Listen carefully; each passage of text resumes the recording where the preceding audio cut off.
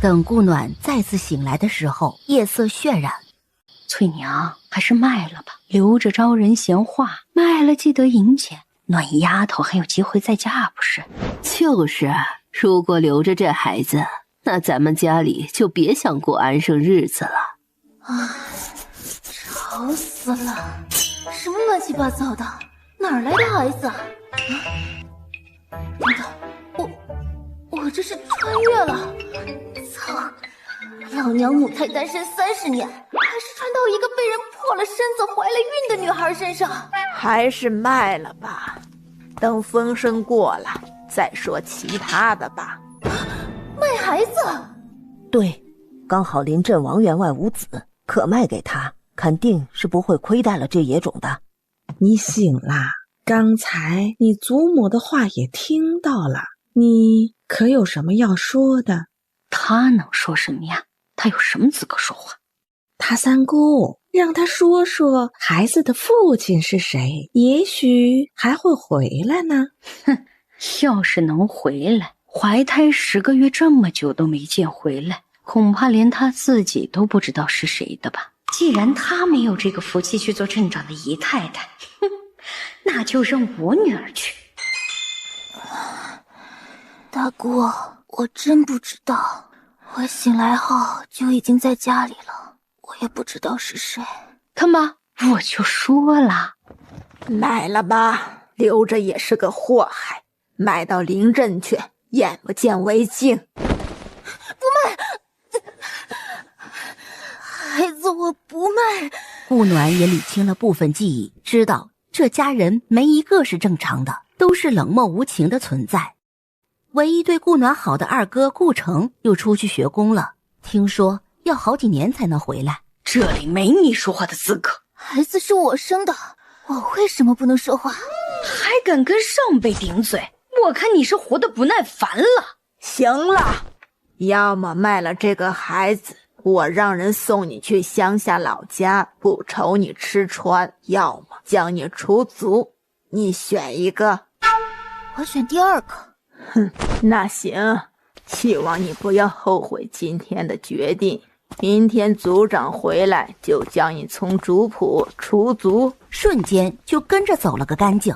你个不知轻重的丫头，你是想害死我是吧？啊，这孩子父不祥的，你留着干嘛？我是贱丫头，那你是什么？再说是我被除族，又不是你，怎么就害你了？这孩子是我生的，自己的孩子别人不疼自己疼。我和你父亲哪还有脸面在，还怎么出门？说到底就是失了脸面而已。我过的是好是坏，你们又曾在乎，你们都不曾在乎我，我为何要在乎你们的脸面？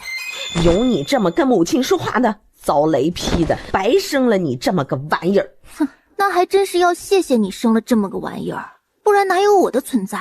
为母则刚这句话可能你没听过，也是一个连字都不识的人怎么会懂这么深奥的道理？哼，那你就继续作死吧。这孩子刚才那么吵都没有一点动静，不会是个傻的吧？话一落，怀里的娃的手就抬了一下。哇，我家的娃真乖，又乖又聪明啊！想着自己离开顾家该怎么办，想着想着就睡了过去。那原本灰溜溜的项链发出了淡淡的光芒，原本睡得正香的孩子这一刻睁开了眼睛，那眼神儿一点也不像个刚出生的孩子该有的眼神，接着就闭上眼睛继续睡了过去。第二天清晨，哼，家风真静，这牌匾也好意思挂。暖丫头，进来吧。请祖父祖母安。原来是想将她许给镇长做妾的，哪知会出这种事。打算拿掉孩子养好了，做个手段继续送过去，却屡试不成，还让人传了出去。昨天的事你祖母跟我说了，你太过冲动了，出族的事可不是小事。祖父，出族可不是孙女提的，祖母让我在卖孩子和出族之间做选择，这孩子毕竟是从我身上掉下来的肉，孙女自然是万般不舍的，孙女只能无奈地做了选择。哼，你这意思这是我的错了。孙女可未曾这样说。我们顾家还没落魄到需要卖孩子的地步，孩子可以留在顾家，但不能养在你身边。你的未来可不能毁在这个来历不明的孩子身上。话说的好听，不过是想着我还有一丝利用价值罢了。这孩子是我10月怀胎生下来的孩子，怎能弃而不养？不管他的生父是谁，暖儿都想自己养，还请祖父成全。暖丫头，这可不是你自己的事，整个顾家都因为你丢尽了脸，差点影响了几位姐妹的婚事，可不能因小失大呀。大姑，怎样才不是因小失大？像昨日您提议的那样，把孩子送走才不是因小失大。您愿意放下文理表兄，那是他是程家长孙，程家自然不会薄待了他。顾暖看着顾于金脸色一白，可我的孩子不一样，他本就不被大家所喜，不管养在谁那儿，他都少不了吃苦，暖儿自然舍不得的。暖丫头，你为何要挫大姑的伤口啊？大姑，暖儿哪有挫您伤口？文理表兄是程家长孙，留在程家是理所应当，怎么能叫挫您伤口呢？您3番4次想要卖掉我儿，我可与你有何仇恨？要如此待我？顾于金脸色一变，他这会儿才感觉到顾暖的不同。是什么让他有了如此大的胆子，变得如此牙尖嘴利？难道真如翠娘猜测那样，孩子的生父身份可不一般呢？暖丫头，大姑这么提议原也是为了你好，如今你不同意，自然也不会强求。你要是实在不放心可以把孩子放在大姑这里养着。说着起身就想过去接过孩子，他眼里的算计，别人没看到不代表自己没看到。谢大姑好意，孩子我还是想自己带。祖父，如今我已是这般，也没人会娶，所以还是让我自己抚养孩子吧，请祖父成全，请祖父成全。阿涛、翠娘，将他关进柴房，好好反省。什么时候反省好了，什么时候放出来。这身子连月子都没得做，就关了柴房，也不知道是什么原因，居然也没有什么不适。暖丫头，还是别和你祖父犟了，孩子放在大姑这里养着，就算孩子父亲找来了，也不会怪罪你，不是？你现在还在月子期间，可不能受寒，这可是关乎你下辈子呢。孩子的父亲？是呀，孩子的父亲如果后面找来，要是知道你受了这些苦，不是得心疼了吗？要是怪罪下来对我们顾家也没好处。所以大姑一定会照顾好孩子的。合着这位是觉得孩子生父身份不一般，才想着养孩子呢？不用了，大姑，孩子还是我自己带着好。这里虽比不上暖丫头的房间，却也相差无几，只不过少了张床而已。大姑放心吧，就算孩子生父来了，我也会如实告知的，不会怪罪顾家的。你好好想想吧。你倒是睡得香。你娘亲我可正在为你受苦呢，一把火烧了这柴房，装死逃出去。可是古代不都是要露营的吗？没露营怎么逃？刚还在想，就闻到一股烟味儿。救命！柴房门口居然烧起来了，这不会是要杀人灭口吧？赶紧捂住孩子的口鼻，可不能让烟进了孩子的肺里了。正想着怎么逃生，柴房的门就倒了。顾暖赶紧抱着孩子跑了出去，看四周无人，便找了个地方躲了起来。快来人呐！着火了！快来人救火！今天厨房谁当值？是小人当值。我发现着火时柴房已经烧得差不多了。你是说柴房先着的火？是的。哎呀，暖丫头还在柴房呀。翠娘看着柴房还在燃烧的废墟，面无表情。这是他的命。等火灭了，找找看，看能不能找到他的尸体。如果不能，整片灰尘都运到山上埋了，算是给他收尸了。顾暖等他们都去清理的时候，才悄悄起身向院子的后门走去，小心地打开门溜了出去。等等顾暖出了梧桐镇，才真正的放下心来。他实在是走不动了，用泥巴涂脏脸后，又从旁边捡了些药草捆在腰间，让自己变得跟个大妈似的，才放下心来。我不过是职场失意，骂了句贼老天，居然就被批到这个不知朝代的古代来了，还白得了这么个精致的奶娃娃。也不是白得，我也是痛得要死要活的才生下来的。娃呀，你可要乖乖的，你老娘我现在饿得前胸贴后背的，害你跟着娘亲挨饿了，所以你乖，娘亲也乖啊。这位大婶儿，要是这孩子不乖，你打算怎么个不乖法啊？开玩笑的，孩子都还听不懂话呢，就逗逗他。大婶这是要去哪儿啊？怎么一个人带孩子啊？去邻镇周阳村省亲，家父和小叔子去解手了，就在旁边的林子里，我在这儿等他们呢。那人还打算说什么，被旁边的人拉着了。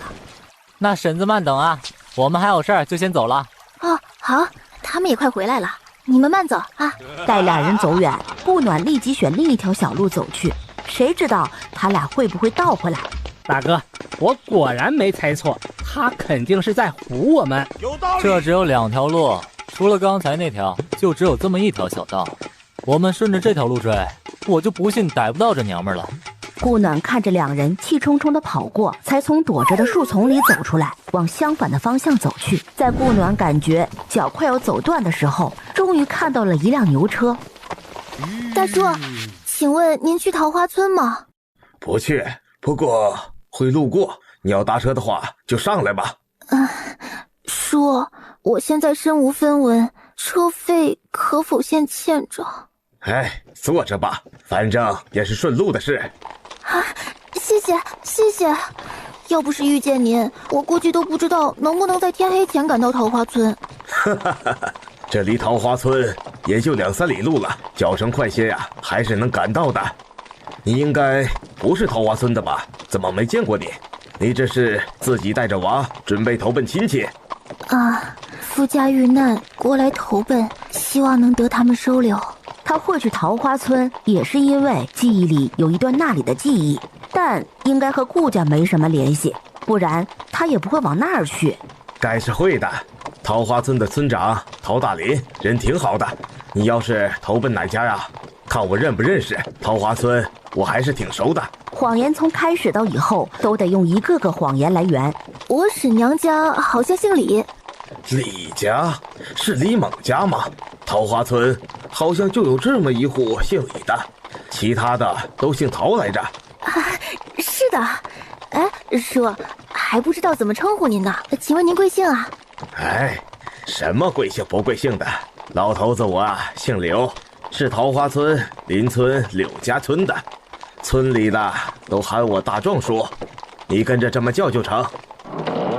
前面就到了，我就不送你进村了。此时已是傍晚时分。小朋友，请问村长家怎么走？我不是你朋友，我不认识你。不好意思啊，我不知道怎么称呼你才这样叫的。请问村长家怎么走？郎头，门外是谁呀？爷爷，不认识，但应该是找您的。进来吧，这儿就是村长家。您好，您是桃花村的村长是吗？我是，你是？村长，我夫家遭难，我本想投奔亲戚，奈何亲戚已搬离，无处可寻，故想暂落桃花村，可否请村长通融？这个我暂时不能答应你，我需要征得族老同意才能回复你。这样吧，今晚你先在我家暂住一晚，明儿个我就去族老家问询一下。小腹故事暖暖，就多谢村长了。客气。狼头他娘，收拾一下偏房，让顾氏母子今晚暂时休息一下。好的爹，儿媳这就去收拾。她是狼头的娘，姓王名梨花，你叫梨花嫂子就行。好的，谢谢村长。麻烦梨花嫂子了。你别嫌弃啊，家里只余这间房空着，你就将就一夜吧。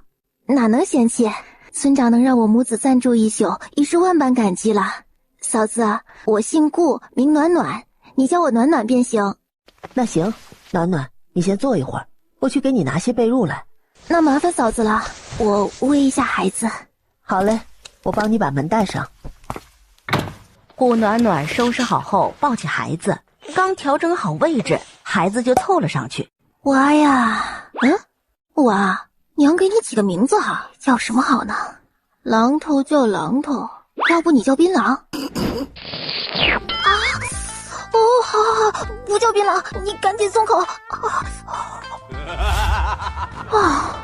你这孩子是怎么回事啊？能听得懂我的话还是怎么着？咬得娘这么痛，是没长牙呀？你就是老天送来考验我的是吧？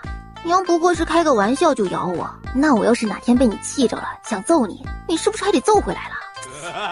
呸，话题走远了，还是先给你起个名字吧，叫什么好呢？青云烂洗，鸠慢慢洗，日月光华，旦复旦洗。要不你叫顾青云吧？不行，好像有点大众了，我再想想。蒹葭苍苍，白露为霜。所谓伊人，在水一方。这首诗好像全是女生的名字啊！你说你叫什么好呢？要不你叫顾耀得了，简单粗暴，就不费脑子了。顾暖在房内起名起的兴起，没注意门外王梨花来了又走了。爹，我刚才听到那故事在作诗，会不会是高门大户家逃出来的人啊？应当不是，今天我还过去镇里，没听说哪户人家跑了人，且面相看着应该年纪不大。明天我去祖老家问问，你先将这些吃食给他送过去吧。今日他入院子，我都闻见好几次叫声了。好，那我这就去送。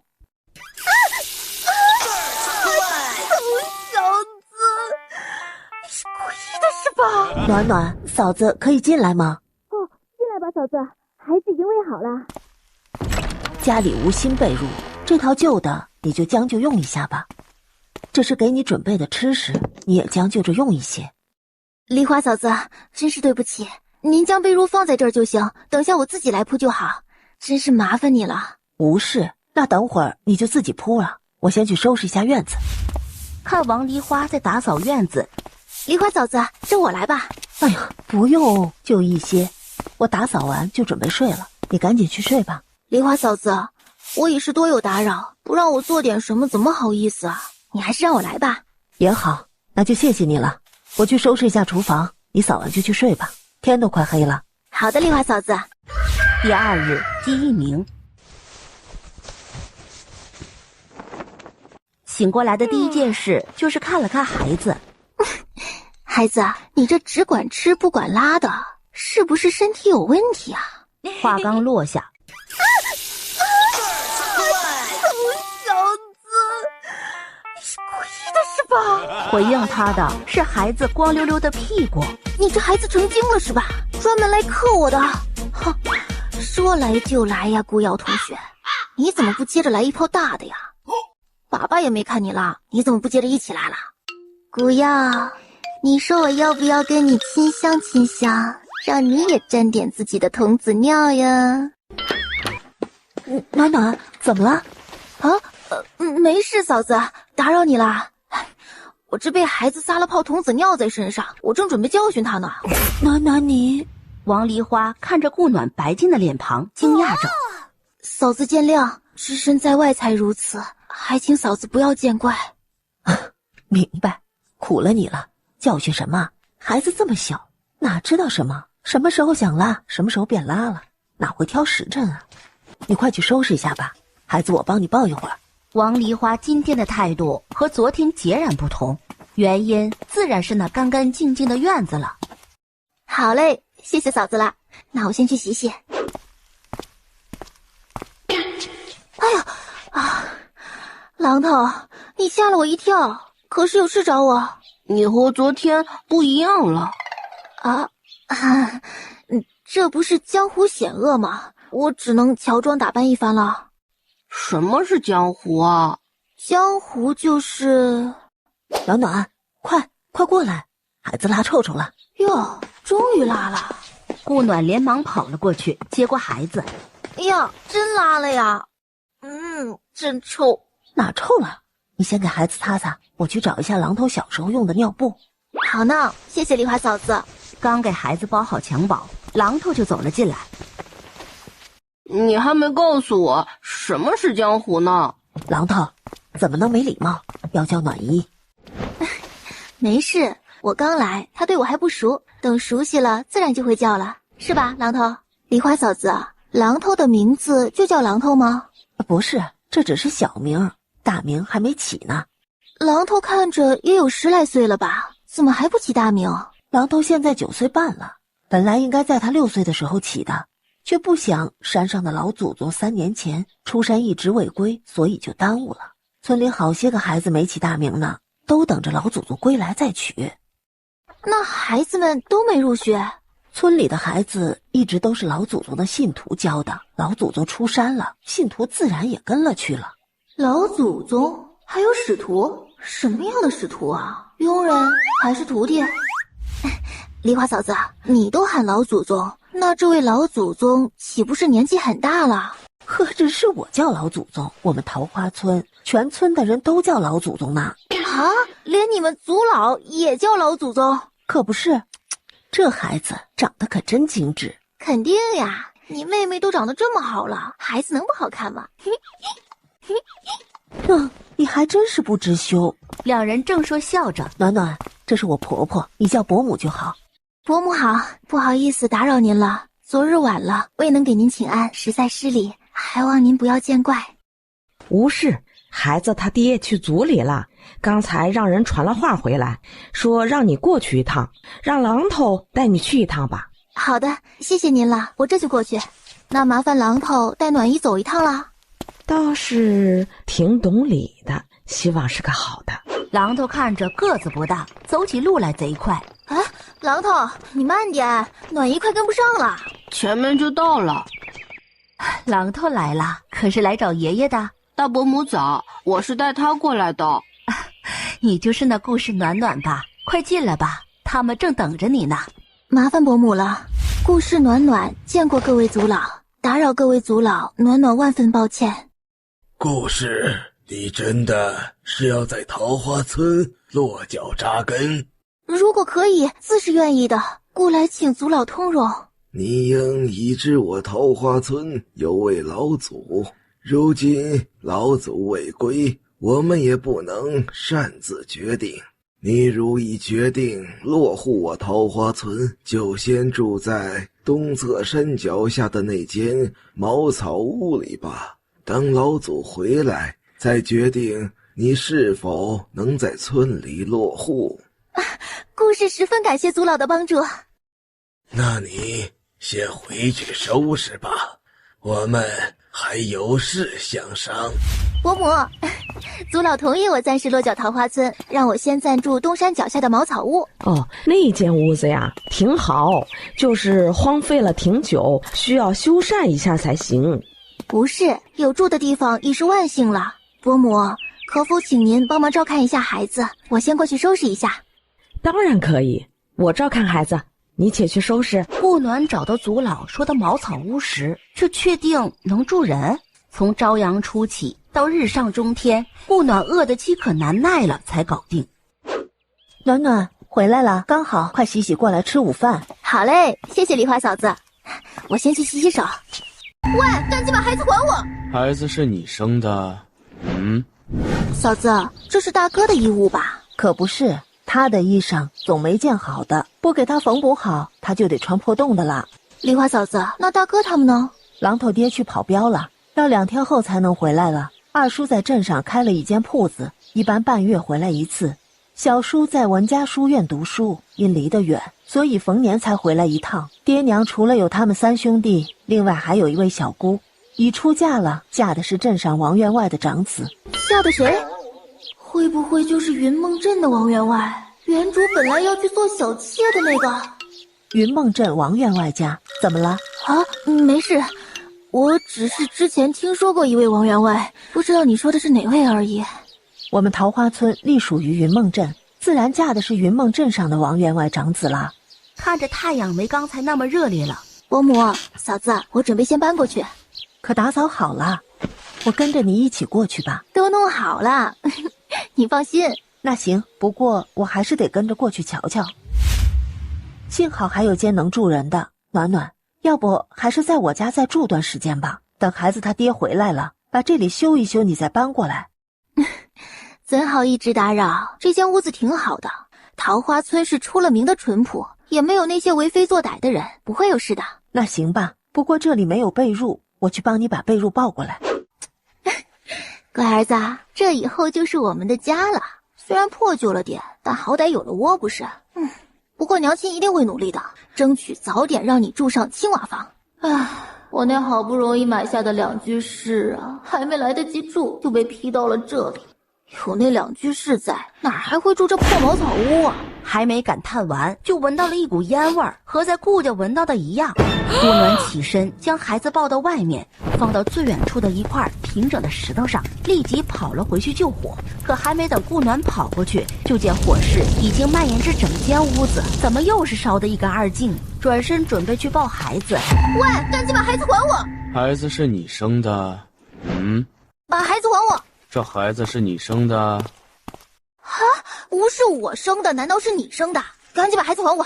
就见孩子睁着眼睛，直溜溜地盯着他，瞬间就酸了。臭小子，老娘生你养你都不见你睁眼瞧一瞧老娘，倒是盯着一个陌生人瞧着不动。要不是你是我生的，我都要怀疑你的性别了。这么好，恭迎老祖回村。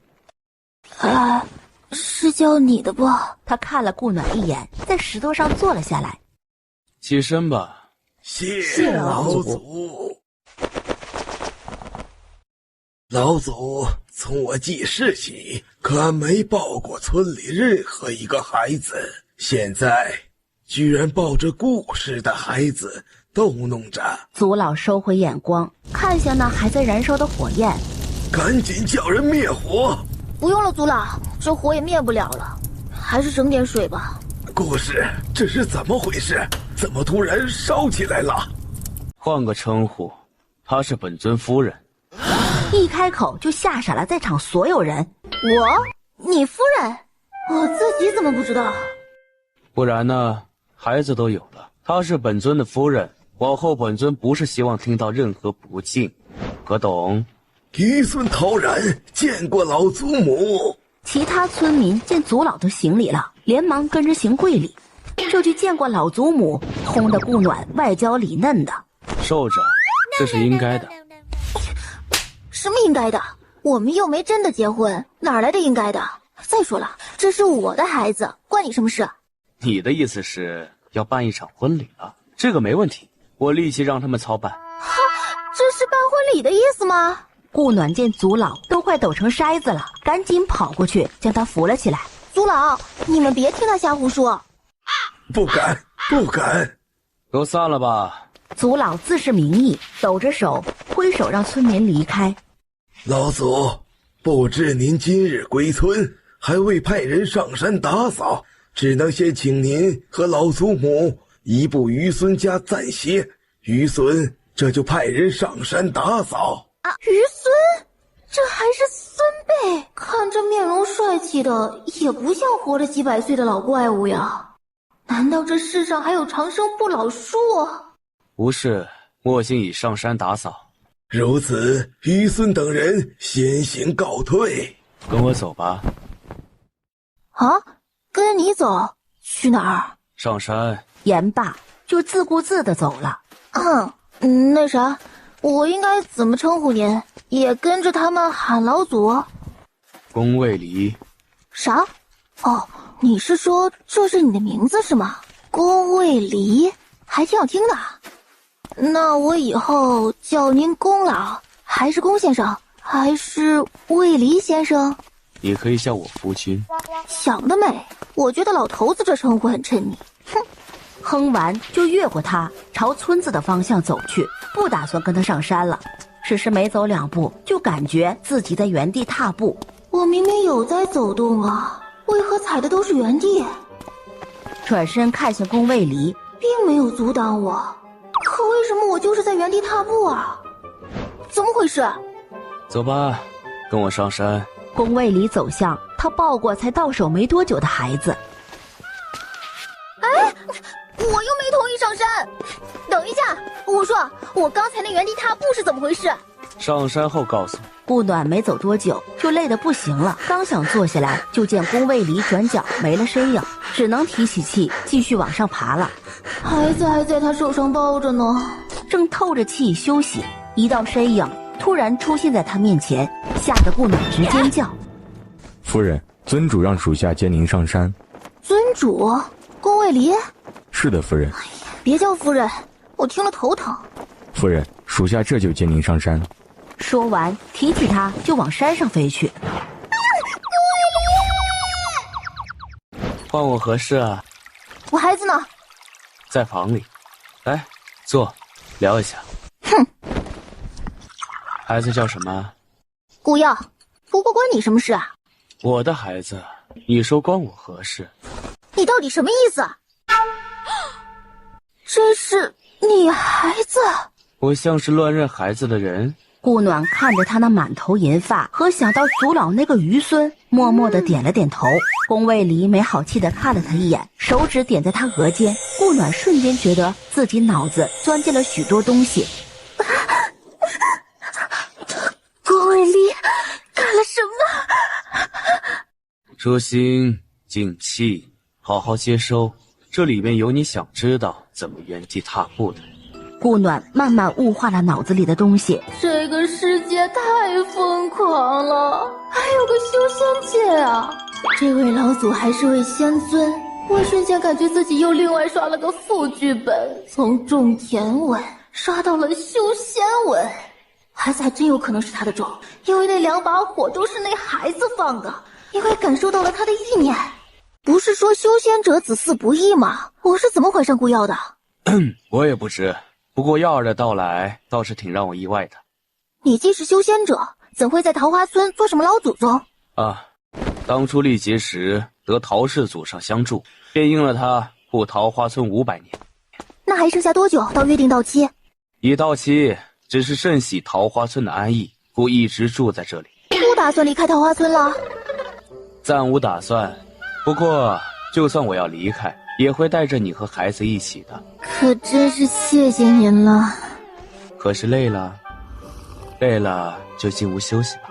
哦，心是挺累的，我还是去睡一觉吧。顾暖站起来准备进屋休息。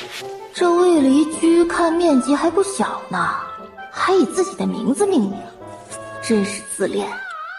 啊，请问我儿子在哪间屋里呀？我和他一起。让墨镜带你去吧。墨镜？怎么，有何问题啊？没事，什么事都没有，只是这个名字挺喜人的，好像在山下时宫卫离也说过这个名字来着。夫人，请在这间屋里休息。走2步就看到床榻上并没有孩子。哎，我儿子呢？哎，不是说和我儿子一个屋吗？我儿子呢？孩子在旁边的院子里，你往后住这个屋。我要跟我儿子一个屋。我们是夫妻，理应住在一起。我们什么时候成了夫妻？我怎么不知道？儿子都有了，你以为你还逃得掉？哎，我说你好歹也是修仙界帝尊级人物，怎么就瞧上我这一介凡人了呢？我吧，对自己的认知还是有的。说美呢，也就那样，也就刚好能入眼。你咋就瞧上我了呢？你不会是想拿我来挡灾的吧？啊，也不对呀，你一个至尊宝能有什么灾？不会就因为孩子吧？没点感情的就与我成婚，你可想清楚了。万一我是个坏女人咋办？就为了这么一个娃，不值得的。世间美女无数，怎能在我这一棵树上吊死呢？你把头发染成黑的出去转一转，说不定你建一座城都住不过来呢。怎么样，要不要改改主意？至尊宝是何意？口误。你如是在想，和耀儿住也未尝不可。宫卫离话还没说完，顾暖就跑了出去。一个人住，没事把房子建那么大做什么？往前走，走拐第一个院子就是。找到孩子后，见他睡得这么香，一下子就松了口气，趴在床边就不知不觉地睡了过去。施了个术，把他放到床上，盖好被子，就离开了房间。莫静，去帮夫人及少爷寻些干净的衣物过来。是。儿子啊，你都快臭了，娘给你洗洗啊。顾耀看了他一眼，反身直接用背对着他，明显是不想他洗。见他翻身了，哇，我儿子厉害呀，才几天就会翻身了。白痴。走，老娘帮你洗澡澡去。顾耀是全程懵逼的状态，等洗完了，穿好衣服了，放在床上了，才反应过来，立即就把自己蒙在被子里。儿子，你这是怎么了？可别闷坏了。他可看了，厨房里啥都没有，难道自己跟他们一样吃空气呀？听到里面应了，就直接推开门走了进去。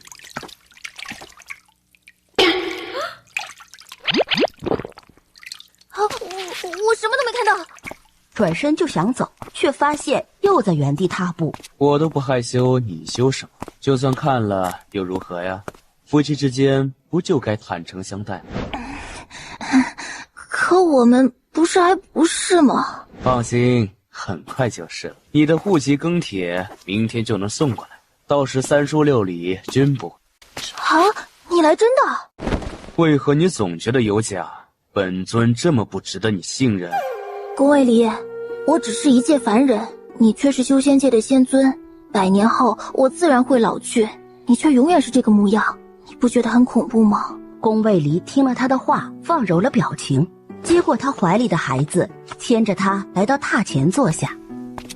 不会，你嫁于我后，我教授你修仙之道，你担心的并不会出现。啊，你们修仙不是讲究灵根吗？我有吗？你虽不是什么极品灵根，却也是不差的丹灵根，只要肯苦心修炼，很快就能入破骨期。宫卫离抬手准备给他传译。啊，可别，上次你那一点太疼了，还是口述吧，我怕疼。放心，此次不同，上次是因你首次接受戒意。真的？宫卫离不想理他了，手指直接点在他额间，传了修仙的一些基本信息。原来这个世界的修仙划分是这样的：孤灵期、入灵期、筑灵期、元灵期、破骨期、灵丹期、结灵期、合灵期，再往上的就没有了，得到了灵丹期才能得知。可还有顾虑啊？没有了。不要求感情啦？这个可以培养的，如果修炼成功，有的是时间。对婚礼可有什么要求啊？哦，简单一点吧。可想邀请何人参加？梨花嫂子、村长他们。哦，还有祖老。今日好好休息，明日再教你怎么感应天地之灵气。顾暖应着就走了出去，走着走着就感觉好像忘了什么。本尊虽不知你欲何事如此早回，但她是你母亲，该有的尊敬得有。你往后长大，虽不许你多孝顺，但不许你伤她的心。她能为你脱离锦衣玉食，可见重视。修仙者种因果，别种下心魔。如到此地步，为父也救不了你，可懂？他当然懂，前世便因心魔而死，如何能不懂？顾暖走回来，就看见父子俩正深情地对视着。我可是打扰二位了。没有，可还有事？我忘了孩子了。还有，厨房没有任何食材，你让墨镜帮忙弄点来呗。留在这儿吧。我得抱回去喂奶了，他今日才吃了2顿，肯定饿了。那你抱回去吧。抱着孩子走到了门口，才想起来。对了，儿子没办喜3，可会对他有何影响？不会，那只是个形式，修仙者不讲究那些。那就好。顾暖回到房间，就关了门准备喂奶，可这家伙像是犟上了一样，怎么都不肯吃了。宫卫离，儿子出事了，你快看看！宫卫离立即便出现在他面前。你赶紧看看，儿子为什么不吃奶了？我刚才怎么喂他就是不吃。不是，你先回房，我看看就好。真的？那好吧，你看看，我去做了晚饭再过来接他。你吓着他了，你才出生几天，就算先天血脉强大，但你目前的肠胃只能接受母乳。顾耀别扭的扭扭头。唉，好吧，那我让莫离为你寻头母牛来，你暂时喝牛肉吧。不吃母乳，他自是乐得自在。顾耀是继承了他父亲的灵根，极品雷系灵根。孩子的问题他爹解决了，自然没他啥事。于是某人就安心的回房睡觉了。转眼就到了婚礼这日，一拜天地，教开城，喜结连理，天长地久。二拜高堂，情如开海，恩重如山，长寿百年。夫妻对拜，相敬如宾，永结同心，心心相印，礼成。宫卫离上前一步，揭开了他的盖头。很美。突然，某人伸出了爪子。不疼，应该是梦。周围的人倒吸了口气。宫卫离好笑地拿下他的手，一指缠地弹在他的额间。啊，那么用力干嘛？很疼啊。不疼，怕你以为是梦。宫卫离拿下他的手，为他轻揉着。顾暖把头一偏，轻哼了声，转眼看着族老和村长他们都瞪眼看着自己。啊，见笑了，见笑了。好了，可饿了？饿。那就开席吧。族老颤颤巍巍的不敢坐。族老不用如此，今天不分那些辈分，都要开开心心的。都坐，今天可是我的婚礼，我最大，我说了算，不用如此拘束。想喝酒就放开了喝，想吃肉就放开了吃。众人都看向坐在首位的宫卫离，见他点头了，这才安安静静的坐下。顾暖见状无语的抚额，便走过去。你去看看儿子。宫卫离任由他拖着往外走。老祖宗可真疼暖暖。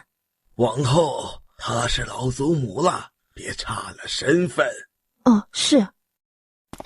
他不在这里了，大家就别拘束了。今日你们可是我半个娘家人的。暖暖应是不知我是谁，我是榔头的爹，叫陶然亭。今日恭贺新婚之喜，祝你和老祖恩恩爱爱，幸福长久。谢谢亭哥。见榔头默默地坐在王梨花身边，默不作声。榔头怎么了？可有什么不开心的？告诉暖暖姨，暖暖姨给你找场子。老祖宗是不是不喜欢我？为什么这样问？老祖宗没给我起名字。这样啊，放心，老祖宗怎么会不喜欢我们榔头呢？我们榔头这么聪明，等着，暖暖姨这就去帮你把他叫过来。顾暖揉了把他的头，就冲了出去。你是不是还没给桃花村的孩子们起名字啊？还未来得及，怎么了？走，咱们去前厅帮他们把名儿起了，免得他们误以为你不喜欢他们。你越发是无理了。哎呀，都是夫妻了，讲究那些干嘛？唉，榔头叫什么名字好呢？你起吧。姓陶啊，要不就叫陶渊明得了。哎呀，我儿子就是厉害，才出生1个月就到了入林中期了，不愧是我的儿子，真棒。榔头能修仙吗？看过才是。顾暖拉着宫卫离一走进厅里，大家一下子唰地站了起来。喏，人给你们拉过来了，有哪些小孩没起名字的报一下，让他一并起了。老祖，现在村子里满6周岁的孩子共有6个，请您赐名。明日会让墨镜将字帖交于你。夫人与你亲近，故当场赐名陶渊明，望你今后博学渊远，心境透亮。谢谢老祖赐名。哎，榔头能修炼吗？他是难得的武系杂灵根，修炼太难，但可强身健体。武系的，以前在小说和电视里没少看到武系的修炼天才，人家都是用的什么水生木，木生火，火生土，土生金，金生水，这个相生相克来修炼的。想到这里，便将这个方法告诉了宫卫离。可以一试，是吧？应该是可以的。像这种武灵根的，也算是独一份的了，怎么可能不能修炼呢？等人都走了，儿子过2天就满月了，为什么不一起办了？免得2天后还得办一场，不办又觉得亏欠了他，体3都没办来着。我的儿子何须如此计较？我会在云脉王朝国都为他办一场婚礼，是因为你要求才在这里办了。啊？你要去国都？什么时候去啊？多久回来？自己是不是太过放纵他了？如此不知礼。不过最近倒是越发的随性了，不像之前那样生硬了。明日出发，归期未定。那就不许把我儿子带去，他的满月酒我自己帮他办了。你与我们一同去。我也去。我们才成婚，你难道就想分居两地？当然不是，是你自己没说清楚的，可不能怪我。你如今才入灵期，可别懈怠了。你以为哥哥像你呀？我这算快的了。再说我每天都有辛苦修炼好吗？耀儿如今都是入灵期中期，你可是他娘，怎能比他还低呀？哪知他听了，眼神一亮，起身就跑了。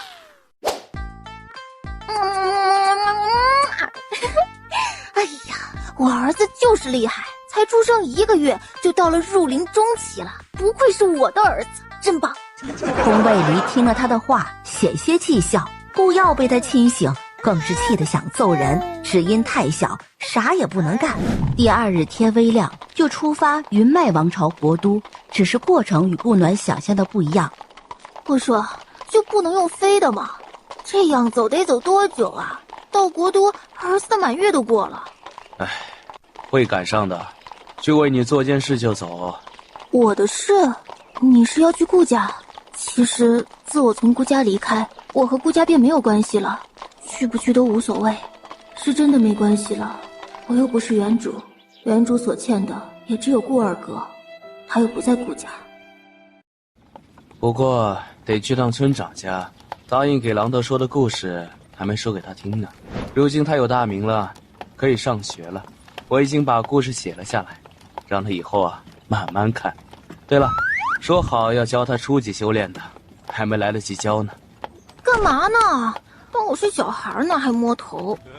下车吧，去村长家后直接御剑去国都。到了村长家，大家都已经起了。哟，我们狼头厉害呀，会写姓氏啦。那暖暖姨写的江湖故事，狼头也能看懂了。恭迎老祖。村长，没事，我就是欠了狼头一个故事，现在来给他。我们有事得去国都一趟，归期未定。狼头，等会儿可能会有点疼，忍着点啊，这对你的未来可是有着极大的帮助。你以后是农夫还是大人物，就看你以后的造化了。宫卫离传译给狼头只需1刻，但接收就不一定。见狼头捂着头痛倒在地上，陈小牙和王梨花眼泪都止不住的流。村长，伯母，没事的，老祖宗这是在传给他，他以后能到哪一步，就看他自己了。谢谢老祖宗赐法。不用谢我，此修炼之法是暖暖创造的。他说了，你以后成功与否，就看自己的造化了。宫卫离说完就走，把高冷2个字发挥得淋漓尽致。走出村长家，宫卫离揽起顾暖就准备御剑。儿子呢？墨镜抱着，在前头等我们。言罢，揽起他就使出了本命佩剑。好漂亮的剑，叫什么名字啊？于白。宫卫离剑挥上空。慢点啊，我可是第一次，来不了快的。闭嘴。渐渐的，顾暖也就缓过来了。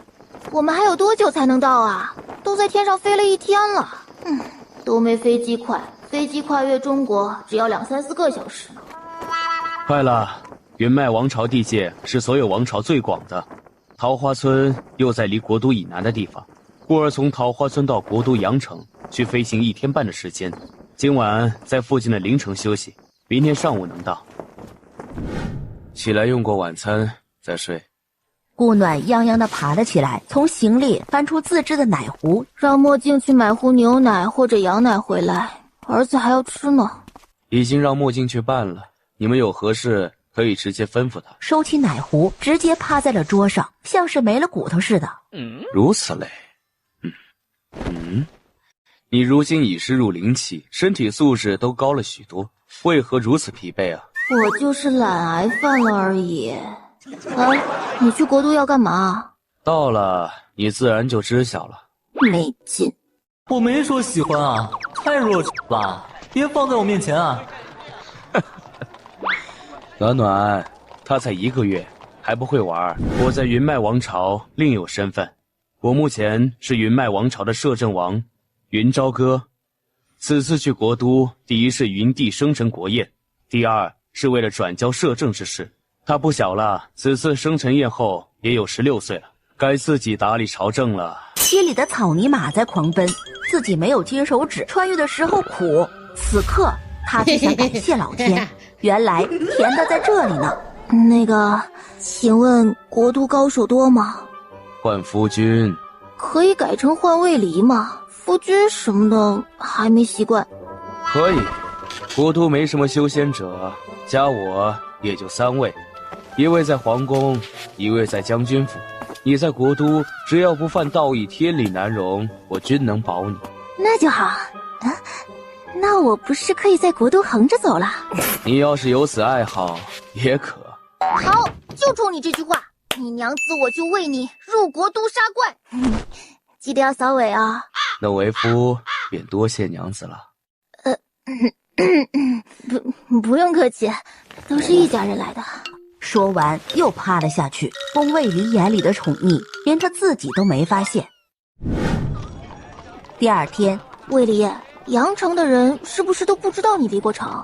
知道，只是不知我为何出城。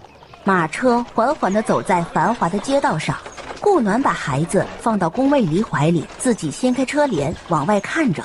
顾暖看到街道旁边有卖儿童玩具的，立即叫墨镜停下了车。儿子，这个声音好听不？这是拨浪鼓，小儿必备哦。顾耀猛了猛，张口就呀了一声。喜欢是吧？娘就知道，我们儿子肯定是喜欢的。这里还有个折蜻蜓也漂亮，还有这个彩球也好看，五颜六色的，你肯定喜欢。我没说喜欢啊，太弱智了吧，别放在我面前啊。暖暖，他才1个月，还不会玩。那没事，拨浪鼓可以先听声音，长大点能走的时候再玩。今天可是我儿子满月呢，儿子又长大了一些了。刚说完话，马车就停了下来。尊上，夫人到了。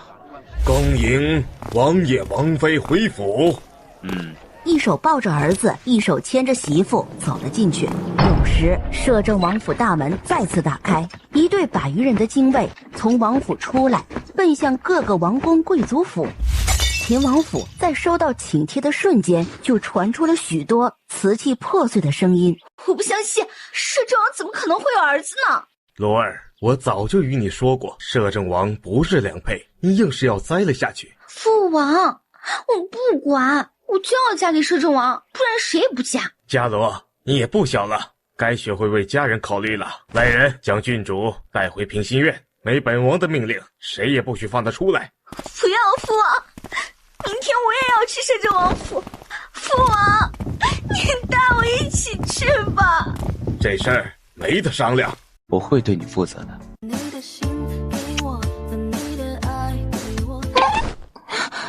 太快了，卫离，这个正冠可以不戴吗？待一会儿就好，见一下皇帝就可以换便装了。那还好，这么重，要是一直压在头上，迟早得颈椎病。何为颈椎病？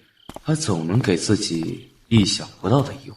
顾暖走到他旁边，就是这儿，这里如果得了病，很难医好的，所以不能长时间低头看书。好，我让人重新给你做了一套轻便些的，也会尽量避免让你带它。儿子需要改名字吗？耀儿名字挺好，无需改，加个姓氏就行。公耀还是公固耀？公固耀不好听，还是公耀吧。对了，卫离，明天见皇帝有什么礼仪要学的吗？无需，你算是他长辈，行个请安礼便可。我得只见帝王不跪，我跪下他也承受不起。你是我王妃，同理，不用行跪礼。顾暖见他又看书，伸手就把他手上的书拿走。你今天回来就一直看书，别老盯着书看，眼睛是需要休息的。好。小皇帝什么时候过生辰？你准备什么时候交权？下月16，如无意外会在下月末交权。可是在这住的不习惯。不是，就是想早点出副本。暖暖，何为副本？打个比方啊，副本就是你原本生活在修仙界，在桃花村是为了因果的，这就是你生活里的一个副本。来云脉王朝国都为了另一个因果，身份变成了摄政王云朝歌，这就是另一个副本。再比如我原本是想生活在桃花村的，你带我来国都，国都对于我来说也是一个副本，可懂？啊，懂了。暖暖可是不愿在国都的这个副本里？也不是，只是因为没刷过这种宫廷式副本，所以有些小小的怕。不怕了，你夫君很厉害，在这凡界能伤我的人还没出生，所以不用怕的，暖暖。说着把旁边的人揽进了怀里。暖暖，我在修仙界出生长大，我的家族在修仙界也颇有地位。我加入的宗门是修仙界第一大宗灵仙宗。另外，我在修仙界还自创了一个门派，叫昊天阁。修仙界的人都称我为帝尊。哇哦！你为何要告诉我这些？傻瓜，我这是在告诉你，你夫君有多强，所以你可以一直横着走。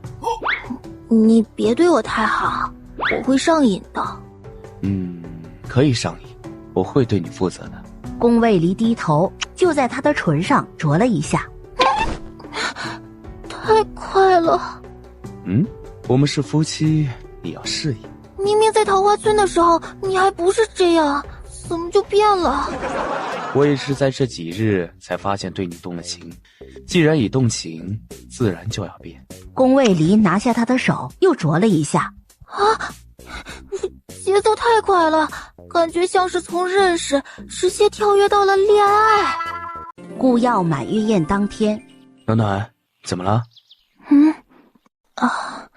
没什么，就是有点恍神了。等一下就回血了，刷副本没问题。宫卫离抱起他，放在自己的腿上。有什么问题要与我说啊？你夫君没什么解决不了的。真没事，就是昨天的事还没缓过来，缓一下就好了。你都缓了1夜了。真没事了，是我钻牛角尖了。就在他唇上亲了一下，正想亲回去，管家就来了。王爷，亲王与大长公主到了。本王稍后就到。宫卫离在说话间就盖住了某人张口欲言的唇。你来说说，你有几个女人？这么熟练。为夫这是无师自通，为夫只有你一人。摄政王府本无丫鬟侍女，怕你不是，才招了几名侍女。你若不喜可以赶出王府。强词夺理，你快去招待客人吧，别到时皇帝来了我还没装扮好，那可就失礼了。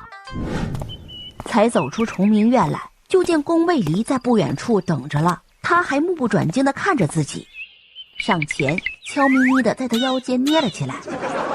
可回神了？夫人可真舍得。儿子呢？在嬷嬷那儿，宴会开始时会抱过来。我们先去迎接皇帝陛下吧。见过摄政王。不必多礼，这位是我的王妃。前面那个靠在那白胡子老头旁边的姑娘是谁啊？你口中的白胡子老头是帝师国子院院长，也是一品太师。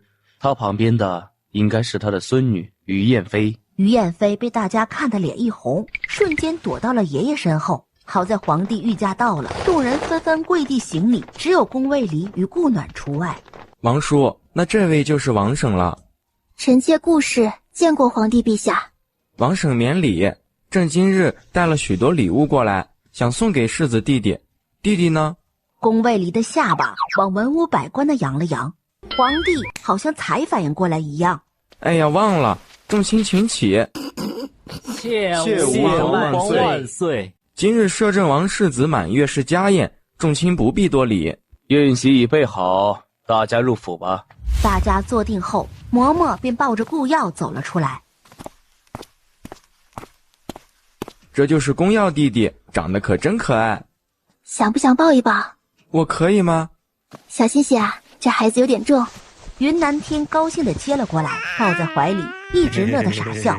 而旁边的官员们却是神色各异，都想着要是知道陛下这么喜欢孩子，早就把自家的娃儿都带过来了。王妃是哪家闺秀？老身怎么没见过？这位是谁？我也没见过。她是威武侯老夫人。哦，威武侯啊，是挺霸气的。老夫人啊，这天底下您没见过的人多着呢。如果您想去见见，本王妃可以帮您求个情，让陛下准您去看看。摄政王妃还真是牙尖嘴利呀。这位是林华大长公主，夫家正是威武侯。哦，大长公主啊，本王妃牙倒是不尖，大长公主的牙倒是挺尖的。本王妃好好的坐在这里看戏，没事来找什么茬呢？各玩各的不好吗？真是无知村妇。请问我是村妇，那摄政王是什么？村民？那你们这些村民都不如的又是什么？这个需要村民帮忙协助的云脉王朝又是什么？你大胆！我怎么能有大长公主厉害呢？都敢公然骂我夫君了，我这什么都没做的，怎么就大胆了？王妃，母亲并没有骂人的意思，您见谅。这位是威武侯嫡长女千营县主。这威武侯府挺懂礼的，来参加别人家的满月宴，居然穿一袭白衣，这是要诅咒我儿吗？敢找我儿子晦气，我就敢给他晦气。哼！王妃，世子睡了，陛下让奴才送世子过来。谢谢总管了，嬷嬷，请总管过去喝口茶水。谢王妃了，奴才还得去陛下身边伺候，就先行告退了。你去看看王爷在做什么，如无事，让他过来一趟。很快，宫卫离就过来了。暖暖，怎么了？我什么时候可以去换常服？太重了，儿子最近也胖了，也重。再等一下，还有个圣旨要接呢，是封你一品夫人的。可以让小皇帝快点吗？好，为夫这就去说。程千营不甘心地暗瞪了顾满一眼，心里恨得不行。县主要么去换件衣服，要么就回家去吧。王妃，臣女只穿白色的。王妃怎能赶客呢？就是怎能公然赶客离开？这位是礼部尚书府敬贤夫人，也是敬贤郡主。威武侯老夫人，如果您70大寿，您孙女穿着一袭白衣给您祝寿，您喜欢吗？您高兴吗？而且本王妃不是给了选择的吗？千营县主，选一个吧。臣女带来的被服也是白色的。啊，我这有一件，我们身材相似，县主应该能穿的。不甘心的起身去偏厅换衣。陛下圣旨。可让顾暖高兴坏了，总算可以卸掉这身装备了，跪了一地。王妃，您可以站着，陛下说了，一切以王妃为重。好，谢谢柳公公了。大家为何都出来了？刚才柳公公来宣旨了，我们都是来听旨的。宣什么旨啊？封摄政王妃为一品王妃及超一品荣华夫人，还封了世子。程千营听了，两眼一翻就晕过去了。程千营的名声一下不攻自臭，还名扬云脉王朝。这人话刚落下，就砰的一下子飞了出去。来，将你刚才的话再大声说一遍。你们摄政王怎么就离开半月余，就带回了王妃和世子？这前摄政王可是很少离都的，世子会是摄政王的儿子吗？我也觉得，那故事看着就不像好女人，肯定是他勾搭王爷听了他的话。我看呐，那什么世子肯定是个野种。这人话刚落下，就砰的一下子飞了出去。来，将你刚才的话再大声说一遍。风儿，这是怎么了？在下兵部尚书林雄长子林俊芬，这是我妹妹林月份，不知我妹妹如何惹到王妃，让王妃如此重受。来，将你刚才的话再大声说一遍，我们都仔细的听着。难道不是？你一个山村野姑如何配得上摄政王？摄政王嫡仙般的人怎会看得上你？这孩子肯定是你不知羞耻怀的野种。顾暖单手一挥，连月风又倒飞了出去。你说我可以，敢骂我儿子，我让你剥皮抽筋。刚才谁说我儿是野种？请王爷恕罪，小妹错言，请王爷恕罪。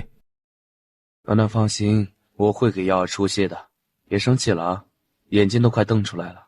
顾暖白了他一眼，抢过孩子，转身就走了。本王倒是不知，本王的话与皇上的圣旨如此无用，居然让人如此藐视。臣教女无方，还请陛下恕罪，请王爷恕罪。没人敢说的话，他居然不知死活的说出来。要是一个弄不好，自己全家都得玩完。这事关世子，还是由摄政王来处理吧，朕就不参与了。兵部尚书之女抗旨辱骂世子，来人，打入大牢，择后再审。兵部尚书教女无方，降兵部侍郎。宫卫离看向众人，本王还没糊涂到连儿子也会认错的地步。还有王妃，如若本王再听到谁对王妃不敬，本王不介意告诉他什么叫做恭敬。臣等不敢。儿子，咱别把那些极度猖狂的疯子的话放进耳里，就把那话当一阵风吧，吹过就没影了。我儿子这么优秀。宫耀心里却是懵逼的，他没想到他这么护着自己。儿子，昨天你爹跟我说，这云脉王朝咱们可以横着走的，所以娘一定会给你找出场子，让某些人知道咱们的厉害。不过你爹也是桃花遍地开，今天就见着了2朵，还是2朵傻的，藏得深的聪明的不知道还有多少呢。要是让我知道他敢乱摘桃花，老娘就打断他第3条腿。宫卫离听到这句话，脚步一顿，走到他面前就是一个糖炒栗子。哎，又在胡说。哼，今天儿子受了委屈，你得好好补偿他。那我也一起，一家3口睡，很温馨，儿子会喜欢的。卫离，你说这个林月峰是故意的还是被人指使的？他看你的眼神虽带迷恋，却也没到疯狂的地步，不应该会在这种场合说这样的话。我让茉莉去审查了，很快就会有结果的。你累的话就先休息一下，要我抱着就好。我儿子今日受了委屈，急需要娘亲的抱抱来安慰，把儿子给我吧。顾暖抱过儿子，就拿着小皇帝送来的礼物开始逗弄起来。暖暖，你可是自来了国都就未曾修炼了，落下很多了。那也不能差今天了，今晚儿子跟我一起睡，明天再开始修炼，一定会赶上我儿子的。儿子是吧？那我也一起，一家3口睡，很温馨，儿子会喜欢的。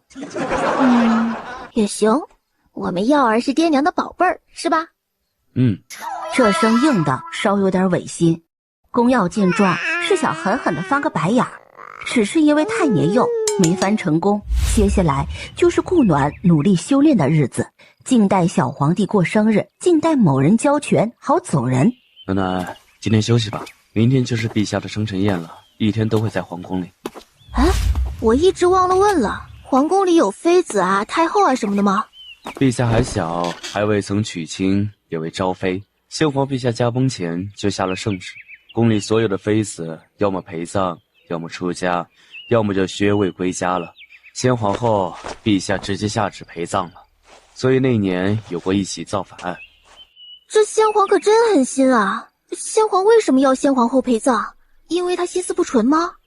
这只是其中一部分。如今的陛下并不是嫡出，先皇后一直无子，便将陛下亲母害死，将陛下划到身边养，妄图架空先皇。先皇那时已病入膏肓，想阻止已然有心无力，便先行写下圣旨，召我入国都护陛下10年。因为先皇下旨让他陪葬，所以他就造反了。他和谁联手的？齐王。是先皇的兄弟？先皇本就只有2位兄弟，一位就是如今的秦王，一位就是齐王。齐王和先皇后造反失败，当场诛杀，王府众人与先皇后娘家人流放3000里。因为你平定造反，所以小皇帝和文武百官才如此信服你。暖暖，你如今才17岁，别老是叫小皇帝。陛下信服我，是因为他知道我的身份。哎呀，不用在意这些末枝小节。不过，你居然会告诉他你的身份？不是我告诉他的，是先皇。先皇是知道我的身份的，不然你以为他为何如此信任于我？自然是知道我不会留恋这凡间权势。好了，订了云衣坊的人来送衣服了，你去试试看。咱儿子呢？在嬷嬷那儿，都没见你惦记过我，没见着样你就问，从未见你问我在哪。咦，你可别这样，注意人设啊！何为人设？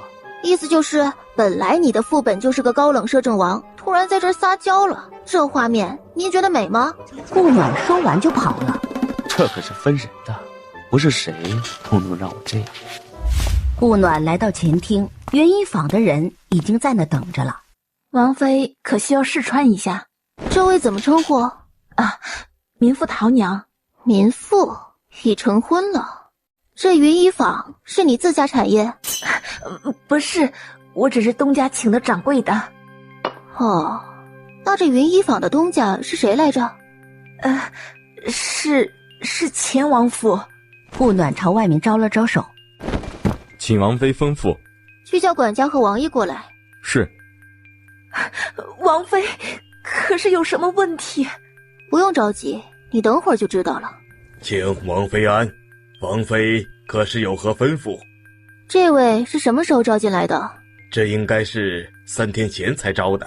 才入府3天就能进主子身边伺候了？自然是不能的，除非是王妃您自带的亲事或特招入府的。他并不是特招的，但奴才也并未安排他伺候王妃。请王妃如奴在时间，奴才一定调查清楚。带走吧。请王妃娘娘恕罪，奴婢是为了照顾丫丫姐才来的，请王妃明察。丫丫姐？没印象。回王妃，是近日照顾您的侍女。哦，她呀，她怎么了？她就算需要让你来帮忙，也应该会讲清楚我的喜好。她挺细心的一个人，不可能出这样的错。宫卫里走进前厅，见顾暖正撑着下巴看着自己。怎么了？这位云衣坊掌柜的，然后再看看衣服。顷刻看向旁边桌上的几套衣服，也眯了眼。那几套衣服明显抹了药，而且是那种欢场媚药。墨镜，将人带下去，调查清楚。墨镜出现就将人打晕了。你知道云衣坊是秦王府的产业吧？知道，但他没那个胆子下药。不管是哪个鬼，接下来我都不管了，最后的结果告诉我一下就行。我得去找我儿子了，不然他都要忘了我这个娘了。娘子，媳妇儿，夫人，为夫才来。那你跟我一起去吧。其实这事儿本来就是你的事儿嘛，本来就是要你处理的，不是？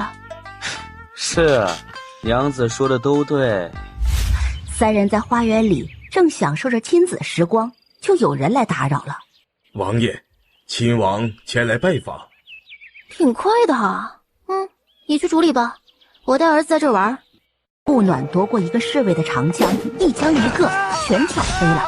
一手娃，一手枪，英姿飒爽。儿子，要不要出去逛逛？娘来这么久还没去逛过街呢，娘觉得值得一逛。走在人来人往的街道上，左看看右看看的，正站在一个饰品摊面前看着。哇，这是当街纵马呢，电视剧经典桥段之一啊！儿子，你长大以后可不能学别人这样啊，没礼貌又容易受伤。话刚落下，那辆跑了2米的马车便支离破碎了。是谁？是哪个王八蛋敢动爷的马车？识相的自己滚出来，不然爷找到了，爷扒你的皮。很好，都不承认是吧？那行，都全部给爷抓起来。那公子哥是谁啊？这么嚣张？那是郑国公府3少爷梅玉堂，他何止是嚣张，他是这儿的土皇帝呢。这是有多不把陛下放在眼里啊！也真是污了梅这个姓氏。哼，每次他一惹事，老国公夫人就会进宫哭，陛下没法子，就只得放人，这不养成了这副德行。那本姑娘就去好好治治这鬼德行，让他有去无回。说着就迈了出去，直挺挺地走到梅玉堂面前。姑娘，可是被爷这英姿勃发的气质迷住了？跟爷回府，爷包你吃香的喝辣的。恶心的不行，甩手就是一巴掌。你成功的恶心到我了。来人，给我杀了这贱人！不，活捉了他！我要他生不如死！哼，可知我是谁？爷管你是谁，这国都还没有能打爷的人。梅玉堂抬手就想打回去，顾暖脚尖一点就避开了。哟，还是个会武的，那就更对爷胃口了。放心，我会让你更对胃口的。抬腿就朝梅玉堂踢了过去。啊，三少！梅玉堂的跟班立即跑了过去，围着顾暖的官兵也都动了起来。顾暖夺过一个侍卫的长枪，一枪一个，全挑飞了，一手娃，一手枪，英姿飒爽。全部都给我上！杀了他，也要让他不得好死！你要为你今日所言付出代价。你们都走吧，免得伤及无辜。众人一听，瞬间跑光。哎，那不是摄政王妃吗？哎呦，还真是。我上次在摄政王府可是见识过的，这王妃可是护犊子的很。哎呀，这梅玉堂算是踢到铁板了。说不定他祖母跑去陛下面前一哭，那人就没事了呢。绝不可能，摄政王会是让人欺负自家王妃后还让人好好的人吗？一道身影从天而降，落在他身旁。拜见摄政王。哼，还记得我刚才的话吗？你该为你所说的话付出代价了。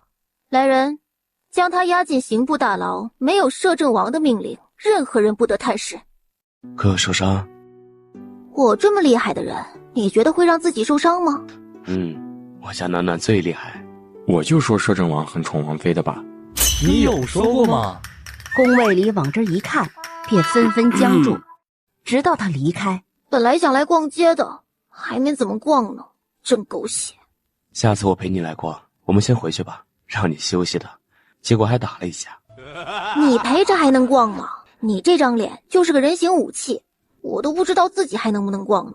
希望大家的记忆不要太好。回家吧。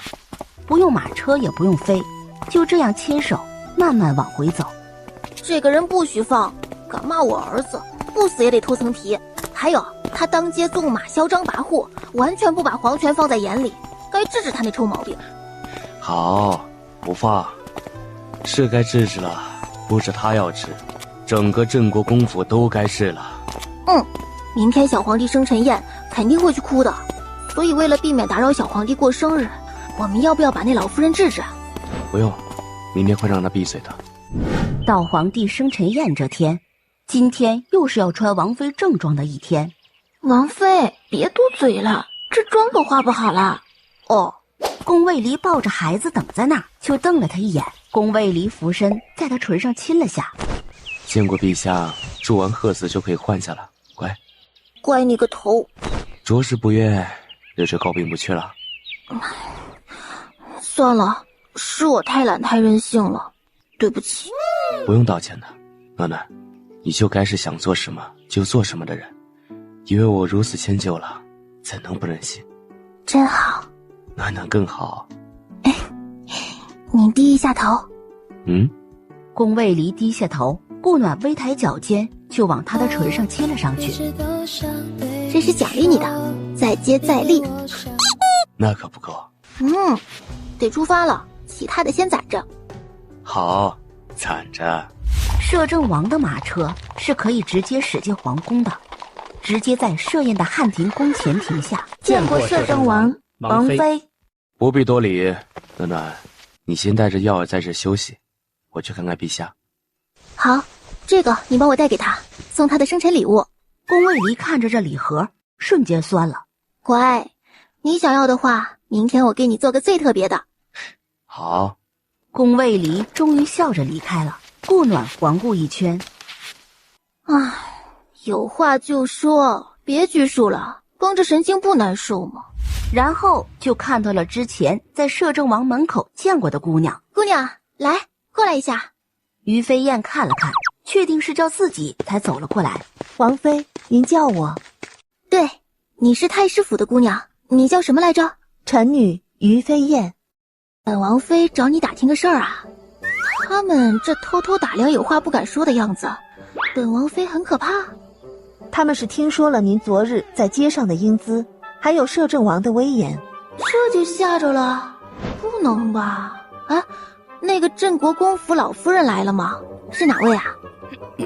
来了，最远处看着您的那位就是。哟，还真有位老太太正恶狠狠地瞪着我呢。正所谓子不教，父之过。那孙子被纵得无法无天，算谁的错呢？于飞燕听着有些尴尬。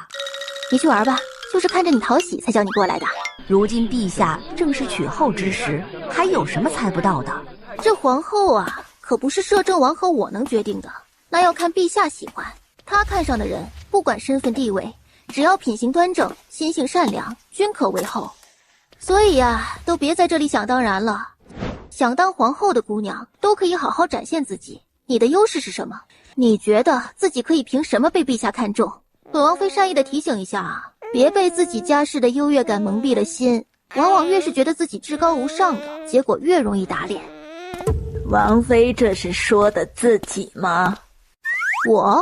我是小山村里出来的，所以我没有身份上的优越感，也没觉得自己哪儿优越了，最多就是实力还行，不会被人踩在了头上还笑嘻嘻的。王妃，您说摄政王和您都不是参与皇后的人选，那为何您会代表陛下发言？本王妃何时代表陛下发言了？本王妃那善意的提醒，你忘到天边去了？王妃，您说只要品行端正、心思善良，均可为后，这不是吗？前面还有句，你又给忘了吗？陛下喜欢的情况下，此姑娘品行端正、心思善良，均可为后。小生莽撞了，请王妃恕罪。公子记忆不好，可以多补补。本王妃不计较，总会有计较的人。这位公子是何人？如此关心陛下后宫亲事？回王妃，那位是户部尚书之子石简。户部啊，管国家财政的，厉害，得供着。这户部尚书家是不是有待嫁的姑娘想送进宫？这个奴婢不知，但确实有位待嫁的姑娘。啊，来了吗？在哪儿呢？啊，来了，在您右边看过去的第4位，穿粉衣服的那个姑娘。长得还行，就是面相太过尖锐，一看就不像个善良的人。陛下估计看不上她，面相太过刻薄，看着不像良善之人。陛下驾到，摄政王到。吾皇万岁万岁万岁万岁！众卿平身，王婶不必多礼，快请坐。谢陛下。今日多谢众卿来参加朕的生辰宴，开宴。你确定要拿功劳来抵你那废物儿子的命？臣不知王妃为何字字句句都要夺镇国公府功劳。陛下，请为臣妇做主啊！这老太太是有多蠢，才会在自己的生辰宴上哭？老夫人，您怎么不说本王妃为什么将她打入大牢呢？堂儿毕竟还小，有些不知礼数也是情有可原的。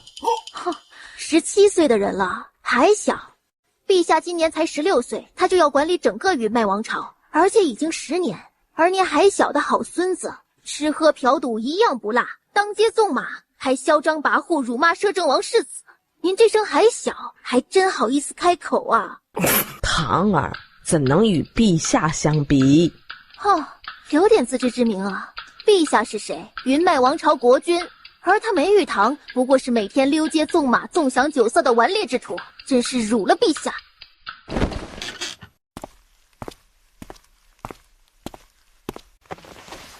臣妇还请陛下恕罪。云南天直接摆了下手。陛下，堂儿是老爷生前最喜欢的孙儿，还请您看在他为国捐躯的份上，放了堂儿吧。世人都讲人情，特别老国公还是为国战死沙场的，更应敬佩。但老国公是为国捐躯的，不是为梅玉堂捐躯的，老夫人可要弄清楚了。老爷为国捐躯，难道还保不了他孙儿一命吗？当然可以，但是一命抵一命，老国公就一条命，您孙儿欠下了多少条命，您知道吗？您每往宫里跑一回，就是一条命。本王妃帮您打听清楚了，一共36回了，36条人命，在您眼里真是一文不值啊！梅玉堂如今才17岁，就欠了36条人命，平均每年2条人命。老妇人直接瘫在了地上。陛下，堂儿他知道错了，求您看在老国公面子上饶了他吧。老夫人，刚才说了一命抵一命，您是觉得老国公有36条命吗？陛下，王妃这是直接抹了先父的汗马功劳呀。本王妃什么时候抹了？你一口一命抵一命，先父的命只能抵1条命，这不是在抹先父功劳是什么？你这是想拿老国公的功劳来抵吗？一个功劳抵一命，老国公总计大大小小的功劳35次，最后一次就是为国捐躯。你确定要拿功劳来抵你那废物儿子的命？臣不知王妃为何字字句句都要夺郑国公府功劳。是我要夺的吗？是你那个宝贝好儿子和国公府老夫人吧。既然国公爷这样说，那我们就不说这个了，一律按律法来吧。梅玉堂杀人偿命，按律当斩。郑国公老夫人多次包庇，多次以国公之功要挟，按律当服劳役36年。本王妃有无说错？你这位国公爷应该知道吧？请陛下定夺。顾氏，你害我郑国公府，你不得好死！害郑国公府的可不是本王妃，任你怎么说，反正你郑国公府，本姑娘是搞定了。郑国公左思右想，总觉得哪儿不对，老夫人更是目瞪口呆。宫卫离是笑眯眯地看着自己的女人发挥，云南天更是想笑不能笑，忍得脸都红了，让下面的人还以为他是气的。郑国公学识渊博，应该知道子不教父之过吧？这儿子都犯了这么多事，父亲都不曾管教，是故意为之，还是觉得这般是对的？当日在街道上，梅玉堂可是扬言此国都还没有能打他之人，这话是何意？还请郑国公一起解释一下。说完，立即朝云南天挑眉。对面的人并没有会意，倒是让宫卫离蹙了一下。来人，将郑国公和李氏打入大牢，将郑国公府封府，无令者不得出入。此案由大理寺刑部审理调查。陛下，臣冤枉，请陛下明察。顾氏，你害我郑国公府，你不得好死！害郑国公府的可不是本王妃。若是梅玉堂不犯法，您不纵容，梅玉堂会有如今这报应，还是您觉得谁会没事找个破国公府的麻烦？你们国公府一代不如一代，可不是我害的。娶妻娶贤，妻贤惠及3代，妻不贤毁3代，这个理在场的都懂吧？所以啊，娶妻一定要贤，不说要多贤惠，但至少的良知善良得有，不然这个就是下场。陛下，刚才他们都在问我您封后之事，我说了，摄政王与我都不会参与，所以您得擦亮眼睛看清楚了。不是王婶，您和王叔不给朕把关怎么行？什么王婶？我又不姓王。陛下，不是摄政王和臣妇不想管，而是时局如此。您自己以后找一个合心意的，往后余生是苦是甜都心甘情愿，不是？对。您今日才16岁，离您成年之礼还有2年，也并不急着封后，可以多看2年，说不定能遇上此生无憾呢。如果摄政王此时帮您物色了，假以时日，如遇上命定之人，该如何自处？所以不着急，人一辈子长着呢，没到最后别放弃啊。王婶所言极是，朕明白了。如若朕真遇上那个人，还请王叔王婶把关。这个没问题。摄政王妃言之有理，可陛下常年在宫中，如何能遇上命定之人？既然是命定之人，时间到了自然就会出现了，没到再着急也没用。而还有位清醒的，便是云脉王朝最年轻的丞相东城林。摄政王妃可是懂推演之学，不懂，这是名言，没听过吗？啊，你是何人？臣东城林。没听过。不是每个皇宴都应该有歌舞表演吗？今日皇帝过生辰宴，怎么没安排？原来歌舞在这儿表演呢。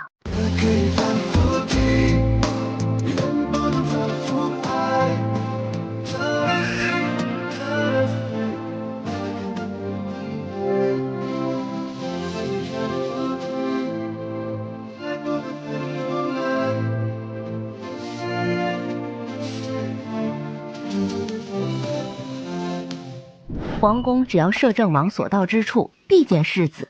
陛下，您如今也长大了，可以自己掌权了。不真正的上手，就不能真正的成长。所以往后朝政，臣便不再插手。如您有着实难处理的，可找臣。云南天有些胆怯了。王叔，您是要离开了吗？暂时还不会，等您真正掌握了朝堂再离开。陛下，注意劳逸结合，别走您父皇的路。臣明日早朝后便不会再来。臣告退了。云南天看着他的背影，就像看自己的父亲的背影一样。我可以知道您的真名吗？明明是句喃喃自语，却得到了回应。宫卫离，真好。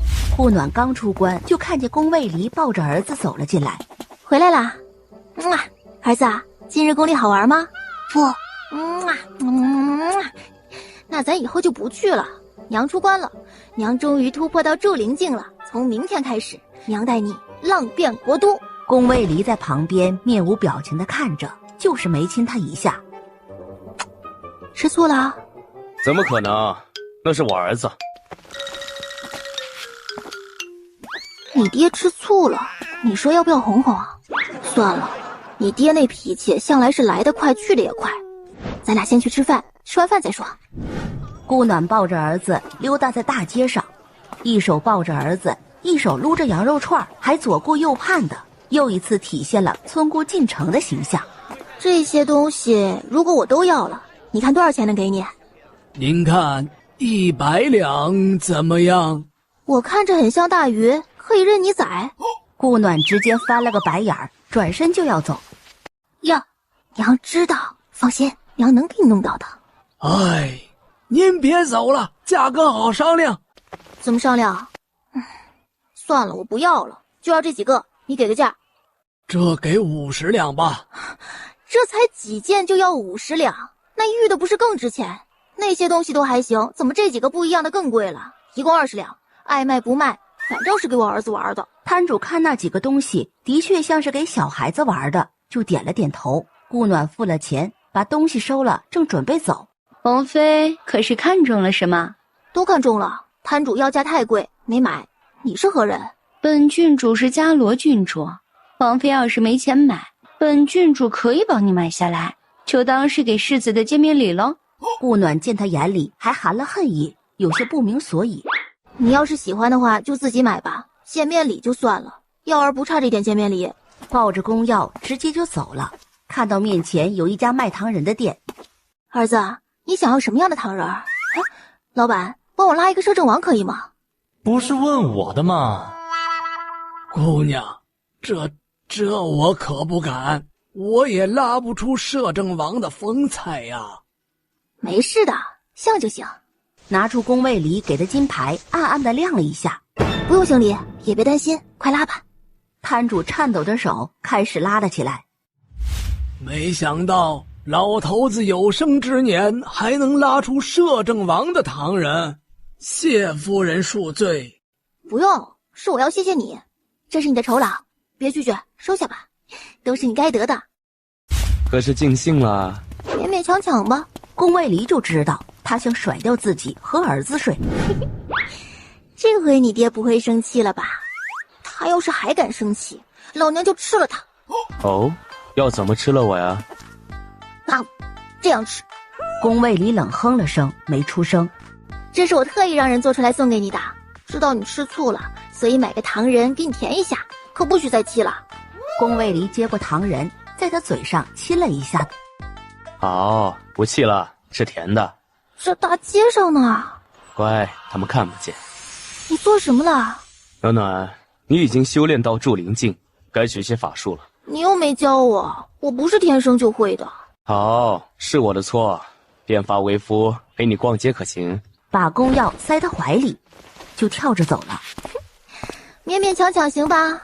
云伽罗看着那一幕，咬牙切齿，恨不得自己就是那个女人。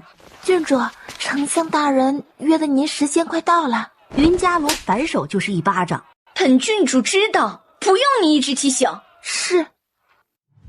可是尽兴了。勉勉强强吧。宫卫离就知道他想甩掉自己和儿子睡，抬步就跟了进去。顾暖也没管他，既然都要好好相处了，还嚼究什么呢？我们明天带儿子踏青吧，带点食物、野炊、放风筝什么的。顾暖一滚，手搭着自家儿子就睡了。某人见状，悄悄将儿子挪到了最里面，将媳妇的手搭在自己身上，抱着阮玉，心满意足的睡觉。等我口齿伶俐了，看我不揭开你们的真面目，一个个尽拿我做法子。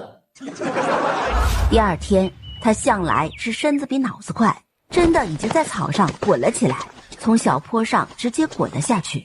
宫卫离见状扶额，宫耀直接闭眼装睡。暖暖，回来吧，这些东西要怎么弄？来了。顾暖正烤得有滋有味的，就来了意想不到的人。哼，王妃怎么成厨娘了？看来这王妃也没有多得宠，这不算上婢子做的活儿了吗？这姑娘脑子有问题还是怎么的？处处找茬，还哪都能遇到。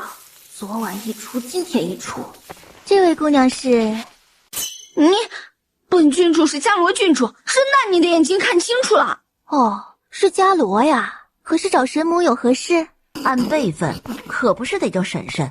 顾暖可是同他父亲是一辈的。你不要脸！你一个村姑，是谁神母？村姑那也是摄政王妃，正然就是你神母了。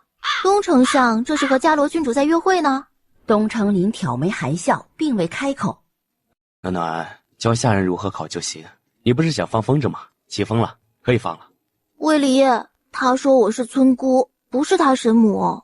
来人，将郡主送回秦王府，告诉秦王管好人，没有下次。娘。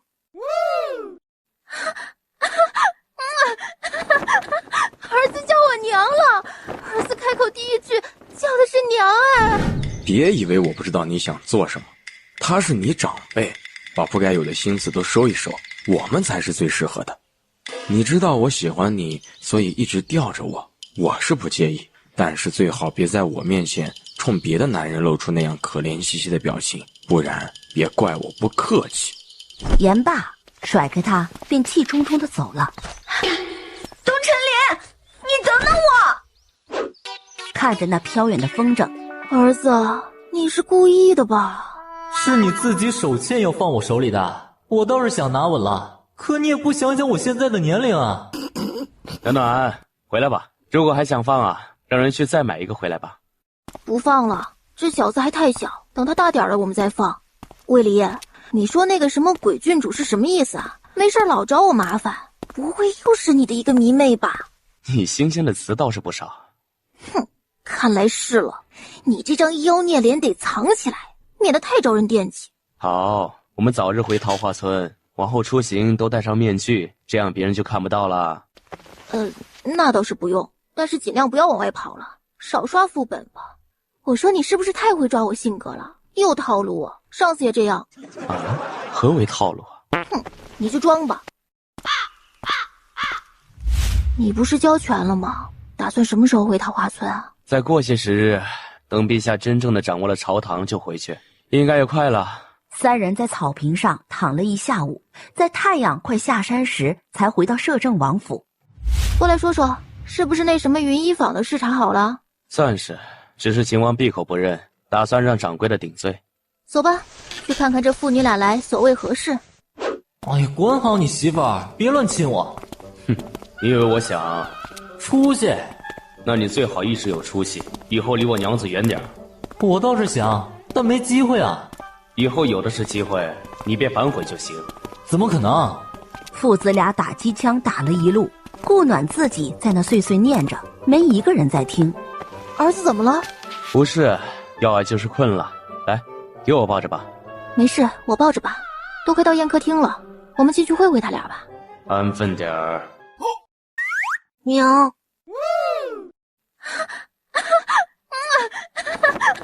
儿子叫我娘了，儿子开口第一句叫的是娘哎，没姑父娘这么疼你。哎呀，大意了。摄政王、王妃，伽罗一时无状，打扰了两位雅兴，本王特带他来赔罪。伽罗请王叔王审安，下午伽罗无状，还请王叔王审恕罪。原来是为了这个事儿来的，本王妃还以为是为了云衣坊呢。云衣坊的事是本王管教无方，摄政王可依法论处。神母，伽罗有些不适，可否出去一下？小青，带郡主出去吧。是，王妃。郡主这边请。你多大的人了，还和儿子较真儿？宫卫里捂住宫耀的眼睛，直直地亲了上去，不然得让这张小嘴气死。哼，这还是我第一次来摄政王府，之前整个摄政王府无女眷，自己今天可算是进来。郡主这边请。本郡主想去那儿看看。那是王妃的院子，无令不得入内。本郡主就是看看而已，又不会怎么样。怎么有这么蠢的人，还是个郡主呢？郡主，王爷有令，任何人不得令者，不得踏入此院半步，还请郡主留步。云伽罗想到自己的计划，强忍着没动手，在院门口不远处停了下来。那好吧，他不知道，他要是再往前走几步，他就会丧命此处。秦王，有人向我投毒，且是您所属的云衣坊做的，您一句依法论处就不管了？那下次云衣坊再来一次，再依法论处，再来一次，再依法论处，这摄政王府还要不要过日子了？只管防着别人下毒得了。不知王妃要如何？云衣坊划给王妃做补偿吧，掌柜的依法论处。好，本王回去就办，请摄政王放心。他都干嘛了？回王妃，郡主在园子里逛了逛，想去崇明院，被奴婢拦住了，其他并没有什么。好，你下去吧。这俩妇女跑来就是为了给我送个云衣坊。好啦，不用多想，秦王胆小，不敢做什么的，不然他也不会等到现在。明天我要进宫看一下，你要不要一起去啊？不去又不好玩，你去也是办公，我去干嘛？就看看小皇帝啊。我在家和儿子玩。那好吧，可不许太纵着他，得严厉管教，都知道和父亲对着干了。他才多大，不纵着能怎么着？你多大的人了，还和儿子较真儿？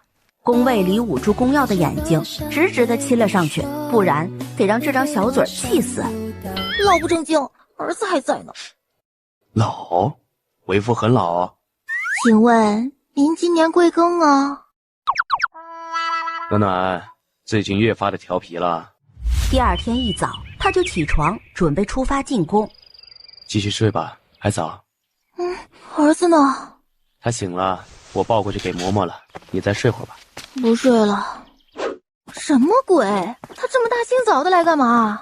走到宴客厅，哟，还吃着早点呢。他自己家似的，让人给自己端来早餐，见我连理都不行，还自顾自的吃早餐。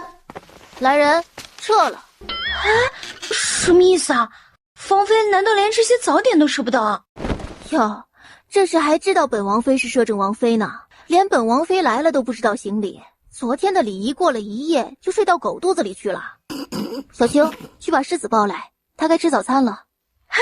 世子还小，总不让他多睡会儿呢，有利于发育不是？来人，送郡主回府，没令不得随意出秦王府。凭什么？你有什么资格命令我？你可以试试本王妃有没有资格。顾暖一脚一个，一下子全部撂倒。来，现在可以说了吗？顾暖找遍了摄政王府，也没找到嬷嬷和儿子，立即运功覆盖以王府直径3公里，查看是否有灵力波动，在东南面的方向有，直接就运用灵力飞了出去。管家，我没看错吧？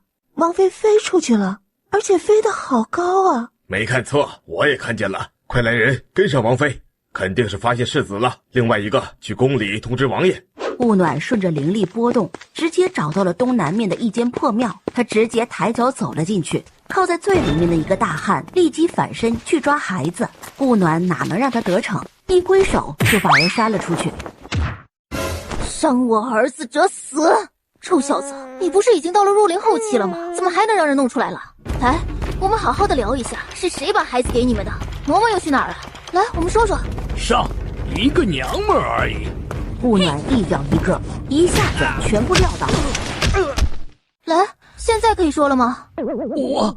我说吧，本王妃等着呢。其实我们也不知道是谁，因为找我们的人每次都蒙着面，虽看着身形高大，但听声音像个女人。他给我们200两，让我们把孩子绑走，带到偏远地区卖了，卖的银钱归我们。我就知道这些，仙姑请饶命。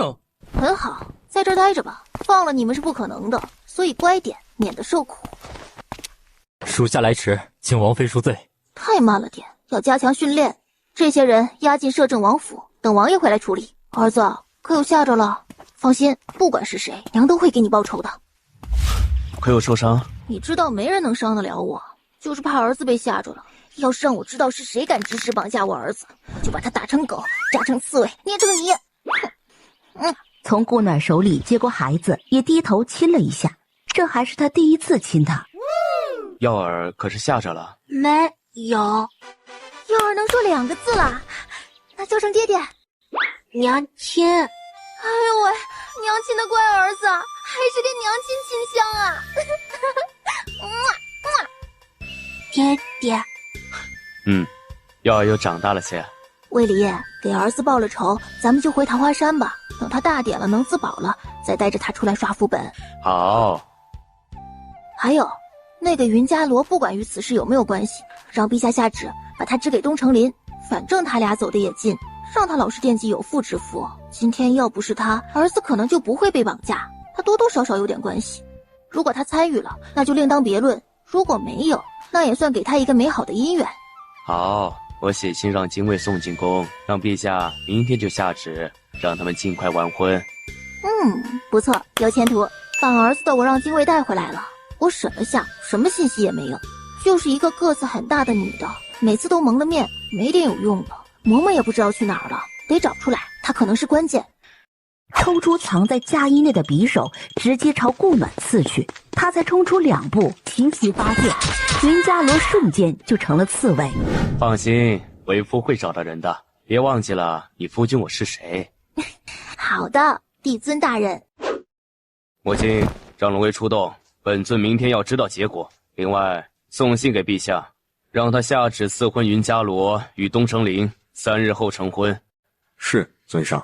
3日，时间向来过得很快，而顾暖在第2日得知幕后黑手是谁后，就一直强忍着怒火。你不是想嫁给摄政王吗？那我就让你连想都不能想，让你到死都没得想。嬷嬷也找到了，已被杀，而公药就是嬷嬷偷偷抱出去的。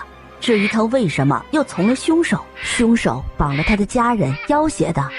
走，出发，去刺杀某人的双眼。恭迎摄政王、王妃，请上座。坐着等了会儿，东城林就迎亲回来了，牵着新娘缓缓地走了进来。待礼成之后，顾暖笑了，今天他可是绷了1天的脸了。东城林揭开新娘的喜帕，云伽罗面无表情地抬头，一抬眼看到的就是坐在上首的宫卫离。他们查不到的，翠姐处理得很干净呢。谢谢各位来参加东某的婚礼，如有照顾不周之处，还请各位海涵。这时，一队禁卫从门口走了进来，将现场围起来。摄政王这是何意？可以问问你夫人，她是何意？云伽罗提起气，抽出藏在嫁衣内的匕首，直接朝顾暖刺去。他才冲出2步，齐齐发现，云伽罗瞬间就成了刺猬，直挺挺地倒在地上。伽罗，伽罗！没想到他是真爱，年纪轻轻就能成为一国之相，可为什么就喜欢这么个蠢姑娘？不过也是，像宫卫离那么厉害的帝尊，不也是喜欢自己这个二哈吗？他为何在嫁衣里藏匕首？今天的事他并不知晓，算是临时起意的。他的匕首是为谁准备的？说完，拉着宫卫离就走了。王叔，您真的和王婶准备走了？你已经掌握朝政，自己也要学会成长。我的羽翼该护卫耀儿了。此次耀儿被绑，是我这个做爹爹的失职。你如有不明白，可像之前传书一样传给我，我收到会回复于你。这是摄政王府的禁卫令，好好对他们，他们将是你的后盾。王叔，那您和王婶还会回来吗？你成年礼如无意外，本尊应是会来参加。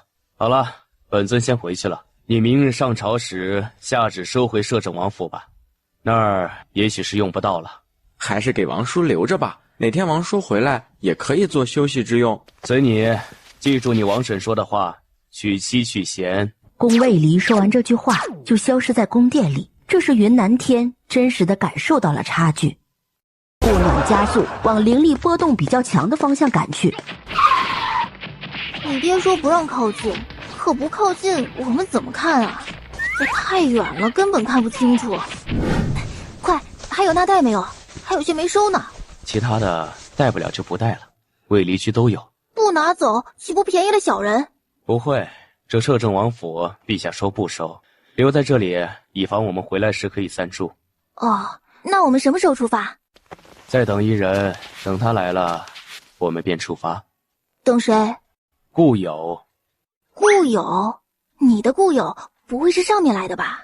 你怎么知道他要来？传信给你了？并未，算是一种感知吧。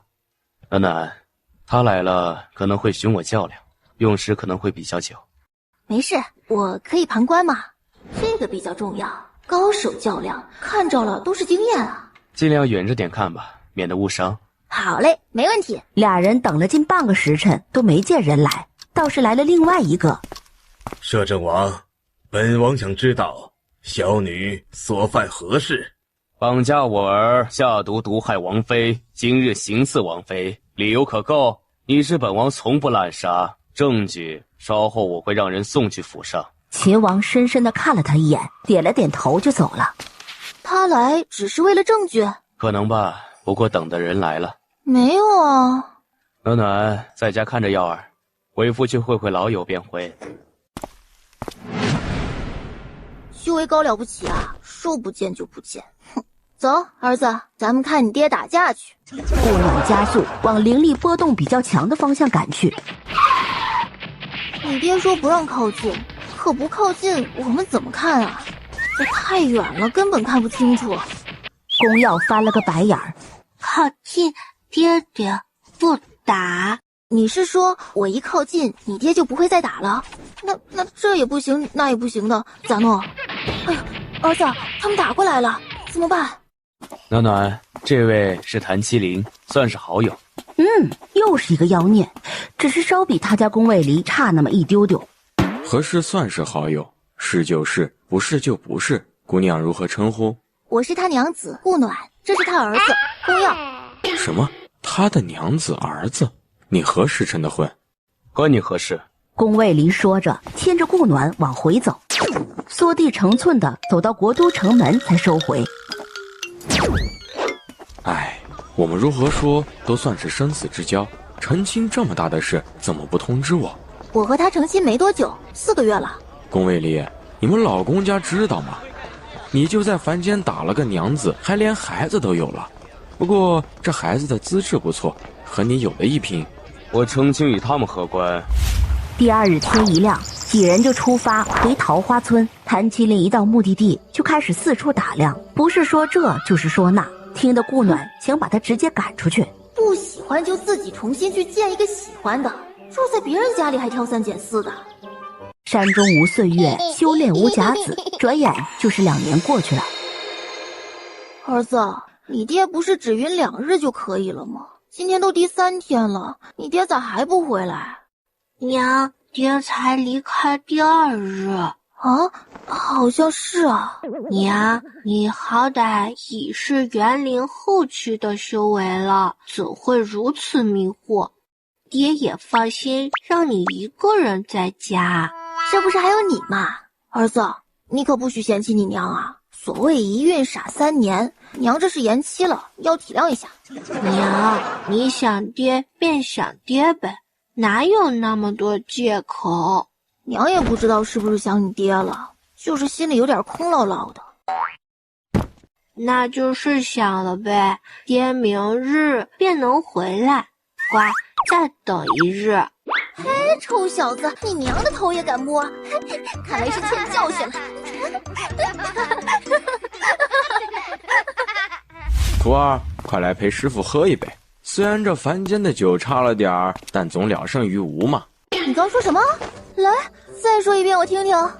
没，你听错了，我是让他给我倒酒啊，对，只是倒酒。倒酒？他才2岁多，你就让他给你倒酒？你要脸吗？顾暖直接将酒抢了过来。没收！韩麒麟，你多少岁的人了？没有小孩难道还没见过吗？你见过这么小的孩子给人倒酒的吗？你见过这么小的孩子喝酒的吗？亏你还倒是他师傅呢，这实实白白的，太不靠谱了。儿子，咱们换个师傅吧，这个谁爱要给谁，别到时候被他带坏了。谭麒麟抚额直接飞走，他不想和这女人待一起了，太可怕了。娘，他教不坏我，他没那本事。我也就是吓唬他一下，免得他老是不着调。你爹也是，怎么就同意让你拜他为师呢？也太不靠谱了。娘，师傅和爹在修仙界可是齐名的存在，我拜他为师不亏的。哎呦，我儿子还知道不吃亏呢，不错，有娘的优良传统。娘，你就不能教我点好的？娘身上好的多着呢，你以后慢慢学。儿子，娘亲的世界很小的，只能容下你和你爹，你俩是我最重要的人，所以你一定要好好的，知道吗？娘，你对儿子也重要，还有爹爹，不能忘了爹爹。还有爹爹。感叹着自己突然也想找个娘子生儿子了，怎么办？入夜，顾暖搂着儿子睡得挺香的，突然一双强有力的臂膀将自己揽了过去。还以为你要明天才能回来呢。知你想我了，所以我提前回来了，乖，睡吧。低着头在他额上轻轻一吻。宫耀又被两人忘在了角落。暖暖，你的修为已到了元灵后期，再努力一把，到破骨期后，为夫再带你去刷副本。又有副本要刷了？此次是北萧王朝，我的身份是成王，当今圣上的义帝。怎么你的身份都是跟皇室有关？纯属巧合。暖暖，去修炼吧。时日无多，北萧王朝的圣上如今已是强弩之末，我们得赶在他走之前到达。好吧，你去跟儿子说说吧，你走的这几天他可想你了。说完就闪了出去，就怕某人追问。宫卫离笑着摇了摇头。爹，你娘刚才同我说你想我了。您也信？昨天他一直抱着我问你爹爹怎么还不回来，都走了3日了。就他那恍惚劲儿，您以后去哪还是带着他吧，不然我怕他直接傻掉。幺儿怎能如此说娘亲啊？真的，娘说这是一孕傻3年，他只是延期了，您觉得他是吗？你娘说是便就是。爹，您也不怕把他宠坏了？我自己的媳妇儿不宠着还能怎么样？你娘又闭关了，最近不要去打扰她，过几天带你一起要出趟远门，用你娘的话说就是刷副本。娘是要冲刺破骨期吗？爹，您跟我说话时能不能不要站着？我才2岁，不够高。对，突破破骨期出去都很安全。你也是最近懈怠了啊，才到元灵中期。我在等娘。无需压制，你的力量也是保护你娘的一份保障，所以你成长的越快，你娘越开心。你娘上次不是说了，你是她的骄傲。宫卫离抱着他往回走，让他回去修炼突破。爹，娘昨日说您和我是她在这个世界上最重要的人，所以一定要好好的。爹会好好的，娘也会的。爹会保护好娘，你也要保护好自己。所以修炼吧。过2日我们要出去一趟，归期不定，你可要去？去呀！要不是徒儿在这儿，我早就走了，太无聊了。还有，你这娘子找的可以，就是太啰嗦了些，像个山村野妇般的泼辣。哼，你所属之地不就是山野？那你也是个山野莽夫，还是无人要的那种。哎，本尊怎无人要了？他们要也要看我给不给呢。我才不会找一个山村野妇，本尊要回修仙界去找个很厉害的，找恒来仙子，看你还有脸说不？顾暖冲击破骨期，用了5天的时间才入境。暖暖，恭喜成功突破破骨期。谢谢亲爱的，我终于突破了。谭麒麟捂着宫耀的眼睛道：我说你俩腻歪，能不能顾及一下你们的儿子？还说我教坏徒儿，我看你们就是最不良的爹娘。你懂什么？我们这是爱的互动，你个单身狗自是不懂。这是何意？单身的狗简单易懂。顾暖抱着宫耀在亭子里坐下，这才发现自家儿子居然也是破骨期了。我儿子就是厉害，才几个月就是破骨期了。娘也很厉害，是很厉害了，才修炼几个月就到了破骨期，自己是有先天优势，但这都是靠自己的努力突破的。那是当然，也不看看是谁。儿子，以后咱娘俩组队打怪，杀他个片甲不留。娘子，怎能不算上为夫呢？你负责扫尾，你太厉害了，你一上去还有我们娘俩什么事儿啊？好，为夫负责扫尾，娘子负责杀怪。谭麒麟突然觉得自己刚成狗就吃上了狗粮，转身就走。还往何处去？我们准备出发了。那就出发呀！你们这腻腻歪歪的样子，像要出发了一样吗？暖暖，这剑是为夫为你炼制的，你倒是炼化一下，以后它就是你的武器了。很好看，我很喜欢，我这就去炼化它。不急，我们要先出发去东萧王朝，去那儿御剑飞行都需要2、3日光景，到了目的地再炼化它吧。哦，那好吧，那我们出发吧，让墨镜去通知一下村长。语区告知过，放心。一路御剑飞行了2天2夜，才到达北萧王朝国都邺城。中间要不是谭麒麟带着宫耀乱跑，应该到得更早。宫卫离稍微的改了下面貌，头发变成了黑色。几个人入城后，就直接到了宫卫离的成王府。恭迎王爷王妃世子回府。这王爷出去2年，这王妃世子都有了，得伤了多少邺城少女的心呢？回府吧。这个院名不是你起的吧？太粗暴了。不是，是圣上起的。这成王府都是他亲自督建的。暖暖，我稍后就要入宫一趟，你若无聊，便带耀儿出去逛逛。去吧，我带儿子休息一下，就到处看看，不用担心我们。儿子啊，你需要休息一下吗？不然咱娘俩就出去看看这邺城的风貌。听娘的。好呢，乖儿子，走，咱们去浪一浪。抱起宫耀就准备飞出去，幸好及时收住了，差点忘了这不是卫离居，这不能乱飞。2人才入府，又大摇大摆的要出府。王妃，可需要奴才安排马车？不用，我们娘俩就随便逛逛，不用安排人跟着。可您与世子出入邺城，奴才怕有不长眼的冒犯到您和世子。不是，王爷有给我令牌，有事亮令牌就好，他们也欺负不到我们，放心吧。是，那请王妃注意安全，有事派人回府告知一下，奴才派人去通知王爷。好，没事，我现在都破骨期了，在这凡世也没人能欺负我了，不是？这个副本可能没云脉的好刷。林公子可是有何吩咐？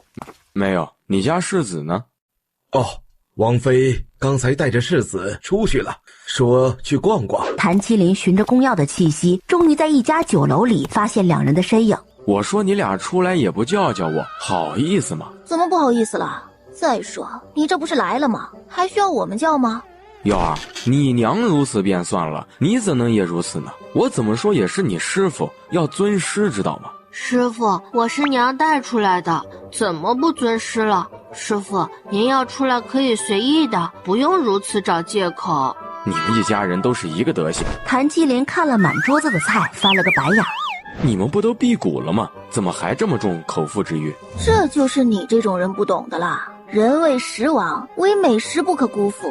唉，天下美食，怎能不尝其美味，留下深刻的记忆，方不负此生啊！艾丽，哼，有本事你别喝酒啊！就没有他治不了的毛病。三人才踏出酒楼，就被人拦住了。这位公子可有家室？难道是浩南风的？哎，你自己的事自己解决啊！我们母子俩就告辞了。娘，真不管师傅了。你师傅精着呢，他能解决的。我们先逛我们的，他应该要不了多久就能跟上来。你这女人真是自私的可以，就自己走了，自己走就算了，还抱着我徒儿走了。不走，留在那儿看戏呀！我自己的儿子我不抱走，给你当挡箭牌呀！你要是敢说，宫卫离就敢削了你。一路上并没有遇上狗血情节，回到成王府，谭麒麟就将宫药带走了。既然是教术，他自然不会拦着，自己也开始炼化宫卫离为他准备的剑，召唤出剑，看着他在自己面前悬空而立，顾暖笑开了，刃法让他来回的劈了数下，才收回手中，满意的看了又看，才收回丹田里。剑我炼化了，我很喜欢。喜欢就好，圣上让你和耀儿明日入宫一趟，我同意了。好，可是有什么事？无事，只是想见见你和耀儿。他最多也只有几日光景了，让我协助太子登基，算是全了这份情分。同云脉一样，入宫见圣无需行礼，他也是知道你我身份的。但现在还未选出太子，他想让我帮忙确认太子人选，扶新帝登基。这中间可能随时有事发生。没事，我现在都破骨期了，在这凡世也没人能欺负我了，不是？这个副本可能没云脉的好刷，暖暖要做好准备。没问题。第二日，卫离，这北萧皇后娘娘什么的，宫斗的厉害不？哈，这个我并未关注过，不过应该是不错的。三位皇子想夺嫡，后宫自然各成一派。那就好玩了，以后成王府应该也热闹了。宫斗他真没玩过。那恐怕不止，以后你和耀儿在的地方都会很热闹。正合我意。顾暖捂住了宫耀的眼睛，不让他看这些。娘，没事，我已经长大了，有些事该知道了。出来了哟，这位就是成王妃吧？长得好，精神哟。世子快抱过来给朕看看。圣上，这是我耀儿，耀儿叫伯伯。皇帝伯伯好。哎，好，来，这是伯伯给你的见面礼。谢谢皇帝伯伯。每个人眼里都带着戏，神色各异，没一个简单的。成王妃啊，御花园的花开得正好，可以带着耀儿去看看。两人刚到御花园，就看到了一场戏。娘娘，奴婢真的没有，是誉王自己撞上来的，奴婢没有及时躲开。全皇宫的人都知道，誉王每天早上都喜欢来御花园玩，其他人都避着，为何你不避？难道你们华清宫的人不知道？娘娘饶命，奴婢刚进清华宫，今日是得了冬梅姐姐吩咐，来为贤妃娘娘取一盆花，请娘娘恕罪。顾暖捂住了宫耀的眼睛，不让他看这些。娘，没事，我已经长大了，有些事该知道了。你这臭小子才多大，什么该知道了？这种事你知道干嘛？顾暖和宫耀说话声音那是一点都没收，该多大就是多大。原来是成王妃和世子，打扰到王妃兴致了，还请见谅。这消息还挺快的。我就是过来走走，你继续。我们正打算去别处看看，不打扰了。成王妃既然已经来了，怎好扫了你的雅兴？这事马上就好。今日成王妃出来御花园，算你幸运，且饶你一命。走吧。怎么就叫我出来御花园？我出来又怎么了？还幸运呢？这位娘娘怎么称呼？你看我这记性，本宫是永春宫的淑妃，这是六皇子誉王。来，皇儿，过来见过王婶。叫王婶好像不大好听，还是叫王妃吧。淑妃说的每句话都让他听得极不舒服。不用，也担不起。这御花园的花还真不怎么样。耀儿，我们还是回长寿殿吧，你父王事儿应该也谈完了。陈王妃，这才刚来，怎么就要走了呢？这御花园大着呢，还可以去别处看看。圣上与成王正在谈论正事，怎好打扰？哟，淑妃娘娘这是有客在呢。灵妃今日怎么有空来御花园，不在自己的宫殿谈你的梨花落了？世上近日不是，本宫谈了也没用，这不来御花园转转吗？哟，这位是哪家的夫人呀？本宫从未见过呢。这孩子可真可爱。成王王妃和世子。哟，陈王妃呢？才听说回邺城了呢，不知今日有幸见到陈王妃和世子，未曾带有礼物，还请王妃世子见谅。不过改天再见，一定能补上。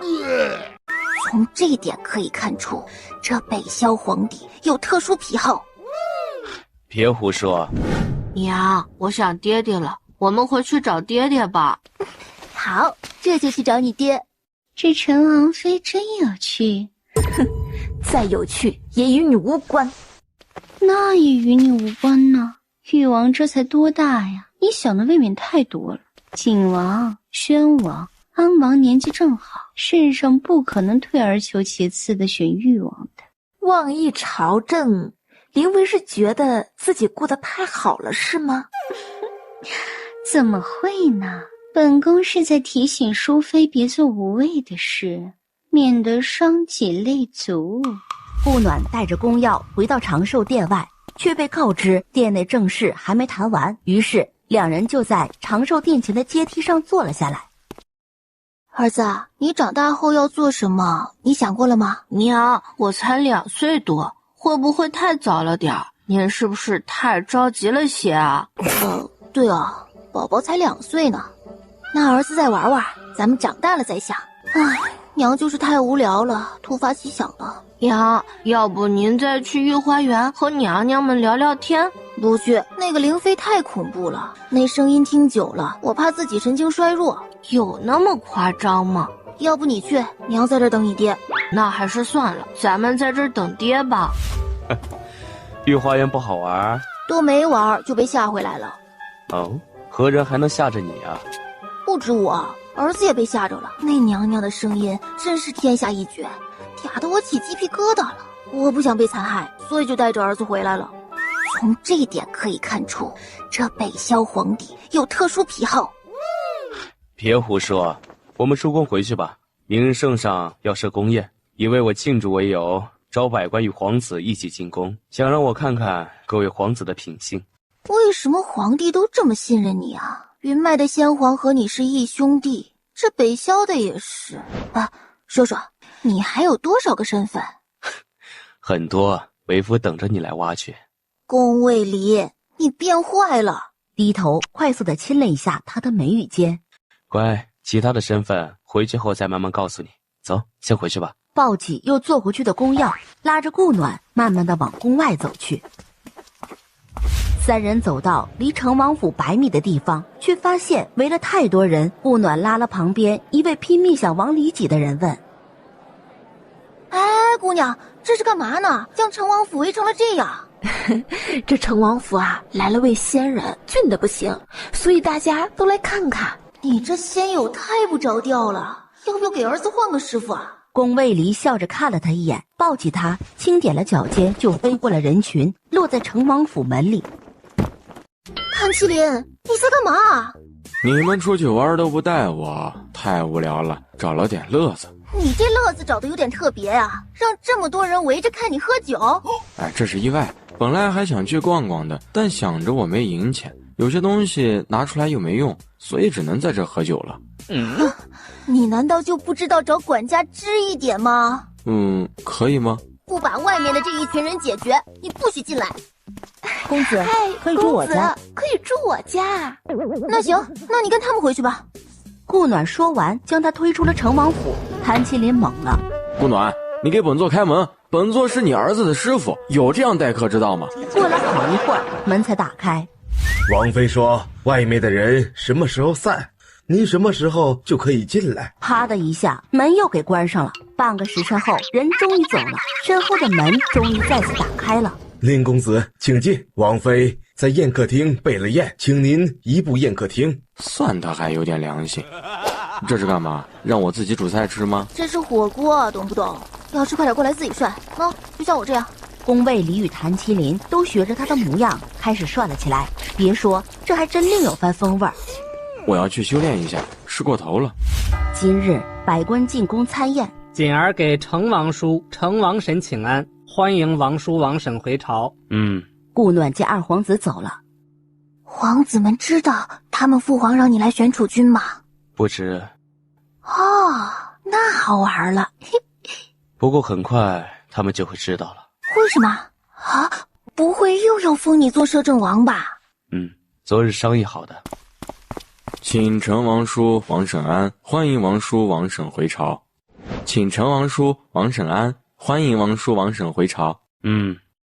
这3个皇子的性子都不同，你对他们有多了解？你要怎么选啊？了解的并不多，但初步是明白了。二皇子心性太狭窄，为人有些斤斤计较，此人不宜为帝。3皇子为人尚可，只是略有些智谋不足。5皇子足智多谋，但却勇猛不足，都是各有各的缺点。人无完人，像你这样的极品也不是到处都是的。呵，还真是。你怎么不说他天下独一份呢？我家相公本来就天下独一份的。哎，儿子，要不你来和娘坐在一起吧？和他坐久了，娘怕你的智商会跟着下降。顾暖，本王妃听得到，不用这么大声。宫卫里，我迟早会被你娘子气死。我觉得你找他就是为了气我的。你想多了。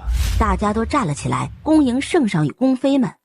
皇帝看着脸色很苍白，但是精神还不错。吾皇万岁万岁万万岁！皇后娘娘千岁千岁千千岁！众卿平身，今日之宴是为了欢迎成王携成王妃世子归朝，所以大家都敞开了玩，不必拘束着。臭小子也不知道去救救为娘，让娘的脑袋受了这么久的荼毒。士官拿出早就准备好的圣旨，如宫卫里所说的，封他为摄政王。二皇子的脸色也难看了不少。当今皇后无子，只有一位公主且已成婚。接着士官就念起了第2封圣旨，无疑就是封顾暖的。顾暖正吃得欢呢。王妃娘娘，皇后想请您过去一句。请皇后娘娘金安。王妃不用客气，都是自家人，本宫该怎么称呼你？娘娘叫我暖暖便可。暖暖好，那本宫以后就叫你暖暖了。娘娘随意便好。暖暖哪里人士啊？我不是北萧人士，我是云脉王朝人士。哟，那离得挺远的，这一路可没少受苦吧？那倒没有，王爷很顾忌我们母子，一路走得很平稳，并未受苦。多谢娘娘关心。圣上与摄政王感情好，如今我们算是妯娌了，有什么委屈可与本宫说。不会的，王爷他待我很好，他舍不得我受委屈的。可不是嘛，昨日在御花园遇见王妃，可是没离开多久就想摄政王了呢，都没来得及与王妃细聊，要命啊！差点忘了呢，云贵妃可是云脉王朝的公主呢，你们可认识？我只是一介山野出身，怎会认识公主大人？灵妃说笑了。怎么会呢？看王妃这身气质，就不像山间该有的。这是魔鬼呀！这皇帝是什么喜好啊？哟，这才离开多久啊？王妃就想王爷了呢。灵妃，你能不能别笑了？笑得我们头疼。贤妃姐姐，世上可喜欢我这个声音了，怎么会头疼呢？肯定是姐姐昨晚未睡好。那我昨晚可能也没有休息好，我的头也有点痛。王妃头疼吗？痛。可世上可喜欢我这个声音了呢，每次都逗得臣妾笑个不停。逝者各有所爱，圣上可不是一般的人，自然喜好也不一般。本宫也是这么觉得。顾暖不想待在这里了，便和皇后告辞了。王妃，先走了，咱们再聊一会儿呀。那个灵妃一开口，我就知道你快回来了。臭小子也不知道去救救为娘，让娘的脑袋受了这么久的荼毒。娘，儿子也怕呀，儿子才2岁呢，怕以后留下阴影，所以只能祝福娘亲了。儿子，为娘真是发现你越来越有老娘的风范了，这可不大好，你得多学学你爹的本事。娘，这说明儿子已经被您带歪了，娘，您先纠正自己。荣小姐这眼神是怎么回事？这个眼神可不能乱用的，弄得好像我家王爷负了你一样。对，姑暖，你得纠正自己了，这儿子都被你带歪了。这说明你这个师傅没用，徒弟这么容易就歪了。这说明你们这一家子就是这样的人，关我何事？王婶儿和这位公子在聊何事，如此高兴。顾暖转头看去，哟，是位28年纪的美人啊。这位是……我是二公主芳华，请王婶安。哦，芳华呀，长得真漂亮，可有许了人家呀？未曾。说着还看了眼谭西林，那可得好好的看看了。今日可是来了无数青年才俊呀，仔细看看，看中哪个跟王婶说说，王婶帮你去找皇后娘娘聊。芳华公主还是盯着谭西林看。芳华公主，本王妃可管不了，她是世子的师傅，她的婚事我们也做不了主。公子可以婚配。但对你不感兴趣。为何？大胆，敢对公主无礼！把你的手放下来，不然她会更大胆，到时就是圣上也救不了你们。你以为你是谁？敢如此大言不惭？这就是人家看不上你的理由，可明白？不明白，请王婶指点。回去把这事儿跟你母妃说一说，她会告诉你的。人走了，顾暖看向谭某人，你的桃花肯定很多，要不要我帮你选一朵？我可谢谢你了，你还是多帮帮你家相公吧。哟，这是有人想撬我墙角呢。见他看过来了，这才起身朝那朵花走去。这位是哪家千金？本王妃记得今日只宴请百官，未邀请其家属呀。臣女是荣国公府第3小姐荣莹莹，请王妃安。荣国公府呀，贤妃的妹妹是吧？那你们年龄相差挺大的呀。是的，臣女与娘娘是同父异母的亲姐妹。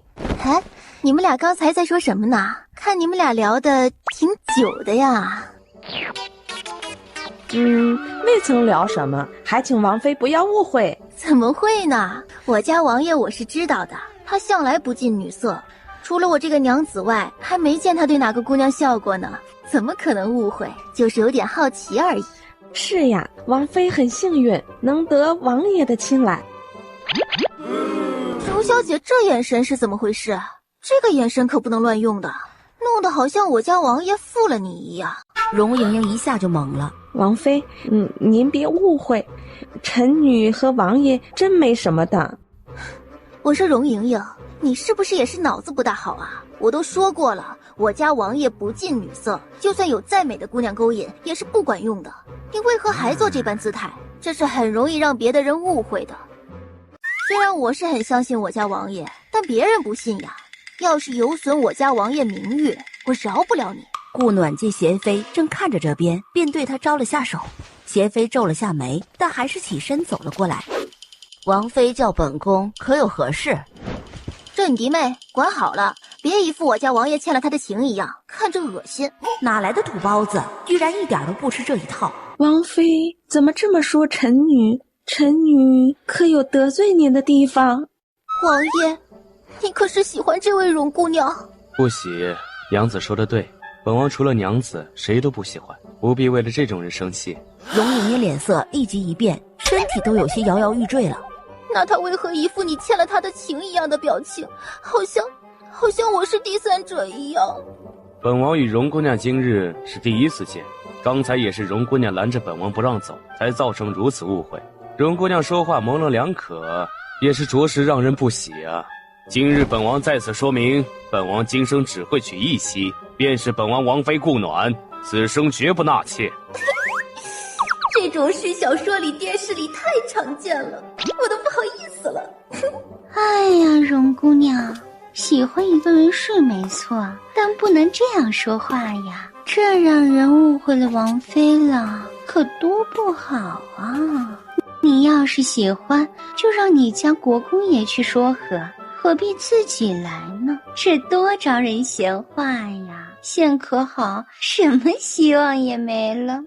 下官教女无方，让摄政王见笑了。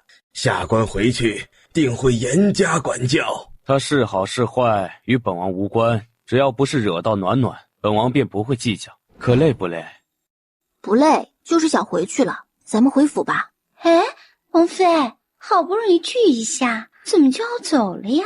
再玩一会儿嘛。不了，你们继续玩吧，我们就先告辞了。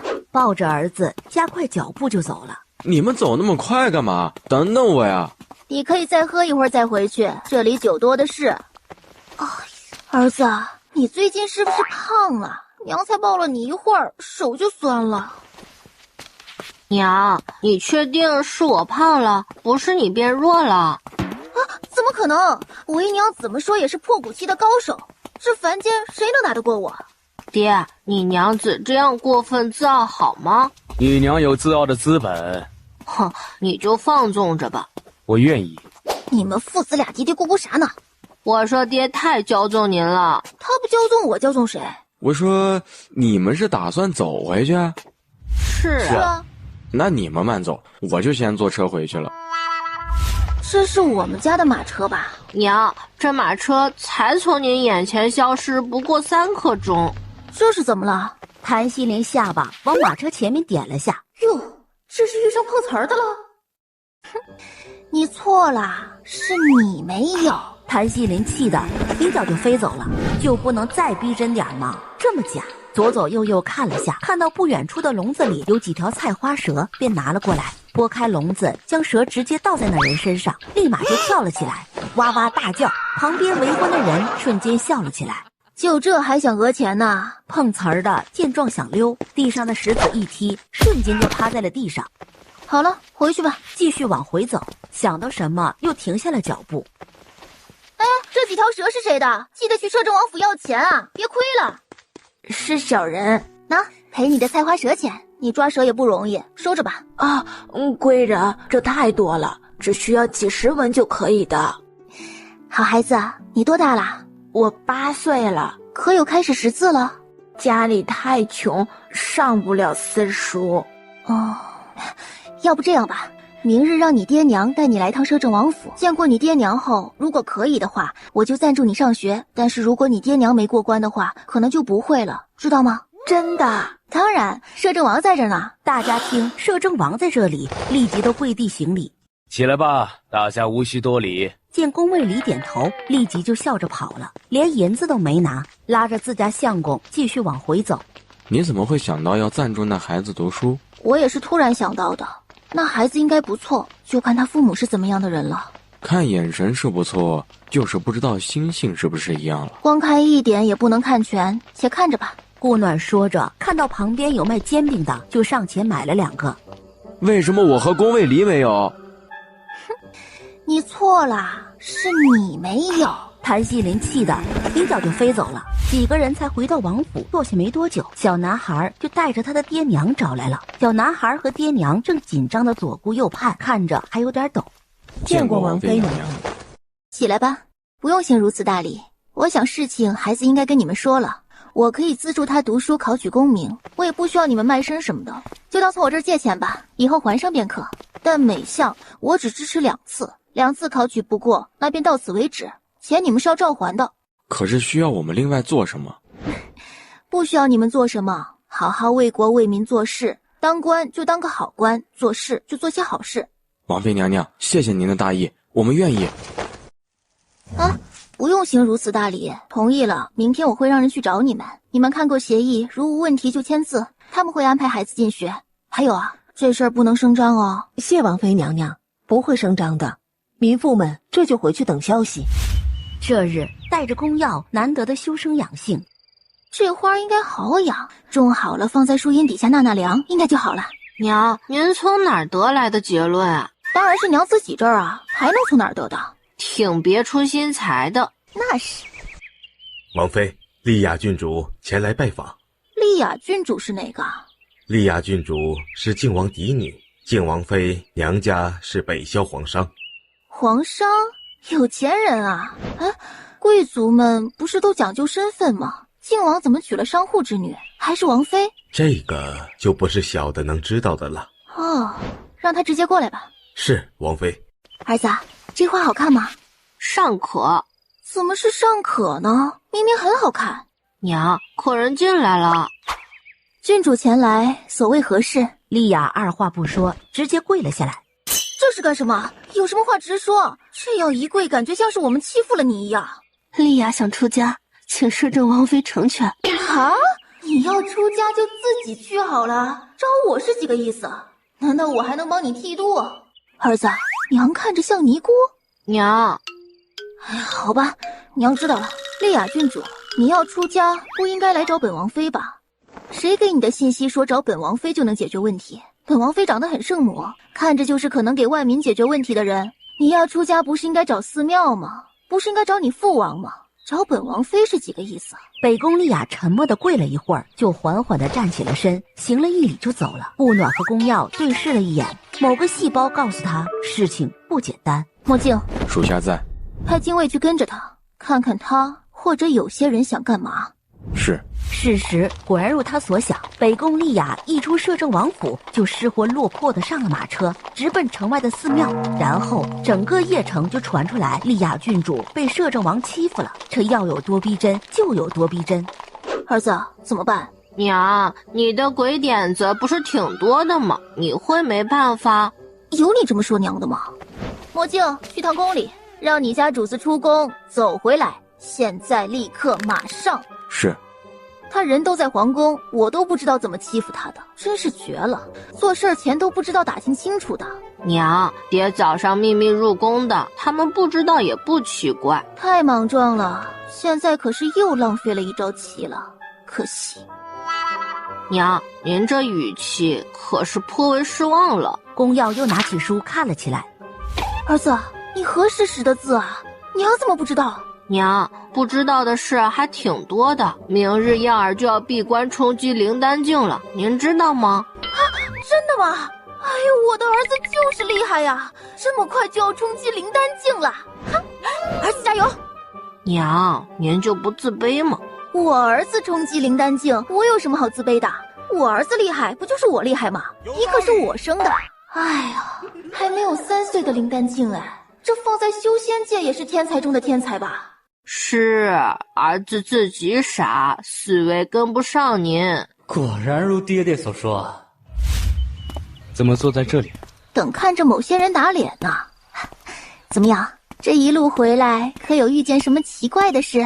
未曾啊，只是百姓看我的眼神甚是奇怪。可不奇怪了。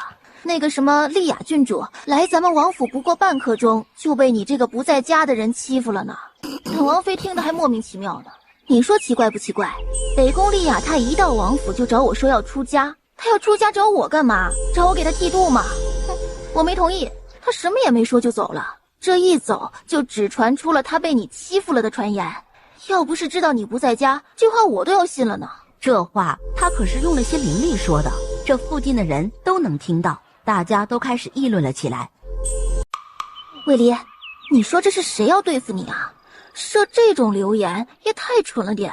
也不算蠢，如果我今日在府里，那还真是有口不能辩了。他们算漏的是我出府了，还有你这个小鬼灵星在。你怎么和儿子一样？那幸好你今天秘密去了皇宫，不然还真有口难辩。这人如果让我知道是谁，我就让他知道什么是真正的欺负。哼！幺儿闭关去了，这你也知道？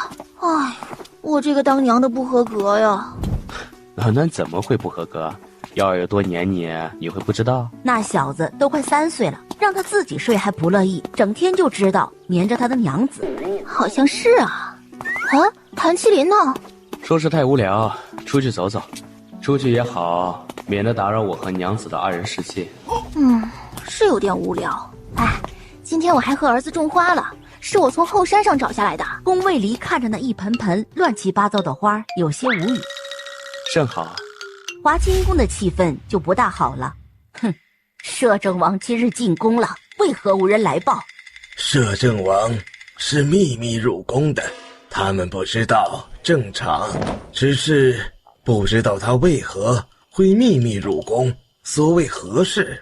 娘娘，我们不该得罪他的，哪怕不能拉拢，也最好和平相处。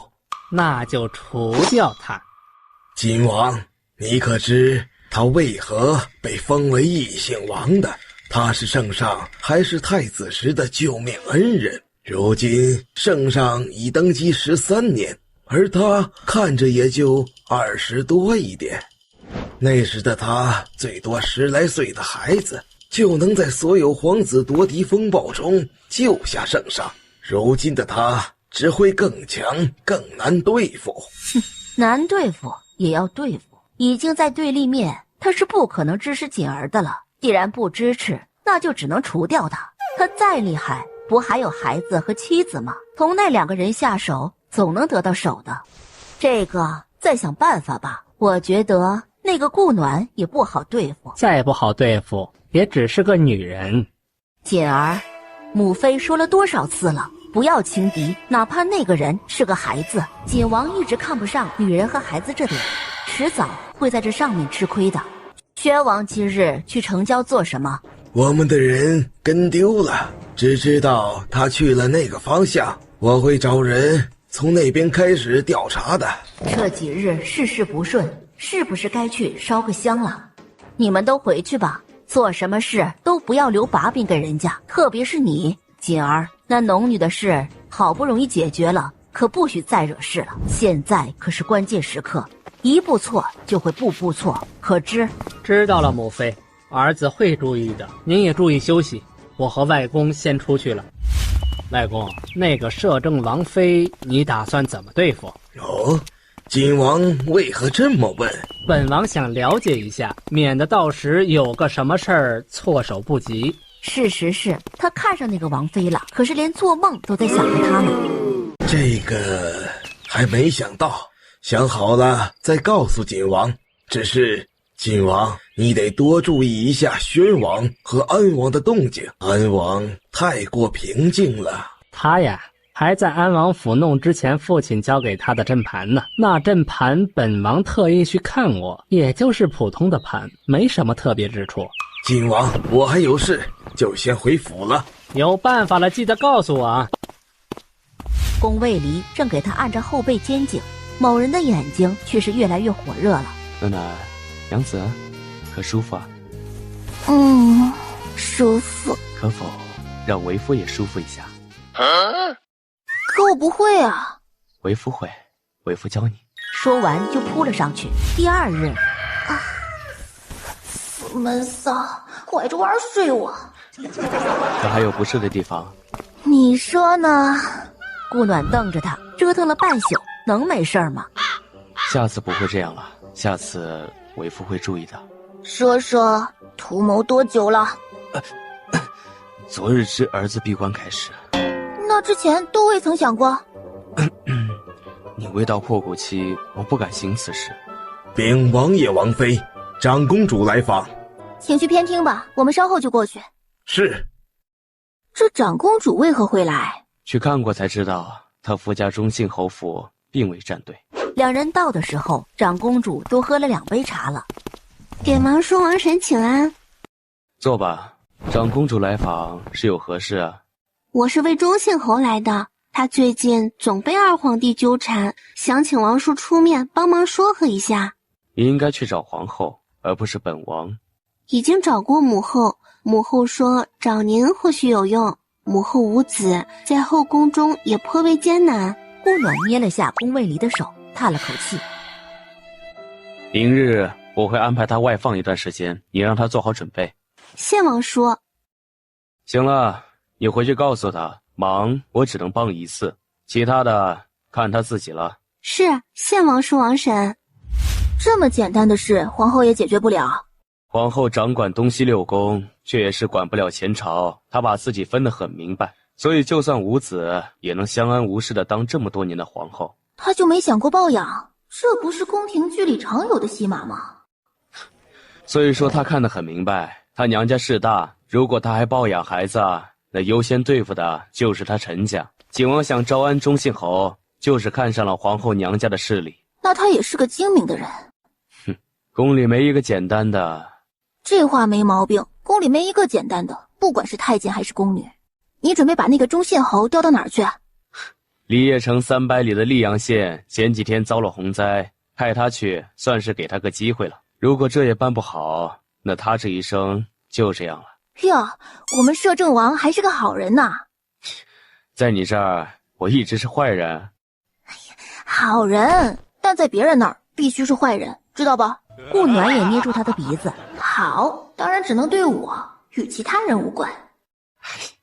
知道，只对你一个人好。乖，你今日没什么工作？不是，今日在家陪你。等儿子出关了，我再着手办其他的事。儿子一出关，我也不能黏着他了。等我处理完事，儿子应该也可以自己独立了。合着您算好的呢？我已经派龙卫去查3位皇子了，过2日就能有结果。既然2日后才会有结果，这2日我就好好陪陪你。哎，这里是厅里呢，赶紧放开我！附近有什么好玩的吗？我们出去玩玩吧，来这里还没怎么出去呢。那去城外的华安寺吧，那寺里的桃花现在开得正旺，传言那里的风景是一绝。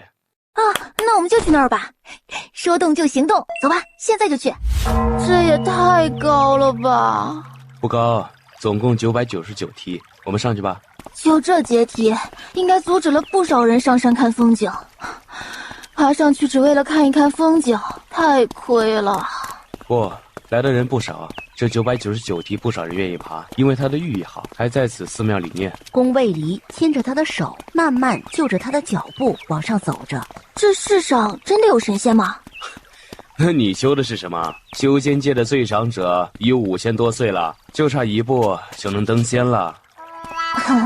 忘了。两人爬上这999级台阶，顾暖虽未流汗，但明显的气息不稳了。暖暖，调息一下，感受一下这山间的灵气，有助于你提升。顾暖点头，就在旁边的平石上盘腿平息调气。宫卫离设结界为他护法。我提升了哎！居然在这儿调息一下就能提升了，这里这么厉害，我们以后常来，那我就能赶上儿子迈入灵丹境了。嘿嘿。不着急，你已经很厉害了。修仙界也没有几人能在2-3年内炼至灵丹境啊。有些人努力一世，也只到破骨期、灵丹期的，所以不用着急。你如今有的是时间，慢慢来。好，听你的，走，咱们进去看风景去。这人是谁啊？如此不雅，不知是华安寺吗？啊，好像是，我一下放纵的忘了。于是放开了他的手，改拉住他的衣袖。这样总可以了吧？不是，不用管他。好。阿弥陀佛，未能迎接摄政王、王妃，还请王爷恕罪。不是，今日只是带王妃来看看华安寺景色，你们随意便好。是，王爷请随意，老衲就不跟随了。这住持不会是修仙界来的吧？他的修为有点低。不是，只是机缘巧合习得修炼之法。哦，啊，这边风景还真不错哎。顾暖蹦了过去，一个挥手，地上的桃花便全部飞了起来。他越是玩越起劲，操控着桃花满天飞。暖暖，有人来了。啊？怎么了？有人来了。抱着他就飞上了一棵茂密的桃树上。他可不想让别人看到她的美，她的美只能自己欣赏。有人来了就来了，咱们干嘛躲起来？哎，怎么平静了？唉，可能是我们来打扰了仙人，也可能是桃妖。阿弥陀佛，各位施主，今日桃林不对外开放，请各位施主离开此处，谢谢。大师，为何今日不开放？是不是有什么异常？如果有问题，我们可以帮忙解决的。阿弥陀佛，谢锦王好意，并未有何异常。今日有贵客来访，不得打扰，还请施主们离开。那我们就先行离开，去寺里拜拜佛祖，到时候还请住持解惑。住持朝桃林行了一个佛礼，便也跟着走了。这住持挺可爱的。不过一会儿，住持又带着人走了回来。王爷，这是本寺酿的桃花酒与桃花点心。有劳住持了。寺庙酿酒，顾暖上前倒了一杯喝了。啊，还挺好喝的，清香微甘甜，好喝，你快尝一点。宫卫离就着他的酒杯喝下。好喝，香。是吧？再尝尝桃花酥，还有这个软软的，好吃。是吧？带点回去给儿子吃。等他出关，估计都坏了。你喜欢吃就多吃点，下次带他来吃。每咬一口，剩下的半块准会被某人咬走。你就不能自己拿吗？不能，你都已经弄脏手了，我又何必再弄脏手呢？就这一起吃，一样的。这理由不错。哼，吃的太多了，一吃就没能停下来。刚想到了什么，手伸到宫卫离腹部摸了摸，却是平平的。明明咱俩吃的是一样多的，为什么你肚子这么平？某人拿着好吃自己喜欢的就咬掉大半块，只留点沫给我，能一样吗？哪有，明明是分着吃的。好，是分着吃的。我们去别墅走走吧，除了这片桃林，那边的景色也不错，顺便可以消消食。还要上山？山上可以揽尽邺城风貌，然后再看看日落夕阳。母妃，您觉得有谁在桃林？大师护得这么严，都不让人靠近。着人去打听一下，今日可有什么特殊的人上山？锦儿，今日陪母妃在这好好礼佛，在没打听到是什么人之前，别到处跑了。他可是看到了大师朝桃林行的那一礼。在这北萧王朝，有谁能这么厉害，让大师对他都如此护着？不是护着，而是恭敬。听母妃的话，今日没消息之前不许出去。这毛躁的性子，什么时候能改改？而消息在半个时辰后送到两人手里。山顶上只有一个亭子。哇，这个地方果然非常壮观哎，太美了。这个山顶，整个邺城知道的人屈指可数。往后想看了就再上来。要是都知道了，那这个亭子都不够人站的。太阳渐渐西移，太美了。要是有摄像机，他想永远留下此刻的美景。轻轻地转过他的头，低手吻了上去，此刻更美。暖暖，你让我知道了什么是爱，让我知道了家的温暖。谢谢，谢谢你的出现。我也应该谢谢你。你也让我知道了爱是什么样的感觉，知道家是什么样的感觉。两人待到太阳彻底落下才下山，回到桃林就见住持在那等着。大师，您等在此处是有何事吗？阿弥陀佛，王妃，老衲找王爷有事相商。何事？说吧。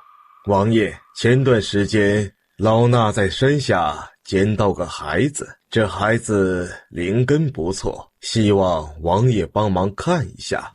两人跟着住持到了经房，孩子就暂住在这里。两人都惊讶了，这孩子居然灵气四溢，这是天灵体，天生灵气充盈。若是在修仙界，很容易让魔修抓去当顶炉，但保护得当，修炼起来非常的迅速，可以说比任何人都容易走上仙途。这是你在山下捡的？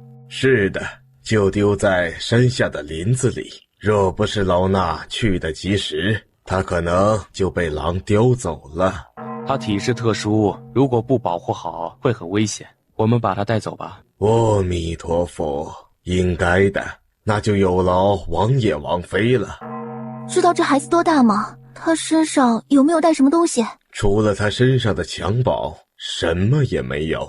那就是不知道他到底多大了。卫离，你能看出他多大了吗？应该是2到3个月之间吧，具体看不出来。都2、3个月大了，还这么轻，可怜见的。我们回去吧。大师，那我们就告辞了。孩子怎么办啊？先养着吧，还要问我耀儿的意见。那今晚先睡在我们房间吧。不行，睡隔壁，有动静我们也能知道。别这样，他会受伤的。他现在还小，还不懂，我让墨镜守着他，有人在身边就好。你真是……怎样？不要脸！龚某人最后也未能达成计划，因为娃娃在某人想某事的时候哭闹了起来。气得某人想将人丢出去。乖宝宝不哭哦。哎呀，肯定是饿了，家里有没有奶啊？龚某人盯着他某个不可言述的部位。要死啊！我又没生孩子，哪来的奶水？快让人去厨房看看有没有牛奶、羊奶什么的，不然孩子得哭一夜。来人，请王爷吩咐。去厨房看看有没有牛奶或者羊奶，有的话热好拿过来。幸好厨房做糕点备了些牛奶，不然就得出去找奶了。顾暖抱着孩子一口一口喂着。这孩子是多久没吃了呀？瞧这个急的。许氏大师也只给他喂了一些米汤，毕竟是没带过孩子。折腾了近1个时辰，总算可以睡了。轻拍着他的背，像是要哄他睡觉一样。这是放过我了？怎么，暖暖这是想了？没有。既然娘子想了，为夫怎能不满足你呢？这个死闷骚，又是半宿。第2日，他还没起，宫耀出关就跑了过来。娘，儿子成功了。儿子，让娘再睡会儿。娘怎么这么累？娘，你怎么了？娘没事，就是有点困。儿子，娘再睡会儿。宫耀却眼尖的看到上面有一块暗红色。娘，是谁伤的你？谁能伤得了你娘？乖啊，要不要陪娘睡会儿？宫耀想了想，脱了鞋就爬了上去，脑子里想的都是谁伤了娘，又看到了脖子上也有。他这会儿躺不下了，立即就跳下了床，直接往门外跑去。怎么了？爹，有人伤了娘，都打青了。打青了？是啊，手上、脖子上都有。宫卫离立即刹住了脚，这要如何解释？爹，你快点啊，去问问娘是谁弄的，找他报仇去。敢杀我娘亲，剥他皮。这个是意外，不是被人打的，让娘休息一下就好了。娘也是这么说的，可不找出凶手，要是哪天娘伤得更厉害了怎么办？你是不是不爱她了，所以不关心她了？怎么可能？你娘在我这里可比你都重要，不要挑拨离间。最好是，不然我就带着娘走，免得娘受委屈。臭小子，那是我娘子，你以后离她远点啊！我爱她都来不及，怎么会让她受委屈？那怎么娘受伤了你都不管？宫卫离一下就噎住了。好了，儿子，你爹虽也有错，但他是真的爱娘，娘身上这是爹爱娘的证明。乖，怎么起来了？再回去，多睡会儿吧。不睡了，都起来了还睡什么睡？儿子，娘和爹有事想和你商量一下。除了丢下我，啥事都好说。傻瓜，娘和爹怎么会丢下你呢？去哪儿都会带着你的。那是什么事？还需要和我商量的。家里有个孩子是被人丢在山里的，差点都让狼叼走了，幸好被人捡到了。你们是想收养吗？娘，我长大了，你抱着累。我儿子真乖。对也不对，如果你同意我们就收养，如果不同意就改为爹收他为徒。那就收养吧，我同意。没爹没娘的孩子多不易，他重活一世怎能不知道？好，娘带你去看看弟弟，他长得很可爱，就是太瘦小了。等看到孩子，宫耀才知道是怎样的瘦小，跟个小猫一样。既然收养了，自然是跟着爹爹姓了。孩子，给弟弟取个名字吧。我的名字代表了光明，我希望他也是，那就叫宫变吧，光明和欢乐。我儿子真厉害，这名字很好。弟弟喜不喜欢呀？耀儿，你已是灵丹期了，爹这几天要开始处理北萧朝政，你要保护好娘和弟弟。好，爹，我可以做到的。暖暖，那我进宫去了，晚上才能回来。干嘛呢？儿子还在呢。放心，他看不到，捂着眼睛呢。又来。去吧，这里还没人能伤得了我们母子。小心为妙。爹真意外。以后你有娘子了也会这样的，不过前提是喜欢的，所以以后一定要找一个爱的人作伴，知道吗？娘，你又忘了，我才3岁。这种事应该不是这个年龄说的吧？对啊。谁让你这么早熟呢？少娘总以为儿子长大了，原来我儿子还只是萌娃呢。娘，我不萌。萌娃是什么鬼啊？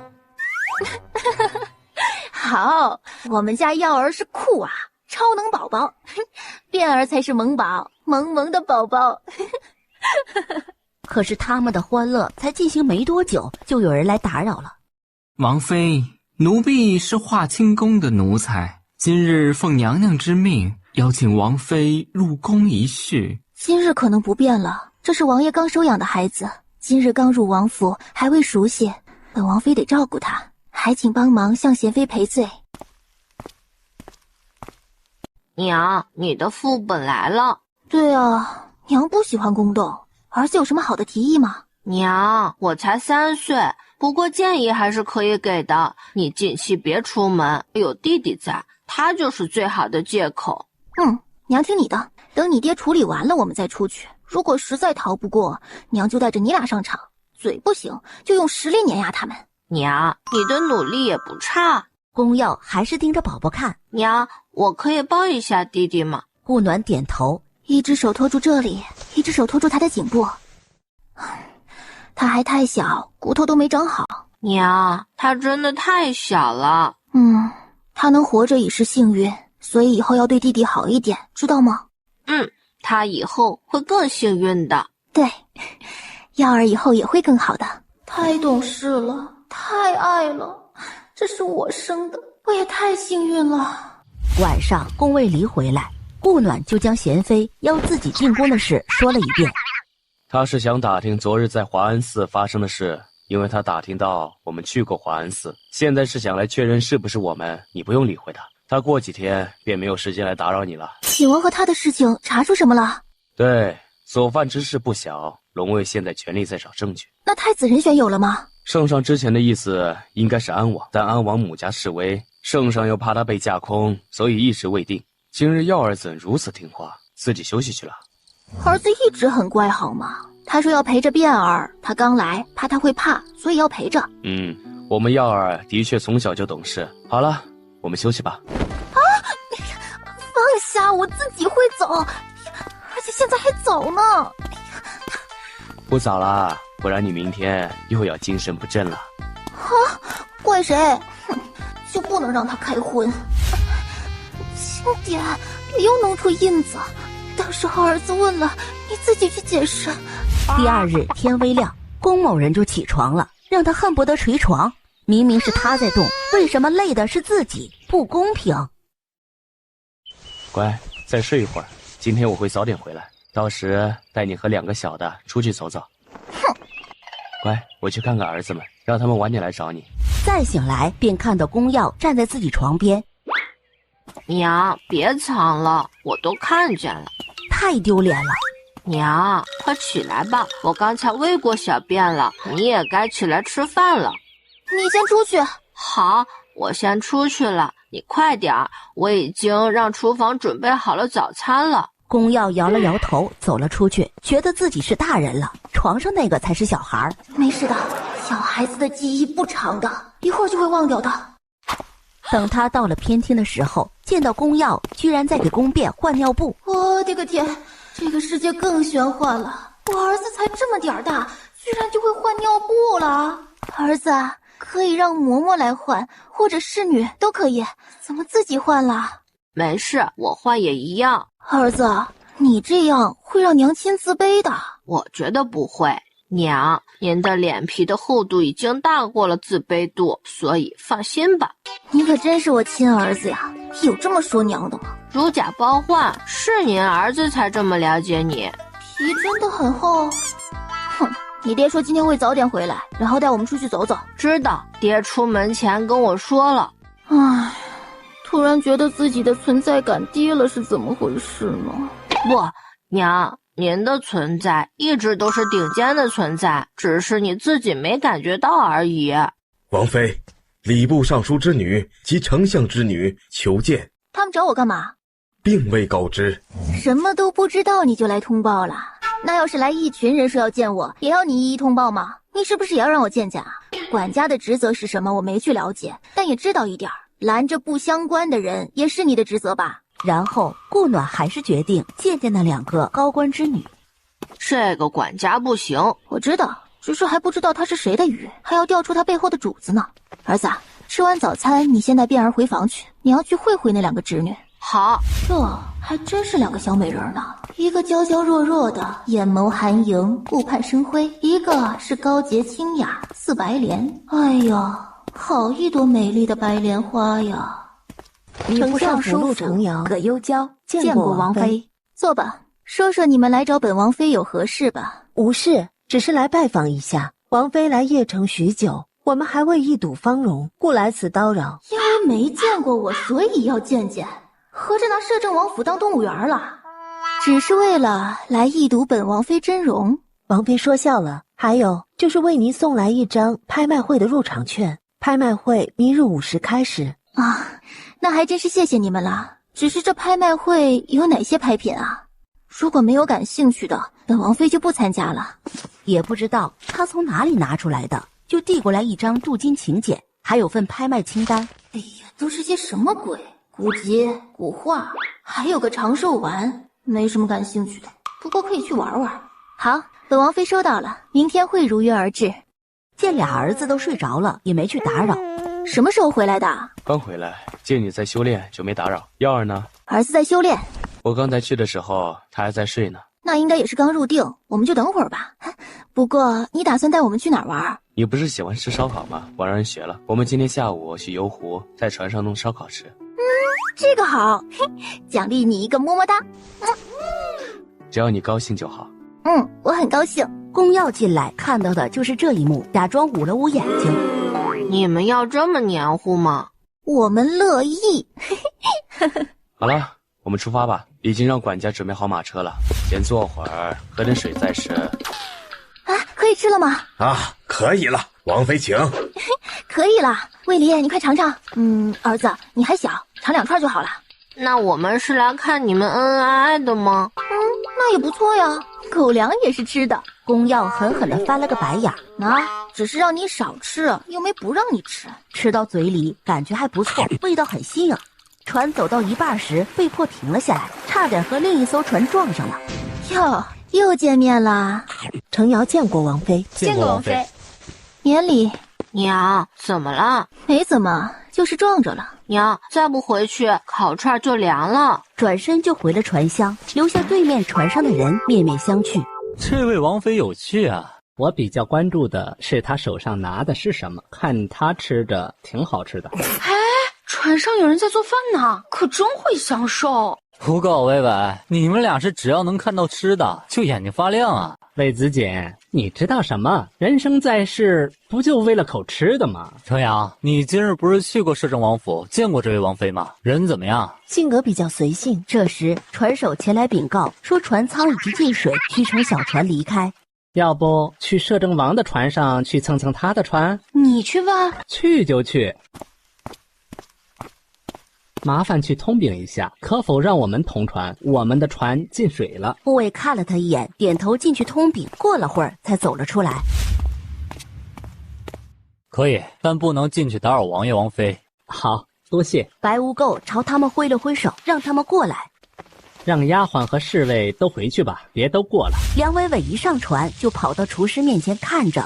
请问这个是什么呀？好吃吗？啊，这个是烤牛肉串和羊肉串，还有些蔬菜什么的。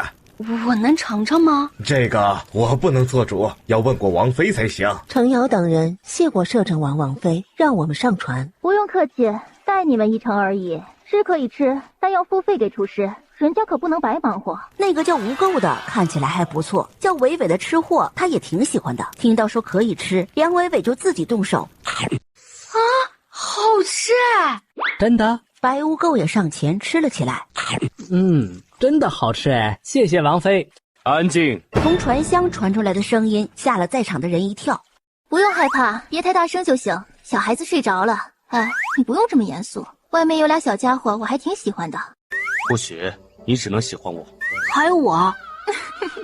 好，我只喜欢你们，其他人一概不喜欢。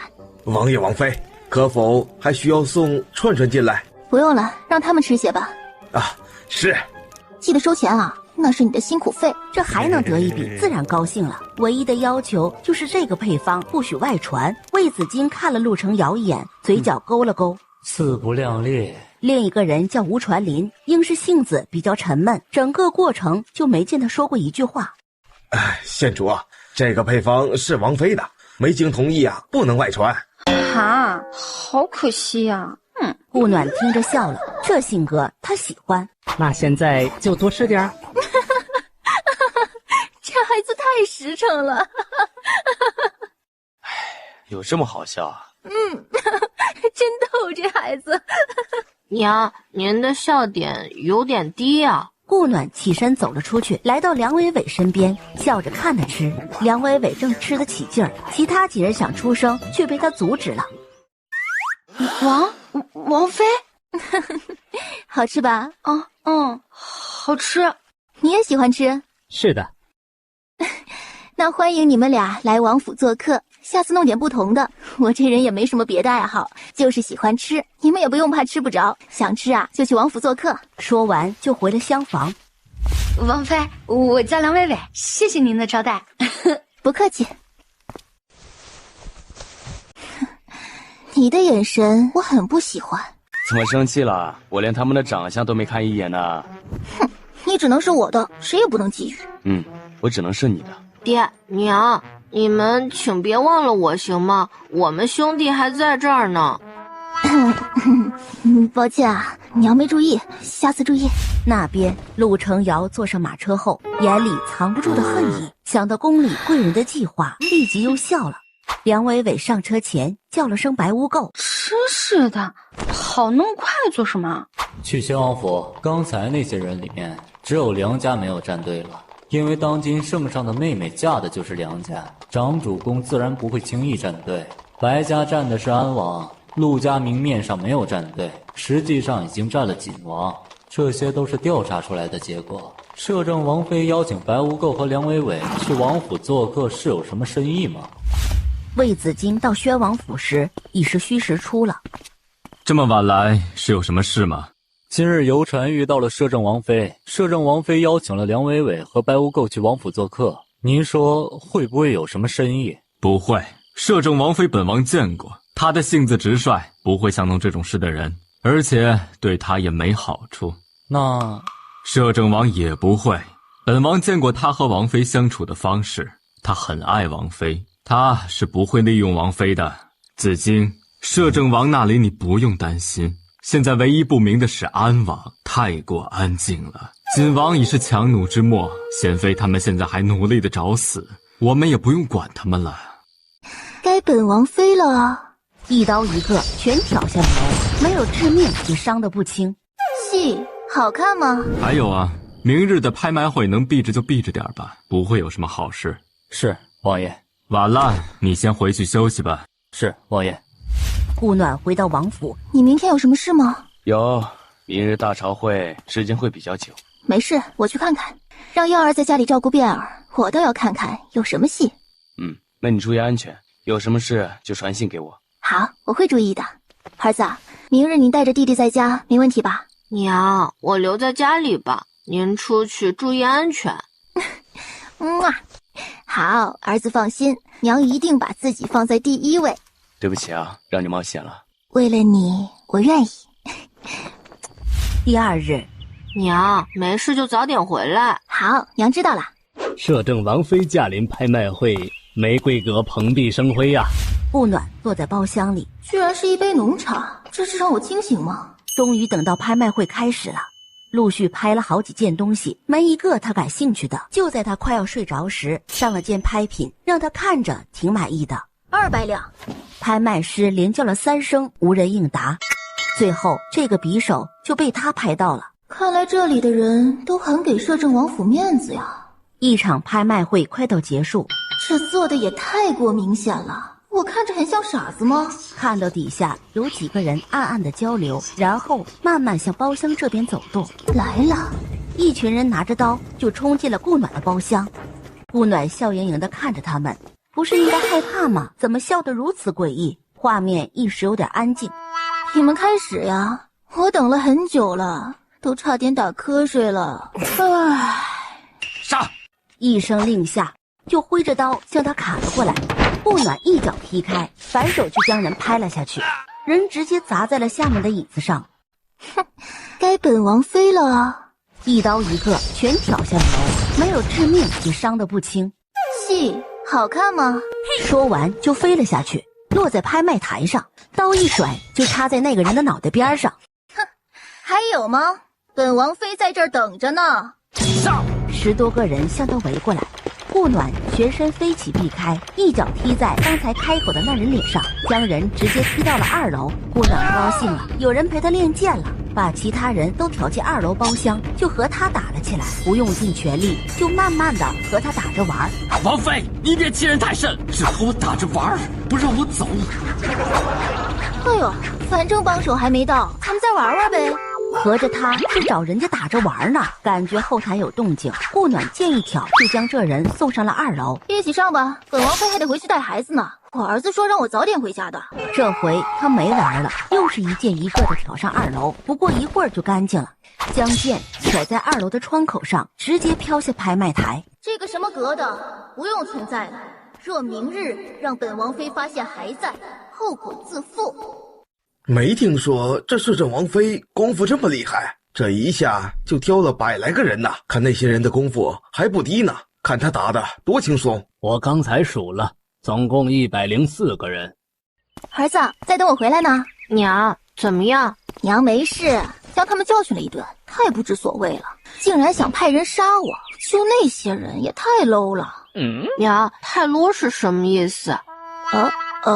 就是不行的意思。哎呀，以后一定要收敛些，蹦啥词儿都不能蹦英语啊。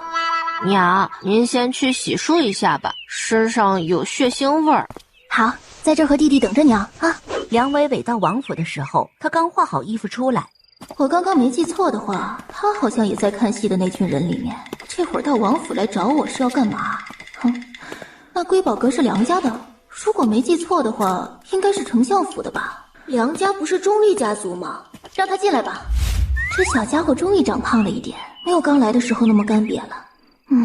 估计从出生就没吃过母乳，可怜的小家伙，从小就要吃鲜牛奶长大。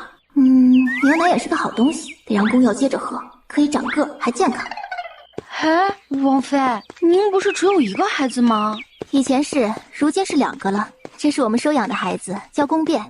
嘿嘿，好可爱啊！是吧？刚接回来那会儿，他瘦得像猴崽子一样，这养了好些天才见起色的。王妃，我可以跟您学舞吗？您刚才在拍卖会呢，太厉害了！那刷刷一下就将人挑到2楼，真是又帅又爽哟！你还知道“帅”这个词呢？这个是我看画本学到的。不要见怪，不要见怪哈！哈哈。不见怪，这话我也爱说，我就爱说我家王爷帅。对，摄政王是真的太帅了，全邺城找不到第2个，又位高权重的，还放言说只有你义气，帅到爆呀！那可不是，幸好被我收了，不然不知道要多少少女伤心欲绝呢。王妃，被您收了才伤人好吧？原本还是有希望的，您一收，然后王爷又放了言，全城都不知道收了多少手拍呢。不过呀，您也是真幸福，王爷心里眼里全是您，您现在可是全城女人都羡慕的存在呢。那可不，我这运气也是种实力啊，缘分呐。韩王妃，您可以教我武功吗？这个我教不了你，我也是我家王爷教的，我是教不了人的，我自己都还没学通呢。啊，是摄政王教您的呀？那摄政王不是更厉害？那可不，可以说整个大陆应该是没有人能打过他，当然除非他放水了。唉，他那身修为我都不知道在哪个境界呢。我拜您为师也不行吗？顾暖拍了拍他的脑瓜，不是拜不拜师的问题，而是我教不了，你还不如让你自己家给你找一个靠谱的师傅呢。梁伟伟蔫了吧唧的垂着脑袋，那我回家问问我爹吧。乖，能强身健体就好，修炼到我这样的是要机缘的，我的机缘就是我家王爷。您是安慰，怎么那么像打击呢？王妃，我需要的是安慰来着。好，那今晚留在王府用餐，本王妃让厨房给你弄一个不一样的招待你。好，谢谢王妃。不客气。今晚又是火锅，这次他可弄了个辣子锅，味道肯定足，所以两人就先吃了起来。谭麒麟走进来，就见两个女人热火朝天的吃着火锅。顾暖，你又弄这个吃了，也不叫我。鬼知道你跑哪儿去了。好帅啊，和摄政王差不多的帅。看什么？吃你的。梁伟伟不好意思的笑了笑，低头开始吃，时不时的还抬头看他一眼。哎呀，这家伙的脸也是个祸害呀。一顿火锅下来，梁伟伟光顾着看人去了，火锅都没吃多少。这位公子是谁呀？他叫谭麒麟，是王爷的朋友，也是世子的师傅，暂住在王府里。怎么看上他了？不是，他我招架不住，只是看中了他的长相，太养眼了。哼，聪明，就冲你这聪明劲儿，你这个朋友我交了。哎，你们两个女人，我听得见呐，你当着我面讨论合适吗？忘了收声了。那又怎样？人家夸你帅呢。我自己知道，不需要夸。我的小徒弟呢？哟，您还记得自己有个徒弟呢？我还以为你已经忘了呢。梁伟伟见人走了，他也很厉害。比王爷差那么一丢丢。既然王爷比他厉害，为什么世子还要拜他为师啊？王爷教不是更好吗？嘿，每个人的习惯呀，所修的功夫呀都不同，让他多拜个师傅，自然是想他多学一些。虽然这个师傅不靠谱，但聊胜于无嘛。也是。哎，王妃，时间不早了，那我就先回去了，下次再来找您玩。好，回去注意安全啊！我让人送送你，可不能半路遭个啥的。多好的一姑娘啊！谢王妃，不用了，我有带护卫出来的。你们那护卫还是算了吧，小毛贼估计还行，要是稍微厉害点的，连一刀都挡不住。那好吧，有了王妃了，那我就先走了。这算是我的第一个朋友吧，希望一直是这样的。时间要走时是很快的，皇帝的身体是一日不如一日了。华清宫里，娴妃的脸色很差，她知道摄政王已经掌握了所有证据，一旦放出来，他们面临的将是地狱。简儿，前日摄政王出宫，派人在途中劫杀，这是我们最后的机会了。此次不成，我们就败了，就再也没有希望了。好，母妃，我还让外公派了批人去摄政王府，两边行动，杀不了摄政王，绑了王妃或世子都行，有人质在，总会听话的。王妃再厉害，也赢不了这么多人吧？1000人，我看到底是谁厉害。希望能成功。母妃会成功的。非现在去圣上那看看，摄政王应该还没有把证据上交，不然我们也不可能相安无事。儿子，你就不能让着点娘？你都赢那么多次了。娘，让着您了，那还有什么乐趣呢？公要放下一子，这盘棋他又赢了。哼，一直输也没乐趣啊。娘，您的乐趣来了。好多呀。您可以尽情的玩。公要将棋收好，走过去将弓便抱了起来。可不能吓到这个小家伙了。等会儿你和弟弟在房间里不许出来，娘去解决。您觉得人家都打到王府来了，会放过我俩吗？也是啊。谭麒麟那家伙呢？找我做什么？那些凡夫俗子我可不管。顾暖白了他一眼，又没让你管，别让人靠近这俩小家伙就行。幺儿不小了，可以让他锻炼锻炼了。小的我可以带着。什么不小了？他才3岁，我一把剑都比他长，锻炼什么锻炼？你将他一起带着，要是让他出来，小心你的皮。顾暖，你是越来越嚣张了，还敢威胁我了？我什么时候这么没地位了？随随便便一个人都能威胁我了？怎么的？我有嚣张的资本。卫立说了，我只管嚣张，他就是我的资本。王妃，有人杀进来了。本王妃知道，你自己去一边躲起来吧。顾暖背着他，头也没回。管家瞪着眼，抽出匕首就要往他身上刺去，却被他一个旋身就踢飞了。你也太蠢了点，明知本王妃功夫厉害，还敢行刺。护着院子，不许任何人进去，他们本王妃来。是。顾暖又是从对方那抢了一把剑当武器，自己的剑可舍不得用来杀这些人，一剑一个，直接刺破丹田，不致命，却也再没有机会动武了。密密麻麻的黑衣人中间围着一个浅色的纤细的身影，看得龙卫们都想打上去，但碍于命令，只能坚守院子。顾暖像是不知疲惫的挥着剑，毫无失误，一剑一个。何必呢？眼看着人一个个倒下，领头的人眼睛都红了。哟，终于肯出手了！全力杀了他！看着好像很厉害，我倒要试试看是不是真的很厉害。跟他过了2招，可以啊，有点料。顾暖反手挑开2个阻力，就与他打了起来，游刃有余。头头见状，知道自己的任务是完不成了，挥剑挥得更用力了，人也越来越少了。宫卫里赶回来，见他玩得正起劲儿，也就没去打扰他，反手站在那儿看了一会儿，转身又走了。某人既然觉得生活太美好，硬要搞事，那就准备好吧。我认真了哟。眼色立即一变，手法也凌厉了起来，不过几招就将人挑了下来，剩下的人一一解决。顾暖瞬间笑了，甩掉手中的剑就回了房间。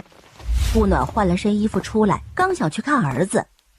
夫人，尊上让您进宫一下，说有戏看。真的啊？行，我这就去，得带上儿子，让他也去看看。于是儿子，走，进宫看戏去。宫耀其实并不好奇，但看他那兴冲冲的样子，好。王妃来是有何事？刚刚逃出升天，不能来吗？还真是看得起本王妃呢，居然派了1000多名杀手，这手笔还挺大的。顾暖在宫卫离旁边坐下。人齐了吧？那就来说说你们干了些好事吧。父皇，儿臣冤枉，儿臣什么也没做呀。哦，是吗？那贤妃呢？你也冤吗？我认罪。母妃。贤妃没有看他，荣国公也在，这会儿却什么也不能做，不然整个荣国公府就会填进去。如果不是你们，我们就不会如此。我们不回朝，你们该受的还是得受。你们唯一做错的是不该对王妃出手，蠢而不自知是你们自己，明知不可为而为之。你们应该明白，本王为什么会成为摄政王，不仅是为圣上处理朝政，更是为了督察你们几位皇子为何会愚蠢到想对本王出手，蠢到对王妃出手。景王和贤妃同时看向了薛王，薛王眼眸低垂着看着地面，宫卫里也看向了薛王，可他知道不是他，而是那个闭门不出的安王。有些人就喜欢藏在暗地里操控，享受那种胜利的感觉。安王站在薛王身后，余光见摄政王正看着自己，心猛地抖了一下。所犯之恶，证据本王已交圣上，所牵连的朝臣一律按国法处置。贤妃打入冷宫，晋王贬为庶民，罚至青州，无旨不得回朝。荣国公与陆丞相免去所有职位，全府流放3000里。礼部尚书葛宏元降为礼部侍郎，令太子人选已定，明日早朝会宣布。今日就到这里。他的妃子们自然也跟着走了。他正起身准备走时，被宫卫离拉住了。怎么了？先坐会儿，还有戏看呢。哦，还有什么戏？撕逼。不错呀，学得挺快的呀。杨子教得好。宫耀在顾暖怀里直翻白眼，这都是什么人？皇帝一走，景王就跳起来跑向薛王。北宫宣，本王杀了你！薛王一脚就将他踢了出去。你果真像摄政王说的那样没脑子。本王从不来阴的，本王向来讲究名正言顺。与本王相处这么多年，你还这么不了解本王？你凭什么觉得自己能赢？别说的冠冕堂皇，是人都会变，不是你还能有谁？真是蠢，如此还坚持己见，如此喜欢黑暗，就该继续待着，而不是如此着急地跳出来，给自己留下把柄。知道本王为何没有受到诱导去对付摄政王吗？因为本王知道他不会参与夺嫡之事。他为何这么了解？你等会儿就知道了。你为何确定就是本王所为？锦王没那脑子，摄政王更不会这样。本王之前猜测过丞相，等陆小姐出入王府时，本王就可以确定是他，因为他没那么蠢让自己的女儿去。娘，您是想出名还是不想呢？还好吧，没什么感觉好像。而且本王向来看人很准，看得出你是什么样的人，也看得出锦王是什么样的人。所以呀，从一开始本王就没参与夺嫡。不可能，那么多事难道都是安王弄的？他一个连王府大门都不出的人。他不出门，自然有人为他出门。他养了一只暗卫，专门为他暗中做事，数量达到了1000人之数。安王惊得抬头看向他，这个秘密没有任何人知道，所有人都没想到藏得最深的是这个安静的安王。摄政王果然厉害，这么隐秘都能查到。你很聪明，但用错了地方。宫卫离说完就站了起来，拉着顾暖也站了起来，直接朝外面走去。在走过安王的时候，摄政王如此优秀，为何对那95之尊不感兴趣？因为他有更感兴趣的事在等着他。这95之尊于他来说就是一把可有可无的椅子，坐着没点用处，要来何用？自己选择错了，也能怪到别人头上，可笑。坐在马车上的顾暖摇头晃脑，你不是说这个副本很难吗？怎么感觉就结束了呢？我啥也没干呢。先不回王府了，血腥味太重了，咱们找个地方坐坐，吃点东西吧。娘，是您想吃东西了吧？公药，我发现你是越来越喜欢怼我了哈，皮痒了是吧？哼，那老娘就给你挠挠痒。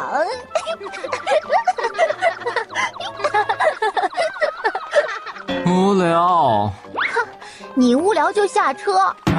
我出去玩几天，你们随意。你说他都玩啥呢？一走就是好些天的。每个人的乐趣不同，不用管他。那我们去哪儿呢？不是想吃点什么吗？带你去风味酒楼吃点，那里可是汇聚了5国的各种特色美食，绝对可以让人流连忘返。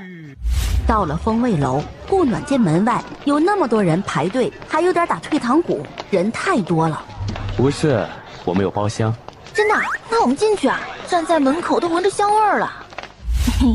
你把记得的先上，不记得的我后面再点。是，谢王妃。啊，你认识我？现在邺城不认识您的少，基本大家都认识您。我这么火了，我自己怎么不知道？应该是你在瑰宝阁那一战成名了。哦，原来那些达官贵人嘴巴也挺大的呀，居然参与流言。在场的可不只是那些贵人，小二、丫鬟、侍卫都在。宫卫里走回来，为他倒了杯茶。来，先喝点茶润润喉，这茶味不浓，喝点就好。没想到这流言的传播速度这么快呢，这才多久，这全城都知道了，我一下就出名了。娘，您是想出名还是不想呢？还好吧，没什么感觉好像。啊，不对，我感慨的是传播速度，怎么就跳到我想出名了呢？来，暖暖，先吃点东西，其他的稍后再说。是宠的，儿子都成障碍了。顾暖吃饱后往后躺了躺，反手向外面看去，居然看到了梁伟伟在外面。伟伟，上我们包厢来。哎，王妃，没想到能遇见你。看到摄政王一脸淡然地坐在王妃旁边，摄政王，宫卫离淡淡地点了下头。过来坐。你怎么自己来排队啊？丫鬟、侍女、侍卫呢？我娘不让我出来吃，我是偷偷跑出来的，只有自己排了。照你这样排，等被抓回去也吃不到，就在这吃点吧。啊，谢王妃。梁伟伟高兴地接过来就开始点，也是把小二点得一愣一愣的。顾暖笑了，这个是真的对他胃口。小二哥，就照着之前我点的先来一些吧，少了再点就行。伟伟，你这又不胖，公主为何不让你吃？我娘说要给我说亲了，要我收敛点，不然没人敢要我。你多大了，就要说亲了？16岁了。时间过得真快，我啥也没做就16岁了。16是可以说亲了，不过也不影响你吃东西吧。如果就因为你能吃就不要你，那这种人不要也罢，连你都养不起，要来何用？可我娘不这么认为啊，一心就想让我当个仙女，仙气飘飘的，就像那个陆晨瑶那样的。那样的人还是算了，没有生气，像个假人。我也说啊，我娘硬说那是淑女的标准，让我在家练呢。我今天练了一天了，脸都快僵得不是自己的了。顾暖听了就动手捏了上去。软软的，不讲，还可以继续。宫卫离见状，轻咳了声，越举了。宫耀也紧盯着他的手，眼里也写着越举了。至于吗？不就捏一下脸吗？吃东西，吃东西。是女的又不是男的，你俩什么反应？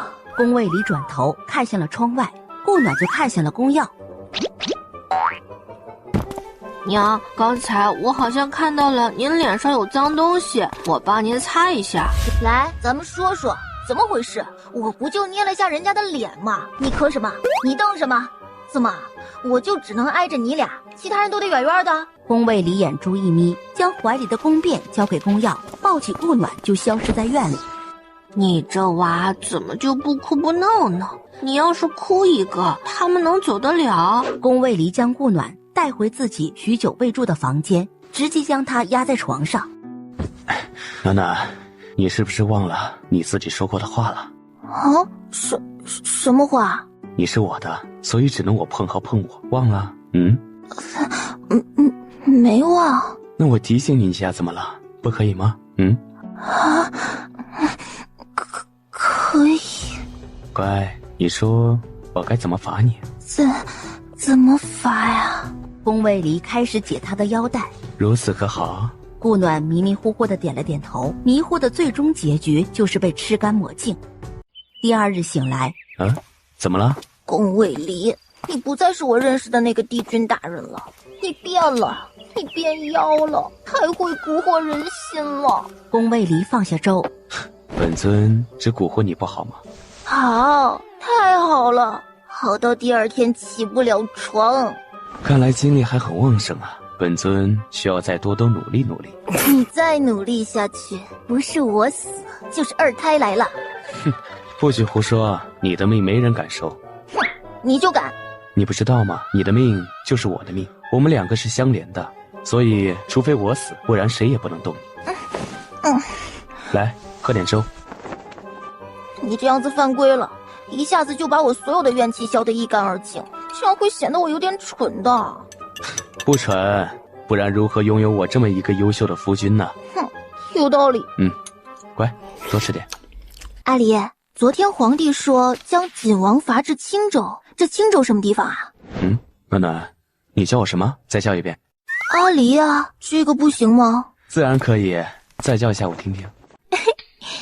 阿离，离，这几个你更喜欢哪个？都喜欢，你怎么叫我都喜欢。阿离，现在来说说青州是哪儿吧。皇帝为什么要将锦王罚至青州？那有什么不一样吗？青州是北萧边境，靠近西凤王朝，不算清苦，那边商贸通达，算是富庶之地。圣上罚他至青州，也算是变相的保护了。他若成器，在那经商亦可享受晚年荣华。那也要成本吧？皇帝旨意里虽没有没收全部财产，但这贬庶民了，不就等同于没收了吗？傻瓜，不会私藏啊？忘了。不过就看另外2位皇子是否会让他藏了。安王看着真不好说。是，安王此人计谋太深，应是会斩草除根。阿离，你这样，我自己以后可就不会挽发了。到时候你不在身边，我怎么办？不会，我去哪儿都带着你。那皇帝会护锦王吗？不然他这一路就凶险了。不会，将他罚至青州已是护了他，之后便不会再管他。那这一路能护他的人还真没有了，外家都流放了，谁能护他？就看他的命硬不硬了。你昨日说太子人选已定，是谁啊？不会是宣王吧？你不是说他有勇无谋吗？是他，但他也不算是有勇无谋，他是看得太明白，不去计谋，给人的感觉便是有勇无谋，他也是最好的选择了。他看人善用，应会是明君。好看，奖励一个么么哒。奖励。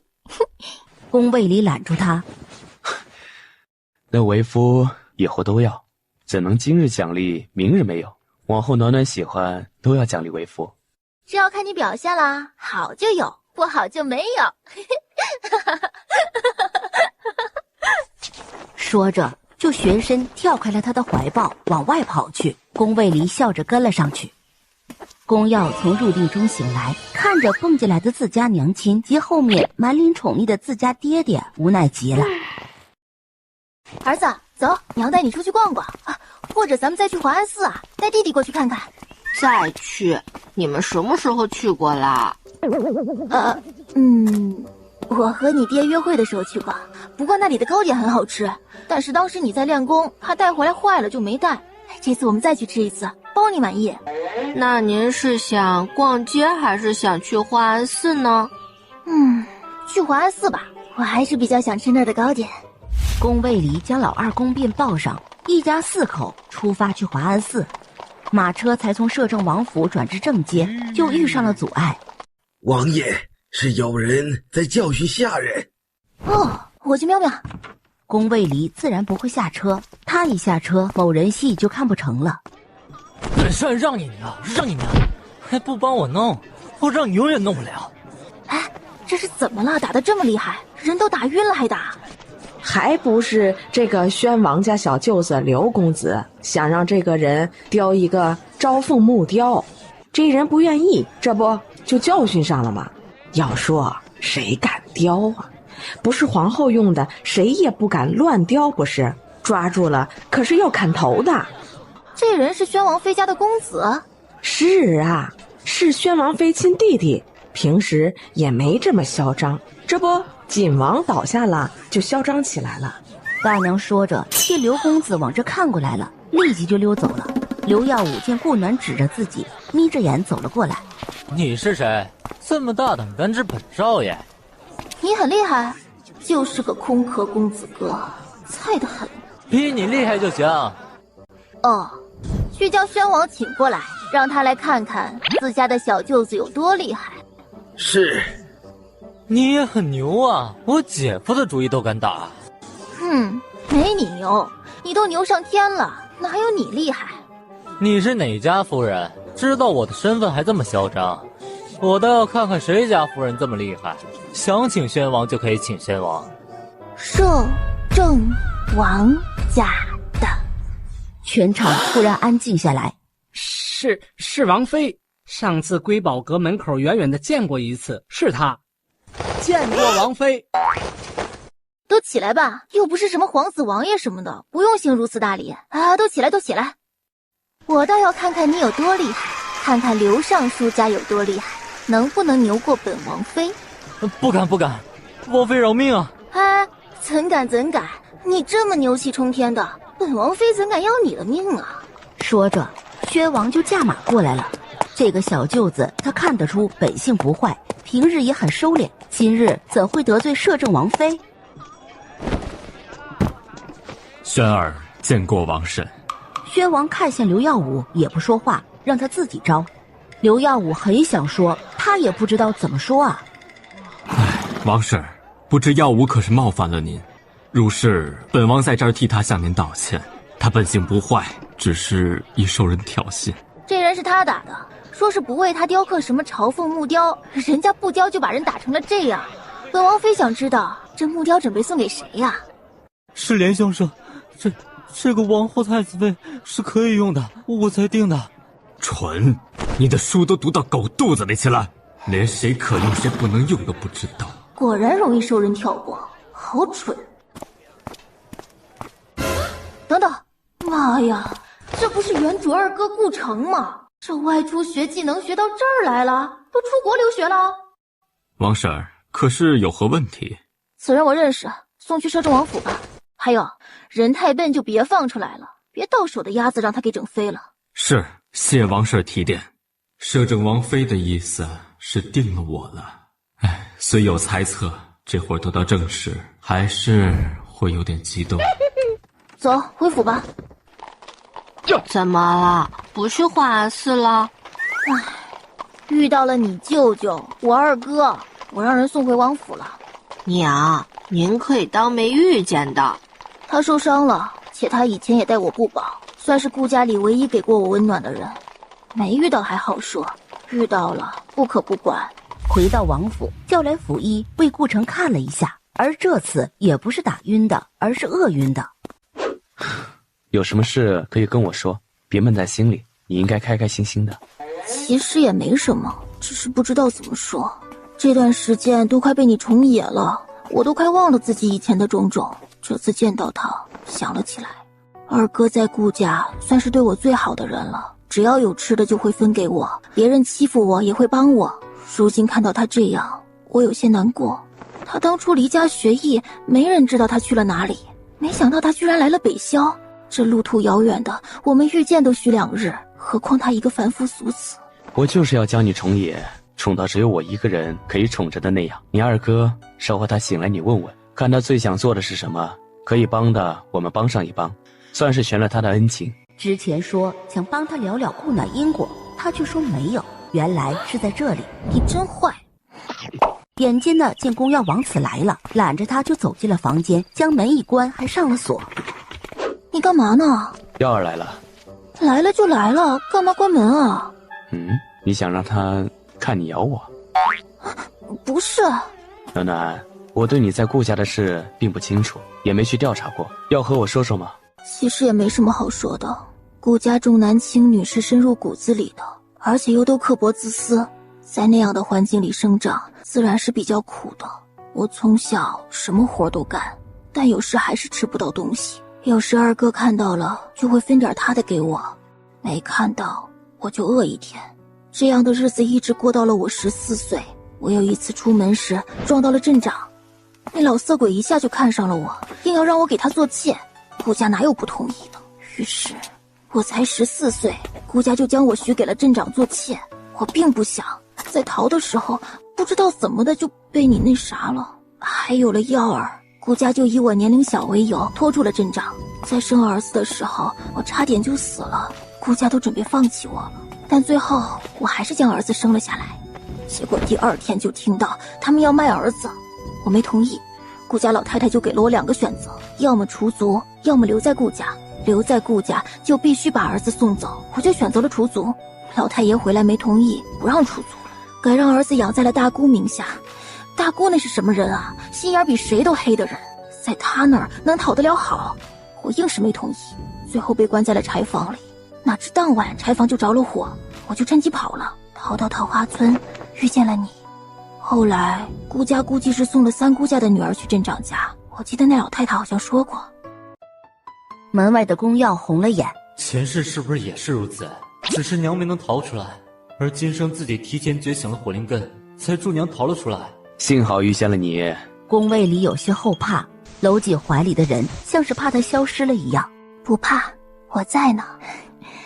我幸运的遇见了你，幸运的有了儿子。转过身子改为趴在他身上。阿离，我在你怀里，我是你的，只能是你的，乖，别怕。我不怕，暖暖是我的，只能是我的。前世爹爹一生未娶，只因未能遇见娘亲，俩人此世之福是前世所修的吧？得给两人留点空间了，不然那老头铁定和自己结。今儿个就不和他抢了。顺便还帮他拦住了来通报的侍女。何事？禀世子，王妃让照顾着人醒了，奴婢前来通报。先走吧，父王母妃有事在商议，我先去看看。是，世子。醒了吗？醒了。暖暖，今后我会宠着你，纵着你，你想干什么吃什么都好。你本来就是这样的，我已经被你宠坏了。往后只会变本加厉。暖暖，你二哥醒了。醒了？那我们去看看吧。到时见宫耀一本正经地坐在那儿，顾城见2位衣着华丽的贵人进来，连忙想下床。别起了，躺着吧。暖丫头，是我。你不是在家里吗？谁告诉你我在家里的？我在顾家人眼里应该都已经死了才对吧？暖丫头，发生了何事啊？你快告诉我。放手。顾城吓得立即放了手。顾暖拍了下宫卫离，跟顾城讲了下自己的事，只讲了自己是怎么从顾家逃出来的，其他的一概没提。他们每次给我来信都说一切都好，我问到你如何了，他们还是说一切都好，什么都没说。你一直往顾家寄钱了？每次都有几两，有时多点有10两，少的时候就3、4两。我说有一部分是要给你的，可能他们是因为这个才瞒我的。你觉得寄去顾家，钱能到我手上吗？我想着他们总会对你好些吧。不说这个了，你怎么跑到北郊邺城来了？这么远？我是跟着师傅来的，我本来去的是阳城，师傅因故要来这里，我只能跟来了。既然是跟着师傅的，那你为何会餐不果腹的，还饿晕了？我连续叼了2天木雕，没来得及吃。什么事？等我明天见了你师傅后再说。先吃点东西吧，小心把胃饿坏了。这个胃坏了可是很难养的。吃完休息会儿，下午我也过来看你。回了院子，就让龙卫去调查顾城的师傅，看看是不是个好的。娘，您怀了我的事，二舅舅知道吗？应该是知道的吧，毕竟是在原主出事后才出来学艺的。不过他刚才是一句都没有问我的身份和孩子的问题啊，我要没跟他说，他不好奇的吗？娘，我从进去到出来，他一句话都没问，也一句话都不曾与我说，奇怪吗？自然奇怪了，哪怕不知道你身份，你一个孩子去了他房里，他不该什么都不问不管吧？这个顾城有问题。娘，不许难过。傻儿子，娘不难过。娘说了，娘只有你和爹爹2个亲人。不对，现在还有弟弟，3个亲人，娘不会为别人难过的。娘真乖。臭小子，别得寸进尺啊！娘亲的头也是你敢摸的，这可是你爹的领地，要是让你爹知道了，小心他剐了你。娘不让爹知道，不就可以了？你爹要是想知道什么事，还需要娘说吗？要知道，娘有时候都自身难保，更何况就你。宫耀感应了下，确定宫卫离没在王府。娘，您得有出息一点，别这么纵着爹。臭小子，别想挑拨离间，老娘可是靠你爹纵着的，没他就没如今嚣张的我，可不得纵着点他。你爹这人这么敏感，要是我一个不注意，铁定被他抓住把柄的，所以还是乖乖的，别闹。娘真狗腿。宫耀跳下他的腿，还给他揉了揉。娘狗你爹的腿怎么啦？他可是我的男人，不找他抱大腿找谁？宫耀翻了个白眼儿，转身就走。去哪儿啊？找弟弟求安慰。我也去。你弟弟这不哭不闹的，太没存在感了。那您是想他哭闹呢，还是不想呢？不哭不闹也不行，太闹腾的也烦。算了，还是保持现状吧。你从小也是这样的，不哭不闹很好带，该吃吃，该喝喝的。哎呀，只是有一点就是你从小就不爱喝母乳。都说小孩子要喝母乳才聪明，你从小就聪明。这要是从小喝母乳，肯定逆天了都。宫耀听得耳朵都红了。不是吃了2天的吗？宫卫离回来时，顾暖正在修炼。顾暖从入定中醒来。回来多久啦？不久。暖暖，不用着急，修炼不能操之过急，讲究水到渠成。我知道，我不着急，在这儿我已经是天下无敌了，有什么好着急的？皇帝叫你入宫什么事啊？问今日之事，我已说清了。还有，明日大朝会颁布太子人选，10天后便是太子册封仪式，到时需入宫参加，你得穿摄政王妃正宫装。没事，现在不同往日，我这体格已经完全适应了，穿1天都没事。这都破骨期了，还怕他一套正宫装？笑话。对了，今天我和儿子都发现顾城不对劲，儿子在我们之前就进去了，到出来他一句都没问，而且对你我的身份好像一点也不好奇一样，也问都不问。让龙卫去调查一下，先让他在王府住下，结果出来后我们再看吧。已经让龙卫去查了，希望是好消息。第2天，龙卫就将调查结果送来了。顾城的师傅一通在阳城得罪了人，才卷财带着家人逃至北郊。原是在青州，但那鱼龙混杂，怕被人发现，就又到了邺城。在邺城开了一家雕刻店，专雕木雕，也借玉雕。而顾城全程只跟着他师傅跑，未参与也未出卖，所以他师傅是对他很信任的，什么技法都会教他，当半个儿子对待。在这中间也没人与他有过什么接触，那他昨天那反应也太奇怪了些。算了，还是在家逗娃吧。小儿子我好像都没怎么带过从带回来都是他哥在照顾。儿子生辰过了没？我忘了记日子了。哎呀，怎么办啊？现在还能补吗？怎么了？我犯错了。何错？我把儿子的生辰忘了，都过了好几天了。无事，耀儿不会介意的。我要去跟儿子道歉，我怎么能忘了他的生辰呢？娘，不用道歉，我真的不介意。儿子，对不起，娘居然忘了你的生辰。娘，不是说了吗？我不生气，儿子只要娘好好的，开开心心的就好。宫耀抱着他的脸亲了下，宫卫离见状，立即将他拉开，抱在了怀里。别得寸进尺。娘，别欺负我！对儿子干嘛呢？你确定要挑衅我？怎么不可以啊？娘可是护着我的。你确定？现在非常确定。宫卫离勾了下唇，转身就走了。你爹生气了，后果很严重。没事，他最疼您了，您冲他撒下娇不会怎么样的。娘今晚陪我睡觉，算是补偿我，怎么样？撒娇？我还真没试过呢，应该可以试一下。大不了就是躺2天嘛，有什么大不了的？要是撒娇成功了，说不定还可以免了。娘，有这么怕爹吗？娘不是怕你爹，你们现在还小，等你长大了，有了喜欢的人就懂了。那您的意思，爹也怕您了？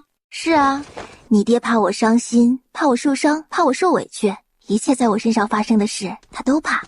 王妃，餐食已经准备好了，请舅爷了吗？请了。到餐厅，顾城和宫卫离都已经坐在那儿了，就在宫卫离旁边坐了下来，还偷偷地看了他一眼。二哥，不用拘束，都是自家人。来，吃吧。刚才两人说的话他都听到了，放过是不可能的，严惩可以改成小惩。顾城只吃着自己面前的那碟菜，顾暖见状给他夹了几筷子其他菜，就没再招呼他了。吃完，顾城就回了房间。他到底怎么了？让龙卫去细查，总能查到。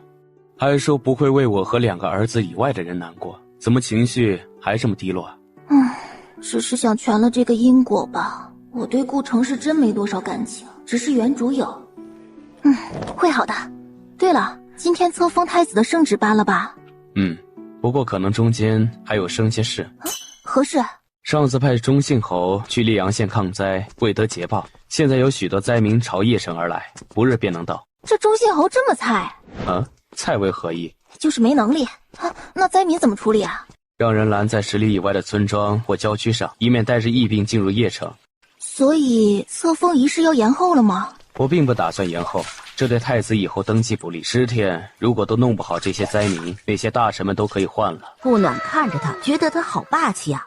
我家里好厉害，太霸气了。为夫还有更厉害的，暖暖可要体验？不要。大概有多少灾民过来啊？那溧阳县那边到底是个什么情景？除非很严重，不然灾民怎么会离家外逃呢？我知道，已经派了墨镜和龙卫去调查了，快马加鞭，明日也会有结果了。今日颁下圣旨，这事儿就传入邺城，会不会对太子造成什么影响？不会，洪灾之前就有的，不会影响他。如果有流言传播，那也是人为的。还能做这种事的，应该只有安王了吧？想想，最近还是安分的在府里待着吧。宫卫离抚揉着他的后颈。不一定，不过最近只要不过分洗脑都没事，想去哪玩就去哪玩。顾暖被按摩着，渐渐地靠在他怀里睡着了。看着他的睡颜，他喜欢这种全心依恋。宫耀走过来，看到这一幕，娘又被那个老男人拐跑了。离邺城8里地的一个空旷空地，顾暖到灾民聚集地的时候已是午时。姐姐是来找谁的吗？你怎么知道我是来找谁的，而不是和你们一起的？可是我没有见过你，这里的人我大多数都认识。你这么厉害，你叫什么名字啊？你可以叫我大牛。大牛啊，你多大了？这里都是你们村的人吗？不是，有隔壁村的，好几个村子的都在呢。好，姐姐知道了，你和小朋友们去玩吧。顾暖自己在周围走走看看，都没看见有大夫过来检查这些人是否带有疫病，皱着眉离开灾民区，得请些医术好的大夫来看看。只是没想到在进城的时候被官兵拦了下来。怎么，我只出去了一会儿，前有文牒，为何不能进去？现在只许出不许进。哪儿写了只许出不许进了？我说了只许出不许进，听不懂人话吗？我听得懂人话，但听不懂牲口的话，并未出告示说只能出不能进，为何你这儿有要求？姑娘，他们是想收银子，交了银子便可进城。哼，要交多少银子？昨天是1两，今天呢是2两了。什么2两？这是普通村民们好几个月的用度了。要2两银子，我才可以进去。官兵眯了下眼睛，伸出了手。顾暖笑着，一刀就将他的手砍了下来。所有官兵将他围了起来。嘿，把他给我杀了！哟，权力挺大呀，可以随意杀人啊！哎呀，我好怕哟！你们谁敢动一个试试？满门抄斩不敢说，斩你们还是可以的。来，咱们聊聊，谁给你们的狗胆，敢趁火打劫、趁灾敛财的？顾暖看了他们一眼，不说还是不知道？那就说说是归谁管的吧，这总该知道了吧？他们是程威将军的人。喊完就溜了。程威将军没印象。顾暖朝对面树上招了下手。请夫人吩咐。这个什么程威将军，你知道吗？回夫人知道，是灵芝侯门下将军。灵芝侯是太子门下。这太子不笨，才坐上太子之位就给自己招这种祸，宫卫里也不会选他为太子。去将王爷和太子请来。是。总有那么些蛀虫在腐蚀根基，不过别怕，会有办法根除的。还围着我作甚？先去忙吧，我不走。官兵们面面相觑，还是没动。哎呀，都是些什么人？宫卫离和太子到的时候，城门口已经聚集了很多人。暖暖，这就走了？不然留在这里吃饭啊！扭头就走。太子挑眉在旁边看着，宫卫离转头看向了他，立即收敛，面无表情地看着地面。哼，何必呢？明明是自己要罚他，怎么就变成了自己了？昨晚太放肆了。暖暖，今日怎会出城去看了灾民了？哼，城外的灾民全围在一起就不管了，大多数都是行病的，真是不服。还有个问题就是，他们大多数只是感冒，连受伤的人都是感冒，太不正常了。你还是派信得过的御医去看看。好，定是有人想找事了，我会交代太子去办，这次将是他的一个试炼。顾暖跟宫卫离说过灾民的事，就没再去管了。阿离，解决了吗？交给了太子，他要是这都管理不好，这太子之位他也做不了了。宫卫离将宫辫抱过来，放在自己腿上。我都好久没戴辫儿了，才抱一下你就给抱走了。哎，他长大了，有点重。才几个月大，重什么重？暖暖，我派了人去华安寺去取糕点，可想吃啊？要的。原本还想带儿子去看那儿的风景呢，那里的桃花林和桃花村很像呢。想回桃花村了？你在哪儿，我就在哪儿，回不回去都可以。宫卫离揽过他，亲了一下。好，我们不管去哪儿都一起。这时龙卫过来禀说太子请摄政王入宫。这个时候叫你，肯定是灾民的事，你去吧。才回来又要进宫，才和暖暖说2句情话，就又得离开。看来得快一下把事交出去。黑着脸进了宫。何事？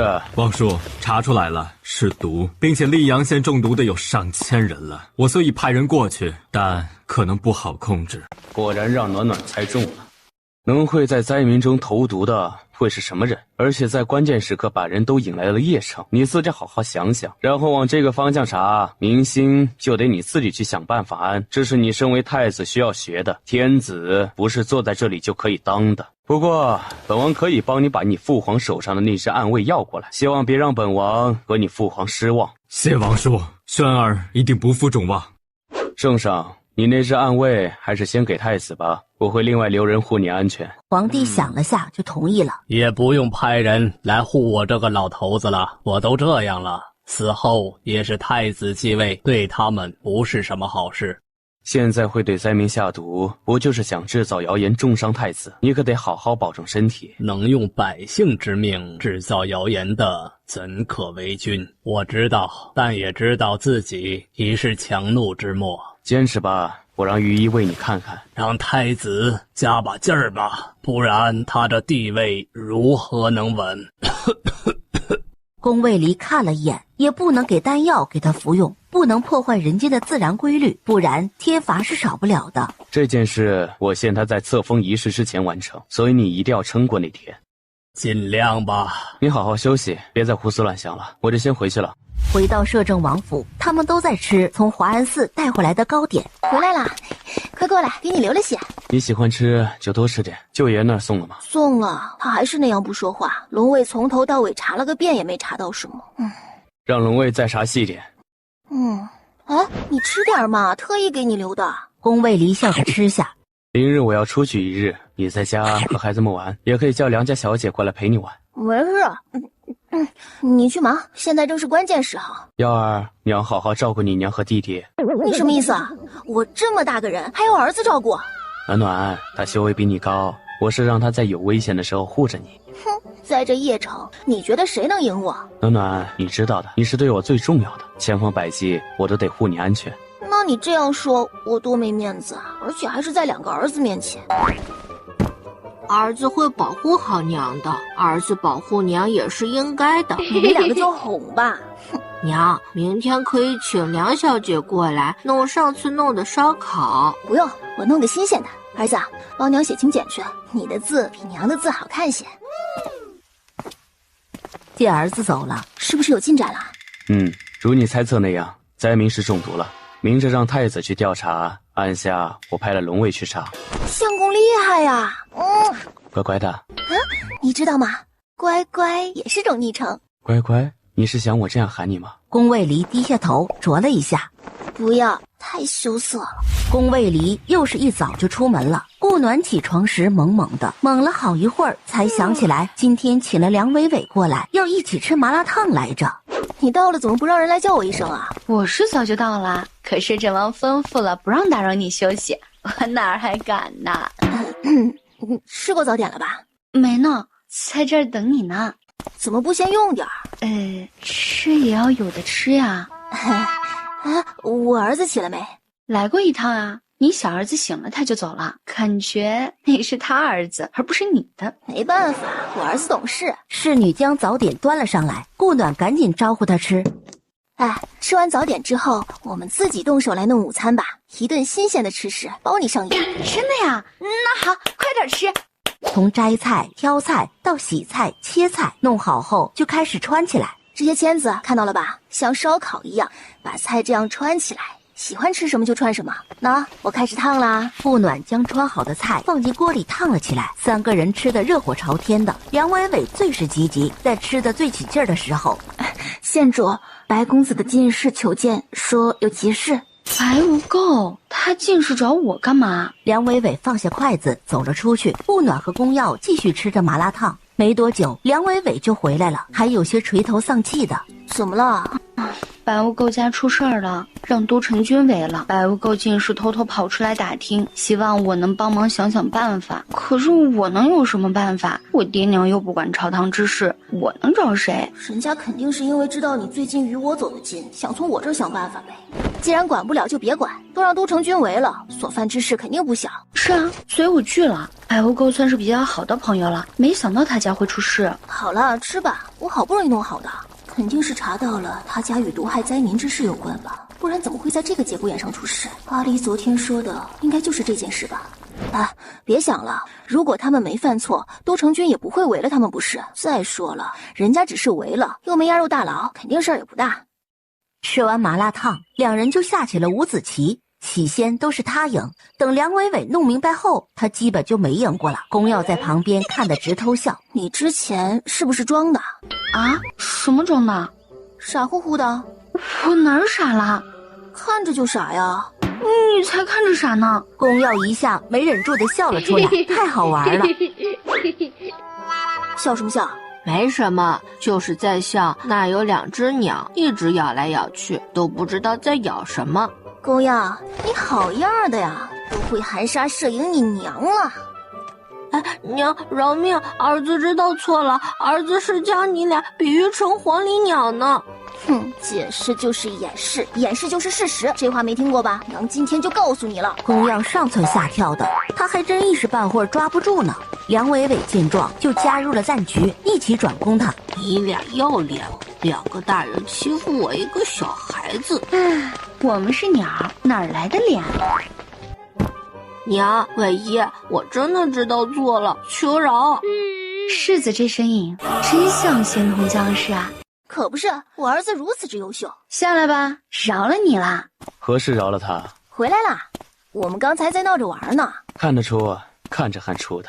既然王爷回来了，我也该回去了。伟伟就先告辞啦。我让人送你回去，现在城里有些乱。梁伟伟一走，不暖就拉着他问了起来：“白府是你围起来的吗？”都没出府就知道了。有人求到伟伟这儿了，能不知道吗？哎，他们犯事儿了？有，但问题不大。这样做只不过是为了引蛇出洞。引哪条线？后宫的蛇。你怎么知道蛇在后宫？想为王者，守卫百姓。安王是善于算计，但并未以百姓为计。且这2日调查结果都指向后宫，只是还不知道是谁。想来是那些有儿子的呗。后宫有孩子的有3位，淑妃、华妃、灵嫔。灵嫔是女儿，不记，就只有淑妃和华妃了。华妃是哪个？我没印象。某人又向前挪了下。她体弱，基本不出宫门，有宴会也不会参与。她有儿，名为连王。还来，我都快变成下妖氏了。淑妃的儿子誉王还小，他如此算计，最后也轮不到他儿子吧？连王如今也只有10岁，比誉王大2-3岁而已。儿子，走，今晚娘陪你们睡。宫卫离勾起的唇立即就落了下来。乖，敢喊出来试试？不敢。哼，瞪了他一眼，转身就去报宫便，牵着宫耀就走了。宫耀回头可怜地看了他一眼，笑眯眯地跳着。宫卫离勾着唇看着2人的背影。夜间不暖才入梦，就被他抱回了房。半梦半醒间看了他一眼，没反应过来，转头继续睡了。乖乖，逃得了吗？你别吵吵。宫卫离，干嘛呢？别打扰儿子睡觉。乖乖看看，这有儿子吗？说好要陪儿子睡觉的。已经陪过了，该陪我了。乖乖，话说今天怎么突然要陪儿子睡觉了？没有为什么呀，多久没陪儿子了？要有亲子时间啊。说实话，乖乖就不该告诉他乖乖是个昵称，这乖乖喊的我都快起鸡皮疙瘩了。就是你太诱人了。我们是夫妻，暖暖可是想怎么样就怎么样的。顾暖直挺挺装死，趴在他身上睡着了。宫卫离眼睛里满含失望，但还是轻轻地拍着他的背哄他睡觉。不过2日，结果就出来了，是让人意想不到的。灵妃，他干嘛这样做呀？又没儿子，难道他还想称帝呀？皇宫，灵妃可认罪？认何罪呀？不是你所为，为何郑涛会出入你的宫殿？他出入我的宫殿就是我所为了。那前几天还讲过皇后的宫殿呢，怎么不说是皇后所为？笑话！你们怎么蹦跶我都无所谓，但不能过了底线。百姓便是北萧的底线，天下百姓为水，这不是本王说的，都知道吧？玩水的下场是怎样的？历史上无数先例，需要本王讲述一番吗？宫卫离看了一圈，眼光并未落在灵妃身上。此时龙卫前来禀告，靠在他耳边说了什么，又将一叠信交给了他。宫卫离打开看了看后，抬眸朝太子招了招手。太子见状走了过去。王叔，那看看。太子看着信里的内容惊讶了，不可置信地看向淑妃。淑妃的永春宫和灵妃的柔福宫刚好相反，郑涛每次都是从柔福宫进入永春宫，这样既可以避嫌，也可以嫁祸。王叔，玄儿知错。何错？不该在事情未查明前就打草惊蛇，并未调查清楚就冤枉灵妃。你之前很聪明，可在封太子之后便轻慢了许多，结果可以错，但不能操之过急。如果你再细查郑涛，今日跪在下面的便是真正的幕后之人。是，玄儿知错。太子认错后看向众人，来人，将淑妃和德妃押起来。淑妃猛地一下站了起来。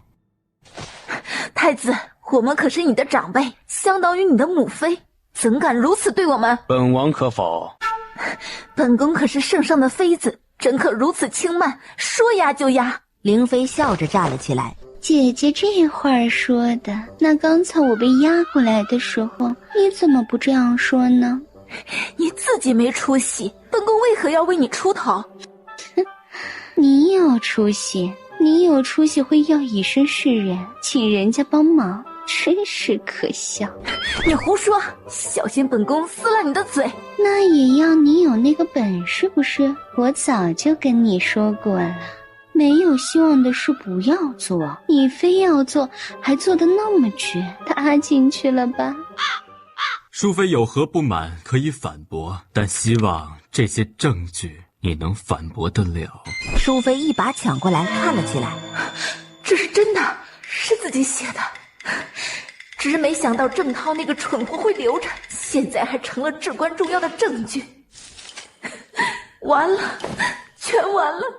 来人，将淑妃押进刑部，后续请圣上定夺。圣上打算怎么处理淑妃？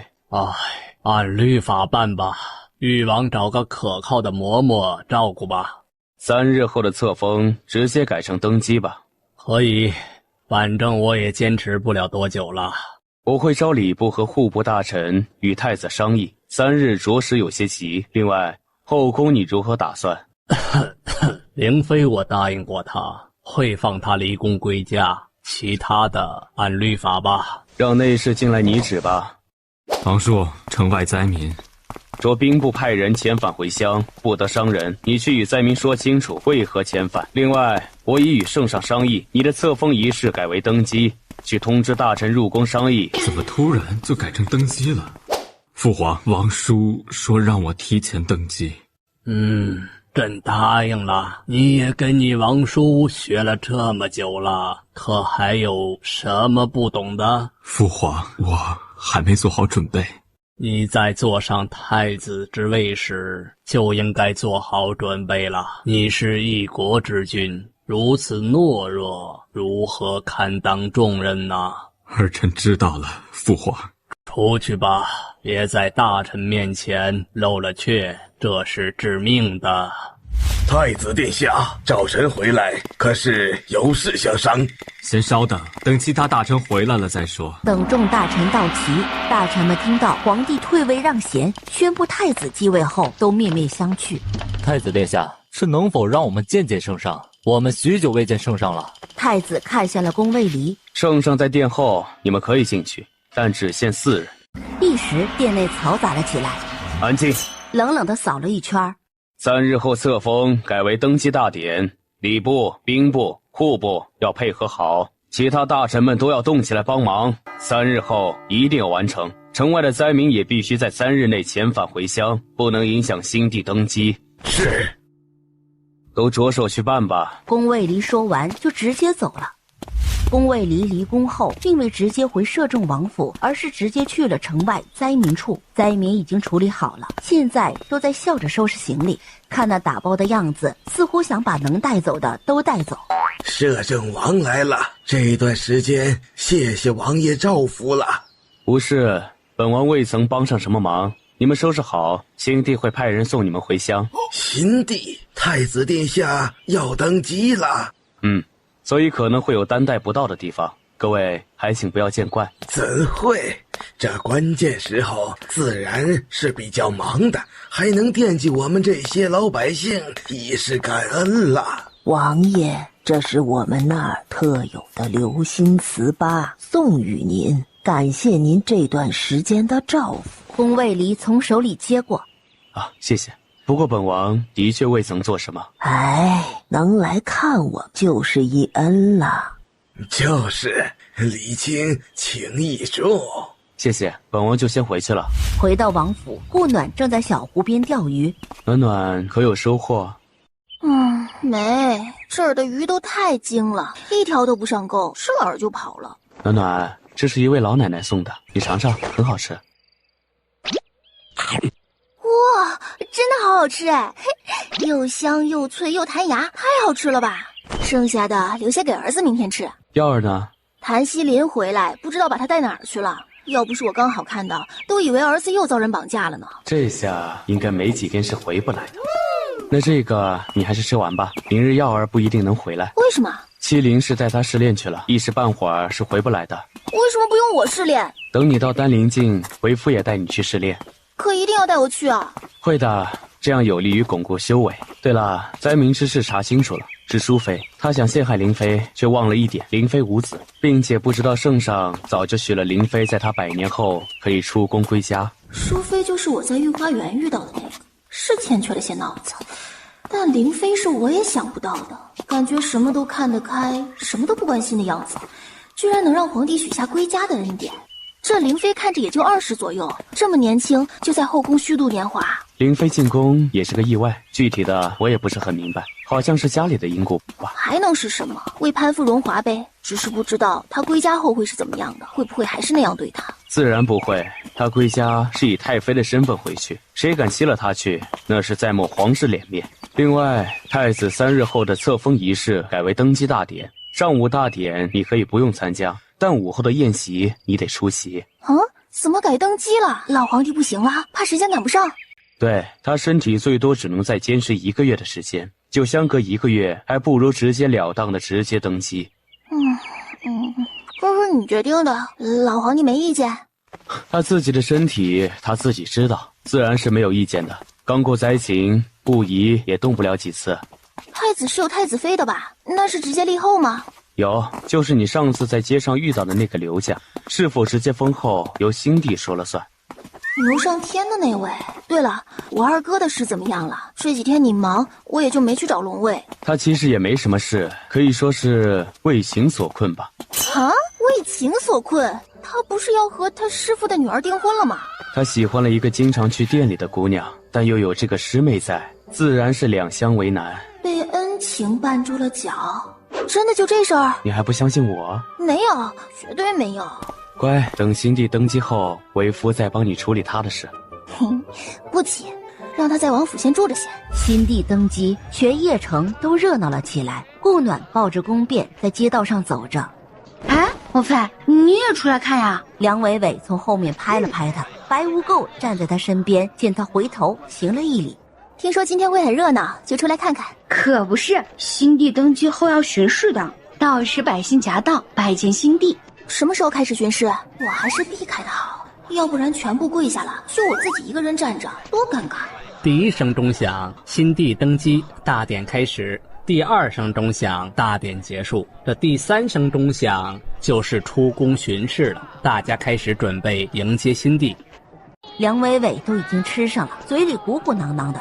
大公主不限制你吃了？不限啦，这还得感谢您。我上次回去将您的话复述一遍，我娘就不管我啦。本王妃的话这么管用？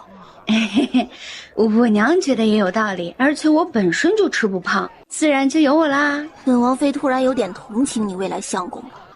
哎，为何啊？有点傻。你才傻呢！白无垢在旁边看得眉眼直挑。这是第几声啦？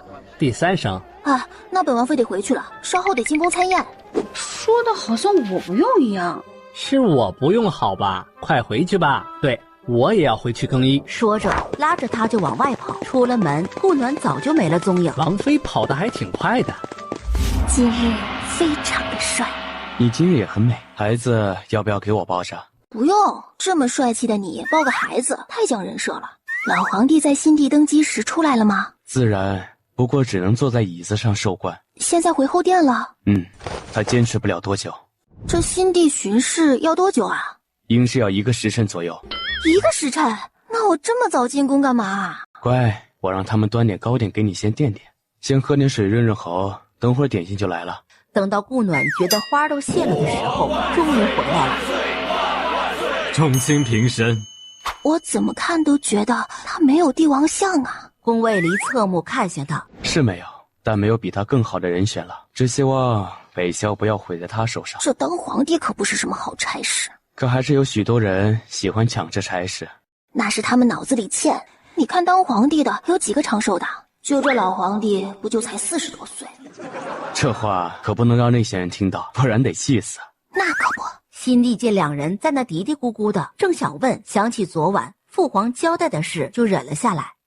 顾暖第2天一起床就拉着宫卫离来找顾城。二哥，用过早点了没？用了。顾暖凑近在他旁边坐下。二哥，那姑娘你真打算放弃了？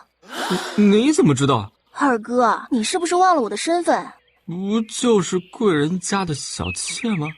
顾城这话一出来，不说顾暖，就连宫卫离的脸都黑了。我是王妃，正妃，嫡妻。啥？王妃？暖丫头，你没骗二哥吧？那他是王爷？嗯哼，他就是我相公，我儿子他爹。顾城反应过来，脚都有点抖了。我之前不是跟你说过了吗？我们家我说了算，不用怕他，你可是他大舅子。顾城咽了下口水。暖丫头，你是怎么嫁给王爷的？不会是像娘一样设计的吧？那样肯定长久不了，还得低三下四的。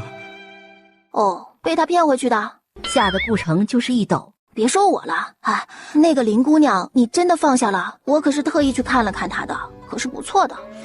我还打听到人家正在相看人家了呢。你要是真放下了，我可就不管了。你师傅那女儿我也去看过了，皮相是比林姑娘漂亮些，可那脾气可真不怎么样啊。你若是真娶了她，你下半辈子可都得被她压在头上了。虽然你师傅对你恩重如山，但没有必要搭上你一辈子去还吧。再说了，他女儿又不是嫁不出去，还不是看你本分好欺负。你这说是娶他女儿，还不如说是入赘他们家呢。你要是还惦记着林姑娘，你师傅那儿我可以去帮你说和呀，我其他的不行，这张嘴还是可以的。你之前不还说不行吗？啊，这不是分人和情况的吗？刚才听到他又相看人家了，心还能漏掉了一拍。暖丫头，这事儿我考虑一下吧。我也在这儿待了好一段时间了，也该回去了。我考虑好了再来告诉你吧。行，那我让人送你回去。不用，你这送我回去，我就更扯不清楚了。好，那用过午餐再回去吧。顾城这一考虑就考虑了3天，第4天才来找顾暖，说他想要娶林姑娘。你还没和你师傅的女儿定亲吧？没有。那你师傅有跟你提过他要将他女儿许配给你这件事吗？没有正面提过，但表示过有这个意思。那就是什么都还没有了，没说明白又没行动的。顾暖一合计，就去找了他师傅一通。您是说您是顾城的妹妹？对，我二哥承蒙你这几年的照顾，真是感激不尽。你也知道，我二哥如今都快20了，年纪也不小了。我呢，偷偷的给他相了门亲事，想让你帮忙长长眼，看看这姑娘怎么样。这直入主题的，本姑娘就不信搞不定你。一通的表情僵了下。哈哈哈，贵人说笑了，您的眼光自然不差。可别这么说，我哪是什么贵人？再说了，你还是我二哥的师傅呢，可是相当于他半个父亲，怎能不参与呢？我本来是想约在今日的，可未与你打好招呼，怕太过唐突了，故而约在了明日，不知可否？呵呵呵，可以的。心里暗恨，人家都已经相上了，自己还怎么说？说别相了，我已经打算好了，将女儿许给他。那明日我会过来请您啊。对了，您店现在忙吗？啊，还好，还好。那还好。前段时间我二哥不知怎么的，居然饿晕了。问他呢，他就说太忙了，没顾得上吃饭。这可怎么行啊？人是铁，饭是钢，怎么能不吃饭呢？是吧？所以呢，我就留他在家多养几日了，还请您不要见怪。岂敢岂敢，是我们照顾不周，照顾不周。那明日的事就这么说定了，我就先告辞了，我们明日再见。啊，好，好。顾暖看了眼在后堂上张望的某人，头微扬的朝门口走去，将高傲发扬光大。爹，他什么意思啊？是要给顾城相看姑娘？对，让爹明日一起去看看。爹，你不是说要把我许给他吗？怎么他妹妹还给他相姑娘啊？别急，爹另外想想办法，你先回去，得想办法把这事搅黄了，不然娟儿就真没机会了。爹，你可要好好想想啊！他妹妹嫁的肯定不一般，那一身衣服就值好几两银子呢。如果我能嫁给他，我们肯定能享他妹妹的福。头上戴的珠钗看着就价值不菲，还戴了好几个；手上戴着的手镯看着都贵重，还一手一个。怎么样？说的他无话可说，还强调了一下他亏待我二哥的事。对了，得找人和那林姑娘通通气，去他家提提这个事儿。找个老嬷嬷去问问。对，你找一个老嬷嬷来，我负责跟他说。好，下午就帮你找来。不，等下就要，需要让他下午去一趟，以示诚意。好，都听你的。奖励一下，乖乖的。想要更多的奖励，那就再接再厉，加油！去帮我找嬷嬷吧。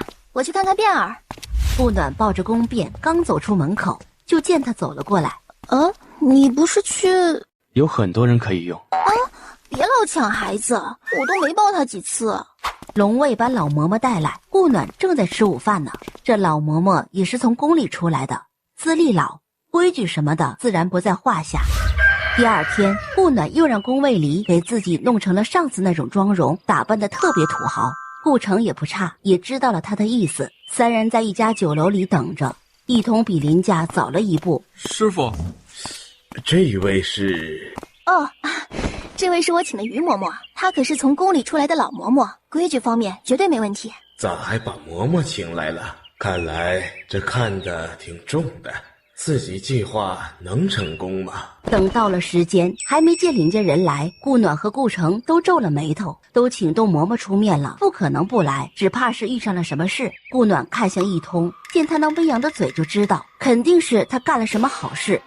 这林家是不是遇上什么事儿了？我让人去看看，你们先等一下啊。顾暖回来，看来不是什么好事儿，希望阿维现在去还来得及。听说易师傅还有个女儿，我这人脉广，需不需要我帮着找一个？绝对是好儿郎。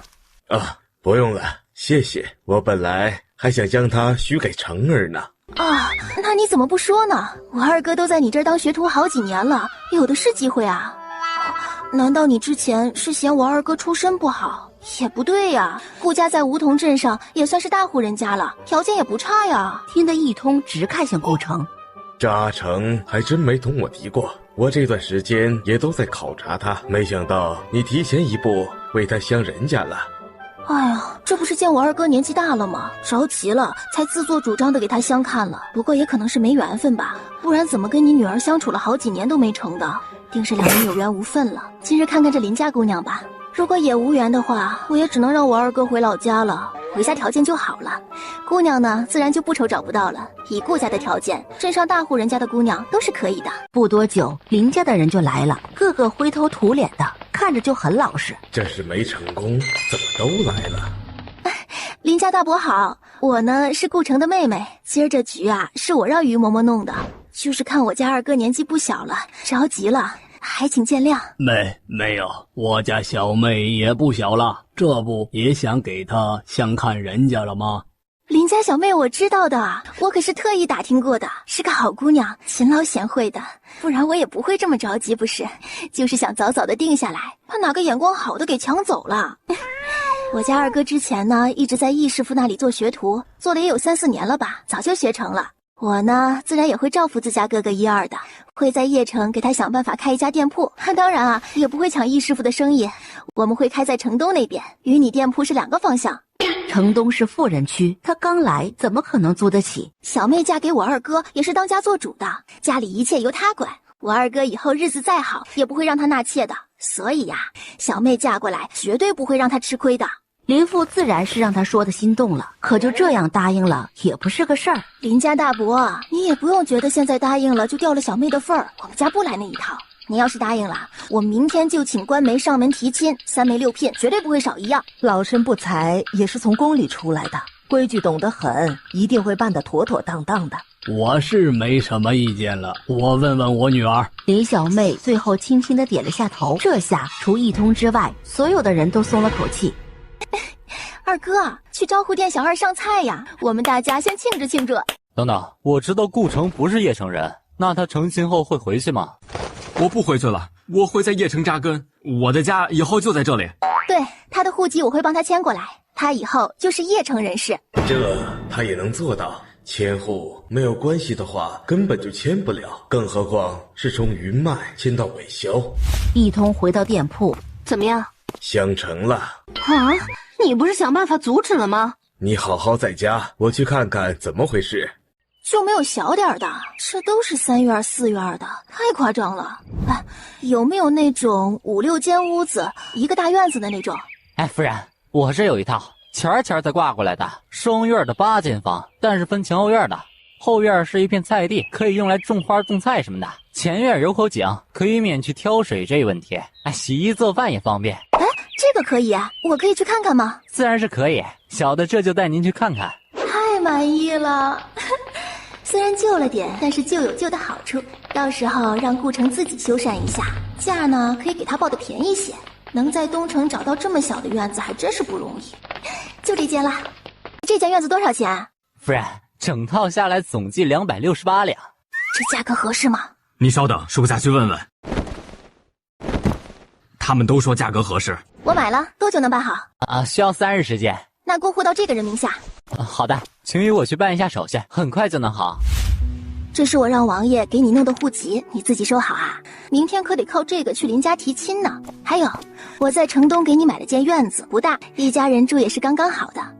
也别急着拒绝，你总不能新婚后还住在这小小的一间杂货房里吧？你舍得委屈人家小妹吗？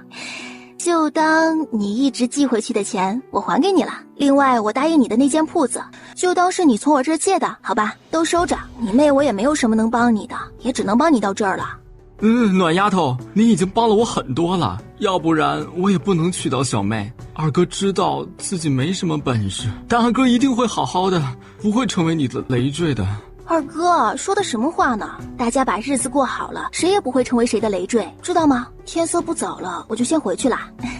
你早点休息，明天于嬷嬷会带官媒来找你，你带着礼去提亲。那些礼呀，我都让于嬷嬷准备好了，都是按制定的，别紧张啊。明日定亲后，把小妹带去新院子看看，看她想怎么修缮，按她的喜好来。文件3日后可以办下来，但钥匙我已经要过来了。顾城握着钥匙，可不是哭了，脸通红通红的。顾暖出去时遇到了易娟，笑了下就走了。易娟本来还想和他说2句，结果人家抬腿就走了，气得他直跺脚。阿离，你快帮我捏捏，肩有点酸。在外跑了1天了，要不要再吃点东西？不要，抱抱就好。渐渐的就感觉他靠在自己怀里睡着了。顾暖这一觉睡到了大天亮。阿离，你今儿怎么这个时间还在啊？一般你不是早早就起床了吗？前段时间不是忙着正事，没怎么陪你。如今有时间，自然是想要好好的补偿你一番。不用，我们今后有的是时间，不用补偿。那是以后的，但如今便是如今，怎能相提并论呢？补偿最后的结果就是午后才下的床。暖暖，你是不是打算在你二哥婚后就闭关？你怎么知道？你如此操心你二哥的婚事，就让于嬷嬷挑最近的吉日，想不知道都难。我就是操心我二哥呢，他都20了。暖暖，你是我娘子，你我还是了解的。这是我让人从御膳房拿来的，尝尝看喜不喜欢。怎么突然从御膳房拿啦？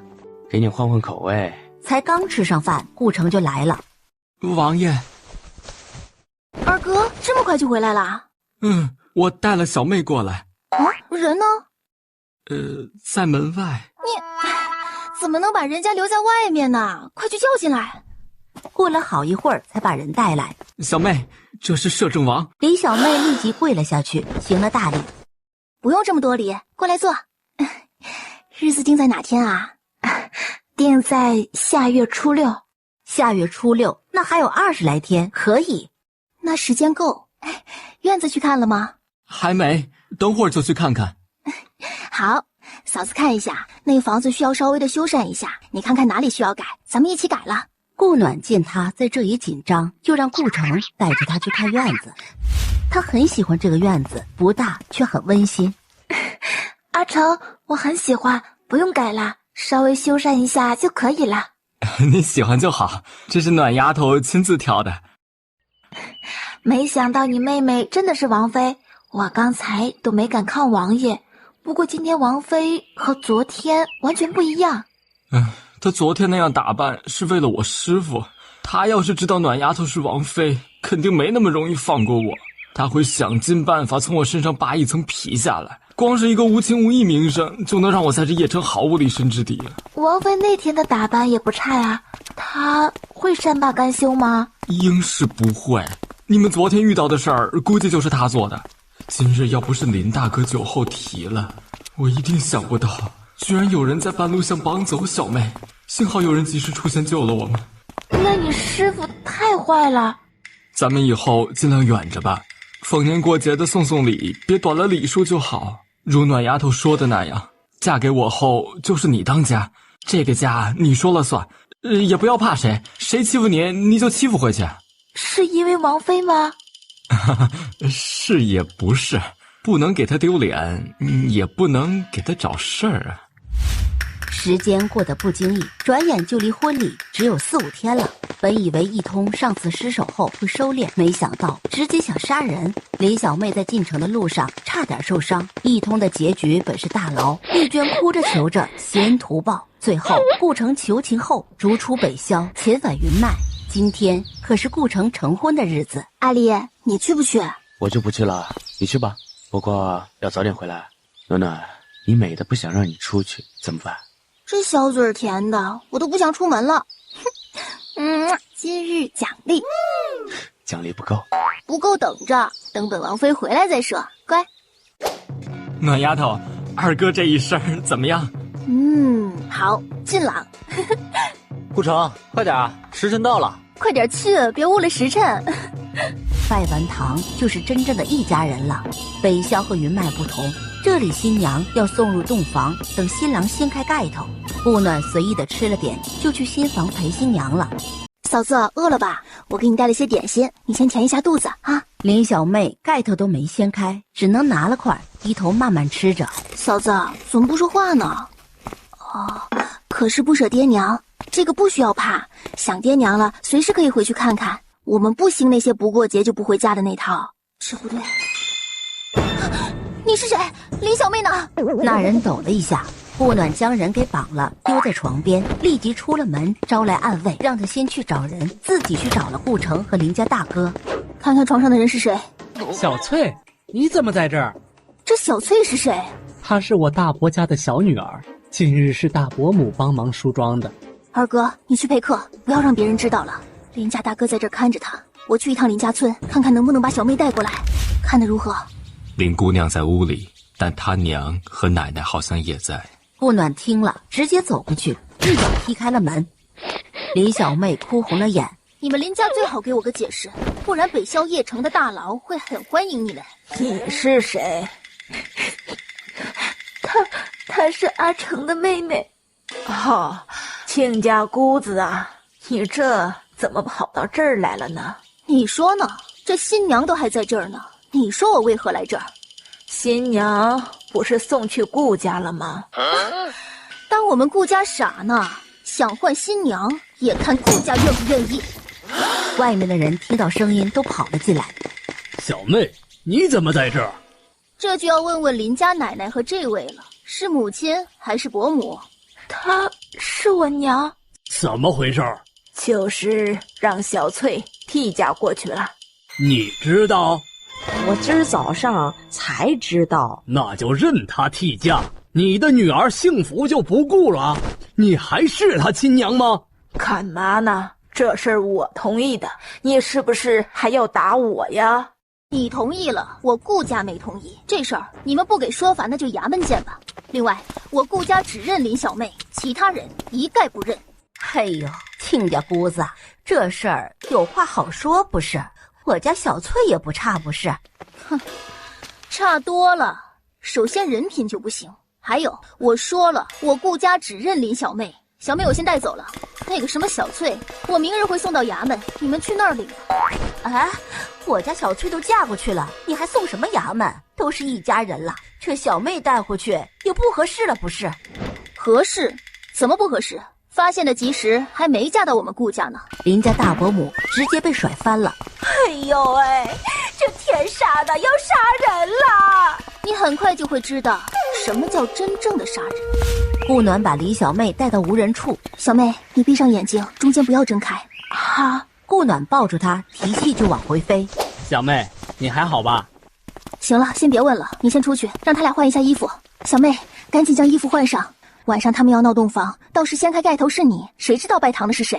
林小妹听了就明白了他的意思。那我的妆怎么办？我不会上妆。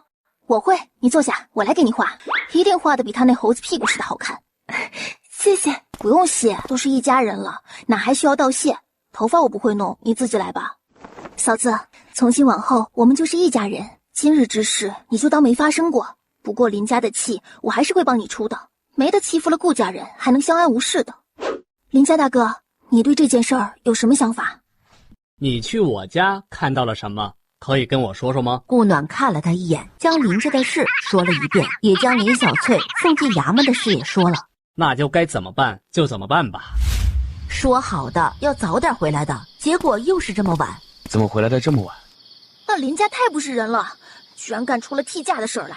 要不是本王妃机智，差点就让他们得逞了。最气人的是，嫂子她娘居然明知道别人要替嫁她女儿，她居然不管。那你打算怎么处理啊？这件事儿没完，怎么能欺负我嫂子，是吧？不让他们怕了，肯定还有下次。你打算怎么没完？我还没想好，先关2天再说吧。好，随便你怎么玩。不过你快要冲击灵丹期了，可不能玩久了。知道的，我还想早点冲击灵丹期后去找儿子呢。不用去找，等他们回来便好。为什么？等你进入灵丹期后，幺儿他们差不多该回来了。真的？那我们在家里等他们。不过我冲击灵丹会不会很难啊？与药相比会困难些，但与别的修仙者又会容易些。我之前与你说过，有些人困在这个境界毫无寸进。修仙本就难，我和儿子能这么快的进入破骨期，是不是你做了什么？给你们用了些天材地宝，在你们修炼的房间布了聚灵阵。天材地宝，我们什么时候吃的？我怎么不知道？傻瓜，谁说天材地宝是吃的了？不是吗？电视剧、小说里不都是吃的吗？哦，还有炼化的。可我也没有炼化过吧？我怎么没印象？别想了，都是在你入定修炼中给你的。你为什么不直接给我呢？还悄悄的。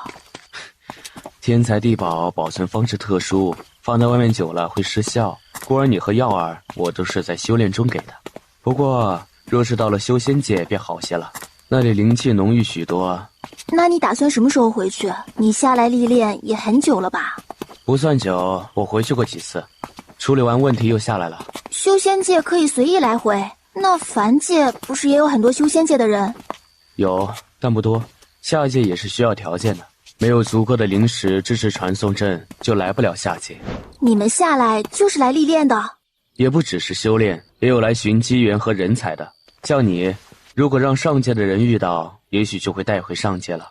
哼，那幸好先遇见了你。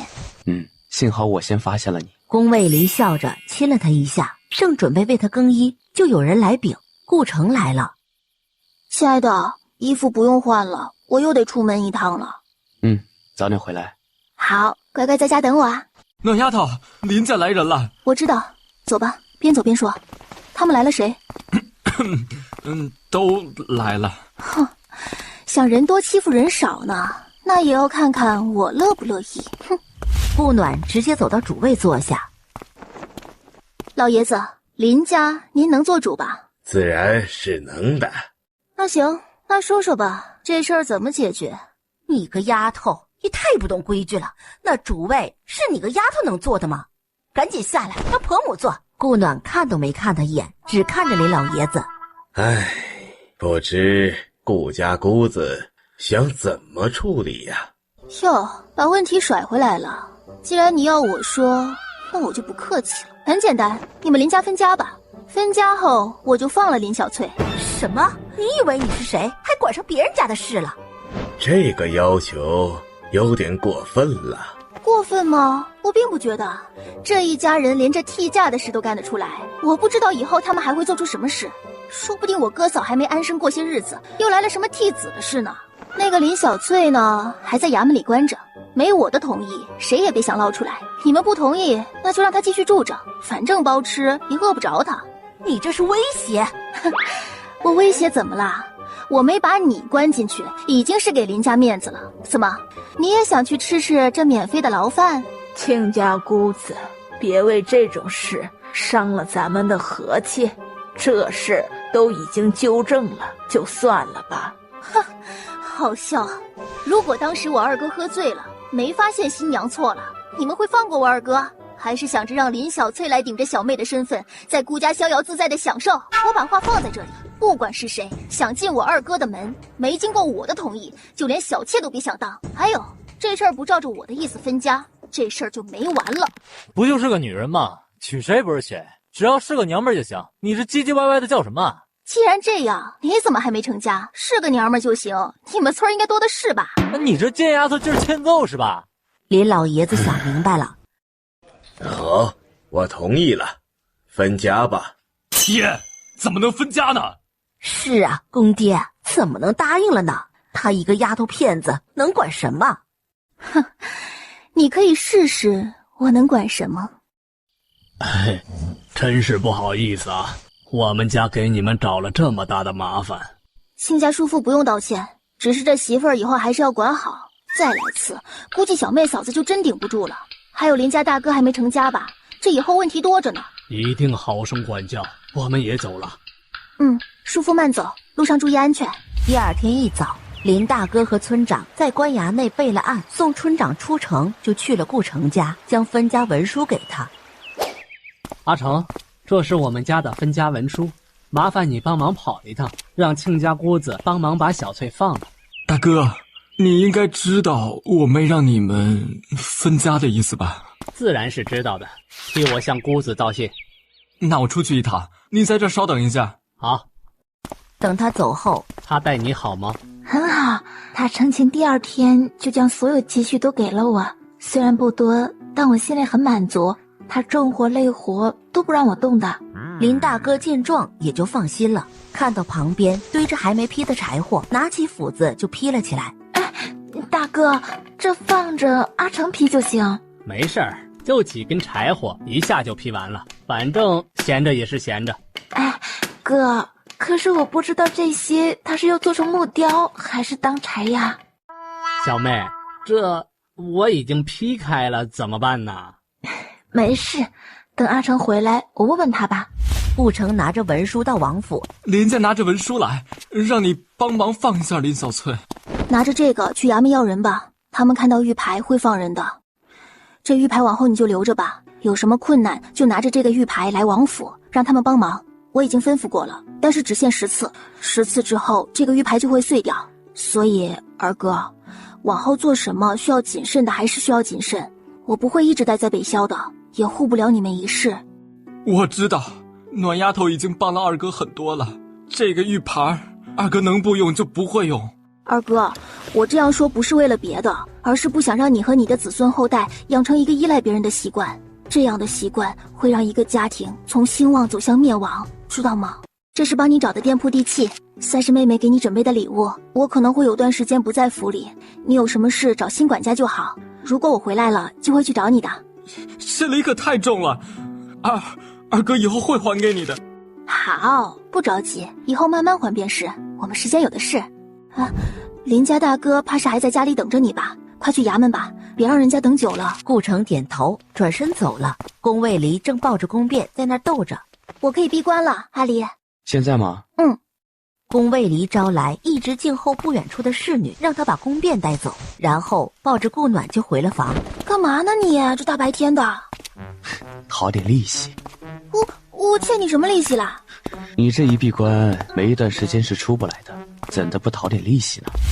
顾暖顺利闭关是第2天了，这一闭就是1年半过去了。宫耀回来了一趟，又跟着谭西林走了。顾城也偶尔来一趟王府送东西，每次都没能见到他。梁伟伟也跑了好几趟，顾暖成功承担。阿离跑着就跳到了他身上，朝目标就啃了一口。阿离，想我吗？想。娘，阿边也想你。哎呀，我们家边儿长这么大了呢。娘，长大了。是啊，我们家边儿长大了。来，娘抱抱。娘，抱抱。哎呦，边儿太乖了。宫卫离过来，将人从他怀里抱走。你干嘛呢？我都多久没抱儿子了？乖，我就抱一下。乖乖，可以了，你都亲了他好几次了，可是只亲了我1次。踮起脚尖抱着他的头就猛亲了一顿。怎么样，还酸吗？不酸。到底酸不酸？乖乖，不酸。耀儿回来了吗？回来过，知道你在闭关，一时半会出不来，就又出去了。他应该过几天就会回来，我们在家等他回来。好，等他回家，我们再一起去历练。要不去你二哥那一趟？他在你闭关这段时间来了几次？啊，你们和我一起去。好。暖姑子，哎呀，快请进来，我去叫阿成回来。把孩子放回摇篮里，火火的就跑了。吵，变儿啊，这是妹妹，可不能说妹妹丑，知道吗？她小时候不好看，长大后就好看了。妹妹，对，这是你表妹舅舅家的女儿。你怎么不提醒我一下？我二哥生了个女儿啊，还有我礼物都没备。你喜三时，我让管家送过礼了。那怎么能一样？我这是第一次见她，是要给见面礼的。我现在让人送过来。顾城匆匆忙忙跑回来。暖丫头，你可算是回来了。二哥，你不用担心的，我不是提前跟你说过的吗？这不是还是不放心吗？希望宝宝平平安安、健健康康的长大。二哥，这孩子起名了吗？没呢，等你回来取。我取啊，我取名可是很差的啊。蒹葭苍苍，白露为霜，所谓伊人，在水一方。叫顾蒹葭还是顾伊人好啊？顾伊人吧。那好，那就叫顾伊人。好，就叫顾伊人，这个名字好听。暖丫头，今晚要不在这里吃晚饭吧？别麻烦了，我们回去吃。二哥，过几天我们都会出去一趟，这一趟归期不定，也有可能不回来了。你们要互相好好照顾彼此。这是要去哪儿？为何不回来了？这北萧新帝继位，阿离的任务也完成了，我们准备去游山玩水，走到美的地方，说不定就在那儿住下了。阿离武功高强，这世界鲜有对手，所以二哥不用担心我们。那你们也要注意安全，偶尔可以给我写信，让我们知道一切都还好就好。好，我的身份也不知道二哥有没有告诉你，如果没有告诉你，今晚就让他与你说，你也不用怕他，我家我说了算。嫂子，往后二哥可就要你多照顾了，他有何不对的地方，你可以使劲揍他，别老惯着他。他要是不疼你，那你就把他的钱揽在身上，自己疼自己，也让他求你疼他。哎呀，哪有富家小姑子这样说教嫂子的，就不怕自家哥哥吃亏吗？这个世界本就女人比较难，自然是女人帮女人不是？男人出去玩也是女人的错，男人赌也是女人的错，男人好吃懒做也是女人的错。都说这女人管不住自己的男人，既然这样，那就只能管好了他，让他什么都听你的，这样总没错了吧？乖，来告诉我，刚才那套说辞从哪儿听到的？难道有哪儿不对吗？对，但为何不见你用在我身上？你会厌我吗？自是不会。那你会气我吗？更是不会。你不会厌我、气我，会一直爱我，对吗？一直，永远。那我为何要那样对你，把那些用在你身上？我的乖最乖。宫卫离，你在我这里的人设崩塌的一干二净了。能告诉我在你这的人设是怎样的吗？高冷、尊贵、目空一切是你的标签。刚才那一下，你全死了。我在你面前只有一面，宠你的一面。这情话怎么不要钱似的大放送，害得他都要以为被人穿了。阿离，你最近是不是看了什么不该看的话本子啦？为何这么说？因为突然觉得你的情话升级了。暖暖，只是太想你了。我也想你。那就好好补偿我一下。改下次行不？不行。这补偿一下，让他第二天下午才起床。梁伟伟来了，在偏厅等你。啊？人家等多久了？1个时辰左右。今晚你睡书房。说完就起身走了出去。嘿，摄政王妃，本姑娘可算见到你了。你说你逍遥到哪儿去了？练功呢。那我的婚宴请柬，你一定要来啊！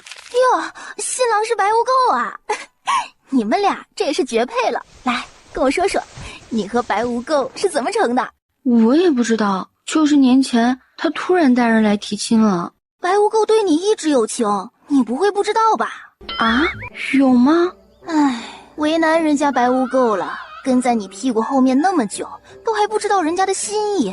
梁微微想了下，他好像很早就跟在自己身边了，难道是那个时候就喜欢自己了？王妃，我先回去了，婚宴一定要来啊！刚跑到王府门口，就看到下马车的白无垢。哎，你怎么来了？来接你。你也出来有段时间了。白无垢，你是什么时候开始喜欢我的？很久了，第一次见你的时候。啊，这么久了，还真被王妃说中了。顾暖躲在门后看着。伟伟，要回家吗？啊，回吧。没意思，都不让我看。他婚礼的时候，你不就可以看了？也是，我还得给他添妆呢。送什么好呢？哎，我去库房看看。阿离，这里有什么比较贵重的，可以送他长长脸面？添妆的话，这个紫薇头面应该就可以吧。顾暖看了下紫薇头面，旁边摆了块红色的玉。这是红霞暖玉。这块红霞暖玉有什么作用啊？有静气活血、平缓舒脉、治疗寒疾，更是奇效。那这个很贵了。这世间极少。修仙者能用吗？可以给2个孩子一人雕一个玉佩带着。自然可以。那我想雕2个玉佩给孩子们带着，2个人一人一个，一看就知道是2兄弟。好，我请人来雕。阿离，我要不要带辫儿去啊？不了，放在家里吧，免得吵闹吓着他。哦，那你在家带娃吧。天庄这日，暖暖，你这样打扮，我不想放你出门了。我就去添个妆，很快就回来了。乖，在家等我回来啊。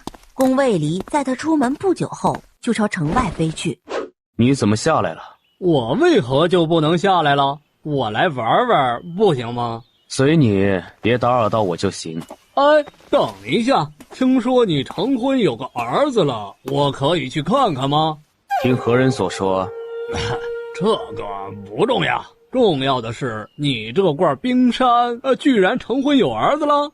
流言书，这个是师尊他老人家算出来的。本来嘛，也只有师叔一个人知道，但你也知道啊，他不能喝酒，一喝酒全往外倒了，所以全灵仙宗都知道了，所以我就没忍住，偷偷的跑了下来。还有谁和你一起下来了？还有霍灵和陆景城。胡闹！3天之内把那2个人带回去。不然我传信给师尊，后果自负。不关我的事啊，是他们自己下来的。顾暖到大长公主府时，宾客迎门。摄政王妃到。不知王妃前来，未能及时迎接，还请王妃见谅。无碍，本王妃是来给伟伟添妆的。伟伟呢？那丫头正在房里试妆呢，怎么试她都不满意。一辈子的大事，自然要精益求精了。王妃，里边请。本宫让人去叫伟伟过来，请摄政王妃安。大家不必多礼，本王妃今日也是来给伟伟添妆的，大家都坐吧。梁伟伟没多久就跑了过来。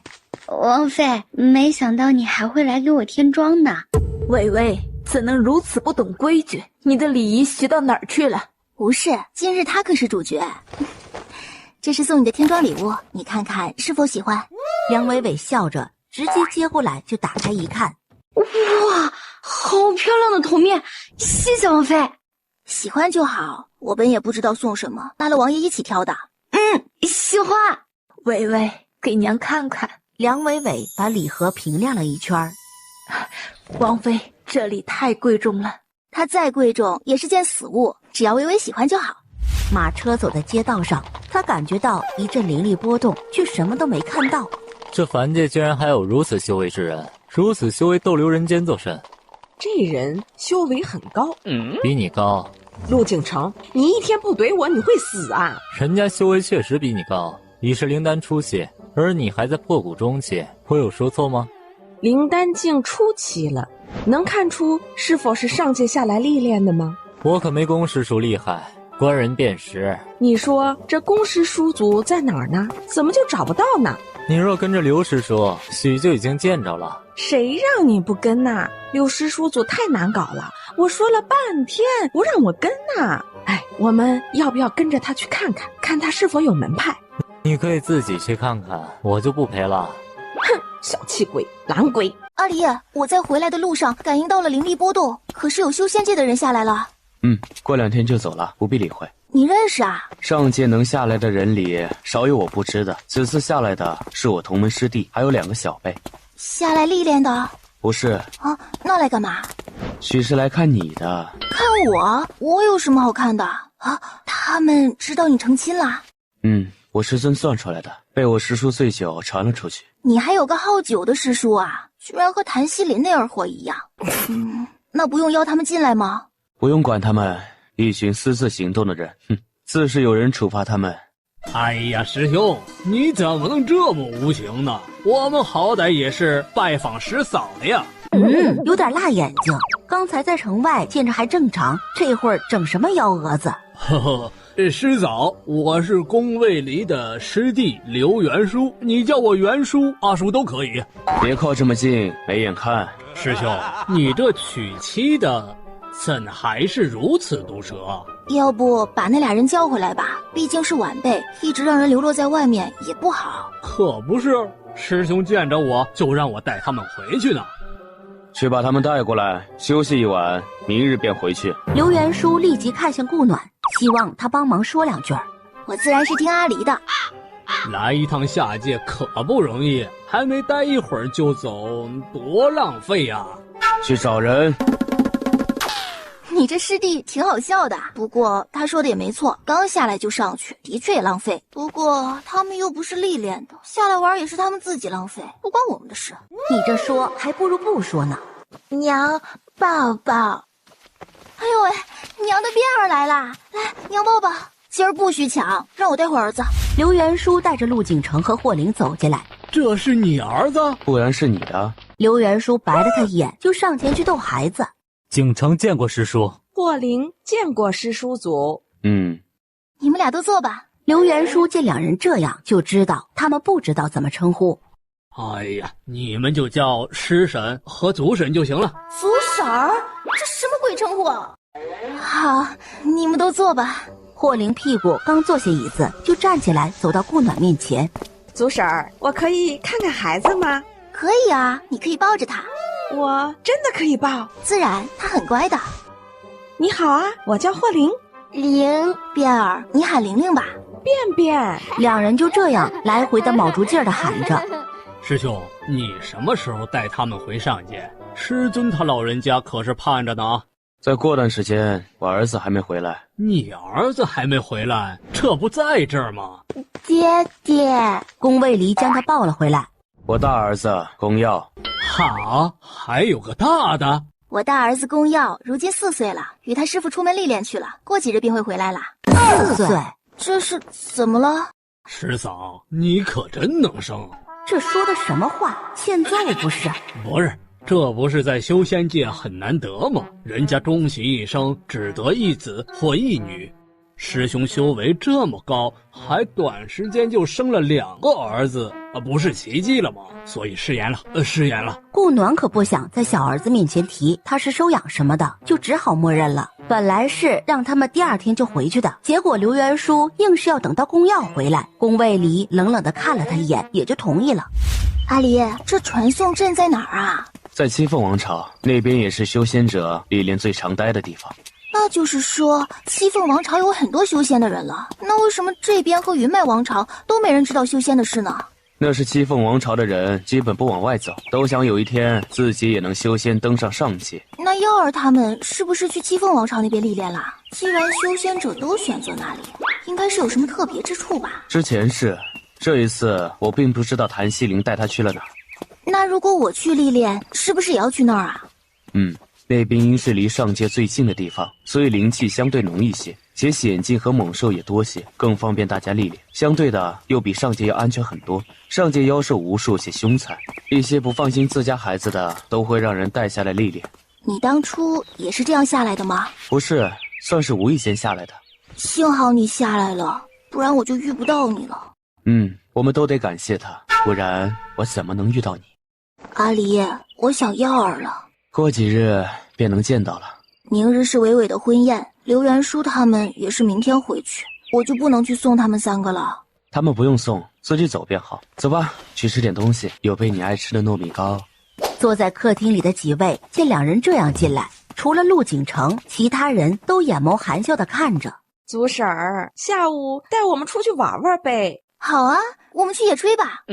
祖婶儿，什么是野炊？就是在野外弄吃的，在那儿边吃边玩。好啊，那我们现在就去。等我吃完些。呀，还真挺好吃的呢。到达目的地，就让侍卫和小厮们整理，自己开始弄料。祖婶儿，还要自己动手吗？自己动手才有参与感啊！等会儿我教你，你上手试一下，挺好玩的。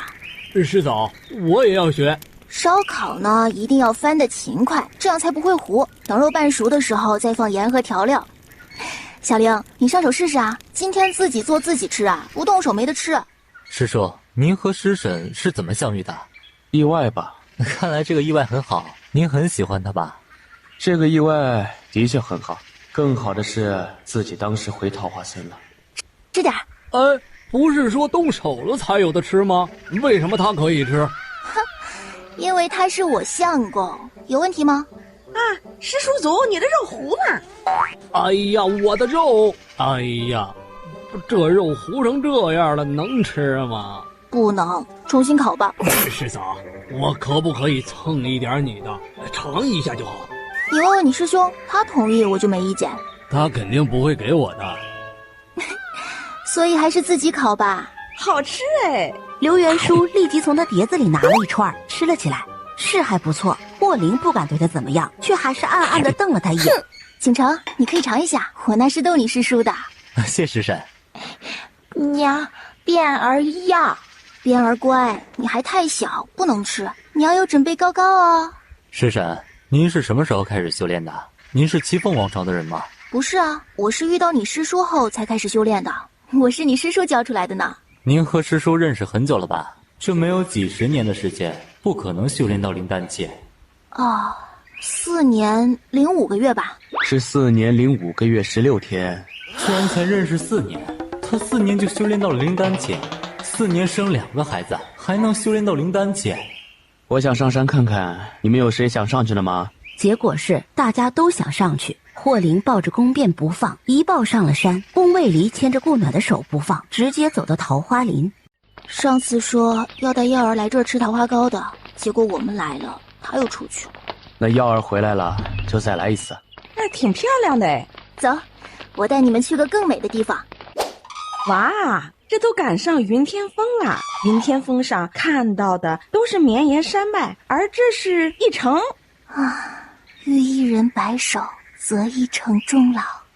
白首不相离。霍灵还有眼力劲儿的走了。干嘛拉我呀？师叔祖，你就不能有个眼力劲儿什么的？人家俩人卿卿我我的，你站在那儿像怎么回事儿？俩人都这么多年了，还这么腻歪。陆景城看着飘落的花瓣。是啊，该死心了。什么？没什么，他们感情好不是很好吗？感情好，这一辈子才好过啊。我听别人说，感情好的一辈子都嫌短呢。修仙者寿命本就长，修为高的有万年之久，怎会嫌不够？那是因为你不懂感情。嘿，我是你师叔祖，懂不懂尊老？尊老还是爱幼呢？你爱幼了吗？两人你一句我一句的斗起了嘴。陆景城直接抱了宫变走了，他怕教坏小孩子。你们俩干嘛呢？师叔祖，你们下来啦。走吧，我们回去了。变儿呢？咦，便便呢？景城带走了，应该在寺里吧。变儿，糖人好不好吃啊？娘，吃好吃。变儿自己吃，娘不吃。我们回去吧，你们明天要回上界，我就不送你们了。师嫂，你可以不提这事儿的。不提，难道你们就不用回去了？别理他，我们先回去吧。爹娘，我回来了。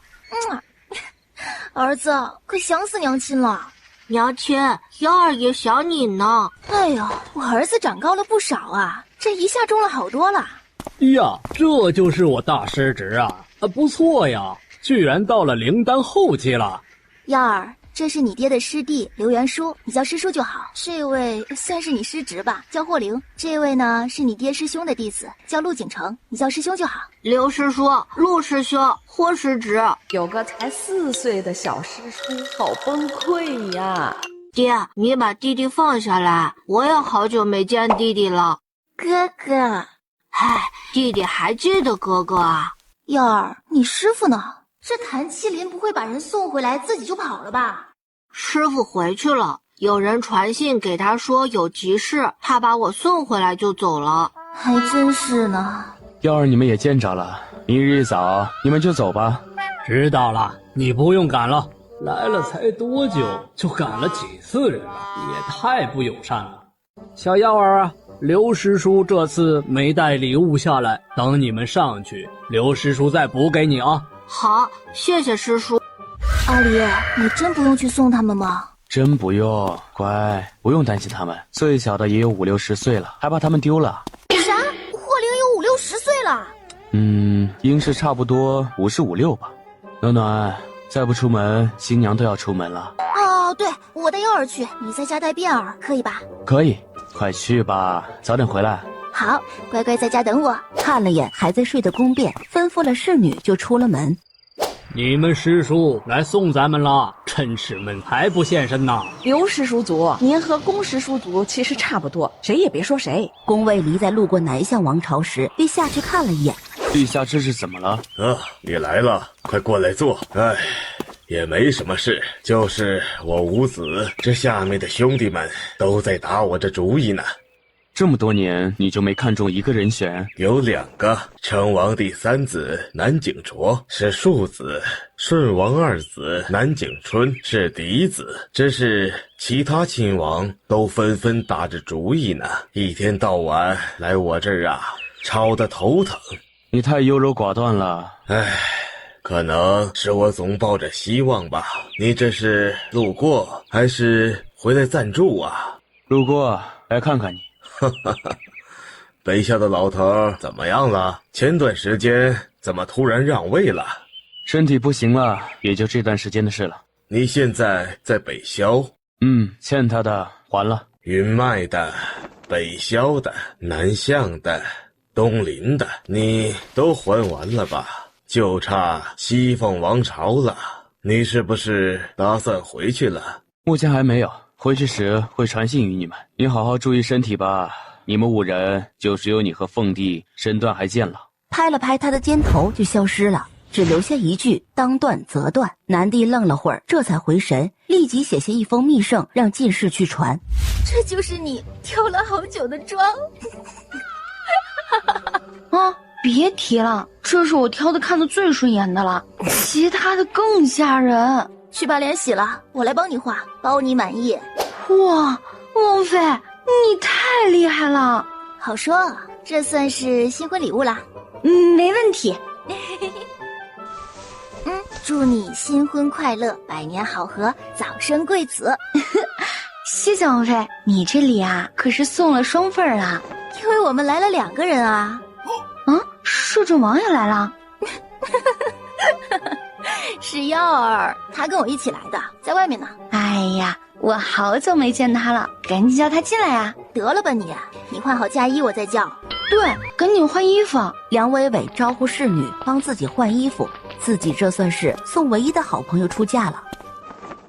王妃，快叫耀儿进来看看，他姨可是要出嫁了，让他看看漂不漂亮。很漂亮。哎呀，耀儿可真是越来越可爱了。我儿子一直很可爱啊，还很厉害。娘，您可以只说我厉害的。在场的人都笑了起来，纷纷笑着说世子太可爱了。耀儿长大后一定会比你父王更厉害的，这个是一定的。伟伟，这是娘私里为你准备的，你好好收着。娘，我们家伟伟也长大了，如今要嫁人了，到了夫家可不比自家，你要多听听吴垢的话。我才不要听他的呢，他得听我的，不然我就不嫁了。这傻丫头，本宫的女儿真好看。那是，也不看看我是谁，是吧？嘿嘿，他俩回到王府，可是一直在等我们。我已送信给你二哥，说我们要出去一段时日，我们准备出发下个副本吧。好啊，不过这个副本难吗？难不难，自然是要看你了。这是你的历练之旅，难度在于你的成绩，有信心吗？当然，我是谁，这点信心还是有的。那我们出发吧。叫过宫耀，一手抱着宫变，一手搂着顾暖的腰就飞了出去。宫耀在后面跟了上来。到城外，你让我自己御剑可以吗？好。试着御剑飞行了一下，有些不稳，但还是可以的。阿离，我可以了。耀儿，跟上你娘，暖暖要以灵气开路，挡住风。好。顾暖试着按照他说的做，果然不会枪风了。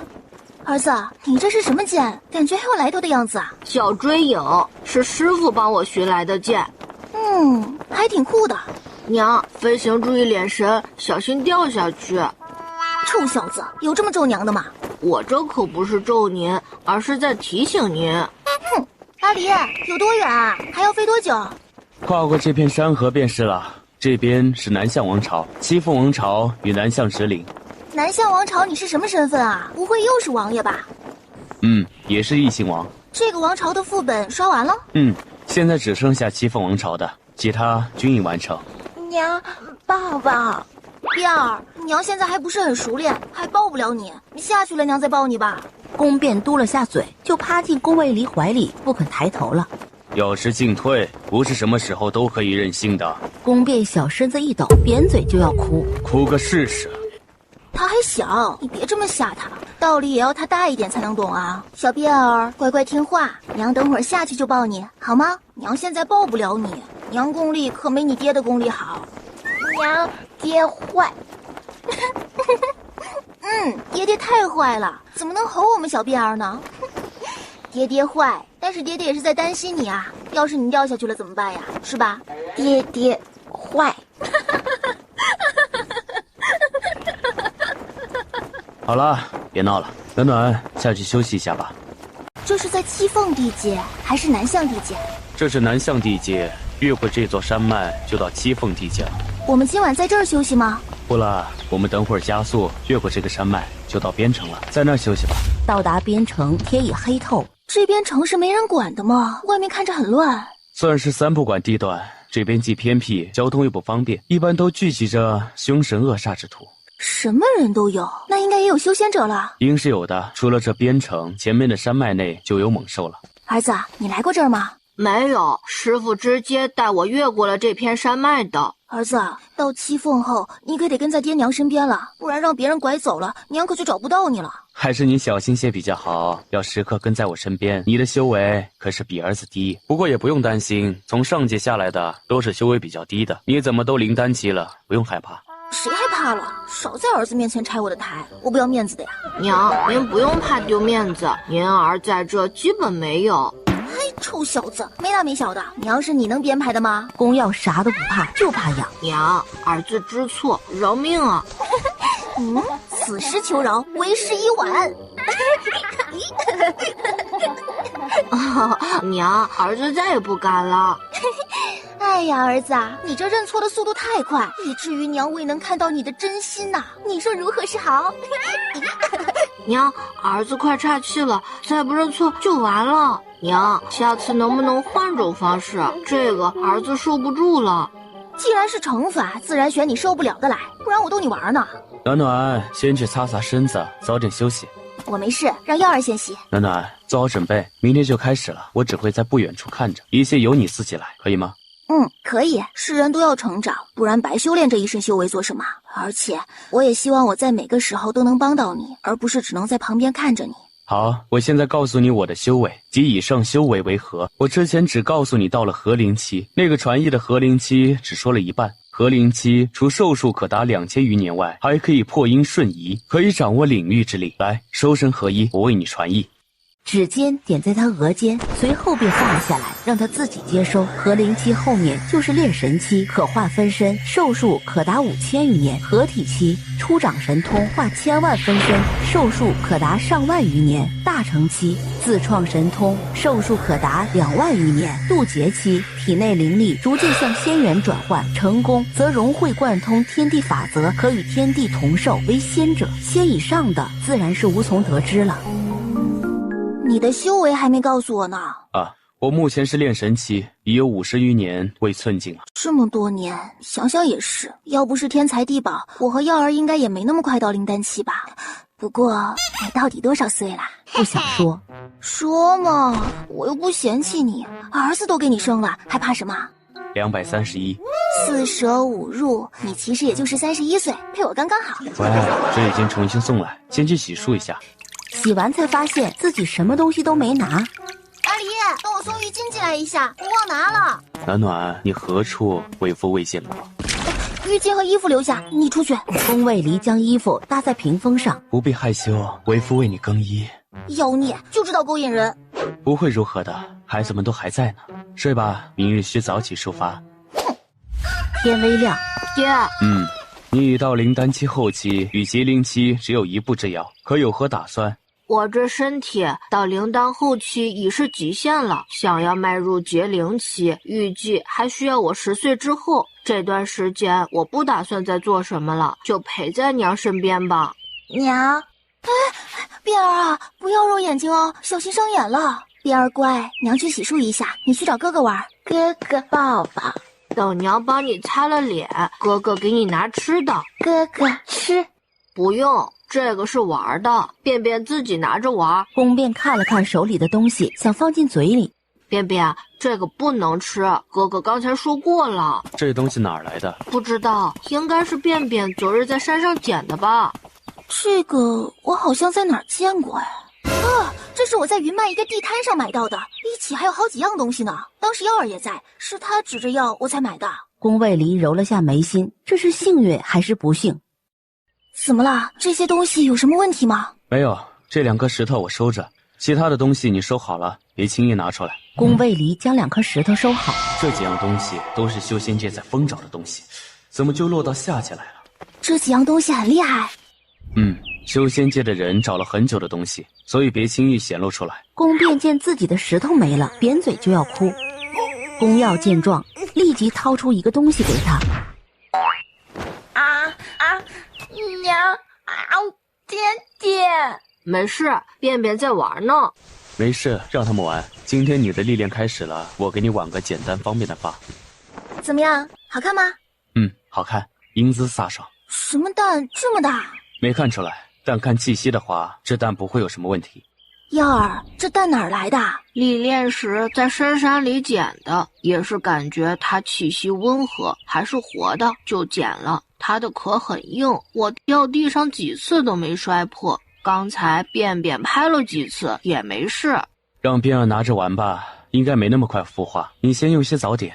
走出城，才遇见往左面的山脉飞去。看好弟弟，我陪你娘去看看。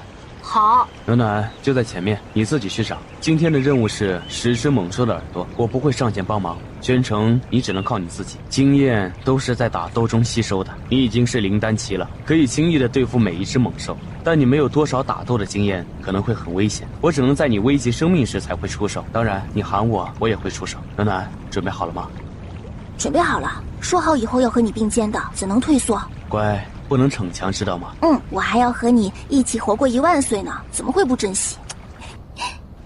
我们要活1万年的。宫耀带着宫变在原地等着，等娘胜利归来啊！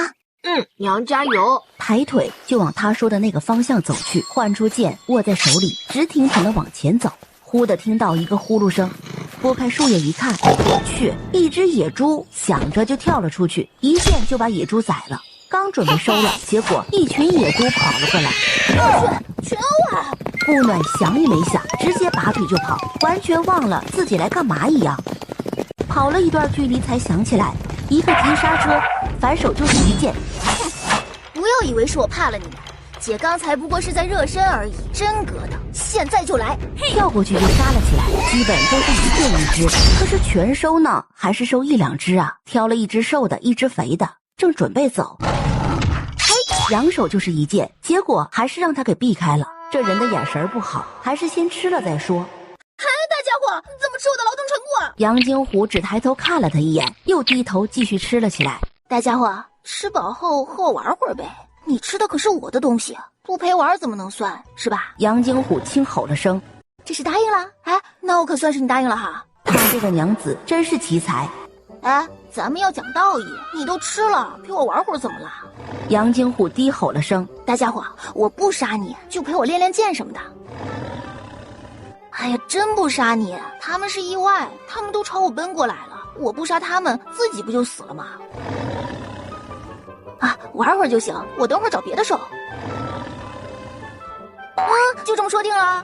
一人一虎打得不亦乐乎，打了一个时辰就停了下来。大家伙，谢谢啦，这些野猪都是你的啦，姐去找别的兽去了。挥手就往前面走去，找下一个目标。感觉前面有动静，下面2只猛兽正在搏斗着。白胖的熊将猩猩一巴掌拍在了石头上，猩猩动了下就不动了。嗨，打扰了。白熊看了他一眼，转身就走。怎么就走了？白胖熊走到一个低洼处，然后直接躺了进去。这是自我放弃了还是怎么回事啊？需要我帮忙吗？我身上有药，我家相公备的。白胖熊看了他一眼，吼了声。白胖熊疼得龇牙咧嘴的。我不懂医，所以将就一下。看来这架是打不成了。白胖胖，你自己休息吧，能不能好就看你自己的造化了。如果想找猛兽打架的话，还得一个山头一个山头的找，他就不信了。今天要是没找到，他就不回去了。这不就找到一只了，直接下去就来真的，一剑就直接挥了过去。猛兽躲开了，旁边的树直接倒下。猛兽看了他一眼，大吼一声就跳了过来，一掌拍了过来。不能躲开，立即又迎了上去。一人一兽，越打越兴奋。旁边的树一颗颗倒下，都没下死手，就这样打着。不打了。打了一个时辰有了吧？长得四不像的猛兽咧了下牙，走过来就拍了他一下，哇哇的叫了2声。你吃肉不？我打了野猪，烤野猪吃吗？稍微处理了下，就开始烤了起来。四不像就蹲在旁边猛吸口水，直勾勾的盯着野猪。离远点，口水别滴到食物上去了，我还要吃的呢。四不像听话的后退了一步，烤了会儿，又在野猪身上划了几刀，又撒了些佐料，直到颜色金黄，才大功告成。上面剩下的都是你的啦。阿狸，你要不要吃点？回应他的是一阵沙沙的风声。好吧，不吃就算了。四不像左右看了看，然后手就伸向了架子上的烤全猪，烫得他猛地缩了回去。傻呀，你最少也把食物拿下来吧，直接在火上拿，你也是厉害了。四不像吃得贼快，像是怕被别人抢了他似的。还要吗？要就拿去吃吧，我吃饱了。四不像立即伸手就拿走了。四不像拍了拍肚子，咧嘴就往后倒了下去，然后就呼噜噜的睡着了。顾暖想了下，挪到他旁边，枕着他的手臂也睡会儿午觉。宫卫里已经见怪不怪了，他和凶兽猛兽的亲和度为什么这么高，都没有一头猛兽凶兽对他起过杀意。远处的宫耀刚吃完弟弟带来的糕点。哥哥，怎么了？嘘嘘，快点嘘嘘，不然虫虫来了。裤子一脱，立即就虚了起来。宫耀刚给他穿好裤子，就有人来了。喂，你们是和大人们走散了吗？不是。那你们怎么到这儿来了？这边很危险的，快点回去吧。啊，谢谢，我们正准备回去。可需要我送你们？不用了，谢谢。少爷，管他们做什么？我们赶紧去后山脉吧，不然怕天黑前赶不回来了。我们走吧。他们前脚刚走，就又来了一队人。你们是哪家的孩子？为什么会在这森林子里？宫耀看了他们一眼，摇了摇头。老大，这俩小孩在这里，莫不是被丢弃的？要不我们带回去得了。他们应该不是一般人家的孩子，还是算了，我们先走吧，肯定会有人来找他们的。那人眼光一闪，点头跟了上去，余光还是紧紧地看着宫耀和宫变。等走了段距离，就找了个借口离了队，反身回了原来的地方。大叔，找我呢？是呀，叔叔带你们去玩好不好啊？好啊，我去找弟弟一起。叔叔陪你一起去。来说说，准备带我们去哪玩啊？当然是好玩的地方了。宫耀随手摘了根旁边的树枝。不好好回答，可是会出事的。身上的气势立即就变了。我就是想带你们去城里玩玩，那可比这山里头好玩。不说实话，那就受着吧。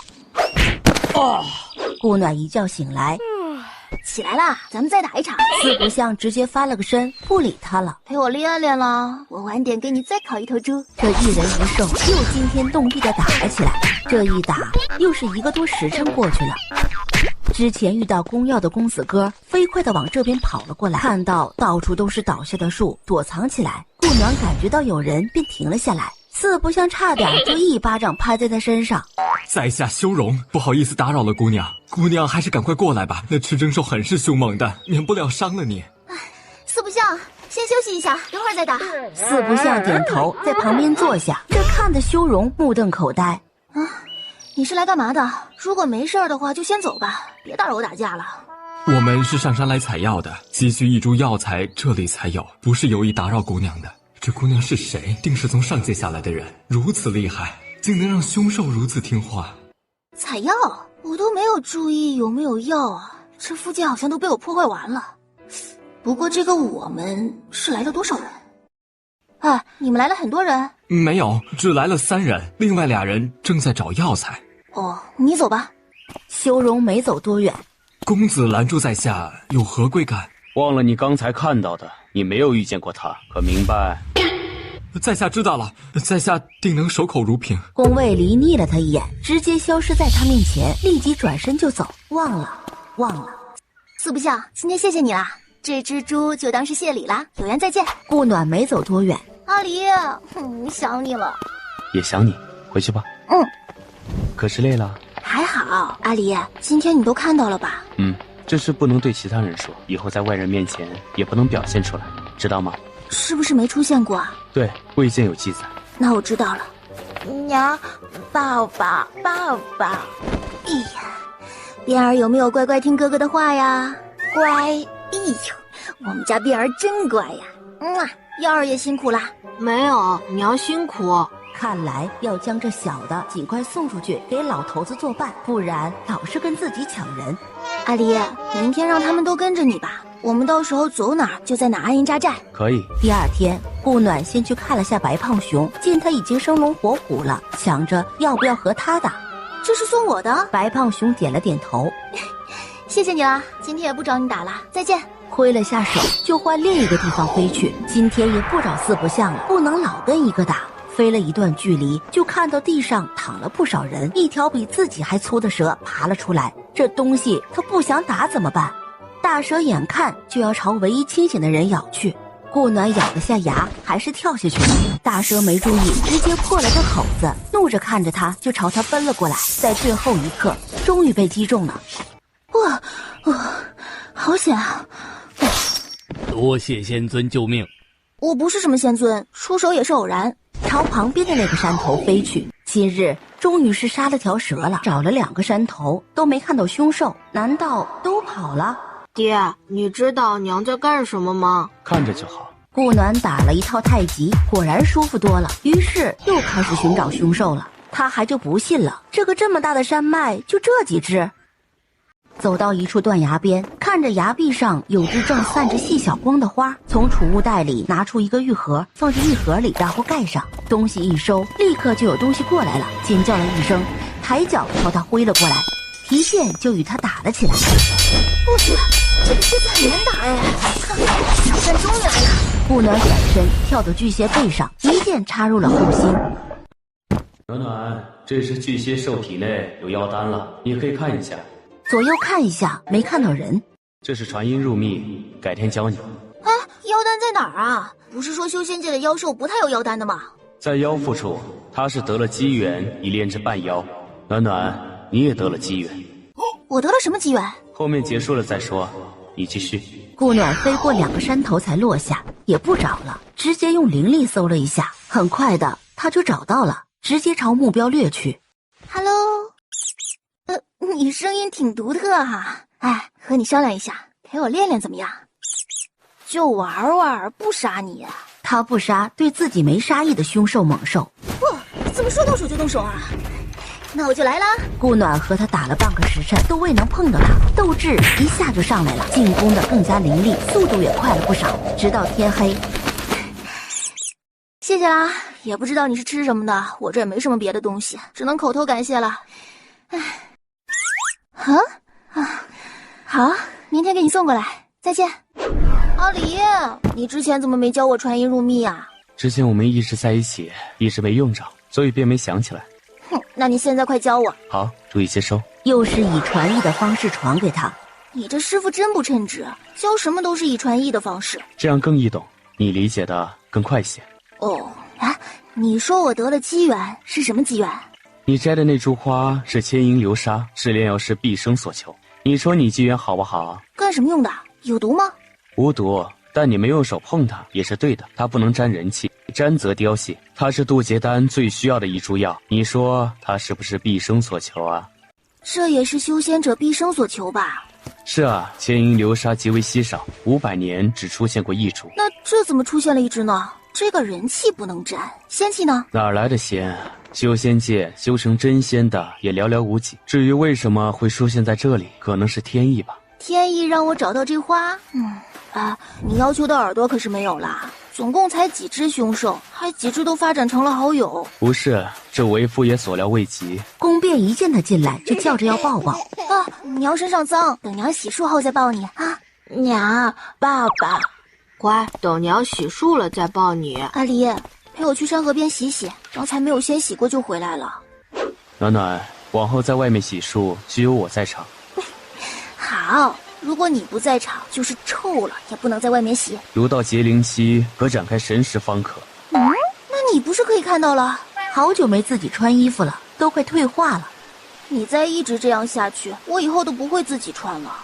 不是，反正我会一直在你身边。要是你闭关呢？闭关前我再教你。顾暖在这山脉里整整历练了1年。阿离，这个我储物袋装不下了，放你那儿。暖暖，明日为夫送你一个更大的储物空间。真的啊？好啊，我这储物袋刚好小了。没想到我家相公还有炼气之术呢。你相公会的很多，你若想学，为夫教你。暖暖，你得到的这块玉铁是锻造储物空间的首要材料，它体积大，锻造的空间便会更大。你锻造出来的，什么样的我都要。转身就继续游走山脉了。娘不一样了，说说看，有什么不一样了？更漂亮了，气质也变了，性子更洒脱了。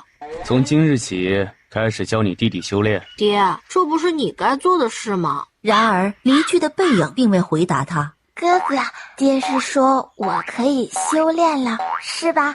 不用考虑体质问题，按照正常的修炼方法教他就是。宫卫离不好阵法，就开始锻造。顾暖直接跑到四不像的地盘上。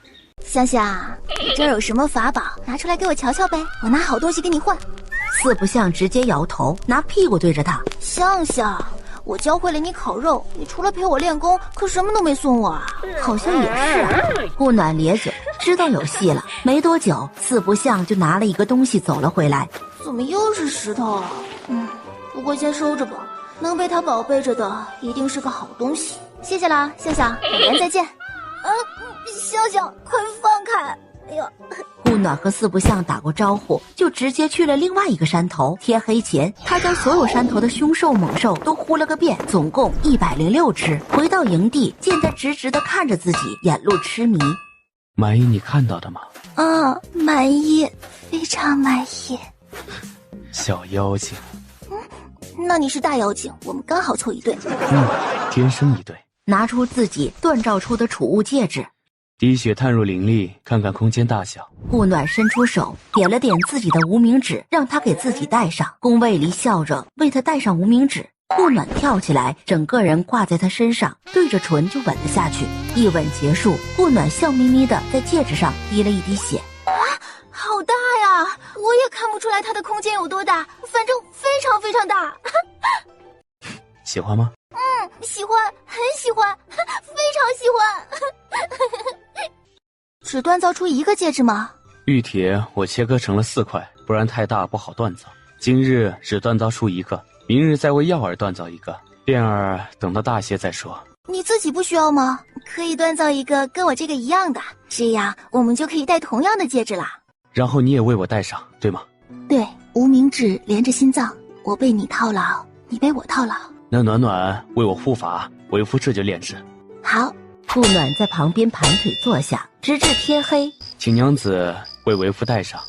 宫变出来，见两人抱在一起，跑过来就挤了进去，硬夹在两人中间。顾暖低头看着他笑了，见宫耀在不远处看着，便朝他招了招手。待他一走近，便也将人揽了进来。一家4口多好。宫耀在他怀里蹭了蹭，上辈子错过的，这辈子全补回来了。暖暖，该烧副本了。西凤王朝出啥事儿了？当今凤帝要举办修仙者大会，特招全天下修仙者参加。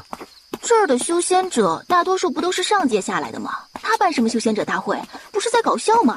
凤帝是所有王朝里野心最大的，当初因为我在，才让他们签了100年的和平条款，而如今才过半，许是借此大会想要改变什么。那他这是要对付你？许是有了什么底牌了。有什么样的底牌让他有自信可以对付你？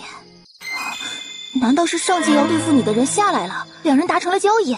去看看便知。什么时候去？随手一挥，不远处的石头就炸裂开来。哇哦，娘好厉害！今夜休息一晚，明日出发吧。好，刚好整理一下我刚得的宝贝。说着，直接席地而坐，把东西从储物袋里全倒了出来。宫卫离扶额。阿离，你帮我认认，有好多我刚从他们那儿忽悠来的东西都不认识。这个是什么？看着像石头，又感觉不像。那是一颗石甲兽的蛋。石甲兽的蛋有用吗？无用，但是可以食用。哦，那就留下来吃吧。娘，往后东西还是看着收吧。要是您把储物戒指堆满了再来分，那可就好玩了。以后不重要的放储物袋，想要一直留着的就放戒指里，这样就好了吧？你喜欢就好，想怎么装就怎么装。这个从哪来的？从四不像那边忽悠来的。这是光石，可锻造流影印和光印。呀，那就是好东西啦！孤王我叫他烤肉了。3人分这些东西就花了不少时间。阿离，儿子，有你们要的不？随便拿。不用，你留着玩吧，如有需要再找你拿。之前说要帮耀儿和边儿打造的红暖玉好了吗？放心，早已给了他们，都带着呢。边儿，你都吃什么了？吃了这么多，看这小肚子鼓的。您那里能吃的，他都尝了个遍。边儿呀，晚上可不能吃这么多，会消化不良的。好吃，还好吃呢，都打嗝了。第2日天一亮，收拾东西就准备出发。宫卫离在前方领路。阿离，那是什么地方？那是凡界最大的修仙宗门千年宗，前面快到七凤都城了，我们直接回王府。几人直接落在德王府内，刚一落下，就有士兵围了过来。属下参见王爷，恭迎王爷回府。通知管家来见本王。奴才不知王爷归府，未曾迎驾，还请王爷恕罪。王府的人呢？奴才多年未见王爷归府，便遣散了不少无用之人。如今王爷归府，奴才这就去安排。这是王妃，往后由王妃掌家。这是王府的库房钥匙，还有清单，你有空就去看看。看了眼紧张的管家，还有什么不明白的？好，明儿我去看看。你这王府也是够穷酸的，这么空空荡荡的，居然什么值钱的东西都没摆，摆了有几个还是假的。哎，这桌子也是，连个茶具都没有，不会连库房也是空的吧？哎，东西还挺多的，金丝楠木屏风，哎，这个好，明儿拿出来用啊。血玉珊瑚，这东西好看，应该摆在外面，看着都大气些。他每说一样，管家就抖一下。本王记得这珊瑚应是摆在前厅的，为何不在了？王爷，奴才给收到库房去了，明日一起拿出来。何须等明日？今儿天色还早着呢，现在去吧。王妃刚回府，今日多加休息，明日一早，奴才定能将事情办妥。希望如此。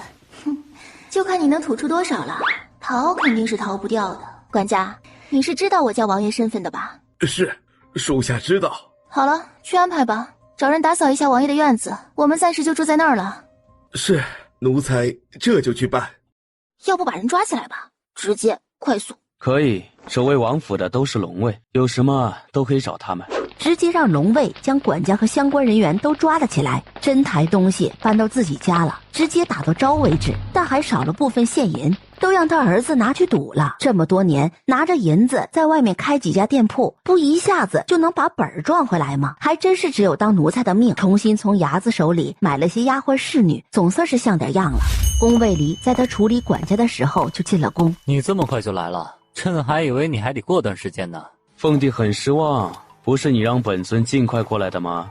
哪能啊！欢迎你来七凤王朝。想靠近他，本尊不喜别人近身。凤帝这么急找本尊来，是有何事需要本尊帮忙的？就是心里说的那样，朕想办修仙者大会，想请你帮忙一起。凤帝，我的承诺是帮你们每个王朝稳固朝堂一次，意思你没弄错吧？朕明白，可是……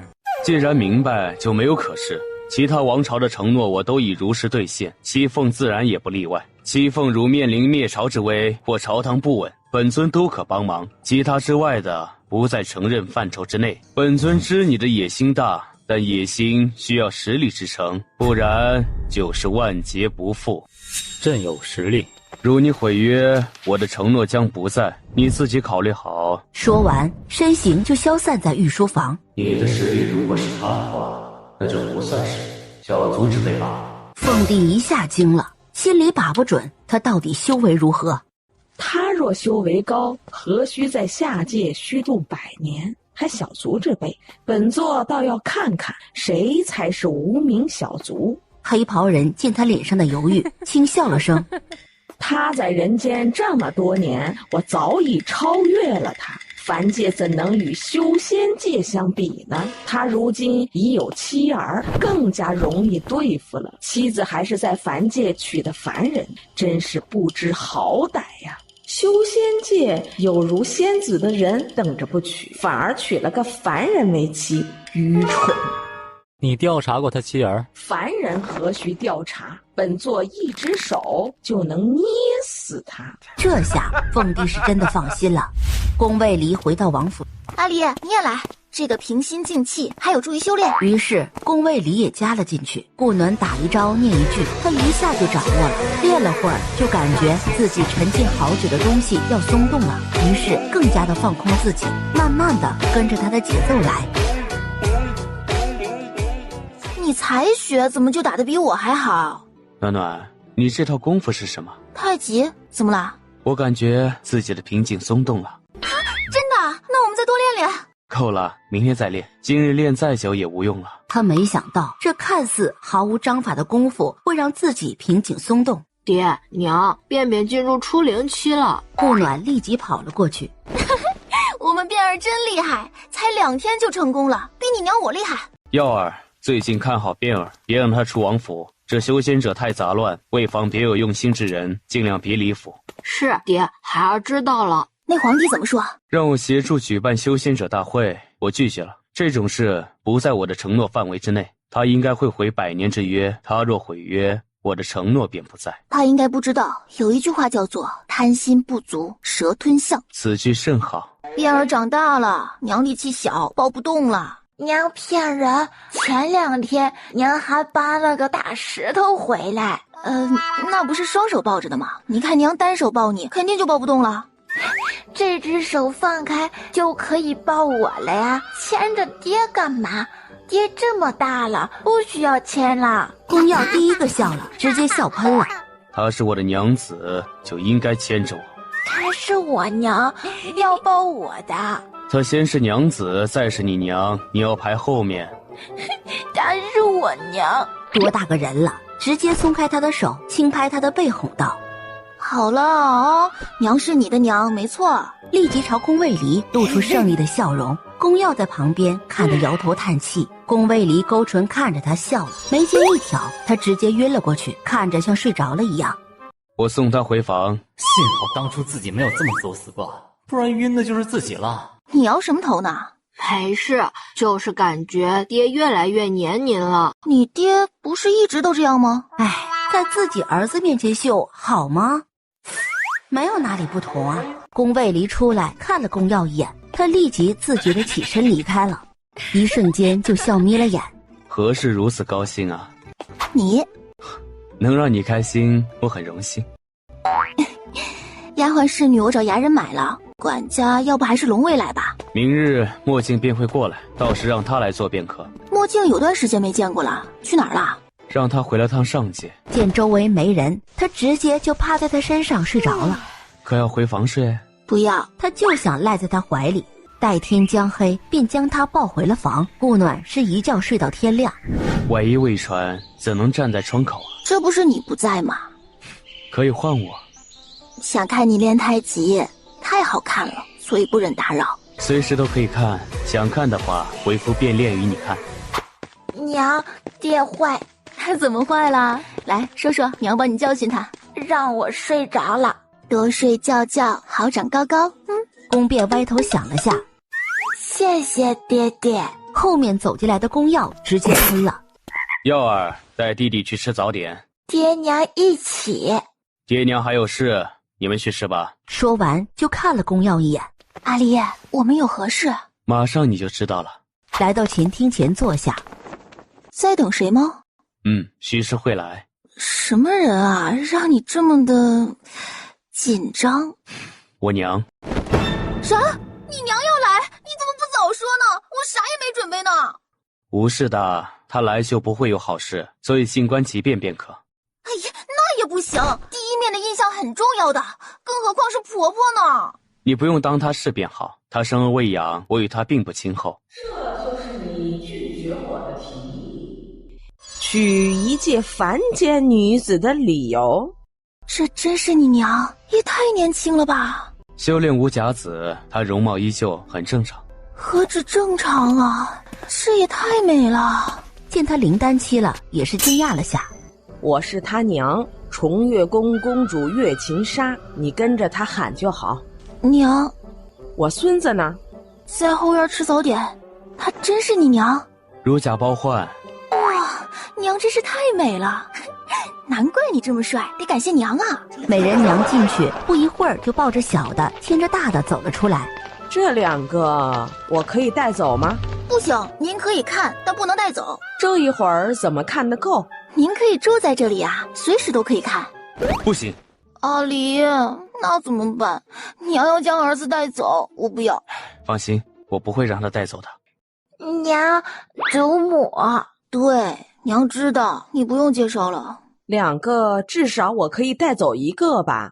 不行，娘，两个宝宝对我都很重要的。要不您在这儿住一段时间，或者先回去上界。我们这里的事完了，也要去上界了，到时候您不就可以随时看到了吗？那我在这儿住下，跟你们一起回上界。你的重月宫不管了，有长老呢。最后，月琴纱还是住下了，将两孩子都搬去了自己的院子。宫卫离突然觉得如此挺好。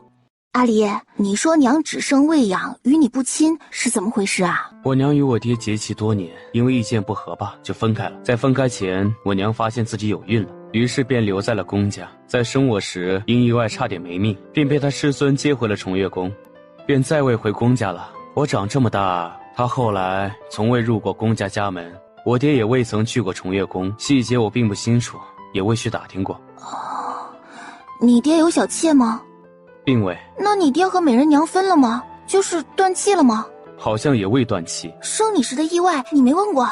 问了，两人闭口不言。当时的下人都处理干净了，并不知为何。从独立开始就问了，他们愿意这样相处，又何须多管？那估计是你爹的错了。美人娘是伤心离家回娘家了。阿离，皇帝要办的修仙者大会什么时候开始啊？时间早的话，我去山里找新朋友们玩玩。还需要些时日，你若想去玩便去吧，天黑之前回来便好，可不许夜不归宿。顾暖亲了他一口就跑了。在西北面感应到一股强大的气息，离气息越近就感觉越压抑，这种感觉他是第一次遇到。当看到是什么时，屏住的气息。有趣的人类小姑娘。嗨，会说话的叫。你如何找来的？感受到你的气息了。哦，你身上有股让我们亲近的味道，是什么？我没什么味道啊。你走吧，这附近没有凶兽可以猎杀。那什么，让我缓缓可以吗？腿麻了。顾暖就近的在旁边的石头上坐下。你一直在这里吗？你不用打听，休息会儿就走吧。阿离，大事件！何事如此着急啊？我在离都城不远的山脉里看到蛟龙了，很大，我腿都吓软了。你可有伤着？你知道的，他们不伤我。蛟龙不是下界该有的，妖兽也不能下来。还有，他还会说话了，说我身上有让他们亲近的味道，你闻得到吗？凑到他耳边轻声地告诉了他，便将人揽进怀里。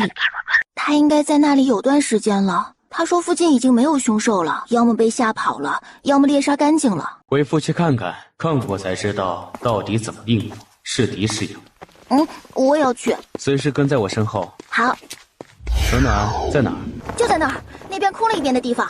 姑娘，本座放你走，不是让你通风报信的。我可没有，这是我相公，我只跟他说过。来下界何事？兑现承诺而已。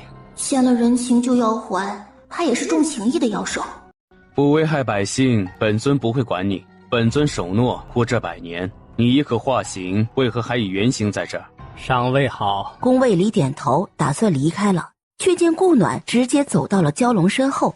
暖暖，阿离，等一下，这有点奇怪。是毒，需要元灵花才能解。元灵花好像在哪儿听过呀？哦，想起来了，是这个吧？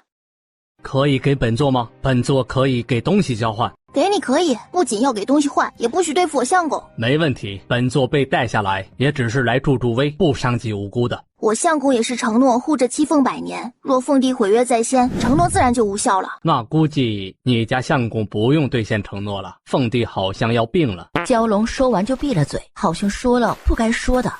凤帝要出兵了，你说他会先打哪个王朝？南向吧，2国相邻。那你要出手吗？不用，我们不能参与凡间争斗，他们应该会在修仙者大会之后出兵，届时我们也该回上界了。园林花的效果极好，蛟龙直接开始化形。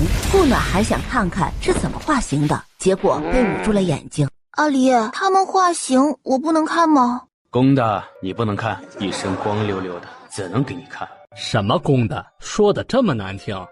宫卫离见他穿好衣服，这才放了手。好看是好看，不过没我家相公帅。我叫青翼，被谁带下来的就不能告诉你们了。下来干什么？本座想你们也猜到了，这是给你的，算交换了。顾暖接过，就想打开看看是什么，劝你还是别开。暖暖，先收起来吧。你准备去找你的债主？什么债主？你们夫妻俩说话怎么都讨人嫌？那最多也就是个人情。你才讨人嫌呢，臭蛟！本座是蛟龙，蛟龙那还不是蛟，先蛟才龙，那也是蛟龙。哼，没礼貌，就这么走了。我们回去吧。以前你怎么不这么回来啊？不御剑飞行？那时你需要多练习御剑飞行。他正要说话，墨镜就来了。主子、主母，这是宫里送来的请柬。墨镜，好久不见呐！回上界干嘛了呀？墨镜下意识地看向自己主子。看他干嘛？干坏事去了？还是有啥不能说的？说也没做什么，只是帮主子处理了些事，然后拒绝了一桩婚事。一桩婚事？啥婚事啊？修仙界不是讲究自由节气吗？怎么还有婚事这一说啊？是娘擅自做主的，我知道后便让墨镜去处理了。什么人？你见过吗？没印象，应该是没见过。啊，现在美人娘都下来了，应该不会有人再为你指啥婚了吧？不会了，应该都知道我已婚娶了。师叔嘴巴这样大？是我让墨镜去做的。英明，这才想起来看请柬。这明贵妃很得宠吗？多年前事，目前未知。肯定是别有用心，昨天不送今天送，不是才怪。这是明贵妃宫里送出来的，要去看了才知道。阿离，这贵妃寿宴不用穿正宫装的吧？随意正装便可。第二日，会不会太晚了？不会。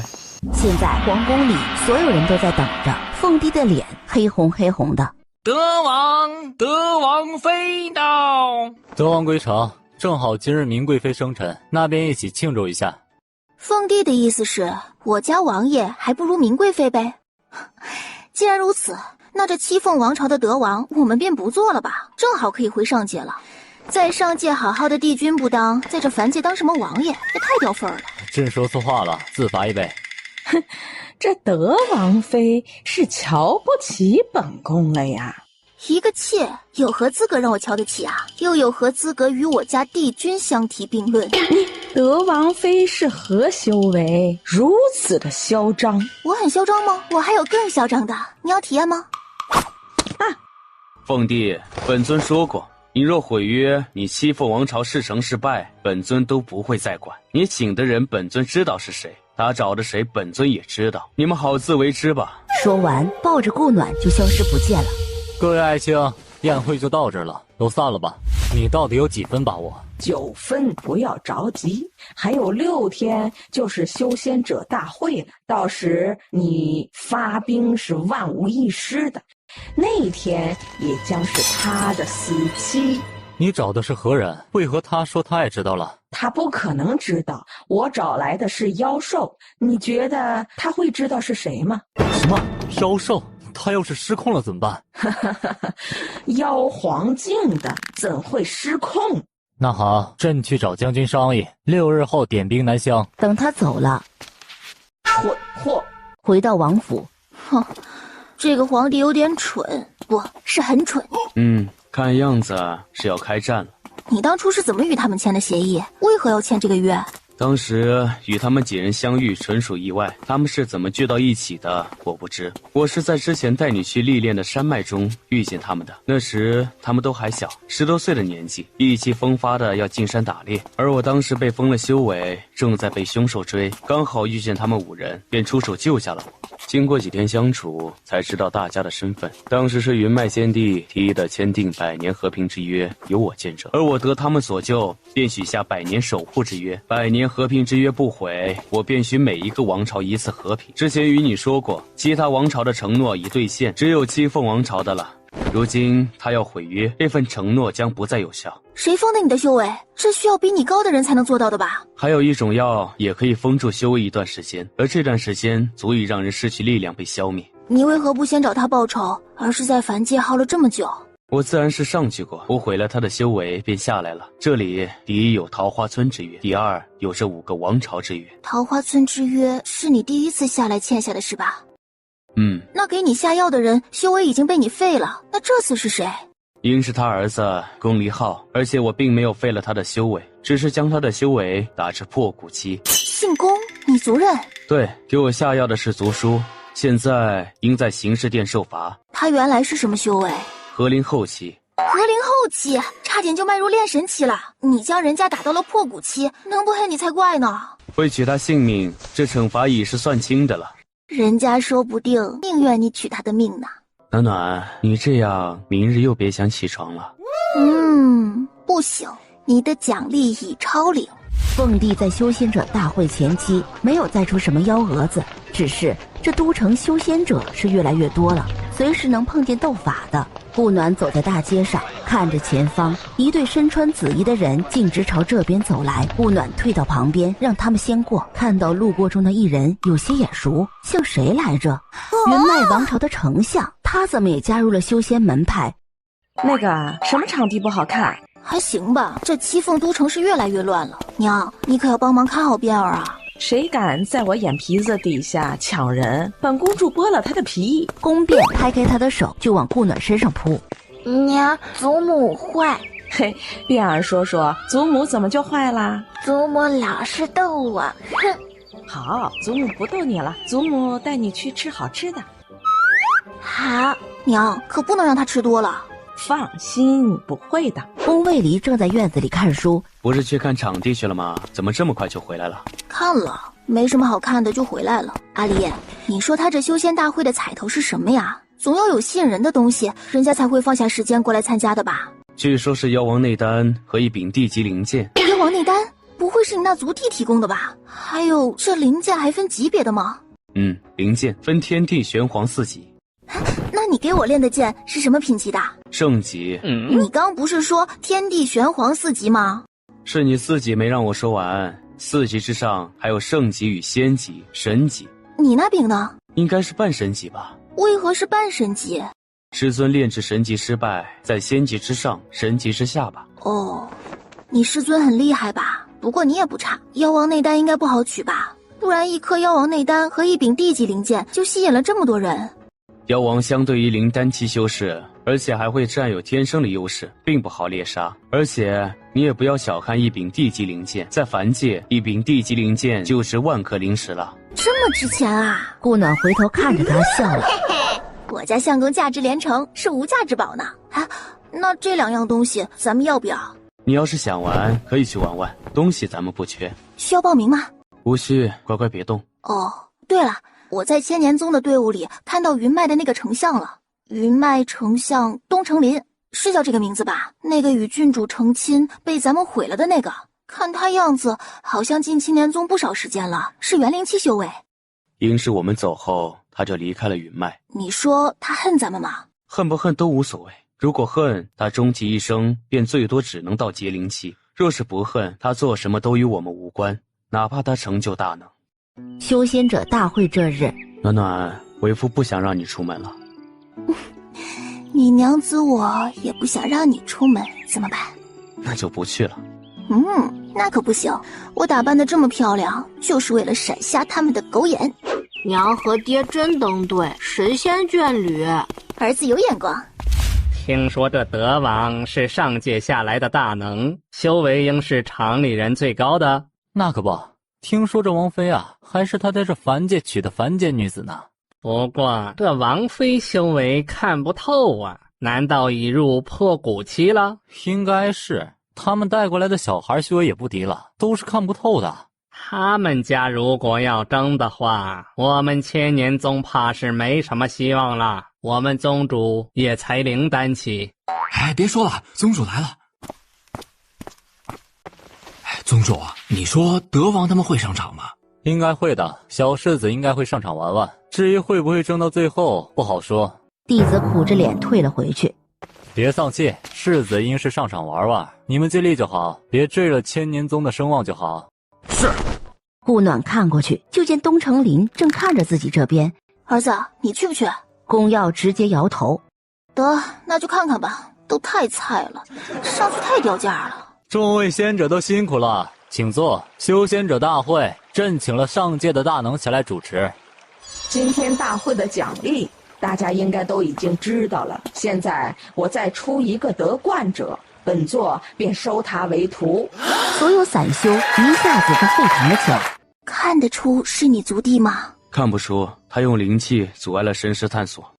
那你说他会收下第一名做弟子吗？修仙者都重诺，但他就不知了。大会现在开始。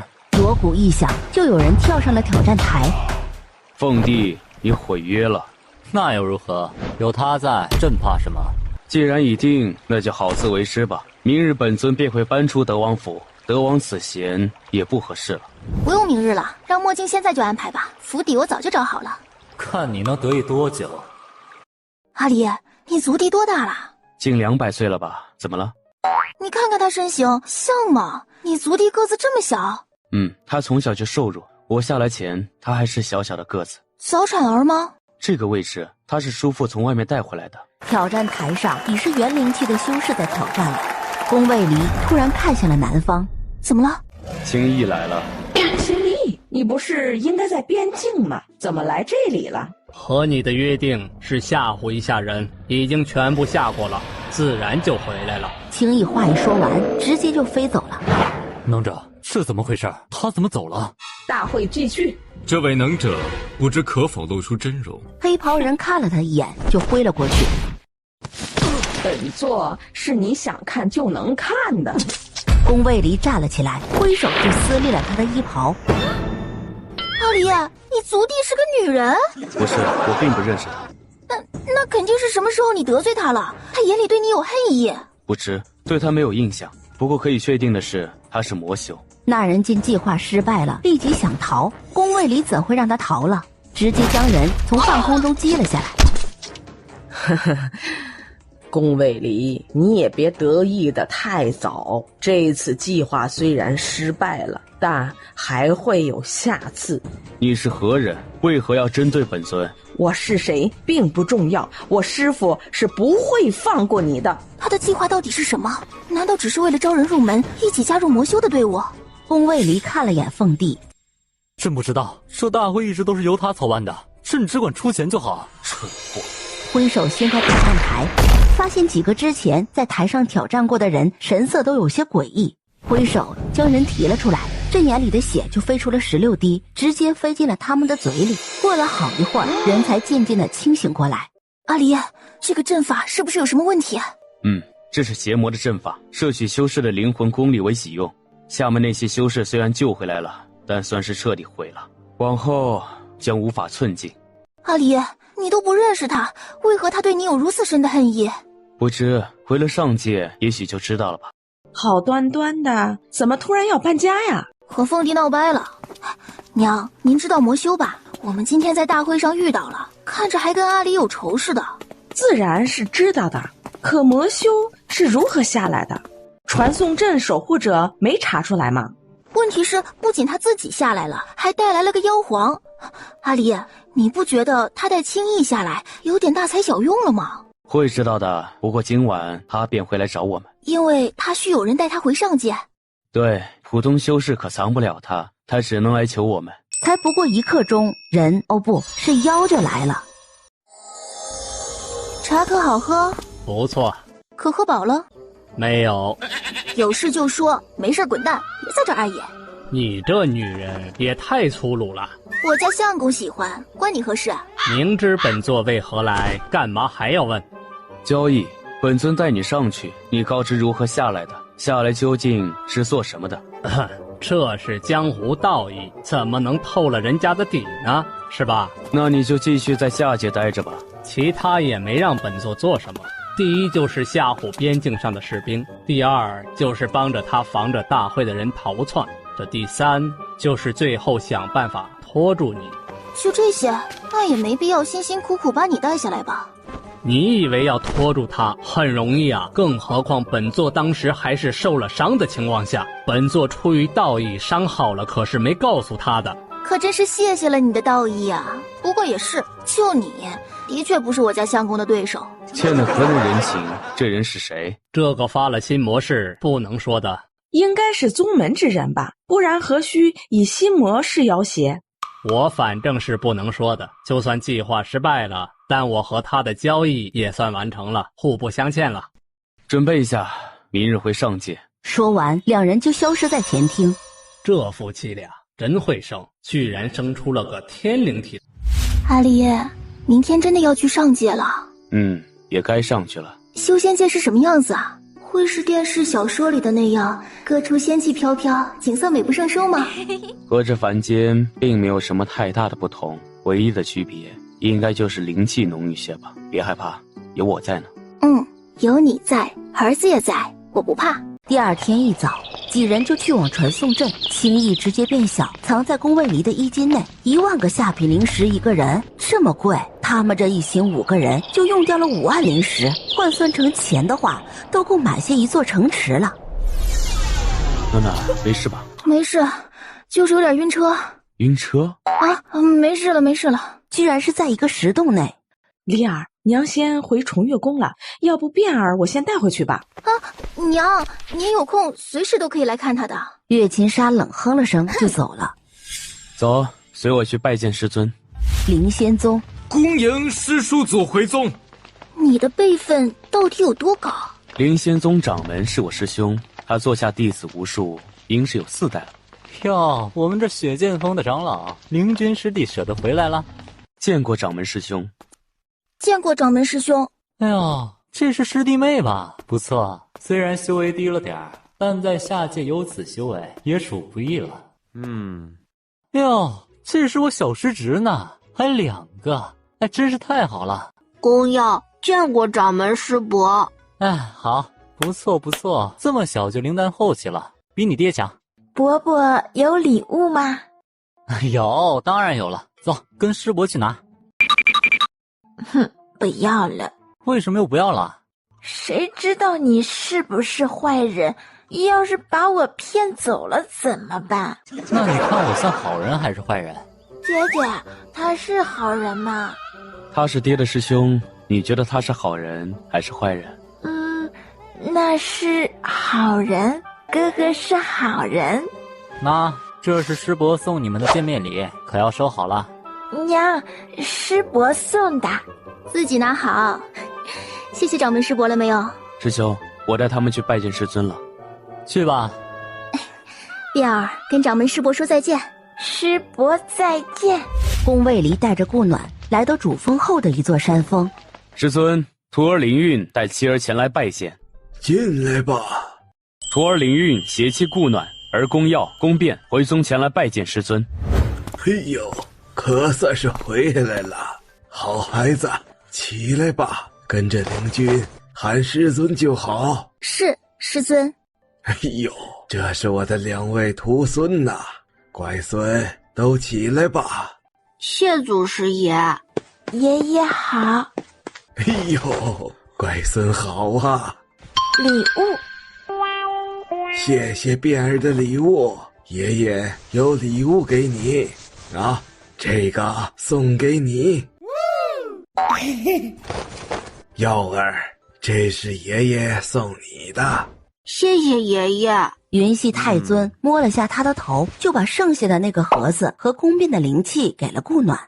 孩子，这是送你的，希望你与灵君相辅相持。谢师尊，会的。暖暖，带着孩子去外面等我一下，我和师尊有事要商。顾暖点头，朝云溪太尊行了一礼，就带着2孩子走了出去。娘，爷爷的礼物。爷爷送你的，你要收好，知道吗？前世他15岁才被找到带回来，唯一忘不掉的就是自己未度过心魔爆体时爹爹脸上的表情，惊愕、自责还是什么？你们是谁？这里不让停留的，请离开。我们在等人，很快就会走了。你们去别的地方等吧，这里不让停留的，听不懂吗？我们就在这儿等，他等会儿就会出来了。什么？有人进去了？哎，你这声音会严重打扰到他们的。师祖婶儿，你们真的上来了，我还以为是谣传呢。霍师姐叫她师祖婶，她是谁啊？师祖婶儿，刚才怎么了？也没什么，就是他不让我们在这儿等阿离。知道他是谁吗？他是灵君师叔祖的道侣，你竟然敢如此无礼！师祖婶，对不起，我真不知道，还请师祖婶见谅。唉，人啊，不管什么时候都不要太嚣张，因为你也不知道站在你面前的是谁。今儿这就是前车之鉴，你呀，先跪着吧，等你师叔祖出来了再说。师祖婶，有没有带凡界的调味料上来？有，怎么了？还能怎么了？当然是吃烤串啊！这上面的灵兽肉更好吃，只是总少了些味道。放心，足足的，够吃一段时间的。什么时候去？最近肯定不行，我才刚来灵仙宗，得装装样子。都围在这里做什么？祖师爷，我们在等灵君师叔祖。啊，这是什么人？他是我的祖师爷呀。是灵君师叔祖的师兄灵启。那阿离有几个师兄弟啊？弟妹怎么会在这儿等？需不需要本尊安排人带你去灵剑峰？不用了，谢谢师兄，我们在这儿等会儿没关系的。灵真点了下头，摸了下宫边的小脑袋瓜就进去了。太尊座下总共有6个弟子，掌门祖师爷灵真是大弟子，居青云峰。第2便是我祖师爷灵启，居独林峰。第3是灵玄师叔祖，居玄晴峰，不过现在好像在闭关。第4便是灵君师叔祖，居雪剑峰，就是对面那座。第5是灵殊师叔祖，居夜离峰，就是您在下界见过的。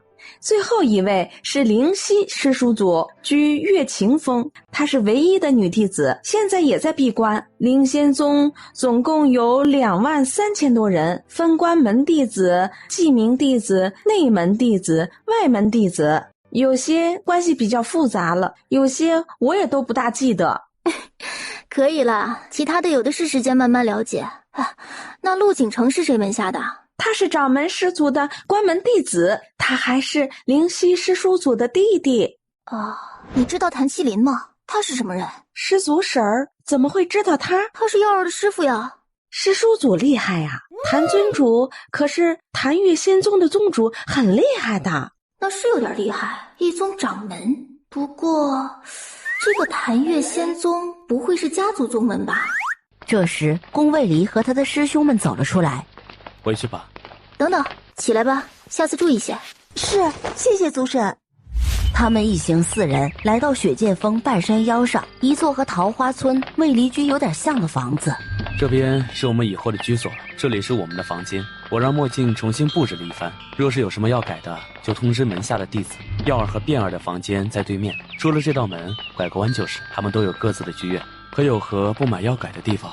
没有，都很满意。暖暖，我明日要出去一趟，你有什么需要可以找掌门师兄或雪剑峰门下弟子。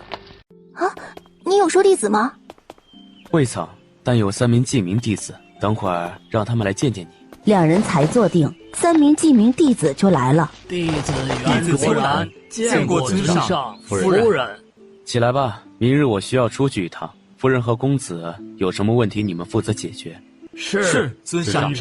好了，去忙吧，有何问题再来找本尊。是，尊上。你明天出去是为了查魔修的事吗？算是，先去和各大宗门协商一下，这事不除，终将是隐患。也是，多注意安全。那个弟子的修为就不低了，他师尊修为应该也不低。好，你若是无聊，可以找霍灵来陪你。好，我可是带了许多凡间的调味料上来的，无聊了不会亏待自己的。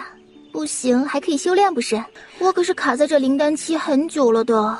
不着急，慢慢来，修炼不能操之过急。我知道的，你说过很多遍了。宫卫离离宗后，顾暖就带着宫变在灵仙宗里逛了起来。第一个逛的就是掌门的青云峰。伯伯，哎呦，碧儿还记得石伯呢。弟妹来青云峰可是有什么事啊？没有，就是带碧儿到处看看。是该到处看看，可需要安排个弟子给你带路做介绍。不用，我们自己走走就好。那好，有什么事随时可以找本尊。好的，谢谢师兄。走到一个叫持剑堂的地方，就见有几个人在打一个人，正准备转身就走。啊，他怎么会在这里？挥开即将踢到他身上的脚。你是何人？敢多管持剑堂闲事？郎统，你怎么会在这里啊？暖一快走，他们都太强了，我斗不过。你斗不过，我可以啊。来说说怎么回事，他怎么得罪你们了？你到底是何人？为何要管这些事？比你们厉害的人就是了。废话少说，赶紧说他是怎么得罪你们了，不然我就让你们得罪我了。几个人都看不出他的修为，瞪了他一眼就准备走。等等，我让你们走了吗？说。他一个武系杂灵根，肯定是用了什么天才地宝才能修炼至元灵期的，所以我们就是想抢一下。哼，你们觉得一个无家世无背景的从凡界上来的人有何天才地宝啊？要不要我给你们一个天王盖地虎试试啊？几个人忽地抖了一下，拔腿就跑。吃了吧，可迅速疗伤。他接过服下，瞬间感觉轻松了很多。现在可以跟我说说怎么来的修仙界的吗？我是一个被叫乔战的人带上来的，本来说要我加入他的宗门，我并没有答应，他就把我打晕了带了出来。我醒来后就已经在这上界了，至于他去了哪儿，我也不知道。我在外面流浪了一段时间，才被持剑堂的外门长老带了回来。他把我带进灵仙宗便出去了，我这段时间一直在灵仙宗里做洒扫。你元灵期修为都是靠自己修炼上来的？我都是按照老祖宗传授的方法修炼的。你先跟我回雪剑峰吧，你老祖宗就是雪剑峰长老灵君，你先跟我回去，有什么问题等他回来后再说。是。顾暖今天也没心情逛了，带着他就回了雪剑峰。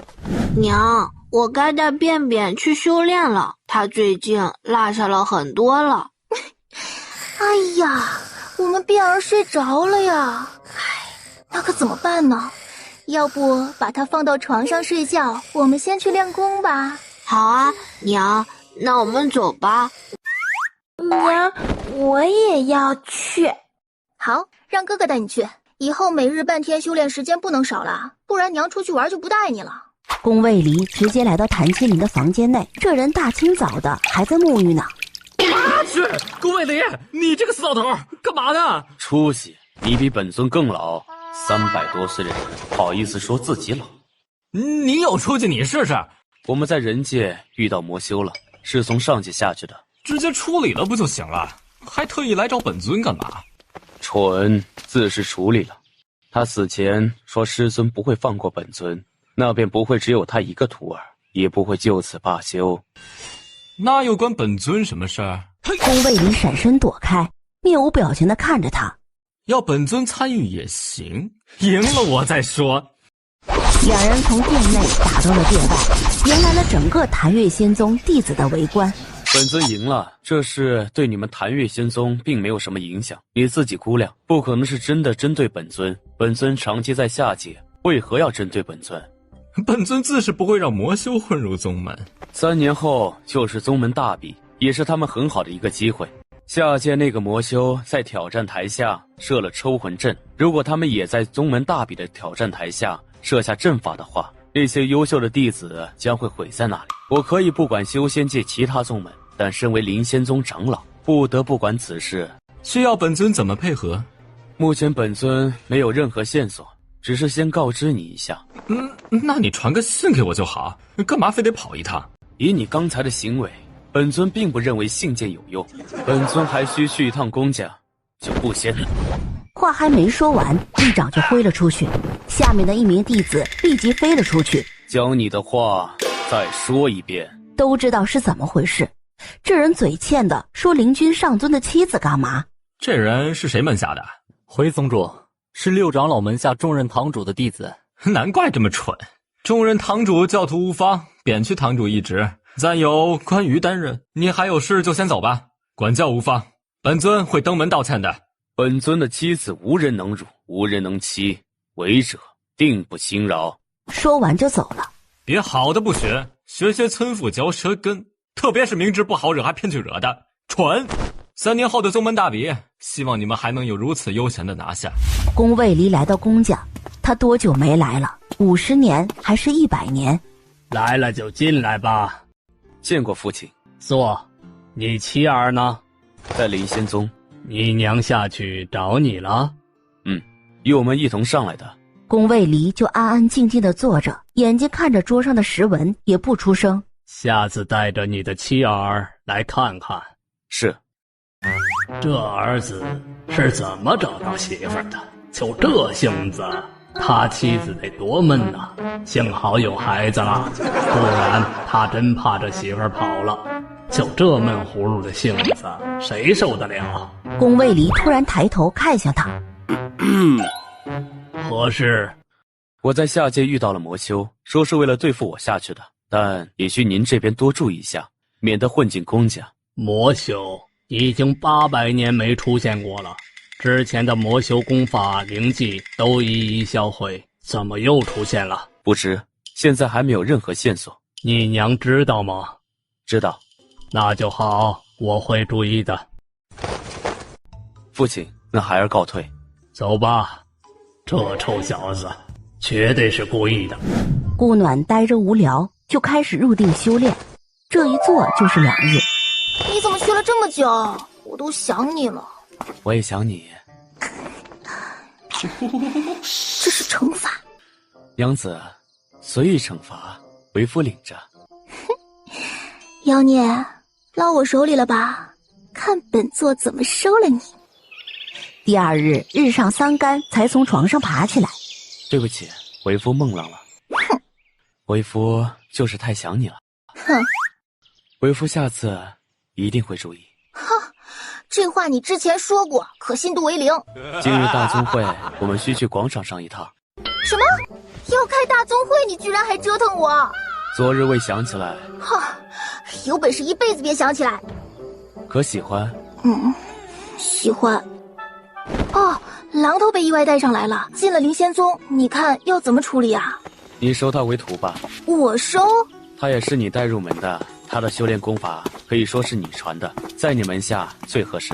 可我没有宗门啊。你以下于我，自然是属于灵仙宗门下，如何没有宗门？啊，榔头啊，不能这么叫了。渊明，你可愿意拜我为师？徒儿拜见师尊。这个你先用着，等你修为高些再给你换。谢谢师尊。他也是有师尊有灵气的人了。娘，我的呢？这是你师兄的拜师礼，你的娘可没少给啊。好了，出发吧。言罢，直接揽过顾暖就走了，其他人一概不顾。爹爹太坏了。坏。宗门大会每10年一次，全宗门弟子除镇守山门弟子外都得参加，所有弟子按辈分大小排列而战。爹爹，娘亲压了下手，示意他安静。可他哪知道，要不是公耀按着他，估计早就跑了。灵真出来，在主位上坐下，现在就等灵玄、灵犀2位长老了。灵真看了眼时辰，见时辰到了，便站了起来，宣布大会开始。我们灵仙宗第3254大会现在开始。走。自己怎么就赶上了个250了？此次大会正好赶上灵君长老携妻儿回宗，我们热烈的欢迎灵君长老夫人入我们灵仙宗。下面掌声热烈的拍着，灵真闪身就将宫变和宫耀抱了上来。这是灵君长老的2个孩子，宫耀和宫变。宫耀淡淡的点了下头，宫变看了一圈，回头看向灵真。怎么啦？伯伯，我可以去爹娘那儿吗？伯伯这里不好吗？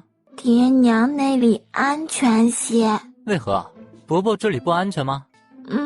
他们听你的吗？当然。那我就陪你一会儿，你不用害怕。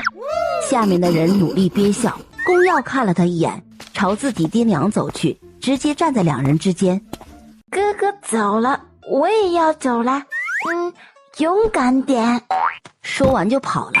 灵真这会儿没忍住，看着时间就开始让弟子们提问了。灵君尊上，请问您与夫人是怎么相遇的？本尊希望大家多问些关于修炼、练气、炼药的问题。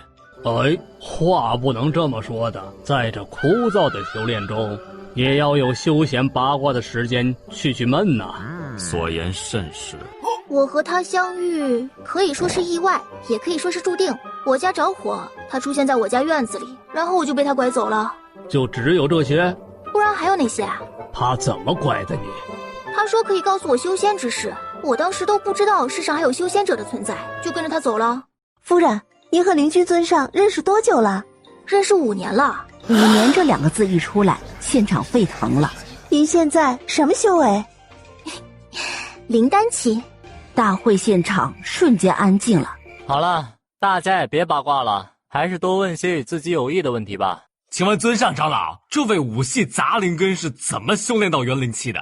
他是我新收的弟子陶渊明，可以说也算是我带他入修炼之门的。那他比您修炼还晚？自然，但也没晚多少。至于他是怎么修炼的，也很简单，运用5系相生相克之法修炼，能相克即能相生。我是想到了这一点，与灵君议论出来的。5系灵根也算是得天独厚的存在了，也算是百年难遇的吧。他既有5系灵根，也算是机缘。宗门大会举行了一个上午才散。他是掌门师兄的大弟子郑华。郑华师侄有何事？师神，我族里也有位5系灵根之人，请问是否可以放在您门下修炼？啥？我这半吊子收一个陶渊明就很不错了，还要收一个？入宗门没有要求的吗？自然有，但若直接收入门下，便可以不用考核。可是我也是个半吊子，怎么讲？不喜欢就拒绝。若你族人能入宗门，他再考虑，但不一定会是关门弟子。谢谢灵君师叔。师神，不是说5系灵根是百年难遇吗？怎么又蹦出来一个啦？世间万物自有定律，回去吧。你修炼可有遇到何问题？如有，提出来。有，我停在元灵期有段时间了，怎么修炼都毫无寸进。宫卫里以灵力把脉。你之前可有吃过什么内丹？体内火系灵力明显强于其他系，且还很多。我在进灵仙宗前不小心误食了一个灵兽内丹，我不知道它是什么系的。现在有2个选择，要么找其他4系的灵兽内丹服下，要相同品级的；要么每系慢慢修炼，但这将是个漫长的过程。你最好想起你吞下的灵兽内丹模样品级，不然此生你将止步于此。陶渊明一听脸就白了，他当时是半昏迷状态，哪能记住自己吃的是什么样的？本尊这有几颗灵兽内丹，你看看是否有相似的。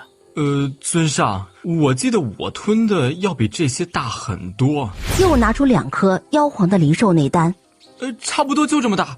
宫卫里这2颗妖皇内丹都是火系的，他根本不能用。别高兴得太早，你知道这是什么灵兽内丹吗？妖皇境的都已经能化形的妖兽，你以为会好找？就算有，每一颗都价值连城，也不是一般人能得到的，并且你这还有系数要求。我说渊明，你哪儿来的妖皇内丹，还直接吞了？我也不知道，当时在森林里躲着妖兽，精疲力尽的跑到了一个山洞里，当时都半昏迷了，也不知道自己怎么就吞了。先修炼吧，有机缘遇到了就好，没有也是命了。是，徒儿告辞。努力修炼还是有希望的，为师和上尊也会想办法的。是，谢师尊。陶渊明拖着2条腿，像提线木偶似的走了。别担心，他既能入修炼之门，肯定不会止步于此的。我去师兄那儿问问。好，没有也没办法了，这运气也是绝了，别人求都求不来的妖皇内丹，居然让他这么不知不觉的吞了。你先休息一下，我去就回。这种小说男主的情节怎么就发生在他身上？难道让他出去历练历练，说不定有什么机缘呢？男主不是到处都有机缘的吗？想什么呢？没过多久，宫卫离就回来了。阿离，是师兄的吗？我拿了炼灵丹与他交换的。炼灵丹是和灵期迈入炼神期的灵丹，隔周修士减少失败率，是我原本给你与药儿备下的。那师兄不是赚了？1颗妖皇内丹，哪值1颗炼灵丹？我们也不亏，他那颗木系妖皇内丹也来之不易。相公辛苦了。娘子可有奖励啊？哼，对你太好了是吧？早上的事忘了是吧？哪里，为夫说的是这个奖励。说着，在他唇上点了一下。我说你在众弟子面前端地是一个冰清玉洁高冷范儿，怎么就不能一直端着呢？在娘子面前，自然是要放飞自我的。暖暖，明天我要闭关一段时间，感觉瓶颈已松动了不少，看看能不能突破炼神期后期。真的啊？自然。娘子在这里祝你成功，出来有奖励。谢娘子，不过为夫可不可以与之奖励？不行，我的腰还酸着呢，谁让你自己偷钱预支了的？宫卫离闭关开始冲击炼神后期，顾暖也选择闭关，这一闭关就是3年。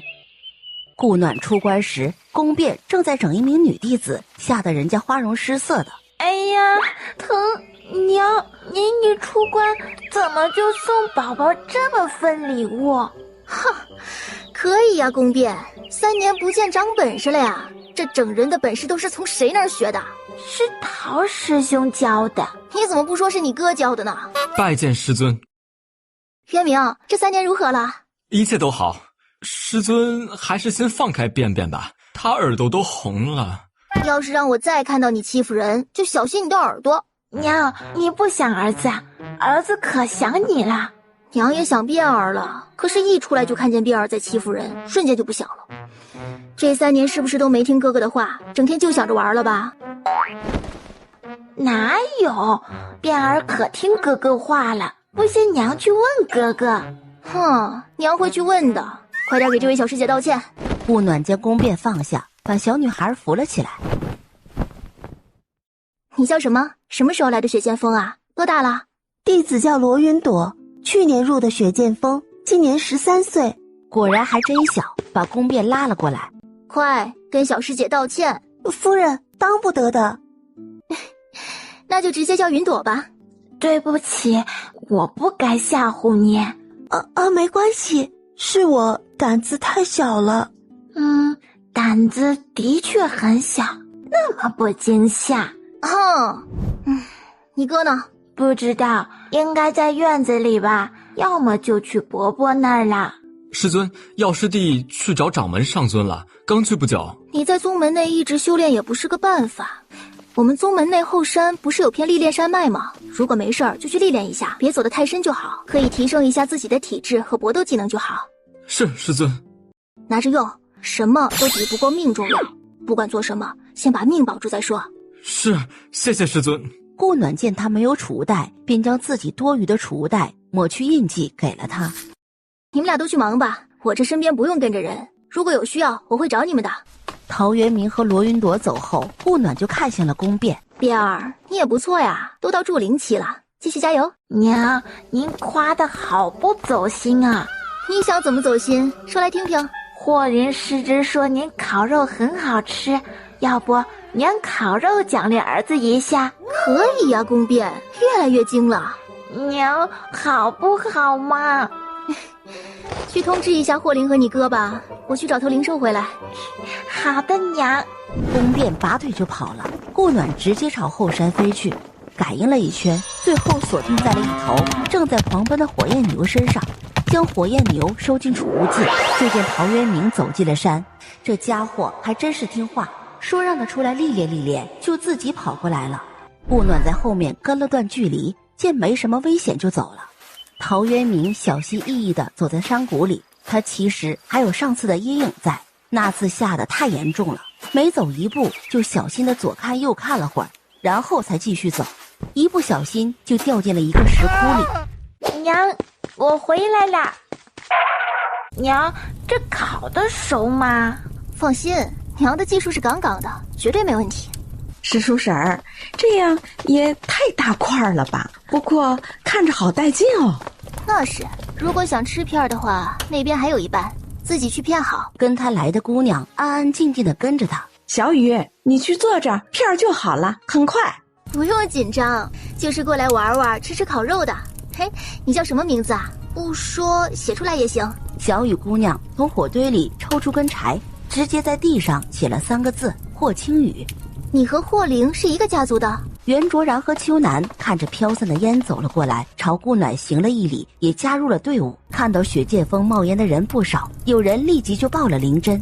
他立即带着公药跑来：师兄来了，快坐，肉等会儿就好了。娘，您这一出关就烤肉啊？弟妹怎么想起来烤肉了？好，辫儿想吃，说这是他要的奖励，刚好我会，就烤起来了。幺儿这段时间辛苦了，带着这么调皮的弟弟，等会儿多吃点，都瘦了。还好，娘，这又不是饿瘦的。你不知道凡间有句话吗？当娘的永远怕孩子饿着。刘元书和林启可是掐着点来的。哎呀，这赶早不如赶巧，师嫂，我也来蹭一口。真不错，肉嫩还很有嚼劲儿。这是什么灵兽？火焰牛。什么也不干，你也好意思吃？师兄，不要这么计较嘛，都是一家人。大家直吃到太阳快下山了，这才收敛，收拾了残局，都捧着肚子回去了。耀儿，看着弟弟早点休息，娘去找一下渊明师兄。在之前看到过他的地方，一路找过去，直到一个地洞附近，迹象消失。顾暖想了下，就跳了下去，拿出火光石就照了起来。按照地上的脚印儿一路找过去，全是骷髅，有人的，也有灵兽的。他突然想反身回去了，抬头看去，天色已经暗淡下来。正在纠结时，听到顾暖的声音：“师尊，我在这儿。”这陶渊明徒儿肯定是某书男主，这种东西也能让他遇到。有进去看过吗？我没敢进去。渊明，你也是17岁的男子汉了，胆量怎么这么小？有没有听过一句话？富贵险中求。走，我们进去看看，不行再跑。是，师尊。啊，我修为比你高，乖乖的在后面跟着，多注意四周。两人拿着火光石，慢慢的向前挪着，仔细的看着四周。顾暖眼尖的在一条大肋骨下面看到一颗圆滚滚的珠子。渊明，那应该是一颗内丹，为师去捡一下，你在这别动。师尊，我去吧。没事，为师身形小些。说着就低头爬了过去，抓着内丹收进储物戒里，就准备往回爬。渊明，我再找找，说不定还有别的内丹。师尊，您出来，我进去找。没事，都进来了。顾暖转身就往上面的另一副骨架爬去，旁边大的骨架他都可以站起来了。这灵兽看着就不小，起码也得妖王级别的吧？怎么都死在这儿了呢？陶渊明看着他往哪儿去，自己就跟到哪边，正准备走。陶渊明身后的墙就动了，挺大一间石室。渊明，这里面应该是某个大能留下来的东西，你自己看看，选自己需要的拿。师尊，这儿还有一箱书。你对炼器感兴趣吗？你是5系灵根，炼器应该是没有问题的。这里面应该都是关于这方面的书。师尊您收起来吧，弟子需要了再找您。顾暖也不多言，将书全部收了起来，旁边的几个箱子一个也没放过。师尊您来试试，我拔不下来。见状正准备放下过去，转身手就磕到了桌角，血立即就滴了下来。见书沾血了，立即挪开，却是一阵晕眩。师尊怎么了？啊，没事，突然有点头晕。他走后没看见沾血书上的字正在慢慢消失，手被吸住了。陶渊明上前想帮忙。师尊，我被挡住了。没事，不着急，你在旁边等一下，或者去看看别的东西。我估计要被他认主了。于是听话的转身去找别的东西，立即就看中了其中一柄黑色的长剑。师尊，您说我用这柄好不好？可以，你喜欢就好。啊，你可以滴血试试，看可不可以认主。立即就将手放在剑刃上，划破手指，剑身金光一闪，就从他手上飞了出来，在他旁边旋转了起来。师尊，是不是成功了？你试着感应一下，看他是否可以回应你。如果可以，那就成功了。有，他回应了。那就好。顾暖试着放了下手，总算可以松开了，准备拔出剑，仔细的看看。他插的地方正好有个裂缝，自己拔了，这个石室铁定会崩。赶紧看，得早点出去，不行就直接收了。师尊，这床要吗？我也在想要不要呢。是玉床，应该有某种功效吧，不然造个这么大的玉床干嘛？先收了。看着那本自己刚才翻开的书就走了过去，怎么就成了无字天书了？刚才明明有字啊，还是丢进储物戒里。渊明，你先出去，我要拔剑了。这剑一拔，这石室应该会塌。你出去后离石室远点。果然一拔，石室就倒了下，一鼓作气的拔出剑，立即转身就往外面跑。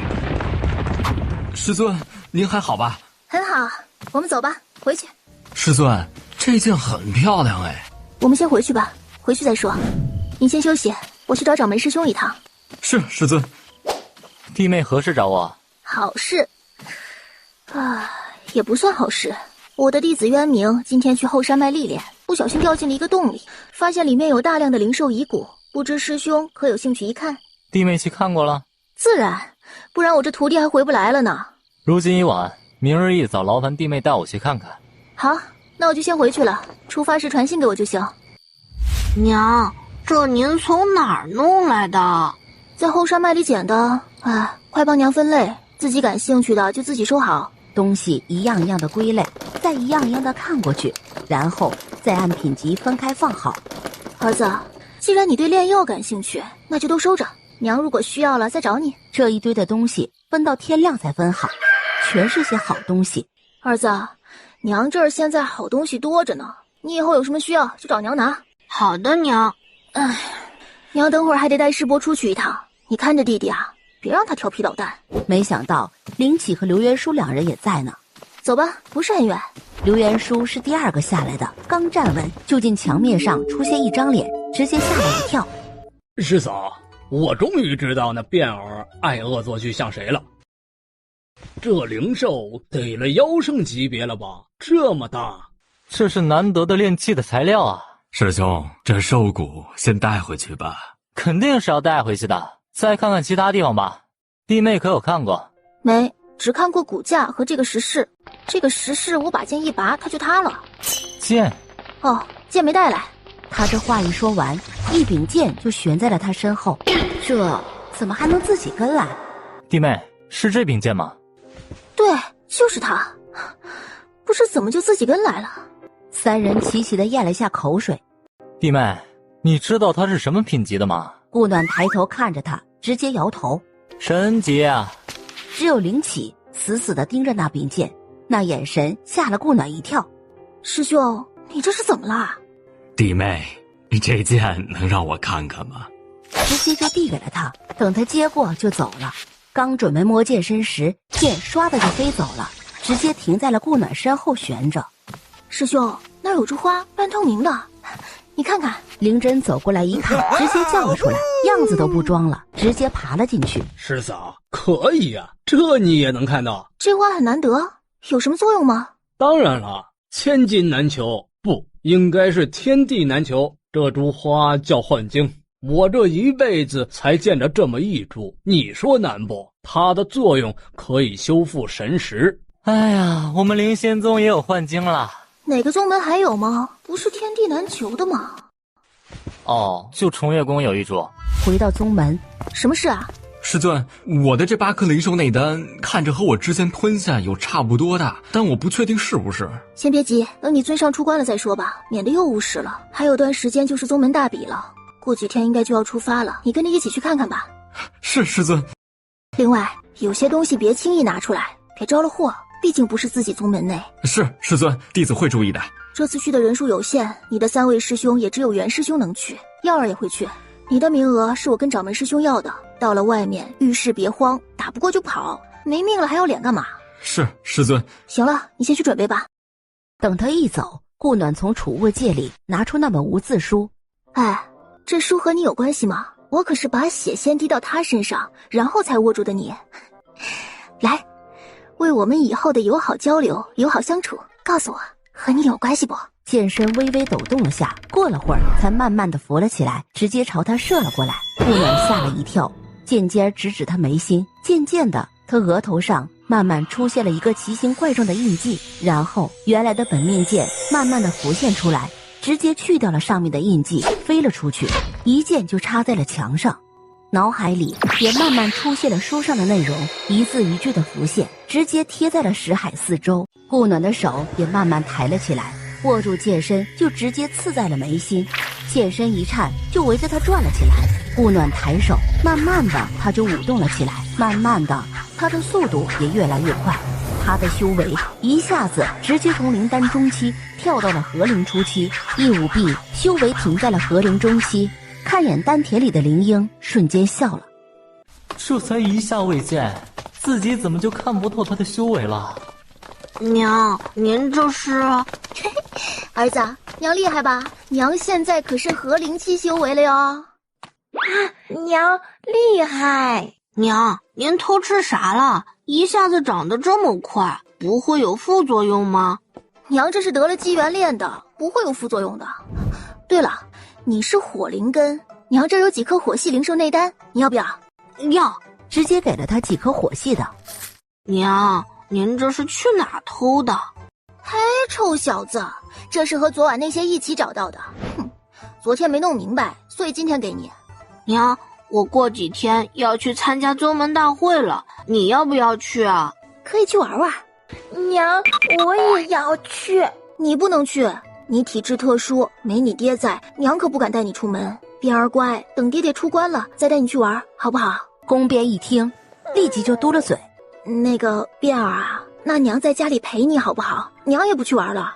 娘，边儿想去玩，可是娘修为太低，怕保护不了边儿，怕把边儿弄丢了呀。边儿乖，娘去问问伯伯去不去。如果伯伯去，娘就带边儿一起去，好不好？那娘快去吧。过来坐着吧，往后少给娘找麻烦，爹要出关知道了，小心受罚。我才不怕爹爹，反正爹爹也是听娘的，只要我哄好娘亲就好啦。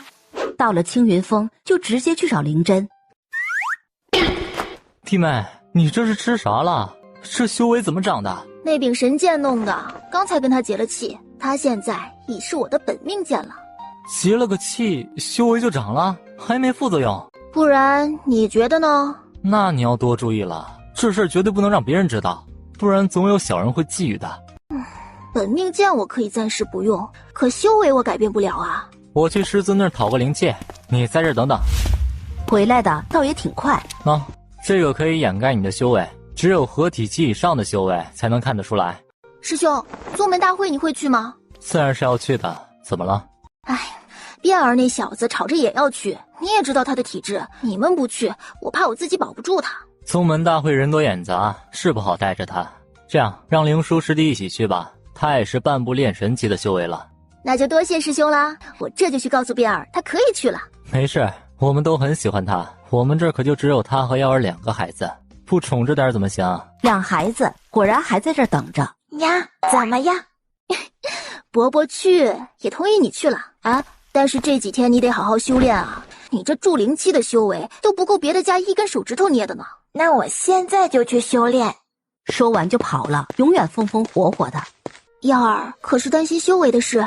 不必担心，我与爹商量过，我年纪还小，自然突破就好。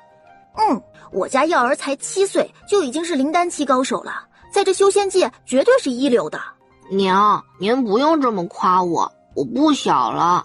7岁哪儿不小啦？7岁还是个孩子好吗？顾暖直接就将人搂进了怀里。娘是不是好久都没抱过你啦？这会儿娘好好抱抱。儿子也抱抱娘。好，儿子想抱就抱，娘的怀抱永远欢迎你。爹可能不欢迎，还是算了。我们家我说了算。那爹找我麻烦了怎么办？哼，告诉娘，娘有的是办法让他听话。是，谢谢娘。宫耀解了解双手，顾暖轻拍了下他的头。跟娘道什么谢？娘很多时候都没顾上你，娘可有跟你道歉？娘不用跟儿子道歉。一家人彼此谅解，彼此照顾。如果做错事了，才需要道歉。时间很快，一下就到了出发去往天极帝国的日子。小弟，我可是被专门派来保护你的，怎么样？要不要送点礼给我呀？师叔辛苦啦！就一块牛肉干？不然您觉得我一个小孩手上能有什么？灵气的速度很快，不过1个上午就到达了目的地。恭迎灵真尊上和诸位仙长，下官有失远迎，还请见谅。灵真面无表情地点了下头，继续朝前走。承元宗与归元宗还有重月宫的人都已经到了，余下飞天宗与华清宗未到。多谢刘大人了，这是下官应该的，那下官就不打扰了，告辞。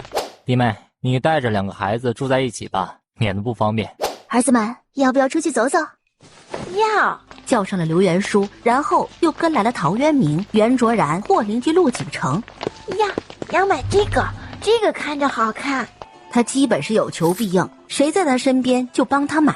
顾暖看着旁边店铺装修造型奇特，就想进去看看。怎么了？那个店你不方便进。为何？那是他们男的才能进的，全是狐狸精。顾暖哦了一声。嫂子，你这什么表情？唉，没什么表情。我娘的意思很明白，她好像知道了你经常来这里玩的意思。他什么时候来过这里玩过？他自己怎么不知道？顾暖走一家灵气店铺，店家，这只玉箫怎么卖呀？我看着挺好看的。嘿，这只白玉箫3000下品灵石，就这破玉箫还3000下品灵石？哎，贵客有所不知，这只箫是我们老板在一头灵兽穴内找到的，所以这般价也不高的。在灵兽洞穴内找到的就要3000，那我捡个石头回来卖你这个价，你收不收？刘元书说完，转身就走。哎，贵客请稍等，小的去问问主家的意思。他前脚刚走，就有人来问那只玉箫，卖给谁了？一个夫人，和她一起进来的有7个人，2个小孩子。这修仙界的都是破骨期的人了，怎么没见到餐馆啊？你以为都像你一样好吃啊？他们一般到了破骨期便不会再沾五谷之物，自然餐馆就少了。那小孩和破骨期以下的要吃吧？修仙界的人都不怎么重口腹之欲，一般都是在自己家里有或宗门吃。再说，这也不是没有餐馆，只是不在这条街上。你怎么不早说啊？你也没问呢。见你逛得这么高兴，我提这个干嘛？走，餐馆在哪儿？带路。直接走进最近的一家。这菜名太花里胡哨了，都不知道是什么，怎么点啊？你哪个不明白？这是龙凤肉啊，这个是凤鸟蛇羹啊，这个白玉清扬呢？是白豆云菜汤。顾暖最后也只点了几道看着还不错的菜，菜一上桌就瞪大了眼睛。原味儿，厉害了。顾暖每种菜都尝了下，就放下了筷子。你来这儿吃过？自然来过。来过你不告诉我这里的菜不好吃啊？这个你付。谁知道你好吃的定义是什么呀？那我还以为只要是吃的就行呢。师叔，原来我只以为你有点笨，没想到还有点傻。臭小子，我是你长辈，有这么跟长辈说话的吗？顾暖走出餐馆没多远，就看到了迎面走来的月琴莎。娘。月琴莎笑着点头，直接走了过来，就抱走了宫变。哎呦，外孙都这么大了，可有想祖母？不想，想了也没用。为什么？反正您又不会来看我。哎呦，是祖母不好，没去看我们家变儿，祖母给你道歉好吗？祖母。见过月公主。月琴莎先对他们点了下头。我们家耀儿长这么高了，都快赶上祖母了。你们这是刚吃完东西出来？哟，灵叔尊上也在呢。我是这小家伙的跟班儿。那真是谢谢灵叔尊上了。客气了，卞儿可是我们灵仙宗的宝，我们都是一家人，是应该的。祖母还有事儿要去处理，晚点祖母去找卞儿好吗？如果遇到什么事儿，可以来找本宫。重月宫的府邸就在前面。好的，娘，我会的。月吉沙点了下头，就带人走了。我敢肯定，那明日这里将传遍灵君与你的事。传就传呗，又不会少块肉。顾暖没所谓的走了，才走2步就让人拦了下来。请问你们今天是否在灵气阁买了只玉箫？你谁呀？在下是云王府的客卿陆人文，不知阁下是？我是谁不重要，重要的是拦着我们想干什么。是这样，王爷前段时间在灵气阁看中一只玉箫，当时有急事先走了，未能当场买下。今日派我前来买回，未曾想却让人先一步买走了。故而打听到是几位买的，所以想请你们转让。顾暖想也不想的抱起宫便就走。不卖，我们愿出3倍的灵石购买。10倍也不卖，本姑娘不差这点灵石。你别不识好歹，云王府要的东西不卖也得卖。哼，云王府这么厉害呢？我们给了你面子，你别给脸不要。你的话再说一遍，本尊刚才没听清。陆人文一听吓了一跳。我们王爷也是炼神级高手，我们王府多的是能人，别到时候不好看。王爷是吧？我在这儿等着，你去把他叫过来，我看看到底是怎么个厉害法。哎呀，不过炼神期的，我和刘元叔都打过呀，要不要跑啊？陆人文看了他们一眼，直接传信给了云王。云王来得很快，顾暖一见到他就瞪圆了眼，立即将宫边的脸按到了肩上。娘，你干嘛？听话，先趴着。太像了，这简直是一个模子里刻出来的。他旁边的几人也傻了眼。回去再解释。他们就是买了玉箫的人。对，那女的怎么说也不卖？为何不卖？不卖就是不卖，哪有为什么？再说了，本夫人又不差你这点灵石，你手下还那么嚣张，本夫人不喜欢，不卖，怎么啦？云王淡淡的看着他。怎么要硬抢？价格好商量。不卖，这是本夫人买给我相公的礼物，怎么能转让？云王看了他一眼，直接就走了。走，回去。回到灵仙宗的住处，叫来灵真，就把宫变的事说了下。师兄，我要不要带着卞儿先回去？卞儿，你是怎么想的？卞儿，爹娘不管你怎么做，都会支持你的。娘，我们不回去，我又不认识他。好，那就不回去。但是你有什么事一定要告诉娘，好不好？其他人纷纷起身走了，只留下母子3人。娘当时把你抱回来时，你可小了，只有这么一点点大。宫耀一直说到他睡着了，这才停了下来。耀儿真棒。娘，先将弟弟放到床上去吧。没事，娘先抱着，他才刚睡着。刚才的事保密，卞儿一日不认，便不许说出去。是，尊上掌门。刘元叔跟着灵真回到他房间。还真没想到会是这样，卞儿的性格跟嫂子那么像，谁会想到她不是亲生的？嘴严实点，不许在别人面前提了。我有那么没分寸吗？有。刘元叔轻哼了声坐下。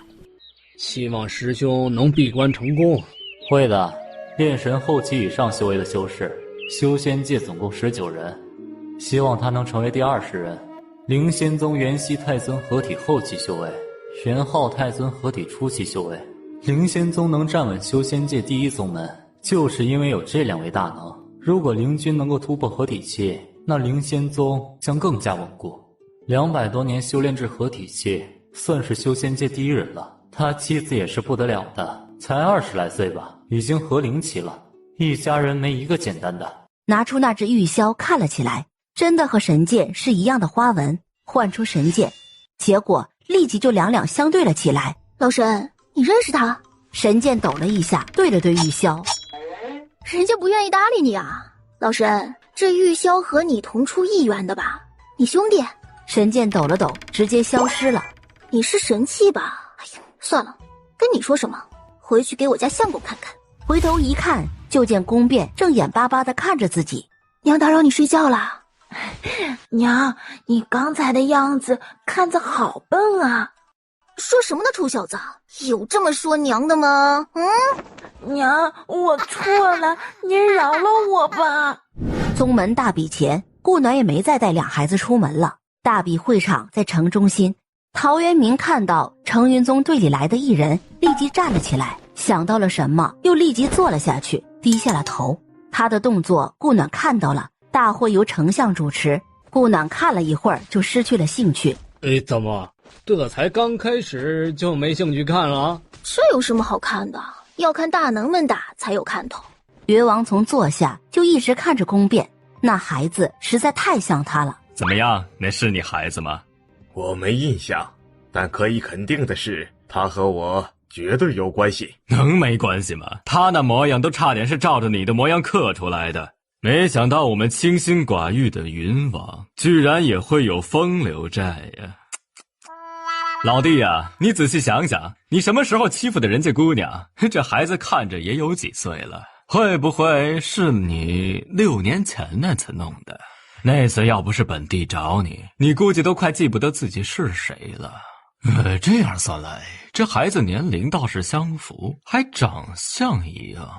老弟呀，这是你的娃无疑了。越王瞥了他一眼，天极地立即收了声。顾暖感觉到他的视线，瞥了一眼就收了回来。老弟呀，那会是你未来的娘子吗？他当时好像就抱着孩子，他看到自己还把孩子搂了搂，难道他真的是？那你这未来的娘子长得还不错呀，白净水嫩的，修为也还可以。闭嘴！天极地立即又收了声。今天的比赛一结束，越王立即就闪到了林仙宗的坐席上。孩子，我的？你想多了吧？这是我和林君尊上的儿子，想要儿子自己生去。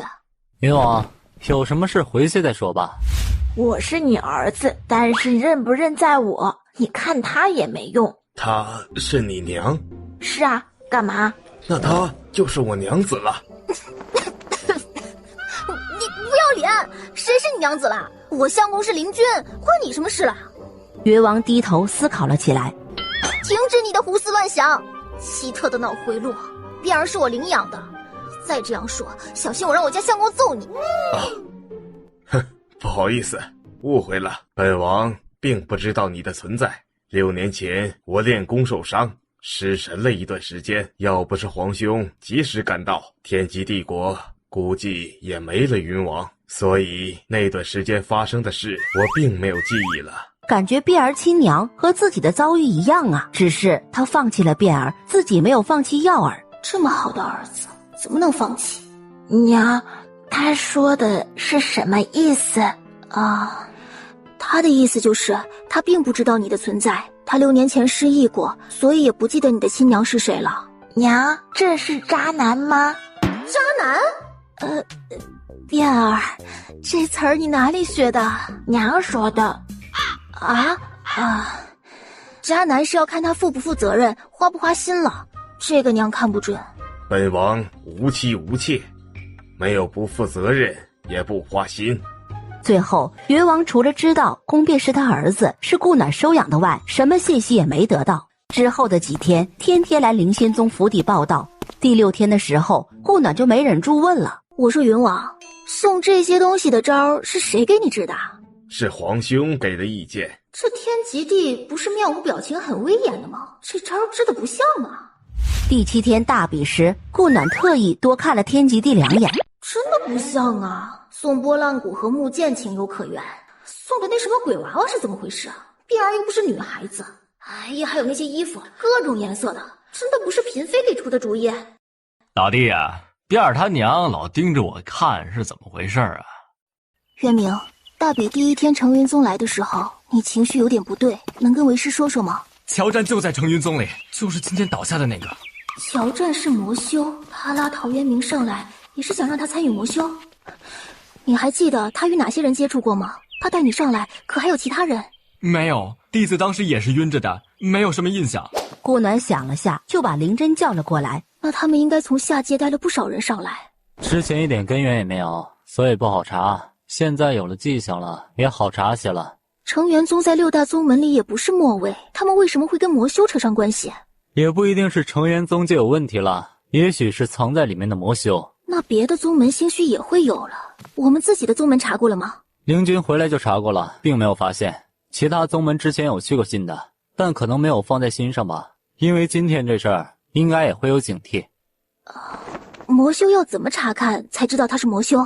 魔修的灵力与正常修士不一样，他们的灵力会在运行中转换成魔力，所以如果他们不运行灵力，就根本查不出来。另外，如果他们暗中修炼，也只有在打斗中知道对方是不是魔修。天极地召集各宗掌门商讨魔修之事，我就先走了。好，师兄慢走。等灵真一走，就去找了陶渊明。陶渊明正在房间内修炼，顾暖也没打扰他，而是直接副手探查他的灵力运行状况。魔力没发现，却发现了运行问题，立即调动灵力为他平息。平静内息，按我的灵力路线，五行相生相克，按此运行。良久，陶渊明才平息下来。师尊，弟子错了。今天为师要是不来，你会走火入魔的，知道吗？最开始就告诉过你，你的灵根特殊，只有五行相生相克之法可以克服。如今为何激进了？陶渊明低下了头。抬起头，站好了说，别忘了你的身份，你是个17岁的大男人了，在下界你都应该成婚了，你还是我顾暖的第一个弟子，如今扭扭捏捏的，像什么样子？师尊，弟子想为您分忧。那你来说说，为师有何忧？您不是在查乔战的事吗？我一点忙也没帮上，所以我想早点提升。谁告诉你我在查乔战了？再说了，你自己现在有什么问题，你自己不知道吗？算了，回去好好的给我到后山脉练练胆，为师亲自监督。这几天不许再修炼了，好好休息一下。回去后，为师会好好的让你体验一把什么是修炼的。顾暖说完，直接就走了。刚看完一本，宫变就跑了过来。娘，云王让我们去云王府玩，去不去？变儿想去就去，娘就不去了。娘为什么不去？娘要是去了，你爹爹该吃醋了。爹又不在这里，怎么会知道？怎么会吃醋？等他知道了，我们也都回来了，根本不用怕的。你爹要是生气了，后果很严重。乖，和哥哥去玩吧。哎，你们一定要跟在云王身边。算了，娘带你过去，跟云王交代清楚。牵着他就去前院找云王。想来你也知道变儿的体质特殊，所以一定要看好他，别让别有居心的人有机可乘。本王知道，请放心。耀儿，看好弟弟，有事就给娘传信，你自己也不能冒险，可知道？知道的，娘。好了，你们去玩吧，天黑前回来啊。灵真一回来，见他在亭子里坐着，便走了过去。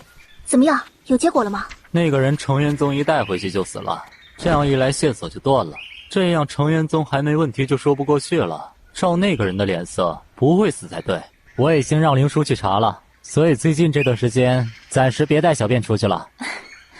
变儿让云王带走了，你就不怕云王把人抢走了？那也要他抢得走。再说了，变儿是他的亲儿子，拦着也不通情理。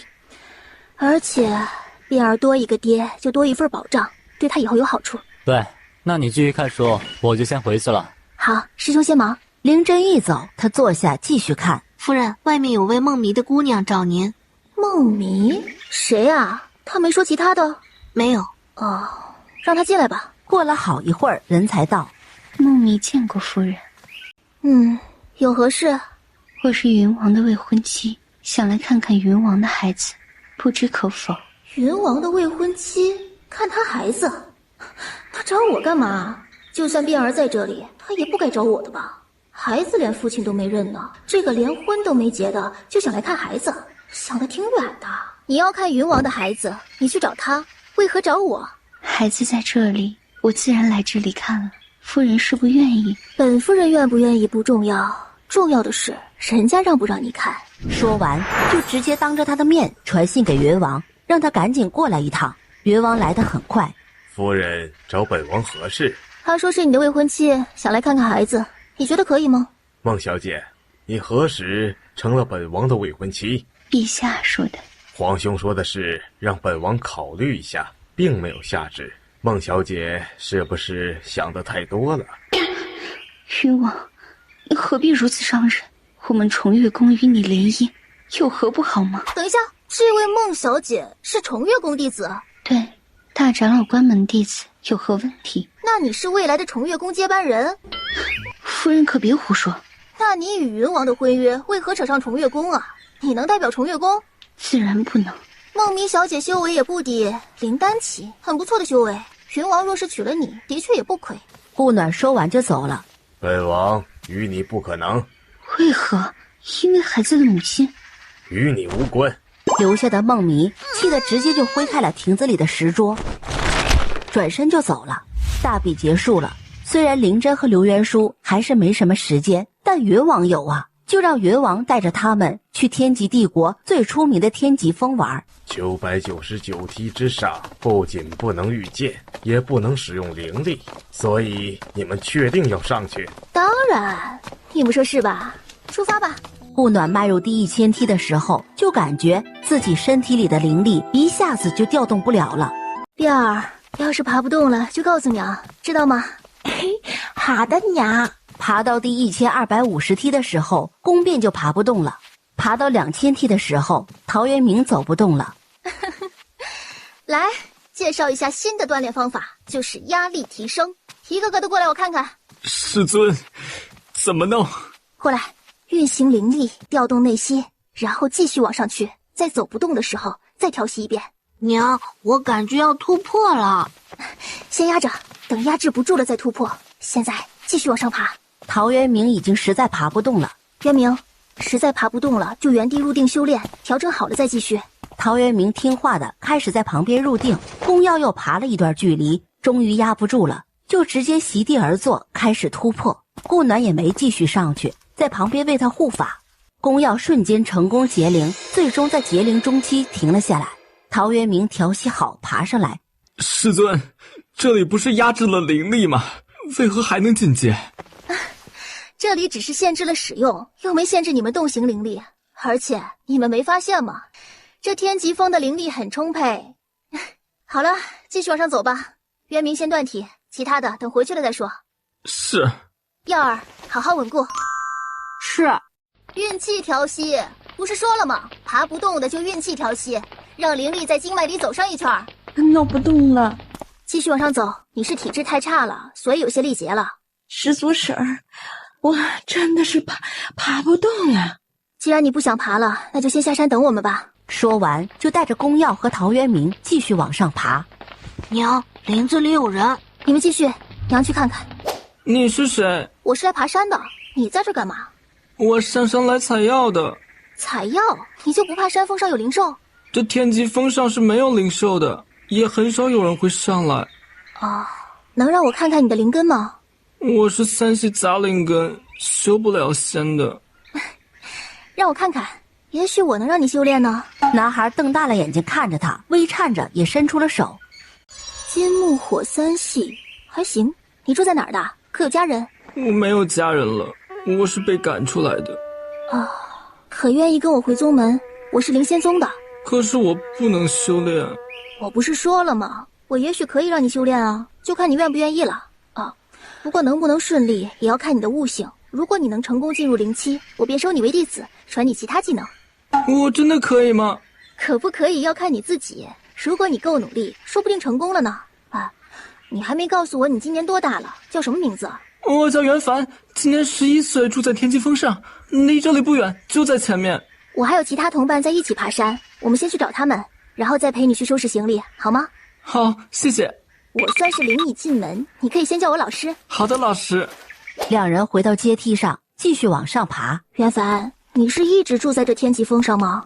我从被赶出家族就一直住在天极峰上的，这边对修仙者有限制，又没什么灵兽在，所以来的人很少。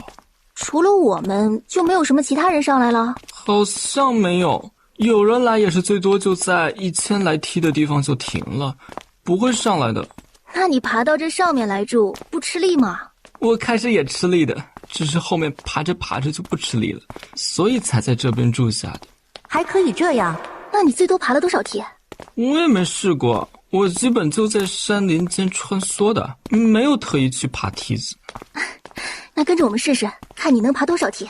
再爬了段距离，见他们都等在2500梯左右的地方。你们可真会选。什么？师神，这位是谁？怎么上来的？他叫袁凡，等会儿跟着我们一起往上爬。至于他是怎么上来的，后面看着就知道了。还爬？回去就知道我为何让你们爬了继续走了。爬到3000梯的时候，顾暖终于收工了，放过了他们。可以走了。走吧，回去了，天色也晚了。到了城门口，感觉袁凡明显的紧张了许多。袁凡，你原来的家族是天极城里的。我是孟家的人，我娘是孟家长女，我原名叫孟元凡。姓孟，那和孟迷是不是一个家族啊？孟迷你知道吗？知道，她是我小姨。你什么时候被赶出去的？6岁。6岁小孩就被赶了出去，孟家是有多穷了，连个孩子都养不起了，可还想回孟家？不愿意，也不想回去。从今往后，你和孟家再无关系，看到了就当不认识吧。回到灵仙宗在天极帝国的府邸，盘腿坐下，试着感应灵气，先感应到哪种，那就紧紧地抓住那一种，其他的就当不存在。如果是火系灵力，那就只感应火系的，其他的一概不用理会。我教你的方法就是舍弃另外2条灵根，独修一种，这样就不怕灵根杂而修炼无寸进了。袁凡照着他说的做，却半天没有感应到。放松，别紧张，收敛心神的慢慢感应，不着急。慢慢的想象空气中流漫着一片红色的气流，你想办法把它们引到自己的身体里，慢慢的吸收进经脉里，按着我的运行路线运行1周。袁凡仿佛真的看到了，试着开始引导他们进入自己的身体，在身体里流转1圈后再进入经脉。云凡运行了3周，就从入定中睁开了眼睛。老师，我成功了。恭喜你。好啦，你慢慢修炼，记住你现在修炼的是火系灵力，那就只练火系，其他的半点不能沾，可明白？明白。顾暖点了下头就走了。师兄，急着回去，可是宗门有什么事？没事，只是现在出现魔修，怕弟子们乱跑遇到意外，就先将他们送回去。好，那我先回去准备一下。对了，师兄，那天极峰的阶梯是谁弄的？能顶着压力弄出来1万阶梯，也是厉害了。天极峰是上古时代就存在的，具体是谁弄的，估计得查典籍了。云王还真是到了天黑才把人送回来。边儿，明天就得回去了。好啊，爹爹出关了吗？应该还没有，他要是出关了，肯定会过来找我们的。要不要跟云王道个别？不用了。那好，我们去收拾一下东西吧，把你的玩具收一收。往后有什么事都可以传信给我，我随叫随到。顾暖直接代替宫变点头答应了。中午时分的时候，回到灵仙宗，便让袁卓然安排袁凡的住处，自己直接去了宫卫离的闭关室。在他坐下没多久，闭关室里的灵气突然暴动了起来。不会是打扰他闭关走火了吧？灵真和灵启也飞了过来。灵君要成功了，灵贤和灵心都闭关了10多年，也未见突破，而他却只用了3年多的时间，果然是天之骄子啊！那就好，我还以为我影响到他了呢。娘，爹要成功了。要成功了。他们都希望他能成功，全灵仙宗的人都希望。直到太阳渐落，闭关室的门打开了。这一闭关，他不仅突破到了合体期，他也知道了自己为何会与他有牵连。多谢师兄，已经成功突破合体。就直接挥手弄塌了宗门境内的一座山。好，过会儿记得去告知一下师尊，他也颇为担心。好的。灵真和灵启与他说了话就走了。宫卫离挥手设下结界，抱住顾暖就亲了下去，良久才放开他。娘子可想为夫？想，很想。你的修为怎么就到了和灵期？发生了什么事？回去告诉你。耀儿和变儿还在旁边看着呢。宫卫离撤掉结界。变儿这是在玩，不打算修炼了？我才5岁就筑灵期了，已经很了不起了。哦，是吗？为父并不觉得，你哥哥5岁就已经是破骨后期了。宫卫离说完就揽着顾暖走了。哥，你这么厉害的，你怎么不说啊？你以为谁都像你一样？走吧，回去。宫卫离带着顾暖回了房，就布了结界。可以告诉为夫了吗？因为他。你怎么得到的？可有危险？啊，你随便看看有没有渊明和适用的灵兽内丹，他那儿也有8颗。这个不急这一时，我先看看你的修为稳不稳。宫卫离查看了好一会儿才放心。这是师尊给你的？师兄去帮我要的。我毕竟修为提升的太突然，所以他去帮我要了这个。我给了他2个寻灵器作为回报的，他绝对不亏。顾暖又将在天极帝国发生的事与他说了一遍。那天极峰太适合断体了，妖儿就在那儿突破的，还连破2级呢。哦，我还带回来一个人，他是3灵根的，我想办法让他单修火灵根，目前成功了。对了，我在天极帝国买到一只箫，与我的神剑花纹一样，我怀疑也是神器。你看看。我也看不出来是否是神器，我滴血认主试试。滴了一滴血在玉箫上，血是吸收了，却还是一点反应也没有。神剑突然出了顾暖的识海，直接朝玉箫劈去，玉箫直接飞了出去，与神剑就打了起来，2灵气不相上下的打着。可以肯定了，这箫是神器，应该是少了什么东西，所以才这样。我是因为那本书才与神剑结的契约，难道还有另一本？应该不会，看他们就是一脉的。要不我也滴个血上去试试？还有，那书都已经刻在我的识海里了，那我是不是可以试着让阿离进入我的识海看那些字啊？阿离，你能进入我的识海吗？可以是可以，但太危险了，一个不小心你会傻掉的。这么严重？我是想到我与神剑结契约时是有本书的，可是它已经刻进我识海里了。我在想，要不我滴血试一下，要不你进入我的识海看看。你先滴血试试，不行我们再想办法。识海不能轻易让别人进去，哪怕是我，知道吗？顾暖召回神剑，玉箫也跟着回来了。他用神剑割出一点血口，没用。还有种办法，2人神识相交一起试一下。那好，我们试试。我就不信搞不定他了，还一点提示都不给。宫卫离慢慢接收，直到他接收的信息越多，玉箫也越来越明亮，最后直接飞了起来。宫卫离感觉到玉箫正在与自己结气，然后看着顾暖传出的信息，慢慢的握住玉箫，就放到嘴边吹了起来。顾暖在旁边听得如痴如醉，如梦似幻的。宫卫离一曲中，这只玉箫与神剑本就是同一人所出，所以才会这样。只是不知为何，这玉箫是在天极帝国，而剑在灵仙宗的后山脉。不管怎么样，这2样神器现在是我们的。不过你送我的那柄剑被他逼出识海了。正常，我的本命剑本来也应该换成他的，只是不知为何他没有那么做。那肯定是他很友好，不像神剑那么霸道。这玉箫名玉溪，属于鹰梅类灵气，也有可能是因为这个原因才会这样。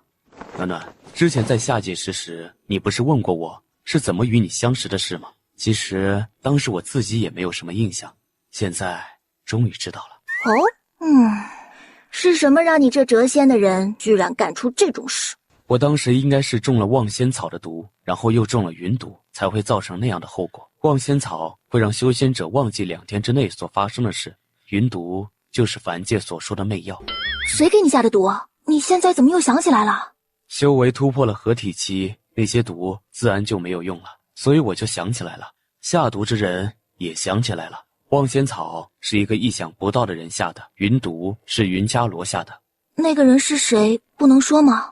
也不是，是师妹灵心。只是我想不通，他为何要给我下望仙草。灵心不是闭关10年了吗？怎么还给你下毒了？他8年前下过凡界，他去的目的并没有告诉我，我也不便多问。那肯定是中间发生了什么呗，不然他为什么要给你下毒啊？来说说吧，你是怎么从云伽罗手上逃掉的？居然把我给霍霍了。我当时还有些意识，挥开他就走了，然后面才渐渐失了神智。怎么找到你的那部分没能想起来，因为云毒当时是让人失了神智的。你们是不是只要哪个女人为你们生了孩子，那个女人就是你们的娘子啦？这不是应该的吗？那如果不是我的话，你也会娶了？那我是不是得感谢上苍，让我及时的来到了原主的身体里，不然就不会和他相遇了。自己当时与他并没有感情，还不是娶了她吗？那如果是其他的女人，自己会不会娶？是会的吧？孩子都生了，怎能不娶？如果不是他，自己还会喜欢上那个人吗？怎么不说话？应该会娶，但不一定会喜欢上他。暖暖，我们应该是天注定的姻缘，没有人能改变的，不是吗？你是我的，谁也不能抢。我是你的。那么我们来说说，这你们还有谁？是谁还与你说过啊？什么你们？娘子。那个云王不是不知道我是领养的边儿吗？后来解释清楚了就好了。现在可是整个修仙界都知道你娶妻了，我顾暖可是你的道侣呢。哦，需要为夫奖励你吗？不用，应该的。应该的，怎么能不奖励一番呢？他的话一落，灵真就来找他了。顾暖立即笑了。我们晚上继续。宫卫离说完，就打开结界走了出去。师兄，我们打算给你办一个庆祝大会，借此机会看看魔修是否会露出马脚。可以，需要我配合的就告诉我。放心，不会落下你的。日子目前定在8日后，没问题的话，那我就去安排了。灵真说完就走了。我去一趟师尊那儿，很快就回来。去吧去吧。等他一走，他就直接去找宫变。这小家伙难得的开始修炼了，无奈又走了出来，去了陶渊明的房间。打算开始学炼气了。师尊，现在也没什么事儿，我就先看看。你也可以试着练一下，需要什么材料可以去宗门储备堂领，我们雪剑锋的份额一直都没领过的。是，师尊。灵君尊上出关了，可以帮你看灵兽内丹了，你要提前做好准备啦，因为一下要同时用4颗内丹，到时绝对会灵力暴增。好的，我会好好准备的。我去看看袁凡，你先休息吧。袁凡正在努力的修炼中，他居然已经迈入初灵期了。第二天，不要急。急，还要给渊明弄灵兽内丹的事呢。宫卫离看着他露出来的肩，挑了下眉，上面玫红点点。还不伺候本夫人更衣？是，这就伺候，请稍等片刻。一切弄好，就直接去了陶渊明的房间。师尊，尊上。阿离，你看看，可有合适的？宫卫离挑出3颗，加上之前从灵真拿的那颗，齐了。你盘腿坐好，照本尊说的做。陶渊明立即盘腿坐下，运用灵力，保守内息。4种灵力渐渐从内丹中散出，又被他牵引着，让陶渊明吸入体内。最终，他停在了破骨后期。你这一次的吸收太急，按理是可以直接升到灵丹期的，但本尊给你压制住了。等你稳固了，自然会打开，助你突破灵丹期。是，谢谢尊上。好好修炼，我们就先走了。晚点带你们去后山脉修炼断体。是，师尊。顾暖带着宫卫离来到隔壁，让他帮袁凡布了个会灵阵。你对这些弟子倒是挺上心的。那是，都拜我为师了，能不上心点吗？免得误人子弟呀。宫卫离大感失策，说着，郑华就带着他的族人来了。这孩子和你什么关系？这弟子是兄长的女儿，如今7岁，叫文婉莹。为何一直看着我？师父说你很厉害，以后是我的师尊。哦，然后呢？所以我看看你有多厉害。那你觉得我厉害吗？应该厉害，都能教我修炼，肯定厉害。那你应该也知道，我之前也说过，不一定会收你为关门弟子哦。没关系，只要你教我了，就是师尊。一日为师，终身为母。你先留在雪剑锋吧，以后叫我老师便好。那就多谢夫人了，弟子告退。师父慢走，你跟我来吧。你有位师兄也是武林根系，我先介绍你们认识一下。今日早点休息，明日再开始。我知道，师父说过，叫陶渊明，今年17岁，比我大了好多呢。顾暖笑着将他带到陶渊明的院子里。师尊，这是你小师妹文婉莹，以后多照顾她些啊。好的，师尊。文师妹好。师兄好。渊明，你带婉莹去找一下卓然，让他安排一下婉莹的住处，让她先休息一下。是，师尊。陶渊明应下，就带着活泼的文婉莹走了。文师妹，要不你和云朵一个院子吧？雪剑锋就你们2个女弟子。我没问题，你问一下云师姐有没有意见？袁卓然把他又带到了罗云朵的住处。哦，我没有意见。那好，你们一个院子吧。文师妹，你自己挑一下房间，然后到我这里来登记一下就好。顾暖去了隔壁。别一味的埋头修炼，劳逸结合呀。走吧，我带你和渊明他们去后山卖断体。这次北辰和秋楠也来了，他们可是听了袁卓然一顿夸的。来，把这些东西带到双腿上，从这儿出发，跑到前面那座山下，优先到的人胜。中间除非对付灵兽，不然不许用灵力。当然了，胜利者是有奖励的，奖励一个天级灵器。哦，对了，耀儿不参加，因为他已经是结灵期了。见众人都准备好了，就开始出发往前跑，不限速度。最开始是袁凡跑在最前面，渐渐的他的体力就不支了。慢慢来，调整呼吸，不要着急。眼看其他人都跑远了，他怎么能不着急？你急不来的，你和他们的修为不一样，你只有提升了修为才能和他们一拼。现在边跑边慢慢吸纳，让火灵力在经脉里流转。看到前面陶渊明正在杀灵兽，顾暖带着袁凡直接绕开他们往前走。老师不用去帮忙的吗？不是有北辰在帮吗？当然，如果你是相同的实力，自然要帮。在你没这实力的时候，还是乖乖避着的好。是，知道了，老师，我会努力的。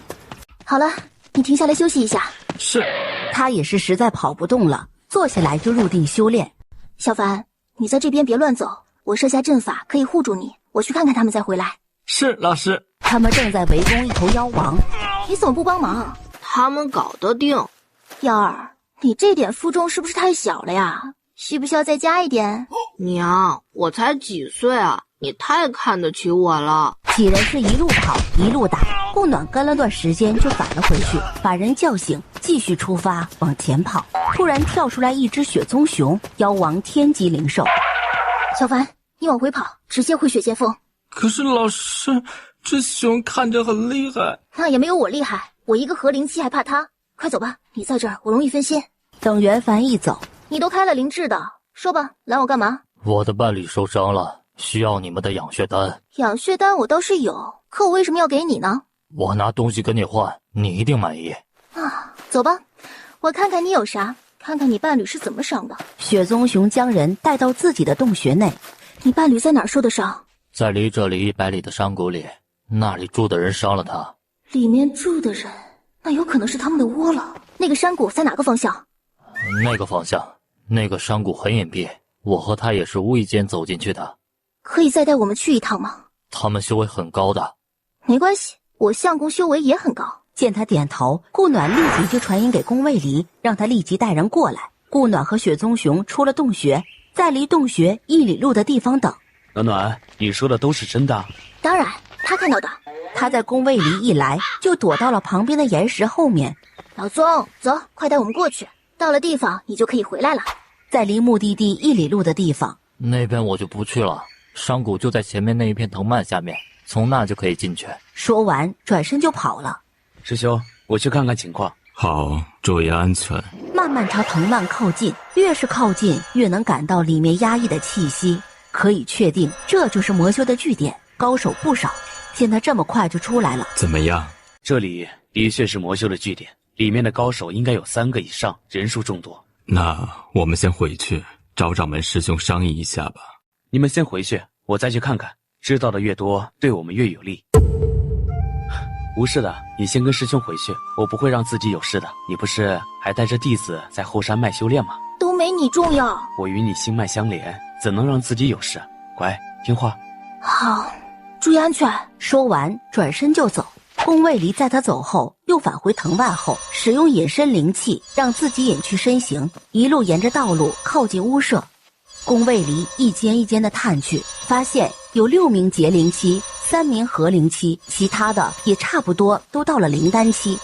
元兄，你说魔主是什么意思？为何不让我们捉灵仙宗的人？谁知道呢？那也许他与灵仙宗的谁有交情吧？不可能吧？有交情，捕捉那一个人就好，哪还管整个灵仙宗？他们离得最近，又有弟子在这山脉里历练的。不管怎么说，还是听魔主的吩咐吧。哎，魔主好长一段时间没回来了，长老们也闭关，很少出门。今天就到这里了，先回去。这段时间没事不许到后山脉来了。说完也不管他们，直接就去了青云峰。还是等灵君回来了再说吧。等了差不多1炷香的时间，怎么样？6名结灵期，3名合灵期，其他的人也差不多都到灵丹期。那得找其他宗门配合了。另外，他们的魔主并未在山谷里，只有长老们在。也不一定要找别人一起，真要去攻，我们还是拿得下的。为保守起见，还是得找其他宗门一起配合。我不能拿灵仙宗的尾来赌。现在离庆祝大会也只有3天的时间了，等那时各宗门的掌门来了，大家一起商议吧。如果有宗门的掌门也是的话，那岂不是暴露了？弟妹说的是程云宗吧？虽然不知道他是否真的有问题，可也不能把他屏蔽在外啊。那就先试探一下，到时看他们的反应再说吧。也只能如此了。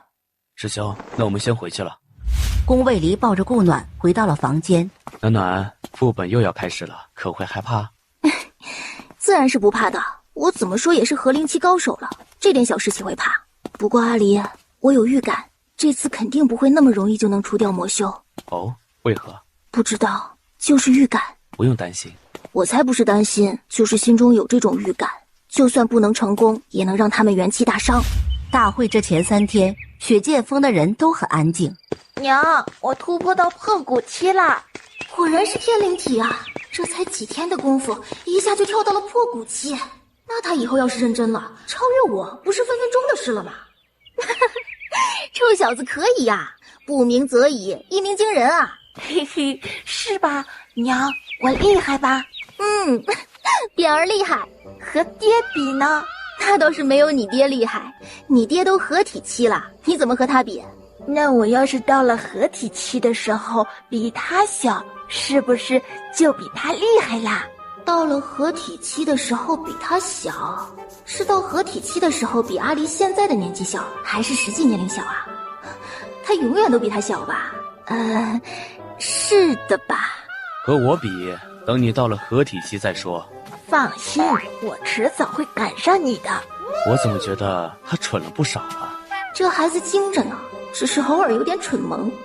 娘，爹骂我。哈哈，爹骂你了吗？我怎么没听到？哎呀，爹怎么会骂我们变儿乖宝宝呢？娘只爱爹，不爱我了，我伤心了。哎呦，我们家变儿怎么了？这是？告诉师叔，师叔帮你教训他。你帮我去教训他吧。变儿啊，挑个简单的，他师叔打不过。什么时候回来的？刚回来，一听是师兄成功突破合体期，所以来看看。收回你的眼神，看着伤眼。师兄，我可是一回来就来看你了，怎能如此伤人呢？师叔，教训他，加油！得了，别装了，说说看，你调查到了什么吧？程云宗的确有不少魔修，但他们宗主是不是还不能确定，我靠近不了。我们在后山脉100里外的山谷里发现了魔修据点，但他们的魔主并未在山谷里。但看程云宗掌门那样，并不像魔主啊。宫耀走进来，师叔回来了。是啊，我们的小耀儿有没有想我呀？爹，师尊来了，在师伯那里等您。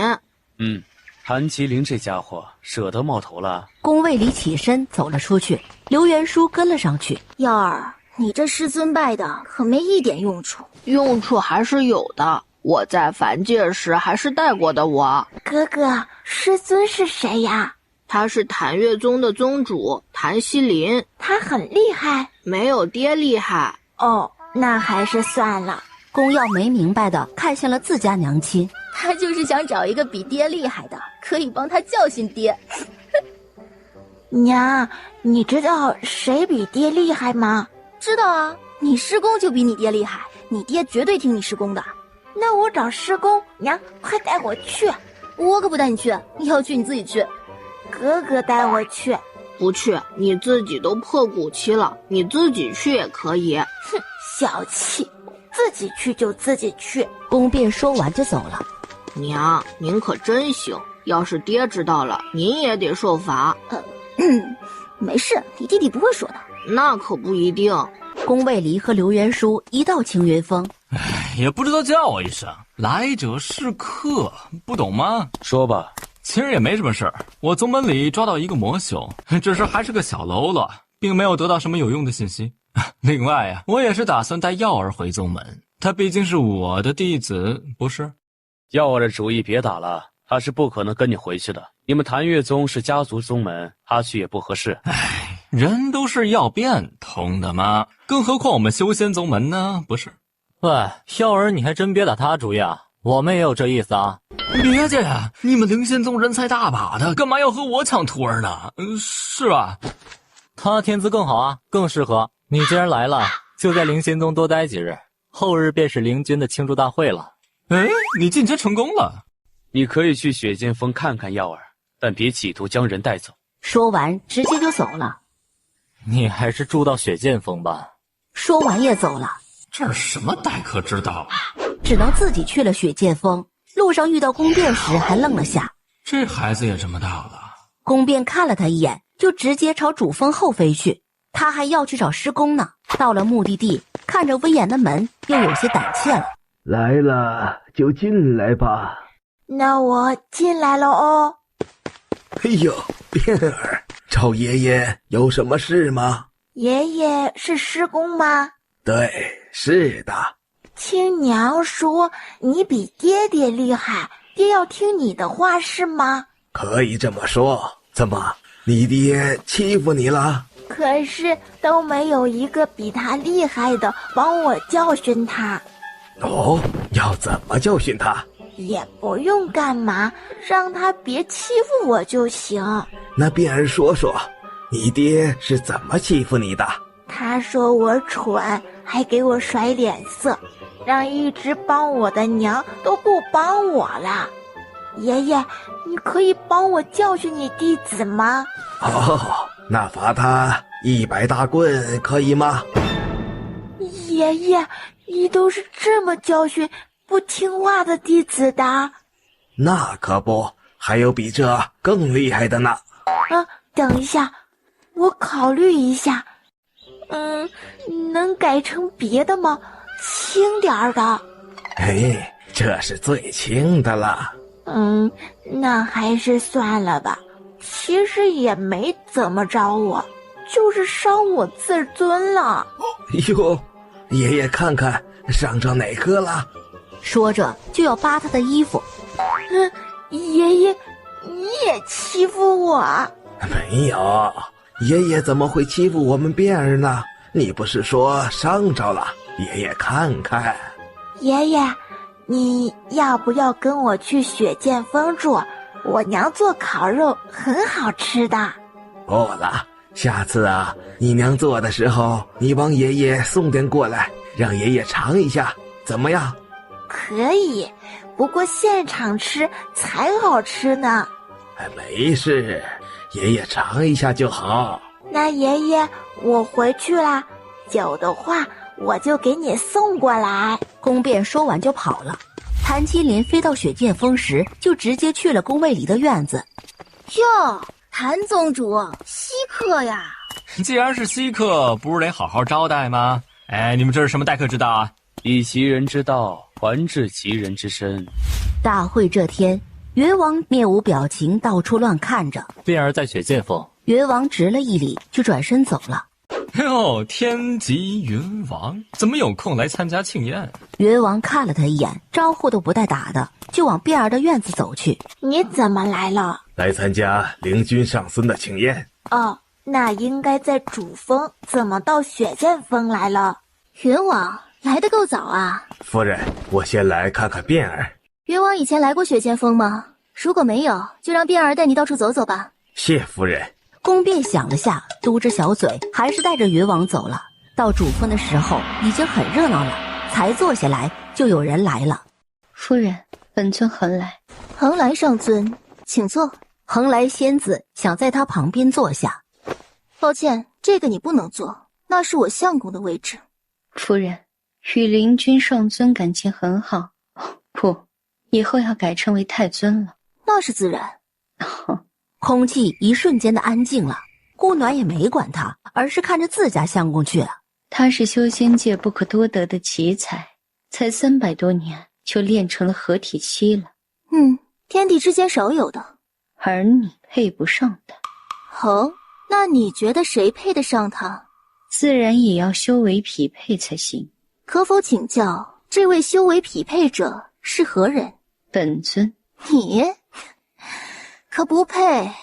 废话，本尊修炼不过100年就已经是合龄期，如何配不上他？本尊修炼7年，已至如此境界，你还觉得你配吗？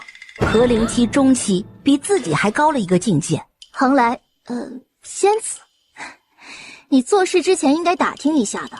很多人都知道我的修炼时长的，这在修仙界早已不是秘密了。早睡了吧？虽然我隐藏了修为，但就7年到灵丹境，也比你厉害了吧？天才地宝堆积而成，有何得意？你倒是堆一个出来看看呀，看看有没有什么可得意的。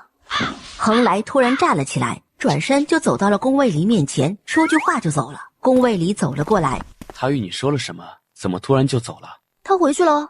没有，说出去看看灵仙宗景色。他是何人？看着是一朵冰脸，其实是一朵红脸。他是飞天宗宗门的关门弟子，别人都称他为恒来仙子。恒来仙子啊，他说我配不上你，他才配得上。然后我一亮我的修为和修炼时长，就把他吓走了。他不会就是娘当初有意给你定下的人吧？那难怪这姑娘心里不平衡了。她一个修仙界的天之娇女，怎么会输给一个凡界女子？这是来找场子呢。哎呀，可结果还是输了，有点惨。还是暖暖比较厉害。他还说我的修为是靠天才地宝堆积起来的，我怼回去了。有本事你也堆出来一个看看呀！不行，我得尽快突破到炼神期，这样就没有人再敢觊觎你了。你已是合龄期，在这修仙界已是翘楚，你只需要露出你合龄期的修为，别人就不敢对你不敬了。对了，等会儿我爹也会来，他那人比较严肃，你别被吓着了啊。应该不会，大不了打了招呼就躲着他呗。正所谓敌不过躲得过嘛。说曹操，曹操到。父亲。这是儿媳。儿媳顾暖，见过父亲。见面礼。谢父亲。孩子呢？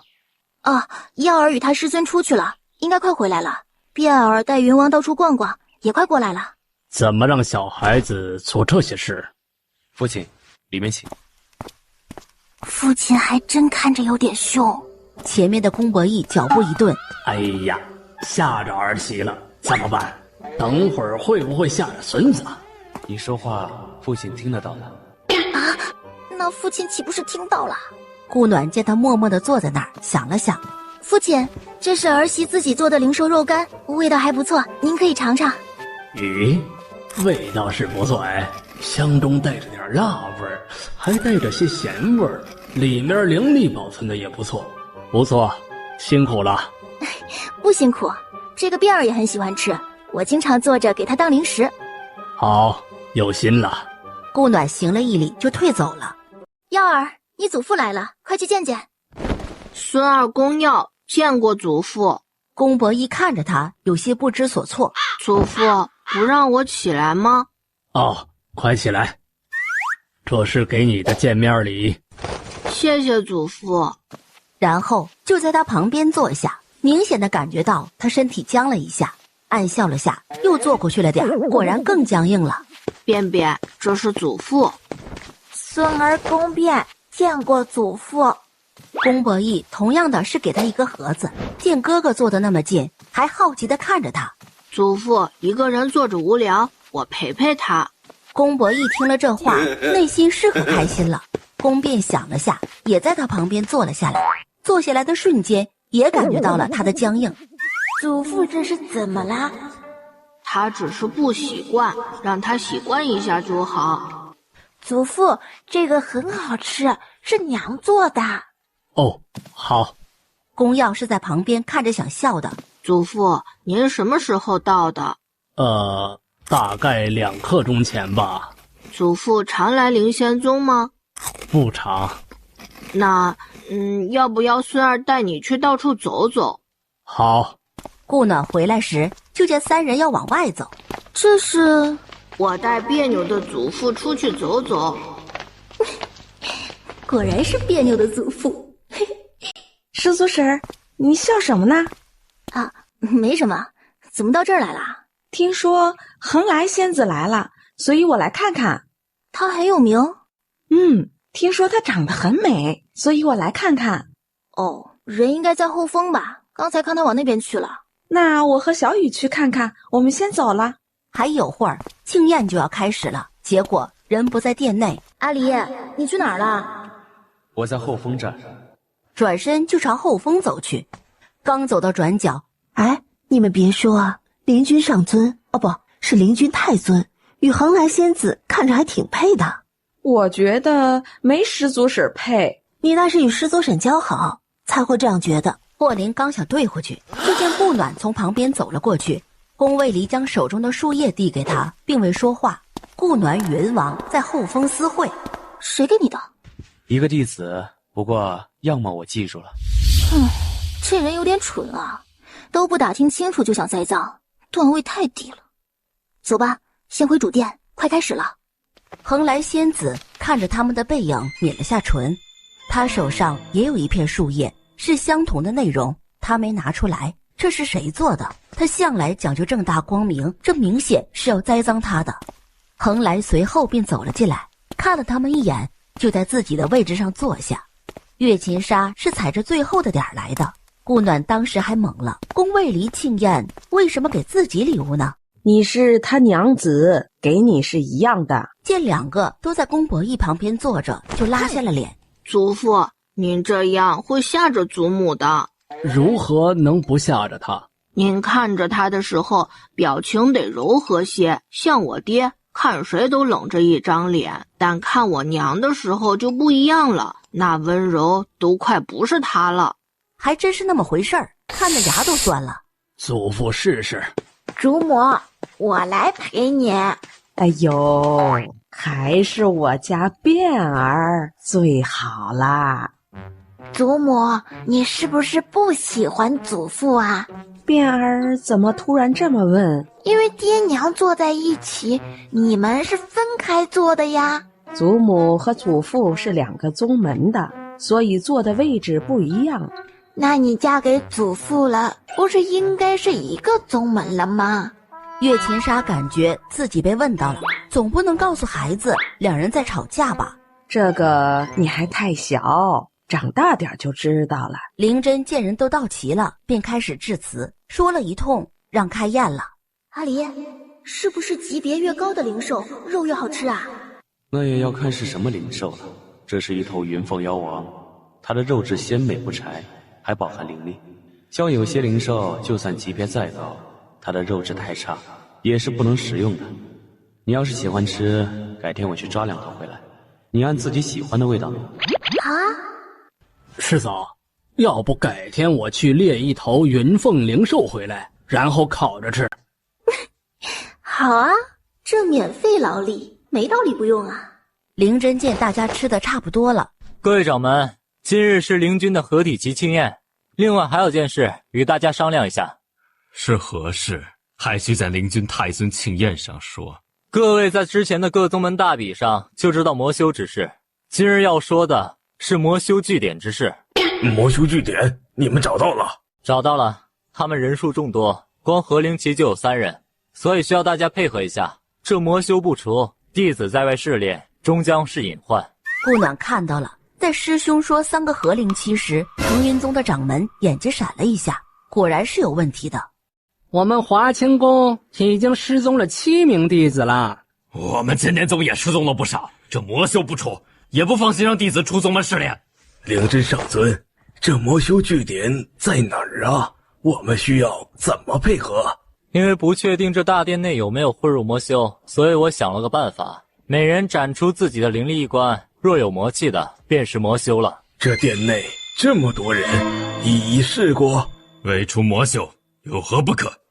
归元宗掌门第一个站了起来，挥出灵力，灵力在殿内转了一圈，才渐渐消散。这方法谁想的？有用吗？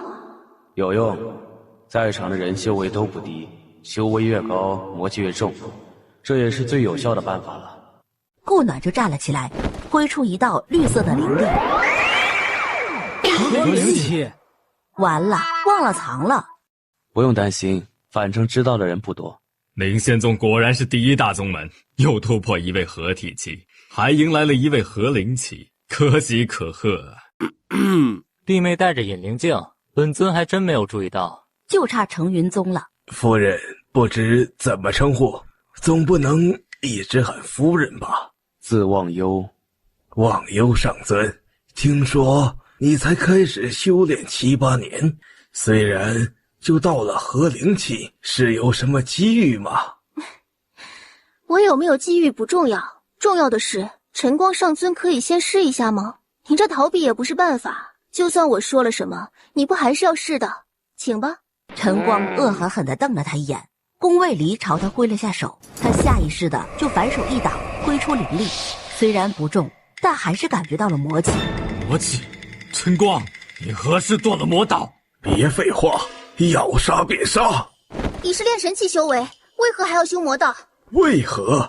本尊也不知道为何。那你告诉本尊，为何你修为进步如此神速？因为我是天才啊！晨光跳起来就要攻过去，宫卫离挥手就打了出去。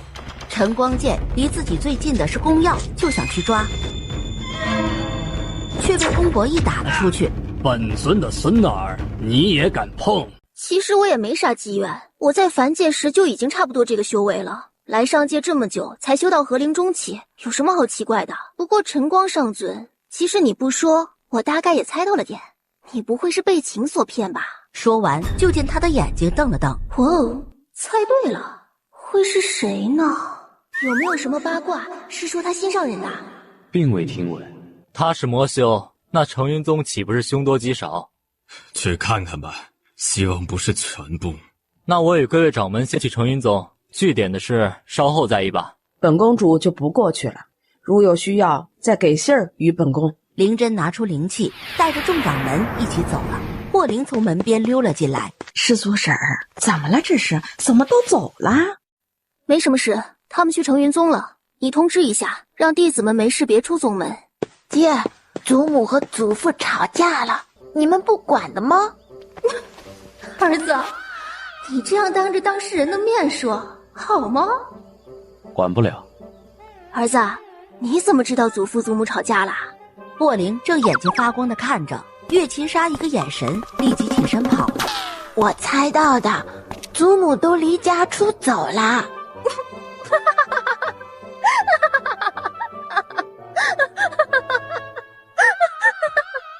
娘，你在笑什么？你娘没事儿，就是有点抽抽了。哎，变儿啊，你怎么知道祖母离家出走了？祖母都好久没回家了，不是离家出走是什么？你祖父祖母吵架了，爹爹不管，你可以管啊。娘，怎么管？这样。两人自以为商量着小秘密，这里却没一个人没听到的。宫耀嘴角抽了下，宫卫离是全程眼含宠溺地看着。岳秦沙都感觉自己额头上挂了3道闪电了。娘，这样可以吗？肯定可以的。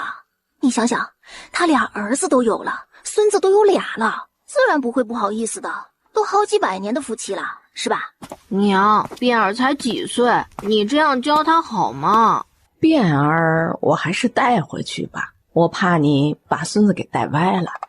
哼，不会的，变儿聪明着呢，会选好的学的。不想他学这些，将你们俩自己的事好好解决了。岳秦沙抱起宫变就往外面走去。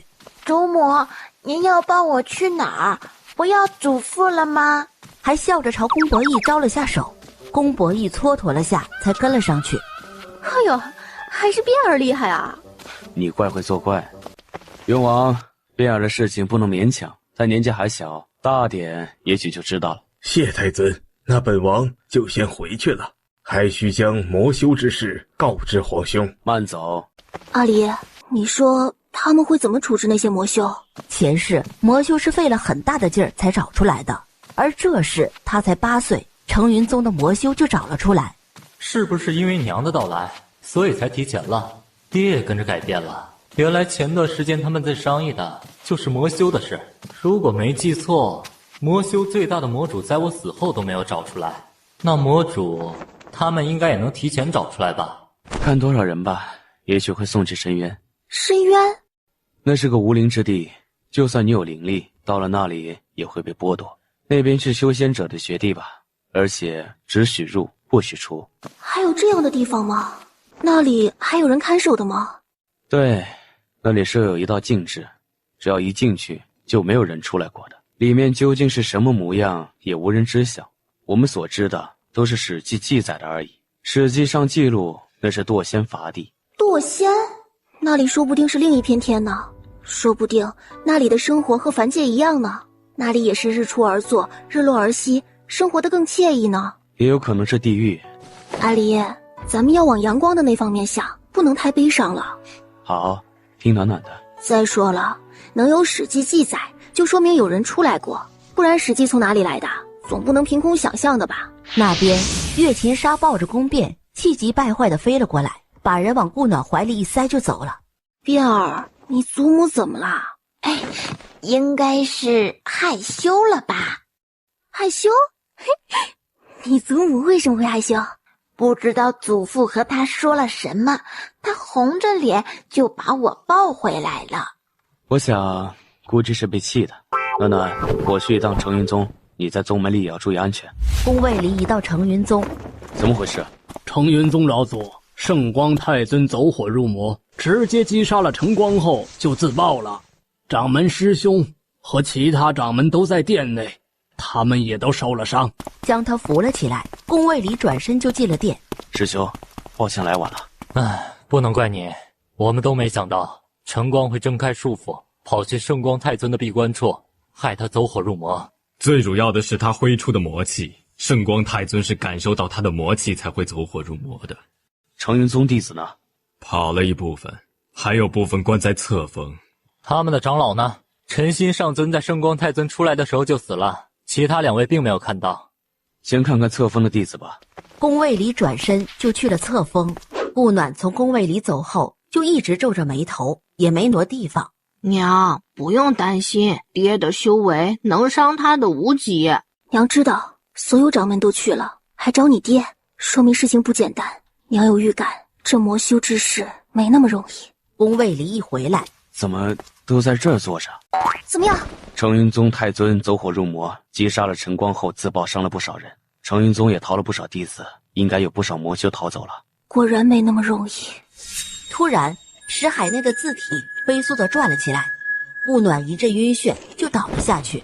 暖暖，娘！宫耀、宫变也吓了一跳，宫卫离抱着他就回了雪剑峰。爹，娘怎么样？无事，让娘休息一下，等娘醒了就好了。你们先回去，你们娘醒了再叫你们。宫耀带着宫变行了一礼就走了。娘无事，你们先回去吧。哎，老师真没事吗？爹说无事便无事，走吧。他跟着自己好像都没安稳过，从云脉到北萧，再到七凤，再到这圣气，何曾安稳？他长得不是最美，却最入心。顾暖身上却突然灵气暴动，绿色的灵力在屋内涌动，渐渐白色也冒了出来，白绿交替。他从未见过白色的灵气，这是何系？白绿两色灵气转了许久，才渐渐收入他体内。顾暖受不住的颤抖着，修为也渐渐从河灵中期升到河灵后期，至炼神初期才渐渐停下。看着他的修为提升也担忧，因为这样提升修为也是前所未见的。一切平静后，宫卫离切其脉，却无任何异样，就像睡着了一样。而他这一睡足足睡了1个月。娘，您终于醒了。哟，我家变儿都灵丹期了，真厉害。娘，你怎么睡了这么久？娘这是在修炼呢。变儿，你爹呢？各大门派掌门来了，说有要事相商，爹就过去了。娘，爹可是守了你1个月呢，每天房门都不迈的，除了跟伯伯出去了一趟，就没见他离开过，还不让我们进去看你。走，找你爹去。等等，娘，你确定这样去？换了套衣服，梳了个发髻，抱着宫变就往主峰走去。主殿内，各宗掌门正在商议秘境之事。顾暖抱着宫变一迈进大殿，可有不是？没有，好得很。这是在商议何事？魔修的事。无忧上尊，你这修为1月不见，居然已经修炼到炼神期了。这之前压制没突破，没想到这突破就跳了级了啊！你们不是在议论进秘境救宗门弟子吗？继续。阿离，上次输液那事查到了吗？未曾，那名弟子被灭口了。还灭口了？谁能在灵仙宗随意灭口？弟子们都进去8、9日了，现在谁也不知道里面是什么情况，这要如何救？阿离，入那秘境有限制吗？无，所以灵仙宗是灵叔带队去的。那要不我们俩去吧？我好久没动手了，感觉光长修为没长劲儿了。宫卫离笑着刮了下他的鼻子，点头答应了。见他一点头，各位掌门，我和阿离去看看吧。以我们俩的修为，应该是没问题的。如果我们去都是有去无回，那你们想什么办法都没用了。那就多谢灵太尊与无忧上尊了。灵真却是皱了眉头。师兄，无事的。以我们的修为，即使不能找到人，应是能出来的。多个灵器，多个防身之物。宫卫离看了他一眼，也未多言，直接就收了起来。其他宗门见状，虽然舍不得，却也给了灵气或灵丹。遇事别逞强，找到了尽快出来。好的，娘。爹娘，我能不能去？不能，没到合灵期的都不行，所以在家跟哥哥好好修炼。哪有去秘境还挑修为的？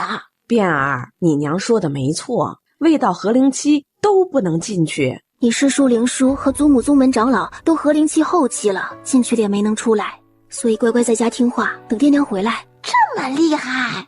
看向了各宗门掌门，他们见状都齐齐点头。那好吧，爹娘注意安全。那随娘先回去，告诉哥哥和师兄师姐。魔修据点已消灭，还有魔主与散落在各处的魔修未曾找到。这段时间你们全力搜寻吧。我们知道，你们入秘境也多注意安全。我们入秘境应该也不会那么快出来，毕竟都不知道出口在哪儿。本尊回去交代一番，便出发了。顾暖回到雪剑峰，就唤来所有雪剑峰的弟子。我与太尊要出门一趟，归期未定。雪剑峰如往常一样，由卓然看着。收你入门，只教了你入门。你的灵根与渊明一样，修炼有什么不懂的就问他。这是老师给你准备的功法，看不懂的也可以问问渊明师兄。渊明，晚营就由你带着，你自己也别落下修炼啊。你现已灵丹后期，离结灵期只有1步之遥了。你手上的灵兽内丹别轻易乱用。另外，这是2万下品灵石，如果有时间去凡界看看爹娘，别留心魔。袁凡，记住老师的话，你已修炼火系灵根，往后便只能练火系。看你对炼丹感兴趣，给你这本入门书籍，你先自己看着，有不懂的可以去问问掌门上尊。最后也给了袁卓然、北辰、秋南3人1人1件地级灵器。变儿，你在家修炼，等你到结灵期了，爹娘就带你出去，好吗？娘可不能失信啊！娘何时失信过？乖乖在家，等哥哥出来，告诉哥哥一声，交代清楚。等宫卫离一过来，2人就出发了。老弟呀，什么时候可以把儿子认回来呀？云王淡淡的看了他一眼。老弟呀，这天极帝国可是靠他了的。原本以为我们俩会注定无子无女了，没想到上天给你送了个儿子来，所以再把劲认回来啊。皇兄如今已是结灵期，也才500岁，还可以努力一把，生个孩子。臭小子，要是能努力，老子能不努力吗？变儿都不怎么理我，怎么认？没出息，不用拐的呀，先把人拐回来再说。反正本帝不管，你就是要把人拐回来继承皇帝位，这天极帝国可是天家的天下，可不能便宜了别人。他不回来你就来，反正你如今也就300多岁，天极帝国你可以管很久。与其指望别人，还不如自己加把劲。我先去秘境看看，和你讨论太费劲了。天极地看着他的背影，脸都黑了。灵君太尊，无忧上尊，你们也要进去？许多弟子困在里面未出，进去看看。那就一起吧。元王说完，就优先跳了进去。暖暖，抱紧我，免得秘境将我们2人分开。一阵晕眩就到了。阿离，这里好像不能用灵力啊。一进来就感觉到了，这也许就是他们出不去的原因。暖暖，在这里一定不要放开我的手。不放开。2人手紧握着往前走，走了近1个时辰，才看些绿色。阿离，他们应该不在这边，这边都没人来过。宫卫离握紧他的手，带着他继续往前走，直到2人站在一片山崖边上，这才停了下来。顾暖单腿跪下，手贴在脚下的岩石上，闭眼感受。阿离，下面有人，应该是宗门弟子。这边是下不去的，他们应该是从一开始进来就在下面。暖暖，可累着了，我们今晚在这边休息一夜，明日再想办法看看能不能下去。乖，先休息会儿。我先休息，然后你再休息。我没事，你睡吧。顾暖这一睡，直至第2天阳光照上来才醒。对不起，说好要起来的。跟自己相公说什么对不起？而且说好的相公要宠着你的。好，要一直宠着。一直宠着。我们想办法下去吧。顾暖握住旁边的树枝感应了下，这附近有只大雕，如果他能带他们下去就好了。阿离，有什么东西可以把大雕换过来吗？我看看可不可以让他带我们下去。我试一试。宫卫离对空中吹了一声，不多久还真有一头大雕飞了过来。来了！等他靠近，顾暖就闭目伸出了手，感觉到亲切后才飞近了些。阿离，他愿意带我们下去。大雕往下飞了段距离的时候，阿离，那儿有个洞，要不要去看看？可以去看看。顾暖与大雕沟通了一下，大雕立即就飞了过去。暖暖，你在这边等我一下，我先进去看看。不行，说好去哪儿都带着我的。好，一起进去，一定不要松开我的手，知道吗？好。一迈进洞，就感觉灵力能用了。阿离，灵力能用了。我们把要用的东西拿出来，等会出去好用。阿离，我们既然还要往里走，为什么要先把东西拿出来？那是因为不知道这有没有时间限制，万一出来时又不能用了，岂不是不妙？相公真有先见之明。2人走了一段距离，看到光一点一点的，像是从缝里透出来的一样，出了洞口。阿离，我不是在做梦吧？这些灵药要带走吗？把年份等级高的收了，其他的留下吧。阿离，会不会是因为有这些灵药，所以这洞里才可以用灵力呀？应该是，所以留一件万年份的灵药，不然怕这里的灵气不够孕育这些灵药。好，2人花了好一会儿才收了所有灵药，走出洞穴，发现大雕还等着那儿。谢谢你啊，让你久等了。 2人拿着包袱又坐了上去，大雕立即开始起飞，飞了许久才到崖底。到了崖底，顾暖让宫卫离先猎了几只野鸡，感谢了他，看着他飞走了，2人这才向着有人的方向走去。灵君太尊和无忧上尊来了！真的，灵君太尊和无忧上尊都来了。是归元宗和谭月仙宗的人，归元宗6人，谭月仙宗5人。你们一直在这里，可有遇到其他宗门的人？我们和谭月仙宗就是在这儿遇到的。我们困在这里，走了很久都没能走出去。你们的带队长老呢？长老与我们进来时就分开了，我们都是分散各地的。休息好了就继续出发，往南方走。你们在这里这么久，可有遇到猛兽或凶兽？未曾，都是些小型动物。秘境里一般都是些大能造就的空间，里面不是应该灵气充裕、灵兽横行的吗？这里封印灵力，也无猛兽凶兽，很像凡界啊。走了一段距离，就遇到了屏障。现在都无灵力，怎么能破除这道屏障？顾暖手探了上去，原本阻挡了宫威离的屏障，让他穿透了过去。阿离，你带着我试试能不能过去。好。顾暖牵着他的手，两人同时穿了过去。阿离，是这道屏障隔离了灵力。你再反过去，看能不能把他们也带过来，注意安全。好，就一道屏障的距离，不会有事的。说着就穿过屏障走了过去。这次顾暖一下带了2个过来，带过来就立即返了回去，直到把人都带了过来。你们看看有没有少人？人数对的。我明明看到他们的时候是11个人，现在怎么只有10个了？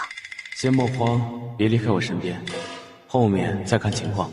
这边灵气充裕，说明这边灵兽肯定不少，所以都注意安全。是。才走了没多远，就遇到了一头灵犀妖王。你们搞定，这是你们锻炼的机会。阿离，你说是之前有人混进来了，还是有人隐瞒了什么？如果有人混进来了，不可能不知道，应该是有人在隐瞒。宫卫离牵着他继续往前走，顾暖偶尔也会状似无意地抚过一些树叶来问取信息。这片区域有一头妖皇，是头烈焰虎，半空中都设了限制，无奈只能步行。前面有处山洞，都进去休息一夜，明天再继续。让弟子们去里面休息，两人在外面守着。阿离，你说这是什么秘境？怎么这么多限制？未曾有记载，这个秘境是突然出现的，所有人都对它是一无所知。那各大宗门怎么这么放心将弟子送进来啊？现在都有去无回了。出现秘境，没有哪个宗门会弃而不入的，因为有可能里面是无数的机缘，如得机缘，得幸的不只是弟子，还有整个宗门。也对，富贵险中求，不冒险哪来富贵？休息一会儿吧，有异动再叫你。你才不会叫呢，要不你休息，有异动我叫你。立即就跳了起来，在旁边坐下，拍了拍自己的腿。暖暖，先起来，我铺个垫子放下面。顾暖站了起来，等他铺上垫子，拍了拍屁股，这才坐下。快，今晚我抱着你睡。如果不舒服了，要告诉我。好，你安心的休息。看到亮得过分的月亮，就是拿了一本书看了起来，看了一本又一本，这天才见亮。看了一夜的书，唉，无聊吗？夜里看书伤眼。不会的，昨晚的月光很亮，我还用灵力护住了眼睛的。宫卫离见弟子们都醒了，便直接出发了。阿离，这样漫无目的的走，什么时候能找到啊？这里不能飞行，只能走，什么时候能遇到，谁也不知道。不过我们也不是漫无目的的走，我是一直朝南走的，肯定能遇到的。这都问了好几遍了，这边一直都没人来过。不着急，我们再往前走走。宫卫离牵着他继续往前走，这样走了3日，顾暖才从树木间获取到了一些信息。阿离，这边2天前有人来过，大概有5人，还有1人受伤了，好像也是往南方去的。我们加速应该能追上。都加速前进，跟上来。赶了1日才追上人，是灵仙宗的人。见过灵君太尊，无有上尊。灵叔呢？我们进来就与灵叔上尊分开了，并未见到他。轰的一声，突然灵气暴动了一下。这是有人在打斗。你们在这儿等着，我们先去看看。找到时，只见2人正打得不可开交。2个都是妖皇。既然不是，那我们还是回去吧。不对，阿离，他们怎么不受限制，飞得那么高大？他们应该是长居此处，对此已免疫了吧？刚准备走，2个正在打斗的妖皇就落在了2人面前。又来了人类，哎，又有的玩了。还有个有意思的姑娘，你是什么人？停！你们俩叽叽喳喳的说着，让我怎么说话？你说，你们俩是好友还是仇人？哦，好友。好友。仇人。算了，没关系。你们有没有见过其他人类？你们告诉我了，我就告诉你们，我叫东皇，见过的人类不少，都是来去匆匆的。你要找他们？对，我进来就是专门找他们的。啊，我叫西安，和他经常待在一起，所以也看到过不少。你是什么人？我叫顾暖，他是我相公灵君，修仙界灵仙宗人，进来找宗门弟子。为何你会让我们感到很亲切？天生的。你应该也是天生的欠揍吧？不，这个是后天的，看人的。西安看了眼宫卫离，怎么想打架啊？没有，淡定。我很淡定的，怕你们不淡定。东皇是越看他越不顺眼了，转身就想走。慢着，还没告诉我人在哪儿呢，走什么？放开，粗鲁的女人！告诉我人在哪儿，我就放了你。离这儿200里左右的地方有一批，右边300里处的地方也有一批，其他的不知道了。顾暖听了就放开了他。可以问你一个问题吗？请问为什么你们能在天上飞不受限制，我们不能？这个就不知道了，我们是一直没有这个限制的。挥手示意两人可以走了。阿离，我想试试这儿对我有没有限制。好。顾暖松开他的手，就直接飞了上去。果然对我没有限制。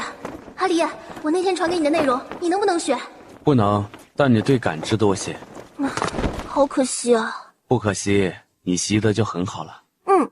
看看我修的越深，你能不能蹭到些。对了，你有飞行灵器吗？像师兄就有一艘船一样的灵器，如果有，看看我能不能操控着带你们飞过去。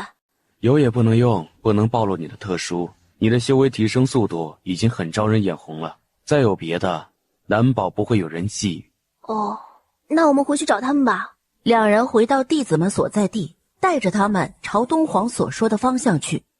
我说，你找别人玩行不行？我还有事要办呢。不行，我就看中你了。打个商量，我去寻我宗门的弟子，你要跟着就跟着，好不？不好，我红莲何时跟过别人？刘元树要哭了，他怎么就这么倒霉的遇到了这个妖皇呢？突然，怎么了？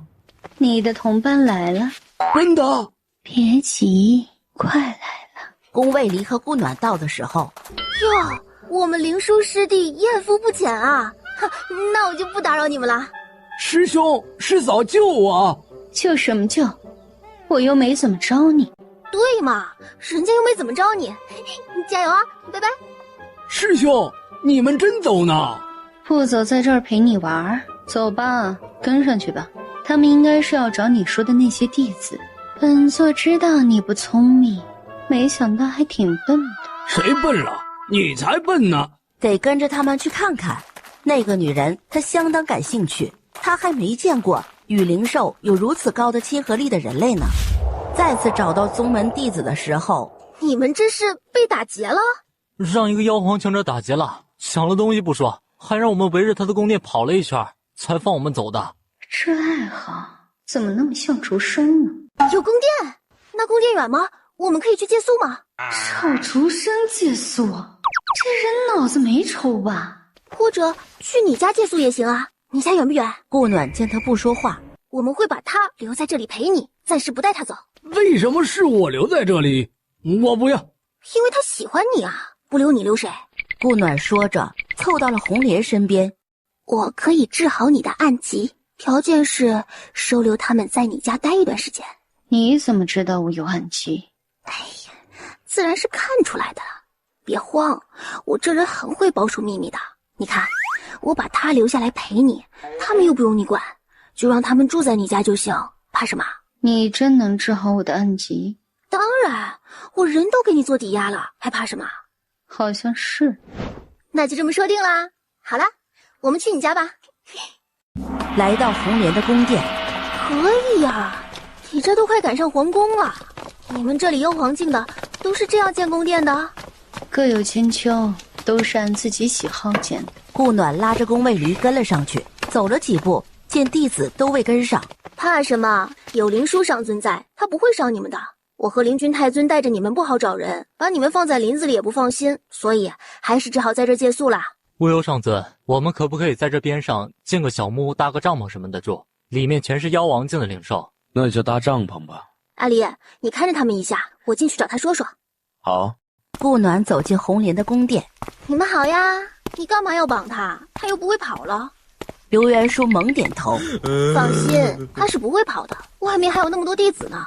哦，对了，那些弟子不愿意进来，有些胆小，就在外面安营扎寨了。他们随意乱跑被杀了，可不关我的事了。所以需要你放了他呀，让他出去看着。你不是说把他送给我了吗？我可没说送给你啦，只是说不带走，放他在外面，不还是在你的势力范围内吗？30多个弟子在那儿，他能跑得了吗？这是火系的，对你修炼绝对是跳跃式提升。在这里，灵兽内丹不能随意拿出来，特别是这种高级别的。为何？这里还有许多妖圣级别的存在，他们很多都是靠猎杀高级灵兽增强修为，他们对妖兽内丹的感应超乎想象。我能活下来，也是受了一位妖圣至尊的庇护。这么凶残！你们出去吧，我先去闭关炼化这颗内丹。阿离，好了，看好他们，我们找到人会再带过来。宫卫里与顾暖再次出发，直接向北面去。远离他们视线后，顾暖就带着宫卫离直接飞了起来。不过1刻钟就发现了那群人，在附近落下，两人慢慢走过去。见过灵君太尊，无忧上尊。发生何事？弟子发现一株云灵仙草，刚摘下来，他们就来了，想抢夺。往南走300里的宫殿外，有30多名弟子正在那边，灵书上尊也在，相对的安全些。你们自己过去，如果你们不愿意去，又在这秘境中遇到什么意外，将与本尊无关。你先过去，他们不敢再杀你。是，太尊。灵仙宗弟子收起剑，就朝他说的方向走去。谭月仙宗和重月宫的弟子考虑了一下，也跟了上去。顾暖看前方有只白鹤，哪知白鹤一感觉有人来，就直接飞走了。怎么就走了呢？他既然出现在这里，说明附近有一片湖或湿地。湖？那就去看看，说不定就有人呢。 5-6里地外还真有片湖。打扰一下，龟兄。既然知道打扰了，你就不应该说话。你不说话，那我怎么知道就打扰了呢？哎，你只需要告诉我有没有人来过这里，我们就走了。没有。就想去碰一下，啪的一声就拍在了他的手上。宫卫离立即将他拉了回去，挥手就朝乌龟攻了过去。乌龟立即就和他打了起来，在知道自己打不过的情况下，他直接化了形。我说了，这儿没人来过。不好意思啊，不是有意打扰，就是看着那块石头奇怪，才想碰一下的。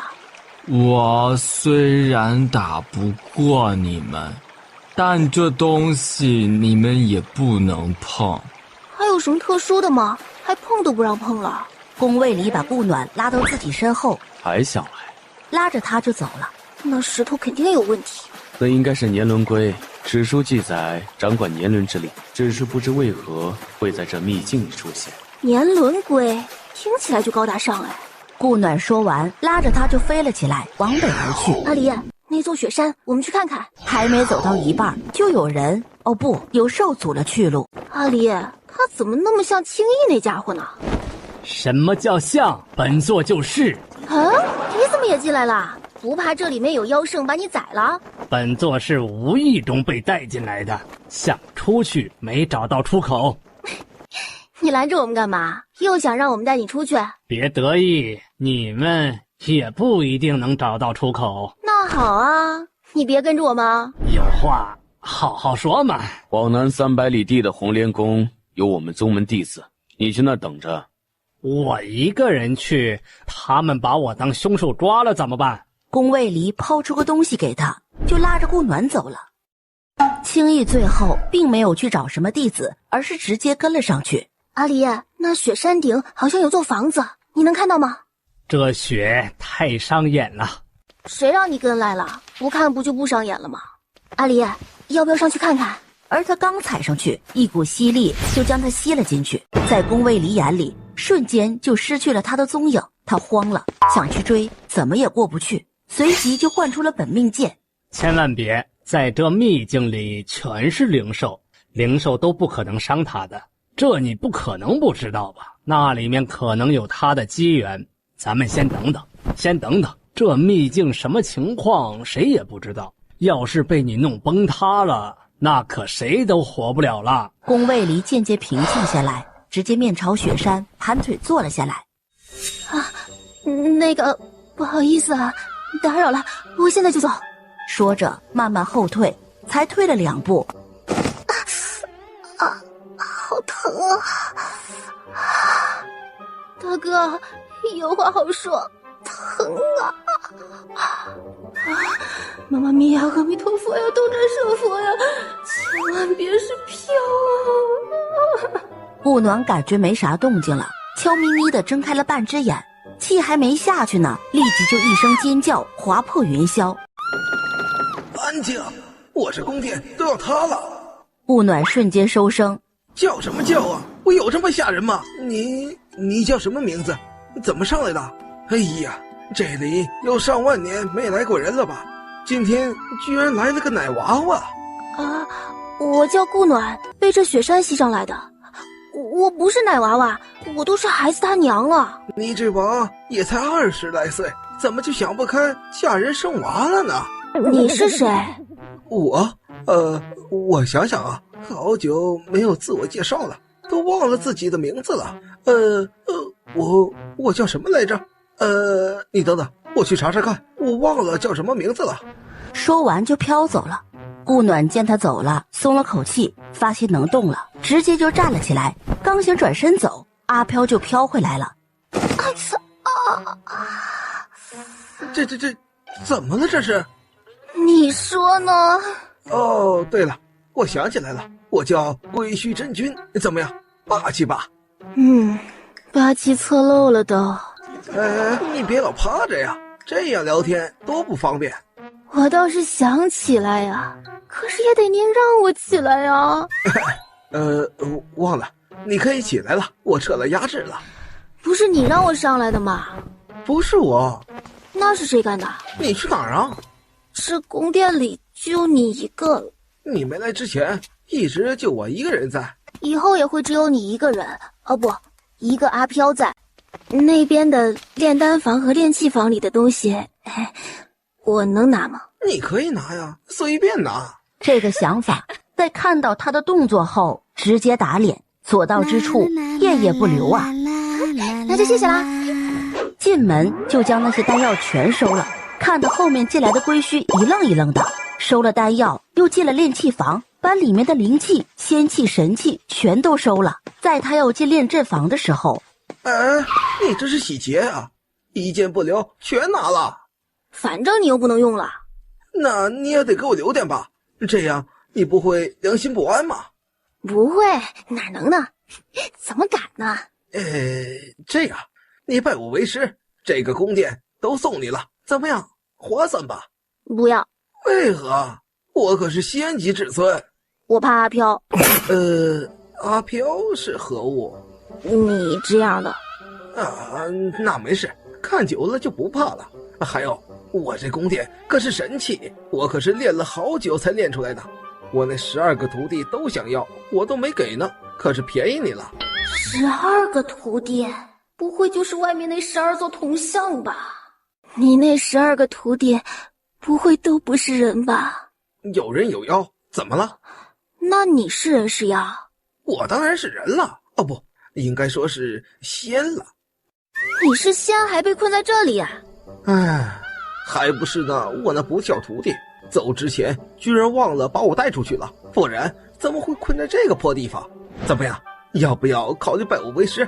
我会的东西可多了，你收的丹药和灵气、仙气可都是我炼的。这个宫殿炼化后，你可以带走它，走哪儿带哪儿都可以的。我那个12个弟子可都是大人物，绝对值得的。我拜你为师后，不会就被困在这里走不了了吧？不会，你拜我为师后，这个宫殿你可以直接收走，我会一直待在这里面。你有什么问题可以直接与我沟通。徒儿顾暖拜见师尊。好，乖徒儿请起。我终于可以离开这个鬼地方了。走，为师教你炼化这宫殿。来，盘腿坐下。顾暖直接盘腿坐下，听着归墟的一言一行操作，花了1个月的时间才将这座归墟宫炼化。怎么样，不亏吧？不亏。师尊，我相公还在山下等我呢，我先把归墟宫收起来，下山后看看您能不能出来。好，去吧。不过一瞬，直接扑进了宫卫离怀里。相公，我回来了。好，哥哥受伤？没有，还有一个小秘密呢。突然感觉地一阵抖动，雪山就要崩塌下来了。我去，你们俩就别腻歪了，赶紧走吧。屏障解除了。宫卫离揽住他就飞了起来，宫卫离和顾暖直接落在留言书面前。怎么了这是？怎么都聚在这里？一位妖圣强者走了过来。我叫白青，这个空间已经不能待了，想让你们带我们出去。5位妖圣，9位妖皇，在修仙界里的妖圣也只有8位。为何确定我们能带你们出去？他知道为什么？我不知道啊。白青靠近了些，你仔细的感应一下就知道了。感觉整个空间与他丝丝相连了一样，他额间的印记符文也渐渐显露了出来。白青一见，立即就跪了下去，表情十分的虔诚。为何白青会看到印记后跪着下去？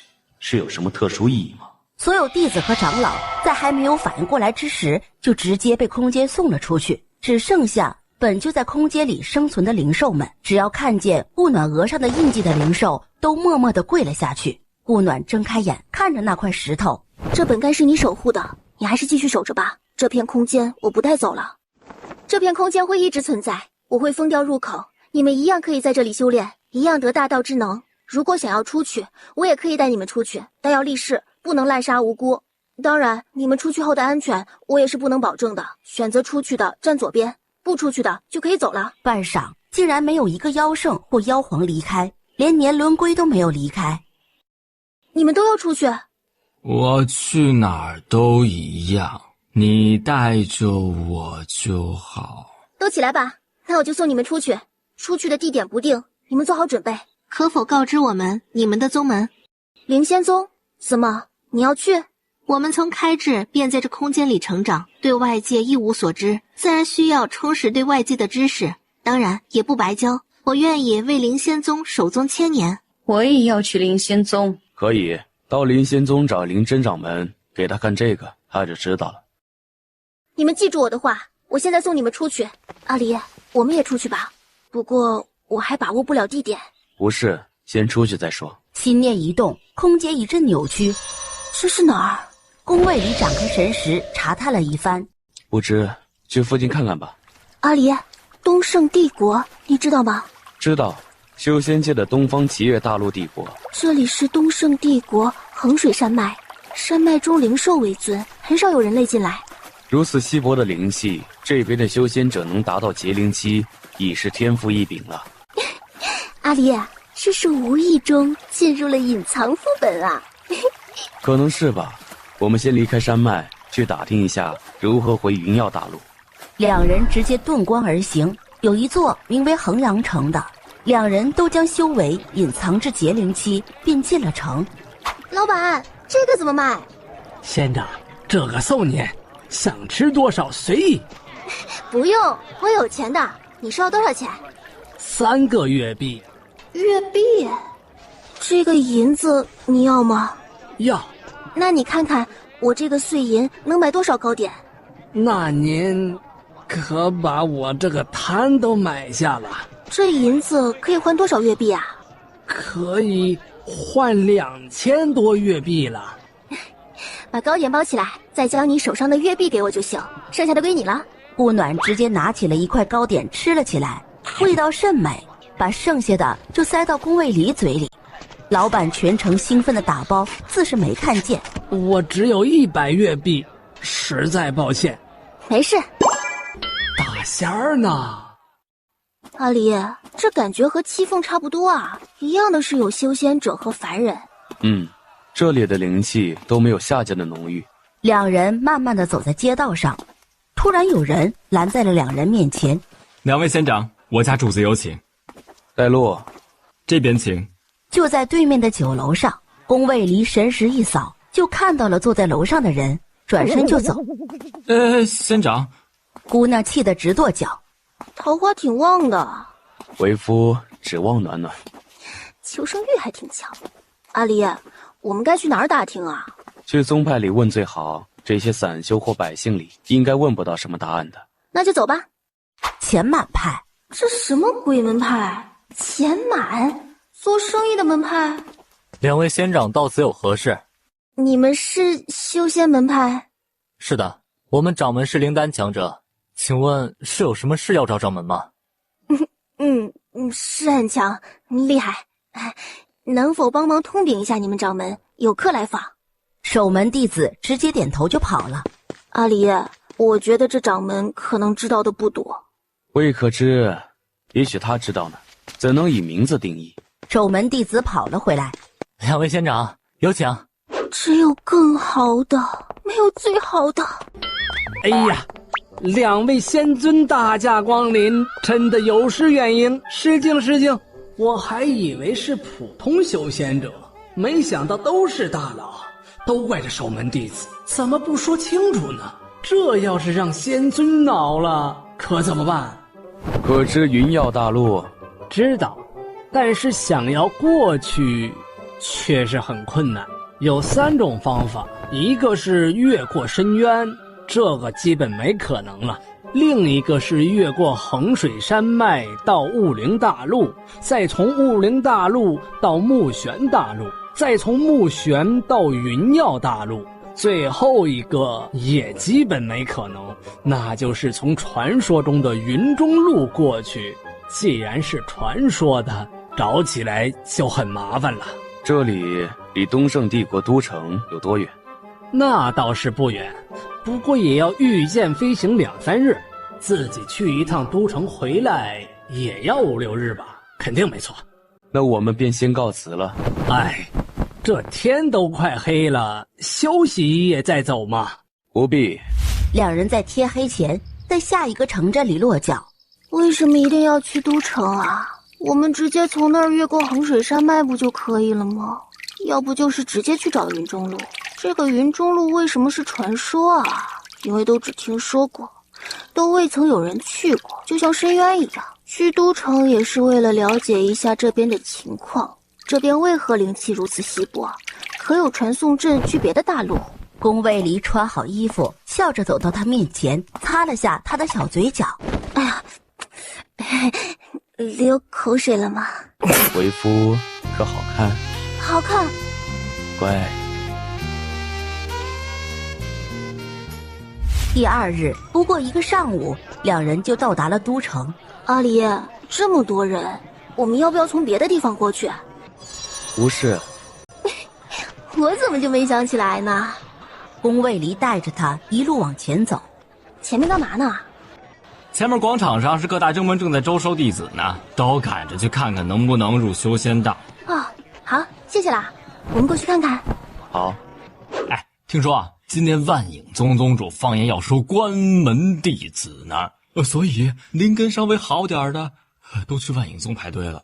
那可不，都想成为万影宗宗主的关门弟子啊！可是哪有那么简单？也是。要是那么容易，他怎么会这么久不收一个徒弟？哎，不过听说今天来的有好几个灵根非常好的，都是单血灵根，也去了。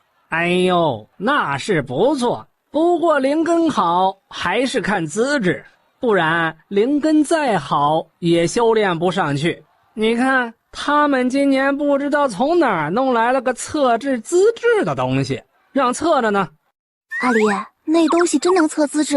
那是元灵水晶，可以测人资质，只是我们云耀大陆的各大宗门都不怎么用。只要灵根好，以云耀大陆的灵气浓郁情况来看，修仙者的修为都不会低。单灵根木系中品资质收。由于两人太引人注目了，不知是哪派仙尊，是有何事吩咐？不是，来看看而已。让开让开，别柔公主驾到。别柔公主一下马就看到了宫卫离，眼睛一亮就直接走了过来。仙长，可是哪个宗门的长老？宫卫离看也未看他，转而看向了顾暖。姐姐也是修仙者呢，可能告知何修为？既是公主，可不能乱认亲戚，我可没有当皇帝的爹。大胆，竟敢对公主如此无礼！云儿不得无礼，不知仙长可否告知您的尊姓大名？不能哦，他娘子我可是不许的呢。原来二位已结侣，姐姐真是好福气呢。听不懂人话呀，我可没有妹妹，别乱认亲戚。哼，真是不知廉耻，当街搂搂抱抱的。知廉耻的人怎会当街问人家相公的名字？这话让蝶柔公主脸一阵红一阵白，瞪了他一眼，转身就上了马车。暖暖，走，我们去最近的玄武派看看。好啊。两位仙长前来，请问是找人还是？找你们掌门。请稍等，已有弟子去通禀了，这边请。怎么了？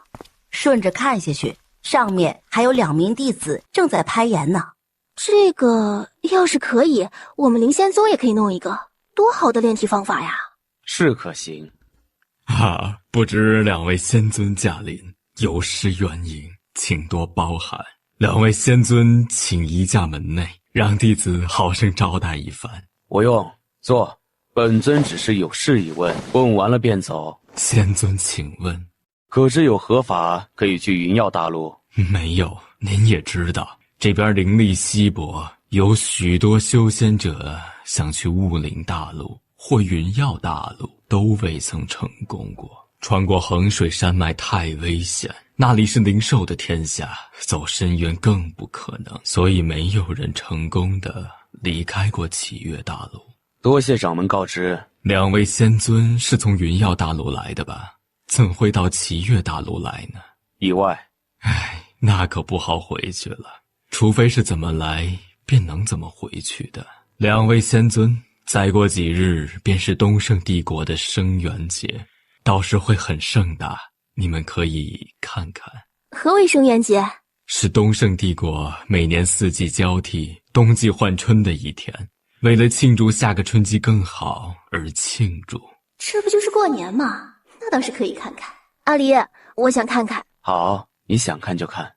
弟子邀两位仙尊屈尊暂居玄武派，弟子可以安排人带仙尊参观东胜帝国，如有不明之处，皆可告知。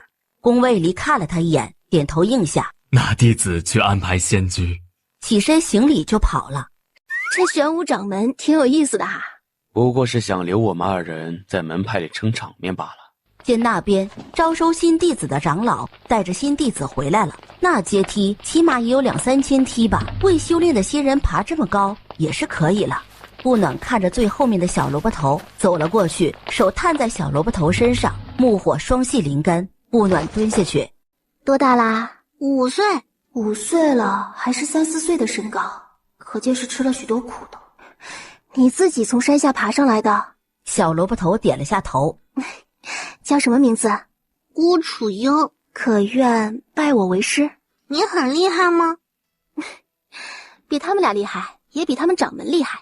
你说厉不厉害？可以帮我报仇吗？我可不能帮你报仇，但你自己可以去报仇。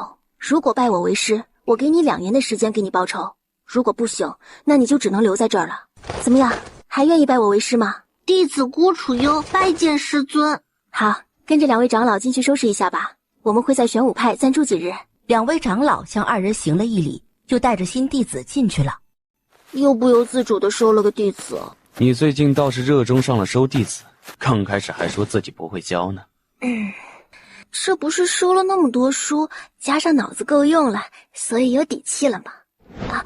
怎么办啊？我答应给他2年时间报仇了，那我们得在这儿等2年了。那我想儿子了怎么办？那你刚才说时怎么没考虑到想儿子了？一时冲动了。不是，2年时间很快就到了，你就当是闭关2年了便好。哎呀，变儿可别被云王拐走了，出来的时候忘了叮嘱他了。哎呀，不会的，有耀儿和师兄在呢。 2人在外面坐了会儿，才走进玄武派。仙尊可还有吩咐？没有了，你们忙去吧。今日先休息，明日教你引灵气入体。是，师尊。 3人慢悠悠地逛完整个玄武派，回到前殿，玄武掌门正在那儿等着。仙尊，仙居已准备好了，是个雅院，姑师妹的房间也在里面。2位仙尊请与我来，就在旁边。好，麻烦你了。玄武掌门行了一礼，退了出去。你自己选个房间，先休息一下，先吃点垫一下。晚些我让掌门再备些食物给你。谢师尊。不暖想起自己还没有给他拜师礼，于是也走了进去。怎么啦？不是，师尊，这是给你的拜师礼。这玄武掌门都不一定有的天级灵气，师尊居然就这么随意的给了他做拜师礼了。师尊，太贵重了。不贵重，收着吧，这不过是身外之物。谢谢师尊。好啦，先收着，明天教你引灵气入体后再滴血认主。顾暖说完就准备走了。师尊，再给我一段时间，我一定可以走出来的。不着急，别影响修炼就好。修仙者心境最重要。是，师尊。第二天天微亮，去锻炼了。是的，师尊。去洗漱一下，我教你引灵气入体，用心去感受空气中飘荡的灵气，引导它们慢慢进入经脉。不过半日，乌楚幽成功引灵气入体，流转经脉，成功进入了初灵期。顾暖也悄悄退了出去。阿离，没想到小优的天赋还不错哎，虽然是我帮他引灵气入体的，但这么快成功进入初灵期也是很厉害的啦。你的眼光自然是很好的。阿离，我在秘境里收了座宫殿，如果不想这2年都住在玄武派，那我们就找块空地把宫殿放出来。在这里住着始终不方便，所以还是自己出去住吧。你看着小优修炼，我去看看。好，你找到了就传音给我。好。回到孤楚幽的房间，直接在他面前坐下，也入定开始修炼。他一修炼，房内的灵气就开始狂涌，连在他对面的孤楚幽都受益匪浅，一下就进入了初灵中期。孤楚幽从入定中醒来，看了他一眼，又进入了修炼状态。暖暖，在离都城30里地外的山脉中有一处很广的空地，你可以来看看。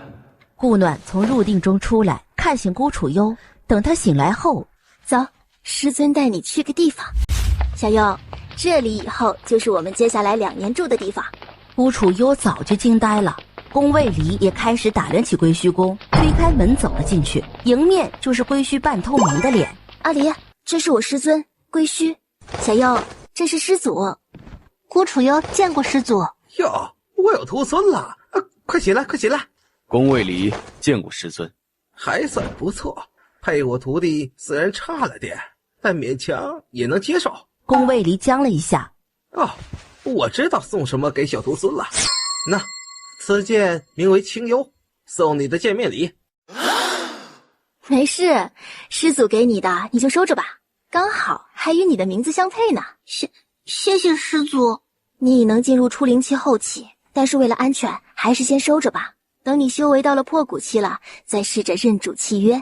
师尊，可不可以先放在您那儿？我怕自己弄丢了。可以，等你破骨期再给你，行吗？还是等我到灵丹期吧。都可以，反正你想要了就随时来找我拿。给你的。你娘子把我的东西都搜刮完了，将就一下吧。谢师尊。师尊，接下来我们会住在这里哦，可以陪你玩了。这个好，我不能离开这里，有你们陪我自然是好了。小优，自己去选个院子住下，这里面的灵气很浓郁，很适合修炼。对，走，师祖带你去。归墟带着他就飘走了。阿离，怎么样？我师尊厉害吧？厉害，不过他是何人？这个我忘了问了。不过他是仙者，座下有12个徒弟，我是第13个。走，我带你去看看他的徒弟，有8个是灵兽，只有4个是人。拉着他进入大殿，看着两侧的铜像。看，这是我的12位师兄。宫卫离看着两侧的铜像，皱了下眉。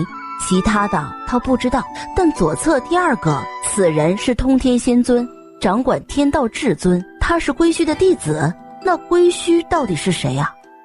掌门，孤楚幽的行李并没有拿走，说不定只是出去走走了呢。希望如此吧。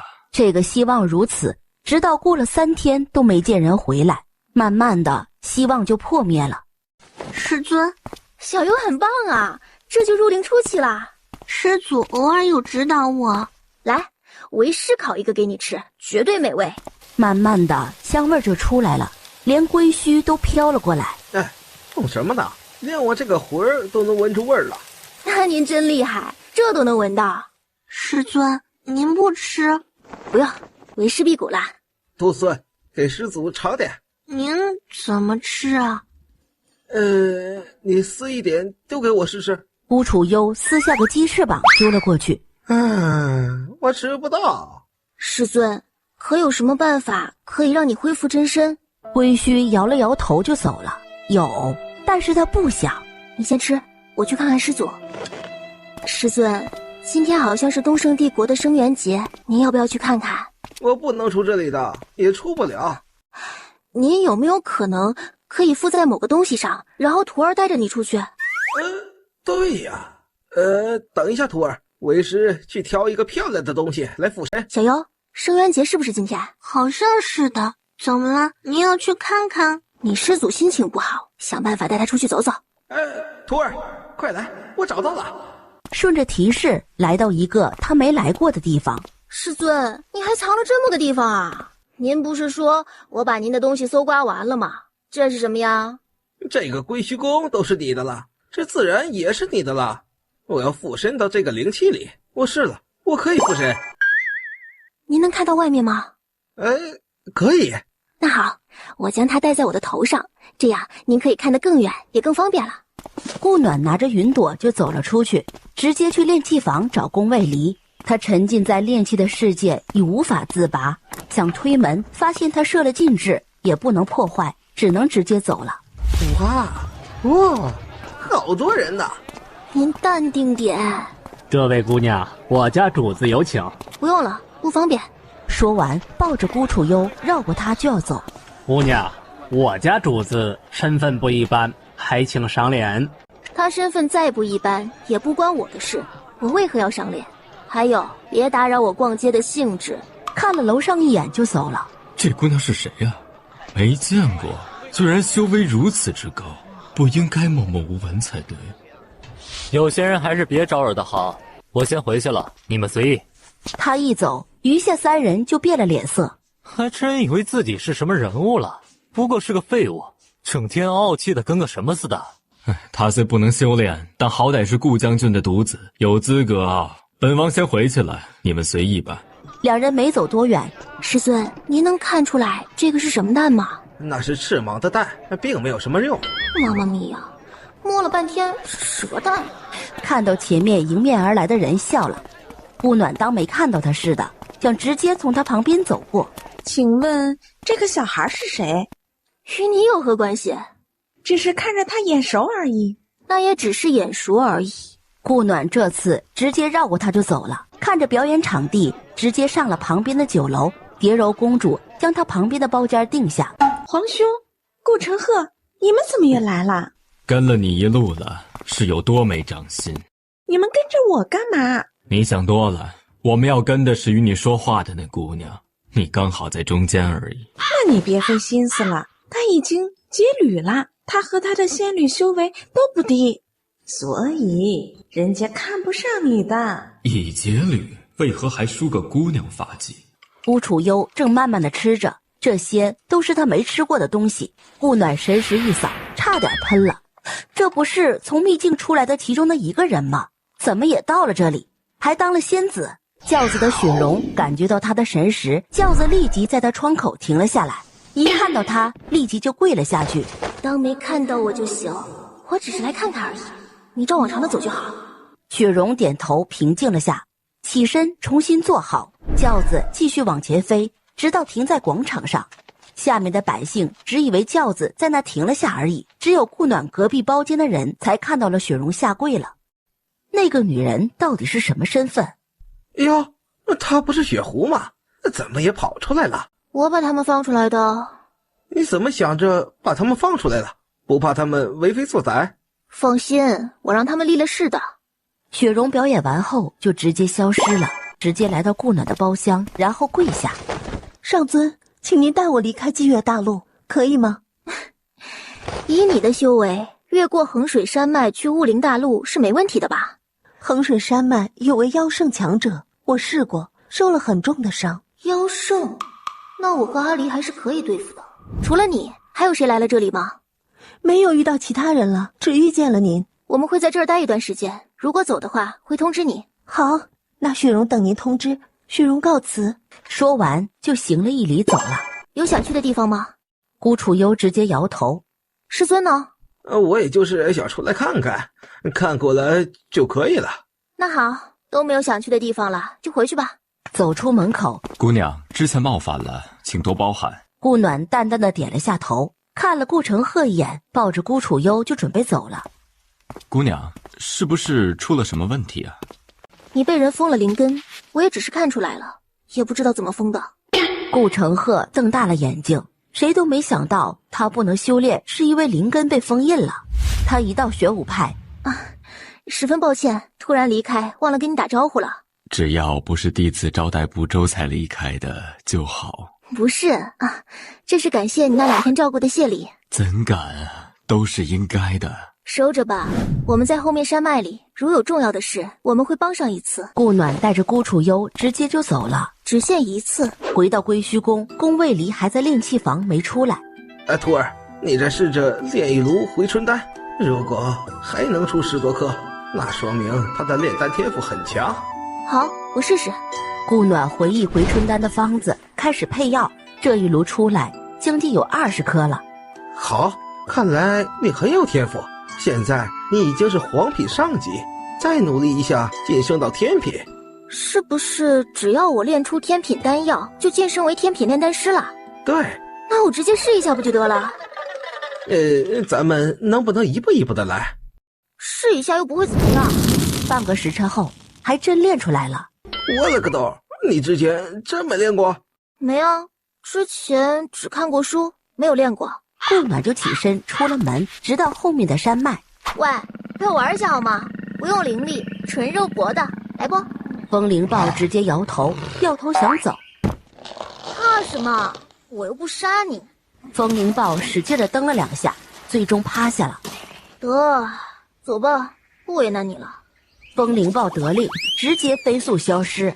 顾暖无聊地在山脉里转了一圈，其他东西没找到，倒是捡了一堆药材。正悠悠地往回走时，就看到是一只小小的幼崽，把它从里面抱出来，想转过来看看。结果这家伙抬头就是一嘴火喷了出来。呀，带你回去，有好吃的，要不要？呀！掏出自己炼制的清心丹倒在手上，小白虎瞬间就扑了过去，一嘴就全吃了下去。没了，跟我回去才有。小白虎歪头就直接跳了下去，转眼就跑没了。顾暖展开神识，却怎么也没捕捉到他的身影。刚想回去，一个身影就跳到了自己肩上，嘴里正叼着个东西。呀，送我的呀，吃的回去给你。到归虚宫，一蹦就跳到了他身上。你出来了，可想你了。喂，也想你。呀，我练出了飞行灵气，有助于我们回去。真的？现在可以看看吗？当然。好看，原来你闭关这么久，都是在练这个灵船。用掉了本来准备给变儿的玉铁。没事的，我这里还有很多空间，很大的储物戒和储物桌，一样的可以用。如果再找到玉铁，我们再重新给他炼制一个就好啦。好，这是什么灵兽？我也不知道，在山里捡的，准备去问师尊呢。宫卫离抱着他就进了归虚宫。师尊，来帮我看看，这是什么灵兽？从哪儿来的？在后山脉里捡的。您认识这是什么灵兽吗？呀，这看着形态像白泽，可我也没见过白泽幼儿形态啊，看不准。你个小东西，是不是白泽呀？呀，白泽也不是这种叫声啊。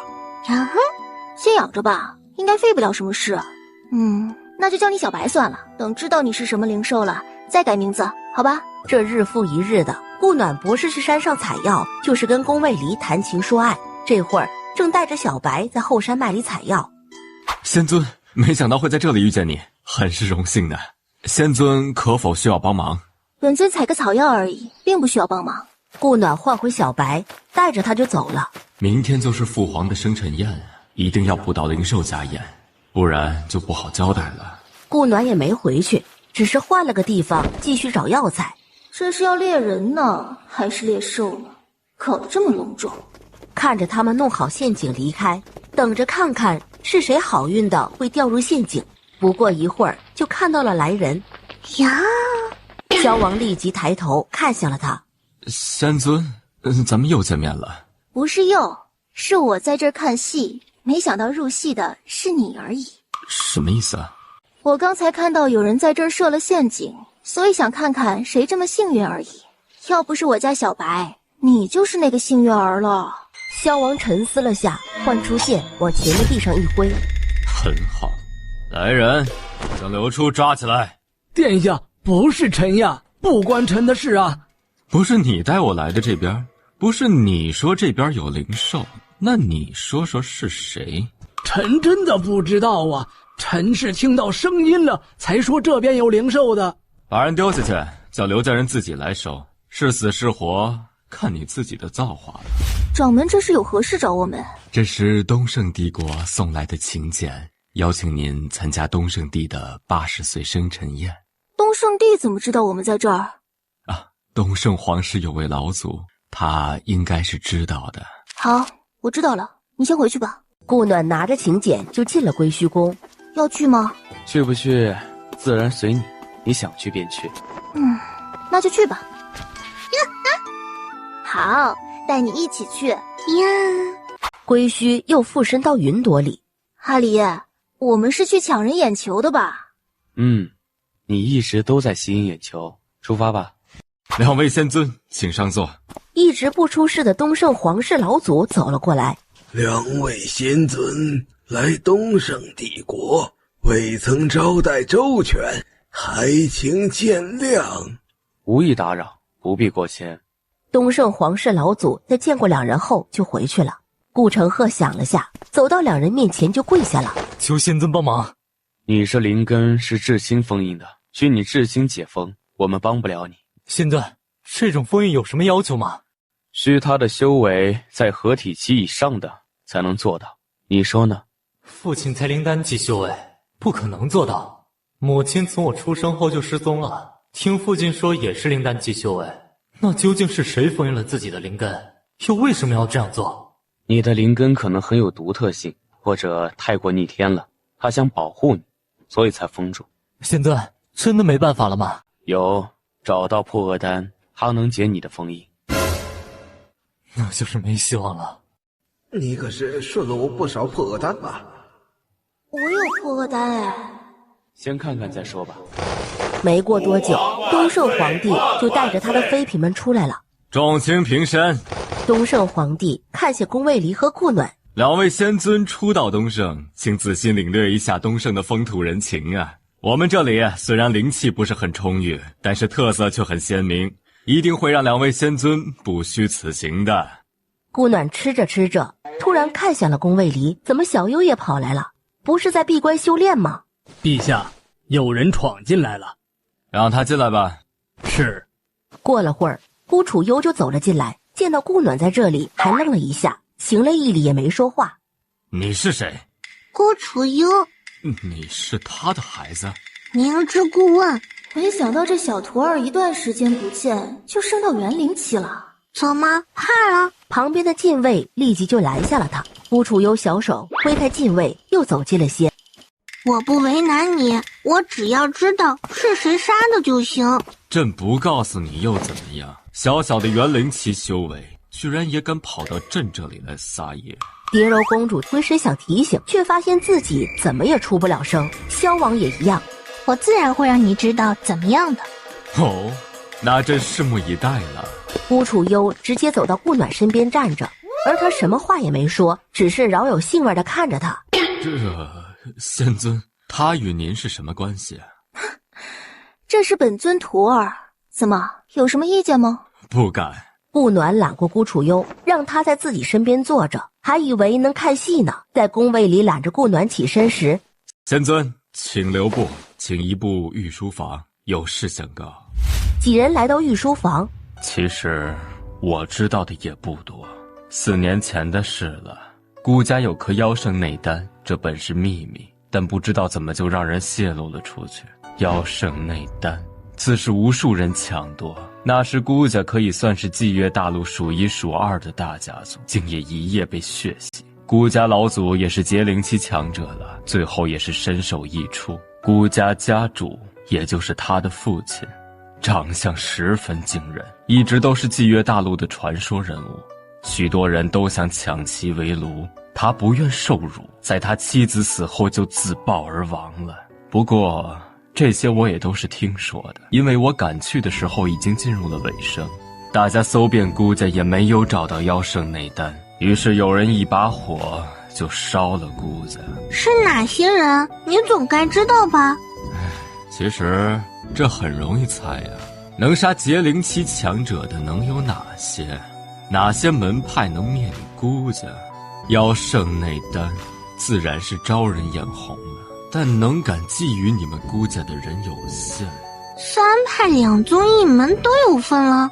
不，据朕所知，玄武派与清虚门与你们孤家交好，他们没出手也没帮助吧？这些也是打听过后的事，具体的还是要你们自己调查了。孤楚幽拿出一直藏在他身上的妖圣内丹，这个东西害了他全家灭门。居然在你身上，你当初是怎么逃过一劫的？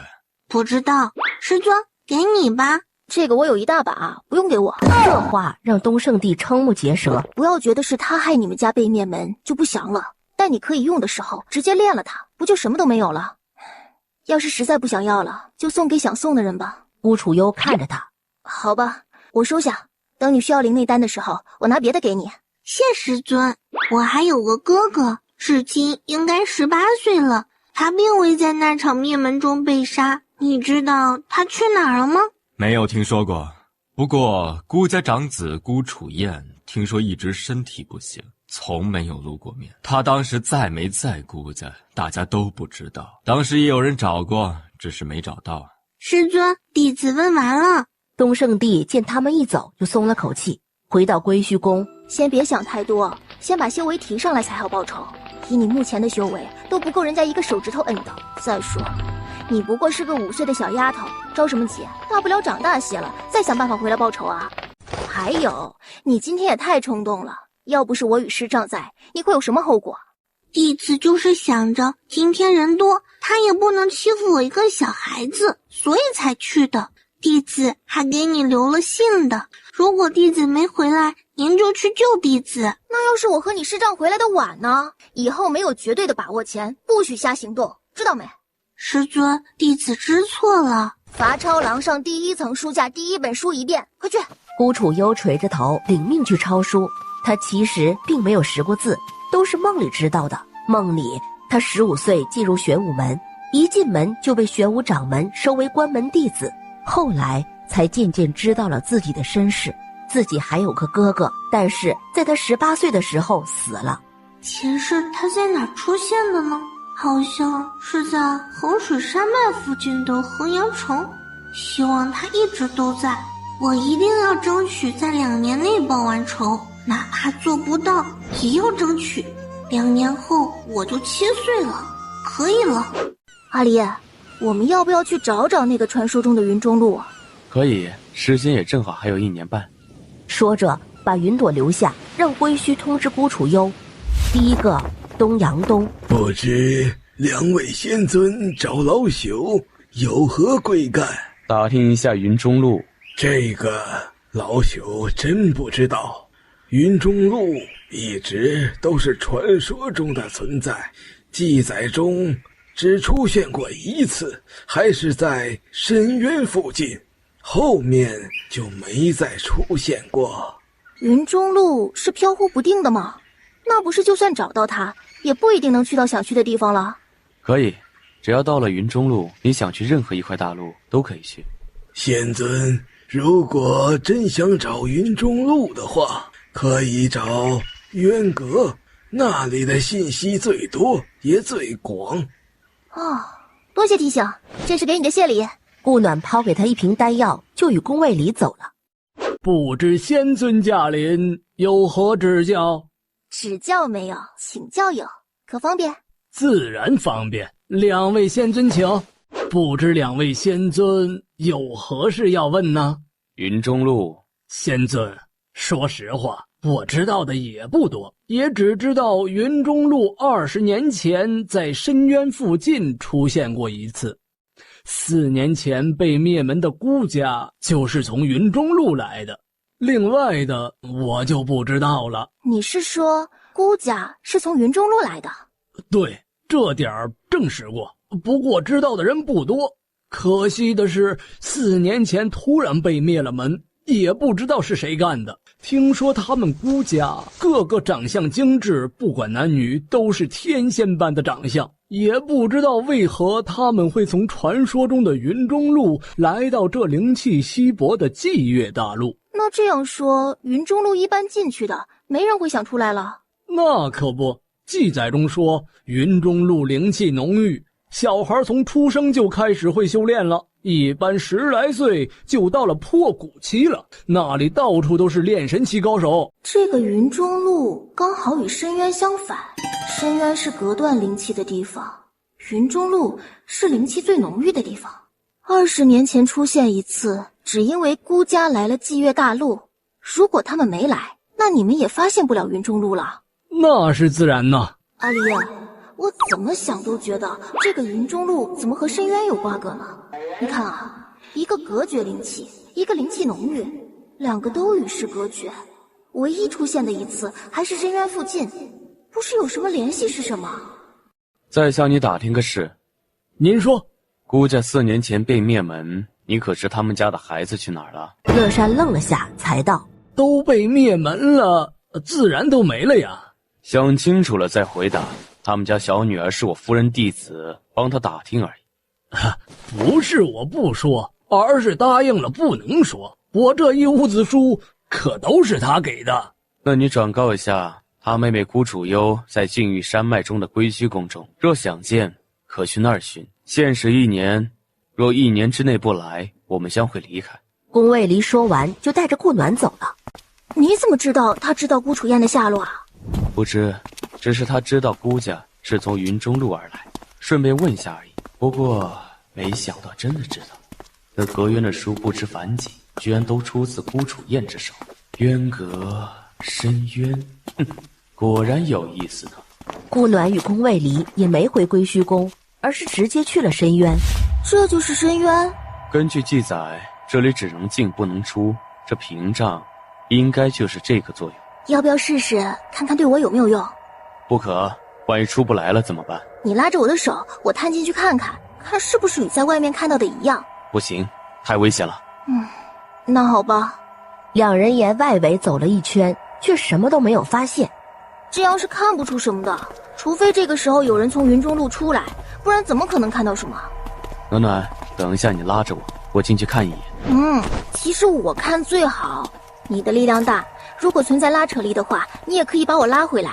我不管在哪儿，有先天优势，就是与灵兽、凶兽之间的亲和力，哪怕我进去出不来了，也不会受伤。如果我真的进去出不来了，你再进去救我，好不好？宫卫里想了会儿，也只能点头。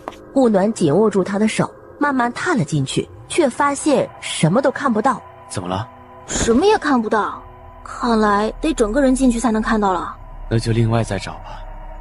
你可以探一下，看看是什么样的就知道了。是吧？这样根本什么都看不到。走，先回归虚宫吧，看看有没有什么记载。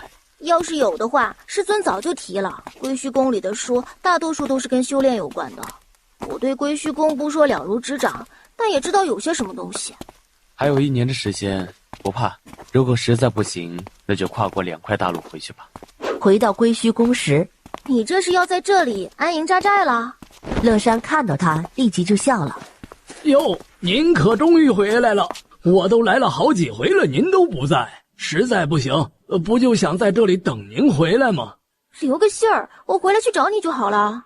我是这样想啊，可阿燕不同意啊，每天催我来一次。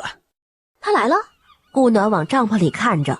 来了，但是因为生病的原因不能见风，请见谅。顾暖拉着宫卫离就走了进去。孤楚燕？是，楚燕见过2位仙尊。行了，坐着吧，别讲究这些虚的了。小优现在在闭关，我也不知道他出来了没，你先等着，我去看看。你知道云中路吧？能把你知道的告诉我吗？可以，等见到我妹妹先，可以吗？仙尊，我妹妹如今怎么样了？很好，初见时她是个小乞丐，本尊夫人见她心境坚韧，这才起了收徒之心。乞丐？当初明明是托付了管家的，怎么会成了乞丐？难怪你一直找不到他，原来找错了方向。顾暖带着孤楚幽走了进去。小优，我是哥哥。颤抖着想站起来，却越着急越是不成功。我知道，我本就有意，打算去找你的。小优，管家呢？你怎么会变成乞丐？我不知道，我从有记忆开始就是乞丐，并没有别的记忆。能知道你和顾家的事，都是因为做梦的原因，不然我这辈子估计都是乞丐了。不会的，哥哥一定会找到你的。我们会治好你的。没关系，哥哥已经习惯了。他是什么病？是毒。也别在这支帐篷了，进归墟宫吧。谢仙尊。我那就先回去了，店还开着呢，没人看着不行。拍了下顾楚燕，就潇洒的走了。宫卫离自动上前推了起来。谢仙尊。进去好好说说云中路的事，我们需要从那里离开。是，仙尊。他们没有去左大殿，而是去了右殿。顾楚燕痴心的看着墙上的书，这上面的书你可以随意看。谢仙尊。其实我所知道的都是父亲告诉我的。我家之所以会离开云中路来到这里，不过是遭到了胁迫。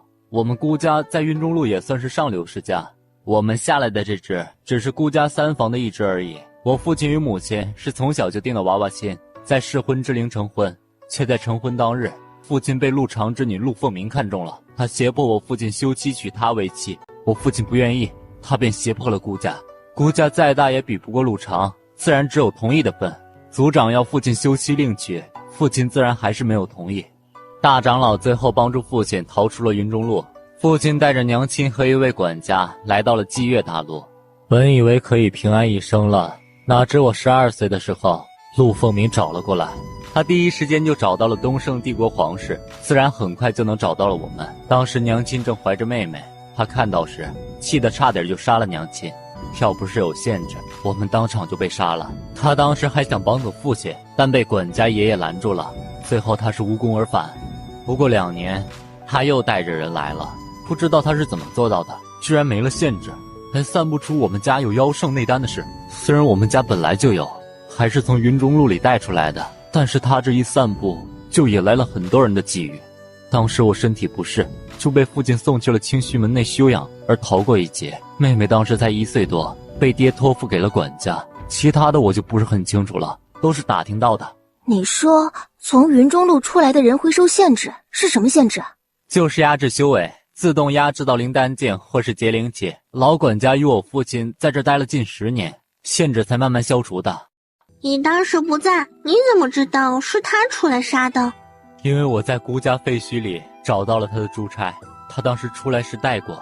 据我打听，管家当初并没有带我走，而是把我藏起来后就回去了，因为他们都说顾家有位老祖宗身首异处。那父亲母亲是不是都死了？这个并不知道，废墟里什么都没剩下，只找到了这个。云中路是不是就是深渊？算是吧，深渊在云中路中央位置，是云中路的禁地。你的毒谁下的？不会就是那个陆凤鸣吧？应该是，我是6年前中的毒，清虚派只能为我压制，但解不了我的毒。你的毒基本无解了。可以解，用涅槃丹就可以。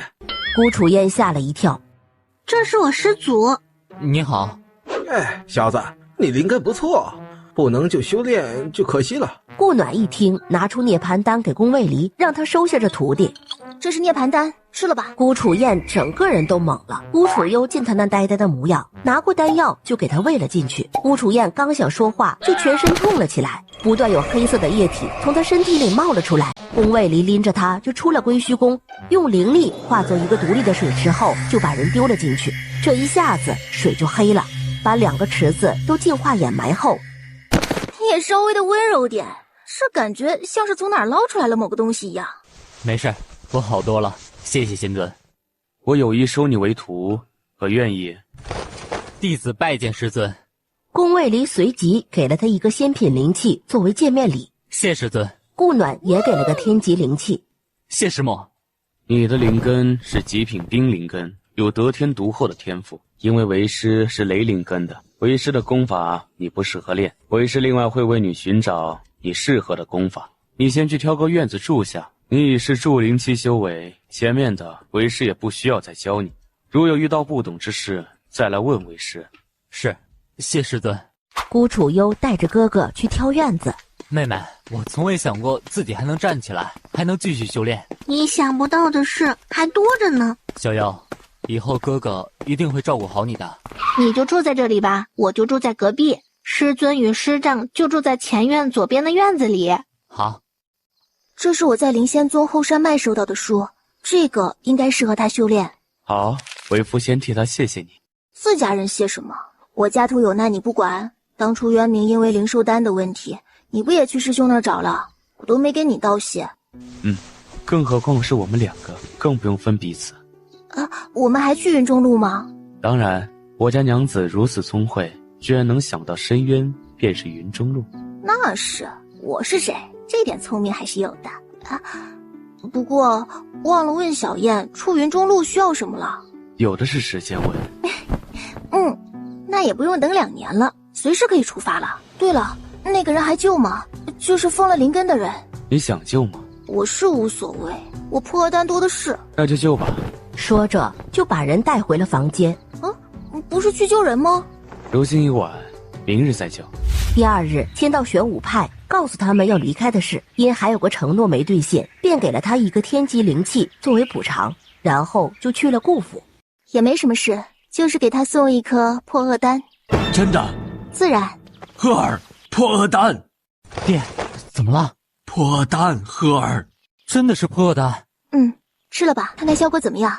顾承鹤迫不及待地吃了下去，不过一瞬间人就直接倒了下去，然后整个人就抽搐了起来。赫儿，这是怎么了？无事，稍等片刻便好。赫儿，怎么样了？宫卫离在他封印解开的瞬间皱了眉。也是冰系的。他真是你的儿子？自然是我儿子。怎么了？不是。多谢仙尊，顾承鹤恳请仙尊收弟子为徒。本尊昨日刚收一弟子，也并不打算再收的。另外，我们过2日便会离开祭月大陆，你若拜我为师，放得下你父亲？顾承鹤看向了顾大将军。没事，孩子，去吧。如果有机会回来看看就好。爹支持你，也想你走得更远，看得更广，为我们顾家光耀门楣。请仙尊收我为徒，弟子一定会勤奋修炼，不败您的仙威。修炼是为自己，而不是别人。再给你2日时间，2日后考虑好了，去禁域山脉中的归虚宫找本尊。说完就带着顾暖走了。为何还要他考虑2日？不只是考虑，也让他多陪陪父亲。2日后若是没来，我们就出发去云中路。最后又通知了雪容，2日后去禁域山脉集合。回到归虚宫，你这是想学阵法？我本就会些，只是品阶不高，现在有机会自然提升一下。加油！加油！乐山来时就见到这般景色。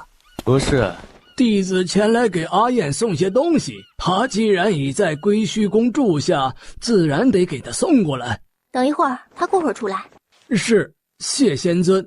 乐山行了礼，安静的在旁边站着。顾楚燕出来，怎么了？给你送东西，你不是一直挺宝贝的吗？你的病好了？对，师尊师母帮我治好的。我去，还拜师了？可以呀，你小子遇到贵人了。我定是前世修了善缘，今生才能得此幸。是的。对了，提醒一下，过2日我们便要离开这里了。怎么离开？找到云中路了吗？对啊，不许透露出去，不然灭了你。是，保证保密。过了一会儿，人又弯了。可不可以带上我呀？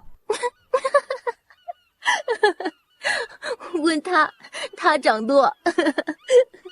为何要跟去？向往啊，多神秘的存在，居然让你们找到了，能不向往吗？带你可以，你觉得你可以拿什么作为交换呢？仙尊，我就是个土老帽，哪来的东西可以交换呢？我唯一的财产就是那件渊阁了，还是不能带走的那种。渊阁的书你不打算带走了？对啊，如果能走，我回去就去买储物袋装书，将渊阁卖了。你这点修为，进了云中路就是个蚂蚱，可明白？自然明白，不过能进去，我就努力修炼，让自己变螳螂。带你可以，不许透露给任何人，可明白？肯定的，弟子现在就去收拾，2天内一定完成。说完，人就跑了。师尊，真的要进云中路？自然，这是迟早要去的。我们必须从那儿回云耀大陆。对了，出云中路有什么要求吗？听我父亲说，只需要4大家族的心印就好。哦，好了，去修炼吧，不能操之过急。报仇什么的，这次不行，总有一次是可以的。君子报仇，10年不晚。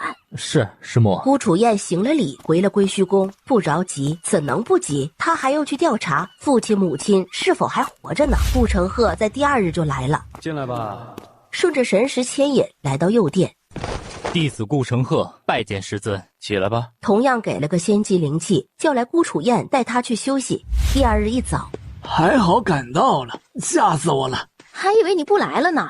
怎么会了？怎么着都得赶上呀！雪容仙子也要去吗？雪容只是点了下头，花了整整10日才到达目的地。宫卫离并未让大家下船，而是直接操控着灵船飞了进去。不是，那是深渊呐！别呀，这真是云中路？谁能想到云中路会在深渊中？高明啊！大家下了船后，左右打量着，不暖拉着他跑向了一棵参天大树。得到的结果是，这叫圣灵山脉，云中路最大的山脉。这里面有1头妖尊、3头妖圣、8头妖皇。不多久就传来了打斗的声音，顾楚幽与顾楚燕都戴上了面具。结果才没走多远，那一队人居然就将妖皇引到了他们面前。哼，想坑姐，姐让你知道什么才是坑。仙尊怎么不走了？他们刚才将妖皇往我们这边引了，还走什么？等着。我这一身肥肉不适合运动。是头白熊啊。 Hello， 过来，我给你出个主意，让那些敢戏耍你的人有个教训。什么主意？这是你的领地，这里面的灵兽自然都听你的，你就在这儿和我一起看戏，让他们去闹。你是老大，怎么能亲自上场呢？让小弟们去，等级低也不怕，我们兽术多不深，群殴，就不信他们能顶得住。好，听你的，咱们看戏。看戏就看戏，能不打我吗？打人很痛啊。哦，抱歉，我忘了你是人类了。好了，赶紧招呼你的小弟们吧，他们应该就在不远处等着当渔翁呢。白熊点头，就开始招呼小弟了，让他直接攻击那几个人，还特意拿了布条给他们纹了下。可以啊，大兄弟，准备的周到啊。那是，不能让他们跑了不是。看得旁边几人大吃一惊，只有雪容看着白熊像个二傻子。我们先走了，你继续看戏啊，以后谁敢惹你就用这招。走，我们边走边看戏。顾暖此刻在乐山眼里就如同神仙一般。天黑之前，几人终于走出了山脉圣灵城。你是留在山脉中还是怎么的？我跟着您走。阿离，我们这一进去就知道是外来者了，我们进山脉等你，你帮忙找几套衣服来，怎么样？宫卫离看着那些衣着暴露的人，脸黑了黑。不用，这样挺好，别到处乱打量了就好。乐山立即端正身形，立即收回了那个猥琐状态。阿离，我刚才打听了下，这里离云中路中心城还有一段距离。今晚在这里休息一晚，明日再出发吧。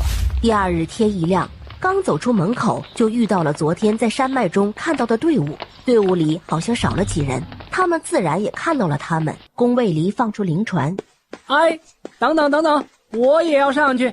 宫卫离头也未抬，直接操控着灵船走了。哎，让我上去啊，搭个船给零食的。给多少啊？100中品零食够了吧？我去中心城，你们也是去那儿吧？是啊，可以告诉我你是什么人吗？哦，我叫孤之远，孤家4房子孙，朋友结个善缘呗。顾暖让宫卫离放他进来。谢两位尊者。你是孤家4房的人，哪个辈分的？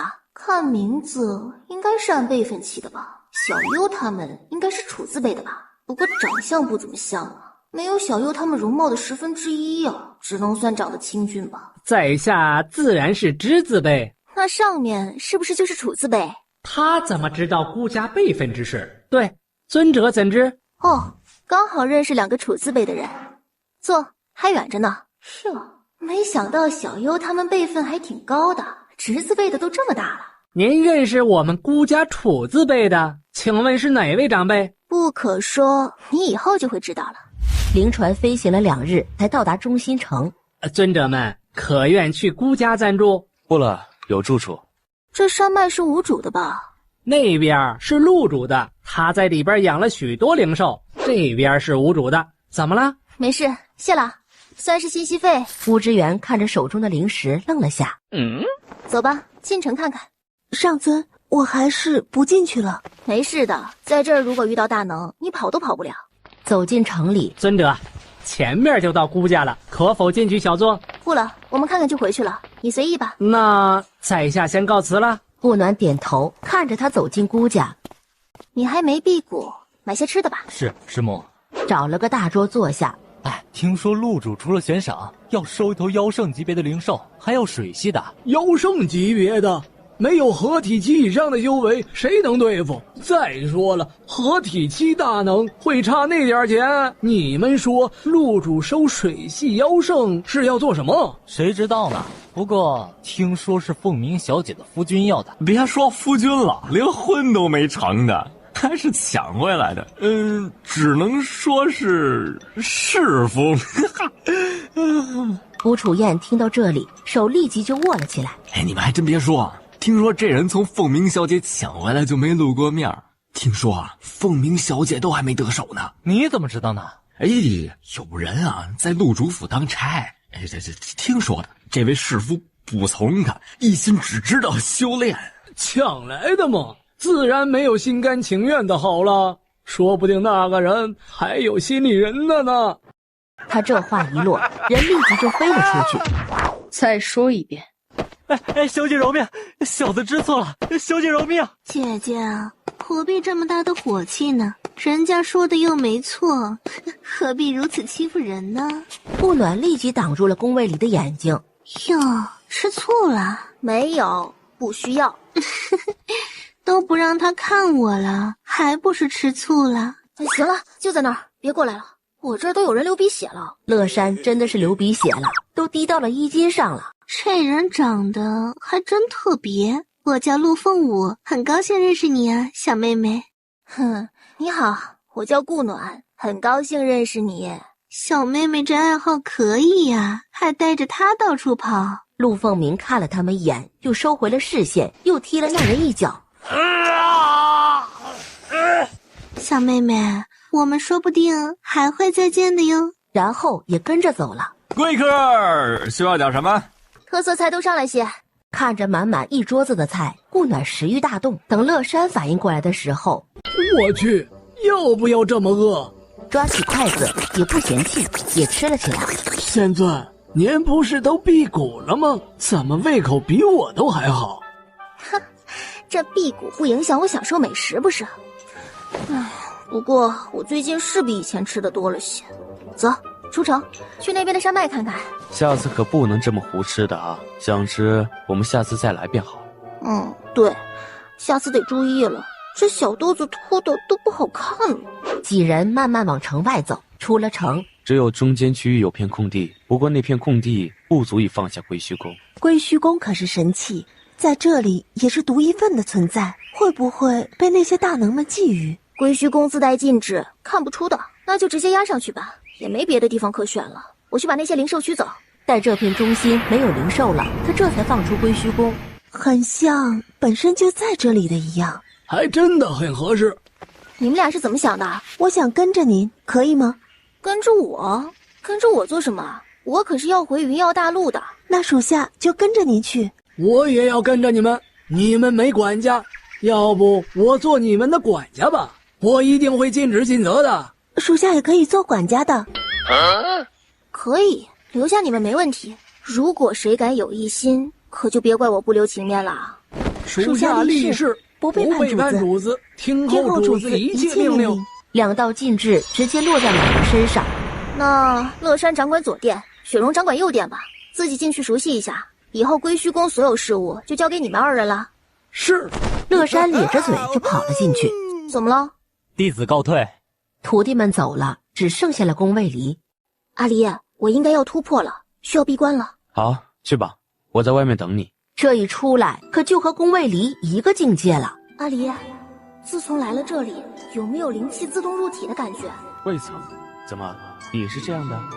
对啊，从进入云中路就开始了，今天就感到要突破了。你突破吧，什么都先别想，先突破要紧。顾暖点了下头，盘腿坐下。宫卫离退出去，给他带上房门。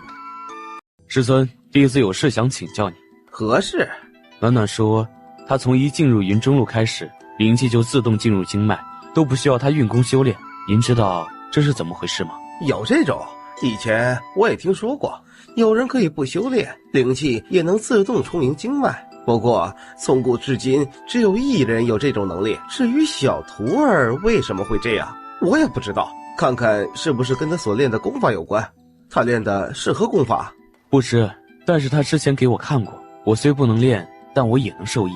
你们是仙侣，你自然能受益了。这种不会对他有别的影响吧？不会，有益无害，放心吧。你还是好好修炼吧，别等他超过你了，你还在原地踏步。修炼这种事不能操之过急。再说她是我娘子，她厉害了，我自然也受益匪浅。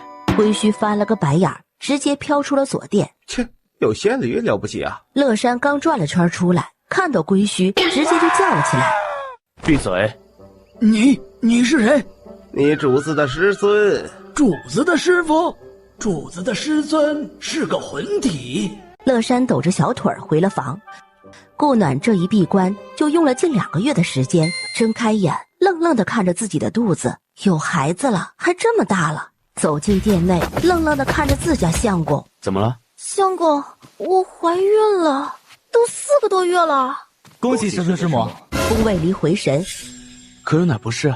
顾暖摇头，我是不是太笨了？居然4个多月了都没发现。是我不好，都没注意到你的身体情况。你在祭月大陆时食欲就增加了，居然也没注意。顾承鹤拉着顾楚燕起身离开了。居然都这么大了啊！幸好我这次突破顺利，没有影响到他，不然可就毁死了。前面2个月都没发现他的到来，幸好没事。暖暖，谢谢你。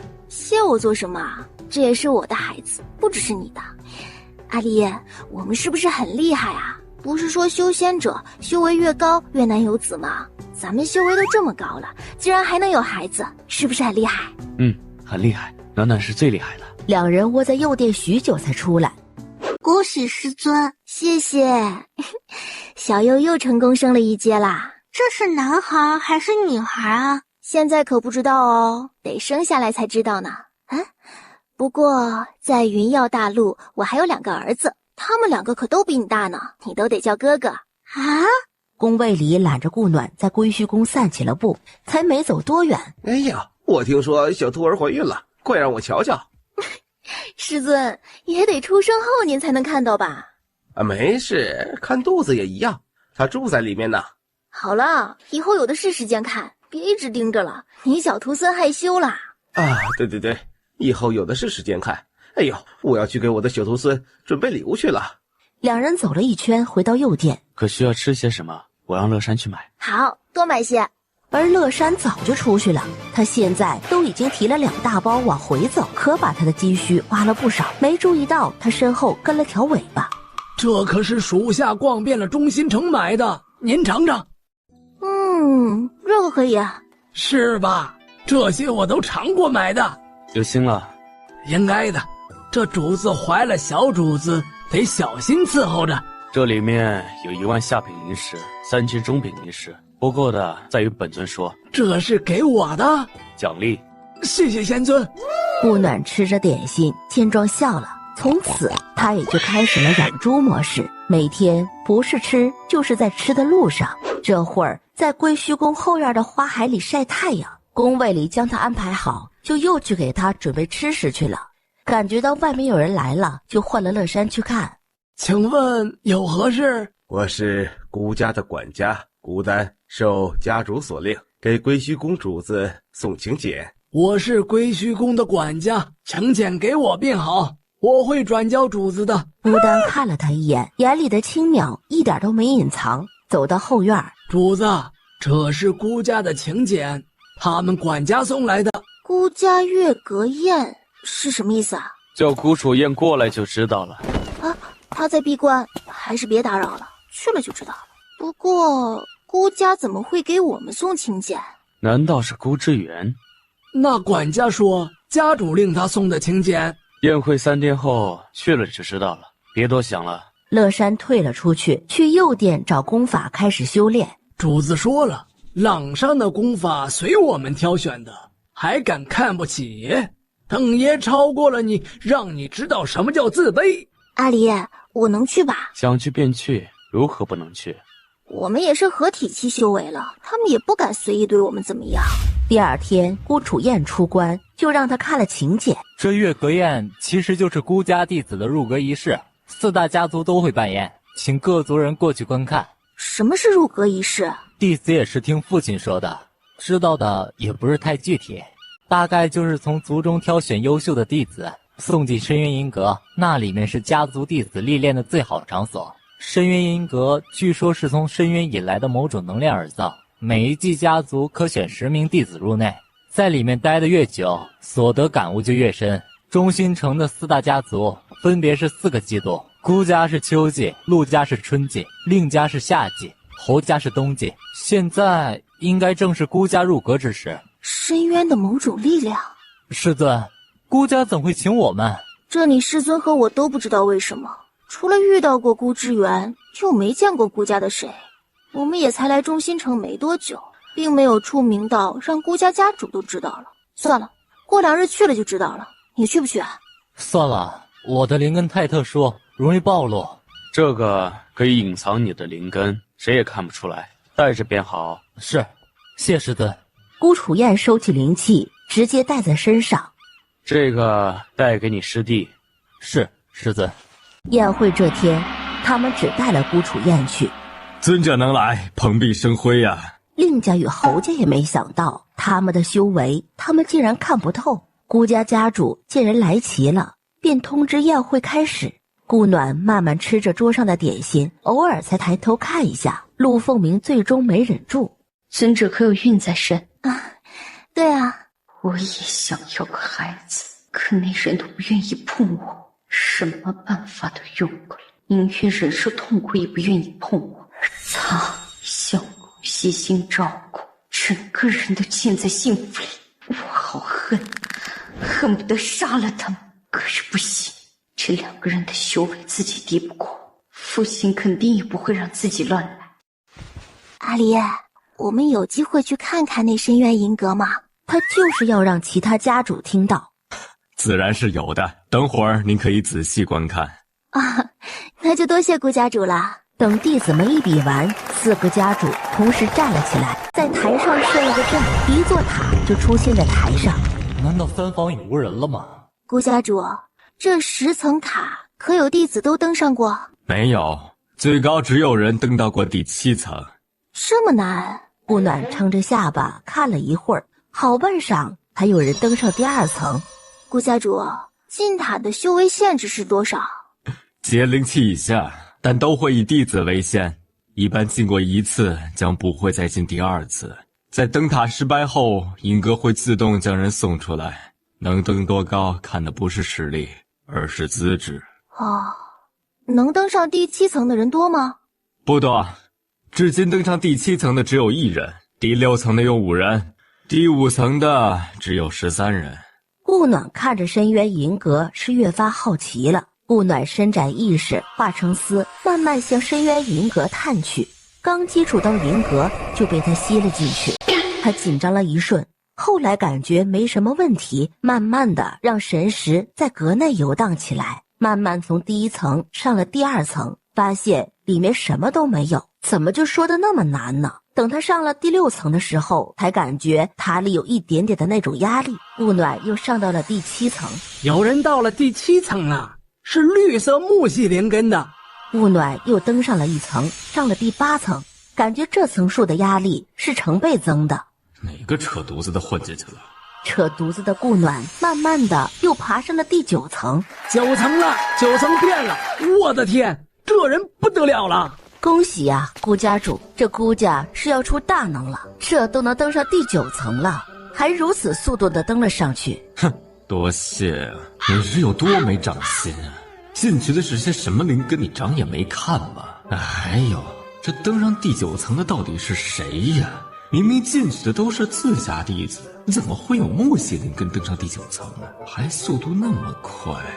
宫卫离像是察觉到了什么，看了顾暖一眼，顾暖冲他挑了下眉，直接登上了第10层。银阁瞬间将所有弟子都送了出来。怎么突然就出来了？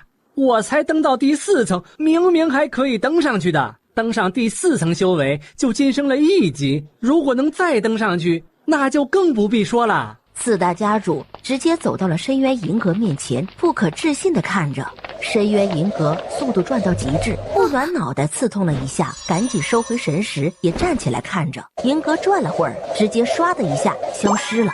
以往深渊银阁都是他们上去收掉印信才慢慢消失的。知远，你登到第几层？第4层，在登第5层的时候被送出来了。家主，这是怎么回事？我明明还可以登上去的呀！家主，我明明也可以再登的，怎么就都送出来了？那个后面再说，先休息一下吧。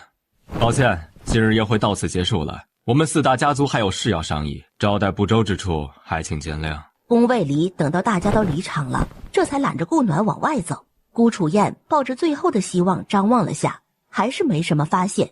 今日出了意外，未能招待周全，还请2位尊者见谅。无事，这深渊银阁也看到了，不枉此行了。何止啊，这一行真是捡了个大便宜了。还不知2位尊者怎么称呼呢？本尊无忧，他是灵君。灵君尊者，无忧尊者，招待不周，改日一定赔罪。陆主可知道这是怎么回事吗？陆主也摇了摇头。到底是谁登上了第10层？这人绝对要找出来，能登上了10层，绝对是超群绝伦之人。我们4大家族都没有木系灵根的，那会是谁混进去了呢？要不请教下老祖吧？老祖正在闭关，如何请？今天来的2位尊者什么修为？那灵君与我不相上下，无忧是合体初期修为。在此之前并没有见过他们。新进云中路的人，家族弟子之源是在圣灵城遇到他们的，搭了他们的灵船回来的。他们在城外山脉中建了一座很大的宫殿，刚好占据中心地区，也不知道是什么时候建的。支援邀他们入孤家暂住时，他们就说有住处了，那就说明他们来之前就已经建好了的。唉，这2人只能结交，不能得罪。顾暖回到归虚宫，拉着宫卫离就回了房，布了禁制，就将银阁拿了出来。收起来吧，往后在云中路不要轻易拿出来。我这运气也是没谁了，就去探一下而已，就收了个宝贝。他们不是说这个和深渊的某种能量相关？我也没觉得啥呀，里面的确很适合修炼，每层的压力不一样，一层一层的递增，越往上压力越大。有什么问题等孩子生了再看吧，我们不着急，免得影响了他。我们是等这个小家伙出生了再想办法回去吗？自然，你不能冒任何的险，等你生下他一切无事后再回去。对了，他们应该还没发现银阁没了的事，因为银阁每3个月才能开1次阁，我们就当不知道就好。你好好养胎，什么事也没发生。顾楚燕一回来就去闭关了，也不知道是不是受刺激了，连整天乐哈哈的乐山都开始闭关了。来，给你娃读读书，这是胎教。宫卫离将书接了过来，坐好。顾暖是听得昏昏欲睡，宫卫离声音也越念越低，声音轻柔，时不时的看向怀里的人。他们窝在归虚宫里安逸的养着胎，中心城里却是鸡飞狗跳的。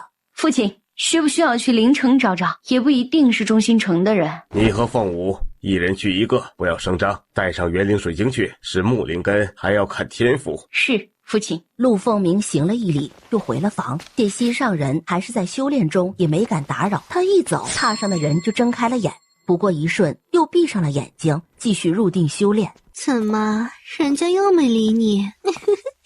都说了，强扭的瓜不甜，干嘛死赖着人家不放呢？还害得人家妻离子散、家破人亡的，多造孽啊！陆凤鸣瞪了他一眼，直接越过他就走了。顾家主也派了几人去学人。楚玄姑姑，可否去一下城外的新店走一趟？你想去拜访尊者，是，当初带我回中心城，还未好好感谢呢，去拜访一下。那就去吧。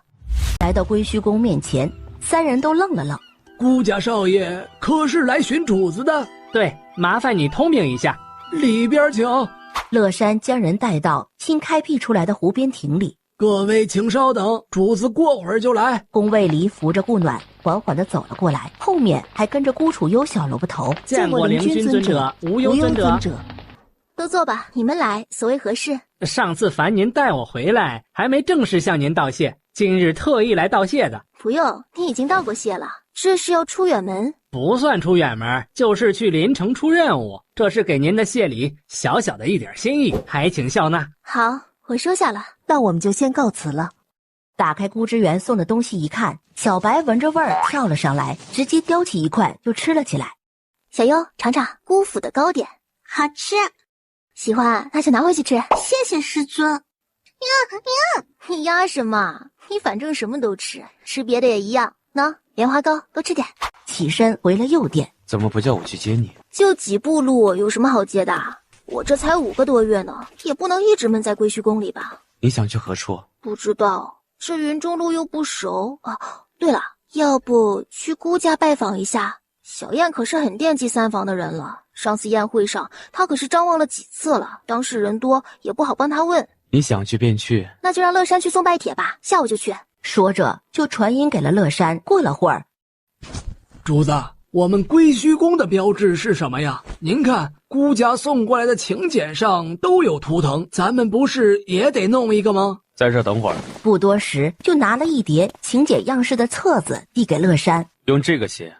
有必要吗？一个拜帖还弄成地级灵器，这让我怎么送出去？舍不得送人了都。不过这封面图腾是什么意思？主子，这图腾是什么呀？无需多管。得，不必多问的意思。什么图腾？乐山递给他一张拜帖。阿离，这是什么图腾？我感觉在哪儿见过一样，但一时没想起来。这是你额上的印记符文，我稍微的改了一下，弄成了一个圆形。我额上有印记？你练功的时候才会出来，我也只见过2次。那应该是我练了御神诀的原因，我以前修炼时是没有的吧？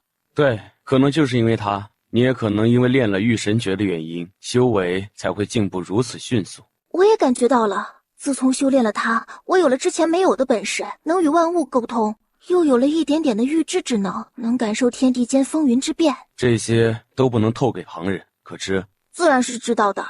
两人直接出现在孤家门口。这位是我们孤家大长老云霄尊者，这位是我们孤家3长老云静尊者。你们2长老呢？他身体不适，还请见谅啊。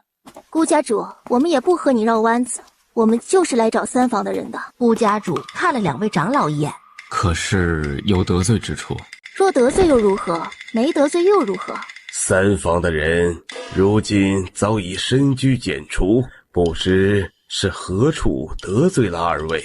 可否让我们见见2长老？这个不能保证你能见到，他愿不愿意见要看他。这是自然，告诉他我们自祭月而来就是了。堂上所有孤家人都看向了他们。不是说祭月灵气稀薄吗？怎么这么容易就出了2位合体期大能？那外面的传言是假的？无忧尊者见过归隐了？并未。那无忧尊者怎知我们孤家3房之事？祭月大陆能知道孤家3房之事的人，除了孤归隐还能有谁？他在何处？孤家主能不知道？不是在祭月大陆吗？哦，是吗？孤家主还真是法眼通天呢。2位是否认识归隐？不认识。那不知从何处得知孤家3房之事？不是你们一直在说孤家3房之事，不知是何事呀？你不知道？知道什么？直到大长老回来。不知2位找本尊何事啊？有关于令尊之事。何处？他如今是我徒儿，自是在归墟宫，如今一心想寻仇，本尊不愿他日后存心魔，此来只为了了解始末。这一下孤家人都愣了。是不是上次来的那个人？难怪他上次在打量寻找着什么，原来在找人。可否带本尊去看看他？自是可以。宫卫里揽着顾暖，率先出了顾家，直接就回了归墟宫。乌云禅紧随其后，大长老与三长老也跟上了。请稍等，燕公子稍后就到。他刚转身，乌楚燕就来了。燕儿，孙儿拜见祖父。好，好。燕儿，为何才灵丹后期修为？之前中毒多年，在积月大陆又不似这里的灵气浓郁，故而如此。孙儿半年前才得师尊师母相救，修炼的晚了些。孙儿得二位相救，万分感激。尊者不必多礼，他如今是我徒儿，自是应该的。怎会中毒？其实孙儿也不知是怎么中的毒。孙儿13岁中的毒，近期才得师尊帮助解的毒。对了，祖父，妹妹也在，只是现在在闭关，未能出来。什么？本尊还有个孙女？是啊，妹妹小优今年5岁了，您不知道吗？顾云禅又摇了摇头，可能是有人故意隐瞒了消息吧。营业合体后期修为了，为何未能护住他们？本尊也是近年才突破的，之前也未比陆主修为高，当时也去找过他，不然归隐他们也出不了云中路。但是如今也不能去复仇，陆家老祖已是大成期修为，自然是敌不过啦。那如果孤归隐在陆家呢？何意？我想你问问你们家家主比较合适，他应该能给你一个满意的答案。他是何意？隐儿何时回的云中路？归隐在陆家，当初陆凤鸣把他带回来的时候，我就去要过，陆家不仅没给，还将之恒抓了去，最后我便只能带回了之恒。归隐我连面都没见着。那你也应该告诉本尊。你当时正是突破的关键时候，我如何能打扰？云禅，这事我也知道，我们都是考虑过后才没说的。我父亲被抓回来也有4年了，为何这么久你们都不说？还有我母亲呢？回来没多久就死了，葬在祖坟中。顾云禅朝他挥了一掌，人立即就飞了出去。好，好得很呐！本尊儿子回云中路不告诉本尊，儿媳过世也瞒着本尊，你们很好呢。云禅，这都是为家族考虑的，你先收收气。哼，为家族考虑，可有为本尊的儿子儿媳考虑过？本尊的儿媳是如何下葬的？悄无声息的直接保棺一具就埋了，是吗？大长老低了头。既然这个家族连弟子都护不住，那要来何用？你们回去吧，我顾云禅带着三房退出顾家，自立门户。将来若与陆家产生任何矛盾，也与你们顾家毫无瓜葛了。顾云禅，胡闹要有个限度，怎能随意自请出族？你以为本尊是在胡闹？本尊看着像吗？本尊三房本就无人，除了本尊就只有2个弟子，离开了也影响不了你们顾家。云禅，这不是影不影响的问题，老祖也不会答应的。呵呵，他与你都没有资格不答应，当初未能护住也就罢了，至少本尊孩儿还安全的活着。如今呢，儿媳没了，儿子如同猪狗似的被人囚禁着，你们有什么资格说不？你回去同老祖禀明，他会同意的。他明明只比陆家老祖低2级，如果要一拼，不说有胜算，却也不至于保不住子孙。而且陆家老祖根本就没出现，他却也不敢出来，仍躲在闭关室里，真是可笑。本尊可否在此暂住一宿，明日找到住处便走？你随意，想住多久都行，反正孙儿孙女都在这里。那便多谢了。燕儿，你应该也是冰系根，可寻到合适的功法？有，师尊帮我学了一部。说着看向了宫卫离，宫卫离点头。林海诀是一部天级功法，孙儿正练着呢。如此便好。小燕，带你祖父去休息一下吧。是，谢师母。乌楚燕带着祖父去了他的院子。你师尊师母是何许人？怎么这么轻易的在这云中城建如此规模的宫殿？祖父，这我暂时不能告诉您，不过以后您就知道了。师尊师母他们都很厉害的，他们不仅是我的贵人，也是妹妹的。妹妹从小就吃了很多苦，要不是师母，现在都还不知道在哪儿呢。我是因为妹妹才被师尊救了的，师母帮妹妹找兄长，这才找到了我，为我治好的毒。你妹妹不是和你在一起的吗？不是，当初怕她受到伤害，父亲将她托付给了管家，但管家不放心父亲，把她藏了起来，就返了回去。哪知她最后未能活着去找妹妹，妹妹从1岁多开始就是乞丐，直到被师母发现。自己的小孙女从小就是乞丐，还是吃了那么多苦，受了那么多罪，陆家此仇不报，枉为人父啊！顾楚燕将一路的经历说给他听，他听得自是悲痛不已。顾家主与大长老他们回到顾家，就闭门开始商议了起来。还是先与老祖通禀一下吧。不管如何，雷祖之事绝不能行。老祖真有可能会答应的，还是去问问吧。于是几人就去了老祖的院子。何事？弟子有事通禀。进来。弟子云霄，弟子云静，弟子云瑞，拜见老祖。何事？说吧。老祖，云禅他要自请出族。为何？为归隐之事。归隐4年前被带回云中路，弟子未能带回顾家，他知道后要自请出族。老祖看着他沉默了。那就出族吧，把3房都划出去吧。真的同意他们出族吗？归隐的儿子及女儿都来了云中路了，他们都是顾家的子孙后代啊。那归隐也是顾家的子孙后代，可有护住？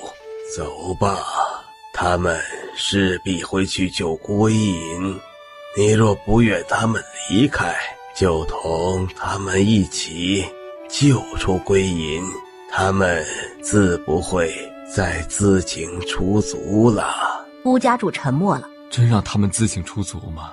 老祖说了，如果你愿意对付陆家，自是不用了。3长老说完就走了，大长老叹了口气，也跟着走了。最后顾家主还是去了宗祠，请了族谱，将3房人化了。顾云禅每时每刻就想着该如何从陆府中救出自己的儿子。他一路顺风顺水地迈入大成期，好像从合体期后就再也未出现过了，是不是闭了死关？那是否自己可以去陆家探一探？阿离，顾云禅离开了，我猜他去陆家了。他去陆家无疑就是为了去找顾归隐。我们去看看吧。如果陆家老祖不出手，他还有胜算；如果出手了，他毫无还手之力吧。暖暖，别忘了你如今可是有孕在身。放心，不会动手的，最多动动嘴。顾云禅也去身形，挥开禁制，直接就进了陆家。隐儿，父亲想要下榻，却一时抬不起腿。这是怎么了？没事，就是一直盘腿入定，未曾挪动，一直放不开而已。孩儿不孝，未能在身前尽孝。是爹不好，未能护住你。走，爹带你出去。父亲，我出不去了，他们对我设了禁制。试过才知道。顾云禅带着他就出了院子，直接隐身飞了起来。哪知才飞到半路，就触动了禁制。何人？云禅尊者，不知来我陆府有何指教？你说呢？这人你可不能带走。本尊的儿子为何不能带走？笑话！顾云禅挥开他就继续往外走，没走多远，一道威压就从天而降。我说了，你不能带走。你们陆家也真是不要脸，抢着别人家的儿子不放，这女儿是丑到嫁不出去了吗？你怎么不说你儿子不要脸呢？勾着我女儿不放。哼，本尊的儿子都避到霁月大陆去了，还勾你家女儿，果真是不要脸天下无敌呀！有本事让你家女儿别去呀，自己犯贱还说别人的错，无礼！顾云禅嘴角溢出鲜血。父亲，您先离开。陆家老祖，这是我们无礼在先，还是贵府？我儿大婚之日便逼我儿休妻，我儿避到霁月大陆，又将我儿抓回来，甚至还杀了我的儿媳，这是我儿之错吗？父亲，您刚才说什么？哎呀，这戏不错呀！陆家主看到两人，愣了一下。灵君尊者和无忧尊者怎么来了？哦，跟着他来的。陆家老祖，你好呀。我说，你们是怎么想的，才会让后辈如此行事啊？抢别人家的相公的事儿都干，这孩子是有多嫁不出去啊？凤鸣小姐我也见过，长相出众，修为也高，也不像嫁不出去的呀。两位尊者为何要参与此事？很不好意思啊，我家相公刚好收了他儿子为徒，而我呢，刚好也收了他女儿为徒，这不，第2个徒儿接父亲来了。没想到郭归隐的儿女竟拜了这2人为师。路主，这1没聘2没礼的，藏着人家儿子，是不是有些不合适啊？恋爱呢也不差，为何一直绑着他不放？第一是没得到，得不到的都以为是最好的，哪怕这是别人的。第二呢，就是你了，你怎么就不告诉你家宝贝女儿，抢什么都行，就是不能抢别人的男人呢？好好的千金大小姐不做，硬要做小三儿，这世上又不是只有他一个男人了。这小三是何意？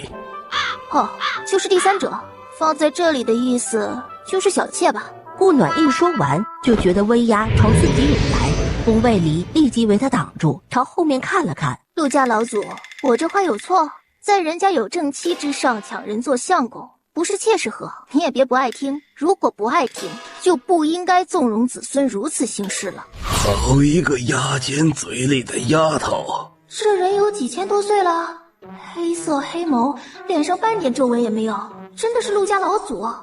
不会整天拿化颜丹当饭吃了吧？宫卫离见他又看呆了，黑了下脸，伸手捂住了他的眼睛。放心，他没你帅，就是惊讶了一下而已。你是陆家老祖？宫卫离见他盯着顾暖看，立即将人揽进了怀里。尊者何意？你是何人？你是何人？他有种看不透他的感觉。无忧，云耀大陆来的，怎么有何问题吗？不是霁月大陆来的吗？怎么又变成云耀大陆了？他可以走，但你得留下。为何？你不投，留下来观察。我又不离开中心城，你想观察随时可以。我一个孕妇，不适合囚禁在这宅院里，会影响到我宝宝的。可以走，但不得离开云中路。自然，没有你们家族印信，我们也走不了，不是？陆凤鸣和陆凤舞回来，见老祖都出来了，行礼。凤舞拜见老祖。凤鸣拜见老祖。归隐，你怎么出来了？乌云禅直接将他挥开。怎么，他还不能出门了？本尊来带他回去的，让开。父亲，等一下。归隐，你杀了阿凡？我是想杀他，结果没成功，只不过是重伤了他而已。还不过是重伤了他，此仇不报，枉为人。不许走！你们老祖已经同意了，让开。乌云禅再次挥开他，便带着孤归隐走了。凤鸣，注意态度，老祖的确同意了。棋又错了一子，又得重下了。你们走吧，明日本尊会去拜访。哼，恭候大驾。宫卫离带着他出了陆家。真是对不住，给你们带来麻烦了。往后有任何事，本尊一定竭尽全力相助。先回去吧。没想到陆家老祖隐隐的能看出暖暖的特殊，以他大成后期的修为，若是要做什么，我最多也只能顶住几息时间。现在只希望在暖暖在孕期间，他不要有任何动作。回到归虚宫，暖暖在事情还未明白之前，还是先别出去了，安心在家里养胎。阿离，他应该暂时不会对我怎么样。阿离，不用担心，真的，我并没有预感到危险，不会有事的。如果有不好的感觉，我一定不会瞒着你的，别担心了，好吗？好。阿离，孤归隐和云禅尊者来了，去看看吧。宫卫离揽着他起身，慢慢的走出去。谢尊者救下吾儿。起来吧，云禅尊者已经谢过了。那是父亲，吾儿能得2位尊者受徒，是感激不尽。这般姿色，也难怪陆凤鸣对他如此倾心了。收他们为徒也是因为他们的灵根好，你们也无需谢来谢去的。既然已经重逢，往后就好好的跟他们相处，毕竟都是吃了不少苦的。好了，你身体的禁制要解开了，找个安静之处闭关吧。希望你成功突破。是，谢尊者。第2日，陆玄策在太阳上升之初就来到了归虚宫，神识伸展进去，却在触碰到归虚宫时就弹了回来。尊者，里边请。尊者，请坐。你是如何来云中路的？当然是越过圣灵山脉进来的呀。这归虚宫很有意思，你的体质很特殊，是灵气很好的容纳器。我体质很特殊吗？我自己怎么没感觉到？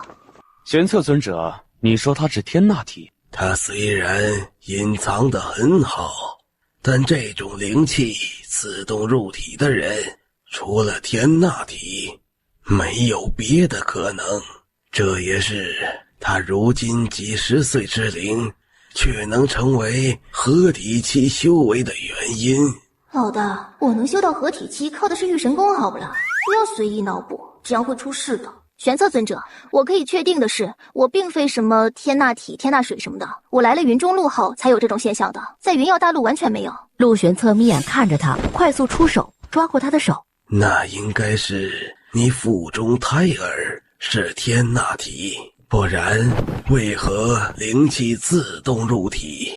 这我也可以肯定。回上他。话说到一半，让宫外离拦住了。玄策尊者，你究竟想做什么？本尊在他出生之时再来。阿离，我可以确定孩子不是什么天纳体。我知道，只能先这样拖着他些，等孩子出生才能另做打算。离孩子出生还有4个月左右，这段时间得好好计划一下。你先去休息一下，我去找一下云禅尊者。宫卫离来到孤楚燕的院子。离尊者是有事找本尊吗？对，有事相询。尊者，出云中路是要4个家族印信，还是一家的便可？至少要2家的。离尊者要出去？自然，我儿还在云耀大陆，自然要出去。本尊已出孤家，不然可以提供孤家印信，不过也可以一试。无需，我自己来想办法便好。尊者，出云中路可会有什么凶险之处？并无凶险，只是出去便会压制修为。不管你在云中路待了多久，凡是从云中路出去的都会压制修为。以你的修为，应该会压制到结灵期。多谢尊者告知。是否将燕儿和小优带走？自然是看他们的选择，若想留下来，自是可以。我徒儿已在城中寻到府邸，不日便要搬过去。近日凡灵尊者与无忧尊者召府了。你们是本尊徒儿的亲人，都是应该的。住在这里还有许多招待不周之处，还请见谅。回到房里，见顾暖睡着了，直接进了炼阵室。他在这段时间内要将阵法提上来，哪怕不能进入大成期，也能多些可能。顾暖才睡没多久，又有人来了，让乐山去赶人。陆大小姐，归隐尊者不愿见客，你请回吧。我又没说来找他。那你找谁？总不能是找主子的吧？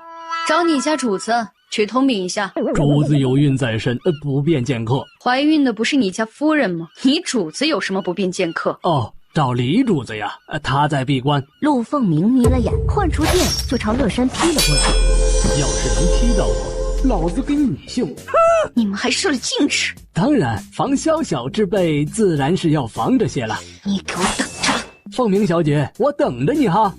陆凤鸣回到陆家。他们居然派了一个样貌丑陋之人来羞辱我。那是人家的管家，不派他，难道还亲自出来迎接你呀？大姐，你也没那本事呀。听说老祖去都是那管家迎接的，你有什么好气的呀？你还以为自己能越过老祖去呀？行了，再想其他的办法。木灵根之人没找到，也不能得罪他们2人，连老祖都礼遇的人不可得罪。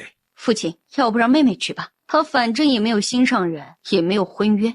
哼，陆凤鸣自己作死就算了，还想拉着我。尊者要是那么好勾引，你会连面都见不到。郭归隐才回去，居然就想着去勾引归虚宫尊者，哼。看来你的感情也就这么回事儿啊。陆凤舞，不要以小人之心夺君子之腹，我是在为家族考虑。谁是小人，谁是君子，再清楚不过了。哼，别打着家族的幌子行自私自利之事。父亲，这事既然是他自己提的，就应该他自己完成，没得别人为他擦屁股的，我嫌臭。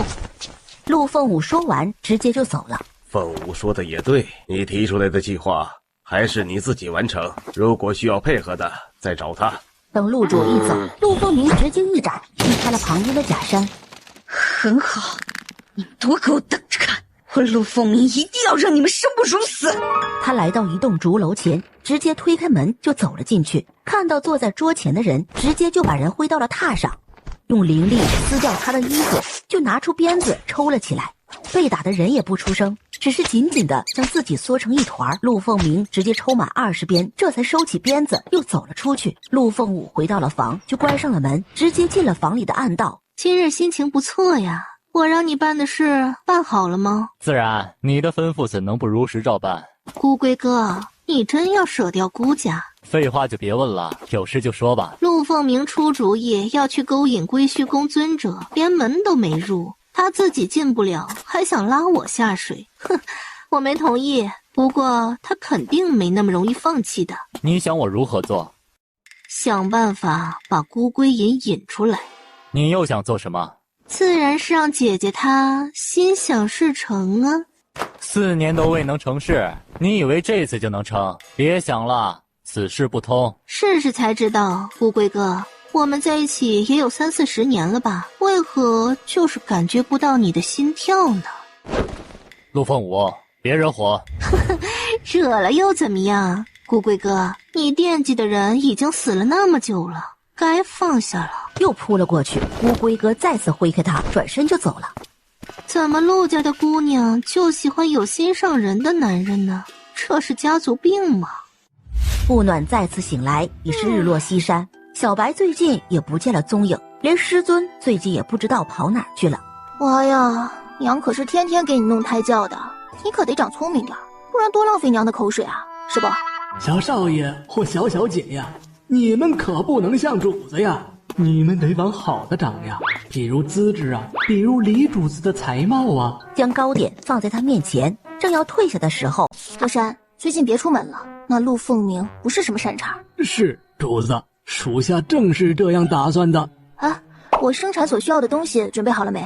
主子放心，早就备好了，都是李主子亲自挑选的。归虚宫安静了没多久，又来了客人。请问前来归虚宫所为何事？在下令石州，奉家主之命前来送请柬，一定转交。令石州行了一礼就走了。主子，令家的请柬。令家？他们家想干嘛？主子，属下之前打听过，这令家是云中路算是排名第2的家族，他们族中以女子为首，大多数都是女子。他们老祖如今是大成初期修为，这龟仙楼是陆家的产业，不知他们为何会选那里？看看再说吧，去不了再回信。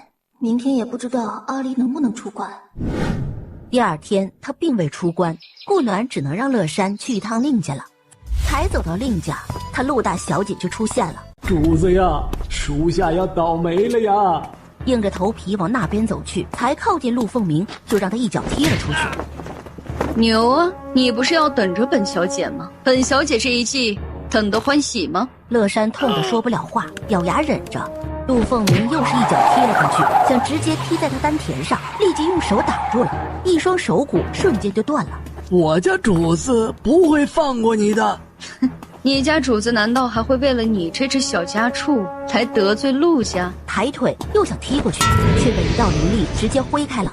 陆凤鸣，你胆子大是不错，难怪敢抢人还理直气壮。你欺负别人，本尊不管，敢动本尊归虚宫的人，就得付出相应的代价。就直接废了他的双手。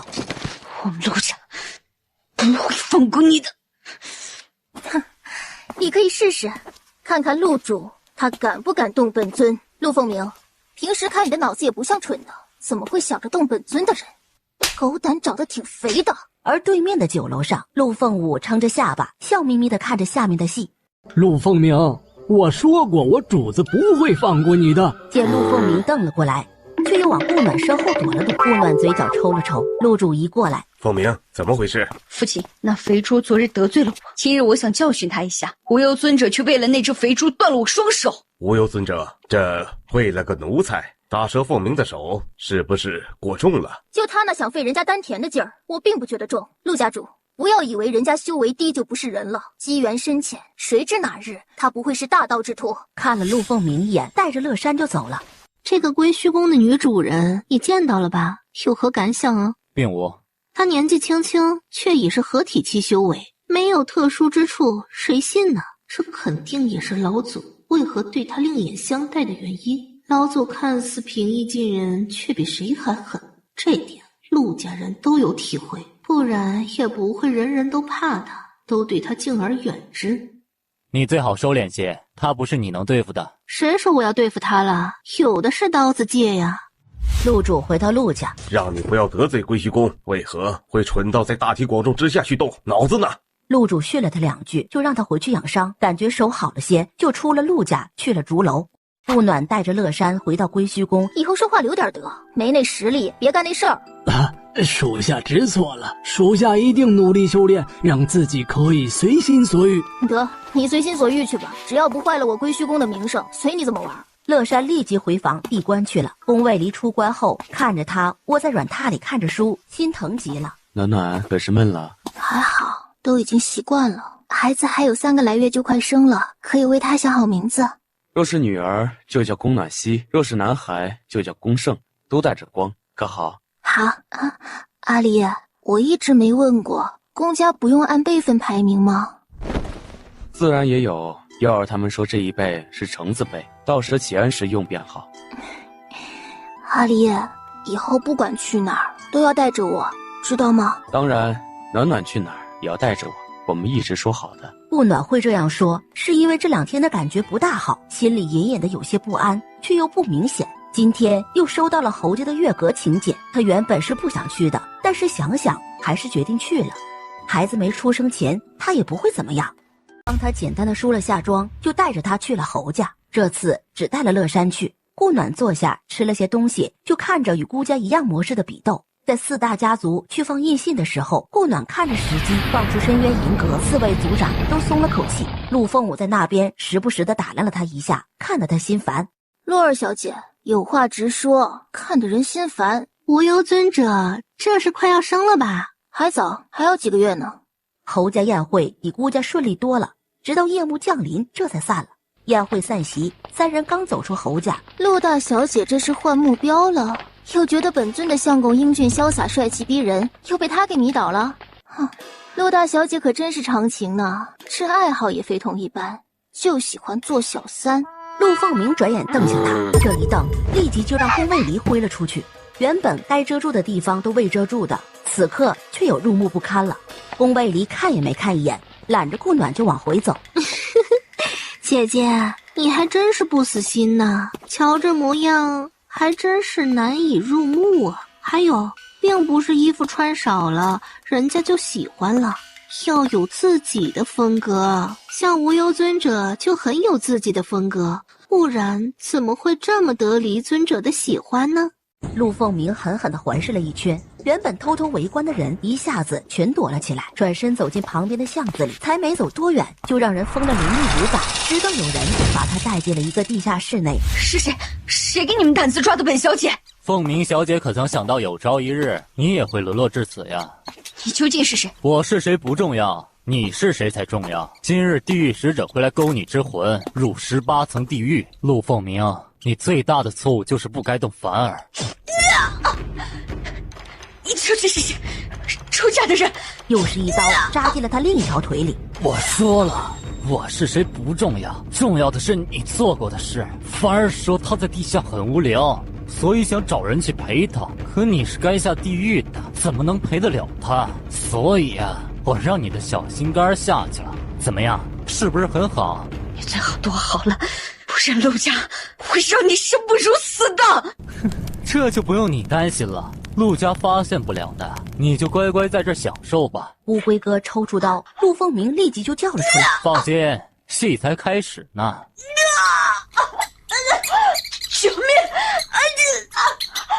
正如乌龟哥所说，他失踪了，居然没有一个人发现。父亲，姐姐不会是出城了吧？都许久未见她了呢。传信给他，让他立即回来。您有什么事就让我去办呗，他也难得出去玩一次呀。再过2月就是狩猎大会了，你去安排一下，让所有人家族提前做好准备。还有，我们陆家的猎场要安排好，不能出任何差错。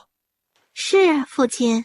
陆凤舞行了一礼就走了，直接去了姑家与侯家，将陆家主的通知带到，最后才去的令家。什么事让你亲自来了？第一，还有2个来月就是狩猎大会了，陆主让你们做准备。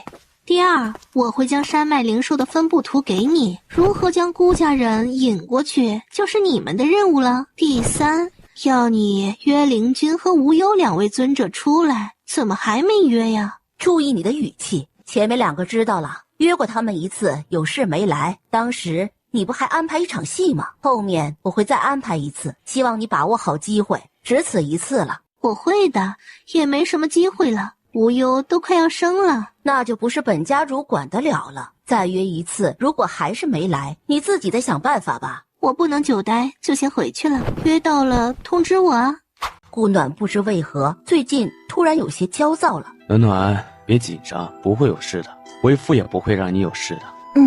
正在他焦虑的时候，令家又来了，同样的地点，同样的事。不想去就不去，亲间解成这样，不去也无妨。那就不去了，看着烦。还有什么办法可以把人约出来？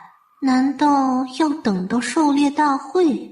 那时他应该都不会出门了，都快要生了。那孤龟哥也不知道跑去哪儿去了。自从处理了陆凤鸣，人就消失了。早知道这样，就不该让他那么容易得逞。转眼间，顾暖只剩下1个多月就要生了，所有人都安分了起来，也有不安分的。陆家送来请柬，邀请他们归虚宫所有人参加狩猎大会，顾暖自然不会去。这样一来，陆凤舞的计划又落空了。孤云禅带着孤龟隐自立门户为禅隐宗。孤龟哥，如果你见着他开山立派了，会如何做呢？陆凤舞眼看着快要帮某人达成愿望了，整个人隐隐的透着一股兴奋。孤家将会是猎物。狩猎开始后，孤云禅特意关注了令家的动作，发现他们都不热衷于狩猎，而是全程跟着孤家人。令家要设计孤家，你现在最好通知所有弟子回来。孤家主想了下，立即通知几个主家弟子回来。家主，换我回来是有何事？挥手让他在旁边坐下，只是孤之恒一直没回来。不会是真出事了吧？难道他们是发现了什么了？应该是意外，不然不可能走漏信息的。要是提前知道了，他们就不会来参加了。我孤家弟子有难，本家主需去救人。场内有长老看着，如有受伤，自会带回。孤家主不必着急。孤云禅看了他一眼，起身便朝所感受之处而去，不过2息便带回了奄奄一息的孤之恒。陆家主，这就是你说的长老会带回，是不是要等他变成尸体了再带回来？陆家主，我们孤家需要一个解释。说完，立即召回场上所有弟子，结果去了30人，只回来了18人。令家主脸都黑了。令家主，为何贵族弟子不狩猎，只跟着孤家弟子，是何意？本家主不知道你在说什么。是的，我们一入山脉，令家人就跟着我们了。我们被召回时，令家人还想拦着我，要不是我反应快，差点就被灵兽伤着了。当时以为他们是尸首，想来就是不想让我们走。令家主与我们孤家有仇，还是想吞并我们孤家？你也不怕撑死？很好，欺我孤家无人了是吧？我们孤家老祖上不如陆家老祖厉害，但也不是没有一斗。说完就带着孤家子弟走了。侯家主见状立即告辞，也带着家族弟子离开了。长老们呢？这事儿是你安排的，凤鸣也是你支出去的。不是，姐姐是真的不知道去哪儿了。我只在侯府月阁宴时见过她一次，就再也没见过了。这事儿女儿也不知道啊，长老都是按往常大会一样安排的，女儿并未更改啊。令家主，你想怎么对付孤家都可以，却不该在我的狩猎场内动手。哼，可不是我要动手，是你女儿安排的，我也是合作行事。令家主说完，召回了家族弟子。你是说凤鸣？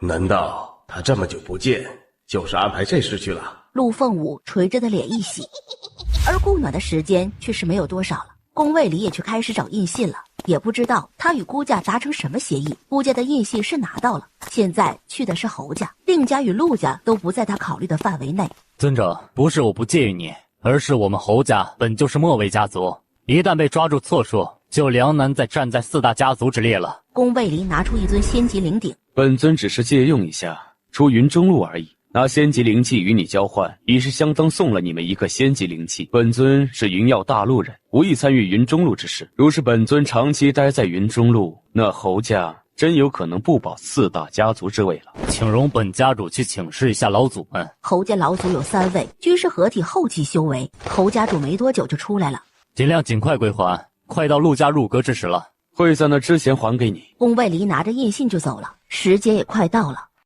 小徒儿啊，不用紧张，修仙者生孩子是很顺利的，不会很麻烦的，也不怎么痛的。乖孙呐，师祖可是给你准备了很多宝贝了，要乖乖的哟。这孩子是不是觉得娘亲肚子里住得太舒服了，所以不愿意出来了？师祖，你怎么知道？猜的，我又没住过，我怎么知道？他这话一出，所有人改看向了他。干嘛？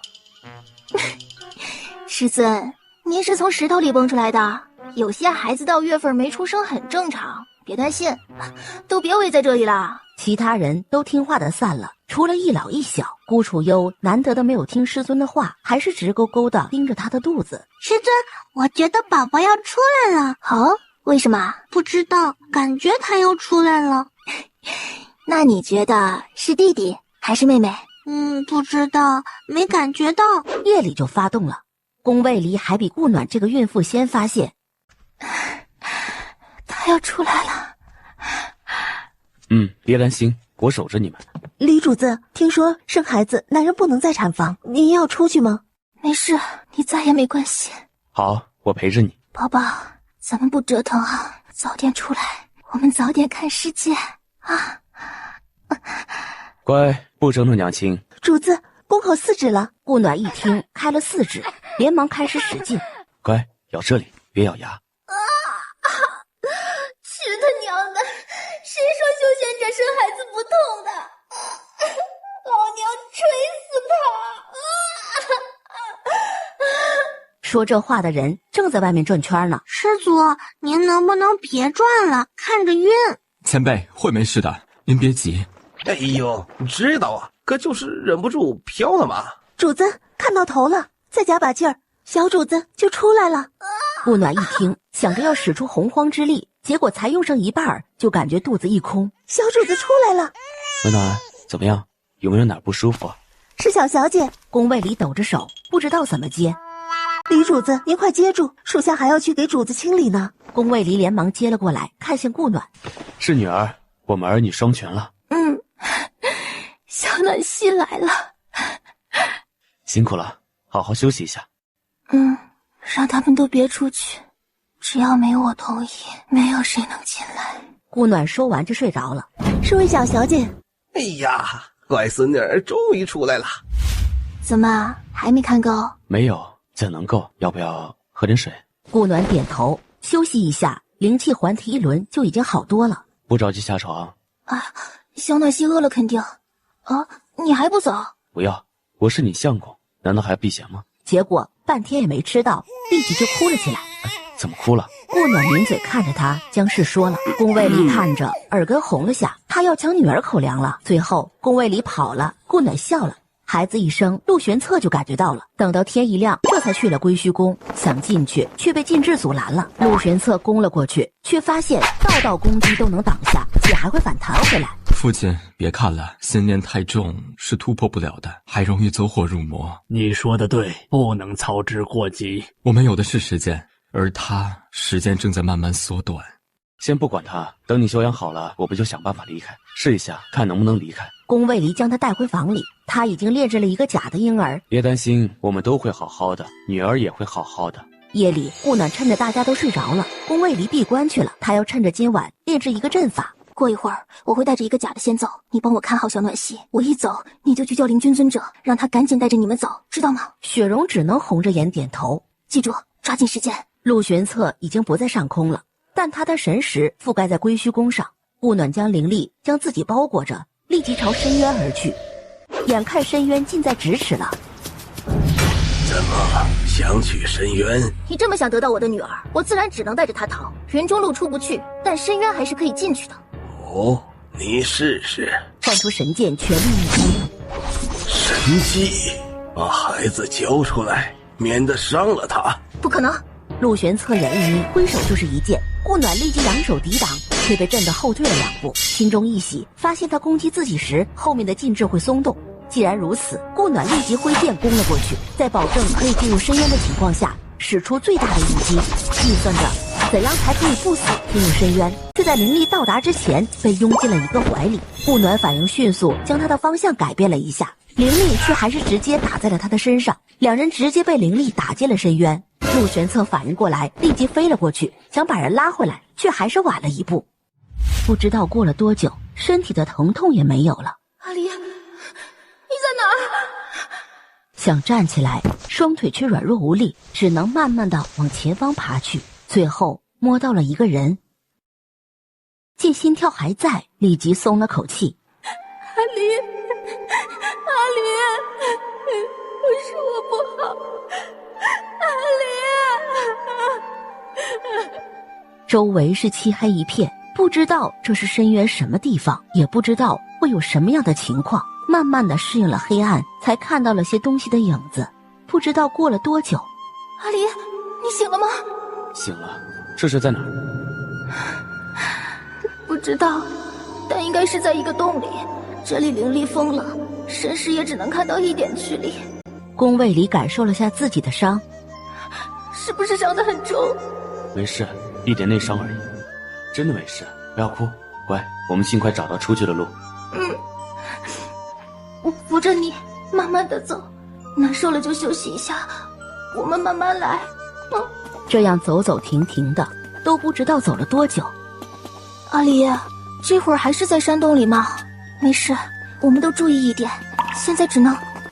突然叮咚的一声打断了他的话。阿离，有水滴。两人顺着水滴声走去，感觉到踩到水了，这才停了下来，感觉不妙，两人立即反身往回走。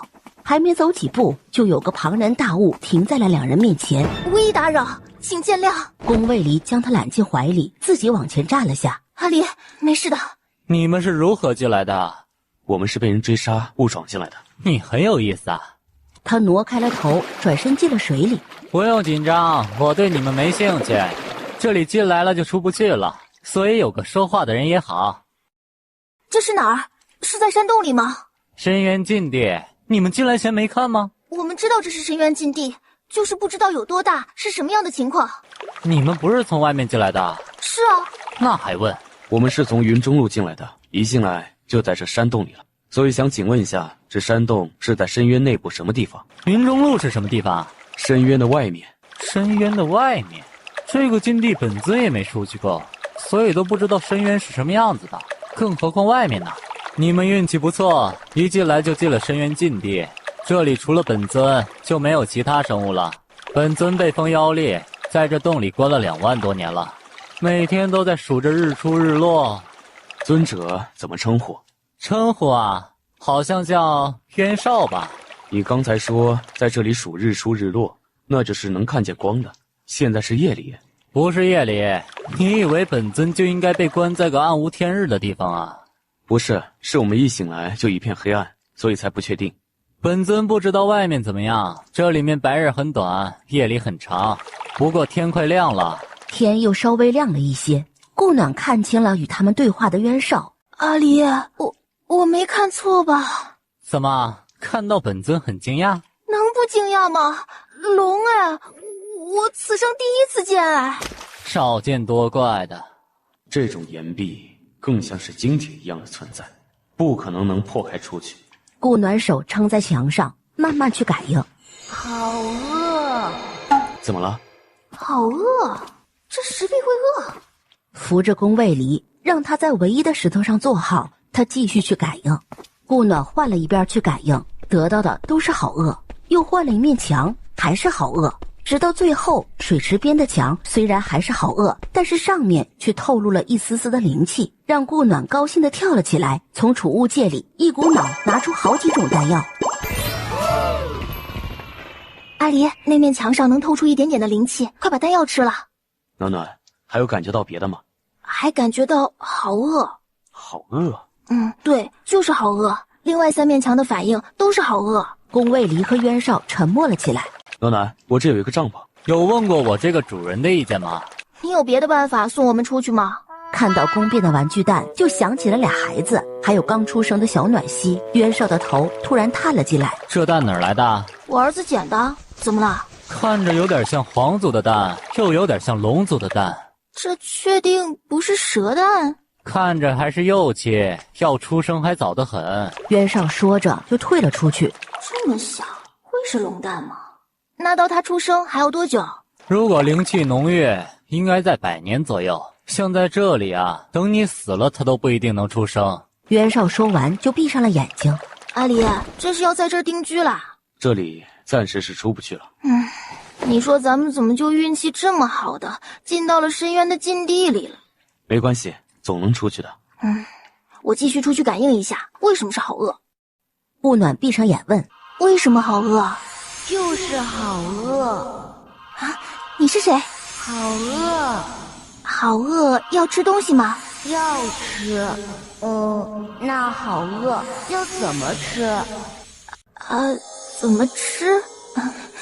这东西是弱智吧？这想法一出，立即就听到了哭声。这哭声连宫卫离和袁绍都听到了。好了，是我弱智，好饿聪明着呢啊！聪明。好饿乖，你在哪儿呢？山里。哦，好饿乖，山里有别人吗？树伯伯，小草妹妹。啊？好饿乖，那能不能找个小草妹妹陪我玩？不能，小草妹妹怕。那好饿陪我玩好吗？我好无聊啊。好饿要工作。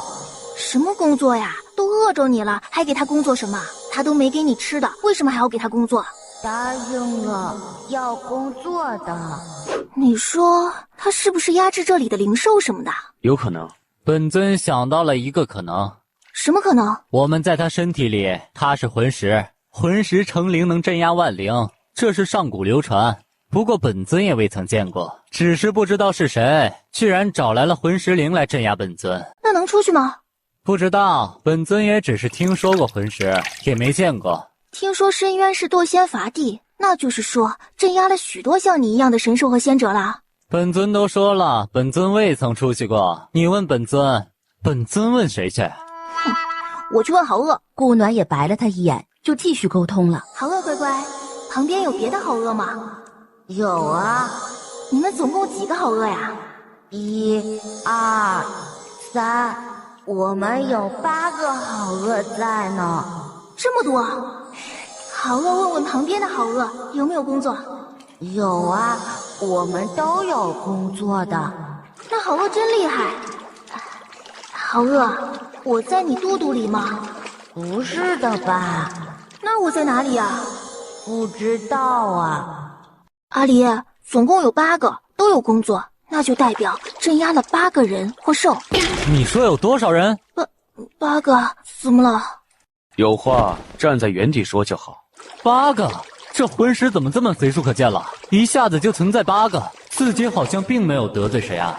那究竟是谁把自己镇压在此处的？阿离，好饿说我们不是在他肚子里，问他在哪里，他也不知道。什么都不知道，怎么找出口？都是一样的才是，应该是在一个什么东西里。那就明天再看看吧。果然，这白天短暂的可以。我们慢慢来，明天天亮，我先去水里看看，你继续问。水里？那还不如直接问袁绍呢，他一直待在水里，应该能知道些什么吧。我问过他了，他什么也没看到。下面也是个和这差不多大的空间，只不过全是水。我跟你一块儿去，有什么发现我也能感应一下。好不容易等到天亮，两人走到水边，顾暖蹲下，慢慢的用手触了触，慢慢闭眼感应了起来。阿离，这是活水，那就说明有水源。顺着水感应过去，仿佛看到了外面的世界。不对，这水不对。仔细的感应了起来，慢慢的才看到水底有一条缝。活水就是从那儿渗进来的，这也不科学啊！这里的水很新鲜，可不像那种积水，而且这水并没有一丝的味道。那之前闻到的腥味儿是哪儿来的？阿离，走，我们下去。宫卫离抱着他就跳了下去，顾暖带着宫卫离直接往那条缝游过去，然后伸手去摸了摸石缝。痒！顾暖惊讶的又抓了抓，好痒！那条缝明显的大了些。顾暖继续抓，用火光石照了照，却突然凑过来一只眼睛。妈妈呀，什么鬼？两人往回游了回去，手撑在墙上就问了起来：好饿，有没有见到什么人啊？你怎么知道？几个人？长什么样子的？2个还是1个？是不是一个黑的，一个白的？对呀，你怎么知道？我猜的呀。我让他们去找你玩，好不好呀？好呀，好饿，好无聊。好，那明天去找你玩。好呀。阿离，出去的路可能找到了。是那个缝？对，从那儿绝对可以出去。那只眼睛就是好饿的，我们看到就是他的眼睛，说明就可以从那儿出去。我跟他说了，明天从那儿出去找他玩。宫卫离看向了渊少，你可以变小吗？这样才能带你出去。我变小也是需要灵力支持的，这墙上的灵力不足以支持我缩小身形。那你可以到储物界里去吗？暖暖，储物界只能装死物，它不能进去。那当然也是活的呀，它怎么就可以进去？那是因为它不需要呼吸。阿离，深渊银阁可以一试。你是为什么被镇压的？你真的不记得了？不知道，不是不记得。你们找到了出去的办法了？只是可以一试，明天试一下，看看能不能出去。我们刚才下去看了，找到一条缝，看看能不能从那条缝出去。那条缝里看到了你所说的魂师灵的眼睛，那就说明那是连着外界的。我这体型，你们觉得我能从缝里出去？所以要试一下呀。我等会儿放出一座塔，你进去看看。吸收了好一会儿灵气，银阁才慢慢现了出来。这塔看着挺眼熟的，我从别人那儿顺来的，你进去试试吧。我试试吧。渊少走到塔门前，但往里走却又走了进去。我在这里面没问题，你试一下能不能收起来。我不知道外面的灵气是什么样的，所以不知道什么时候能放你出来啊。无所谓，反正在哪儿都是带。顾暖点头，慢慢的将塔收了起来。先进去休息，明天天亮就下水。好。静待黑夜，迎接白日。天一亮，来到缝边，顾暖笑了下，就开始抓它痒痒。好痒啊！在缝能够跳出去一个人的时候，宫卫离连忙拉着他游了出去。两人往上游去，慢慢的浮出水面，爬上岸看着。这就是石头上长了一双眼睛，看着有点憨啊。Hello， 好饿，我们来陪你玩了。你们认识我？认识呀，我之前不是一直在和你聊天吗？呀，是你呀！你好啊，我是好饿。你好，你可以叫我无忧。宫卫离见他和石头聊着，就开始打量四周。好饿，你一直喊好饿，那我给你些吃的吧。你从哪里吃呢？好饿眼睛一亮，立即张开了嘴，吃吃看，好吃不？好吃。那张嘴，这里还有啊，好吃吧？好饿晃了晃，他一晃，感觉整个湖都晃了晃。暖暖，神识展开的距离有限，你问问他可不可以上去看看。好饿，我们可不可能到你的背上看看？可以。顾暖和宫卫离跳了上去，好饿就把两人送到了头上。阿离，我们去不去那边？暂时不去，在不知道那边是什么情况前，先不过去了。我们先在这边待一段时间，等知道了情况再说。那我去问问大树。顾暖说着就跳了下去。无忧，去哪儿？我不走，我和大树聊会儿天。感应了下，就与他交谈了起来。对于对岸那边的事，这大树也不是很清楚，但可以知道的是，这湖里住着一头妖圣级灵兽。回到好饿身边，怎么了？阿离，你听说过妖灵吗？不是灵兽的那种。知道，但很少，且他们都是身躯简出的，很少能在外面遇到。他已经化妖了？没有，还差点机缘。不过这边有很多已经化妖的，都在森林里面。他们化妖不需要灵气吗？只要年限到了就可以了。自然是要的，只是他们和我们不同，具体哪里不同我也不是很清楚。不过听说要的是什么福缘，可能这里比较丰富。怎么这么玄幻啊？不是世间万物修仙都是要灵气的吗？怎么到这儿还不一样了呢？福缘是什么？阿离，你说他们会不会知道怎么离开深渊啊？如果可以的话，到时候去打听一下吧。我先把帐篷拿出来，我们就在好饿旁边先住下，这边应该没什么人会来。好饿。顾暖拿了一碟糕点放在他面前，让他自己吃。宫卫离想清理下地上的树丛，方便放帐篷。不可以伤害他们。他不让砍树丛，那帐篷就只能挨着他放了。好饿，这可是我们以后住的地方了，可不能弄坏了哦。青妖，让他们在那儿住着没关系吗？没事，那边是禁地，我们也不能轻易过去。他们能在那边住下，自是经过同意的。幻玉，吩咐下去，让下面的小妖们别轻易得罪他们。是。青妖走出竹楼，朝镜湖看去，希望不会给深渊带来灾难。这时有人走了过来，青长老，凡人有人来送会礼了，让松原去接吧。是。等人走了，青妖下了竹楼，朝竹林深处走去。妖首，镜湖禁地来了2个人类，他们在那儿住下了。镜湖的事我们都不用管，他们不来找我们，我们就当不知道他们的存在。是。另外，1年1度的腐花节到了，您什么时候能出关？会在腐花节前出关。是。青妖告退。回到竹楼前，就见离开的花韵又回来了。怎么了？我问了离禁地最近的未成妖的榕树，他说那里面有个人能与树木沟通。什么？是真的，那榕树说是他旁边的槐树告诉他的。这事得告诉妖首。顾暖可不知道自己被一棵大树埋了。暖暖，快天黑了，下来吧。顾暖回头站起来就往下跳。阿离，你的伤好些了吗？好多了，天天丹药吃着，能不好吗？能不吃吗？那怎么说也是大成期的大能，他那一掌能开玩笑吗？他并没有用全力，不然我也不会这么容易好。我也是算好的，不然也不敢惹他，就是想着他不会伤了孩子。小暖蟹不知道怎么样了。我出来前交代了，让雪蓉他们照顾好他的，让他们闭关修炼，不要轻易出归虚宫，一切等我们回去再说。借的2块印信也是云禅尊者代还了，有师尊在，他们都不会有事的。我是不是太欠考虑了？你的确太欠考虑了，怎不与我商量一下？那我要是跟你说了，你肯定不会让我去，而是你自己去了。他要的不是孩子就是我，所以我们2个他都不会伤害的。那如果被他半路抓到了呢？那我就把自己关进深渊银阁里，反正没我同意，谁也进不去。冤兽怎么办？先让他在里面待段时间吧，这里不适合他出来。阿离，我爱你。我也爱你。第2日天未亮，2人就起来了。他才坐下，就感觉那边的树在抖，手按上去就得到了信息。森林里妖灵们的妖首邀请我们参加什么腐花会，时间是明天天亮之际。好，如期而至。看来只要在这片树林里，都逃不过他们的眼线。我们正好借这个机会打听一下情况。好饿，好饿。怎么其他好饿都不说话呀？他们在睡觉。他们睡了多久了？好久了。好饿醒来，他们就一直在睡觉。顾暖走到另一块魂石面前，手探了上去，慢慢感应。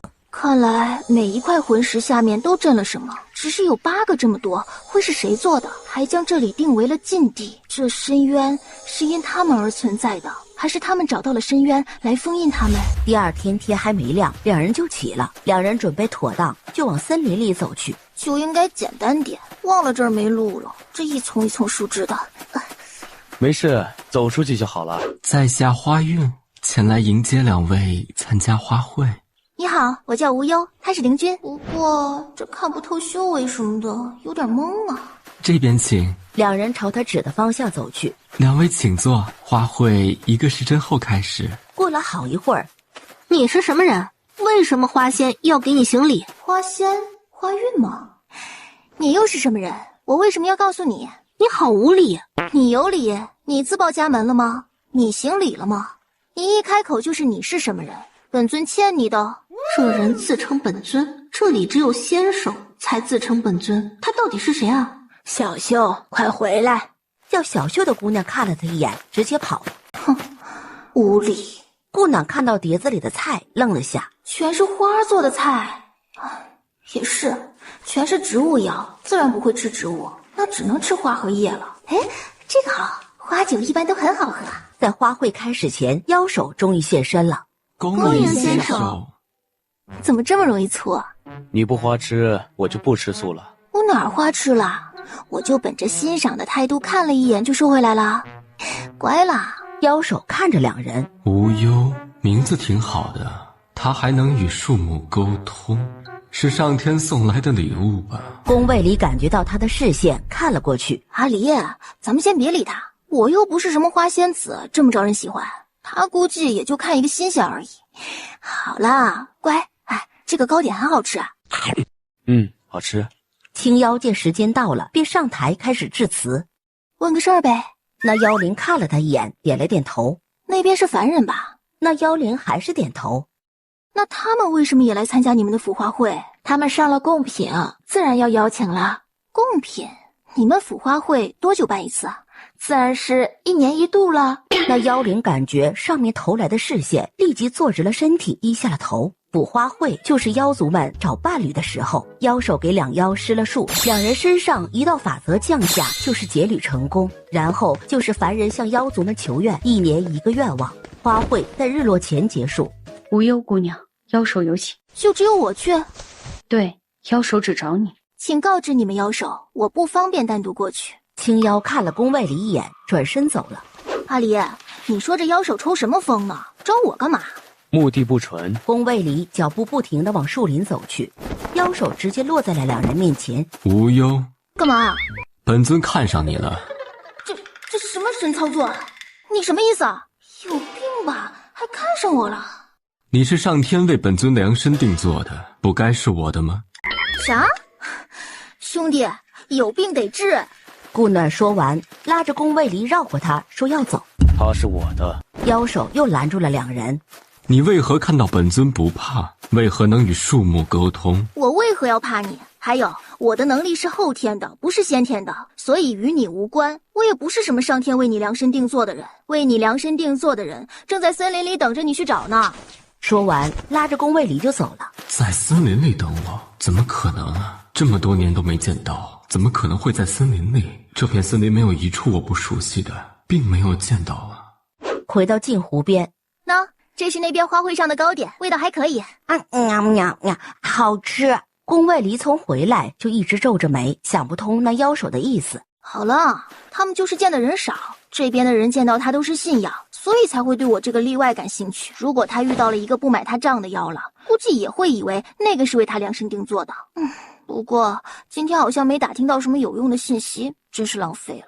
没事，我们找时间去那边的西边看一下，那边应该会有信息的。阿离，我觉得打凡人主意估计用处不大，真正知道的应该是那些妖灵。明日我们先去那西边看一下，如果没有可用的信息的话，我们再去找森林里的大树，年限越大越好，问问他们有没有什么信息。目前也只能这样了，那妖手犯傻，一时半会儿应该也好不了了，只有先问那些还没化形的树灵了。第二日天微亮，两人就出发了。西对面真的住了人，对面的院子出来了一对年轻人，两人有说有笑的走了，完全没有往这边看过，就像看不到他们一样。顾暖伸手探了探，果然在半空中摸到了一层隔膜。阿离，看来找他们打听行不通了。这个禁制应该需要妖灵才能打开，这边的树灵知道的很少，我们去别的地方问一下吧。两人又来到了森林边缘。阿离，看来他们是想杜绝我们的打探，都是一问三不知的，应该是得了吩咐的。我们先回去吧。两人又回到镜湖边上。阿离，树他们不让问了，我们去问别的。这么大，应该知道些了吧？顾暖伸手撑了上去。深渊分两极，这边是重朗山脉，左边住的是妖灵，右边住的是人类，还有另一边是重阴山脉，那边是罪恶之徒的天地，都是些魔与凶兽。他也没有见过其他的人类来过这边，所以他对人类知道的也不多。还是得找妖手，只有他知道的最多。宫卫离牵着他往回走。稍后我去找一下妖灵，你在帐篷里等我，好吗？好，如果天黑之前你没回来，我就去找你。好，你先回去，我直接从这里过去。宫卫离来到竹楼前，灵运有事需见长老。稍等，我去通报一下。好，多谢。过了会儿，请坐，找本座何事？你们应该也打探着我们的来历，我也不和你绕弯子。此次来就是想找你们打听一下离开深渊的办法。不可能的，深渊只许进不许出，你们不可能不知道。知道，但能进来总能出去的。本座在这里修行了1万多年，都没有听说过有人离开过深渊。我们外面既然能知道深渊，自然就有人离开过，不然从何而来的记载？青瑶看着他不说话了。这边重朗山脉可能没有人知道出去的办法，那边重阴山脉的应该会有人知道的。他怎么知道重阴山脉？那个山脉连很多化形的妖灵都不知道，他们又是从哪儿听到的？我们妖灵也是有限制的，不是什么事都知道。妖手已经修炼了近10万年，本座也从未听他提起过什么。本座有意识开始，就只知道这座重朗山脉其他的是妖兽教导才知道一些而已，所以你找我们打听也未必有用，我们知道的也不多。在这深渊里待了这么久，不可能一点信息都不知道。那妖首呢？可否找他询问？从花会后，他就进了森林，再也没有出来过，所以本座并不知道他在哪儿。既然什么信息都得不到，那就只能起身告辞了。回到镜湖边，令顾暖正在练剑。怎么样？妖灵长老说他知道的不多，什么有用的信息都没得到。那妖首呢？他没在，应是去森林里了，应该去寻找你所说的量身定制了。那不是我说的，是他自己好吧？两人又坐到了好鳄头上。这湖怎么没有一点波纹？扶好顾暖跳了下去，手在水里搅了一下，波纹很短，只动到了1米左右的位置就停了。是不是水底那个圣级妖兽的原因？虽不清楚，但能让妖族称为禁地，肯定是有原因的。暖暖，你问一下好鳄，这里面究竟有什么？好鳄，你泡的水里是不是有个大哥哥啊？大哥哥？对啊，一个伙伴。没有啊。没有？那树说有个圣级灵兽的呀。里面只有一个小狸狸。好鳄，小狸狸多大啦？你要见他吗？我可以叫他出来。好啊，我也可以和他交个朋友。过了会儿，水面就开始出现波纹，一条红彤彤的鱼。你好，我叫无忧，怎么称呼你？可以叫本尊李宁。李宁？李宁？你在这儿多久啦？不大记得的，很久了吧？那你从一开始就在这镜湖里吗？不记得了，应该是在这里的吧。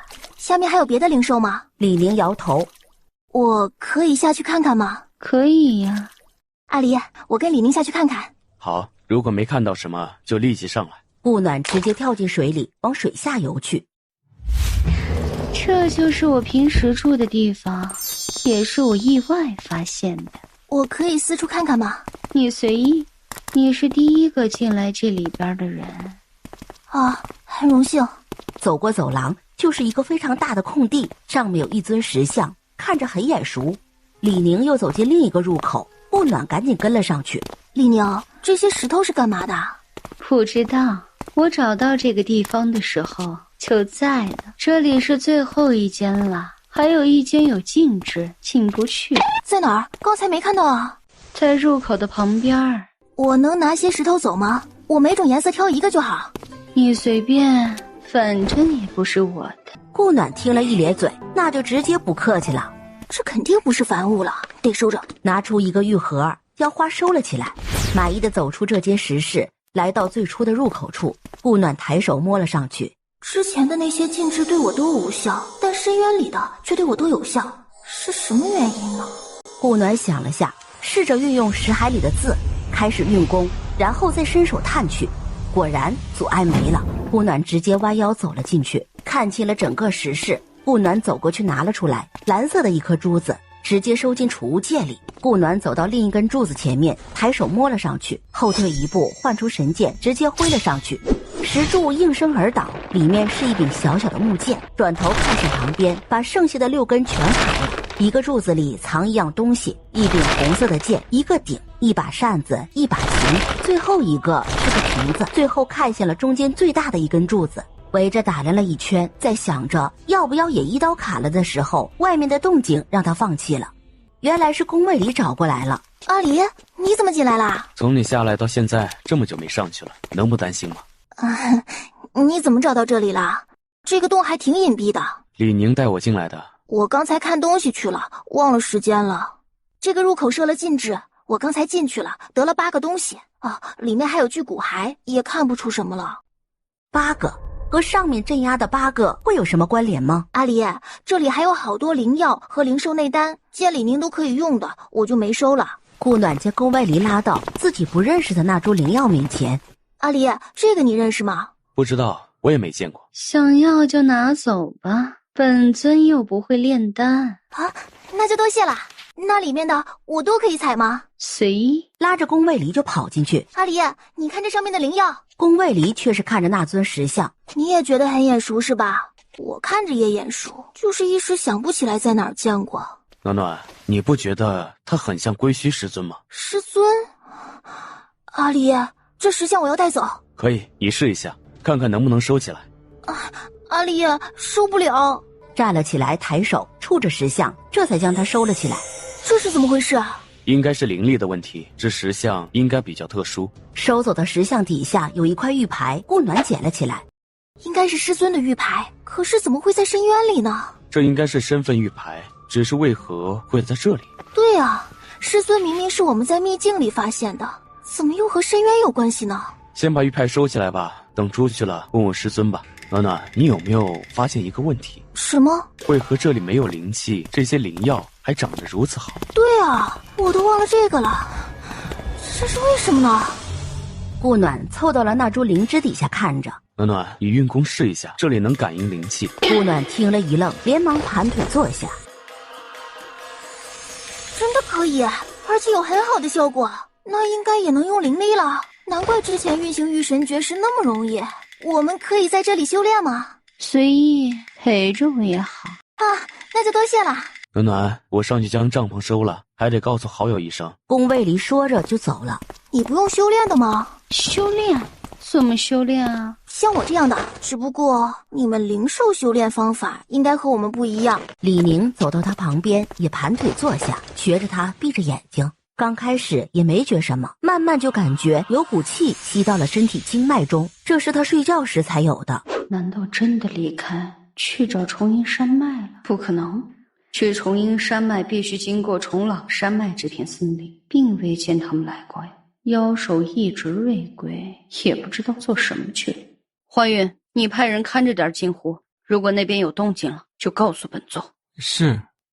修炼向来无甲子，3年的时间，宫卫离成功突破到大成期，顾暖也突破到合体后期，连李宁也进入了妖圣后阶，已是半步妖尊了。又是1年，顾暖在要突破到大成期时，又开始昏迷了。顾暖这一昏便是半年的时间，灵气稳定后，他的修为直接停在了大成中期。宫卫离也跟着受益，也到了大成中期。只是太过急躁而有些不稳，又过了半个月，顾暖才醒。顾暖笑着睁开了眼，看着室顶，才发现上面有一幅很大的画，像是一座山脉。这不会是重阴山脉吧？有什么特别的吗？李宁，这幅画一直都在吗？在呀，不过画得太丑了。李宁，我教你法术功法怎么样？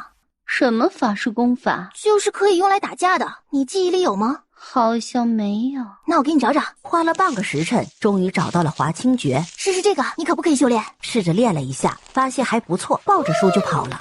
不知道他从哪儿摸出来一根造型奇怪的藤鞭。啊，别在这儿挥！阿离还在这儿修炼呢，别打扰他。顾暖想出去看看好饿，也跳了进去。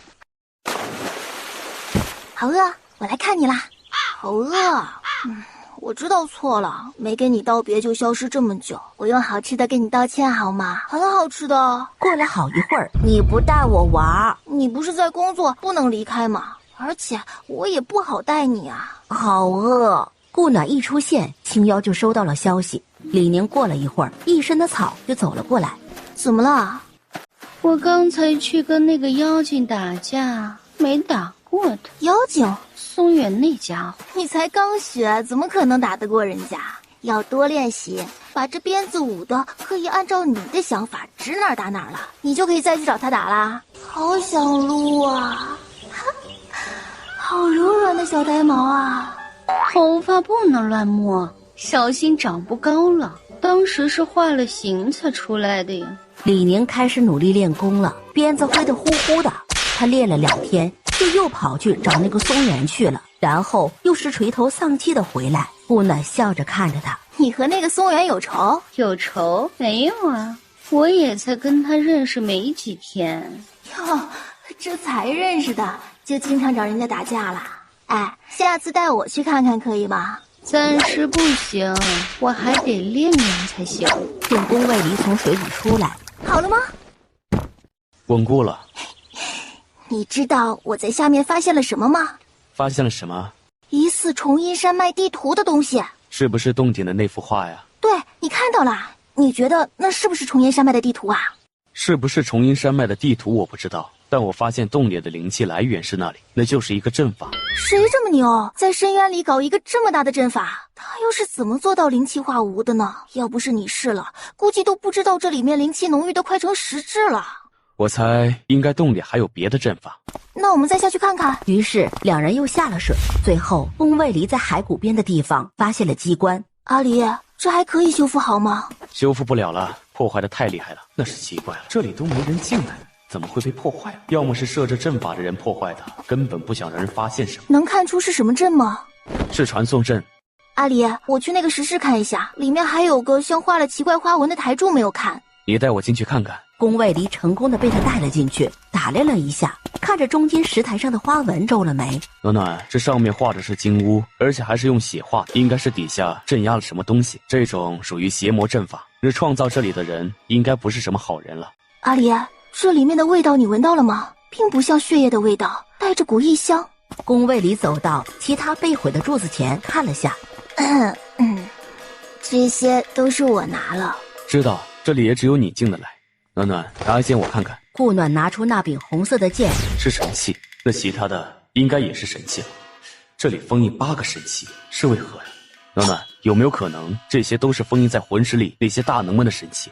还有颗蓝色的珠子，便拿了出来。那这应该是渊少的东西了。先收起来，等出去了再问我渊少吧。阿离，要不我们去看看其他被魂石镇压的是什么人物吧？好，我们是从好恶底下出来的，那其他的会不会也是在下面？先去他们下面看看，能不能找到缝隙。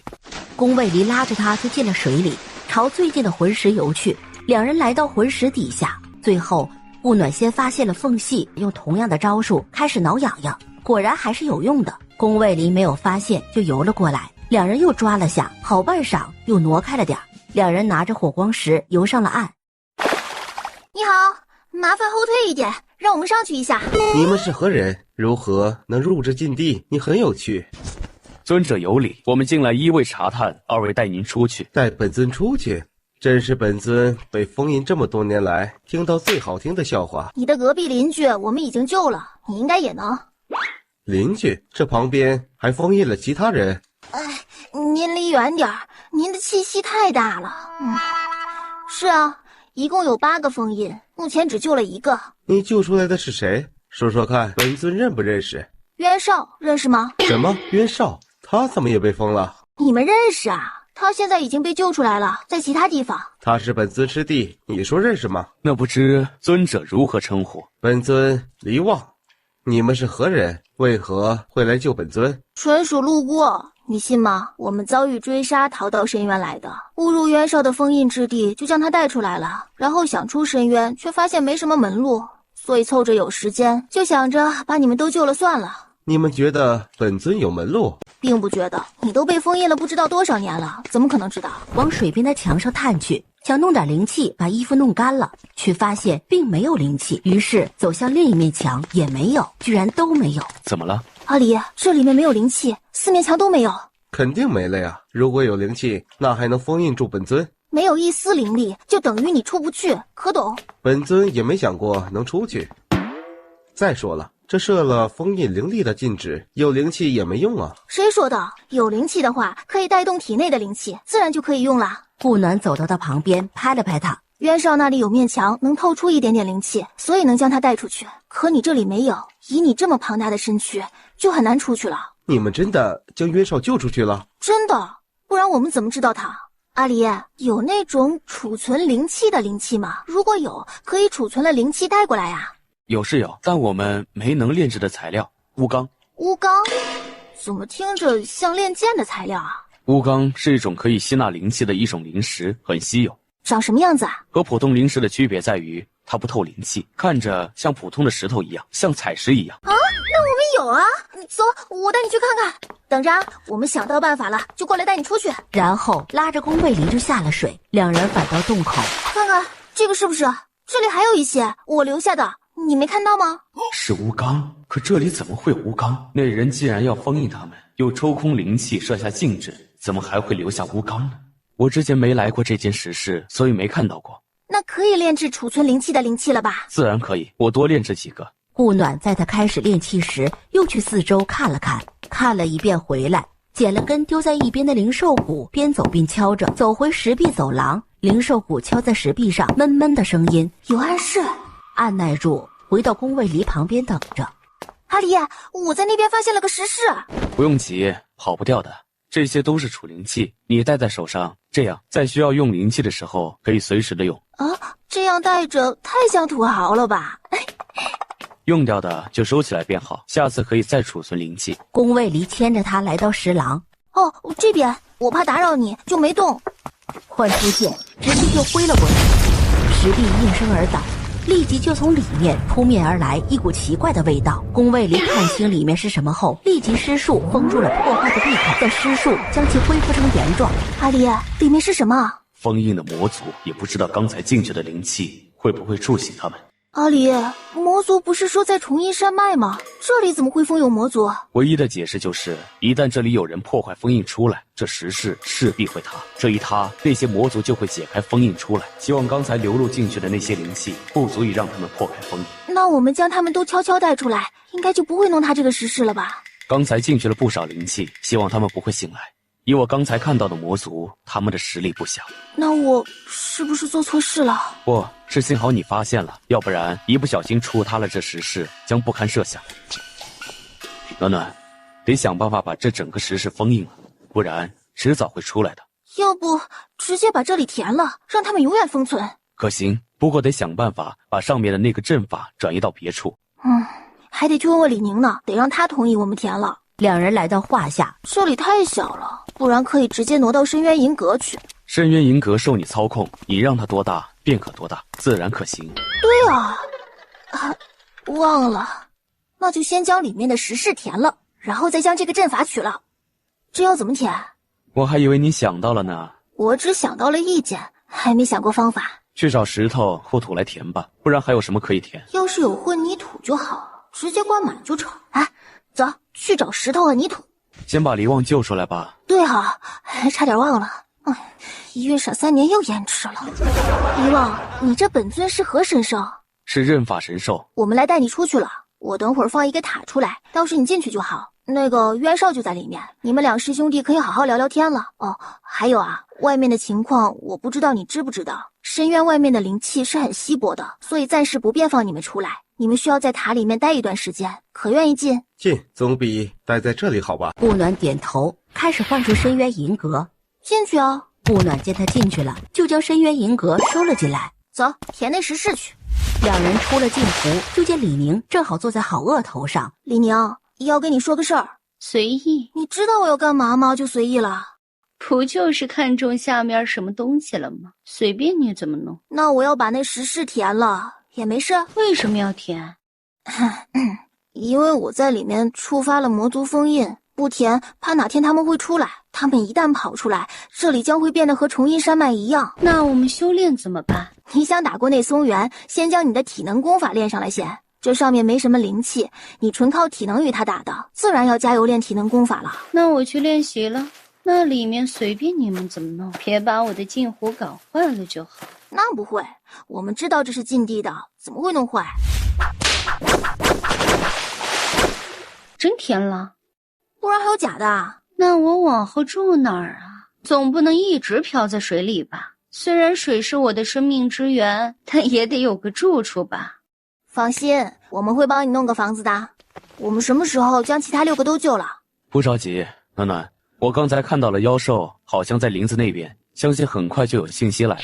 宫卫里又将帐篷放了出来，收拾了下。李宁是天天都要进森林一遍，然后出来就狂练。阿离，也别傻等，我下去看看另一个是谁吧，趁着现在还早。于是两人又下了水。盘坐在石头上的人见水里出现波纹，还愣了愣。什么东西？水鬼？我看你比较像鬼。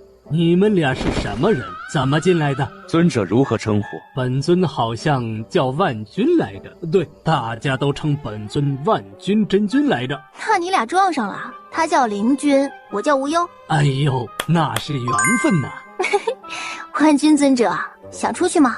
自然想。我们可以带您出去，看看您觉得自己的自由值些什么了。我就算有啥也拿不出来呀。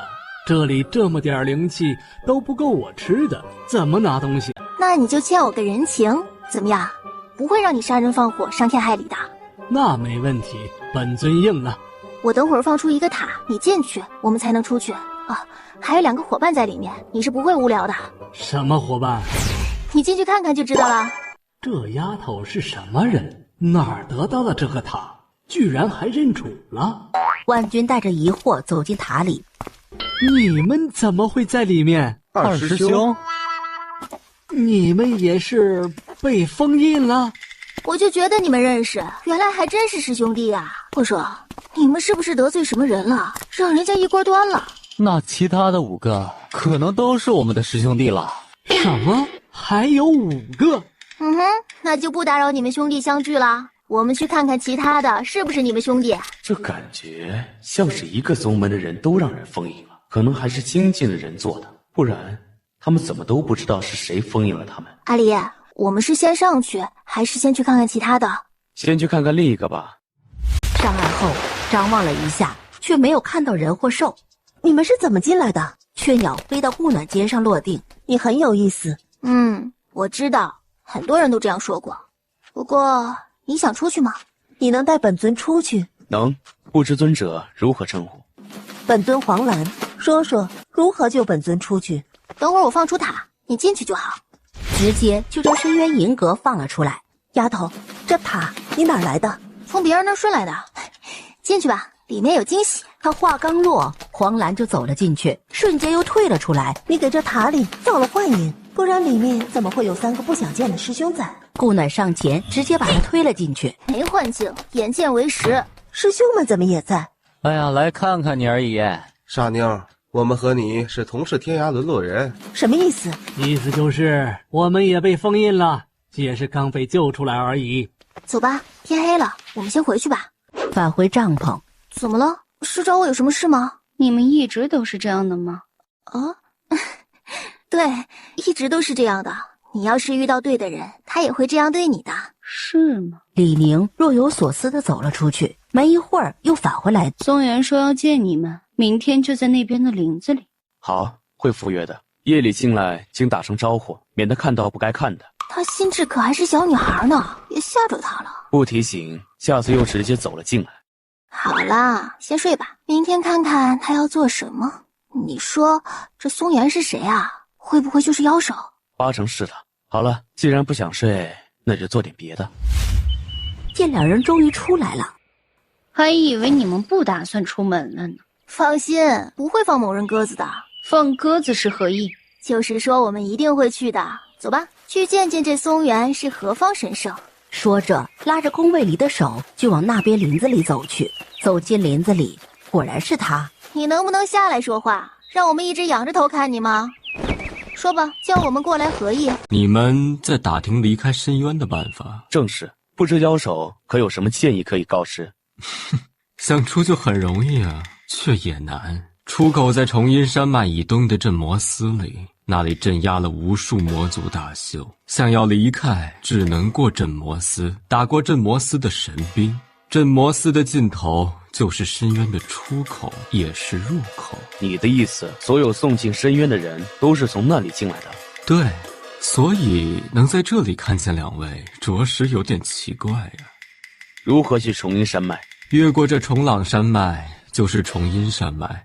不过提醒一下，这2个山脉之间可是有界守的，过不过得去可就另说了。就没有人离开过重朗山脉？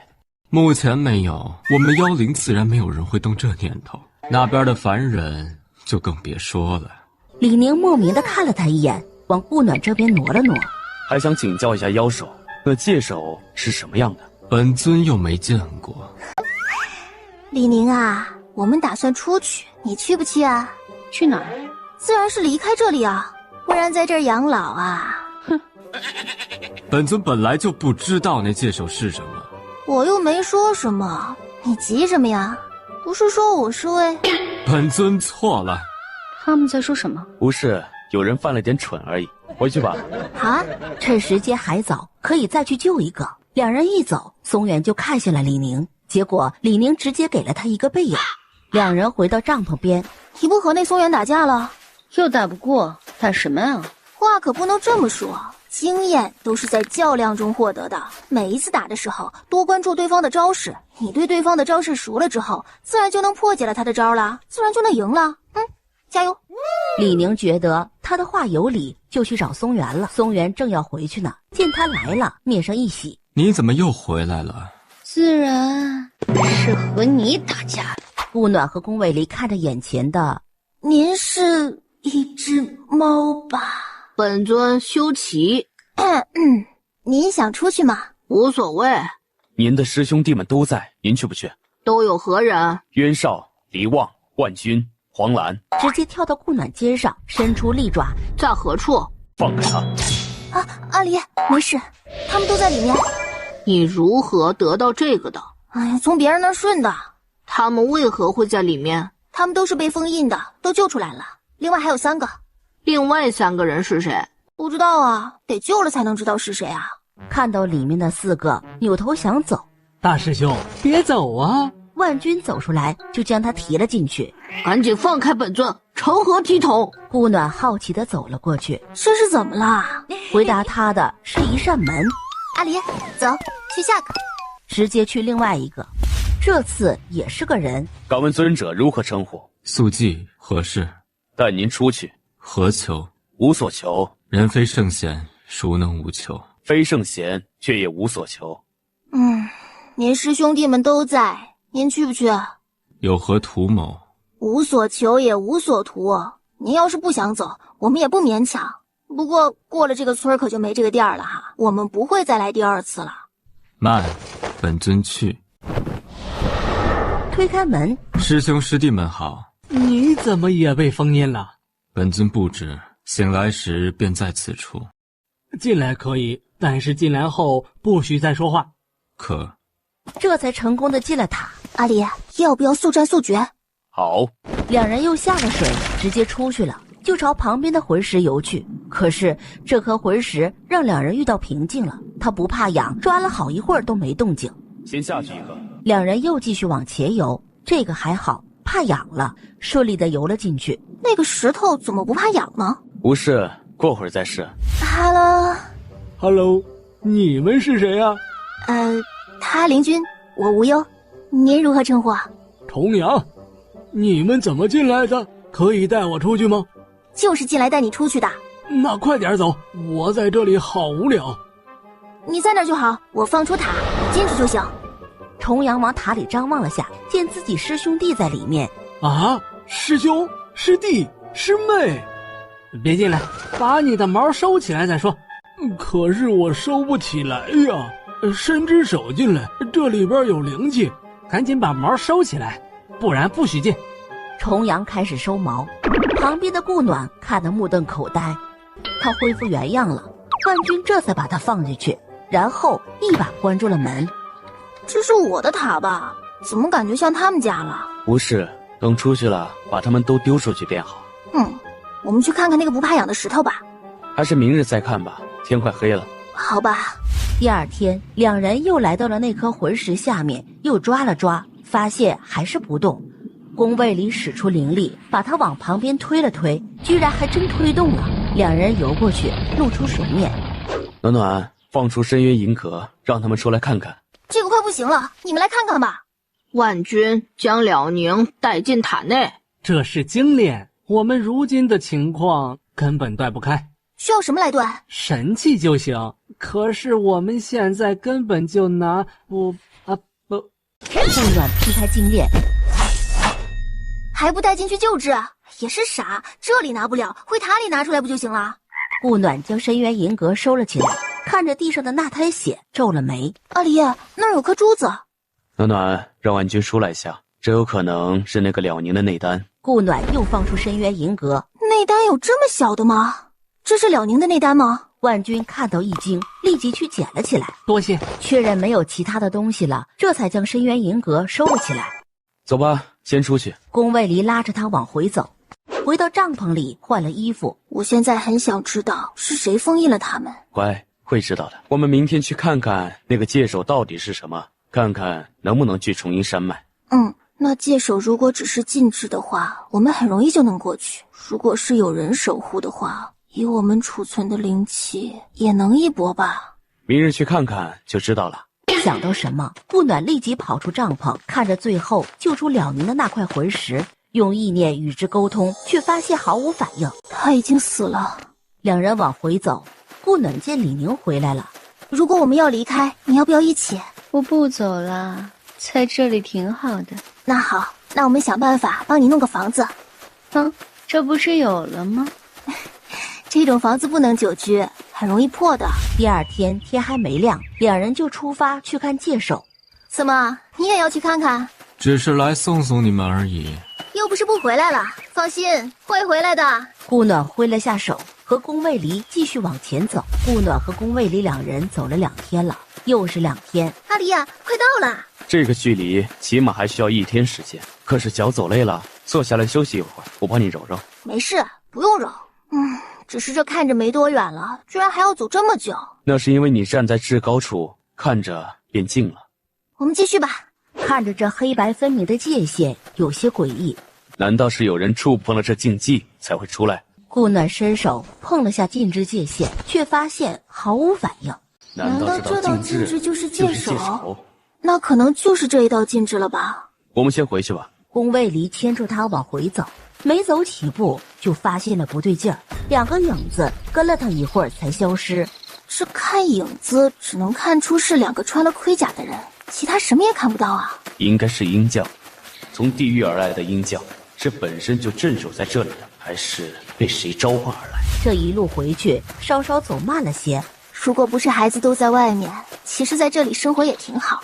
走吧，先回去看看，然后合计一下。我们要帮李宁盖一个什么样的房子呢？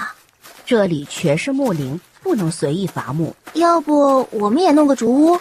路上看吧，现在回去不用赶时间，遇到合适的就说吧。回到帐篷前，就见李宁正从水里出来。呀，你们回来啦？那边好玩吗？还行，风景不错。路上给你捡了很多盖房子的材料。怎么盖啊？我来。天慢慢的黑了，看着半成型的房子。这房子不好盖啊。李宁，你刚才去水下干嘛？我好歹是条鱼好吗？你觉得我长时间不回水里合适吗？顾暖跳下去，走到宫卫离身边。那我们今天住哪儿啊？自然是以天为被，以地为床了。我回水里。那些打开的石缝好像没合上。放心，早就合上了。睡吧，明日房子就能盖好了。然后我们要想办法把所有储灵界都储满灵气，再去会会那2位鹰将。出发去的时候，找个僻静的地方放出深渊银阁，就可以储存灵气了。不过你想什么时候出发？我随时都行啊。顾暖话刚落，我好饿也去。好饿不是还有工作吗？好饿离开了，这禁制开了怎么办？工作没了。何意？他是问你为什么工作没了？气息不见了。好饿的意思是下面的气息没有了，你的工作就完成了。是啊。你不用继续守这里的禁制了吗？不知道，我的工作是气息。暖暖，你去看看其他的魂石，看他们是什么样的。有可能禁制只是这片禁湖，而非他们。可他们若不在禁制之内，又为何妖灵们看不到？这里似乎更诡异了，很多谜团解不开，似乎还不能解开。妖首就是一个谜团，这些魂石也是。顾暖起身去问了另一个魂石。你好，怎么称呼你？好饿。好饿。你的工作还在吗？不在了，气息没了。看来这禁制的存在和魂石并没有联系，也松了口气。好饿，可以起来了。好饿，别睡啦。我好饿，你的工作还在吗？他再也醒不过来了，就让他继续睡吧。为什么呀？因为他与气息一起消散了。不要，好饿是不会消散的。然后所有好饿都哭了起来。停！你们别哭了，他在这修行，说不定哪天又回来了呢，是吧？刚才有个好饿说要跟我走的，现在有哪几个要跟我走啊？所有好饿都伸出手抱团在一起。能带上吗？如果他们能收进储物界或深渊银阁里，是能的。他们都是需要呼吸的，能收进储物界里吗？要不先让他们进秘境里？可行，那边好恶们也决定了，我们都走，我们都走。我会把你们放到一个地方去，那里面随便你们怎么玩都可以，还有很多零售朋友，你们去不去？好玩，我们去。你们抱在一起，我尽量把你们放到一个地方去，免得分散了。 7个好恶一个抱一个，注意进去后如果分开了，就自己找找啊，里面很大。7个好恶瞬间消失在镜湖边。看来这镜湖的静置应该是湖底的那个洞，一是为了封印那些魔族，二是为了不让人们发现他们8个。你说把他们救出来了，封印他们的人知道吗？应是不知道吧，不然怎么会这么久都未见有反应？能封印神兽的，只能是上仙界的人了吧？ 阿离，如果没有遇见你，我应该是桃花村里的一个小村妇吧。每天日出而作，日落而息，也可能会努力赚钱，当个小地主，绝对是种田文，而不是现在的修仙文。不会的，之前就说过了，我们命中注定的。所以我来了。阿离，深渊这个隐藏副本刷完了，应该就没了吧？也许吧。喂。 还有一些时间呢，睡吧。顾暖蹭了蹭睡着了。顾暖在他下榻后就醒了，静静地看着他处理木头。醒了，打扰你了。没有，我也来帮忙。要怎么弄？我来就好，就差一点了。乖，坐在这看着就好啊。好，我看着。看着房子一点点的完工，心情甚好。成功了，就是不知道会不会漏雨。试一下就可以啦。 言罢，就开始闭目，按照之前所学的内容操控，雨花就下了下来。阿离，成功了。成功了。现在还差些家具，我们要不要把帐篷里的分他些？听娘子的。李宁走进来，东看看西摸摸的，真不错啊，谢谢了。不客气。别气，等回去啊，你如果想，我在雪间峰顶再为你盖一间更好的啊。我又不气。 就是有点舍不得，也不用再盖了。雪剑锋很好，这房子盖起来辛苦。你喜欢就好。我们什么时候出发？明日吧，明日出发，早日知道重阴山脉的情况。好吧。李宁走出来，见两人抱在一起，翻了个白眼就走了。不知羞耻，搂搂抱抱的。我再给这镜湖加到阵法，以免他们有机会从地底破土而出。好，得让青妖带我们过去。 走吧，去找他们说一下。走到竹楼前，2位找本座何事？我们在镜湖发现了被封印的魔族，这也许就是镜湖被视为禁地的原因。现在以防万一，本尊想再加一道阵法巩固一下，但预算位置是在凡人区那边，需要麻烦你带我们过去一趟。设好阵法后，我们就回来。带他们去吧。是，妖手，2位这边请。宫卫离牵着顾暖跟了上去。我刚才见李宁去森林了，你不去？ 多谢提醒。青妖莫名的回头看了一眼，3人来到西边，青妖朝旁边的巨树点了下头，立即就有座桥出现在西面上。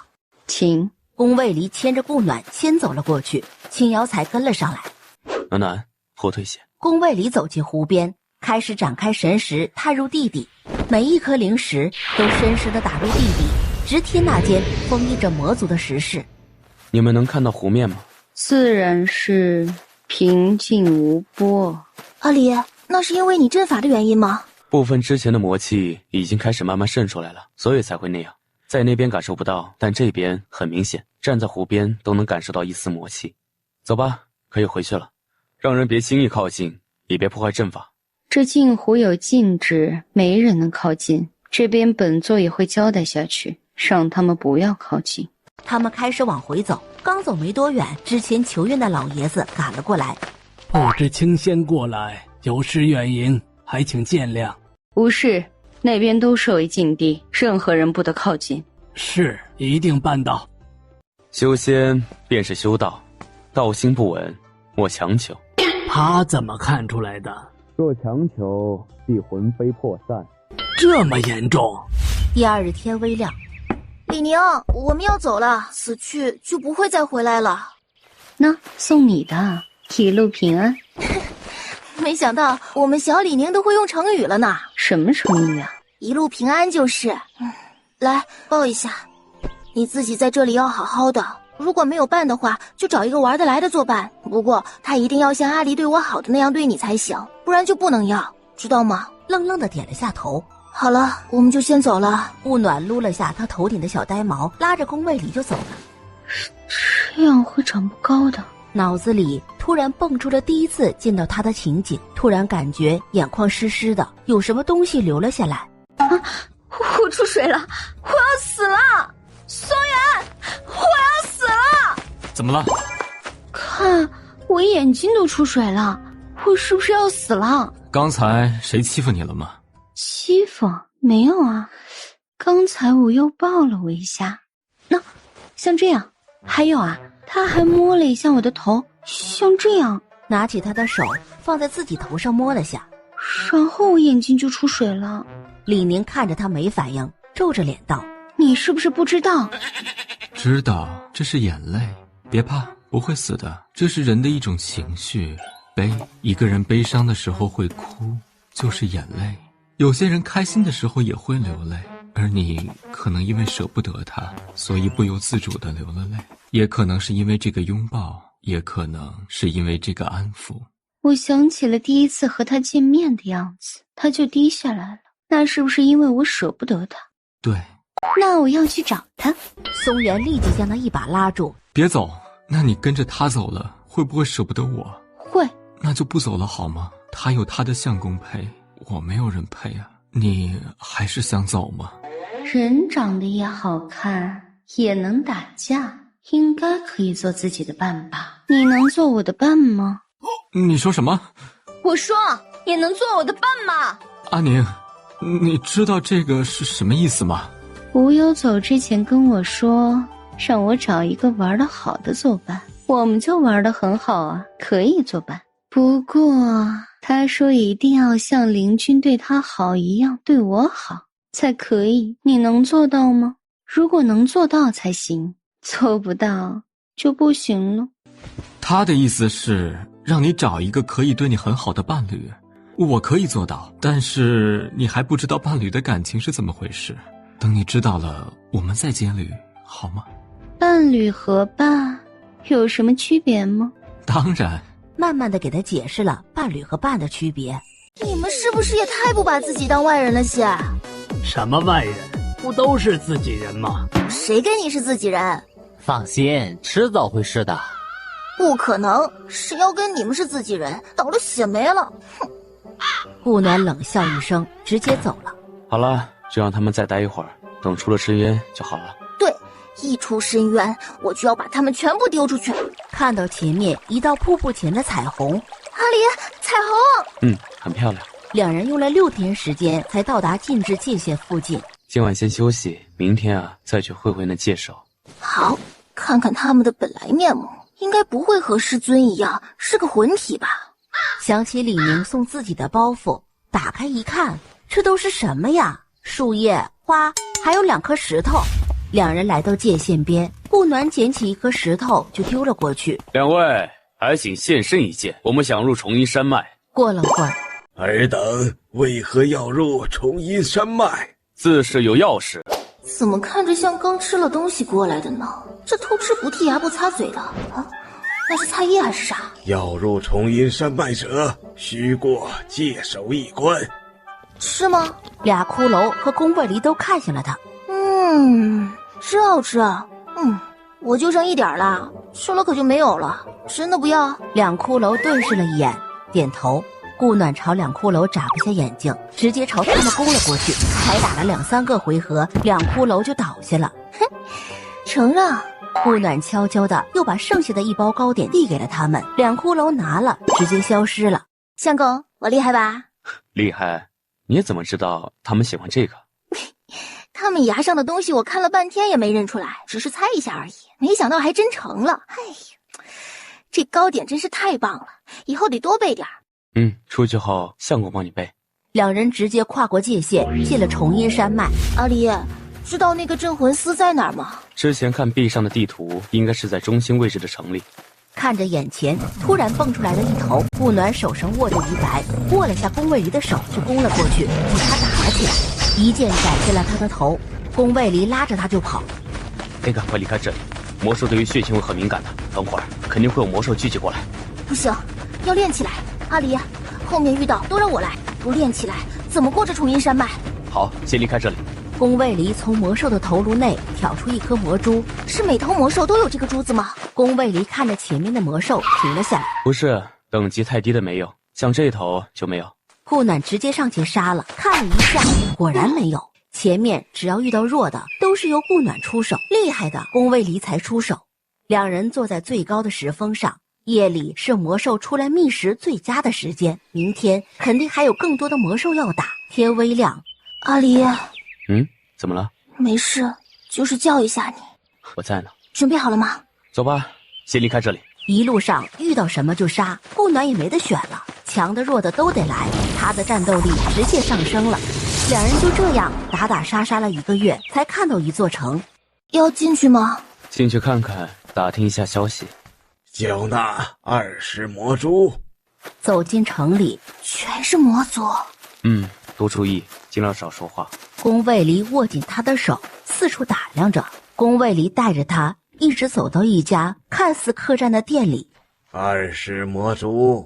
宫卫离将魔珠递给他，自己上去，右边第2间。宫卫离点头，拉着顾暖上了楼。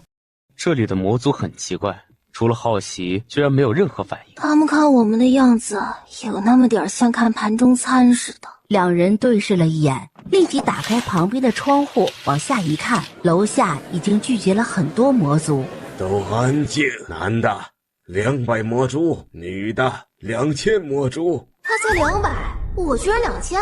不过这才上来就开始行动了，还以为会等等呢。宫卫离揽着他，直接从窗户跳了下去，落在了人群之后，反身就跑。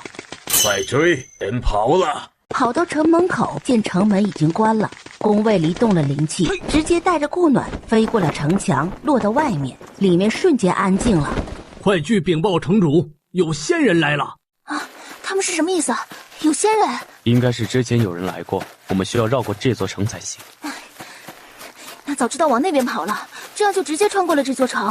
我们也不熟悉地形，当时的情况也只能往这边跑，所以还是绕吧。顾暖突然抬头看向了上空，就见一头非常大的魔鹰在上面盘旋着。宫卫离直接捡起一颗石子甩了上去，魔鹰一抖，瞬间就飞走了。两人继续往前走，刚绕城走了一半，就见到魔鹰带了一群鹰飞了过来。应该杀了他的，这一下数量多的都不好解决了。眼看快要追上了，宫卫离直接将他推进旁边的一个石洞里。暖暖，别出来！我躲着，你一个人战斗，像话吗？我怎么说也是个大成绩高手。地上已经掉了许多的鹰，他们却还是不退。阿离，用灵气吧，这么多，手挥断也杀不完。宫卫离点头，直接就是一拳，半空中的鹰就掉了个干净。一路走走停停的，杀了不少魔兽。这座山不好过了。过了这座山，就离镇魔司不远了。那镇魔司听着怎么像人类扮的降魔的地方？不然怎么会叫镇魔司呢？这个我也未曾听过，不过听名字，你这么理解好像也没问题。不过我们还是先过这座山吧。进入石山没多远，一头虎类的魔兽看了两人一眼，直接就跑了。要是遇到的魔兽都这样就好了。他是跑了，但也有可能是去搬救兵了。啊，那赶紧走！啊，这魔兽的意志力真好啊，追得这么远。顾暖手撑在石头上，但下一瞬间手被烫了似的弹了开。阿离，我们得离开这里，这里面有个很强大的魔兽，可以说是这座山的王。他在什么位置，知道吗？顾暖立即问下了石头。在前面3里处的山洞里。那我们尽量绕开，绕着这个洞走。宫卫离牵着他从侧面走，那些魔兽还默默地跟着。走了段距离，暖暖，再问一下，距离他还有多远？顾暖继续问石头。阿离，越走越近了。也有可能是我们走反了。两人最后又往回走，回到原来的位置。那群魔兽也走了，这次往左边走。阿离，他来了！宫卫离立即拉住他，直接就跑。砰的，一个庞然大物落在两人面前，碎石横飞。你让开，本座只是看一下他。嗨，找我有什么事啊？你很特别。很多人都这么说。你们这是要去镇魔司？对，那边有什么问题吗？请问怎么称呼？称呼不重要，那边可都是高阶的魔兽，不怕有去无回。有去无回也得去啊，不然能怎么办？镇魔司的镇司听说很强，你们好自为之吧。交点东西给我就走吧。你要什么？你们有什么？这个要不要？你们走吧。宫卫里点头，带着顾暖就走了。对魔族的修炼很有用处的一块石头，他怎么会有？难道他身上的亲切感就是这块石头？眼看着离城越来越近了，魔兽也越来越多。暖暖，去云树洞或高处休息一下。去那棵树那儿吧，没别的地方了。走到树下，树上还有。宫卫离率先上去，将那蛇杀了，这才拉着顾暖上去，布下阵法，杜绝那些魔兽上来，让顾暖靠着自己休息。这魔兽真的是杀不尽一样，是不是这整个重阴山脉都布满了魔兽？这里差不多是中心位置了，越往中心魔兽肯定越多。那城也不知道好不好进。等会儿下面魔兽少了些了，我们去把魔蛛收起来吧，那里进去说不定也需要呢。收不了了，他们早就吃了。那下次杀一头就要收，不然太浪费了。前面那座城都是用魔蛛消费的，那里说不定也一样呢。好，都收起来。好不容易杀到城边不远处，却见城门前有一条很宽的水沟，这怎么进去啊？如需入城，需何条件？200魔蛛。可以。俩人共计400魔蛛，请登记名字。这城里有很多人类，是人类与魔族共存的一座城。阿离，还住客栈吗？目前也只能住客栈。这城里看似松散，却有条不紊。这城主应该很厉害。顾暖问了下旁边的一棵不大的树，这城主叫世皇，是魔尊级强者。这世城存在多久，他就在这多久了。还有个副城主是人类，叫宜州，是魔修，如今是合体期强者，他同时也是镇魔司的掌管者。这座城就这几位修炼者，其他的不过都是普通人，而镇魔司就在西城。顾暖将问到的信息告诉了宫卫离，宫卫离看了一圈，最后决定还是住在这边的客栈里。好，刚才听说明日西城岭山家小姐出嫁，欢迎城中所有人前去观礼，要去看看吗？自然去看看，人多才好打听。要找镇魔司的位置应该不容易，那棵树都不知道，应该普通人都不会知道。第二天微亮，阿离，起来吗？起来了。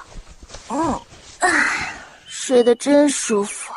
一切弄好后，两人就出了门。我这里还有一些糕点，等回客栈我都给你。好啊好啊，我馋了。两人一路从西城走到东城，回到客栈。还是熟悉的味道。听说这边出嫁都是晚上出嫁的，那什么小姐出嫁应该就是今晚了。那也要去看看，看这魔族出嫁和我们有没有什么不一样的。好，吃了糕点，顾暖就趴到了窗户下，这才看到了交换的景色。这里还真有趣啊！白天人类做生意，晚上就是魔族做生意，这主意好啊！这魔族看着也像人类一样的生活，并不像传言里那样整日只知争斗和杀戮。自然人分善恶，魔族自然也一样分。阿离，我们也下去。随着人流来到一座府邸前，东珠小姐一下车就看到他们，便被宫卫离吸引了。但见他拉着那个女人的手就不爽了，皱了下眉，就转身进了岭山家。去，请对面那位银发公子进来。公子，东珠小姐有请。不去。魔卫最后还是回去了。东珠想了下，又让身边的侍女去叫，想把两人都叫进来，结果还是没能请进来。东珠转身进了岭山明秀的房间。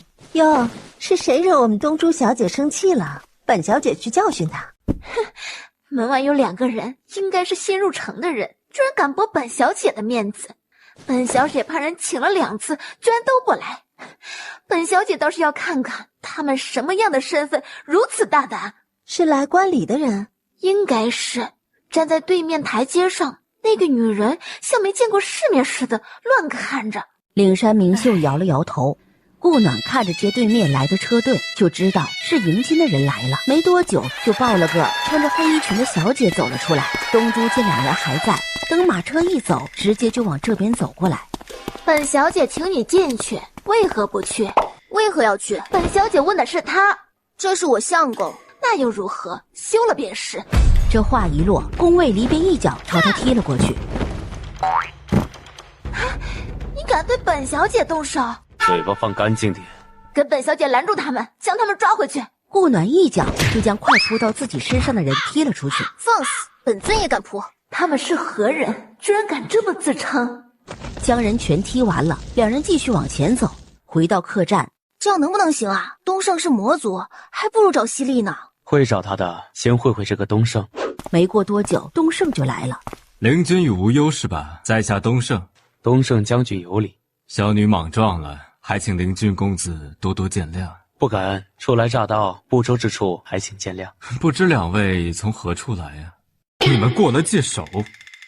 这是自然，不然怎么能过来呢？两位在这客栈着实简陋了些，不如一居东府。不便打扰，住在这儿挺好的。本将军在东城靠西城附近有处别院，若不嫌弃，可暂居那里。宫卫离垂下了眼眸，做若有所思状。我那院子闲置已久，稍微收拾一下，住的也比客栈舒适。那就多谢东将军了，这算谢礼。多谢，这个我很需要。跟着他来到他所说的别院。两位，这以后就是你们的了，你们给的石头完全可以将这买下了。那就多谢了。东胜随即就告辞走了。阿离，这石头是什么啊？看他们魔族都很需要一样。应该是有助于他们修炼，毕竟这里比较特殊。你那儿有多少？顾暖把储物戒里的全拿了出来，数了下，还有10来颗。宫卫离收起5个，其他的让他继续收着。有种终于住进房子里的感觉。乖，明天去打探一下镇魔司在哪儿。他们知道镇魔司，应该就知道在哪儿才对。明天每棵小树、每个石头都问一下，一个都不能放过。第二天天一亮，两个人就出发去打探消息了。阿离，这镇魔司可藏得够紧的，都是一问三不知的。又走到那个岭山府外，两人看也没看，直接走过。门口魔卫见两人走过，立即跑过去禀告：两位请留步。何事？在下灵山家家主，特请两位入府一聚。不了，我们还有事。多谢岭山家主盛情，那就不打扰两位了。应该是昨天东胜请我们去别院的事被传开了。就看犀利有没有什么动作了。两位仙长，犀利将军有请。目标出现了。两位从重朗山脉远道而来，有失远迎了，还请见谅。犀利将军客气了。两位如今住在别院可还习惯？可需要安排人去照顾？城主让好好招待他们，说他们有用。也不知道是有什么用，不过能过界首的实力自然是不容小觑，更何况还看不透两人的修为。无需，很好，我们还有别的事。西将军如无事，我们便不打扰了。出来西将军府，这犀利一看就善于心计，打探不了什么消息，那还能找谁？城主吗？我忽然觉得他应该也不是什么好鸟。暖暖，你这个形容词好像不是什么好的形容词啊。知道了，不用了。这城主应该是打探不了了。第一，他是魔族；第二，以他的修为，不需要给我们什么好脸色，无非是我们有利用价值。看到对面迎面而来的东珠，我爹请你们过去一下。没了昨天的嚣张，只是那双眼睛还是喜欢盯着宫卫离看。请带路。东将军府。不好意思，打扰两位兴致了，两位里面请。又领着两人到了一座湖亭里。本将军啊，就是想问一下，昨日的那石头，不知两位是否还有啊？昨天的那2颗都让城主收走了。有，还有2颗。本将军愿出灵石买，不知可否？本尊与东将军打探个消息，如果如实，免费赠送都可。要看是什么了。本将军虽管理东城，但也不是事事都知的。镇魔司，这个不是本将军不告诉你们，而是他在西城，不在本将军管辖范围内，所以并不知道他的具体位置。东珠小姐，麻烦你把眼睛收一收，免得不小心戳到了。话刚落，黎白的剑尖就直对他的眼睛。无忧仙长，有话好说啊！小女只是被灵君仙长的英姿迷了下眼而已，本将军一定会严加管教的，还请无忧仙长息怒。顾暖收起剑，冷哼了声：“打扰了，先告辞了。”为父去一趟城主府，最近都不要去打扰他们。东胜快往城主府而去。那无忧手上那把剑绝对是仙级的。本尊不管他的剑，你说他们居然还有灵力？是的，那剑凭空而生。去将他们2人抓来。不，本尊亲自去。宫卫里与顾暖出了将军府，又往西城而去，一路问到了西城最繁华的街道。顾暖继续问了一颗立在一块空地上的石头：“阿离，就是这儿。”宫卫里看了那石头一眼，闭目感受了下，这是个禁制，一手握着顾暖的手，一手探到石头上，2个人就被吸了进去。世皇刚到，就感觉他们的气息消失了。难道他们进去了？刚才不是还在与东胜打探消息吗？怎么可能这么快就找到了？城主，那2人的气息消失了。本尊知道，你刚才说他们还在找你打探镇摩斯的消息。对，那无忧还吓了小女一跳。你先回去吧。宫卫离和顾暖看着眼前的画面，有点懵。那个，我们想出去，请问要怎么做？想出深渊，第1关就是过镇摩斯手撕一关，就是我们。这第2啊，过万魔谷一关，这一听就知道是什么意思了。最后就是过断崖，也是最危险的一关。你们还要去吗？去。一周和2头魔兽立即摆出了架势。好吃。要吃吗？一周是有些异动的。哎，尝一下嘛，打架多麻烦。顾暖走过去，把糕点放到他手上。打，我们肯定是打得过你们的。我和他都是大成期修为，你们打不过的，还不如坐在这里喝茶吃糕点呢，是吧？有道理。反正我们还有另外2关要过呢。好吃，原来是这个味儿。一周回头看了他们一眼，拍了下2头魔兽，冲他招了下手。顾暖自然懂得他的意思了，提剑就走了过去，2、3招就全撂倒了，比那界手还轻松。宫卫离刚打量了下，就见那墙角边有个传送阵，拉着顾暖就走了过去。这年轻人呐，就是着急，刚才没提醒一下。其实啊，只要过他这一关就可以了，他可以直接将他们送出去的。进了那个传送阵，去到哪儿他也不知道了，而出去的传送阵却在他手里。能不能成功找到出口，就看你们的造化了。你怎么有空来我这儿了？进来的那2个人呢？进了那传送阵了，不知道他们会传到哪儿去？怎么不拦着？我倒是想拦着，没来得及呀。那2年轻人太着急了，我话都没说完就进去了。一周说完就吃了口糕点。这哪儿来的？那2年轻人给的，就是少了点，没2下就吃完了。阿离，不是先去万魔谷吗？这怎么看也不像个山谷啊，这看着更像断崖吧？应该是，找找看有没有什么传送阵可以离开的。刚才忘了问，过了1关怎么去下一关啊？这到最后1关要怎么出去？总不能从这儿跳下去就出去了吧？暖暖，你问问这里有没有什么传送阵之类的。顾暖立即问了旁边的石头。没有，这断崖上有3头很厉害的魔兽，但他们都没见过什么传送阵之类的。阿离，我们不会被坑了吧？我们先上去，不管怎么样，我们都进来了。 2人爬上石山，2人想着要不要靠近，就见那凤鸟魔兽就直接飞了过来，停在2人面前。你们是何人？怎么来的断崖？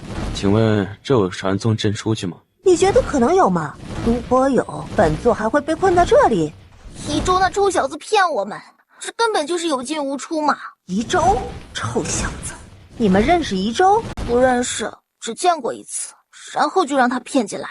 你真的不知道怎么出去啊？凤鸟白了他一眼，转身就走。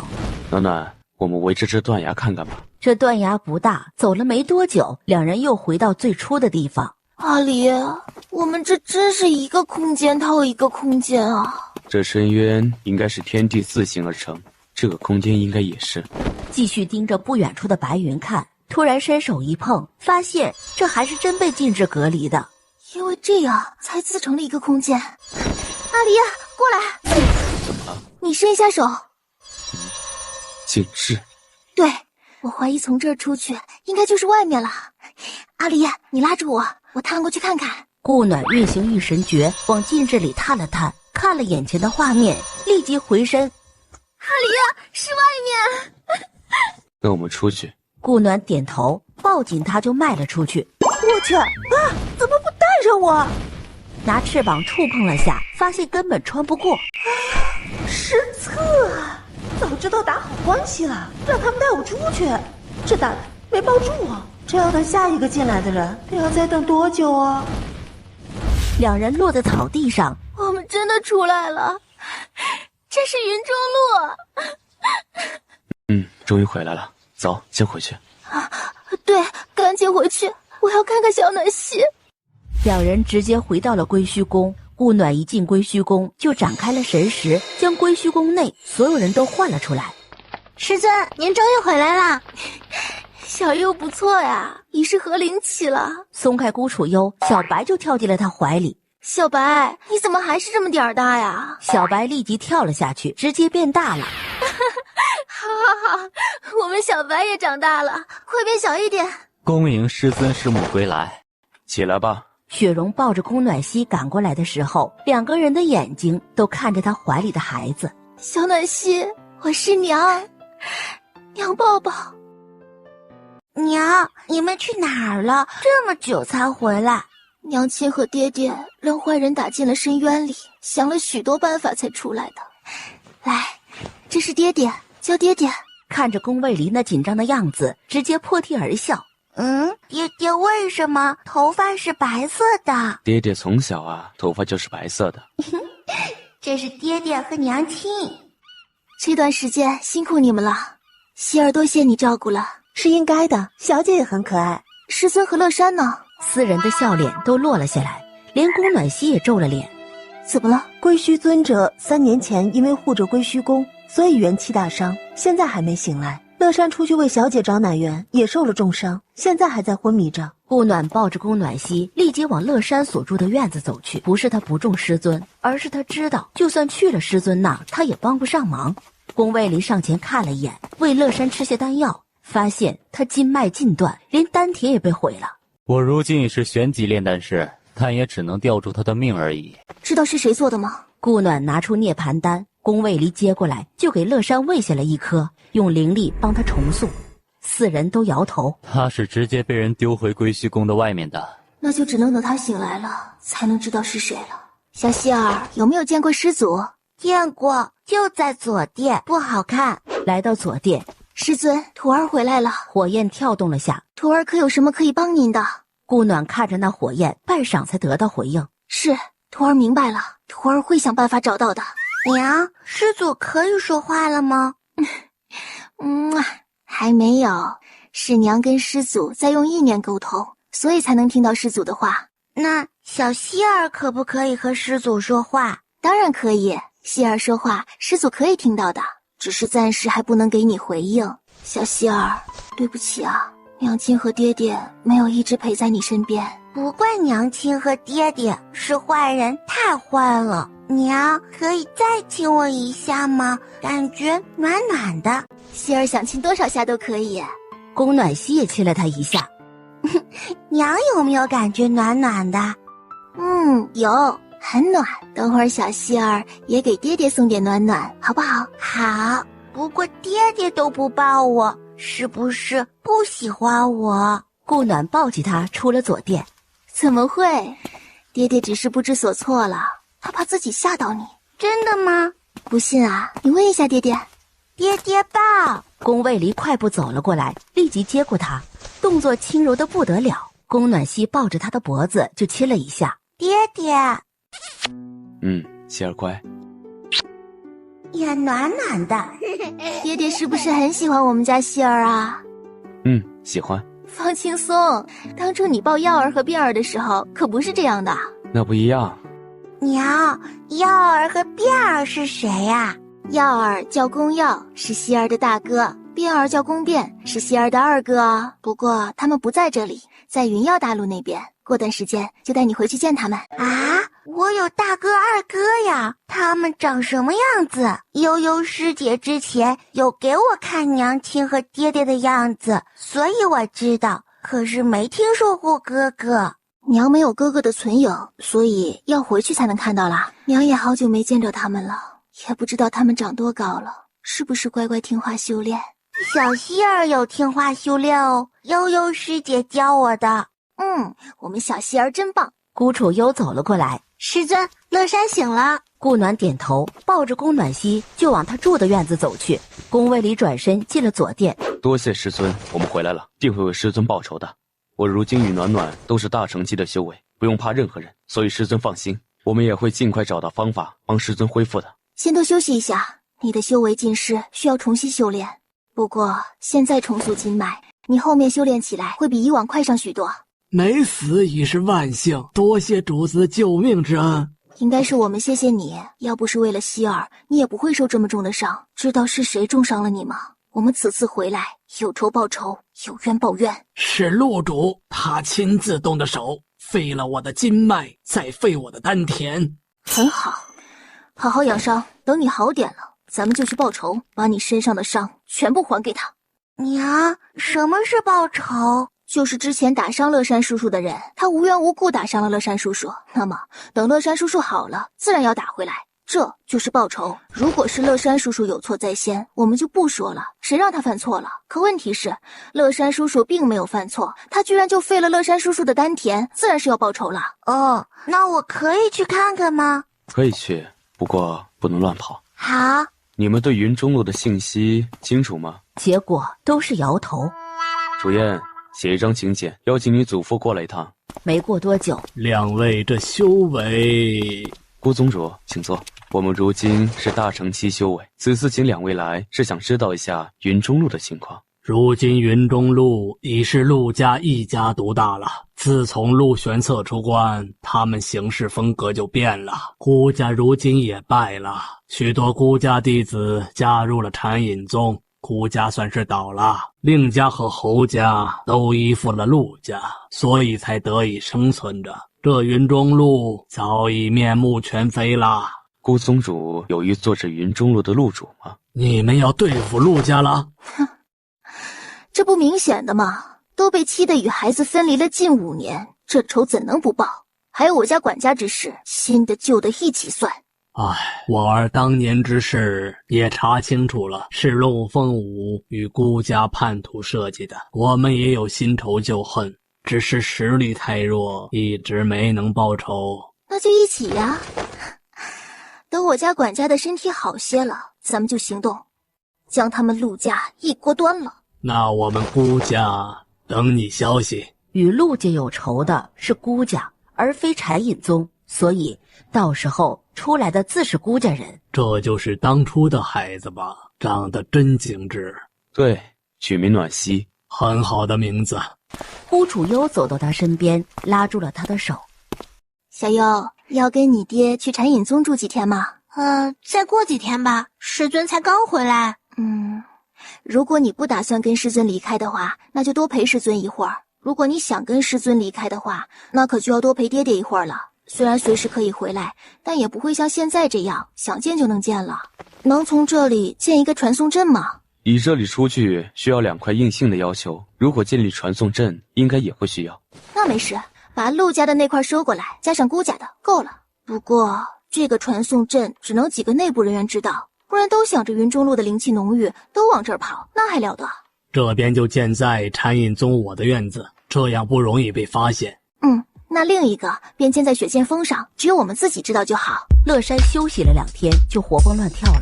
1个月后去陆家找茬。这日，宫卫离站在陆家上空，他们居然能从深渊出来，修为还到了大成中期，这2人是怎么回事？为何出来了，修为还长了？陆玄策，是不是没想到会有这一天？过会儿会有你更意想不到的事啊！暗中开始发力，背在后面的手渐渐浮起了气旋。又不是瞎子，还以为我们看不到啊！唤出神剑，随手一挥，陆家的移动房瞬间倒塌。你当初不是很眼红本尊的这把神剑吗？如今他又出现了，有本事来拿呀！就朝他攻了过去。宫卫离抱着女儿后退了些，布下结界，防止余昭误伤。陆家主有没有兴趣与本尊一战？也不等他同意，就直接攻了上去。霎时间，陆家被攻的事传遍了中心城。令家主直接吩咐令家人今日不许出门，自己也开始闭关。侯家主也是同样的选择。宫卫离在陆玄策又施出了一个技法时攻了过去。怎么样，好玩吗？我们会一直陪着你玩的。直接一个御神诀的分灵，一下将他周围的灵气分离，让他处于一个无灵气的地带。这招他还没用过，现在正好拿它试试效果。陆玄策一惊，瞬间后退，也想的避开，却立即迎来了宫卫离的剑。他们3个在上面打得火力四射，下面也是不遑多让。老祖，再这样下去，陆家就毁了。你以为陆家今日还能逃得了？新仇旧恨，定要让你们陆家灰飞烟灭！宫卫离与顾暖一个合击，直接将陆玄策打了下来。你们是如何做到的？没听过山人自有妙计吗？怎么能告诉你呢？顾暖一剑刺进他的腹部，差点就毁了他的丹田。给你2个选择，要么废去丹田，成为废人一个，要么进入深渊。当初我们从哪儿进的，你就从哪儿进去，怎么样？公平吧？来，请选择。灵域。哈哈，没道理你会，我们不会呀。不可能，我的修为比你高，怎么可能破不开你的灵域？那就是你的问题了，快选择，不然本尊就帮你选择了。我去深渊。顾暖点头，看了眼宫卫离。宫卫离自然会意，拿出前日才刚炼制出来的捆仙绳，将人直接捆了。灵君，别欺人太甚！还想着面子呢？都已经败了，还有什么面子？好，顾宗主，留口气给我啊！顾云禅抓住时机，直接就一剑将他钉在了地上。现在的他，你过去也是死路一条。宫卫离提着陆玄策，招摇过市的从中心城上空慢慢的飞过，看得底下都惊叹不已。来到深渊边缘，直接将陆玄策丢了进去。哎呀，这仇就这样报了，挺快的。娘，这就报仇啦？当初他就是把我们从这儿打开去的，所以要以牙还牙。怎么没看见陆家2位小姐？陆凤鸣早就让陆凤舞联合孤龟哥害死了，只是一直瞒得很好，最后还是孤龟哥自己说出来的。陆凤舞如今被囚陆家祖堂里。孤龟隐和小燕、小优呢？来了。顾暖直接捂住了宫暖曦的眼睛。娘，我已经看到了。把那头收起来，别伤我宝贝女儿的眼了。不好意思，忘了他也来了。这一战打了1天才停，剩下的一口气给你了。没想到你也有今天吧？当初你废我丹田，毁我经脉，老子今天也要让你尝一遍。主子，能借神剑使一使吗？我就算借给你，你也使不了啊！就你那破骨气的修为，还想用神剑？金脉又不想要了？那他的丹田怎么办？陆主原本还心中暗喜，我想到了，破不了，那就直接抛出来吧。雪蓉，看着他点儿，别让他自己作死了。是，这个应该可以了吧？怎么不服气？那也没办法，谁让你当初不长眼的，敢犯着小爷我呢？这仇能不报吗？你当初哪怕稍微的友善点儿，今天也不会有这下场呀。乖，我就抛个单，很快的，也就跟当初你废我丹田一样。别太过分了，把他给你的还给他就行，就像主子那样。好。陆家废墟传出了陆主的嚎叫声。刚才多谢你啊，我差点就让心魔控制了。走吧，回去。等一下，主子回来了，得给他买点糕点回去。还有小姐，她外面好多东西都没尝过呢，也得给她带点回去。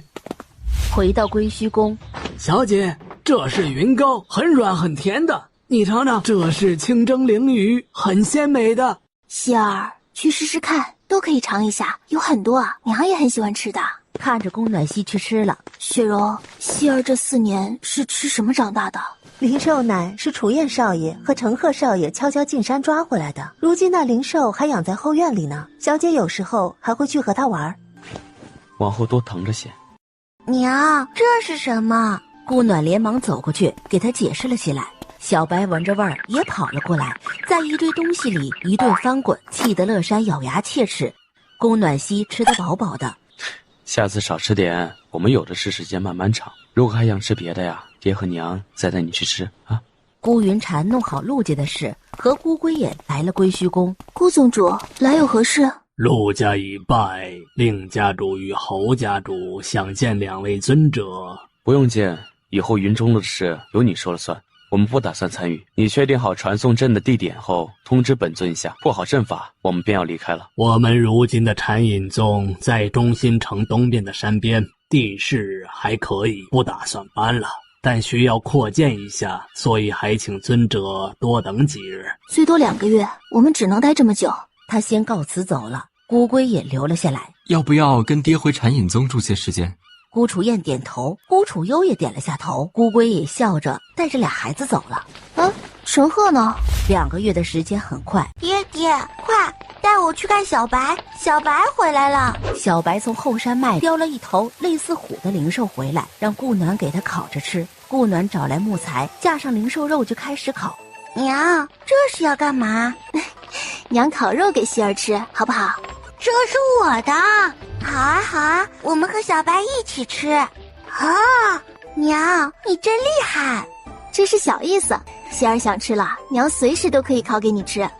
好，谢谢娘。宫暖溪站了起来，就亲了他一下。宫卫离见状，立即咳了声。宫暖溪想了下，跑过去也亲了他一下。顾暖轻哼了声，宫卫离立即又亲他一下。于是一家3口亲来亲去。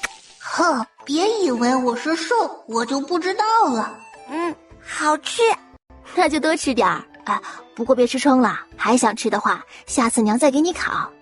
阿离，深渊银阁里的大家伙怎么办？放出来吧，随他们自己选择。顾暖就把深渊银阁放了出来。娘，他们在干什么？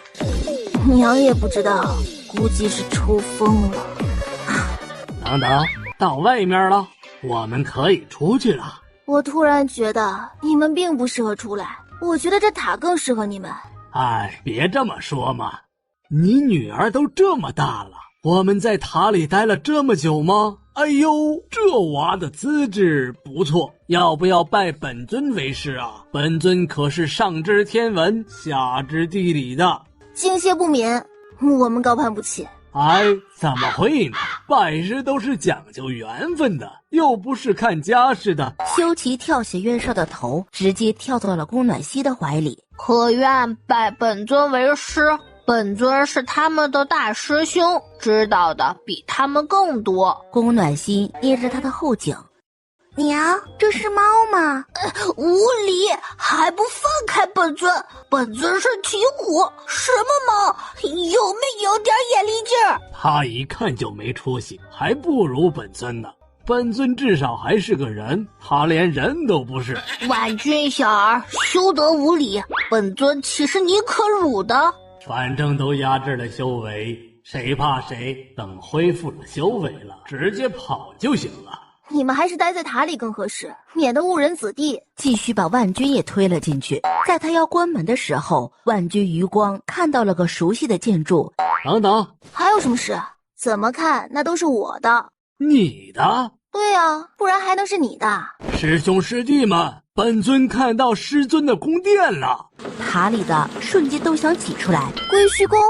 这不会都是他的师兄师姐吧？你是归虚的大弟子？正是。不对，左殿的铜像可不是这样的。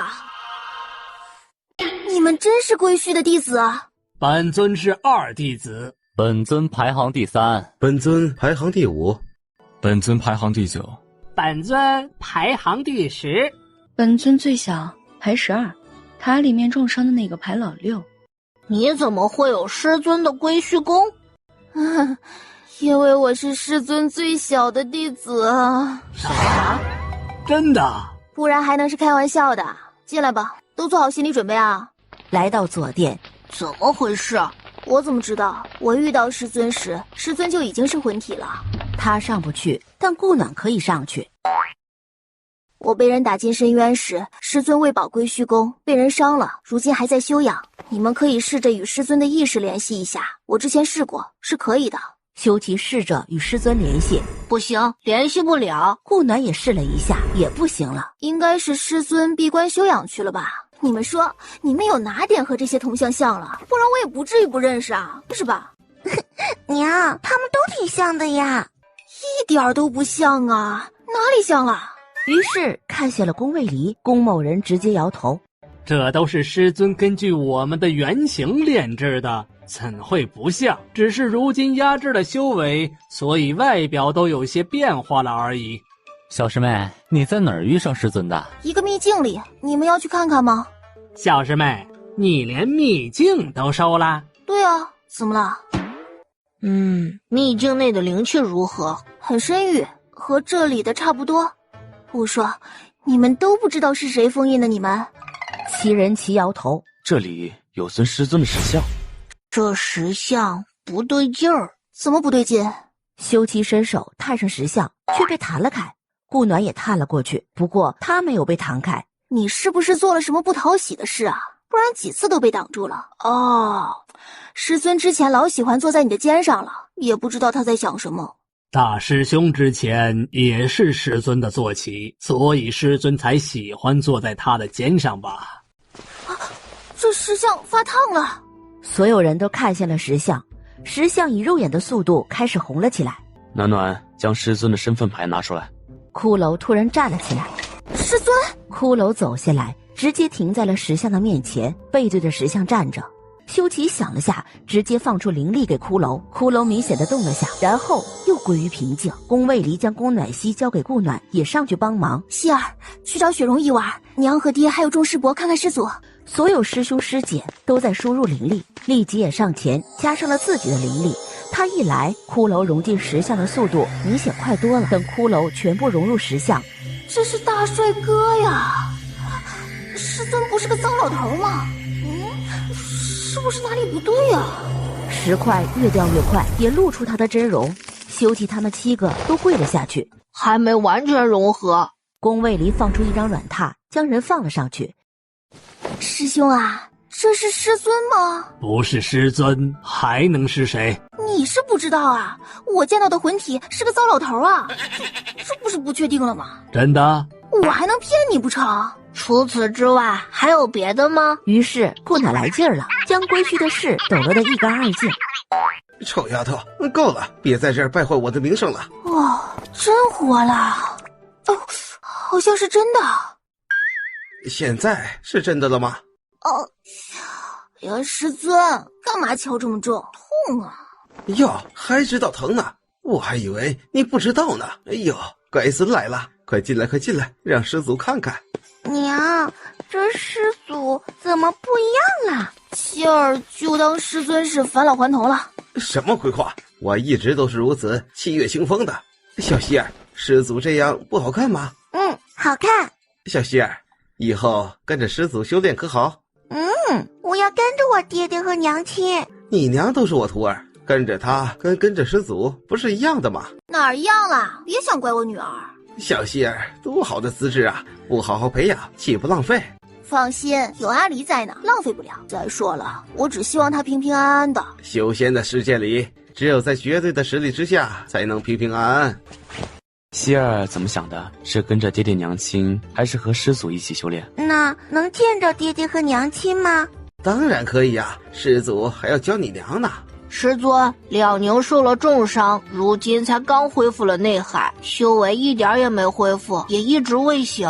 去看看吧。刚走进深渊银阁，就见孤云禅来了。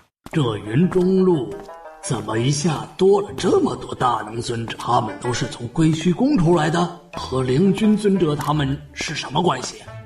师尊，两宁怎么样？被抽了灵骨。什么是灵骨？就是相对于你们人类的灵根。什么？这灵根还能抽走？这相对就是邪术，所以基本不会有人用，一般人都是直接毁掉那丹。小徒儿，先让你六师兄在里面待着吧，看能不能找到他的灵骨。好，是谁抽了六师兄的灵骨？这灵骨抽出来，是不是还能用到其他人身上？不然他把六师兄灵骨抽出来干嘛？你六师兄是12个，哦不，加你13个弟子里资质最好的一个，不排除有人觊觎他的灵骨，替他灵骨为己用。那被用了还能找到吗？难呐。孤宗主来是有何事？就是有人看到了深渊银阁，所以我才来看看的。这深渊银阁已经消失了5年了，怎么突然出现在了这里？有话就直说，别拐弯抹角的。深渊银阁早在5年前就认了无忧尊者为主，出现在这里很正常。尊者，那你们能从深渊出来，是不是因为深渊银阁的原因？不是，深渊银阁又没有灵气，如何能带人出来？深渊如记载一样无灵气，靠的是纯力量搏斗。不然你以为我们为何会把陆玄策丢进去？自然是让他也体会一遍。还有何问题？多谢尊者告知。行了一礼，看了眼归虚宫，这才走了。师尊，那个灵骨长什么样子啊？如果是闲的，就赶紧修炼。看你散漫的样子，别教坏了小希儿。我才刚入大成中期，不着急修炼。你以为你很厉害了是吗？知道渡劫之上是什么吗？你知道你师兄们的修为是多久吗？师尊，手下留情。你不是我师尊吗？我不知道的，自然由你教啦。你们渡劫期之后便是仙级了。渡劫期入仙级有39雷劫，这个知道吧？顾暖摇头。那现在知道了。仙级分6等，人仙、法则圆融、得窥天道、长生不老有49天劫，地仙、万事灵光现，择事而合，虚空造物有69天劫，天仙知行合一，能唯心开境有99天劫，真仙若不遇大劫，则长生外世，玄仙见大道本质，后天不伤，金仙超脱命运长河，得大道之位。这6等每等有3阶，初、中、后阶。想要真正的长生不老，唯有度过渡劫期。师尊，你是何境？我是真仙后期，他们都是地仙之境。老大和老六是天仙之境，不过都因意外被压制了。我目前被压制到了地仙之境了，他们更别说了，都未入仙境了。师尊，那是在这修真界之上还有仙界？当然，仙界之上还有神界，等你们入了仙境之后再告诉你们。这仙境之上的人是不是不能来这里？你们所处之处对于上仙来说都是低等之地，他们自是不会来。不过下来我压制修为，天道会降罚，所以需要压制修为的。师尊，那您还记得仇家是谁吗？此事为师自会算，你管好你自己就行。我好着呢。师尊，深渊被称为堕仙法地，是因为封印了师兄他们，还是它本来就是堕仙的发落之地啊？深渊是天地自然形成的一个两极之地，有魔族和妖族各守一方，堕仙伐地之名不过是以讹传讹罢了。你师兄他们被困也是被算计了，不然以他们的实力破深渊之境轻而易举。有人将深渊的重阴山脉的灵气用阵法全部吸入石洞中，而那洞里又封印了许多魔族，这是何意？可有看到具体有多少魔族？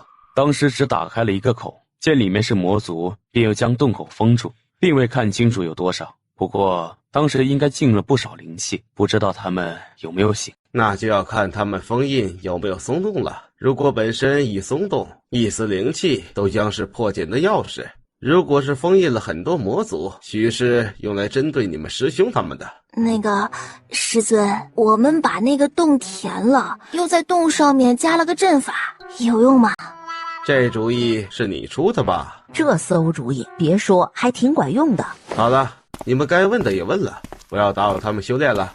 我们去禅隐宗看看吧，我们该出发回云耀大陆了。好，两人直接来到禅隐宗。恭迎两位尊者，里边请。顾宗主客气了，位置定在哪儿？决定好了吗？定了，在后山的一个山洞里，隐蔽不容易被发现，在外布一个阵法就好了。小燕、小优呢？哦，跟着他们跌出去了，也不知道归隐把他们带哪儿去了。三人来到后山的洞口，这个洞是小优无意间发现的，想来更隐蔽，所以就定在了这里。在洞中间开始布阵，布好了传送阵，又在门口布了个隐蔽阵。阵一布好，最多2日，我们便要出云中路，所以麻烦孤家借用一下印信。好，出发时再下去送几位尊者。孤宗主自便，我们随意走走。孤云禅看了他们一眼，点头便走了。这禅隐宗弄得不错呀，大气。希望不会是下一个陆家。不会，我看得到他们的气运很长，不会作死的。那便好。两人一路从禅隐宗逛到了中心城。太多了，吃了再买就行。你和希儿都喜欢吃，不行还可以用来送人，没事的。对面令家主迎面走来，谢过尊者，宫卫里点了下头，和顾暖继续往前走。你约本家主出来想做什么？如今云中路换孤家人做主了，你有什么想法吗？本家主能有什么想法？我们侯家又没得罪过他们。侯家主，如今孤家独大，难保不会对付你们侯家。孤家不是陆家，而且现在做主的还是孤云禅，他我还是知道的。他们禅印宗能有如此规模，不仅靠的是2位尊者，还有他自己呀。他们无缘无故是不会动我们侯家的，但是你们令家我就不知道了。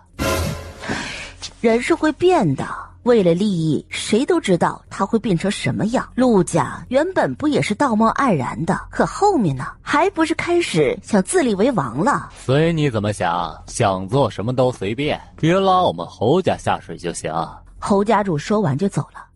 你们不是和你爹出去玩了吗？怎么这么早就回来啦？该看的都看了，所以就先回来了。让陈赫先出关吧，2日后出云中路。是，师尊。要去云耀大陆了？对，师尊有何吩咐吗？我能有什么吩咐？那就让你师兄们先去秘境吧。好，师尊，这是师祖。对，这是你师祖真正的模样。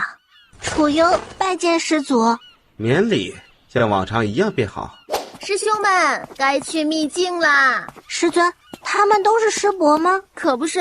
来，为师给你介绍一下，这位是大师伯、2师伯、3师伯、5师伯、6师伯、9师伯、10师伯、12师伯，12个师伯。弟子孤楚幽见过各位师伯。哎呦，这见面礼都没准备，真是不好意思呀，小吃侄。得了吧，小气就小气，希儿的见面礼也没见你们给。哎，自己人计较那么多干嘛？小优啊，10师伯有见面礼。谢谢10师伯。黄兰见状，立即也凑了过来。来，这是12师伯的见面礼。别看这根小羽毛，它可是本尊最尊贵的金羽。谢谢12师伯。这是玉石，炼制储物灵器所需。谢谢3师伯。别随意打开，里面是诛仙品草药，炼制涅槃丹所需。谢谢大师伯。就差万居和素季了。最后2人也不情不愿地送了东西。师兄们，那小希儿的呢？哎呀，不会因为不喜欢，所以就不送希儿见面礼了吧？我们家小希儿多可爱呀！闭嘴，小希儿的我们早给了，别在这瞎叫唤。哈，真的？那我就替我家小希儿谢谢各位师伯啦。我们快要走了，所以各位师兄师姐们该进秘境了。进了我的秘境可别乱霍霍，我里头可是还有宝贝的呢。小师妹，开始吧。进去了，我也不知道你们会到哪儿，里面还有一片隔离的无灵区。祝你们好运了。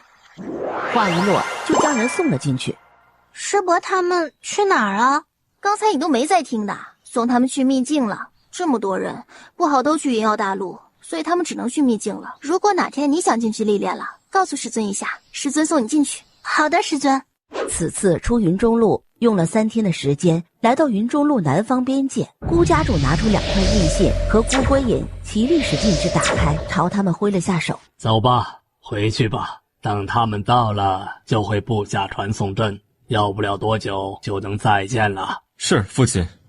一出云中路，明显就感觉灵气稀薄了些。师尊，这里除了灵气稍稀薄些，也没有什么不同啊，本就没有什么不同。阿离，什么时候能到？需要5日，放心，能赶上耀儿的生辰。哥哥的生辰在5日后，16日后。希儿的大哥如今13岁了啊！我还有个大徒孙呢，是2个。这一到云耀大陆，感觉亲切了不少。不对呀，你就一儿一女，哪儿来的俩儿子？那是您算的不准，我们就是有俩儿子。不对，就是一儿一女，你唬为师呢？不信您问问阿离，看看我们是不是有2个儿子。大儿公耀，小儿公变。归墟用2人的名字算，总算是算出来了。一个是收养的呀。到灵仙宗上空时，连元熙太尊都惊动了。弟子灵君回来了。灵君，你如今是何修为了？弟子如今大成中期修为。所有人都惊呼出声。师弟，你真大成中期了？这是吃了什么灵丹妙药了？升得这么快，可不可以给师兄也来一颗？弟子无忧，见过师尊，这是您徒孙宫暖曦。好，乖孙，这是师祖给你的礼物。师祖好，我叫宫暖曦，爹娘叫我希儿，师祖叫我小希儿，你也可以叫我小希儿。师祖，元熙看向了从灵船上下来的归墟，见过仙尊。无需多礼，本尊是无忧的师尊，往后自是一家人。顾暖可没管他们怎么聊了。耀儿、变儿，爹娘回来了。娘，你和爹怎么去了那么久？师叔他们早就回来了。出了意外，我与你们爹被送到了姬月大陆，所以才回来晚了。对不起，娘和爹与你们分开了这么久。这是你们的妹妹暖曦。大哥哥好，二哥哥好，小希儿很高兴能见到你们。小希儿好啊，我是大哥。小希儿，我是二哥哥，二哥哥抱抱好不好？没事，二哥哥，过会儿再抱也是一样的。小希儿又不会跑。好，过会儿二哥哥再抱。刘元叔凑了过来。小希儿啊，我是你灵叔师叔。灵叔师叔好。哎呦，好，小希儿好，这是师叔的见面礼。突然，小白从灵船上跳了下来，这吓得所有弟子一跳。吼吼！小白凑到了宫耀身边，有主人的味道。小白，小白立即往他那儿跳去。小主子，他们脾气都不好。这是我们养着的，不伤人，大家不用担心。刘元叔抱着宫暖曦，转身就要走。不许走，把我妹妹还给我。这还是我师侄呢。那也是我比较亲，先是我妹妹，才是你师侄。顾暖和宫卫离在旁边笑眯眯地看着，直到顾家兄妹和顾承鹤走了出来。耀儿、燕儿，这是娘的弟子顾楚幽，这位是你们爹的弟子顾楚燕和顾承鹤，你们都喊师兄便好啊。小佑就是师妹啦。几人之间相互打了招呼，认识了，这才让乐山和雪容过来。他们还是做管家，不过是雪剑锋的管家。一顿介绍下来，宫暖曦都不知道传到谁的手里去了，都没见了踪影。大家都回去修炼吧，别围在这里了。带我去你的洞府吧。师尊，这边请。这雪剑锋便是。归墟从灵真手上抱过宫暖曦，带着2个新徒孙就直接去了雪剑锋。你们先回去安顿一下仙尊吧，有什么事晚点议事堂再说。见要收灵船了，雪容也不得不从灵船上下来，还真吓了几个长老一跳。宫卫离迟了一礼，收回灵船，就和顾暖带着弟子们回到了雪剑峰。灵气都开始肆意了，这种前面修炼速度很快，可越到后面越慢，甚至毫无寸进也是可能的。师尊，有何办法可以改变他的体质？他这是先天的。改变体质是不可能的，不过有办法让他修炼功法来收回肆意的灵气。什么功法？你那儿有吗？有啊，就在归墟宫里，那么多书你就没看过几本？除了炼丹术，你说你还学了什么？闭目开始找书。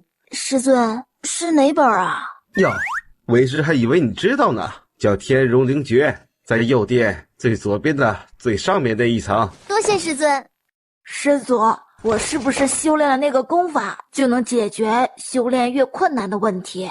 对，不过你的境界越高，所需功法便要更高，所以你最好达到大成时，创出一套自己的功法，来将灵气转化自身。多谢师祖。小希儿，二哥哥可以抱你了吗？二哥哥还没抱过你呢。二哥哥抱抱。好，二哥哥抱。结果才抱到怀里，刚感受到妹妹的软糯，就被抱走了。师祖，我都还没抱到呢。可以了，不然你还想抱多久？师尊，是这本吧？对。碧儿，这功法好好修炼。好的，娘。主子都熟悉好了。雪见峰顶还有个赌院，如果师尊喜庆的话，可以住在上面。随意。那属下去打扫一下。耀儿，明日便是你的生辰，可有想过要如何过？只要大家在一起便好。好，那明日爹娘陪你去野炊。娘，我觉得是你想野炊了吧？你不想？儿子想。乖，小希儿也乖。对，我们家小希儿可乖啦。宫变看得眼热，也凑了过来，直接亲了宫暖曦一下。嘿嘿，二哥哥也很乖的，好软，像软膏。哦不，比软膏滑嫩。二哥哥也乖。耀儿，带师兄师妹去雪见峰各处走走逛逛，熟悉一下。小希儿也要去。好，希儿也去。师兄师妹们，走，我带你们到处走走。哎，等一下，哥，妹妹给我抱一下呗。我刚才还没抱到，就让师祖抢走了。那你怎么不跟师祖抢？别整，别摔着希儿了。师尊，走，弟子带您去上面的院子，那院子风景很好。为师需要闭关几日，你们不能落下小希儿的修炼，也别太纵着她。是，不过师尊，您在云中路不闭关，干嘛跑到云妖大陆来闭关？这又没云中路的灵气浓郁。不知道的事别管，好好修炼，别偷懒。许是师尊感悟到了什么，才要闭关的。走吧，与我去一趟议事堂，许多事要跟师兄说说。两人来到议事堂。师弟，跟你说说，你们遇到了何事？怎么就都到了大城去？宫卫里简单的讲述了所发生的事。师兄，那云中路真如传说中那样灵气浓郁的很？是比云耀大陆浓郁些，但也没那么夸张。云中路修为最高的也是大成初期修为。你们进了深渊，那里面真如传说中的一样，毫无灵气。自然，初入深渊者还需服役。对了，又快到宗门大会了，师弟你的那几个弟子的名字记得去登记一下。好。你们离开这段时间，魔修之事也没能得到解决，反而越演越烈了。现在魔修已将之前的成云宗作为据点，还设了护山大阵。那魔主可有现身？并未见到过，我们之前去攻打过一次，却连山门都没能进去。之前在山谷中时，他们并没有设有阵法，不然也不可能那么容易攻破。现在这入驻旧城云宗，却有了护山大阵，要么他们魔主修炼有所成了，要么他们新入一个炼阵师了。可能是他们现在有3大长老、7大堂主、14房主，现在在外面可是随处可见魔修了。之前还会避着我们，现在可是大摇大摆的招摇过市了。现在魔修之人已过万了，再这样下去，修仙界怕是要乱了。这事终究还是要先找到魔主，不然也是感之不尽的。之前与所有的宗门商议过，但都无人愿意再派出弟子前去探查此事了。各宗门都损失了不少弟子，所以都不怎么愿意再派弟子出去了。都是要固步自封了，这是要放任魔族任他们壮大了。大会后，本尊去各处看看。又说了会儿话，宫卫离才带着顾暖回了雪剑峰。灵犀是何时入的师尊门下？300年前吧。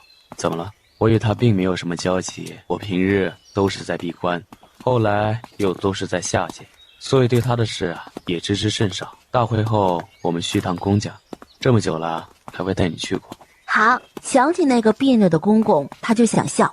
眼见天都快黑了，孩子们居然都还没回来。顾暖展开意识一看，阿离，去救救女儿吧，她让俩孩子缠住了。不多时，宫卫离就抱着宫暖曦回来了。希儿，好不好玩呀？唉，娘，根本就没玩的，哥哥们太幼稚了，抢来抢去的。那是因为他们都很喜欢希儿，都想抱希儿。希儿喜不喜欢哥哥们啊？喜欢呀，如果他们不抢，就更喜欢了。听到了没呀？两个臭小子，幸好妹妹不哭，要不然可得罚你们了。知道了，娘。辫儿呢？娘，大哥都不让我抱妹妹，我今天才抱了一下，都没感觉到，就让师祖抢走了。过来，问问妹妹愿不愿意让你抱。今天不给二哥哥抱了，你们今天光顾着抢了，都没带我去玩。嘿，那明天二哥哥再带你出去玩好吗？不行，明天大哥哥生辰，要给他过生辰的。那后天吧，后天带你出去玩。行了，随时都可以玩。妹妹又不是只在这里待1-2天，急什么？对，有的是机会。行了，都回房睡觉吧。今夜妹妹跟爹娘睡。是，儿子告退。哎，儿子们都大了。娘亲，你可以抱着希儿的，希儿不介意的。对，娘还可以抱着希儿呢。不是应该抱着为夫的吗？对，也抱着爹爹的。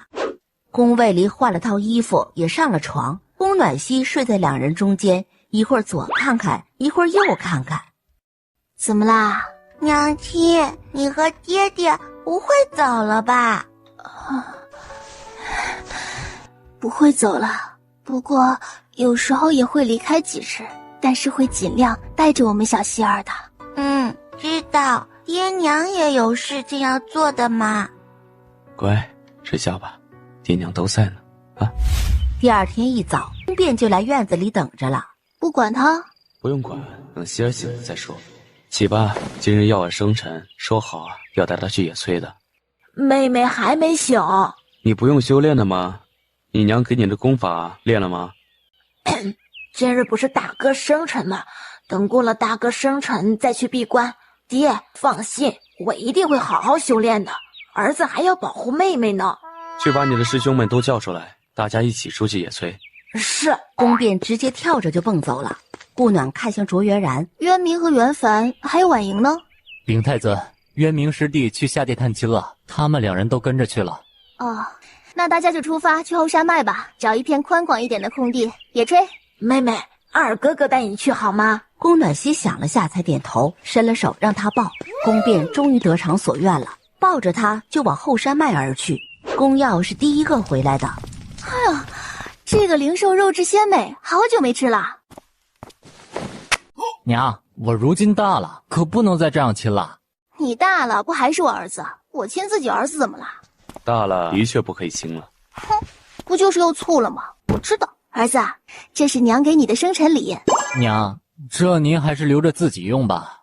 拿着，娘多的是。不信问你爹，不够用了再找娘。看来爹娘这趟出去收获颇丰啊，还多的是了。上辈子我仙过最厉害的，就也是爹手上那柄半神灵剑了，而如今神器都多的是了。娘改变的不只是我和爹，而是整个修仙界啊。那边顾暖已经开始架上云凤兽开始烤了。你娘的确有很多际遇，但都是险中得胜得来的，也不全是。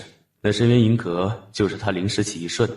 知道，不然娘也不会一下升到了大成期。还有很多你不知道的事，慢慢的都会让你知道的。最近是不是遇到了瓶颈了？对，我已经卡在结灵期很久了，一直未有寸进。明日来找你娘，去另一个地方闭关，也许对你有帮助。可以让变儿一起进去，免得一天到晚的瞎闹。呵呵，我也烤一个。这么多，够你吃的了。宫变抱着宫暖曦，笑眯眯地走了过来。大家开始帮忙处理灵兽。顾楚燕直接在顾暖的旁边重新架了一个，学着他的样子烤。肉开始变色后撒，过一会儿撒一下，容易入味些。是，师母。回到雪剑峰，师妹来是有何事吗？没事，只是过来看看而已。顾暖眯了下眼，上前抱走了希儿，就带着众弟子回了院。师兄何时与他结的灵气？耀儿如今都10多岁了，你说呢？师妹记得，师兄原立志只愿修仙，不沾姻缘。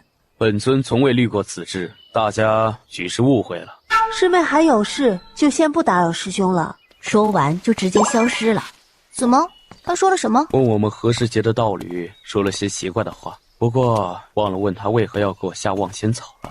不用问了，问不到的。为何？你的情商怎么降了？何为情商？你那师妹明显对你有意思，你看不出来？未曾，她一直都是这么看我的。你觉得正常？不正常，所以我一直都是避着他的。不过你这样看我就很正常。我是你娘子，不这么看你才不正常好吗？娘子说的有理，暖暖，明日让耀儿和变儿进深渊银阁里闭关吧。才刚回来就把儿子弄去闭关，你这当爹的也太严厉了。他们太弱了，我们如果要去仙界，他若是太弱，怎能立足？也是，那希儿呢？希儿还太小，等他大点再说。这俩人光天化日的抱这么紧干嘛？何事？就是2日后我们要去一趟下界，想问问你们去不去？看我干嘛？我在下界又没什么牵挂，去不去都无所谓。不过我们雪剑锋有3个弟子在下界，你们若是遇到了，帮忙看顾一下。好，我知道他们。不过你们去下界干嘛？去下界找新秀啊，不然还能干嘛？我又没什么因果在那儿。这修仙界招不到弟子了？不是招不到了，而是去挖掘一下是否有资质好的弟子。那所有的宗门都会下去？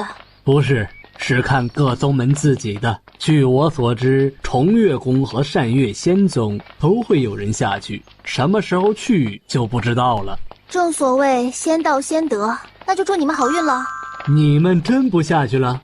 要下去也不能是现在，后面有时间再下去吧。你们要去多久？大概半年左右吧，会在宗门大会前回来。哎，对了，那红莲和白欽没来灵仙宗？白欽来了，就在主峰的后峰，那儿被掌门师兄划给他了。那红莲居然没来，他那么缠着你。刘元叔哼了声，转身就走了。宫暖曦已经睡着了，宫变趴在旁边看着。回自己院子里去。爹，我看着妹妹睡觉又不碍事，可碍着我的眼了。这臭小子，每次看希儿眼睛都冒光，得防着。爹，您都生分了，不爱我了。比起你，我更爱希儿，所以你远点儿，别碍眼。也是，爹和小希儿比，我也比较爱小希儿。宫卫离逆着他，直接就丢了出去。那你就别出现在我眼前了。啊，那不行，小希儿还在这儿呢，怎么着都会见的。宫卫离直接门一关。暖暖，他进去后需我同意了，他才能出来。他还小，才10岁，懂什么？不懂也要从小防范。知道他们不是兄妹的，也就只有几人。变儿虽然还看不太出来，但也可以肯定是没有其他意思的。就是你想太多了，你越是表现的明显，到时候孩子就越容易往那方面想，到时候你可别后悔。那我以后多注意点。暖暖，我去峰顶布传送阵，还需要去试一下阵法，可能会耽误些时间，你们早些休息啊。好，你去吧。第2日一早，里面有个受伤的神兽，你们别靠近他便好。那是娘的师兄，因为意外所以受了重伤，在里面疗伤。你们进去啊，就去顶层，总共12层，越往上压力就越大，灵力呢也越浓厚。越是爬到上面，越能体现你们的资质，但是也不能强求啊。将要力竭之时，就停下来修炼，这是最好的锤炼之法。听明白了吗？娘，听明白了。你们进去了，娘便会把塔收起来。如果有任何问题，就用意念告诉娘。宫耀行了一礼，率先走了进去。宫变还往房间看了一眼，才念念不舍地走了进去。他们一进去，宫暖就将塔收了起来。师伯，你师妹的儿子叫宫变，你好啊。见他没动，又凑过去了些。呀，居然是热的，这种地方居然还有温度，还越摸越起劲儿了。这是怎么了？不会触动他修炼了吧？师伯，对不起啊，我是有意打扰到你疗伤的，小子这就告退。阿离，宫家有没有什么规矩需要注意的？没什么特别的规矩，不用管。宫卫离牵着顾暖来到议会厅，儿携妻顾暖，女儿暖曦见过父亲。希儿，祖父可以抱抱你吗？希儿，祖父就是那样的，他就是不怎么会笑。其实呀，他可喜欢希儿了。宫暖曦看着宫博弈，在他紧张的手心都冒汗了的时候，终于点了头。希儿乖，祖父这张脸就是这样的，不是故意吓你的。祖父好。希儿好，这是祖父给你的见面礼。谢谢祖父。怎么不带耀儿和变儿一起回来？他们闭关了，下次带他们回来。少主真的已是大乘期修为了？自然。好，公家也出了个大乘期大能了。少夫人是和我一样。其他人都惊了。开宗庙，祭祖，我们公家出了2位大乘期大能了。不用管，他就是那样疯疯癫癫的性子，留在这里住几天再走吧。总不能带儿媳妇来打个招呼就走吧？点了下头。那好，带他们去你的院子吧，那里经常打扫着呢。现在知道爹娘为何闹别扭了，就爹这性子还真不好对付。走吧，带你去我的院子。见过少主、少夫人。他就是之前说的族弟。对，就是他。把他带到自己以前的房间。暖暖，这就是我以前住的院子，你和希儿先休息一下，我去找父亲商量点事。好，你去忙吧。宫卫离来到家主院。父亲。坐，是有何事？魔修之事，我们公家可有出现？目前没有发现。怎么，你打算去管魔修之事？不全管，也不能不管，毕竟灵仙宫、公家、重月宫都在。各宗门都自扫门前雪，谁都不想管。这事能避一时，避不了一世，迟早是要处理的。你意已决，为父也不拦你。公家放心，出不了魔修。如果需要帮忙的，可以告知为父一下。父亲有空多去母亲那儿走走，不然母亲何时才能回公家？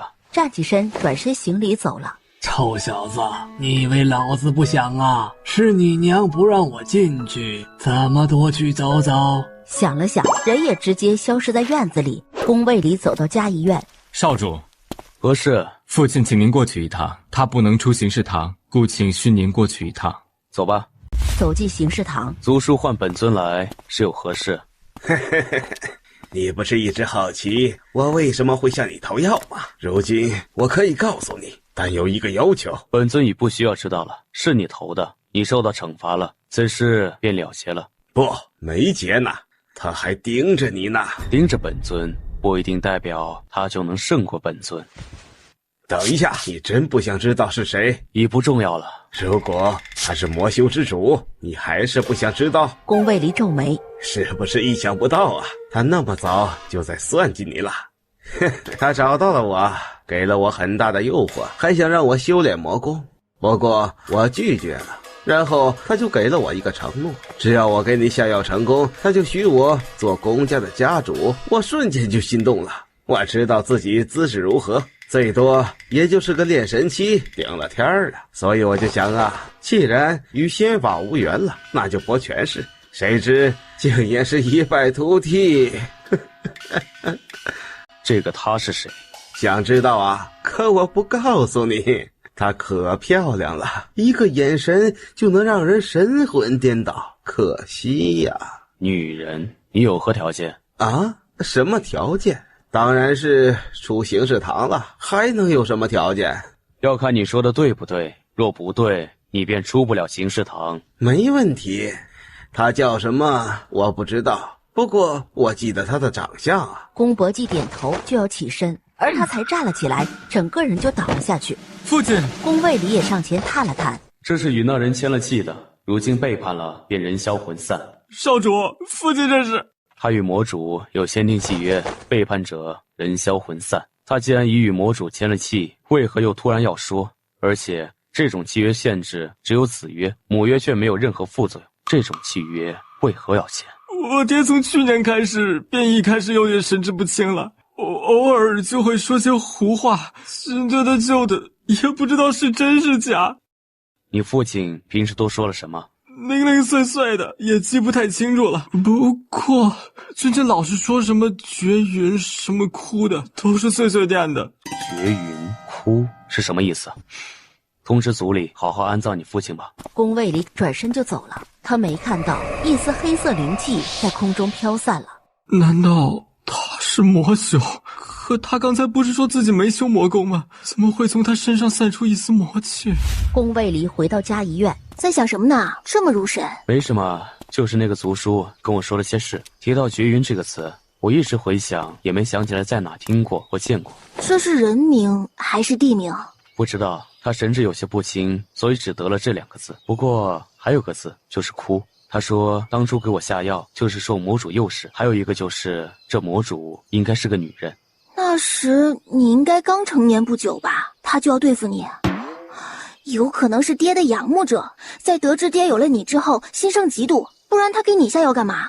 你觉得父亲会有什么仰慕者？也对哈，爹那个面瘫脸，估计也就娘喜欢了。怎么了？啊，没事。那个什么蓬莱仙子，你与他交过手没？未曾，不过还应该不是。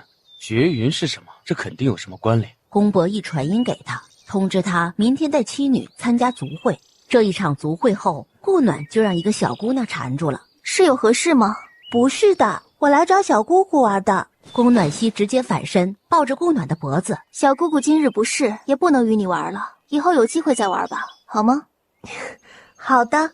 那居春先回去了，祖母再见，小姑姑再见。行了一礼就跑走了。希儿，可以告诉娘为何不喜欢他吗？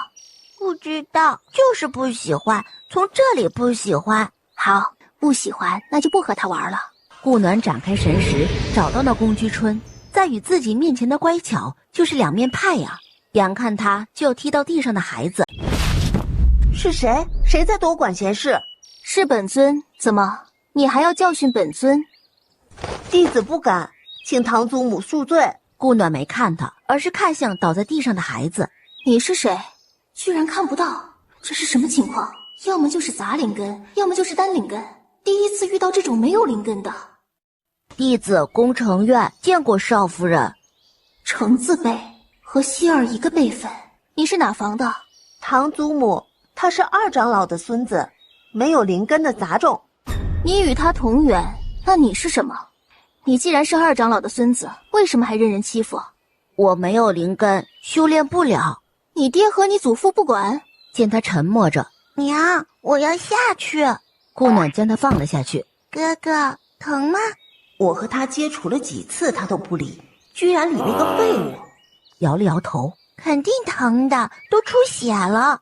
这个很好的，一下就恢复了。谢谢。不客气。宫城院微微的勾了下唇，很浅。宫暖熙上前，这才是笑。好了，希儿，我们送哥哥回去。走，哥哥，我们送你回家。将宫城院送回去，就抱着宫暖熙回了嘉怡院。那个城院的无灵根是怎么回事啊？无灵根？你不知道？二长老的孙子宫城院无灵根，这事儿你不知道？没想到这世上还有无灵根之人，那不就是妥妥的凡人了？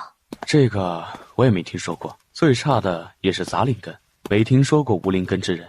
更何况他还是二长老之孙，不应该会出现无灵根才对。我明日去看看。我也要去。好，带希儿一起去。第二天，见过少主、少夫人、小姐。宫卫里点了下头，在要越过他们时，少夫人，我们家春儿是不是做了让您不开心的事儿了？在这儿，我替她向您道歉。谁说的？本尊像是很不开心的样子吗？不是，春儿昨天哭着回来，我还以为她惹您不高兴了呢。你们过来是想质问本尊是否欺负了他这个孙辈？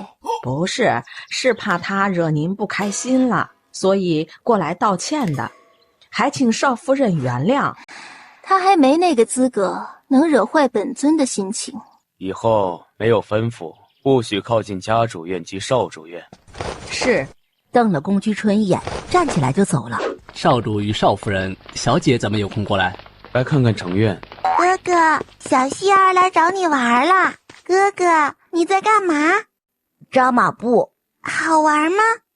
过来，我看看你的情况。宫城院看了下二长老，然后才收起马步，走到他面前。为何会是无灵根？以你们的血脉来说，不应该存在这种情况才对。唉，我们也不知道为何会这样。刚出生时也没人在意，是他1岁多的时候才发现的。顾暖围着宫城院打量了一下，又是独一份啊。唉，我们都知道他在族里经常受欺负，但管得了一时，管不了一世，所以平时让他多学些基本功，锻炼身体也好，保命也罢，都好。就学些基本功，不然呢？他又没有灵根，只能学些基本功啊。就没有那种武术之类的可以练，修不了灵气，那就修武术呗。少夫人，真的有那种武修吗？传言有这种武修，不过我也没见过。不过听说这种武不修灵气，只修真元，他们专注武术剑道，以真气入道，汇真气于丹田，自创剑法功力什么的。这些都是听说啊，我也不知道是不是真的，能不能行。多谢少夫人指点。不管如何，是给了他希望，也希望他真的能找到。希望如此吧。阿离，我去看看。说完就走了。找到宫城院的时候，他正在后院里打坐，试着练真气呢。城院，我教你一套平心静气却又不一样的武术，学不学？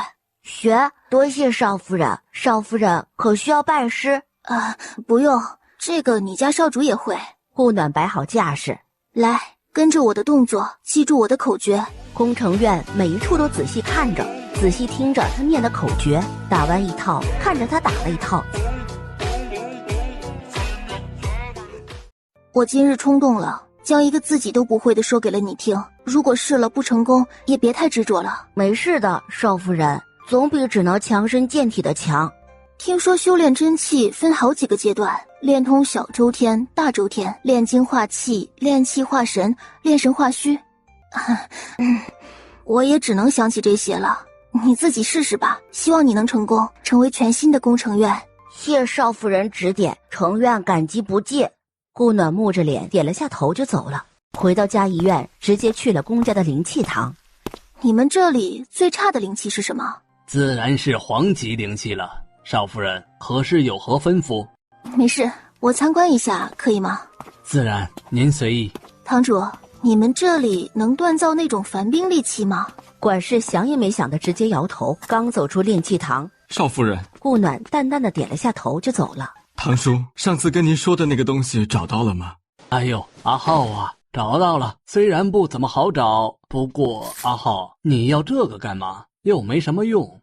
谢谢堂叔，这个对你们可能无用，对侄儿却是很有用的。对了，堂叔，这个多少灵石收的，侄儿给您。不多，不用给我了，你自己留着用吧。回到房间，打开木盒，这个精木加枯木草可以炼制一种，那就是谢灵丹。怎么突然想着游湖了？希儿想摘莲花，所以就带她来了。娘，我也要吃。有一点点苦哦。好吃，还要。阿离，你之前一直在下界，那有没有那种不带灵气的武器？有，当初云脉仙皇送给我的一把不错的剑。那可以转送吗？自然可以，不是什么很特殊的东西。他送了很多东西，留一线便足矣。宫卫里把那剑拿了出来。这剑很厉害啊，这么锋利，看着就寒光四射了。这剑应该是天外石锻造而成，所以很难得。宫卫里见宫暖曦手上的莲蓬吃完了，又想帮他摘一朵。这个不能多吃，吃一朵可以了，想吃明日再来便好，好不好呀，小希儿？好，明日再来。小希儿真乖。带着他摘了2朵莲花就回了岸。二长老，是有何事？哈哈，成院成功了，不请少夫人去看看。什么？走，去看看。来到宫城院之前修炼的地方。天才啊，简直就是为了开创武修而存在的天才。我成功了。哥哥，你笑了。你要多笑笑，好看。希儿，娘还有问题要问呢。我什么时候说自己有问题要问了？你结合真气舞剑试试，这个应该适合你用。你也要送给我？自然，我们留着也没用，也算是为他寻得了益友。多谢少夫人，我一定会好好对他的。试试吧。宫城院点头，开始挥剑。目前他还没创造自己的招式。阿离，你舞一个功法给他看看，让他借鉴一下。看着宫卫里舞了一套功法，宫城院看着他的每招每式，陷入了沉思。宫城院一直闭目沉思着，所有人也没有打扰他。这既然有这方面天赋，那就别辜负了，给他找个安静的、不容易被打扰的地方。是，多谢少夫人。你们已经道过很多次谢了，我也没做什么，这靠的是他自己。还是先去帮城院找个闭关处吧，别老是在院子里练，倒是别被影响了。对，那老夫就先告辞了。我们一起走回去，好不好？好。三人慢悠悠地往回走。少主，少夫人，路过时，在他身上闻到了一股味道。走了段距离，怎么了？这个宫离浩有问题。我刚才在他身上闻到了一股味道，但一时没想起来是什么。娘，我也闻到了。那希儿知道是什么样的味道吗？有一点点刺鼻，像一种臭臭。阿离，那边是什么地方？炼丹堂和储备堂。宫离浩会炼丹吗？这个我不知道，没有关注过他的事。我去炼丹堂看一下，你带希儿先回去。一起吧。宫卫离蹲下去就想抱女儿。今日不许再抱了。为何？希儿都5岁了，哪有还一直抱着走的？让她自己走，偶尔可以抱一下。那这个偶尔是几次啊？最多3次，事不过3。希儿，要爹爹抱抱吗？不要，我要自己走。三人来到炼丹堂，直接走了进去。见过少主、少夫人、小姐。不用管我们，我们就是来看看的，你忙你的。顾暖走进去就开始打量了起来，只找到了3株味道相近的药材。堂主，麻烦看一下，本尊要拿这几株药材走。好的，属下记住了。走出了炼丹堂，走吧，回去，我去查查书。回到嘉义院，希儿，为何不要爹爹抱？您都抱1天了，太累了。爹爹不累。宫暖曦直接闭上了眼，杜绝了他即将要出口的话。顾暖以意志翻了很多书，终于在殿内的架子上找到了一些信息。枯木草，其味辛臭，味寒，常用来做驱疫虫之用。顾暖想起了一个丹方，我大概猜到了，宫离浩他有可能炼制了泻灵丹。顾名思义，就是卸掉修仙者的灵力，哪怕你是渡劫期也好，仙境也罢，只要服下了都不能幸免。他会不会想办法让你用，或者我们，甚至爹？宫卫离立即站了起来，直接消失在房内。父亲，怎么了？宫卫离走到他面前，看了看他的茶杯，却也看不出什么。阿离，入阵。宫卫离点头，就在房内入下了阵。说吧，出了何事了？宫离浩可能炼制了泻灵丹，而且这丹药溶水于无形，亦无味。什么是泻灵丹？听名字便知道了，卸掉修仙者的灵力啊。这种泻灵丹可是不分修为的，哪怕你是渡劫期，只要服下了一样的废掉。它不但能卸掉灵力，还能破坏丹田，且很难修复的。他怎么会有丹方？这就不知道了。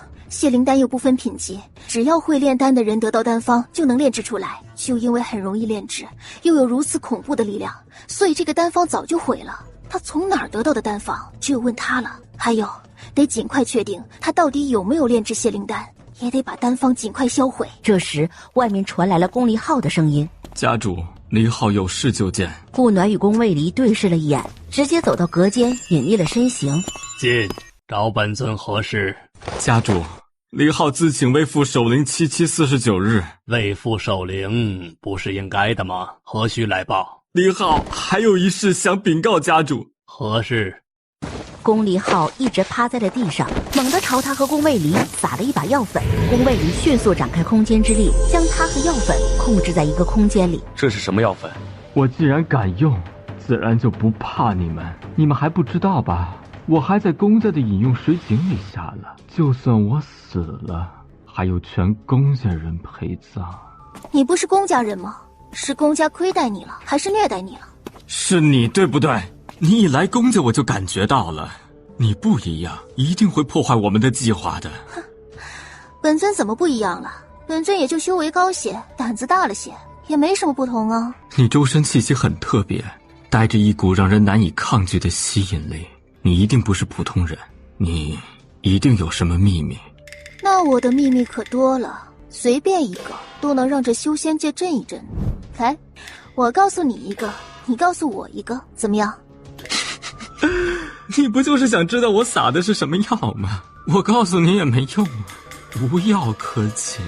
这个不用你告诉我都知道是什么，我只想知道你是不是真的往宫家饮水井里撒药了。撒了呀，还是今天早上撒的呢。惊喜吗？现在都已经是晚上了啊，挺惊喜的。不可能，你们怎么可能知道这是什么药的？不可能知道啊。知道啊，泻灵丹的药粉嘛，我们都知道。我还知道你撒在宫家水井里的不是泻灵丹药粉。你究竟是怎么知道的？你告诉我这个我们还有谁，我就告诉你我怎么知道的。什么我们？既然不说，那就说另一个丹方呢？丹方，自然是在我的脑子里啊，我还能给你不成？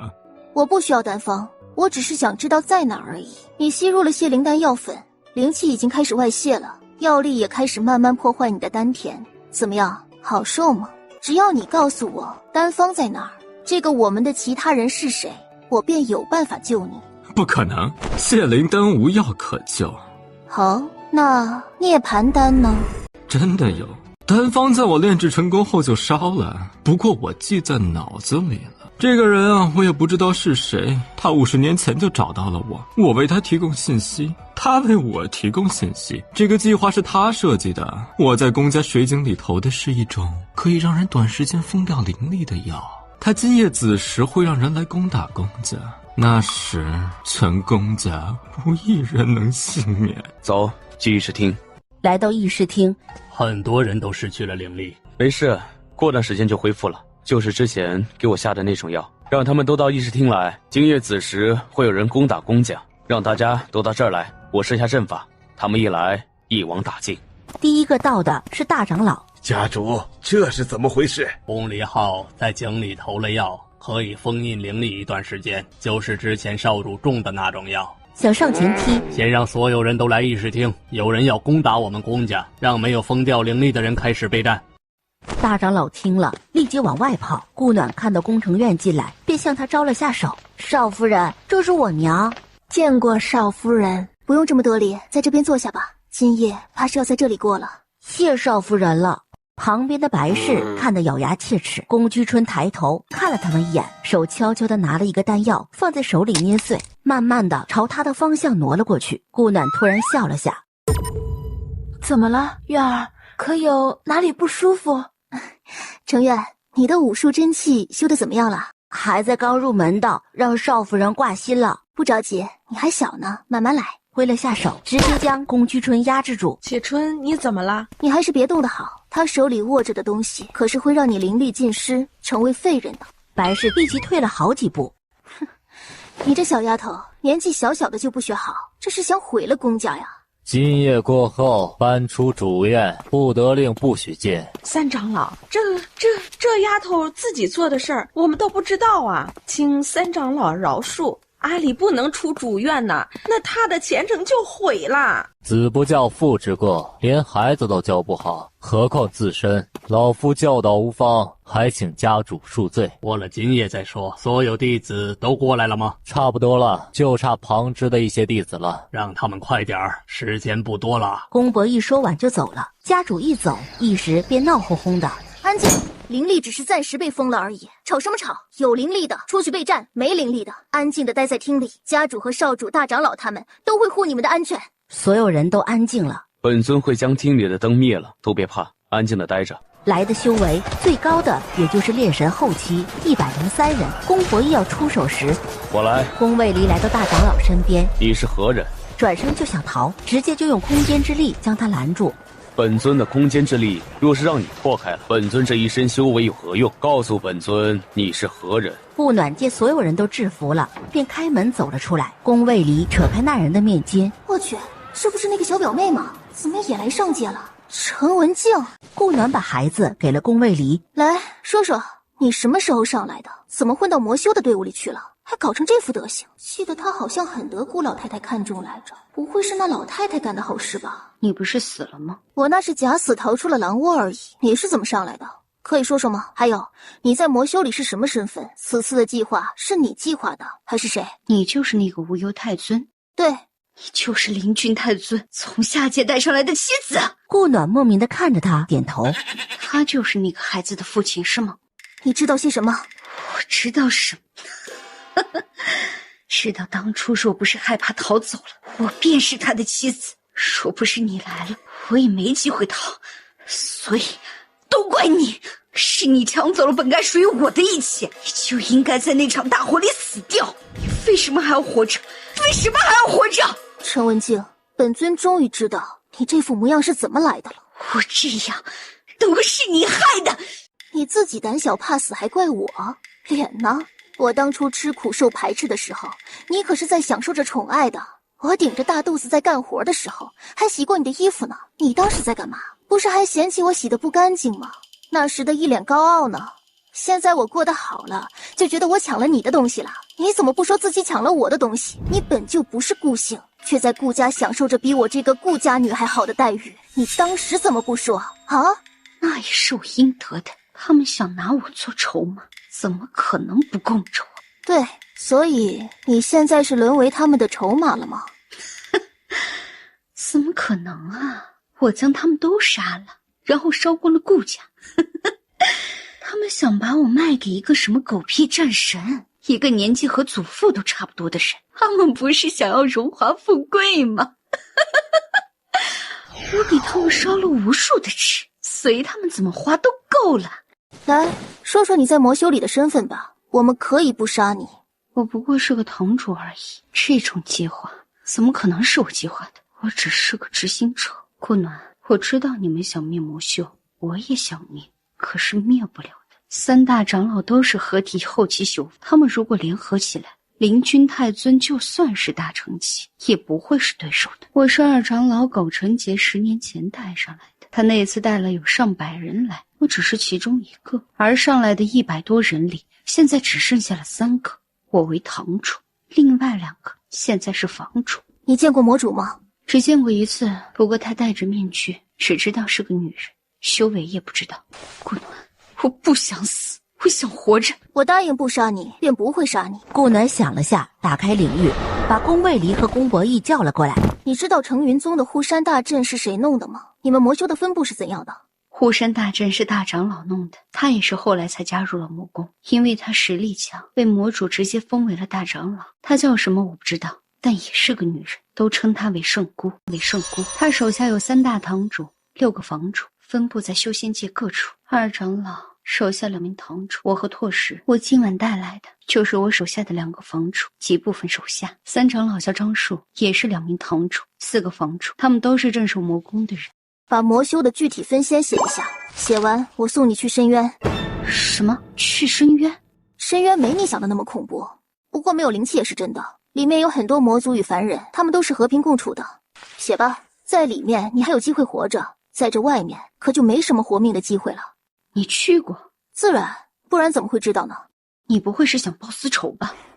就你觉得我们有仇？程文静将所有他知道的信息都写了出来。哎呀，有这个还怕灭不了他们？你写的如果属实，我给你点奖励，可以在深渊里保命用。程文静听了，写得更卖力了。爹，把所有还活着的魔修都带过来吧，把他们都送进深渊。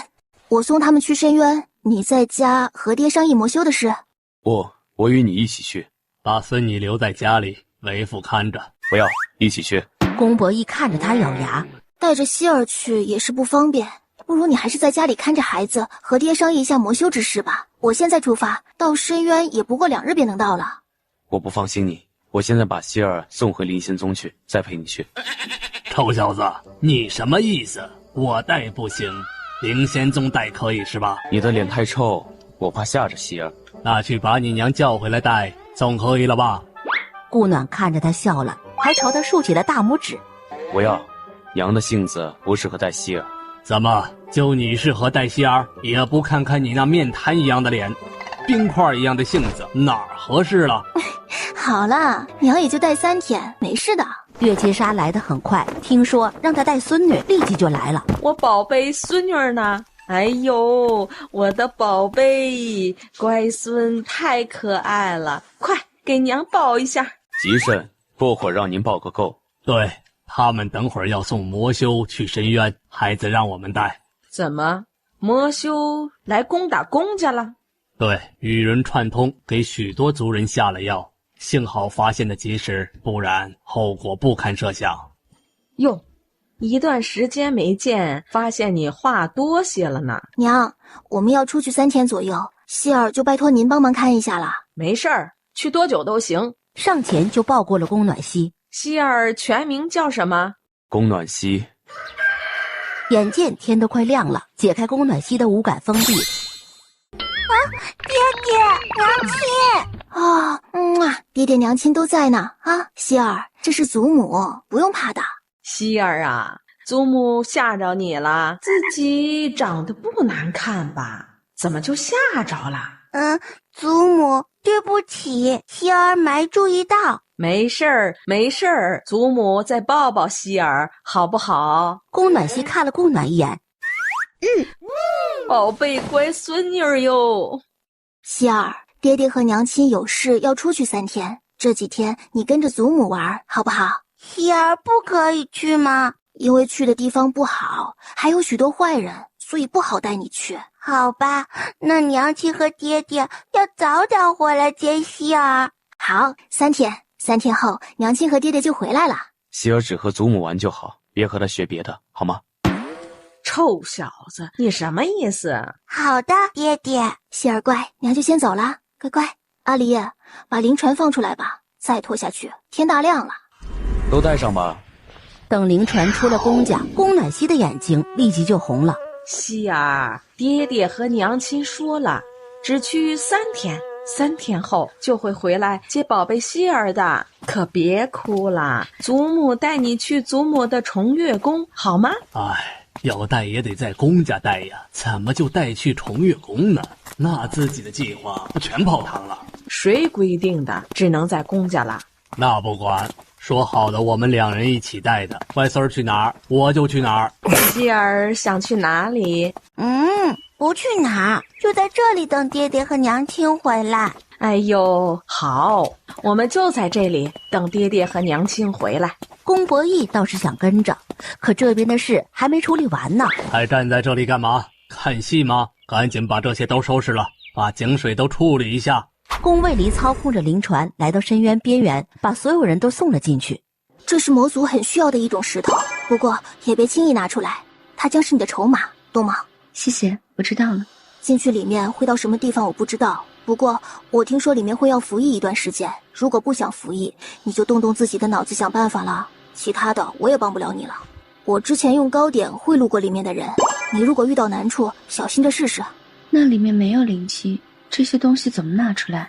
得，当回圣母吧。这里面储备了些灵气，别让人收走了，小心着点用，够你自保了。谢谢，我知道了，谢谢你。好了，你进去吧。程文静看了他一眼，直接跳了进去。这下下界真没有什么是与我有关的了。哦，还有二哥呢，也不知道他在北萧怎么样了。如果想了，就找个时间下去看看吧。再看吧，走吧，回去了。希儿该担心了。回到宫家，希儿，崇月宫可比这里好多了，那儿风景又好，还有好多小姐姐、小哥哥呢。希儿，爹娘回来啦！宫卫离一把抱起他，就亲了一口。是不是想爹爹了？很想，娘也抱抱。梨儿，去一下议事厅。宫卫离亲了宫暖曦一下，把他给了顾暖抱着，就和他走了。暖暖啊，什么时候去崇月宫啊？本来也是想着回来住几天就去崇月宫的，谁知会发生这事儿了。那现在事儿也差不多了，什么时候去？娘，别急，事儿还没解决呢，我们会去崇月宫的，等阿离把事情解决了再去。他们这几天什么都没说。能说什么？该交代的都交代了，这丫头也是受了他指使的。宫离浩，绝云究竟是何意思？我不知道，真的是父亲说的，我也以为你们知道，所以才说出来的。那哭字是你自己说的，还是你父亲说的？啊，这个是我自己加的，就是枯木草的意思。为何背叛公家？你父亲想要公家掌权之位可以理解，你呢？你们都不知道吧？我其实是个半妖，我母亲是个妖皇级灵兽，父亲其实也不是他。我去，这么劲爆！妖皇和人生的半妖，我还真看不出来哎。我亲生父亲是谁我也不知道，听父亲说，母亲也只知道他叫阿树而已。我母亲是一位银狐妖皇，生下我后就死了，他的妖丹父亲都给我用了。可能因为我没有公家的血脉，所以没有归属感，就觉得什么都无所谓。这树的名字有点耳熟呢。魔修三长老叫张树。啊，会是一个人吗？不管是不是一个人，宫离浩现在都不能离开宫家。关进宫家暗室吧，他知道谢灵丹的丹方一旦他将丹方泄露出去，或者炼制大量血灵丹，后果不堪设想。为何不能直接杀了？留着还有用的，他有可能是魔宫三长老的儿子。我送你去重月宫，再去看看现在的魔宫。我这儿子就是坑爹的，居然这么快就想着离开了。他这一走，他娘不也就跟着走了？得想办法跟着一起去重月宫。等等，答应我的涅槃丹呢？给他吧。哼，爹，放心，我这还有。宫伯义还是瞪了他一眼，转身拎着宫离浩和宫居春就走了。宫家的事处理完了。其他的他们解决就好。去看看魔宫的情况，其他的再想办法。那我跟你一起去魔宫看看。那希儿也一起去？去看看又不动手，以我们的修为还怕藏不住？那我也跟你们一起去吧。宫伯义也硬要跟上，成了一家子去郊游似的。到了魔宫，顾暖看着阵法里的魔宫都搞得像灵堂一样。转到魔宫侧面的时候，戴着面具的女人那岂不是魔主？这人到底是谁？还要增高身形来避人耳目，把宫暖吸给月琴纱，自己跟了上去。哎，你怎么不阻止一下？儿媳比那魔主的修为高，不会吃亏的。娘亲不会有事的。对，通知你爹爹也过去。顾暖追着魔主来到一个山洞前，刚想进去。你怎么来了？怎么能一个人来？要是有什么意外怎么办？不会，那魔主修为比我们低，发现不了我们的。拉着他就走了进去。他的修为如何？谁知是真是假？顾暖没再反驳，拉着他看到石头就问。见魔主进了一个密室，顾暖想了下，手探在墙壁上的一块石头上，这还真知道些。说魔主每次都往这里走去，却从来没从这里出来过。要不要进去？去看看吧。慢慢的走了进去，发现人已经不在里面了。看着那边的门，看来他每次都是从这里走的。不过为何要这么麻烦？直接隐匿身形走不就好了吗？魏离拉着他走出了石室。定是有因。阿离，要不要去看看？两人朝其中一条走去，展开神识，慢慢探寻着。顾暖问了旁边的一个小草，就当初魔主来看过一次，就再也没来过了。两人正打算进去，发现宫伯义和月琴纱带着宫暖曦过来了。这里还有别的问题？没有，就是看看。顾暖边走边问着，一路探进去。这石洞有意思。几个人一路走到了尽头，也没发现什么。走了3条路都是死路。顾暖顺着走到最里面，手上摸了石壁，一路敲了过去。这里有什么问题？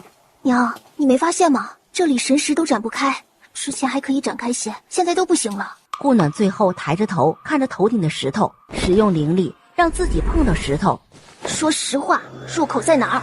忽悠姐这么久，小心姐把你砸出来，雕成猪！一顿威胁，亮出了神剑，这石头才告诉他：阿离，爹娘都跟上啊，不然晚了就进不去了。捡起石头，直接砸向尽头的石壁上，随即往里面一跳。娘，这里好漂亮呀！真是意想不到啊，在这里面还有这一方天地。这大树知道的不多。顾暖推开木屋的房门，门一开，看到的就是墙上挂着的一幅画。阿离，那不会是你吧？阿离，这是御神诀的下部，我都不知道御神诀还有下部。顾暖弄破手指，直接就把血滴了上去，书上的字开始慢慢消失，直接出现在他识海里。走出木屋，换出神剑，就开始练了起来。顾暖边舞边进入了某种领域一样，周身的气息也开始变了，连一旁在玩的宫暖曦都感觉到了。除了宫卫离，所有人都进入了修炼状态。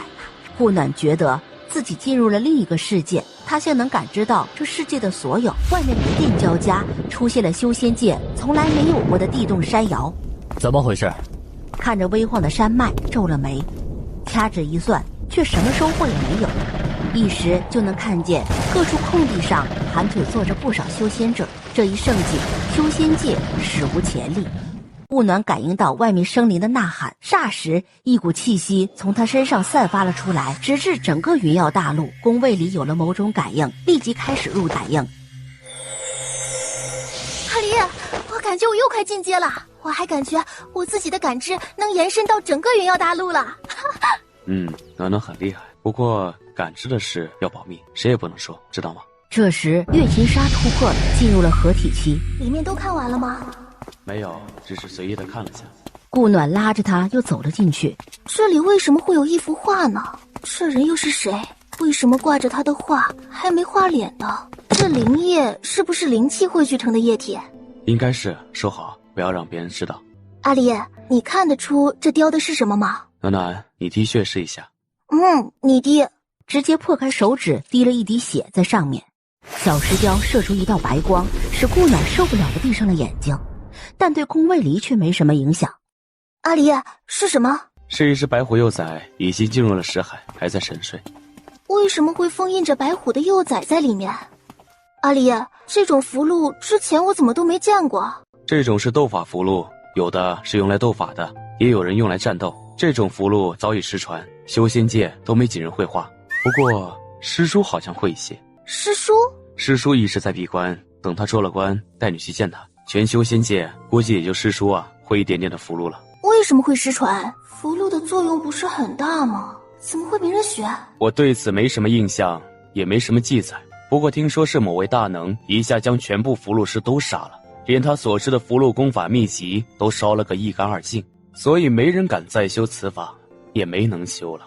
后来那位大能呢？听说是陨落了。这里有，说明这里存的时间比那还久。反正他已经陨落，还是拿出去让感兴趣的人休息吧。宫卫离点头，直接将书架上的书全都收了起来。月琴纱和宫博弈还在修炼。爹爹，娘亲，快来帮我拔！这只能你自己拔哟，如果拔出来了，它就是你的了。希儿，你娘说的没错，得你自己拔，爹爹和娘亲不能帮忙的。宫暖溪瘪了下嘴，咬牙拔了出来，结果剑太长了，切也直接划破了他的手臂。怎么不小心点？快别动，爹爹给你上药。切身颤了一下，围着宫暖溪环绕了一周，直接没入了他的识海里。希儿，用意念就可以将剑唤出，等会儿爹爹教你御剑飞行。爹爹，我很喜欢。喜欢就好。希儿，娘教你一个功法，你好好接收一下。顾暖以传译的方式将功法的前半部分传给他。娘，这个要怎么练？希儿就按照功法上的提示来，闭目内观，法由心生。宫暖溪闭目，慢慢练了起来。他真的可以练，他是继承了我的木系灵根，不过他的资质非常好，这也是为什么几个师兄抢着要教他的原因。那这御神诀是不是说明只有木系灵根才能修炼？我当初初次修炼御神诀的时候，直接连挑几阶，看看希儿会不会也是。这功法很独特。对，天下独一份的。不过我修炼的时候有白色灵气围绕，为何希儿没了？宫暖溪一套功法练下来，修为升到了破骨后期。爹爹，快教我怎么御剑！等宫博弈从修炼中醒来，他们才出了这个世外桃源。这地方可以当休息之处用。是可以，娘要是想来的话，那石头就在那儿，一丢就跟着他进去便好。出了洞口，几人直接朝崇月宫而去。到了崇月宫，秦少，我呢？你自己找地方住。想起孙子给自己的主意，他今晚就住他那儿了。天一亮，希儿怎么了？娘，没事，就是觉得娘很美。哎呀，娘的宝贝儿啊，小嘴怎么这么甜？是不是偷吃了蜜？没有，是希儿的心里话。那爹爹呢？爹爹也很美。对，爹爹可美了。宫卫离弹了他脑门一下，抱起女儿就带她去洗漱了。娘在下面的主殿，让我们起来就过去。那就去呗。三人来到主殿，离儿，本公主就不用介绍了，大家都认识。这位是本公主的儿媳无忧太尊，还有本公主的孙女儿暖溪，他们来崇月宫，一来是探望本公主，二来是认认家门。月琴纱朝宫卫离使了个眼色，让他来说说话。宫卫离直接当没看到，月琴纱瞪了他一眼，又说了些别的，就让众弟子散了，自己则是气呼呼的走了。没想到灵君太尊如此俊朗。那肯定的呀，公主就很美，她的儿子岂会差了？等他们都走了，阿基把这主殿收拾一下。娘，跟我去找个人好吗？希儿要找谁？娘，快点！才看到阿基。希儿认识这位哥哥？不认识，不过他和那个大哥哥很像。跟那个大哥哥很像？他的灵根很特殊，所以被很多人排斥。你叫什么名字？阿基。啥？什么鬼名字啊？他们都叫我阿基。听说武长老是在鸡舍把他带回来的，所以才这样叫的。你还记得自己姓什么吗？姓谦。哪个谦？好像是百谦的谦。这还有好像的。娘，他有入册吗？不知道，我又不管这些，要问武长老，这归他管。我给你改个名字好吗？好。你姓谦，又叫阿基，又在重月宫，那就叫千机虫吧。谢太尊赐名。希儿，你说他和大哥哥一样，是哪个大哥哥？就是那个被罚跪在堂里的那个大哥哥。希儿，你怎么看出来的？感觉到的呀。你还记得自己的父母吗？没见过。这孩子话真少。黑色灵根的半妖。黑色灵根，我去，不会是某书中的空灵根吧？那不应该是修炼天才吗？怎么才破骨期啊？你修炼多久了？3个月。3个月到破骨期了，遭到了嫌弃。这孩子不是进重月宫很久了吗？怎么才练了3个月？立即传音给武长老，让他过来一趟。武长老来得很快。公主，您找我。这孩子归谁管？他不归谁管，因为没人愿意接收他，所以一直在重月宫里打杂什么的。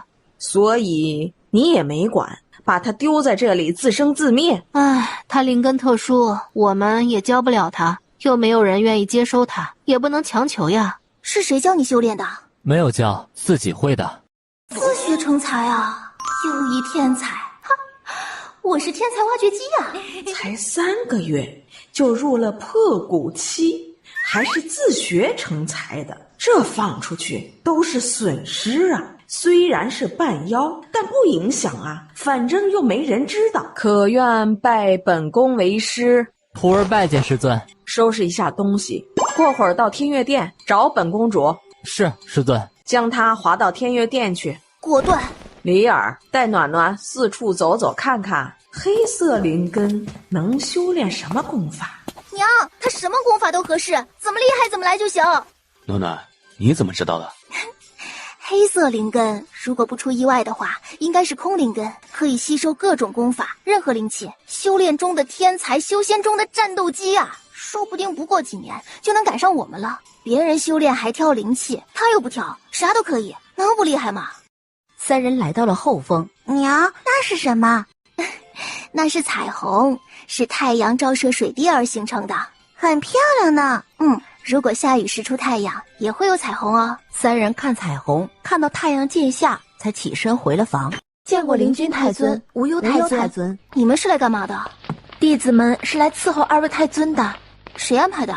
是武长老安排的。我们不需要你们的伺候，回去好好修炼吧。女弟子看向了宫卫离，宫卫离没出声。怎么，灵君太尊看着很需要你们的伺候？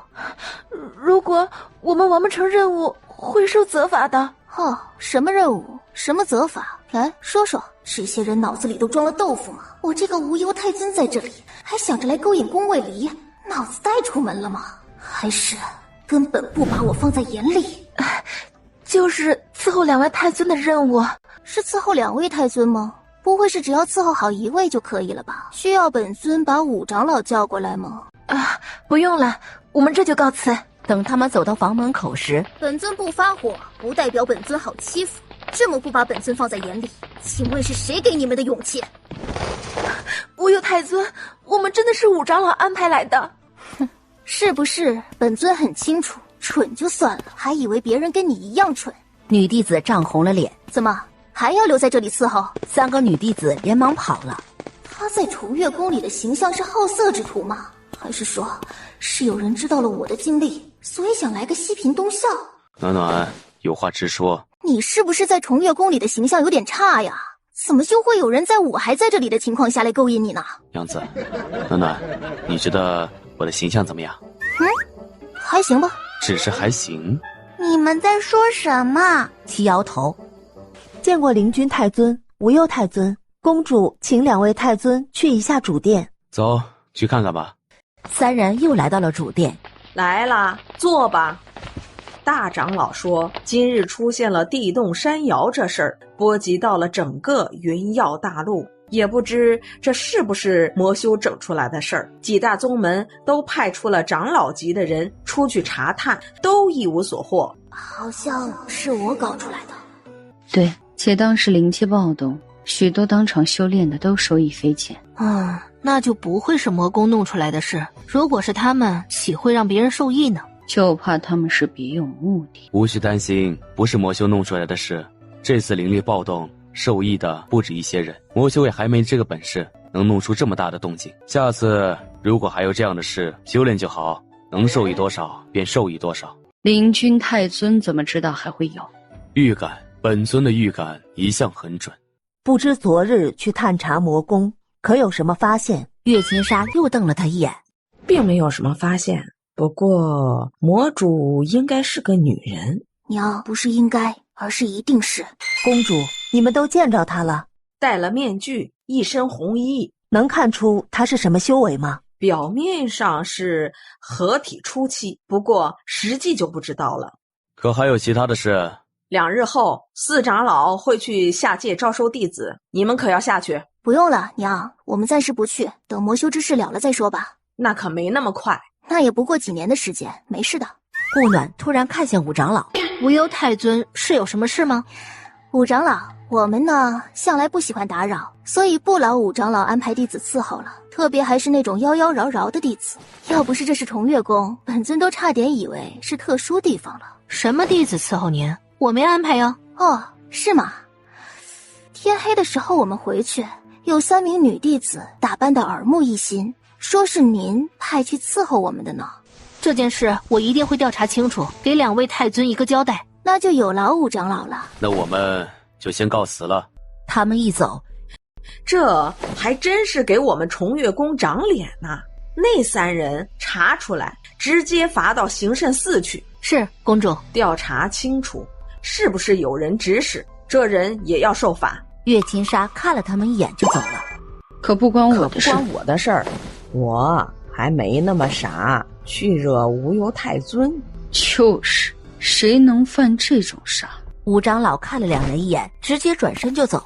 哎，怎么就走了？我真没干啊！这么蠢的人，怎么会是我们重月宫的人？哎呀，太丢脸了！娘，那有一个发光的虫子，那是萤火虫，看，很小只，发光的地方是它的尾部。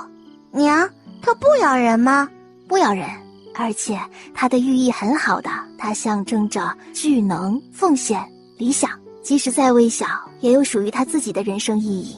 它那么小，也能有着与太阳和月亮一样的光芒，照亮着一片天地。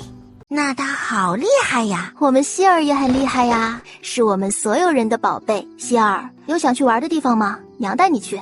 娘亲和爹爹去哪儿，希儿就去哪儿。娘子，你是不是忘了我了？满意否？满意。哼，娘，干嘛要捂我的眼睛？问你爹爹。娘亲刚才亲了爹爹一下，他怕羞，所以才捂住你的眼睛的。第2天中午，五长老，你不必把他们带过来，自己看着处理就好。无忧太尊已经调查清楚，他们是收到纸条信息过来的，传纸条给他们的人并没有找到，我会继续调查的。纸条当时他们看过就自动销毁了，所以也没留下什么证据，可能不好查。看过就自毁了，这不是符箓才有的操作吗？才刚知道有符箓这东西的存在，立即就有人用了，这是在我身上装了监控了吗？纸条是在哪儿收到的？我们的房间，走，去你们的住处看看。来到3位女弟子所住的房间外，看向旁边的树，问最近2天有没有看到什么其他人出入房间的。麻烦五长老去半峰找一个后颈有颗痣的男弟子，修为好像是灵丹期。哦，你只管去叫便好，把半峰的3长老一起叫来呗。无忧太尊，那我们等着吧，你们怎么处理可不是本尊说了算呢。等了好一会儿，后面跟着的弟子见来了这里，转身就想跑。跑什么？本尊还什么都没问呢。太尊饶命啊！弟子真的什么都不知道。你知道本尊要做什么？这么着急就喊着饶命了。3长老，这弟子今日午时偷偷跑进这3位女弟子房间里，行不轨之事。弟子没有，弟子什么都没做。那你是承认自己进去了？弟子。说实话，看着蠢，弟子真的什么都没有做。那你进去干嘛？想与他们相会？太尊，我们和他根本不认识。那3张符箓哪儿来的？什么符箓？你就说说你放他们房间里的3张纸从哪儿来的吧。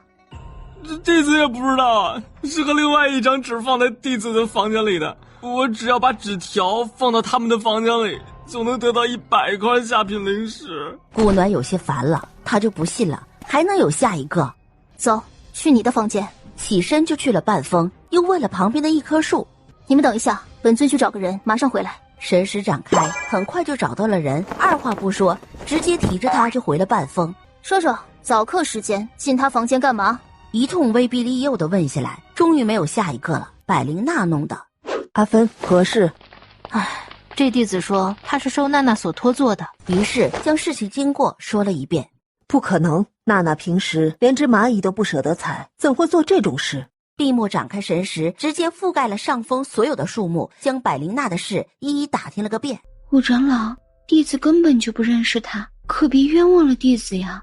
你有何要说的？师姐，明明是您将那些纸条给我的，让我放的，还说如果我办成此事，你可以送我一个地级灵器。怎么可能？我最近不是都没有怎么出门，怎么找的你啊？而且我的地级灵气也都是师尊给的，怎会随意送出？你昨日早课后你找的我，你可别胡说啊！可是受了谁的胁迫，所以才这般陷害我？你可真恶心！长老，弟子认罪。既然认罪了，那就说说那些符箓从何而来。他认了，顾暖可不认呐。太尊，弟子并不知道什么符箓，弟子也没见过符箓。符箓分几种，有黄纸符箓、白纸符箓、金纸符箓。你们收到的纸条是什么颜色的呀？是白色的。那本尊相信不是你了，你也画不出白纸符箓。没想到重月宫真是深藏不露呢，居然还有这么厉害的符箓师呢。无忧太尊，我们也不知道谁会符箓呀。您说他不是，怎么知道他不是的？第一，因为他的手不像是个长期握笔的手；第二，他的修为才破骨期，画不了白纸符箓。百灵娜双手下意识地握紧了些。那也不能按照双手有笔印的人来找啊。重月宫有许多好书画的，他们手上都有笔印。像娜娜，她就很喜欢字画，每天都要练上一练的。顾暖看了百灵娜一眼。顾长老，要找出来呢，其实也简单，让他们都上交一幅字画上来吧，明日本尊来查验。这无忧太尊也就如此，除了修为高，也没有别的特别之处。真的，只要交上一幅字画就可以了。按无忧太尊说的吧。是公主。焕然一新的千机虫端着茶水走了出来。公主，这是……哦，本公主新收的弟子。百灵娜愣愣地看着千机虫。明天召所有弟子来主殿，第一，弄清楚这符箓之事；第二，表明重儿的身份。好。娘，那哥哥看着不一样了。啊，希儿，他看着哪里不一样了？看着气势不一样了，还有眼睛不一样了。顾暖也看了过去，这一夜之间居然就多了股高贵淡雅的气质，而被他惦记上的宫变。娘什么时候才能放我出去啊？我想妹妹了。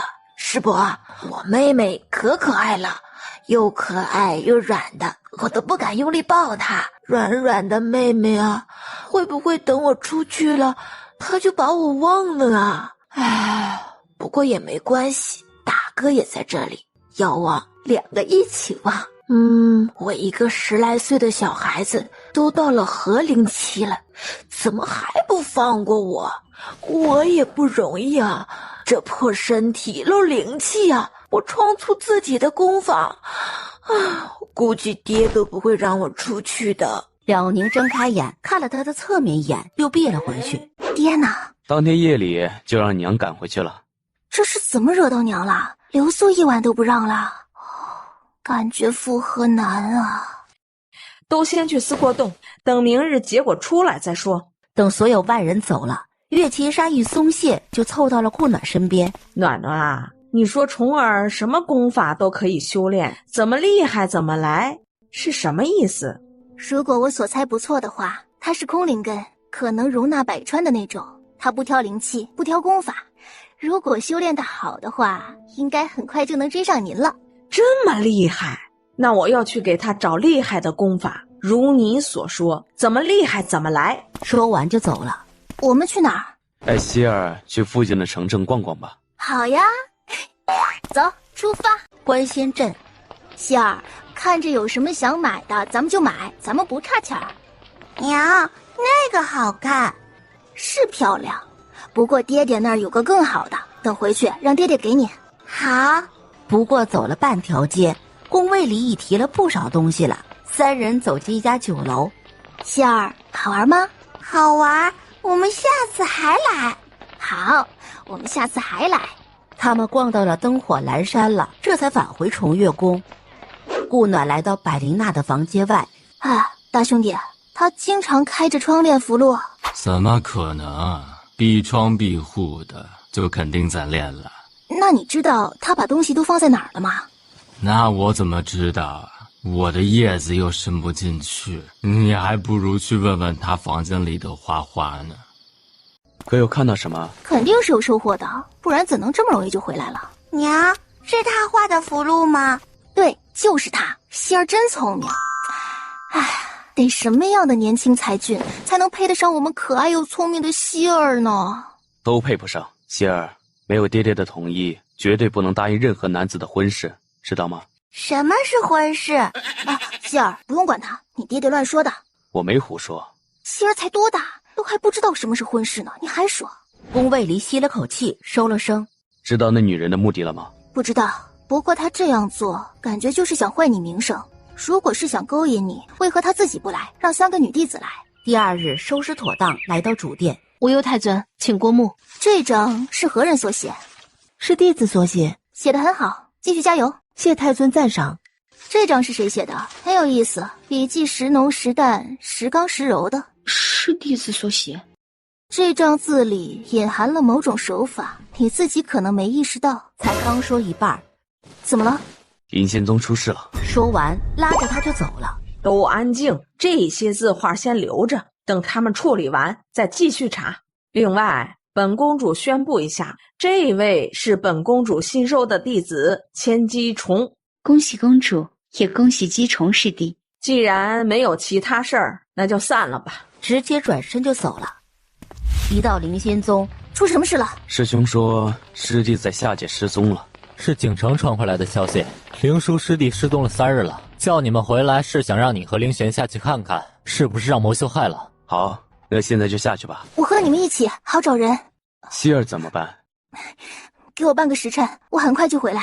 回到雪剑峰，招来顾楚燕和顾楚幽以及顾承鹤。你们进去，不要打扰师伯休息，都努力修炼。如果外面的事情解决了，有机会我就让你们出来玩一下。娘，那是不是我们进去了，你去哪都带着我们的？对，他就在娘的识海里。希儿如果想娘了，也是可以和娘说话的。等他们一进去，顾暖就收起了深渊银阁，立即赶去主峰。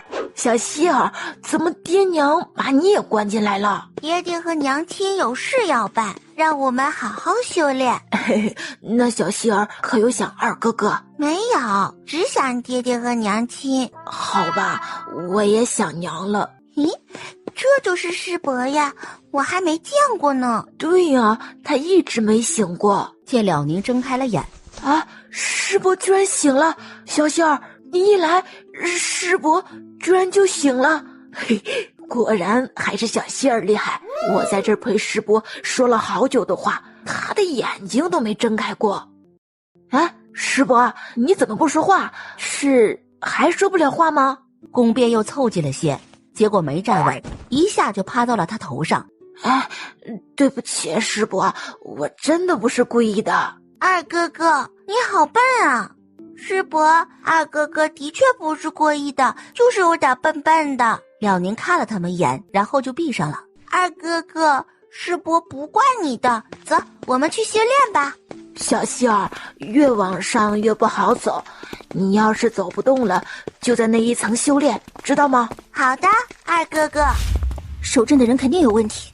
知道，不过先找到灵叔师弟再说。宫卫离牵着他走出石洞。走，先去找景城，看看他怎么说。灵君师叔、无忧师神、灵玄师叔，说一下灵叔在哪儿失踪的。当时他只说出去看看，然后就一直没有回来了。传音也没收到。他的生命玉牌还在，证明他生命还没有问题。顾暖直接开始感应了，在皇宫。走，去皇宫。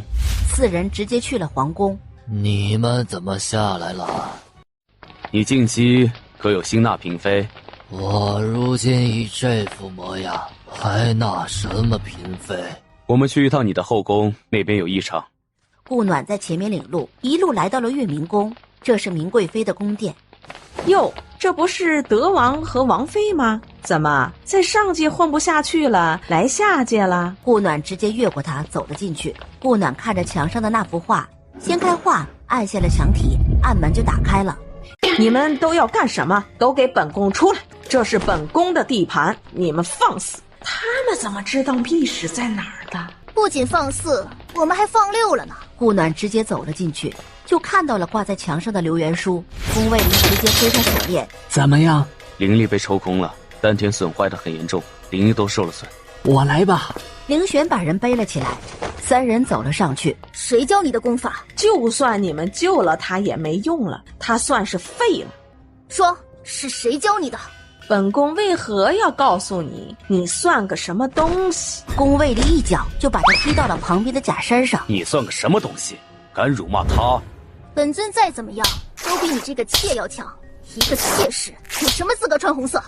你要是不说，本尊这儿有个强效药，可以让你修为尽失的，要不要试试？在这虎豹豺狼遍地的后宫，你没了这身修为，可就连过街老鼠都不如了。我不知道他是谁，他给了我功法就走了。那他是男是女？长什么样子？是个女人，她戴着面具，一身红衣，看不到长相。魔主亲自下来的，那他下来肯定不止这事。他的修为明显比你高，你是怎么抓到他的？用药，也是那个人给我的，只要让他失去灵力一段时间就可以了。剩下的交给你们了，放心吧，衣服还有，没剥光他，我还怕伤眼呢。宫卫离身都未转，就直接杀了。走，先回府邸，看看怎么救治灵书师弟。招呼也没打，就直接出了宫。灵书师叔怎么了？丹田灵婴受损严重，也不知道能不能修复。师弟还失身了。有什么是我们不能知道的？这事就我们知道，谁也不能告诉我。江城、叶盛，灵书师叔的事我们来想办法，你们回去休息吧。丹药暂时先不拿，等他醒来后再说吧。他一直都是个乐观的人，也不知道能不能受得住这打击啊。你怎么这么快找到师弟的？我有某种感应力，可以感应到他去过的地方。这么厉害？一般般。他什么时候能醒？这家伙也是倒霉，下来招个弟子，竟然遇到了这种事。灵力被吸干，也不知道能不能修炼回来，会不会影响他以后的修为提升？明天应该是可以醒的。走吧，让他好好休息一下。等出了院子，为什么不现在给他用丹药啊？这样他一醒来，发现自己丹田没事，不是心情会好些吗？他还有别的问题，等他醒了，看他自己怎么说吧。不是吧？不会真如我所想的那般被强了？不可说出去。是的，都要面子的嘛，我就当不知道。走了一会儿，要不要去看看二哥？等师弟醒了再说吧。第二天，哭什么哭？一个大男人都几百岁了，还好意思哭？骂什么呢？灵书师弟哭一下怎么啦？你也不用担心，师嫂这儿别的不多，丹药还是挺多的。你这丹田受损，1颗融灵丹就可以了。灵佑，我这还有元阳丹。弟妹，这都是你自己炼制的？不是，我师尊炼制的，我全拿了。这2瓶丹药是不是来得太容易了？顾暖一巴掌呼了过去。还愣着干嘛？先吃融灵丹，等丹田恢复了再吃元阳丹。哦。吃完融灵丹就开始修炼，恢复丹田。伤心？我有办法让他没时间伤心。等他修复好丹田，又立即催他服用元阳丹。刘元叔花了7天的时间才修复好，要去看自己的二哥了。一队人来到北萧。暖丫头，二哥，快10年没见了，暖丫头还是这般模样。阿成，快开门，让他姑进去，哪有站在门口聊的？对，开门。这几年你们过得不错吧？不错，有王府罩着，没人欺负我们。这孩子可以给我抱抱吗？当然可以，你是他姑姑，怎么不可以抱？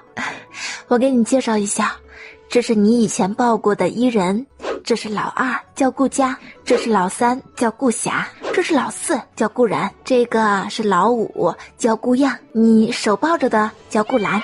听着一群小萝卜头喊姑姑，怎么没把孩子带回来呀？是还要走吗？孩子还有别的事就没带了，我们只是刚好路过来看看你，过2天我们就得走了。那今晚在家里吃顿饭吧。好，家常便饭就好。这是一个地方的特有糕点，你们尝尝。吃了饭，和孩子们玩了一会儿，两人就回了王府。王叔、王婶儿，你们可算是回来了，可还打算走？待2天便走，眼里多了算计，多了阴力，看来正如之前所看。王叔，可否留下来啊？朝里最近有些动荡，还请王叔帮忙。你应该已经知道本尊当初为何会帮你父皇了，这话不该问。如今也是没有办法了。朝臣狼子野心，朕实在是快无力抵挡了。本尊教过你的，你全忘了，帮得了你一时，却帮不了你一世。你走吧。哼，我说，你明知他的身份，就不应该跑这一趟，没得自己不快，还惹了他不快。你也别摆脸，早在你登基之时，本尊便看出来了，你没有帝王之气。如果朕没有帝王之气，如何能做这9年的皇帝？唉，那就要感谢你这位王叔，他父上位的，如果不作死，做一辈子皇帝也是可以的。可是谁让你作死了呢？动了王朝根基，你觉得你自己这没有帝王之气的人，还能守得住吗？朕何时动了根基了？朕没有。朝臣和百姓就是一个王朝的根基，蠢而不自知的，说的就是你这种人。你明明有先天优势，能看人善用，他们也能为你所用，为何你就要作死的去把所有权力都揽在自己手里呢？你不分点羹给人家，你这不是逼良为那啥吗？朕的王朝，朕的权力，朕自己不握着，难道还拱手让人？为君之道，你学到狗肚子里去了。你走吧，直接用灵力把人赶出王府。明日就去西凤王朝，在那边再看看。你兄嫂都看过了？他们家有俩孩子有仙缘，明日去一起带上。顾暖和宫卫离又去了趟顾城家。爹娘，姑姑姑父来了，姑姑姑父快请进。二哥，我们明日就要走了啊，不是说可以待上2日的吗？现在朝廷有些乱，随时可能出事，所以要先走。二哥，你们出门也要多注意点，特殊时期还是别早出晚归了。那你们是要去哪儿？我们这次走了，可能就不回来了，去的地方很远。我看顾然和顾漾的资质都不错，想带他们一起走，就看你愿不愿意了。什么资质？就是修炼，修长生之道。不过他们什么时候能回来，就要看他们了。阿成，答应了吧？孩子跟在姑姑姑父身边，能学些本事也好。我们能跟着去吗？可以，不过那里不比此地，一个不慎便会受到无妄之灾。那里全是大能，说是得罪人了，我们未能顾全周到的话，可能会有生命之危。你们还去吗？那还是算了吧，不为自己，也要为孩子们着想。我们是一个宗门的长老，话语权有，但不是事事都能顾到。2个孩子去了，我是可以让他们入我们的风，尽量的护着，但未来如何，却是要看他们自己的。修仙之道可不是那么容易走的。他顾其他孩子都没有资质吗？他们没有仙缘，修了反而对他们不好。林小妹点了下头，顾城想了下，就起身进了屋。以后跟着姑姑姑父好好修炼，如果有所成了，再回来看我们啊。爹，你和娘不一起去吗？不了，那儿爹娘去不了。等你们修炼有所成了，回来看看爹娘就好。顾然还好，懂事了，听了直接跪了下去，直直的磕了3个响头。顾漾还小，有4个在呢，漾儿不怕。不要，爹娘不去，我也不去。既然不愿，也莫强求，那就然儿跟着我们去吧。那里每过10年，应该会有人来招人，到时看他是不是有机会加入。顾暖和宫卫离最后只带了顾然走了。第2天天一亮，几人就出发去了七凤王朝。不怕，等你修炼后，这就不算什么了。到七凤就感觉到刘元叔的情绪不对了，于是弟子也不招了，计划先回上界。师尊，您怎么也下来了？您什么时候回来的？见过老师。太尊、上尊。上尊回来有段时间了，有事要办下来的。怎么样？他们可都还好？师尊，都还好，爷爷奶奶身体都很健朗。那便好，那就回去吧。出了传送阵，就看到了修仙界这边的守阵人，宫卫离直接将人困了。为何要放魔修下去？我不知道太尊在说什么。然后传信给了云王，让他过来一趟。云王来得很快。这是所谓何事？此人私放魔修，在上下两界出入，此人有问题，在凡界护阵人也有问题。说，可是事实？云王这是在怀疑阿离说的话了。太尊误会，总要问个明白。哼，要是这么容易就认了，不是他傻，就是你厉害。是不是魔修，他未必能看得出来，但他知不知道，本王会调查明白的，本王会另外再派人来守阵。说完，直接就走了。走吧，我们回去。直到回到灵仙宗，也不知道把顾然给谁带比较好，好像就是掌门师兄了。有我这个姑姑罩着，应该也不会吃亏，但也不希望他太过自傲了，所以该训的时候还是得训。回到院子里，就叫来了乐山。主子，怎么了？乐山，这是我从凡界带上来的，我的侄子，你安排个住处给他。这3个你还没见过，这位是陶渊明，我的大弟子；这2个是我的记名弟子，他叫袁凡，他叫文婉莹。乐山笑呵呵的与他们打了下招呼，就带着顾然走了。这人长得真喜庆，也不知道师尊从哪儿找来的人。对修炼之事可有不明之处？暂无，之前都已向掌门师伯请教了。好，那就去休息一下，晚点给你们介绍一下师妹。是，弟子告退。顾暖等他们一走，就进入归虚宫开始找丹方，一直在归虚宫待到了宫卫离回来。怎么了？灵叔进了房间，一直不肯出来，连声都不应一下。这也正常，没有谁遇到这种事还能若无其事的。当然，若他是花花公子，就另当别论了。让他休息几日，再安排点事给他做，分分他的心思就好了。希儿，你让他也进了深渊银阁，有那臭小子在，希儿哪还能修炼？放心，没事的。想了下，走出房间就放出了深渊银阁。宫变的姿势一看就是在玩，其他人正好都在修炼。希儿，可有想爹爹啊？小希儿说他想娘了，没说想爹了。宫卫离一脚把他踢了出去。想了，爹爹，你们的事办完了吗？办完了。耀儿，可还需要进去闭关？暂时不进去了。见过师尊。如果想再进去闭关，就跟我说。娘，爹老是欺负我。你不惹你爹生气，他如何会欺负你？他怎的不欺负你大哥、你师兄们？是傻孩子，什么话都往外蹦，那话说的能不气人吗？不行，要不送到重月宫待一段时间，看看有没有千机虫的那种效果。阿离，改明儿带他们去一下重月宫吧，这俩孩子都还没去过呢。随意。有时间去宗门里多走动走动，别老只是待在雪剑峰。你们来了这么久，别有些师伯师叔的弟子还不认识。顾承鹤完全就是这样的。几个人行礼应下，让他们各自都回去休息。顾暖继续找丹方。我们灵仙宗有哪些人会炼丹？我问的是你的师兄弟妹们。掌门师兄和灵玄、灵犀都会，怎么了？没事，我明儿去丹堂看看，看看有没有我需要的丹药。那天去把所有的丹书草都移走，一颗不剩，看你还拿什么炼。第二天去了青云峰，等顾然行了拜师礼。有人欺负你，你可以去找我，姑姑帮你教训他。可如果你仗势欺人的话，那姑姑也不会饶了你。宗门法典要牢记了，知道吗？姑姑，我会的，您放心。你努力修炼，等你到了灵丹期了，就可以去看爹娘了。是，姑姑。好了，跟着师尊好好修炼，想姑姑了就去找姑姑。先是去看了灵仙宗的丹堂内所有的灵药，在确认没有丹书草和那几味灵药后，就去了千林峡壁。娘，来这里玩吗？宫变打量着这峡谷。待在你爹这儿等着，娘去办个事，很快回来。爹爹，娘要去做什么？娘去采一些灵药，很快就能回来了。顾暖找到丹书草，并开始移植，全移到了秘境去，连根都不留。大兄弟，可有看到什么漂亮姑娘来采丹书草啊？有啊，是挺漂亮的，就是脾气不太好，老是在这边发脾气，伤了不少植物呢。啊，可有看到她的样貌，穿着什么衣服？看到了呀，不然怎么知道她长得好不好看？她每次来穿的都是同样的衣服，一身湖蓝色的衣服。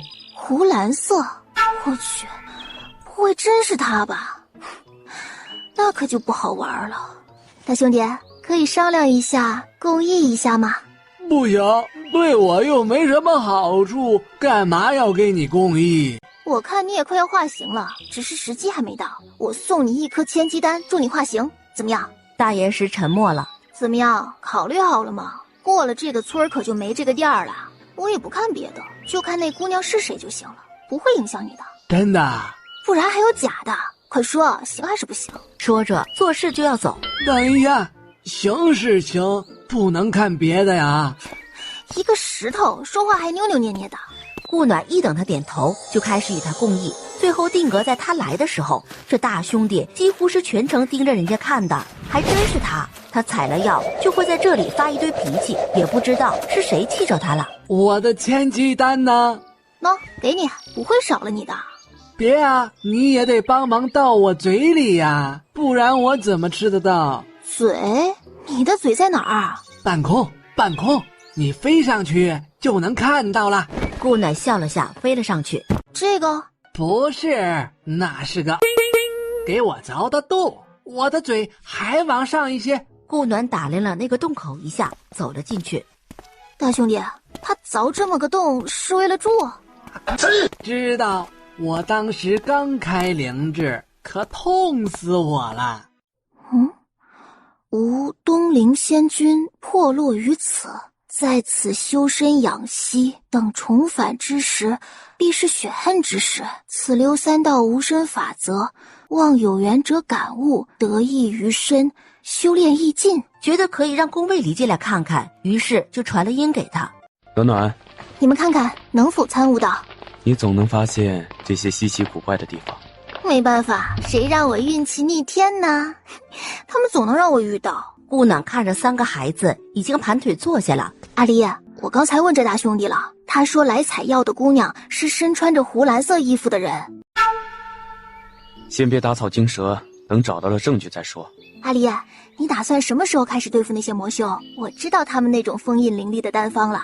如果你们快要行动前，我也炼制一堆丹药，全撒在魔宫里，让他们也体验一把封印灵力的感受。快了，等回去与师兄商议一下。不过这种药我们能不用就别用。哎，我说，你们也聊完了，千机丹可以给我了吗？能不能有点眼力劲儿？没看到我们2个气氛正好吗？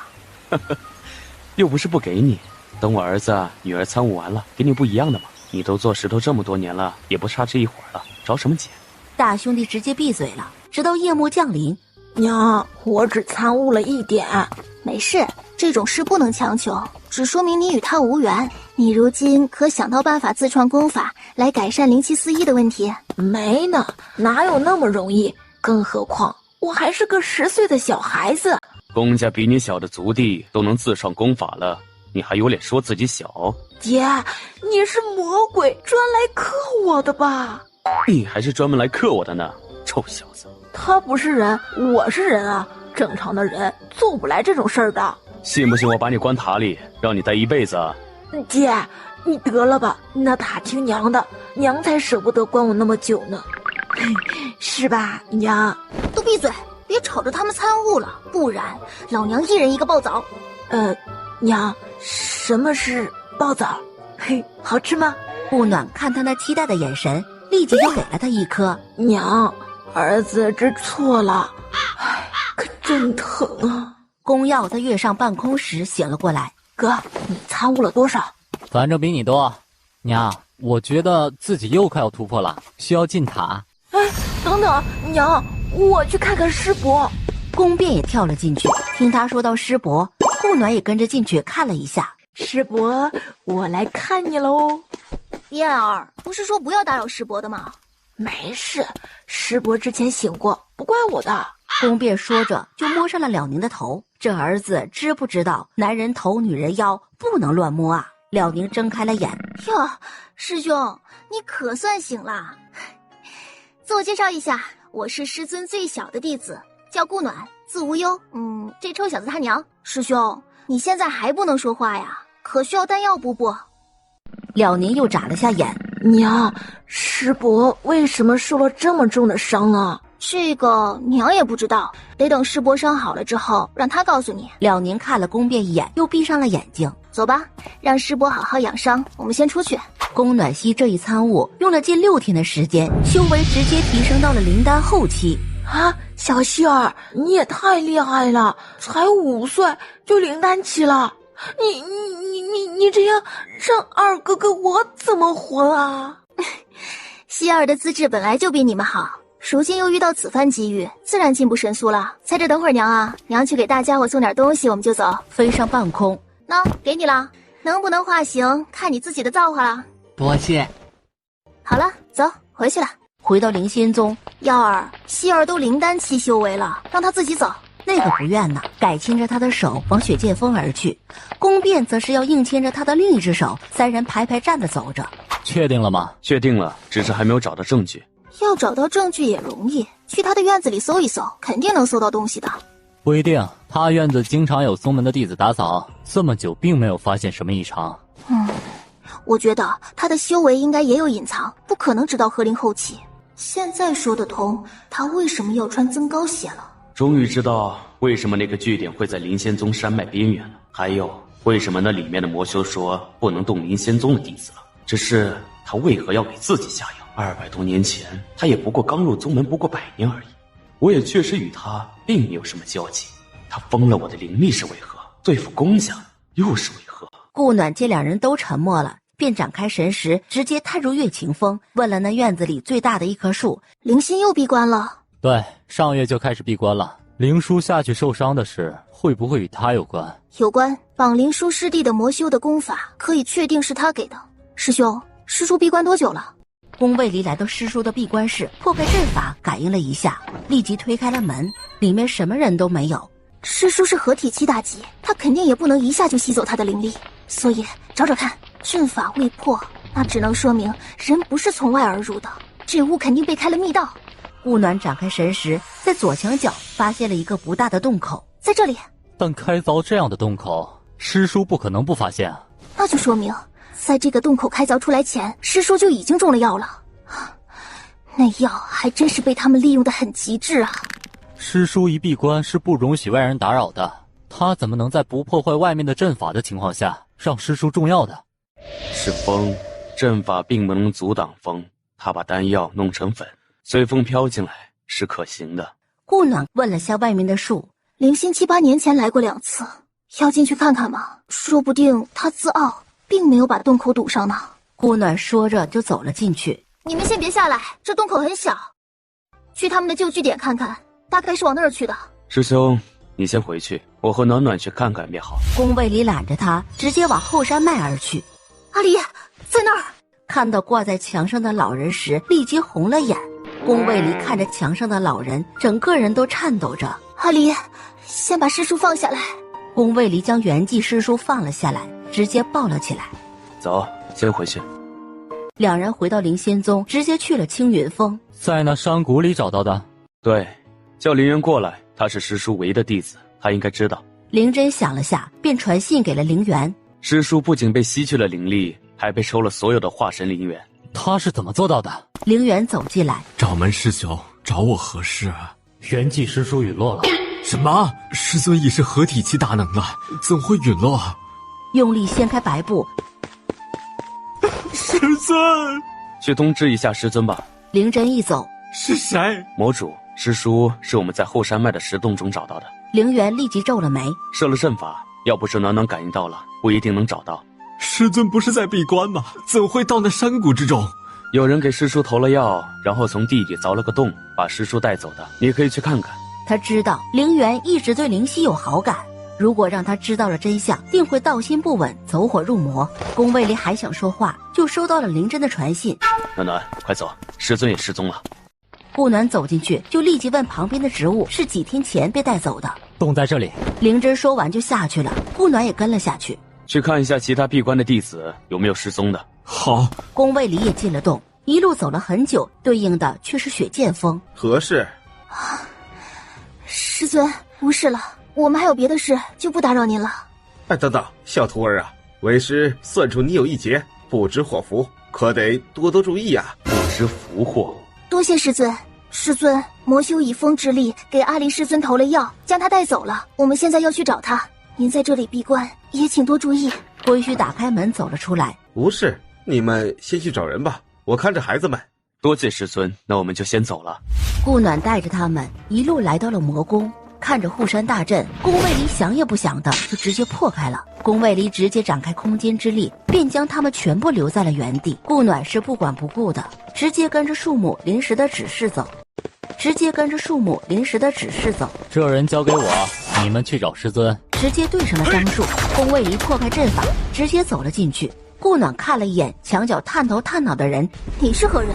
我是新来的，我只是好奇才来偷看的。祝灵七将人放下就进了殿，在快要去殿门时感觉不对，明知道自己不敌的情况下还做如此蠢事。师尊交代了，打不过的撒药粉就好了。哼，那你可知道在绝对的实力面前，你这药粉不值一提。不可能，连合体期的修为都能药倒的，不可能没用。将这孩子直接定在这里，立即追了上去。应该就在里面。宫卫离直接破开阵法，魔主看着他们进来，立即眯了眼。顾暖直接将元熙太尊放了下来。忘恩负义，不会的，他们不可能知道。快带师尊回去，去雪剑峰，让我师尊看看。灵书接过，立即转身就走了。干嘛呢？看对眼了？宫卫离直接就攻下了他。阿离，出去打！看来他还真是隐藏了修为，居然能和他打得不相上下。眼看着石室要塌了，两人才从里面打了出来。灵犀看了顾暖一眼，灵气一甩，直接朝他攻了过来。怎么，他你打不过，还是不舍得打呀？狗东西，没必要与你客气。一个不备，手上的灵气就被他打了出去。顾暖趁此一剑挥了过去，被他险险地避开了。灵犀收回灵气，看着两人红了眼。怎么，刚才不见红眼，现在红眼了？顾暖一个分灵挥了出去，灵犀一愣，立即避开。两人不一会儿就毁了一座宫殿，连后山的山都劈倒了。宫卫离在半空中看着，他不是不想去，而是顾暖玩死这个狗东西。两人一路从后殿打到了前殿，顾暖觉得差不多了，直接展开了领域，将他困在了领域里。狼心狗肺的东西，来说说你如今是何修为？看看是我一个人好呢，还是一起好？你们是怎么知道是我的？自然是有办法了。没问你，你算个什么东西？哼，我再怎么样也比你这个不是个东西的强。灵犀抬起头，挥手就攻向了他。顾暖笑眯眯地看着他，直接挥剑破了他的外衣。大成初期修为，灵犀奋力破开他的领域，直接一把药粉洒向了他们。顾暖直接换风，将药粉吹向了他。灵犀瞠目结舌，从半空中掉下去。灵真提着剑就要去杀他。师兄，他中了自己的制灵丹粉，几个时辰内都用不了灵力了，后面随便你怎么处置。对了，灵元师弟来了吗？他在安排师叔的后事。哦，那就将他带回去吧，交给灵元师弟处置，不然怕是会影响他的道心的。陆景城走到灵犀面前蹲下。姐，为什么？姐，你说话，为什么？你都已经是灵仙宗的长老了，你还有何不满？怎么把他带过来了？我并不知道灵犀是魔主啊，他要来自然带上了。我早在200多年前就入了魔道，那时我还不是长老呢。可是一入魔道，其实想退出就能退出的。你们不是说只要抓了我这个魔主就能灭了魔修吗？我告诉你们，不可能的。真正的魔修功法都在圣姑那里，我都是他教导出来的。在场所有的人都愣了下。他是何修为？哼，与我相差无几。我是因为吸收了师叔的修为才能到此境界，而他不一样，他却是纯修炼出来的。他教我们如何吸取别人的修为，却自己从来不做。那是因为他知道渡劫期有雷劫，若沾染太多必定过不了雷劫。不可能，他对我们都很好的，一直细心教导，怎会如此待我们？哼，如果不知道真相，是不是很崇拜他？你们魔修是不是奉他为神了都？师叔与你有仇？哼，没有。可他不应该老惦记着让我与灵元结侣，他算个什么东西？那你就不是个东西。师叔待你不薄，只因灵元对你有意，便下如此狠手。我当时中了点心魔，加上他的碎碎念念，我一时没忍住。师尊呐，你怎能下得了手？灵犀沉默了，一个已经丧心病狂的人如何下不了手？陆景成直接转身跑了。阿离，我们去这几处看看。灵真、灵启还有灵玄留下来处理。顾暖和宫卫离首先去的第一个据点就是天极帝国的都城。掌柜的看了一眼楼上，立即转身就出了酒楼。他要去通知一下二长老和圣姑。顾暖感觉到掌柜的走了，拉着宫卫离就跟了上去。只有二长老在，圣姑不在这里。先把二长老解决了再说。顾暖点头，直接走了进去。你们是不是走错地方了？没有，我们找的就是你。宫卫离直接一个空间之力就将二人绑了。顾暖问了下院子里的花，走吧，追圣姑去，不然人就走远了。宫卫离直接将二人就地正法了。顾暖一路跟到了下一个据点，这人真会找地儿走。顾暖直接拉着他飞到山脉上空，展开神识，所有山脉间的生灵都给出了答案。这是想逃出云耀大陆？走，不能让他逃了。两人直接朝目的地而去，要在千灵峡壁等着他。在他快要到的时候，直接现身朝圣姑攻去。啊！你怎么会在这里？宫卫离话都懒得跟他说，直接就是打。两人修为相差不远，打的是不相上下。两人打了2天2夜，还打个没完。眼看圣姑的灵力就要耗尽了，他服了个丹药，立即就回血了。难道所有的丹药都是他炼制的？他又试着装叠空间之力将他困住，直接一剑就刺进了他的腹部。不对，一个大乘期修为的身体怎会这么容易刺入？你是伟大乘期，是怎么做到的？哈哈哈，本尊为何要告诉你？他吃了加髓丹，修为在，肉体还未炼制大乘期。宫卫离看向了他，你又服了一颗加髓丹，你这是要拼死了？哼，如今不拼死，本尊还能活命？也对，不拼死怎么活呢？那我就只能送你去死了。直接分灵加领域双开，瞬间将他锁死。你想怎么死？死不可能，没什么不可能的。如果我只有一个领域的话，你可能挣开了。可是我的分灵加领域，你就绝对挣不开了。相公，他你要怎么处置？就地格杀。相公，收神，别把杀意带进心神。不会的，有你和希儿在，怎会让无关紧要的人断我心神？阿离，一碗水要端平了，耀儿和碧儿还小呢。他们不会介意的。圣姑咬牙看着他们俩。阿离，这要怎么杀？宫卫离直接挥手一剑，削掉了圣姑的脑袋。阿离，这挺简单的呀。只是对你来说简单而已。等一下，阿离，这里面的东西怎么办？魔空直接销毁，灵气不带魔气的就留着吧。处理完，两人才重新起身回到灵仙宗。这是怎么了？灵心跑了。你们就没给他绑了？绑了，让人放跑的。师尊呢？怎么样了？师尊无事了，现在在雪剑峰休息。我还没跟他说灵心的事呢。师尊未必不知道，只是没说而已。宫卫离看了他一眼，转身拉着顾暖走了出去。灵心的事不管了？不会，他会让灵元收拾的。可灵元怎么会是他的对手？他逃不了多久的。师尊修养好，第一个就会清理门户。哦，那岳晴风怎么处理？师兄会处理好的。幸好他没有把岳晴风的弟子都带进魔修。回到房间换了套衣服，才去看师尊。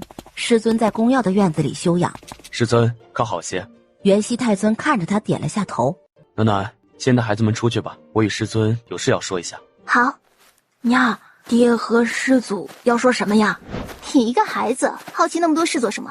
娘，你这就不知道了，孩子小才好奇嘛，长大了都知道了，还有什么好好奇的？哟，没想到我们家碧儿知道的还挺多的呀。既然知道了，就别问了。唉，妹妹在这里，不能说自己不知道。于是忍下了好奇。怎么样？师尊说随我们怎么处置，他不想见他。原还以为他会想清理门户，未曾想他之前是清醒着被吸取灵力的。你要去主殿与师兄他们商量下吗？晚些再去。今夜我们师兄弟们守夜。那师叔要停灵多久？需要叫耀儿出来吗？要停灵749天，让他出来吧。顾暖没有跟着去，而是去找了归墟。哟，来了，过来坐。师尊，您怎么坐在这儿看日落了？这可不像你。说的好像你很了解我一样。唉，我过2日要走了，该回去处理一些事了。啊，您修为恢复了吗？没那么快，不过也该走了。是要去仙界吗？是回去，我本就是那里的人，有些事有些人要找了，我走时就不告诉你了，也不用你送。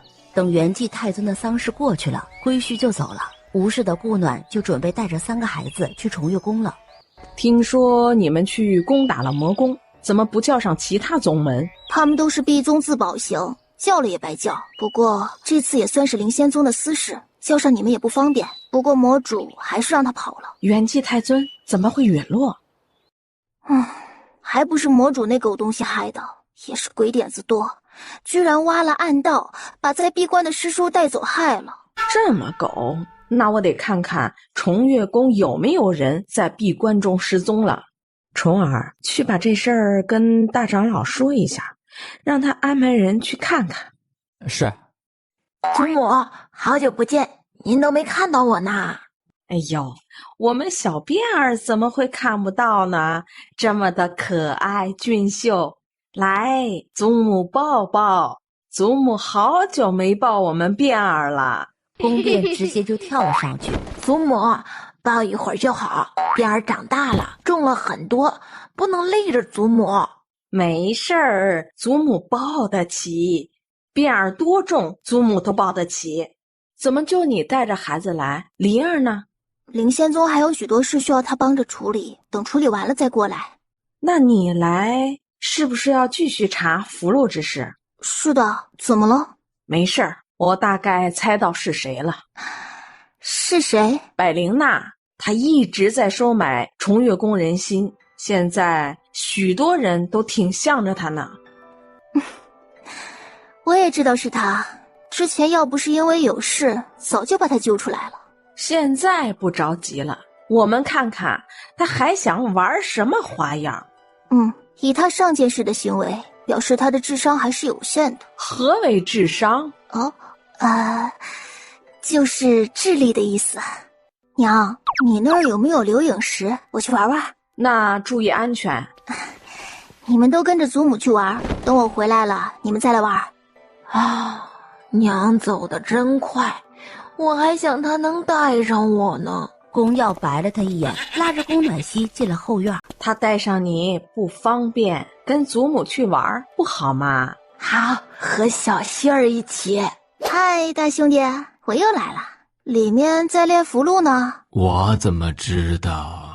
顾暖立即问了里面的花花，还真是在画符箓呢。顾暖打量了下他所画的符箓一眼，悄声的离开。宫耀和宫变正在摘花，一个比一个凶悍。你们干嘛呢？都停下！娘，我就是想给妹妹做个花环。那也是几朵就行了，这花都被你俩薅秃了。尤其是你辫儿，你摘那么多，打算拿来当饭吃吗？我打算多做几个，让妹妹挑着戴。花朵摘下来不用水养着，不过1夜就会枯了。你摘那么多，妹妹又戴不了，就是在浪费，懂吗？娘，儿子知道了。希儿呢？小希儿让祖母带走了，说要给她换衣服。对不起。没事儿，他又不是没穿衣服。我们崇月宫总共失踪了2名闭关的弟子，有一人是4长老的关门弟子楚华。楚华也失踪了，知道是什么时候吗？楚华是上个月闭关的，具体失踪时间不知，不过应该是这几天。岳齐沙让他带着宫暖曦去找宫耀。我能有今天，都是因为他，要不是他拦住自己，无忧太尊也见不到自己，自己又怎会让师尊收为弟子呢？小师妹，你知道药少在哪儿吗？你能带我去玩吗？你想去哪里玩？都可以啊，好玩就行。那我带你去一个地方，那应该还可以。于是宫暖曦就跟着千机虫跑了。娘，妹妹怎么换了这么久，怎么还不出来？我怎么知道？等着，我进去看看。站起来就走了进去，结果里面一个人都没有。小希儿人呢？你们祖母拐跑了。祖母怎么能这样？确认是祖母？不然你觉得还有谁？走，找你们祖母要人去。顾暖率先出了月宫。你们祖母带着妹妹去执事堂干嘛？玩呀！你就知道玩，再不努力，妹妹就是别人家的了。谁敢抢我家妹子，我揍死他！妹妹就是妹妹，不许说妹子。再说了，就你这修为，都不够人家塞牙缝呢。娘，谁牙缝这么大？肯定是配不上妹妹的，得让爹看好了。宫耀直接越过了他们，进了执事堂。耀儿，你怎么到这儿来了？祖母，妹妹呢？不是让虫儿带去找你了吗？那就是让千机虫带走了。希儿不在里面，被千机虫带走了。啊！展开神识，立即全网覆盖，直接往后山而去。啊！等等我呀！啊！让他再玩会儿，他很高兴。娘，你干嘛？小希儿在那儿，没看到他笑得很开心吗？让他再玩会儿。接下来去哪儿？去了哪几个了？这个，还有这个。那我们就去离这里最近的丰城，那儿有2个。两人不过一会儿就到了丰城。他们到底把人藏哪儿去了？走，我们直接去另一个看看。这个是在城主府外的一个书肆里。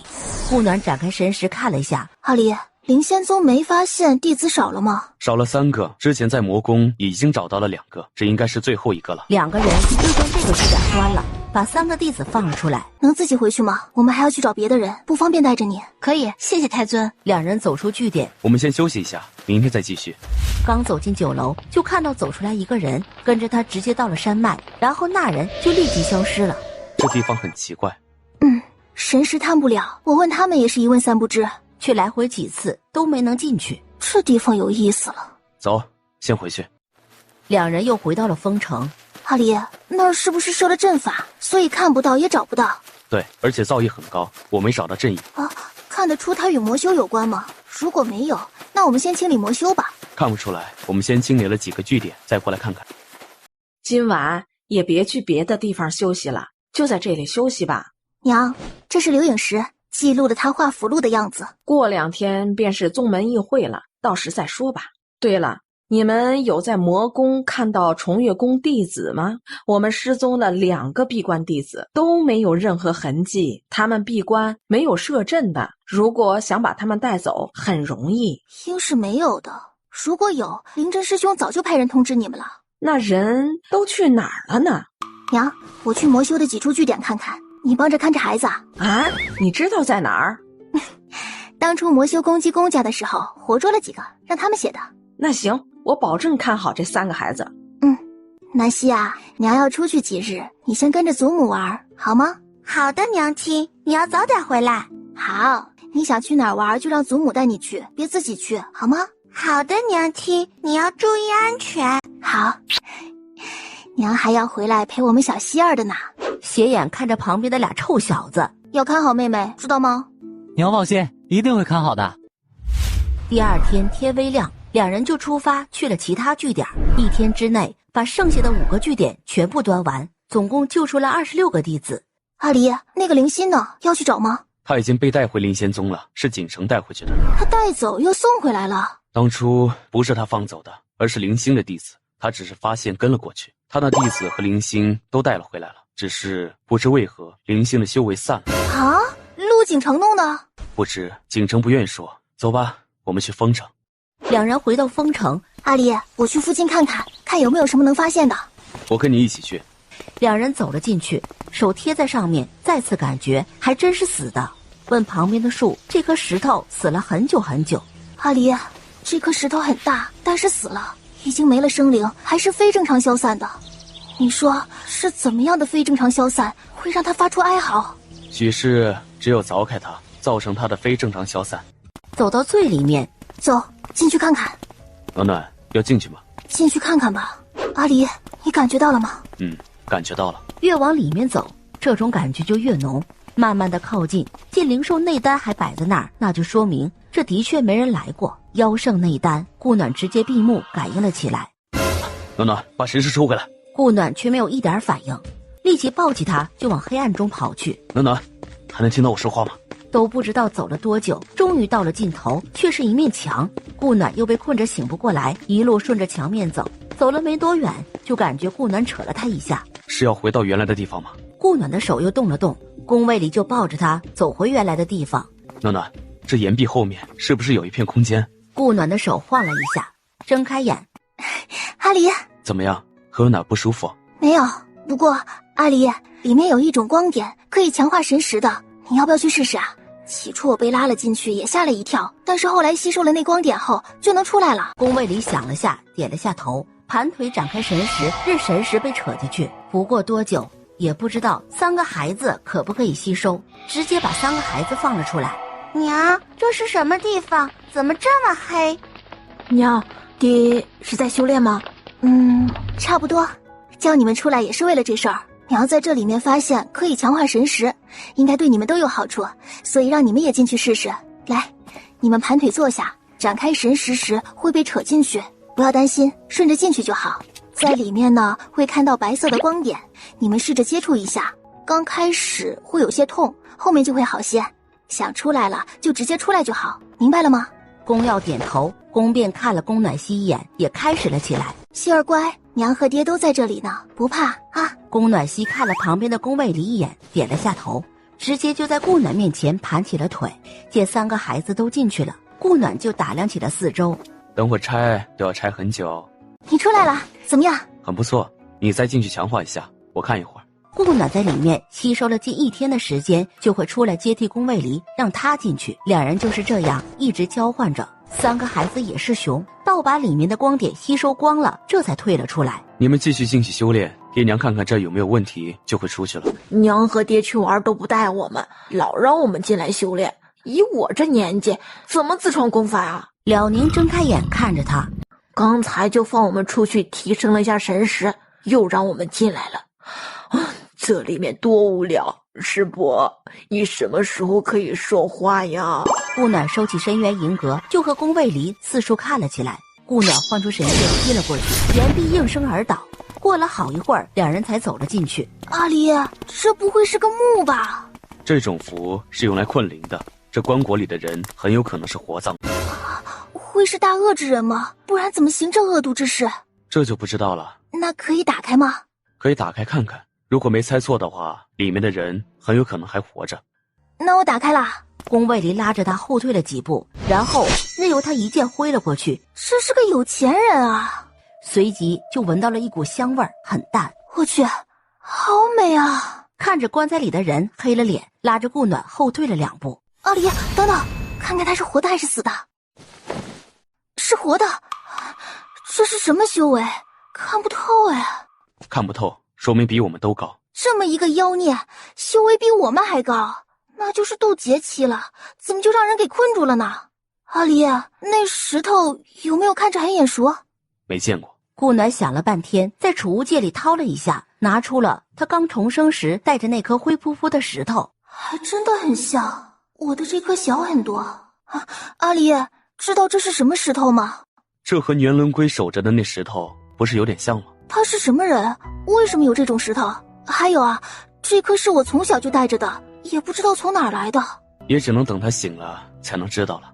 暖暖，这里应该还有一个空间，那个光点所在的空间还没有找到。直接把玉棺又给他盖上了，进了深渊银阁里。四面墙却是没有一点发现，投向了那些陪葬品上。终于看到了一个东西。阿离，那拉扯神识的应该是这个东西了。我探了下，里面有很大的空间，能看出它是什么吗？估计也是个神器。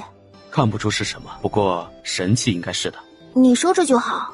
这与你有缘，你收着吧。夫妻俩一人一个方向，差不多就把这石室里的东西都收完了。阿离，你看看那是不是一个洞口？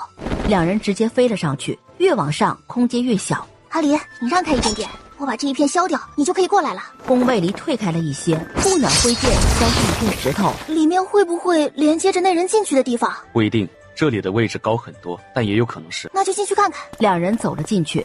阿离，那不是封城吧？这应该就是那个人进的地方。那他们这个村也不安全啊，这人上空飞过不就看到了？暖暖，我们直接从这里下去试试。宫卫离看着那一个点飞了进去，两人刚落地就被人给围了。我们是从上面看到的村子，好奇，所以就直接下来了。我们村里还从来没进过陌生人，你们来是所谓何事？没事，不是说了吗？就是好奇而已，也不是有意打扰，请不要介意。若无事，请立即离开。你们是咒氏一族？你怎么知道？看到了你们身上的符文，知道那是咒氏一族的族徽。认识这个符文的人也不多了。阿离，什么是咒之一族？就是专攻咒术的人，他们修为不高，但咒术很厉害。我们如今也没有什么厉害的咒术了。爷爷，是什么客人啊？不是不让你出来吗？怎么跑出来了？看您一直没回去，所以过来看看。那我们就先告辞了。请等一下，我安排人带你们出去，不然你们也出不去。请这边走。那小姑娘想靠近，却被宫卫离避开了。不好意思，孙女无状，请不要见怪。那人带着他们左拐右拐的，绕了很久才出了村。从这里直走，大概1里路就出去了。我村里还有事要处理，就不继续送你们了。说完，转身就走了。我怎么觉得前面不是出口呢？跑得那么快。我们先去看看吧，这村子我们也不能久待。见他们进了迷阵雾林，这才返身回了村里。村长，他们都进去了。那就好，不能让他们出去，不然谁知不会招来什么祸事。爷爷，您真让他们都进了迷阵雾林，那多危险啊！不是他们危险，就是我们危险，赶紧回去。小姑娘气呼呼地走了。果然他们没安好心，他们自然不想我们出去，不然泄露了他们藏身之所，他们岂不就危险了？那你还进来？不进来，要么全杀了他们，逼出出口，不然我们也出不去的。宫卫离看着前方的一个黑影，提高了警惕。这家伙挺大呀。慢慢的，大家伙走了过来。干嘛？直接将他提起，放在了他自己的肩上坐着。待他一坐稳，就想转身了。啊，等一下，把他也带上啊！你这是要带我们去哪儿啊？走了大概1个时辰左右，就进到了一片洞窟，将他们放下，转身就走了。欢迎来到迷阵雾林，我们都是误闯进来的，在这里自建了一个小村落。我是这里的村长，我姓王。这黑熊是怎么回事？这个我也不知道，只要有人误进了迷阵雾林，他都会把人带过来，我也是他带过来的。既然这样，刚开始的时候他为什么不带阿离？这里真的出不去？至少至今从未有人成功离开。至今无人成功离开，那就是有人去试了。有许多人试过，都是有去无回。过一段时间，那黑熊主把他们的尸体带了回来。我们打算去试试，告辞。等等，要不你先去看看，他留在这里等，不然都去了，到时有危险也不好，不是？哼，不用了，我与他是同生共死的。拉着宫卫离就走了。那就祝你们好运了。两人走到天黑，也没有看到一个灵兽或人。宫卫离找了一片比较平整的地方，让他放出归虚弓。宫卫离看的是阵法，顾暖则是找到了符箓典籍看了起来。两人光是在归虚弓里看书就看了好几天。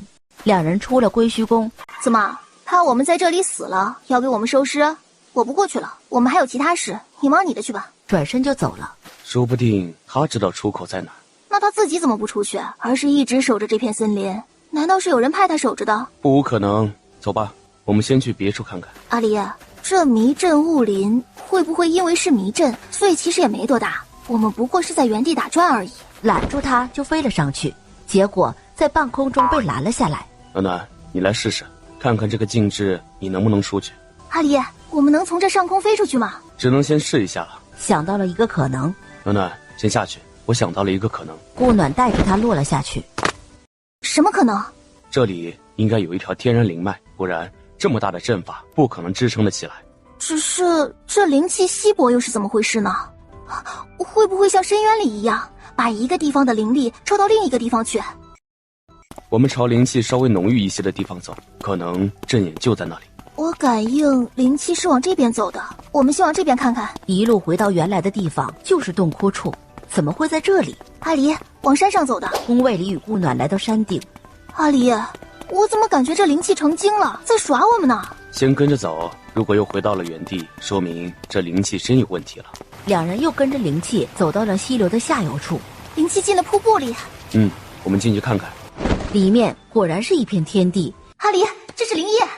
阿离，你那儿有多少玉瓶？都给我，我要全装走。这里的灵气很浓郁，说明这里真的有灵脉。不过我们能把这灵脉搬走吗？如果可以，我直接放到秘境去。看过才知道，先把这些灵液都装了吧，等会儿去看看。阿离，这里灵气如此浓郁，怎么会没有灵兽呢？都只是一些普通的动物。里面可能有个厉害的家伙。这灵脉真是豪横啊，直接摆在这里了。话刚说完，前面就飘来了一片绿色的火。阿离，有火！这是木灵火精。干嘛？木灵火精看了他一会儿，又围着他转了一圈，然后又飘了回去。阿离，要去看看吗？两人直接跟着木灵火精往里走。一种灵气一个通道哎。先去木灵火精那儿看看，他能出来找你，说明与你有某种感应。两人直接朝木灵火精所在的方向走去。木灵火精直直地停在顾暖面前，吐出了一口小小的一个火焰。暖暖，接住！啊，居然不烫，我还以为会很烫呢。暖暖，盘腿坐下炼化它，它是木灵火精的幼体。啊，他为什么要给我？木灵火精跳动了一下就走了。这一炼化，他用了近3年的时间，修为也提升到了大成后期。阿离，我成功了。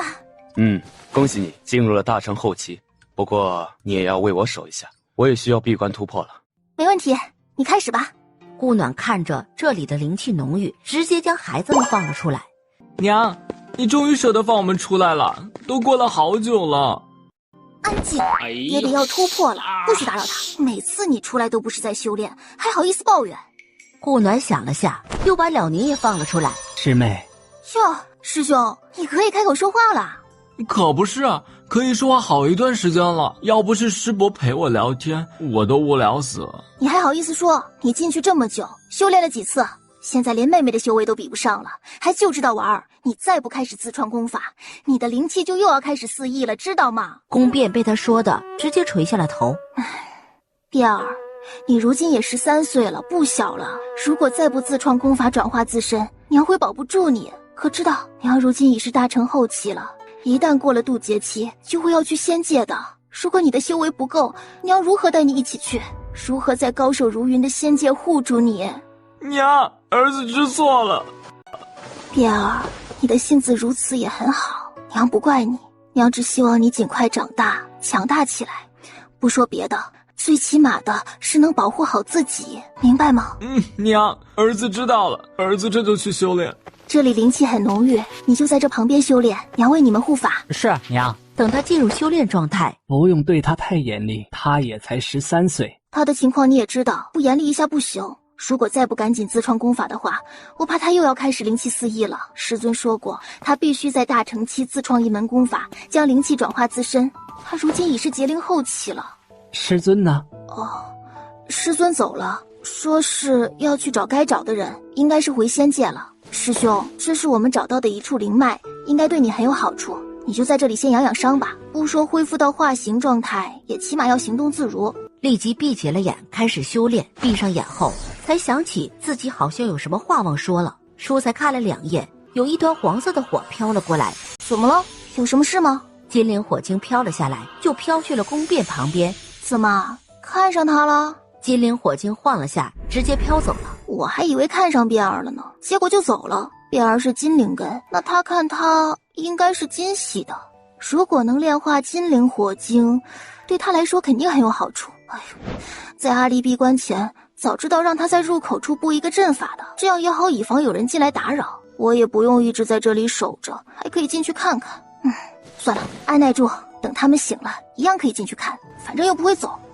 又过去1年，宫耀突破了合灵后期就醒了过来。娘，哎呀，我们耀儿是个大男孩了，如今也有17岁了。如果是在凡界，是可以娶娘子的年纪啦。娘，这是哪儿啊？这是我与你爹找到的一处灵脉，这里灵气浓郁，方便你们突破，我就把你们放了出来。娘把师伯也放出来了。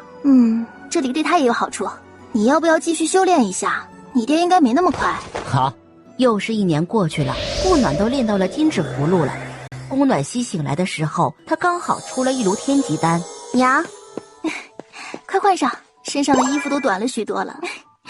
我们家希儿都长这么大了。宫暖熙笑着接过衣服，走到了无人处去换了衣服，走回来看着顾暖处理丹药。娘，我也想学炼丹。好，娘教你。这几本书你先看看，看不懂的就问娘，看懂了想开始练了也找娘，娘在这里各种草药多得很。好，宫暖曦的10岁生辰就在这个灵脉里度过了，一家人就在这里闭关了近8年的时间。宫耀卡在自己21岁生辰的时候醒了，顾暖炼丹，宫卫离教宫耀阵法，辽宁中间醒来过几次，都已经能站起来了。顾暖见他不修炼了，就拉着宫卫离出去，想捉几只小动物回来。好吃。哼，那是，我烤的向来是与众不同的。那这烤猪应该比兔肉好吃，你尝尝。是比兔肉好吃，兔要是兔肉太少了，没尝到味儿就没了。宫暖曦在1年后成功突破了结灵期。娘，怎么了？没事，我们家希儿真是越长越漂亮了。你身上的衣服穿着不合适了，去换上吧。谢谢爹爹。去换了吧。宫卫离突然出现失落的情绪了。是不是看着他长大了，怕他被别家的臭小子拐走了？没经过我的同意，谁也不许靠近他。照你这样，希儿都不用找伴侣了。不找也挺好，有我们护着他。父母兄弟始终代替不了相公的，你不想看到他幸福吗？像我这样的，想。放心，有我们在，谁也骗不了他的。更何况他有着与我一样的感应能力，是好是坏，他分辨得出来的。但也要看情况。爹爹，你们怎么了？没事，就是感慨啊，你一下子就长大了。长得再大，那也是你们的女儿。那是。来，哥哥抱抱。大哥哥。大哥哥怕小希儿长大了，以后就不能抱了，所以要多抱抱。怎么会？我长大了也是你妹妹，怎么可以不抱了？对，像你说的，再大也是我妹妹。朝旁边的宫卫离努了下嘴。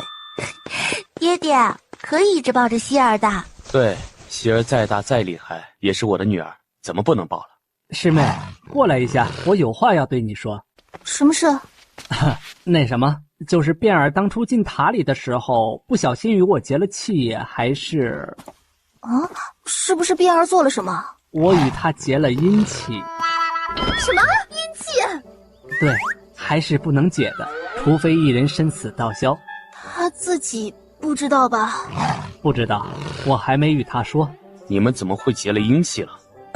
他摸了我的脚尖，这里只有道侣才可以摸的。修仙界有2个男人接侣的吗？直接摇头。仙界有吗？两年也摇头。得，你们开了先河了。不会只摸一下他就能结气了吧？不是，应该也是他与我有缘，不然不会成功结侣的。算了，看他自己怎么说吧。顾暖拉着宫暖曦走了出去。师妹，先别跟他说，怕会影响到他。阿离，师兄说先不告诉卞儿。也好，等他入了大成期再说吧。传音告诉了宫耀，他们就去抓野猪了。不必去想，让他们自己解决吧。卞儿也长大了。希儿，你也先别说，等他过了大成期再说吧。宫暖曦点头。尝尝，你也好久没吃过娘烤的野味啦。谢谢娘亲。就夹了一筷子放进顾暖嘴里。好吃，希儿自己吃。娘这还有这么多呢。我们先进去看看，让希儿和耀儿在外面看着吧。顾暖点头，与宫暖曦说了声，就和他直接进了木灵火晶的那个洞。哇，人类的小帅哥、小美女进来啦！你也是个小美精，是吧？是的呢。小精灵，我可以给你们换一个地盘吗？换什么地盘？就是换到另一个地方，那里风景很美，自成一片天地，是与世隔绝的。在那里，也许你都可以离开洞里，我会交代清楚，让他们不要伤害你们。等一下，我去找一下小伙伴问问。是出去还是在这等？出去，回到原来的地方等着。这时，所有火晶都飘了出来。我们不能离开这里，我们一离开，这一片区域会乱。会乱是指？这片迷阵是天然形成的，而能形成的这个迷阵的，就是靠的我们的这片灵脉。这迷阵里是镇压了什么东西吗？不知道，没什么印象了。不过应该是有的。那知道在哪里吗？我们进来这里什么都没有看到，除了困在迷阵里的人，就只有一头黑熊了。好像是在底下吧？是在我们脚下吗？好像是的。那如果要镇压的东西不在了，你们应该就可以离开了吧？应该吧。再问你一个问题，那外面的这些灵气被吸进来，是你们做的吗？不是，应该是迷阵的作用。阿离，你说下面会是什么让他们镇压的？师兄那是人为的，而他们却是天地自然形成的，那说明底下的东西是天道不容的东西啊。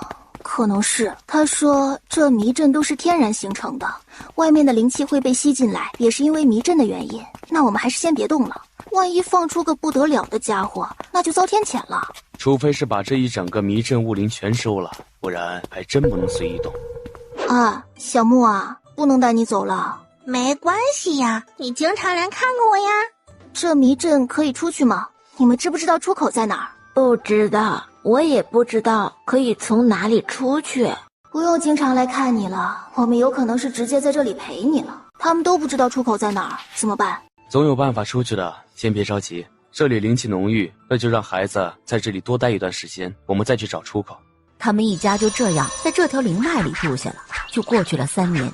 宫变成功的自创了一套将灵气转换自身的功法，修为也提升到了合灵中期。顾暖直接去捉了一头野猪烤来为他庆祝。宫暖溪是越大越美了，宫变还想抱她，被宫卫离直接一脚踢飞了出去。也不看看妹妹多大了，怎么还这么随意的抱啊？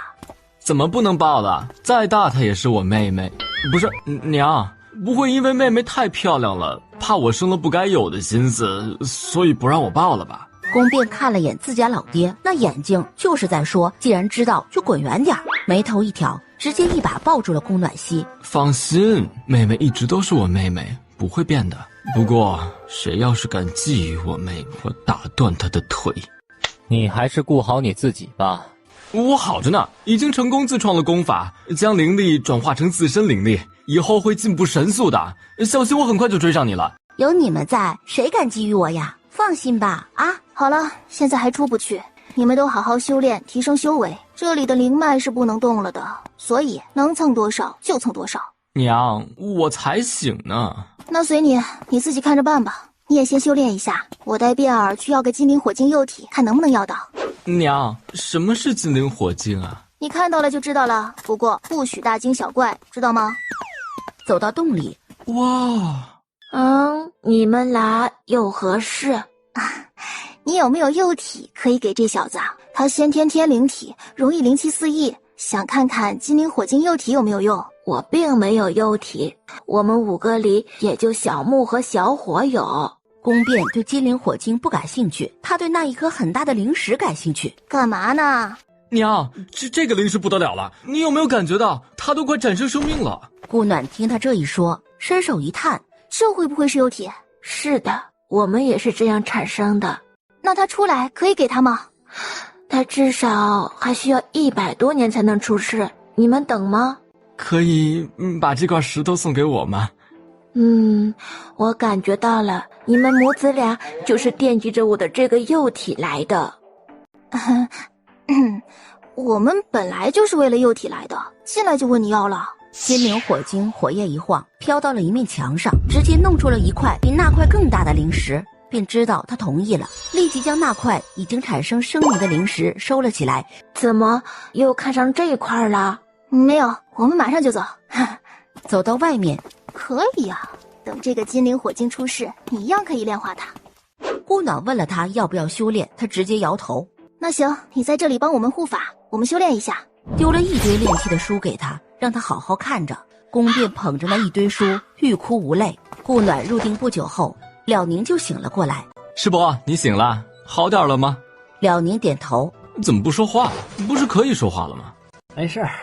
那你不说话，娘对我的期望是不是太高了？你看，他给我了一堆炼气的书，一刻也不放松啊！我还想着自己可以玩一会儿呢。他是希望你多些技能，多些阅历。一个人光靠那一身修为也是不够的。有些人不仅学了炼气、炼丹、炼阵、画符箓都会学上一些，这样遇到什么事也不会毫无头绪，你失足就会很多。宫变想了下，觉得也有道理，于是又捡起了书，直接靠在了他身上看着。3年的时间，顾暖与宫卫离两人先后突破，进入了渡劫期。两人躲在迷阵里，直接就躲过了天劫。宫恭喜娘突破了。娘，你现在是渡劫期了吗？对，渡劫期了。你爹也是了，他还在稳固。娘，这渡劫期看着与其他境界也没什么不同啊。能有什么不一样？人不还是那个人？对，娘还是那个娘。顾暖见他修为才升了1阶，就知道这家伙没怎么修炼。娘，我已经是天级炼气师了。那还不错，终于有长进了。娘，这几天我是见到了二哥哥全靠六师伯看着的，如果不是六师伯看着他，估计也没那么快。那我也到了天级炼气师了，不是？对，他有义务看着。宫暖曦捂着嘴笑了下。娘，他是六师伯，那其他师伯呢？其他师伯在秘境里，以后你们会见到的。师兄，你再去修炼一下，等你爹醒来，可能就要离开了。如果我们出去的话，你是继续在塔里待着，还是在外面？塔里我还没有完全恢复。宫卫里用了10天的时间才稳固修为。恭喜啊！恭喜！见女儿远远地看着他们，张开了双臂。恭喜爹爹！谢谢希儿，爹帮你重新梳一下吧。好。小金啊，真没有办法出去吗？我是不知道，你们自己找呗。一路又走到了外面，顾暖手直接撑在灵石上开始感应。这下面的地下穴里有一颗蛋，应该就是他们要镇压的东西。知道是什么蛋吗？不知道，只有下去看看了。把这块灵石收了，顺着它下去不就可以了？是可以，但它的体积不小，不是一下就能收得了的。想把它直接挪到秘境里，成功了。希儿，你要下去吗？要去看看。顾暖看了宫卫里一眼，揽住他就先跳了下去。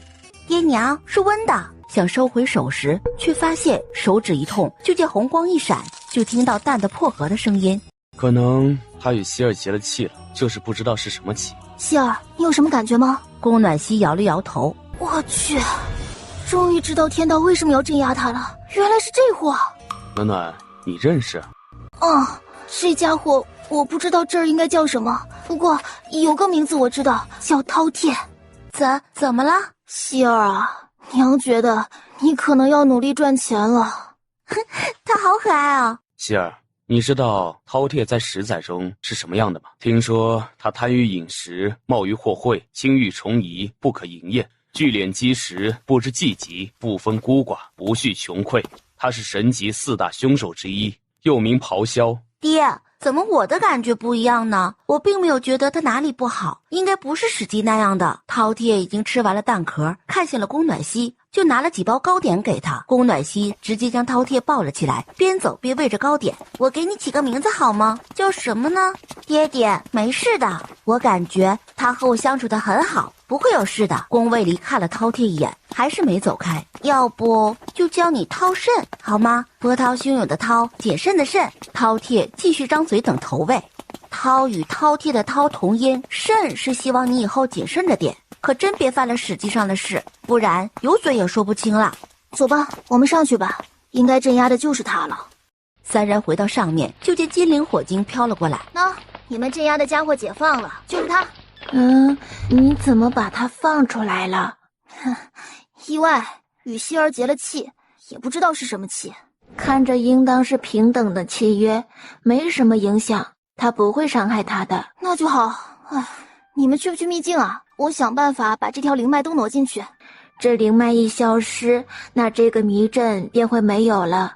如果你再想开辟天劫的话，可就没有了。你还挪吗？你的意思是我们的天劫靠这个迷阵躲了过去？是啊。阿离，我们突破渡劫期的天劫居然被迷阵给挡了。宫卫里也是一愣，他也忘了这事了。那是不是这里可以挡掉所有的天劫？是啊，天劫探测不到这里，自然就没法劈了。那我们还收不收这条灵脉啊？不带走灵脉，这迷阵就不会消。天劫不可能一时不渡，不然怕不被天道认可，还是收了吧。那就收了吧。宫耀修炼突破到了炼神后期才醒了过来。怎么了？没事，准备要出去了。就剩下宫变了，他倒是难得的努力了，等他就等了快1年的时间。修齐看着突然出现的灵脉，这师妹不得了啊，居然连灵脉都收了。有了这条灵脉在，我们回到大圣之期指日可待了。告诉他们几个，别破坏了这条灵脉，不然师妹可能会废了他们。看到飘出来的木灵火精，千万年难遇的木灵火精，居然被师妹一起收进来了。师妹说，让我们在灵脉入口处设一道阵法，只能火精出入。还说里边有5种火精，让我们不许伤害他们。牛啊，这运气逆天了！终于出来了，走回灵仙宗。就看到了许多人围在灵仙宗的主殿广场前。怎么，元宗主盯上了我们灵仙宗在修仙界的首宗之位了？宫卫离如他所想，直接在他身边出现了。这仨孩子这是去哪儿了？怎么都到如此修为了？这个以后再说。元宗主想要首宗很简单呀，比呀。也不用比，你们一起，只要能接本尊2招，灵仙宫让出首宗之位。误会啊，我们只是来找灵宗主讨论魔主之事而已。他们以讨论的名义说我们灵仙宗不配占着首宗之位，想要首宗很简单，把你们的太尊叫出来，与本尊一比就知道了。真是误会了，灵仙是魔主之事，灵仙宗隐而不报，这不是让人寒心吗？你们6长老是魔修之事，你报了吗？元修惊讶地看向了他。怎么，以为杀了就不会走漏消息了？要知道，这世上没有不透风的墙。这还讨个屁！自己宗门不是一样的不干净？在下告辞。等等，元宗主，灵仙宗想来就来，想走就走了。你想怎么样？也不怎么样。刚才说的那么起劲儿时，你什么感觉啊？我们也不要别的，向师兄和灵仙宗道个歉就行。再瞪，本尊挖了你的双眼。元修最后咬牙道了歉。你们也晋级了？自然，也不能光孩子们突破，我们自己毫无长进啊。都进殿吧，有礼物送给你们。等大家都进来了，这是我收集的灵液，来，你们1人1瓶。师嫂，你们这是进了什么神奇的地方？弄了这么多灵液，还分金木水火土的？不小心进了一个迷阵，在里面弄的。你们要不够了，我这还有几瓶。够了够了，多谢师弟师弟妹了。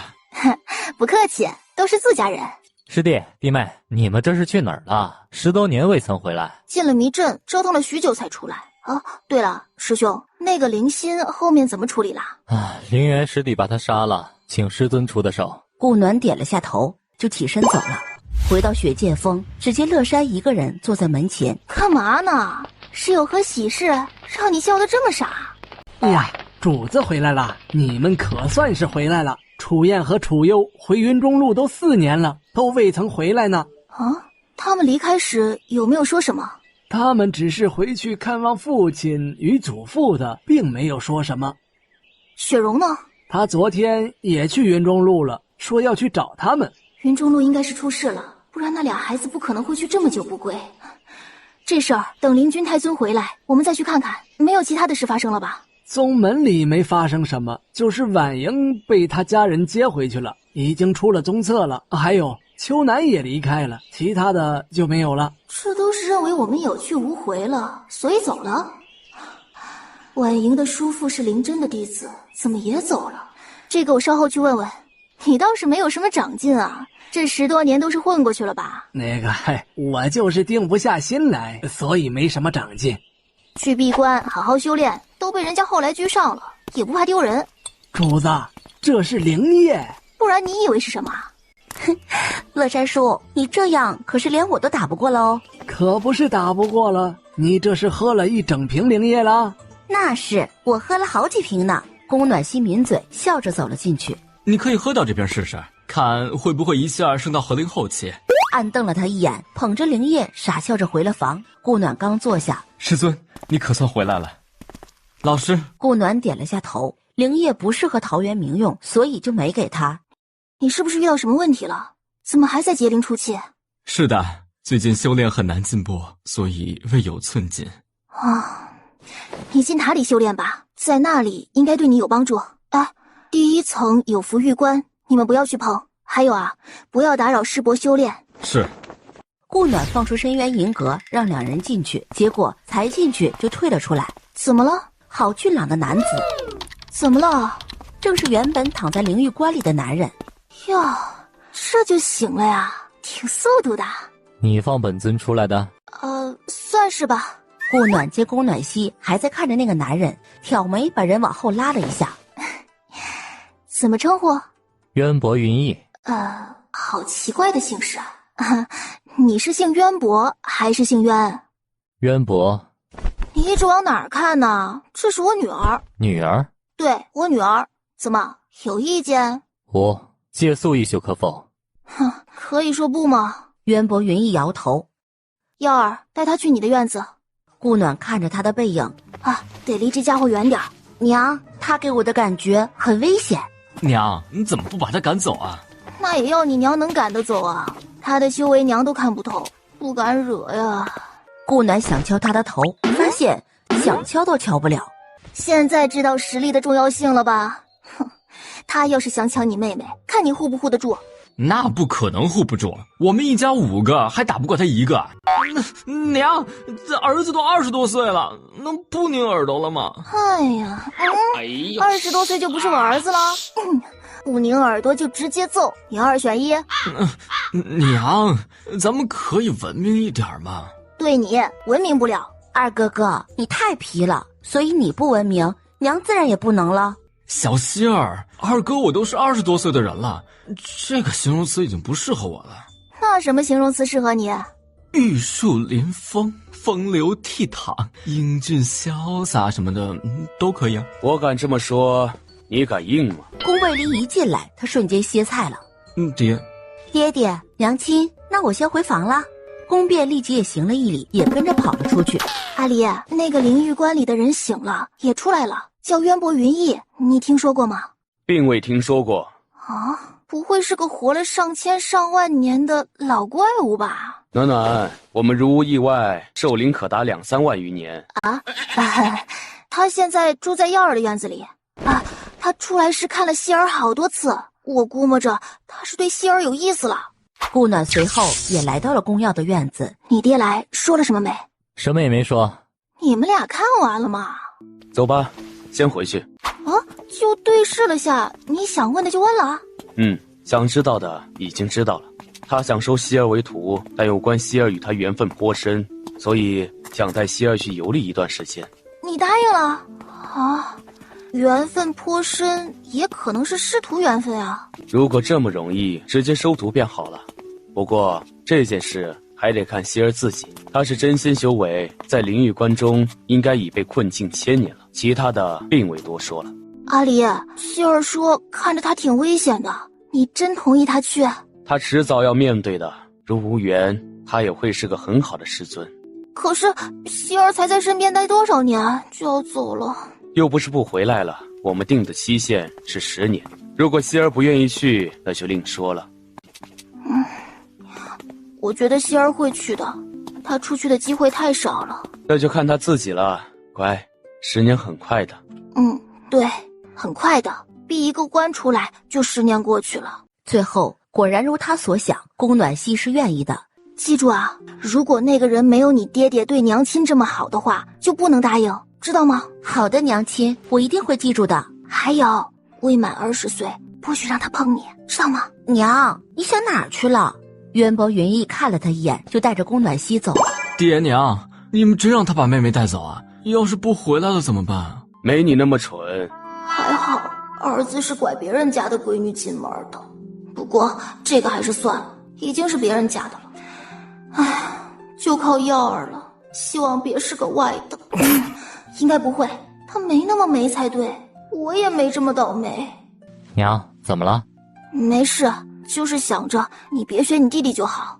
娘，你想的有点多了。顾暖挥了下手就回了房间。乖，不伤心了啊，很快就回来了。昨天我也是这么对你说的。娘子，咱们要不要再生一个？你以为想生就能生啊？那么容易，还会有那么多修仙者没孩子吗？别人我不知道，但我们应该不难的。第二天，顾暖直接睡到日上3竿才起。对了，阿离，小燕、小优回了云中路，如今还未回来，会不会出了什么事啊？要不要去找找？看看也无妨，正好耀儿和变儿都未去过，让他们去看看也好啊。那就问问陈赫去不去吧。顾暖直接传音给了修炼狂人。得，他不去，我们去吧。才刚出院门，你们这是要去哪儿？出趟远门，怎么了？才刚回来就要出远门？那个红娘找过来了，你们去看看吧。哦，走，去看看去。一进大殿，哟，你这是去哪儿了？10几年前说要来的，怎么现在才来？还不是你干的好事，把我送到那什么暮玄大陆去了。那可不关我的事，我早就说过了，出去的地方不一样，不能怪我的。顾暖回头见刘元叔没来，你真打算在这儿落脚了？当然，当初说好的。师兄，那他就麻烦你安排一下了，和白沁一样的做手宗灵兽。想了下，他是看上了灵书师弟才来的，所以你明白的吧？灵真懵了下，什么意思？就是你想的那个意思。忍着笑回了雪剑锋。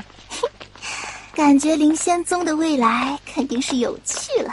这鸡飞狗跳还差不多。从禅隐宗的后山山洞走出来，这禅隐宗发展的不错呀，挺热闹的。直接下山。二位尊者来了，欢迎欢迎。这禅隐宗真是越来越辉煌了呀。哪里，只是刚好给那些无门无派的人一个归处而已。哼，顾宗主，你这宗门最近惹上事了？没有啊，我观你这宗门有股黑雾环绕，是有难降临之事啊。尊者说的是真的？你可以选择不相信啊。小燕、小优呢？他们来了4年了，也该回去了。他们没来呀，他们6年前来待过几天就回去了，后来就再也没来过了。顾暖立即看向了宫卫离，先回去看看。你们是跟我们一起回去，还是在这边玩一下？跟你们先回去，往后有的是时间，先找到师兄师妹再说。你们还是先解决你们宗门的事吧，不然禅隐宗也就止步于此了。多谢提醒。他们4人又回到了后山，乌云禅也跟着来了后山。等一下，他们的确来了，雪蓉也来了。我真的没见过他们，也没听人禀报过。看来你这个宗主也是个空架子了。顾暖直接往回走，一路问着植物，按照指示走着。那是什么地方？顾家家主住的地方。顾暖直接走了进去。你们怎么又来了？不来，你准备把我弟子怎么样？直接打开了暗室的门。你什么时候弄的暗室？顾暖直接进了暗室，扶起倒在地上的孤楚幽，检查了一下，还好只是昏迷。宫卫里也看了眼孤楚燕，他严重些，直接挑了手脚筋了。燕儿，哼，你的好心害的！顾元禅一脚把顾家主踢到了墙上。我好心收留你们，你们就是这样回报的？为利而已。好一个为利而已！顾元禅也直接废了他的4肢，收掉了他身上所有的东西。尊者，燕儿还有救吗？不好弄，时间太久了。反手一挥，顾家主直接就卡在了墙上。当初出卖过你们一次的人，居然就没想过防着，蠢！那后山山洞，我可以肯定没人知道，更何况还设了阵的。不知道他是怎么绑的燕儿和幽儿的。你当人家也蠢呐？上次他们来过一次了，还能不知道有传送阵吗？我想知道，是不是小燕和小优出事了，那么禅隐宗就会由顾家人来接管了？不会，再怎么算，不是隐儿就会是我的弟子，轮不到顾家人。可人家不这么想啊，只想着除掉了这俩孩子，这禅隐宗就是顾家的了。我建宗的时候说过，这不是家族宗门，宗主不会从家族里选的，就算我意外身亡，也会是我的弟子来当，而不是废物一般的顾家人。行了，赶紧带人去救治吧。雪蓉呢？顾家主已经说不出话了。别装，我知道你能说，你的修为还没那么弱。如果实在是想的话，我不介意让你再弱一点。我真的不知道，我没见过他。希望你没说谎，不然下一个下来陪你的就是你儿子。你把我放下来呀！娘，师妹怎么办？顾暖拿出一个丹药喂下去，不过一会儿他就醒了。师尊，好了，没事了，不哭。我哥呢？你师丈带去救治了。你先告诉我，你们是怎么被抓的？我们也不知道，我们一出洞口就让人迷晕了，再醒来就是在一个暗室里了。把师妹送过去，我去问问那狗东西是什么东西迷晕的人。正要爬起来，还有什么事？药从哪儿来的？是什么药？从令家主那儿买的。是什么药我并不清楚。蠢！他早就想弄死你们顾家，你难道不知道？他给你什么你就用，是当家主当的少了半边脑子了是吗？一脚又把他踢回到墙上，转身就走了。顾暖直接就去了令家。尊者驾临，不知有何吩咐。你给顾家主的药是什么药？就是普通的迷药。你是觉得自己很聪明？真是普通的迷药。哦，那好，这份普通的迷药给本尊一份。这就是。还真是普通的迷药啊，令家主试试如何？哈，这迷药可不能乱用。哟，还知道不能乱用呢？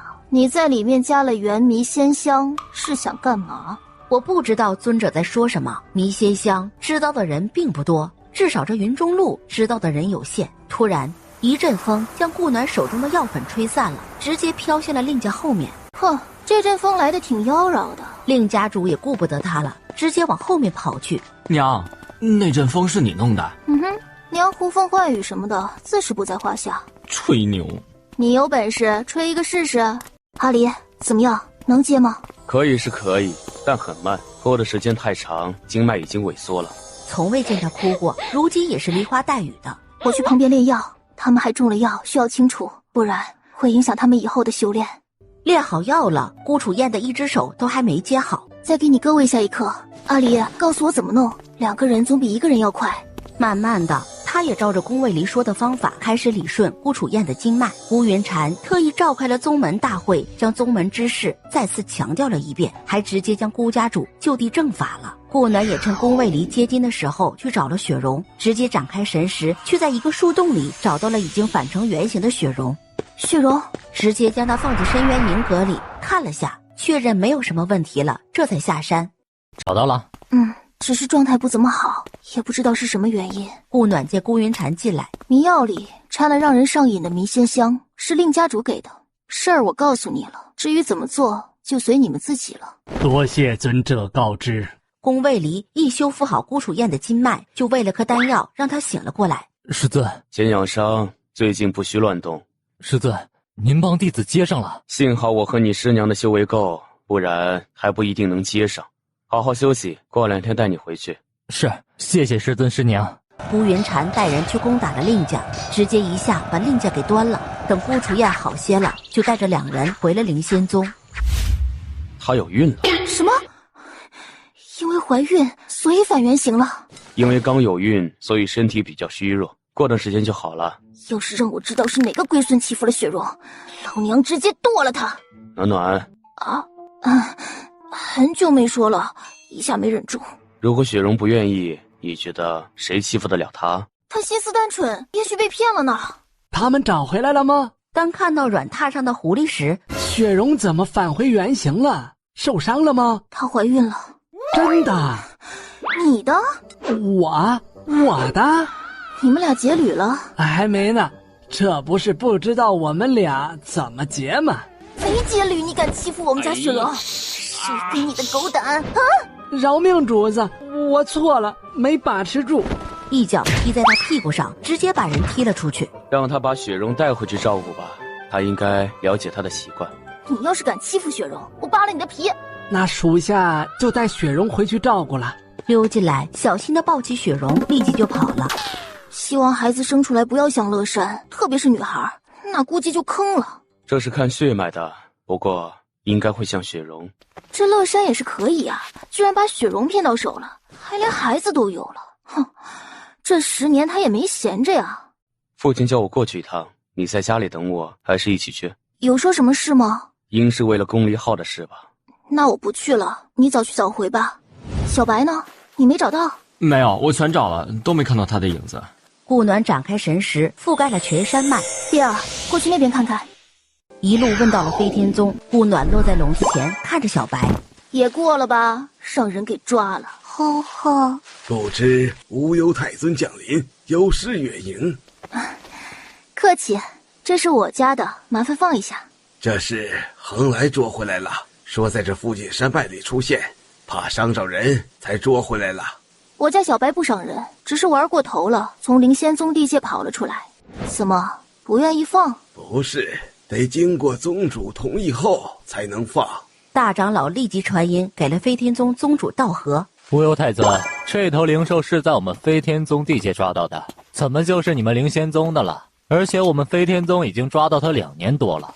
哼，他是本尊从云中路带回来的，你说怎么成了灵仙宗的了？2年？你们之前去灵仙宗的时候，不可能不知道本尊出去有10年多了吧？本尊知道你们看出来了，它的品种很特殊，所以不想放了。不过呀，他也不是谁的话都听的。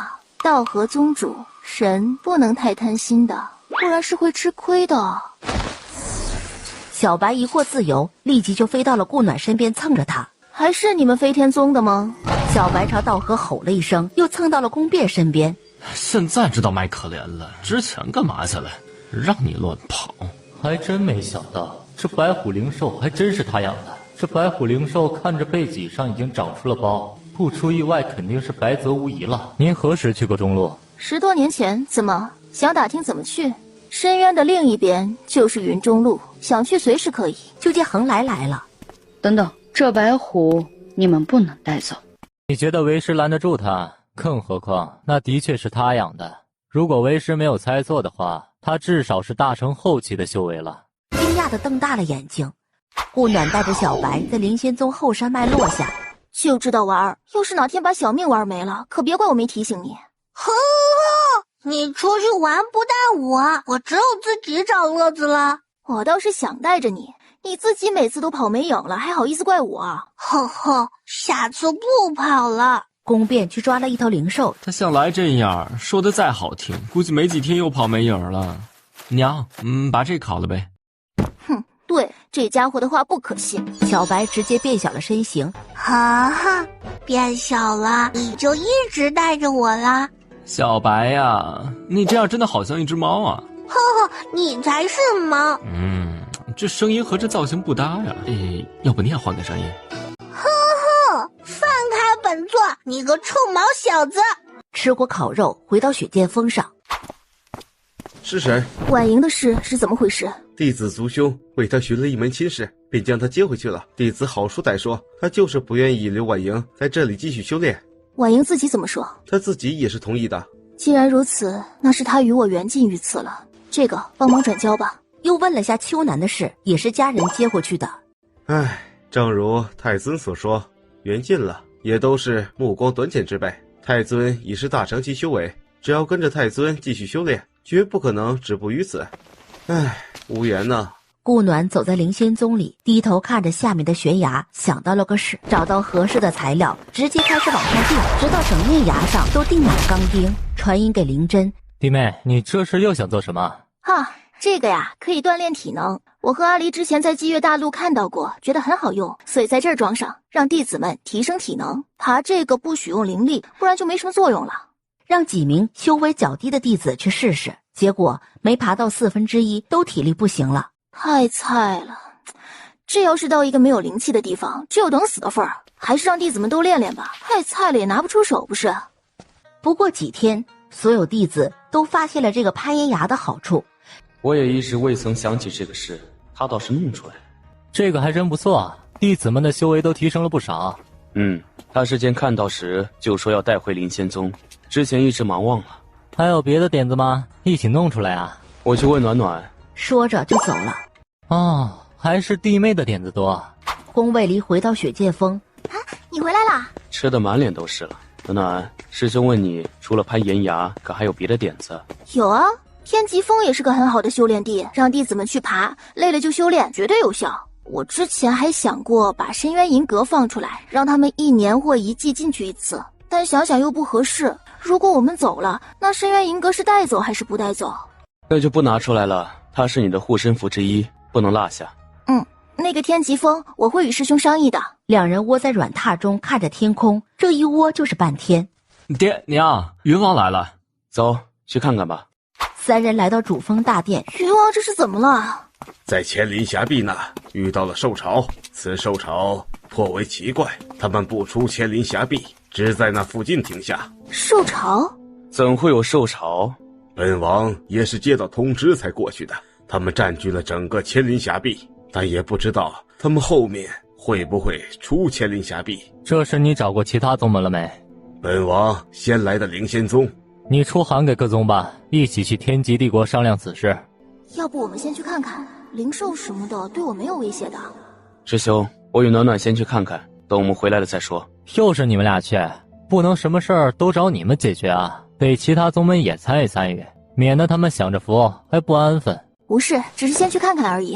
宫卫里揽着顾暖就走了。顾暖看着跟上来的宫变，是不是还喊了耀儿？是啊，说好的呀，去哪儿都带上我们的呀。云王听到这句话顿了下，还是跟着没走。也太多了吧！几人没有现身，飞过千灵峡壁看着。阿离，看到那只黄金鼠了吗？他会不会就是领导者？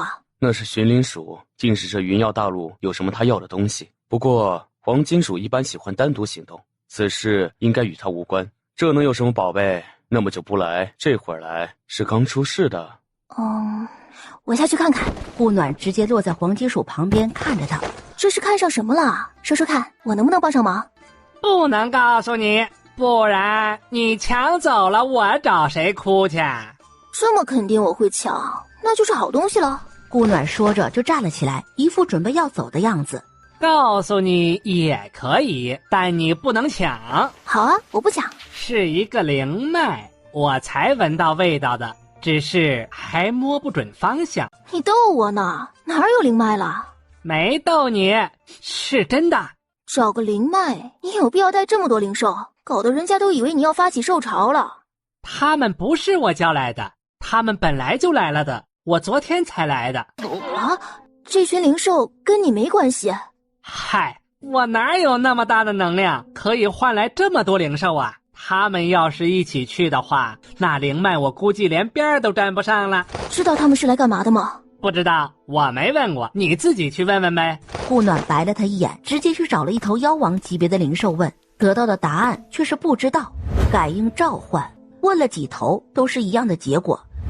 兄弟，可以知道一下你们为什么来这里吗？不知道，受命而来。不是吧，连妖皇都是这样，总能知道是谁的命令吧？你不用打听了，我们第一不能说，第二是真不知道。直接放出领域，威压全开，所有灵兽都趴在地上。哎，你知道吗？不是很清楚，但大概知道一些。你可以说吧。可以啊，好像是一个妖尊让他们来的，那妖尊只出现了一次，然后就消失了。你有听到他说过什么吗？没有，离得太远了。你可以问问那边那棵榕树，当时就站在它的树枝上的。多谢了，直接去了那棵榕树。大兄弟，你见着了那个妖尊，可有听到他说了什么？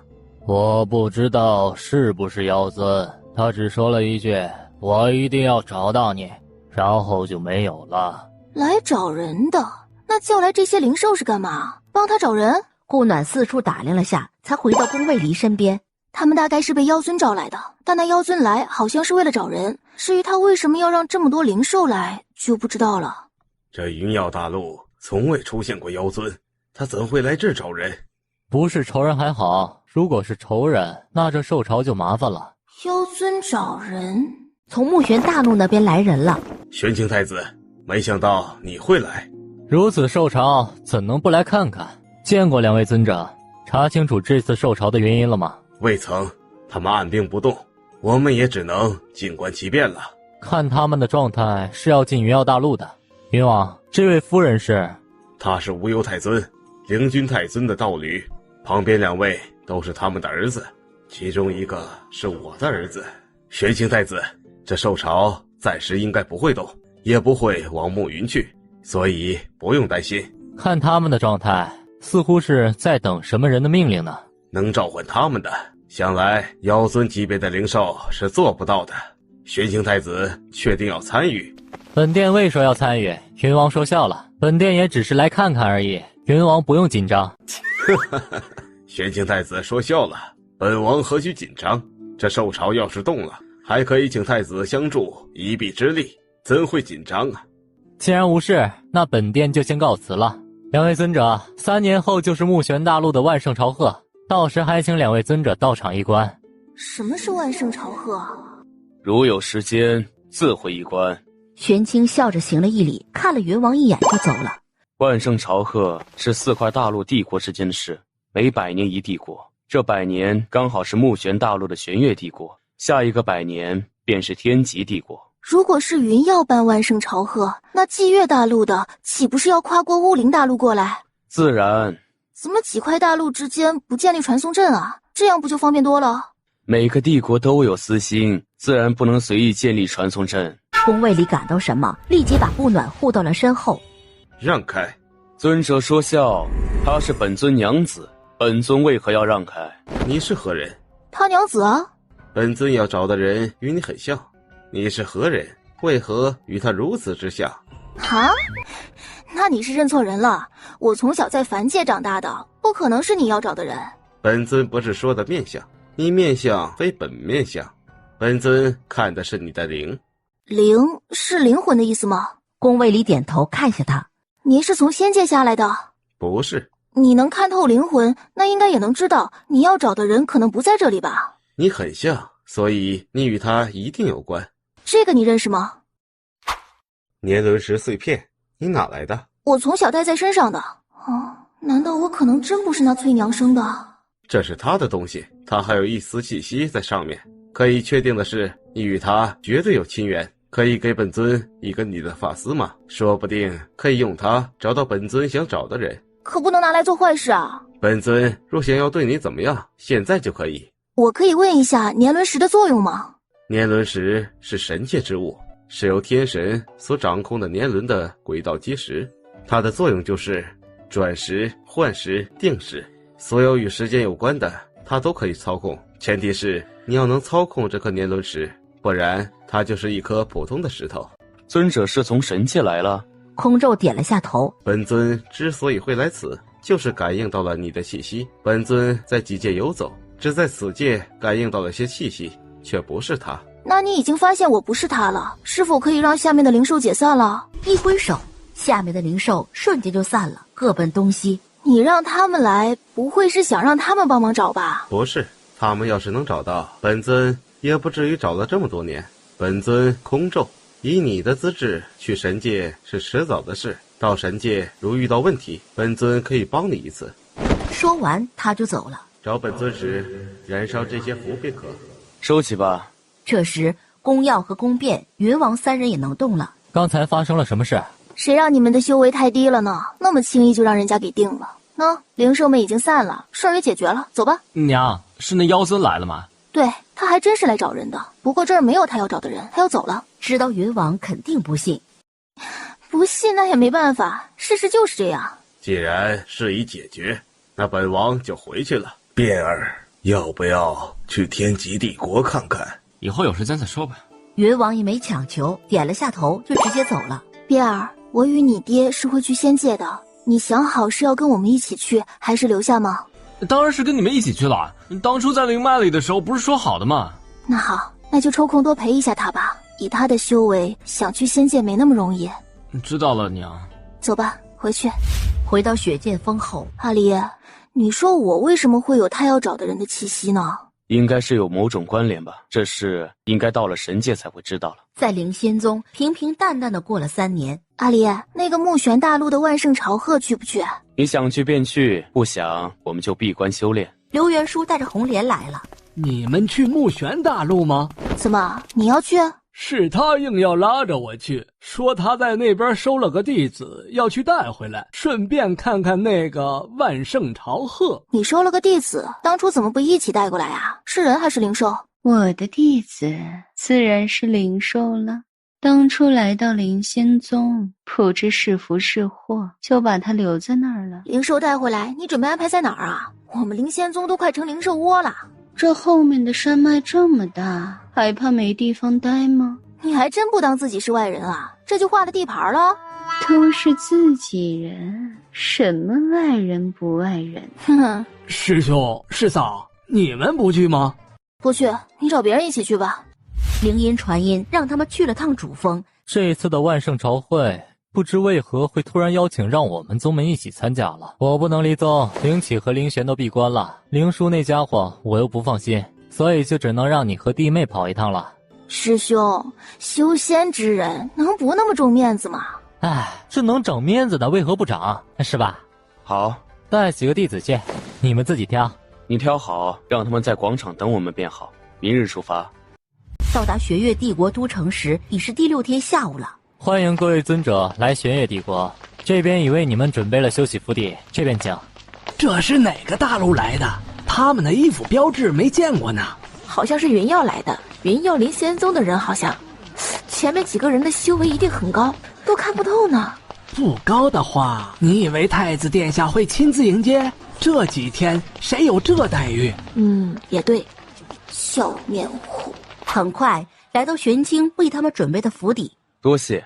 这是派来照顾几位的管家，有什么事都可以吩咐他。宫卫离也只是简单的点了下头。那本殿就先告辞了，尊者先休息一下。按之前在船上所说的，自由活动吧。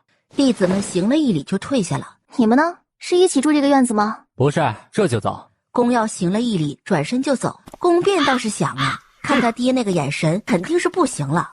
宫卫离牵着他进了屋。你先休息一下，我去看看其他的弟子。顾暖点头。第二日一早，醒了，还要出去看看，吃些早点。好啊，正好看看这边的吃食有没有别的一番风味。两人一出门，你们都要出去？哈哈哈，这毛小子不是个东西，他爱揉拌我。对呀，想跟你们一起去。这一起出去的人也太多了，也都不是小孩子了，自己玩自己的吧。遇到什么事给灵君太尊传信便好。几个弟子想了下，便三三两两的相约一起，行了礼就先走了。走吧，我们去吃早点去。两人慢慢的走在街道上，顾暖吃了点东西，感觉好像也没什么不同。小白这货倒是挺喜欢吃的，顾暖没吃完的基本都到他肚子里去了。哎，你们不是说不来的吗？怎么又来了？师兄接到了邀请，他来不了，只有我们来了。你弟子呢？那这就是了。一只小鸟，小白看到了，还伸出爪子抓了一下。安分点啊！我一直没问过红莲，你的本体是什么？火烈鸟啊，我没说过吗？你什么时候说过？这个不重要，你们是来参加万圣朝贺的，他们有给你们安排住的地方吧？我们也要去。可以不欢迎吗？回到府邸，让管家给两人准备一下房间，顾暖就直接在院子里放了一张软榻窝了进去。宫卫离提起小白丢了出去，探了下他的脉，正常，还以为又有了呢。呵呵呵，你哥黑心肠，老凶残。你忘了，师尊之前说过，我们就一子一女，应该不会再有了。而且我们有2个儿子1个女儿，也足够了。我是看你最近疲懒了些，所以才看看。不过也不一定真的就不会有了。最近就是懒得动，没心情动而已。乖，等从木玄大陆回去，我们就闭关，这样时间就快了。宫耀他们也没逛多久就回来了。这里的东西太合我胃口了，都是甜的，也不怕吃多了蛀牙。那我还真得好好吃了，养一颗蚜虫出来看看，它这么厉害，都能蛀我的牙了。下午有啥活动吗？你又想干嘛？不干嘛，去抓2只灵兽回来烤着吃。你找宫变，他已经得了我的真传了。万圣朝贺这一天，阿离，这套衣服对于我来说，除了好看，好像没有其他作用了。你喜欢就行。喜欢。很美。你也很帅。两人一出门就迎来了抽泣声。师叔祖，师叔婶儿，你们是要艳压全场吗？等一下，我要回去换一套衣服。你有白色的衣服吗？没有。有也要说没有。等宫变换好衣服出来，管家就带着他们朝万圣朝贺的会场走去。还挺有创意的。尊者，这边请。玄清带着他们来到给他们安排的位置。尊者，这是给你们安排的位置，请稍作休息一下。嘿，这就是万圣朝贺啊，没什么特别的呀。应该没什么特别的，估计就是名字起的有意思了点而已。顾暖看了一圈，怎么没看到其他宗门的人？阿离，他们不会只给我们灵仙宗送了帖子吧？有可能。顾暖感觉带这么多弟子来有点失策了。放心吧，没事的，有我们呢。不过天极帝国应该会来人才对吧？怎么就没看到呢？4个帝国分4方而坐，按方向来看，南边的那面是天极的，应该是还没到。他话刚落，元王就来了。那其他的就是这木玄大陆上的宗门了，还挺多的，有8个宗门呢。看着他们后面立着的旗子。这万圣朝贺主要是做什么的？好像是分几个部分的，第一是为交流，第二是为另外3个帝国的朝贺，就是献礼。那下一个100年，玄月帝国又向天极帝国献礼？第3是观盛，就是看玄夜帝国盛世，也是为了展示帝国的强盛吧。多年来一直都是这样的。第3是观盛，就是看玄月帝国盛世。欢迎2位尊者来我们玄月参加万圣朝贺。玄月圣邀怎能不来？啊，那是玄月帝的妃子吧？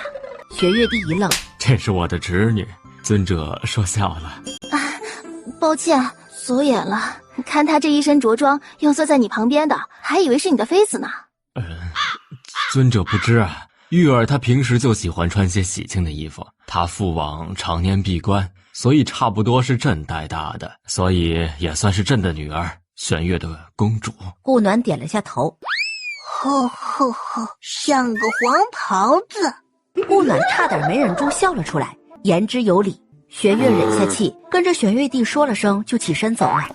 刚才玉儿怎么了？没事儿，不过得让她改改衣着。一个朝气蓬勃的孩子，老是穿什么黄色？刚才就让那尊者误会了，以为她是我妃子，气走了。好，改日我与他说说。事儿都办好了？事情办好了，父皇放心，没问题的。开始吧。每个人手上都捧着一个盖红绸的托盘。这是我玄月帝国瓮宫炼出来的元灵丹。虽然没有元阳丹厉害，但结灵期以下的人服下，绝对可以提升1阶修为，还没有任何副作用。顾暖掀开红绸，看向玄月帝和玄清，这2人到底想干嘛？阿离，这丹药的副作用很大，严重的可以毁了一个人的前途。真的？确定，副作用不会一下子出来，是隐而后发的那种，要看每个人的资质了。先看看。多谢陛下。元王看了顾暖和宫卫离，这丹药有问题。玄月帝一挥手，又有侍女走了上来。这份是天极丹，可助炼神后期突破合体期一关。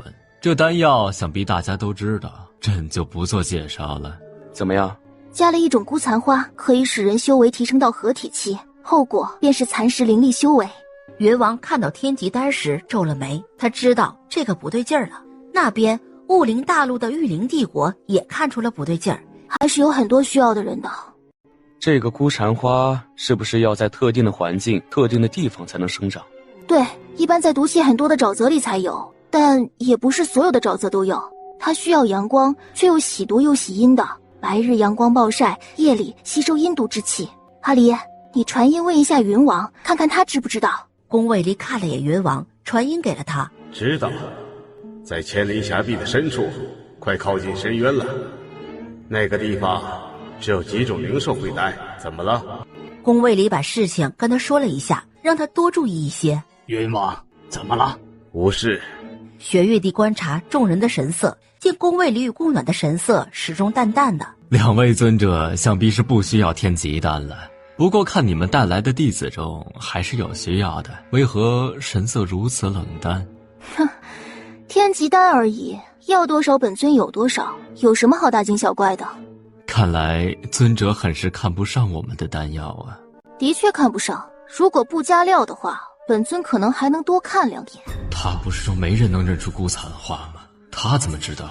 尊者说笑了，这天极丹丹色极纯，怎会加什么料呢？顾暖拿出自己的天极丹放在一起。玄月帝，你说说，这是为什么呢？所有天极丹，哪怕丹色再不好的，也都是带着紫色，为何你给的却是带着蓝呢？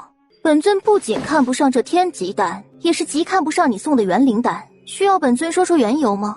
托盘环游一圈回来后，本尊本也不想管你要干什么，只要不伤我云耀大陆的人便好。只是呢，你为何要盯上本尊呢？尊者说笑了，丹色不同，应该是每个炼丹师不一样，所以才造成的。这份丹药是朕请瓮宫炼制，瓮宫可是用了近3年的时间才炼好的，怎会有问题呢？顾暖看向了玄清太子。尊者，这天极丹许多灵药都是很难得的，我们怎么会拿着丹药开玩笑呢？那本尊就不知道了，也许是因为你玄月帝国财大气粗呢。尊者说笑了，我们玄月帝国财力还是可以的，但还没到这种地步。看你的修为也是炼神后期了，要不你尝尝？尊者说笑了，本殿还没到突破的时候，这时候吃了岂不是浪费了？既然如此，那就继续吧。100年一次的万圣朝贺可不能破坏了。各位远道而来，这没有什么东西可送，这才送了各位丹药，哪知竟让尊者误会了。这丹药是绝对没有问题的，我们帝国各丹行都有在收，你们可以去看看。几个宗门的人还是把丹药收了起来。嫂子，那丹药真有问题？里面加了特殊药材，吃了会蚕食灵力修为。经过刚才的事，后面的弟子自然也不会吃他们的东西。想吃就吃，他们还不至于在饭菜里下毒，没那么蠢。霍灵是最想吃的。猪，你才猪，你全家都是。感觉到3道视线，立即收了声。口误，口误。下次骂他不要带全家，是不是把我们几个都骂进去了？是，一定谨记。确定都办好了？是的，父皇，我觉得胜算不大。大成期的修为，怎么可能一点戒备之心都没有？那也得做，已经到了这个地步了，不做也得做了。阿离，他们又要搞事情。随他们，这些弟子都让云王先带回去，我们会会他们。你们回不回去？不回。师祖婶是什么意思？为什么问你们回不回去？过会儿你就知道了。哼，过会儿就过会儿。这一场宴会直接进行到了傍晚才散场。这边有情况，你先带弟子们跟云王一起回云耀大陆，跟掌门说一下，我们要晚点回去。好，你们多注意安全。是发生了什么事吗？发生了你不能知道的事。你们回去路上，如果遇到什么事，就给我们传信。你不回去，那多注意安全。好。看着他们走了，走吧，我们先回去。宫卫离牵着他往回走，才下会场，就见从会场上飘下了许多花瓣，直接换风将花瓣吹了回去。呵呵呵，美的嘞！他们没摸清娘的喜好，这花瓣雨也太水了。不水，很有创意，只是没什么作用而已。4人没走多远，何事？父皇有请。不过那花瓣是怎么回事？怎么突然就往上飘了？那计划岂不是失败了？走吧，本尊正好有事找他。到了皇宫门口，抱歉，考虑不周了，里面请。玄清太子，你们这玄月帝国要是不收敛些的话，估计气运不长了。哎呀，本尊别的不怎么样，看气运这眼力是贼好的。多谢尊者提醒。几人来到中和殿，云王有事，所以先回云耀了，见谅。不是，2位尊者代表天极帝国也是一样的。2位尊者请坐，此次请2位来呢，是有一事相商。目璇大陆西方出现了一个上仙秘藏，因为这秘藏我们也未曾进去过，未知凶险，故想邀几位一起探查一番。我们进去，如果里面有什么好东西，岂不是没你们的份儿了？确定要邀请我们？进去之后都是各凭本事。那何时出发？万圣朝贺结束便出发。回到府邸，耀儿、碧儿，这几日都小心些，别着了他们的道了。是娘。他们一看就目的不纯，为什么还要去啊？他们既然诚心相邀，怎能驳了他们的面子呢？这上仙秘藏，娘也挺感兴趣的，去看看也无妨。从现在起，你们不要再吃这里的东西了，搬过来与爹娘一起。好的。暖暖，不用如此小心，他们不敢明目张胆的做的。小心驶得万年船，谁知道那玄月这是什么颜色的？第2天是献礼，俩孩子还没起字呢，你想好了吗？早就已经想好了，他们成年之时都在闭关之中，未能受字。耀儿，我给他取字成红；变儿给他取字成顺。为何给变取顺字？这是云王取的。哦，云王知道变儿不会继承才取的。顺字也代表的意思很多，也不仅地义，更为孝义。顾暖传音给宫变，告诉他自己的字。字成顺。还有，我和你可不是什么朋友，别乱喊。成顺小年纪已是如此修为，可谓是天纵奇才呀。宫变回到顾暖身后，小意思啊，要不是我贪玩，估计现在的修为更高了。今日多谢各帝国所献之礼，明日定会回以相同之礼。今日所献礼算是完成了。2位尊者打扰了，本王是玉灵帝国的齐王。齐王是有何事？本王想问一下，昨日的丹药是否都有问题？昨日的问题我们已说过，信与不信在你们。宫卫离说完，拉着顾暖就走了。哥，我总觉得爹可能一直都觉得我们是多余的，每次走都不出声的。回到府邸，阿离，刚才那玄月帝看碧儿的眼神可不对啊，他会不会从碧儿入手？十分可能。幺儿，最近都看着点碧儿，有什么事就传音给我们。好的，爹。爹娘放心，兵来将挡，水来土掩，我们也是出来历练的，怎么能没点风吹雨打呢？再说了，看着那玄月帝的脑子也就是一般，他们俩敢来就弄死他。对，他脑子一般，你脑子很好。娘，别含沙射影了好吗？我本来就很聪明，只是你们的光辉把我掩盖了而已。碧儿啊，看来这是你开始正常发育了呀。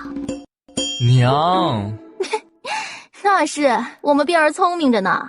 他是聪明啊，都聪明过了头了。公耀说完就走了。那是，只是毛还没长齐。什么意思啊？说谁毛没长齐呢？公耀，你也就比我大3岁，你嚣张个什么劲儿啊？叫着跳着就追了出去。得，还是个小屁孩的性子。顾暖摇了下头，拉着宫卫离回到了房间。阿离，我去探探。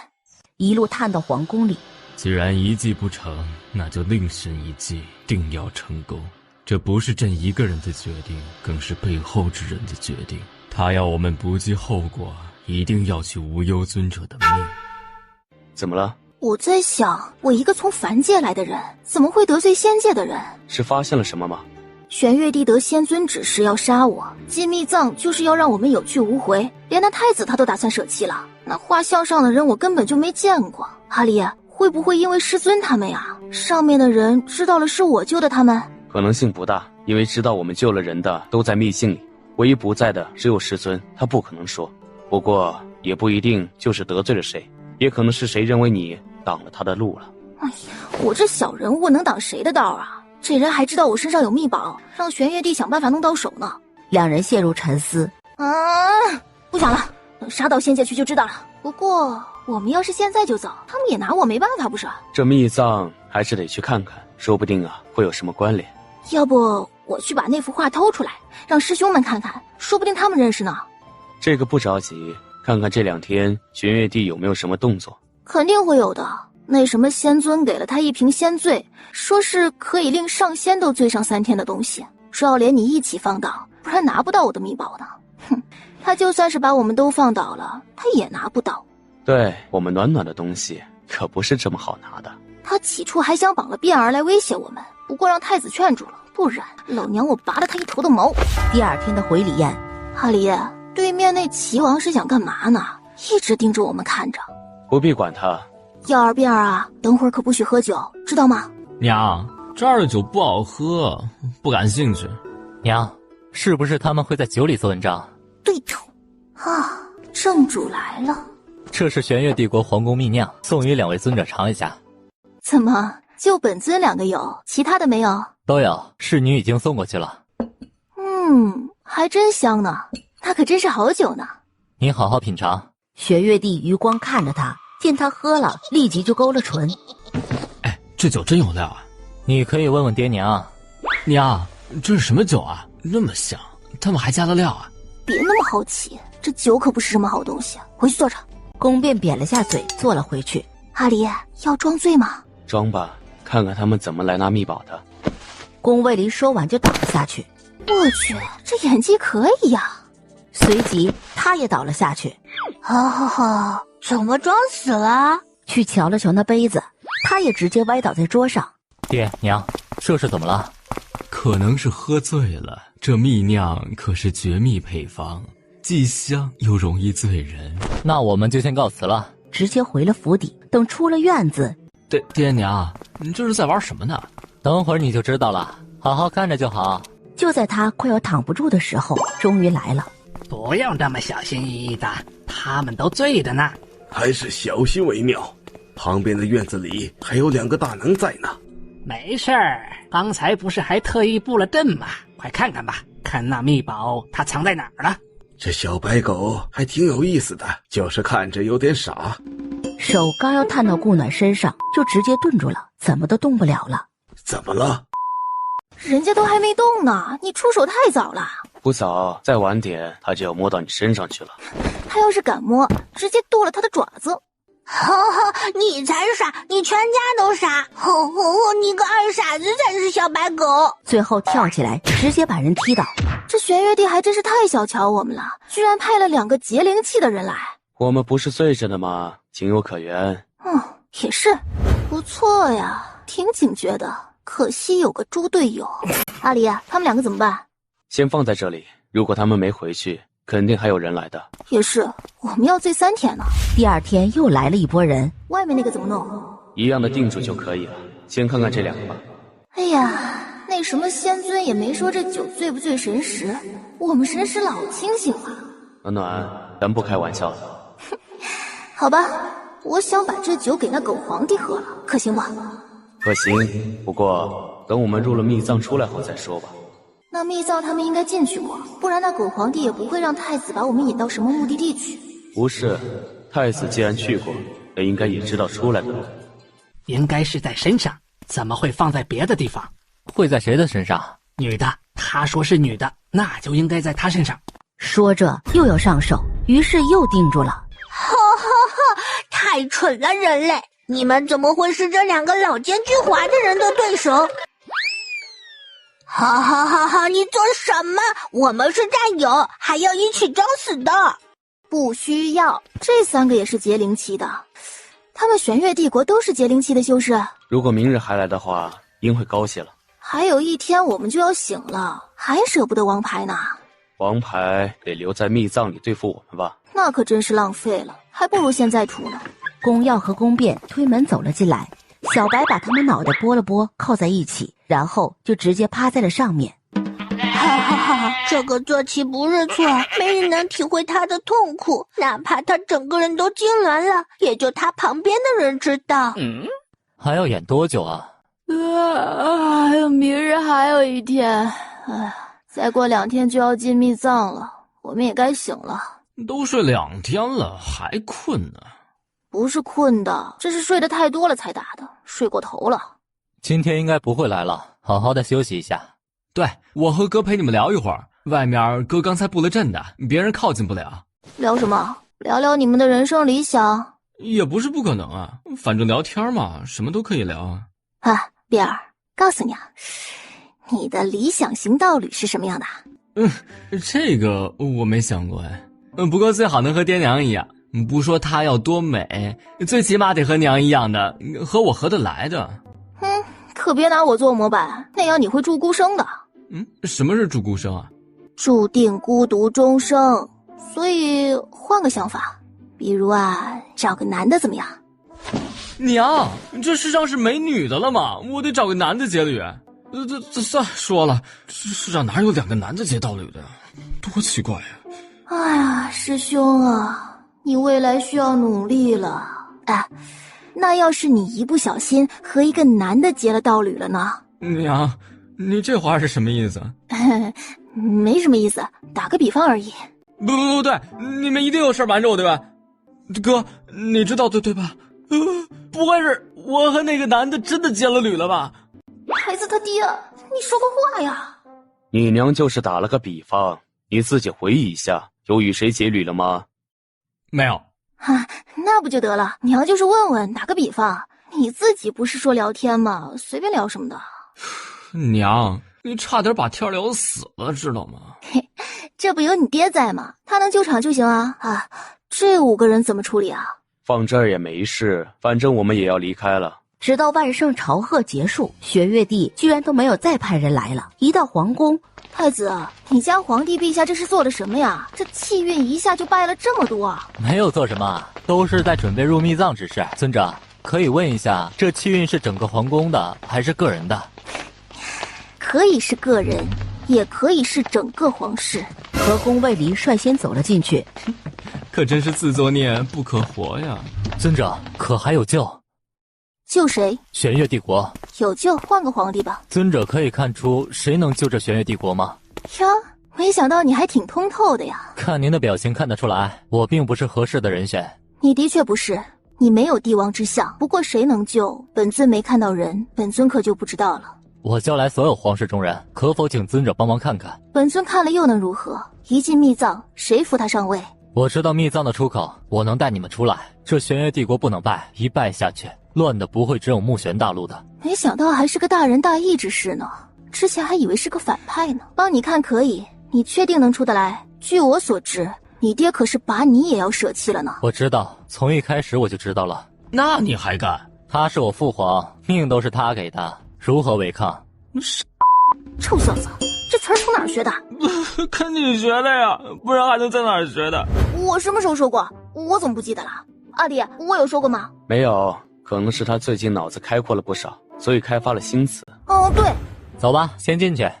尊者请坐，等一下就可以出发前往秘藏了，请稍作休息一下。何时出发？还需要等一人，他到了便可以出发了。还有谁？名单里的人不都在这里了吗？看到走进来的人，皇叔，玉儿呢？玉儿好玩，早就出宫玩去了。尊者，这是朕的皇帝锦王玄空。他们帝王之相未必会使。我知道，所以才会好奇这两兄弟是怎么回事儿。玄月帝的帝王气运衰退，这锦王的却是旺盛了起来。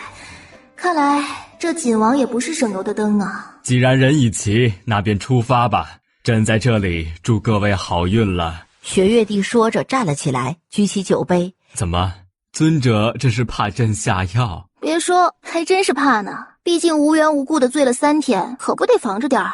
尊者玩笑了，今天的只是普通的酒。既然要出发了，便走吧。那各位就出发吧。一家4口加一只兽兽，最先到达玄灵山脉。这山脉有意思了，这石头都快化形成妖了。哈哈哈，这家伙好厉害，贯穿了整个山脉呢。哟，小白，你还能看到这个呢？吼吼，那是，这都是小意思。走，过去问问，看看他知不知道些什么。这秘境又有什么特别的？顾暖直接落在石峰上。大个子，问个事儿呗。听说这儿有个秘藏，你知道啥信息不？我为啥要告诉你？嗨，有个能说话的人也不容易，何必呢？是吧？你告诉我，你又不吃亏，那么小气干嘛？谁说不吃亏了？你们不进去，等我化形了，那不就是我的东西了？哟，挺明白的一个大家伙。嗨，不是已经有人进去过了吗？还能剩下什么东西啊？他们去的是副殿，主殿又没去，那儿的东西才是好家伙。顾暖拍了拍石头，站了起来。等你化形，黄花菜都凉了。不过，谁发现这个秘藏的呢？你怎么没给藏好呢？你以为我不想啊？他们那也是误入的，不过现在入口变了，想进去可就没那么容易了。你也是霸道，一个人占了这么大一片地，害得那些树都挤到一起去了。那也没办法，我这是自然生长，加上地宫，他们可不得挪挪。哦，知道了，谢啦。多坐，他们没那么快能到，我们慢慢等。是地宫，那应该不会太深，不然这些树也没必要挪地儿。娘，这个大个子怎么说？嘘，稍后再说，这大个子还在呢。你们在我头上聊天，我能不在吗？哎呀，借地儿坐一下，你这视野广，看得清楚些。宫卫离拿出一把伞，帮着遮住刺眼的日光。宫变翻了个白眼儿，又没有太阳，打什么伞？娘，他们没个2天哪能到啊？我们就这儿等着。你想做什么就去吧，别在这儿像个多动症患者一样。阿离，走，我们去给那狗皇帝下酒去。等出去后再去吧，不然木玄大陆可能就真乱了。好吧，暂时先放过他，等出去，我要让他醉上半个月。娘，给我一点玩玩。呵呵，给我尝点儿。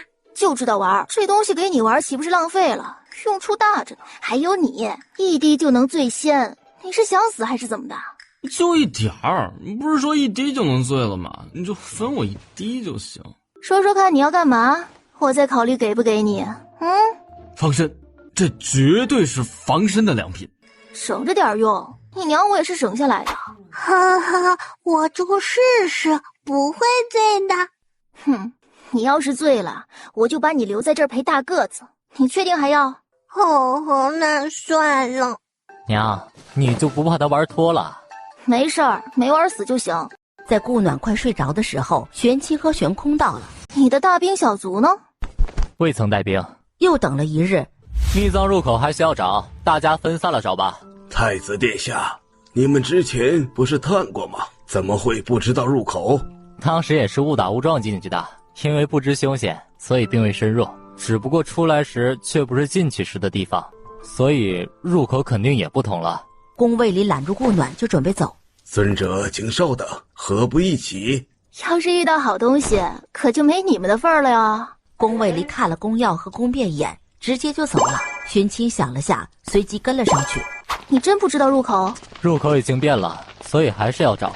入口都不知道，你怎么带我们出来？又怎么带我们去所谓的有进无出的地方？你怎么知道？那本尊知道的事儿多着呢。来到洞前，小白，看看那洞有多深。好，干嘛呢？拿我当耗子啊！别废话，赶紧看，奖励高点。凶残的女人。很深，里面还有个石门，应该是你们要找的入口了。敢掉在我身上，我就把你按进渣渣里。高点渣吗？顾暖拉着宫卫离就往里走，他还能与灵兽沟通。五人拿着火光石往前面走着。高点还有吗？看好这蠢东西。你个老妖精，你才蠢呢！别再叫了，你再叫可把你扔出去。你们都坏得很。吃着吧，喂点吃的至于吗？臭毛小子上道啊！五人一兽来到石门前。阿离，石门上雕的不是蛇吧？里面有蛇？看着像，但不一定是。暖暖怎么这么怕蛇？还能为什么？小时候让他们咬过，直接将人搂进了怀里。爹娘，这还有外人呢，你们俩注意点。可能感应什么？不能，像这种都做成门了，自然没有什么感应了。大家伙，这门从哪儿进？怎么可能告诉你？顾暖换出了神剑。不说也行，我直接从你的身体里打洞进去也是一样的，还更容易些。你个暴躁女，可以文明一点吗？文明是看人的，不是谁都合适。尊者，这是要从旁边开道进去吗？对的呀，这样快呀，不用在这儿费时间找。也是，不过这岩石快成灵了吧？不影响它成灵，最多给它留下一点创伤而已，不会死的。说着就要动手了。等等，我说，粗暴的女人，我说，就在那符文上的2只眼睛上，只要同时按下去，门就可以开了。要是有陷阱，我就从你肚子里开刀出来。传音给了宫卫离，让他装作找到了。阿暖，回来吧，找到了。找到了，阿离真厉害。娘，这语气不适合你。嘿，臭小子，你找死是吧？会不会说话？不会说话就闭嘴。娘，儿子错了，求放过。爹，那眼睛看着很奇怪。那就是机关，你和我一起上去按。爹，这个眼睛和那个眼睛不同，这个是红色的。暖暖，你上来一下。怎么了？暖暖，你按这只眼，我按下面那只。看着门慢慢的打开。阿离，你怎么知道那眼睛要一男一女按？我猜的。几人一走进去，门就自动关上了。那红书怎么进来？这是外围吧？这是个好东西啊！暖暖，这是玉铁，你之前的那块比这还小些。对啊，难怪眼熟了。那收起来，还欠变儿和希儿一个储物戒了。小白也没注意，直接从半空中掉了下来。你个坏蛋！我告诉你的，你拿了都不吭声的。这女的不会就是这秘藏的墓主吧？这女人真漂亮，不过有点像臆想出来的人物。对，我刚才就有这感觉。玄清看着那女人的眼睛，感觉自己快要被吸进去了一样。你干嘛呢？找死啊！盯着她的眼睛看。多谢。墓室里的人物画像都不能一直盯着他们的眼睛看，这种常识都不知道啊！对不起，我之前未曾去仔细了解过。走吧，这儿也没有什么可以看的了。走进侧室，这边你们没来过？玄清摇头。我天，这什么书啊？把刚才看到的内容忘掉，直接就把地上的书烧掉了。碧儿，这是魔修功法，你去一边，娘看看这些书是不是全都是。爹，那边有一堆魔修功法书籍，娘在那儿检查呢。立即朝顾暖走了过去。不用检查了，直接全部烧了便好。好吧，这么多，这墓会不会是一个魔修的？现在还不能确认，只有进入主室后才能确认。这外室里放这么多灵石干嘛？暖暖，把这些都收了吧。耀儿，这是好东西啊！娘能看出来这是什么鼎吗？我不认识，只是感觉它是个好东西，你收着吧。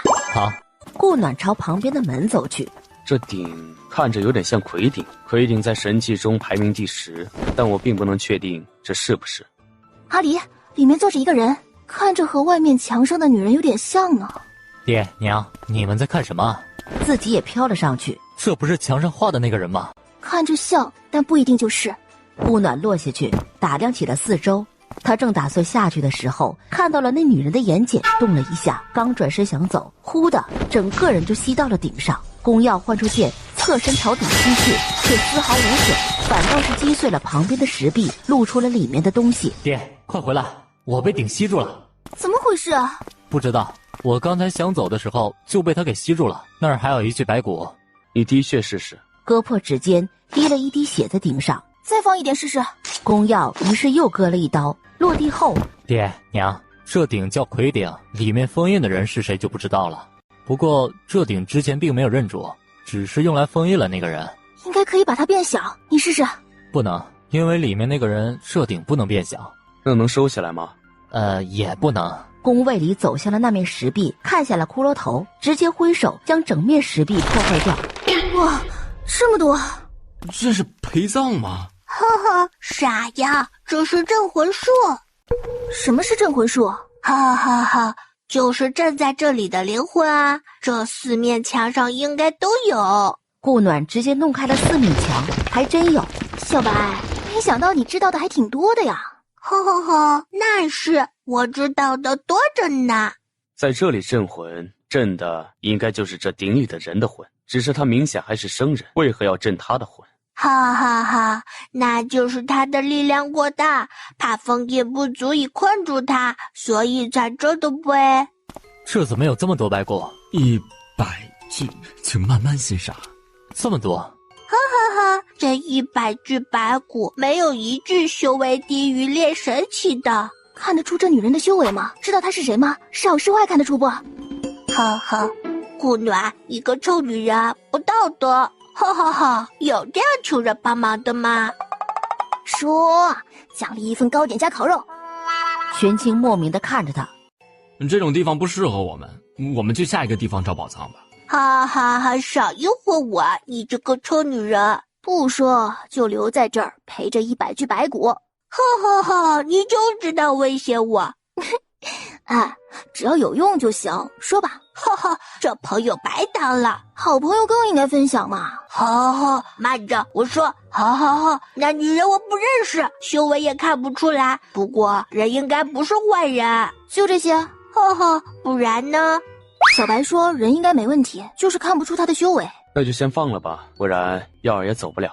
宫耀不能离开这顶100米远，一旦超过这个距离就会被拉回来。手撑在顶上，闭上了眼，嘴里念念有词。他越念越快，顶慢慢的升了起来，里面的火焰也越来越大。顶停了下来，火焰也熄了，直接将他抱了出来，然后顶自动变小，纳入了他的识海。醒了，那你自己站起来吧。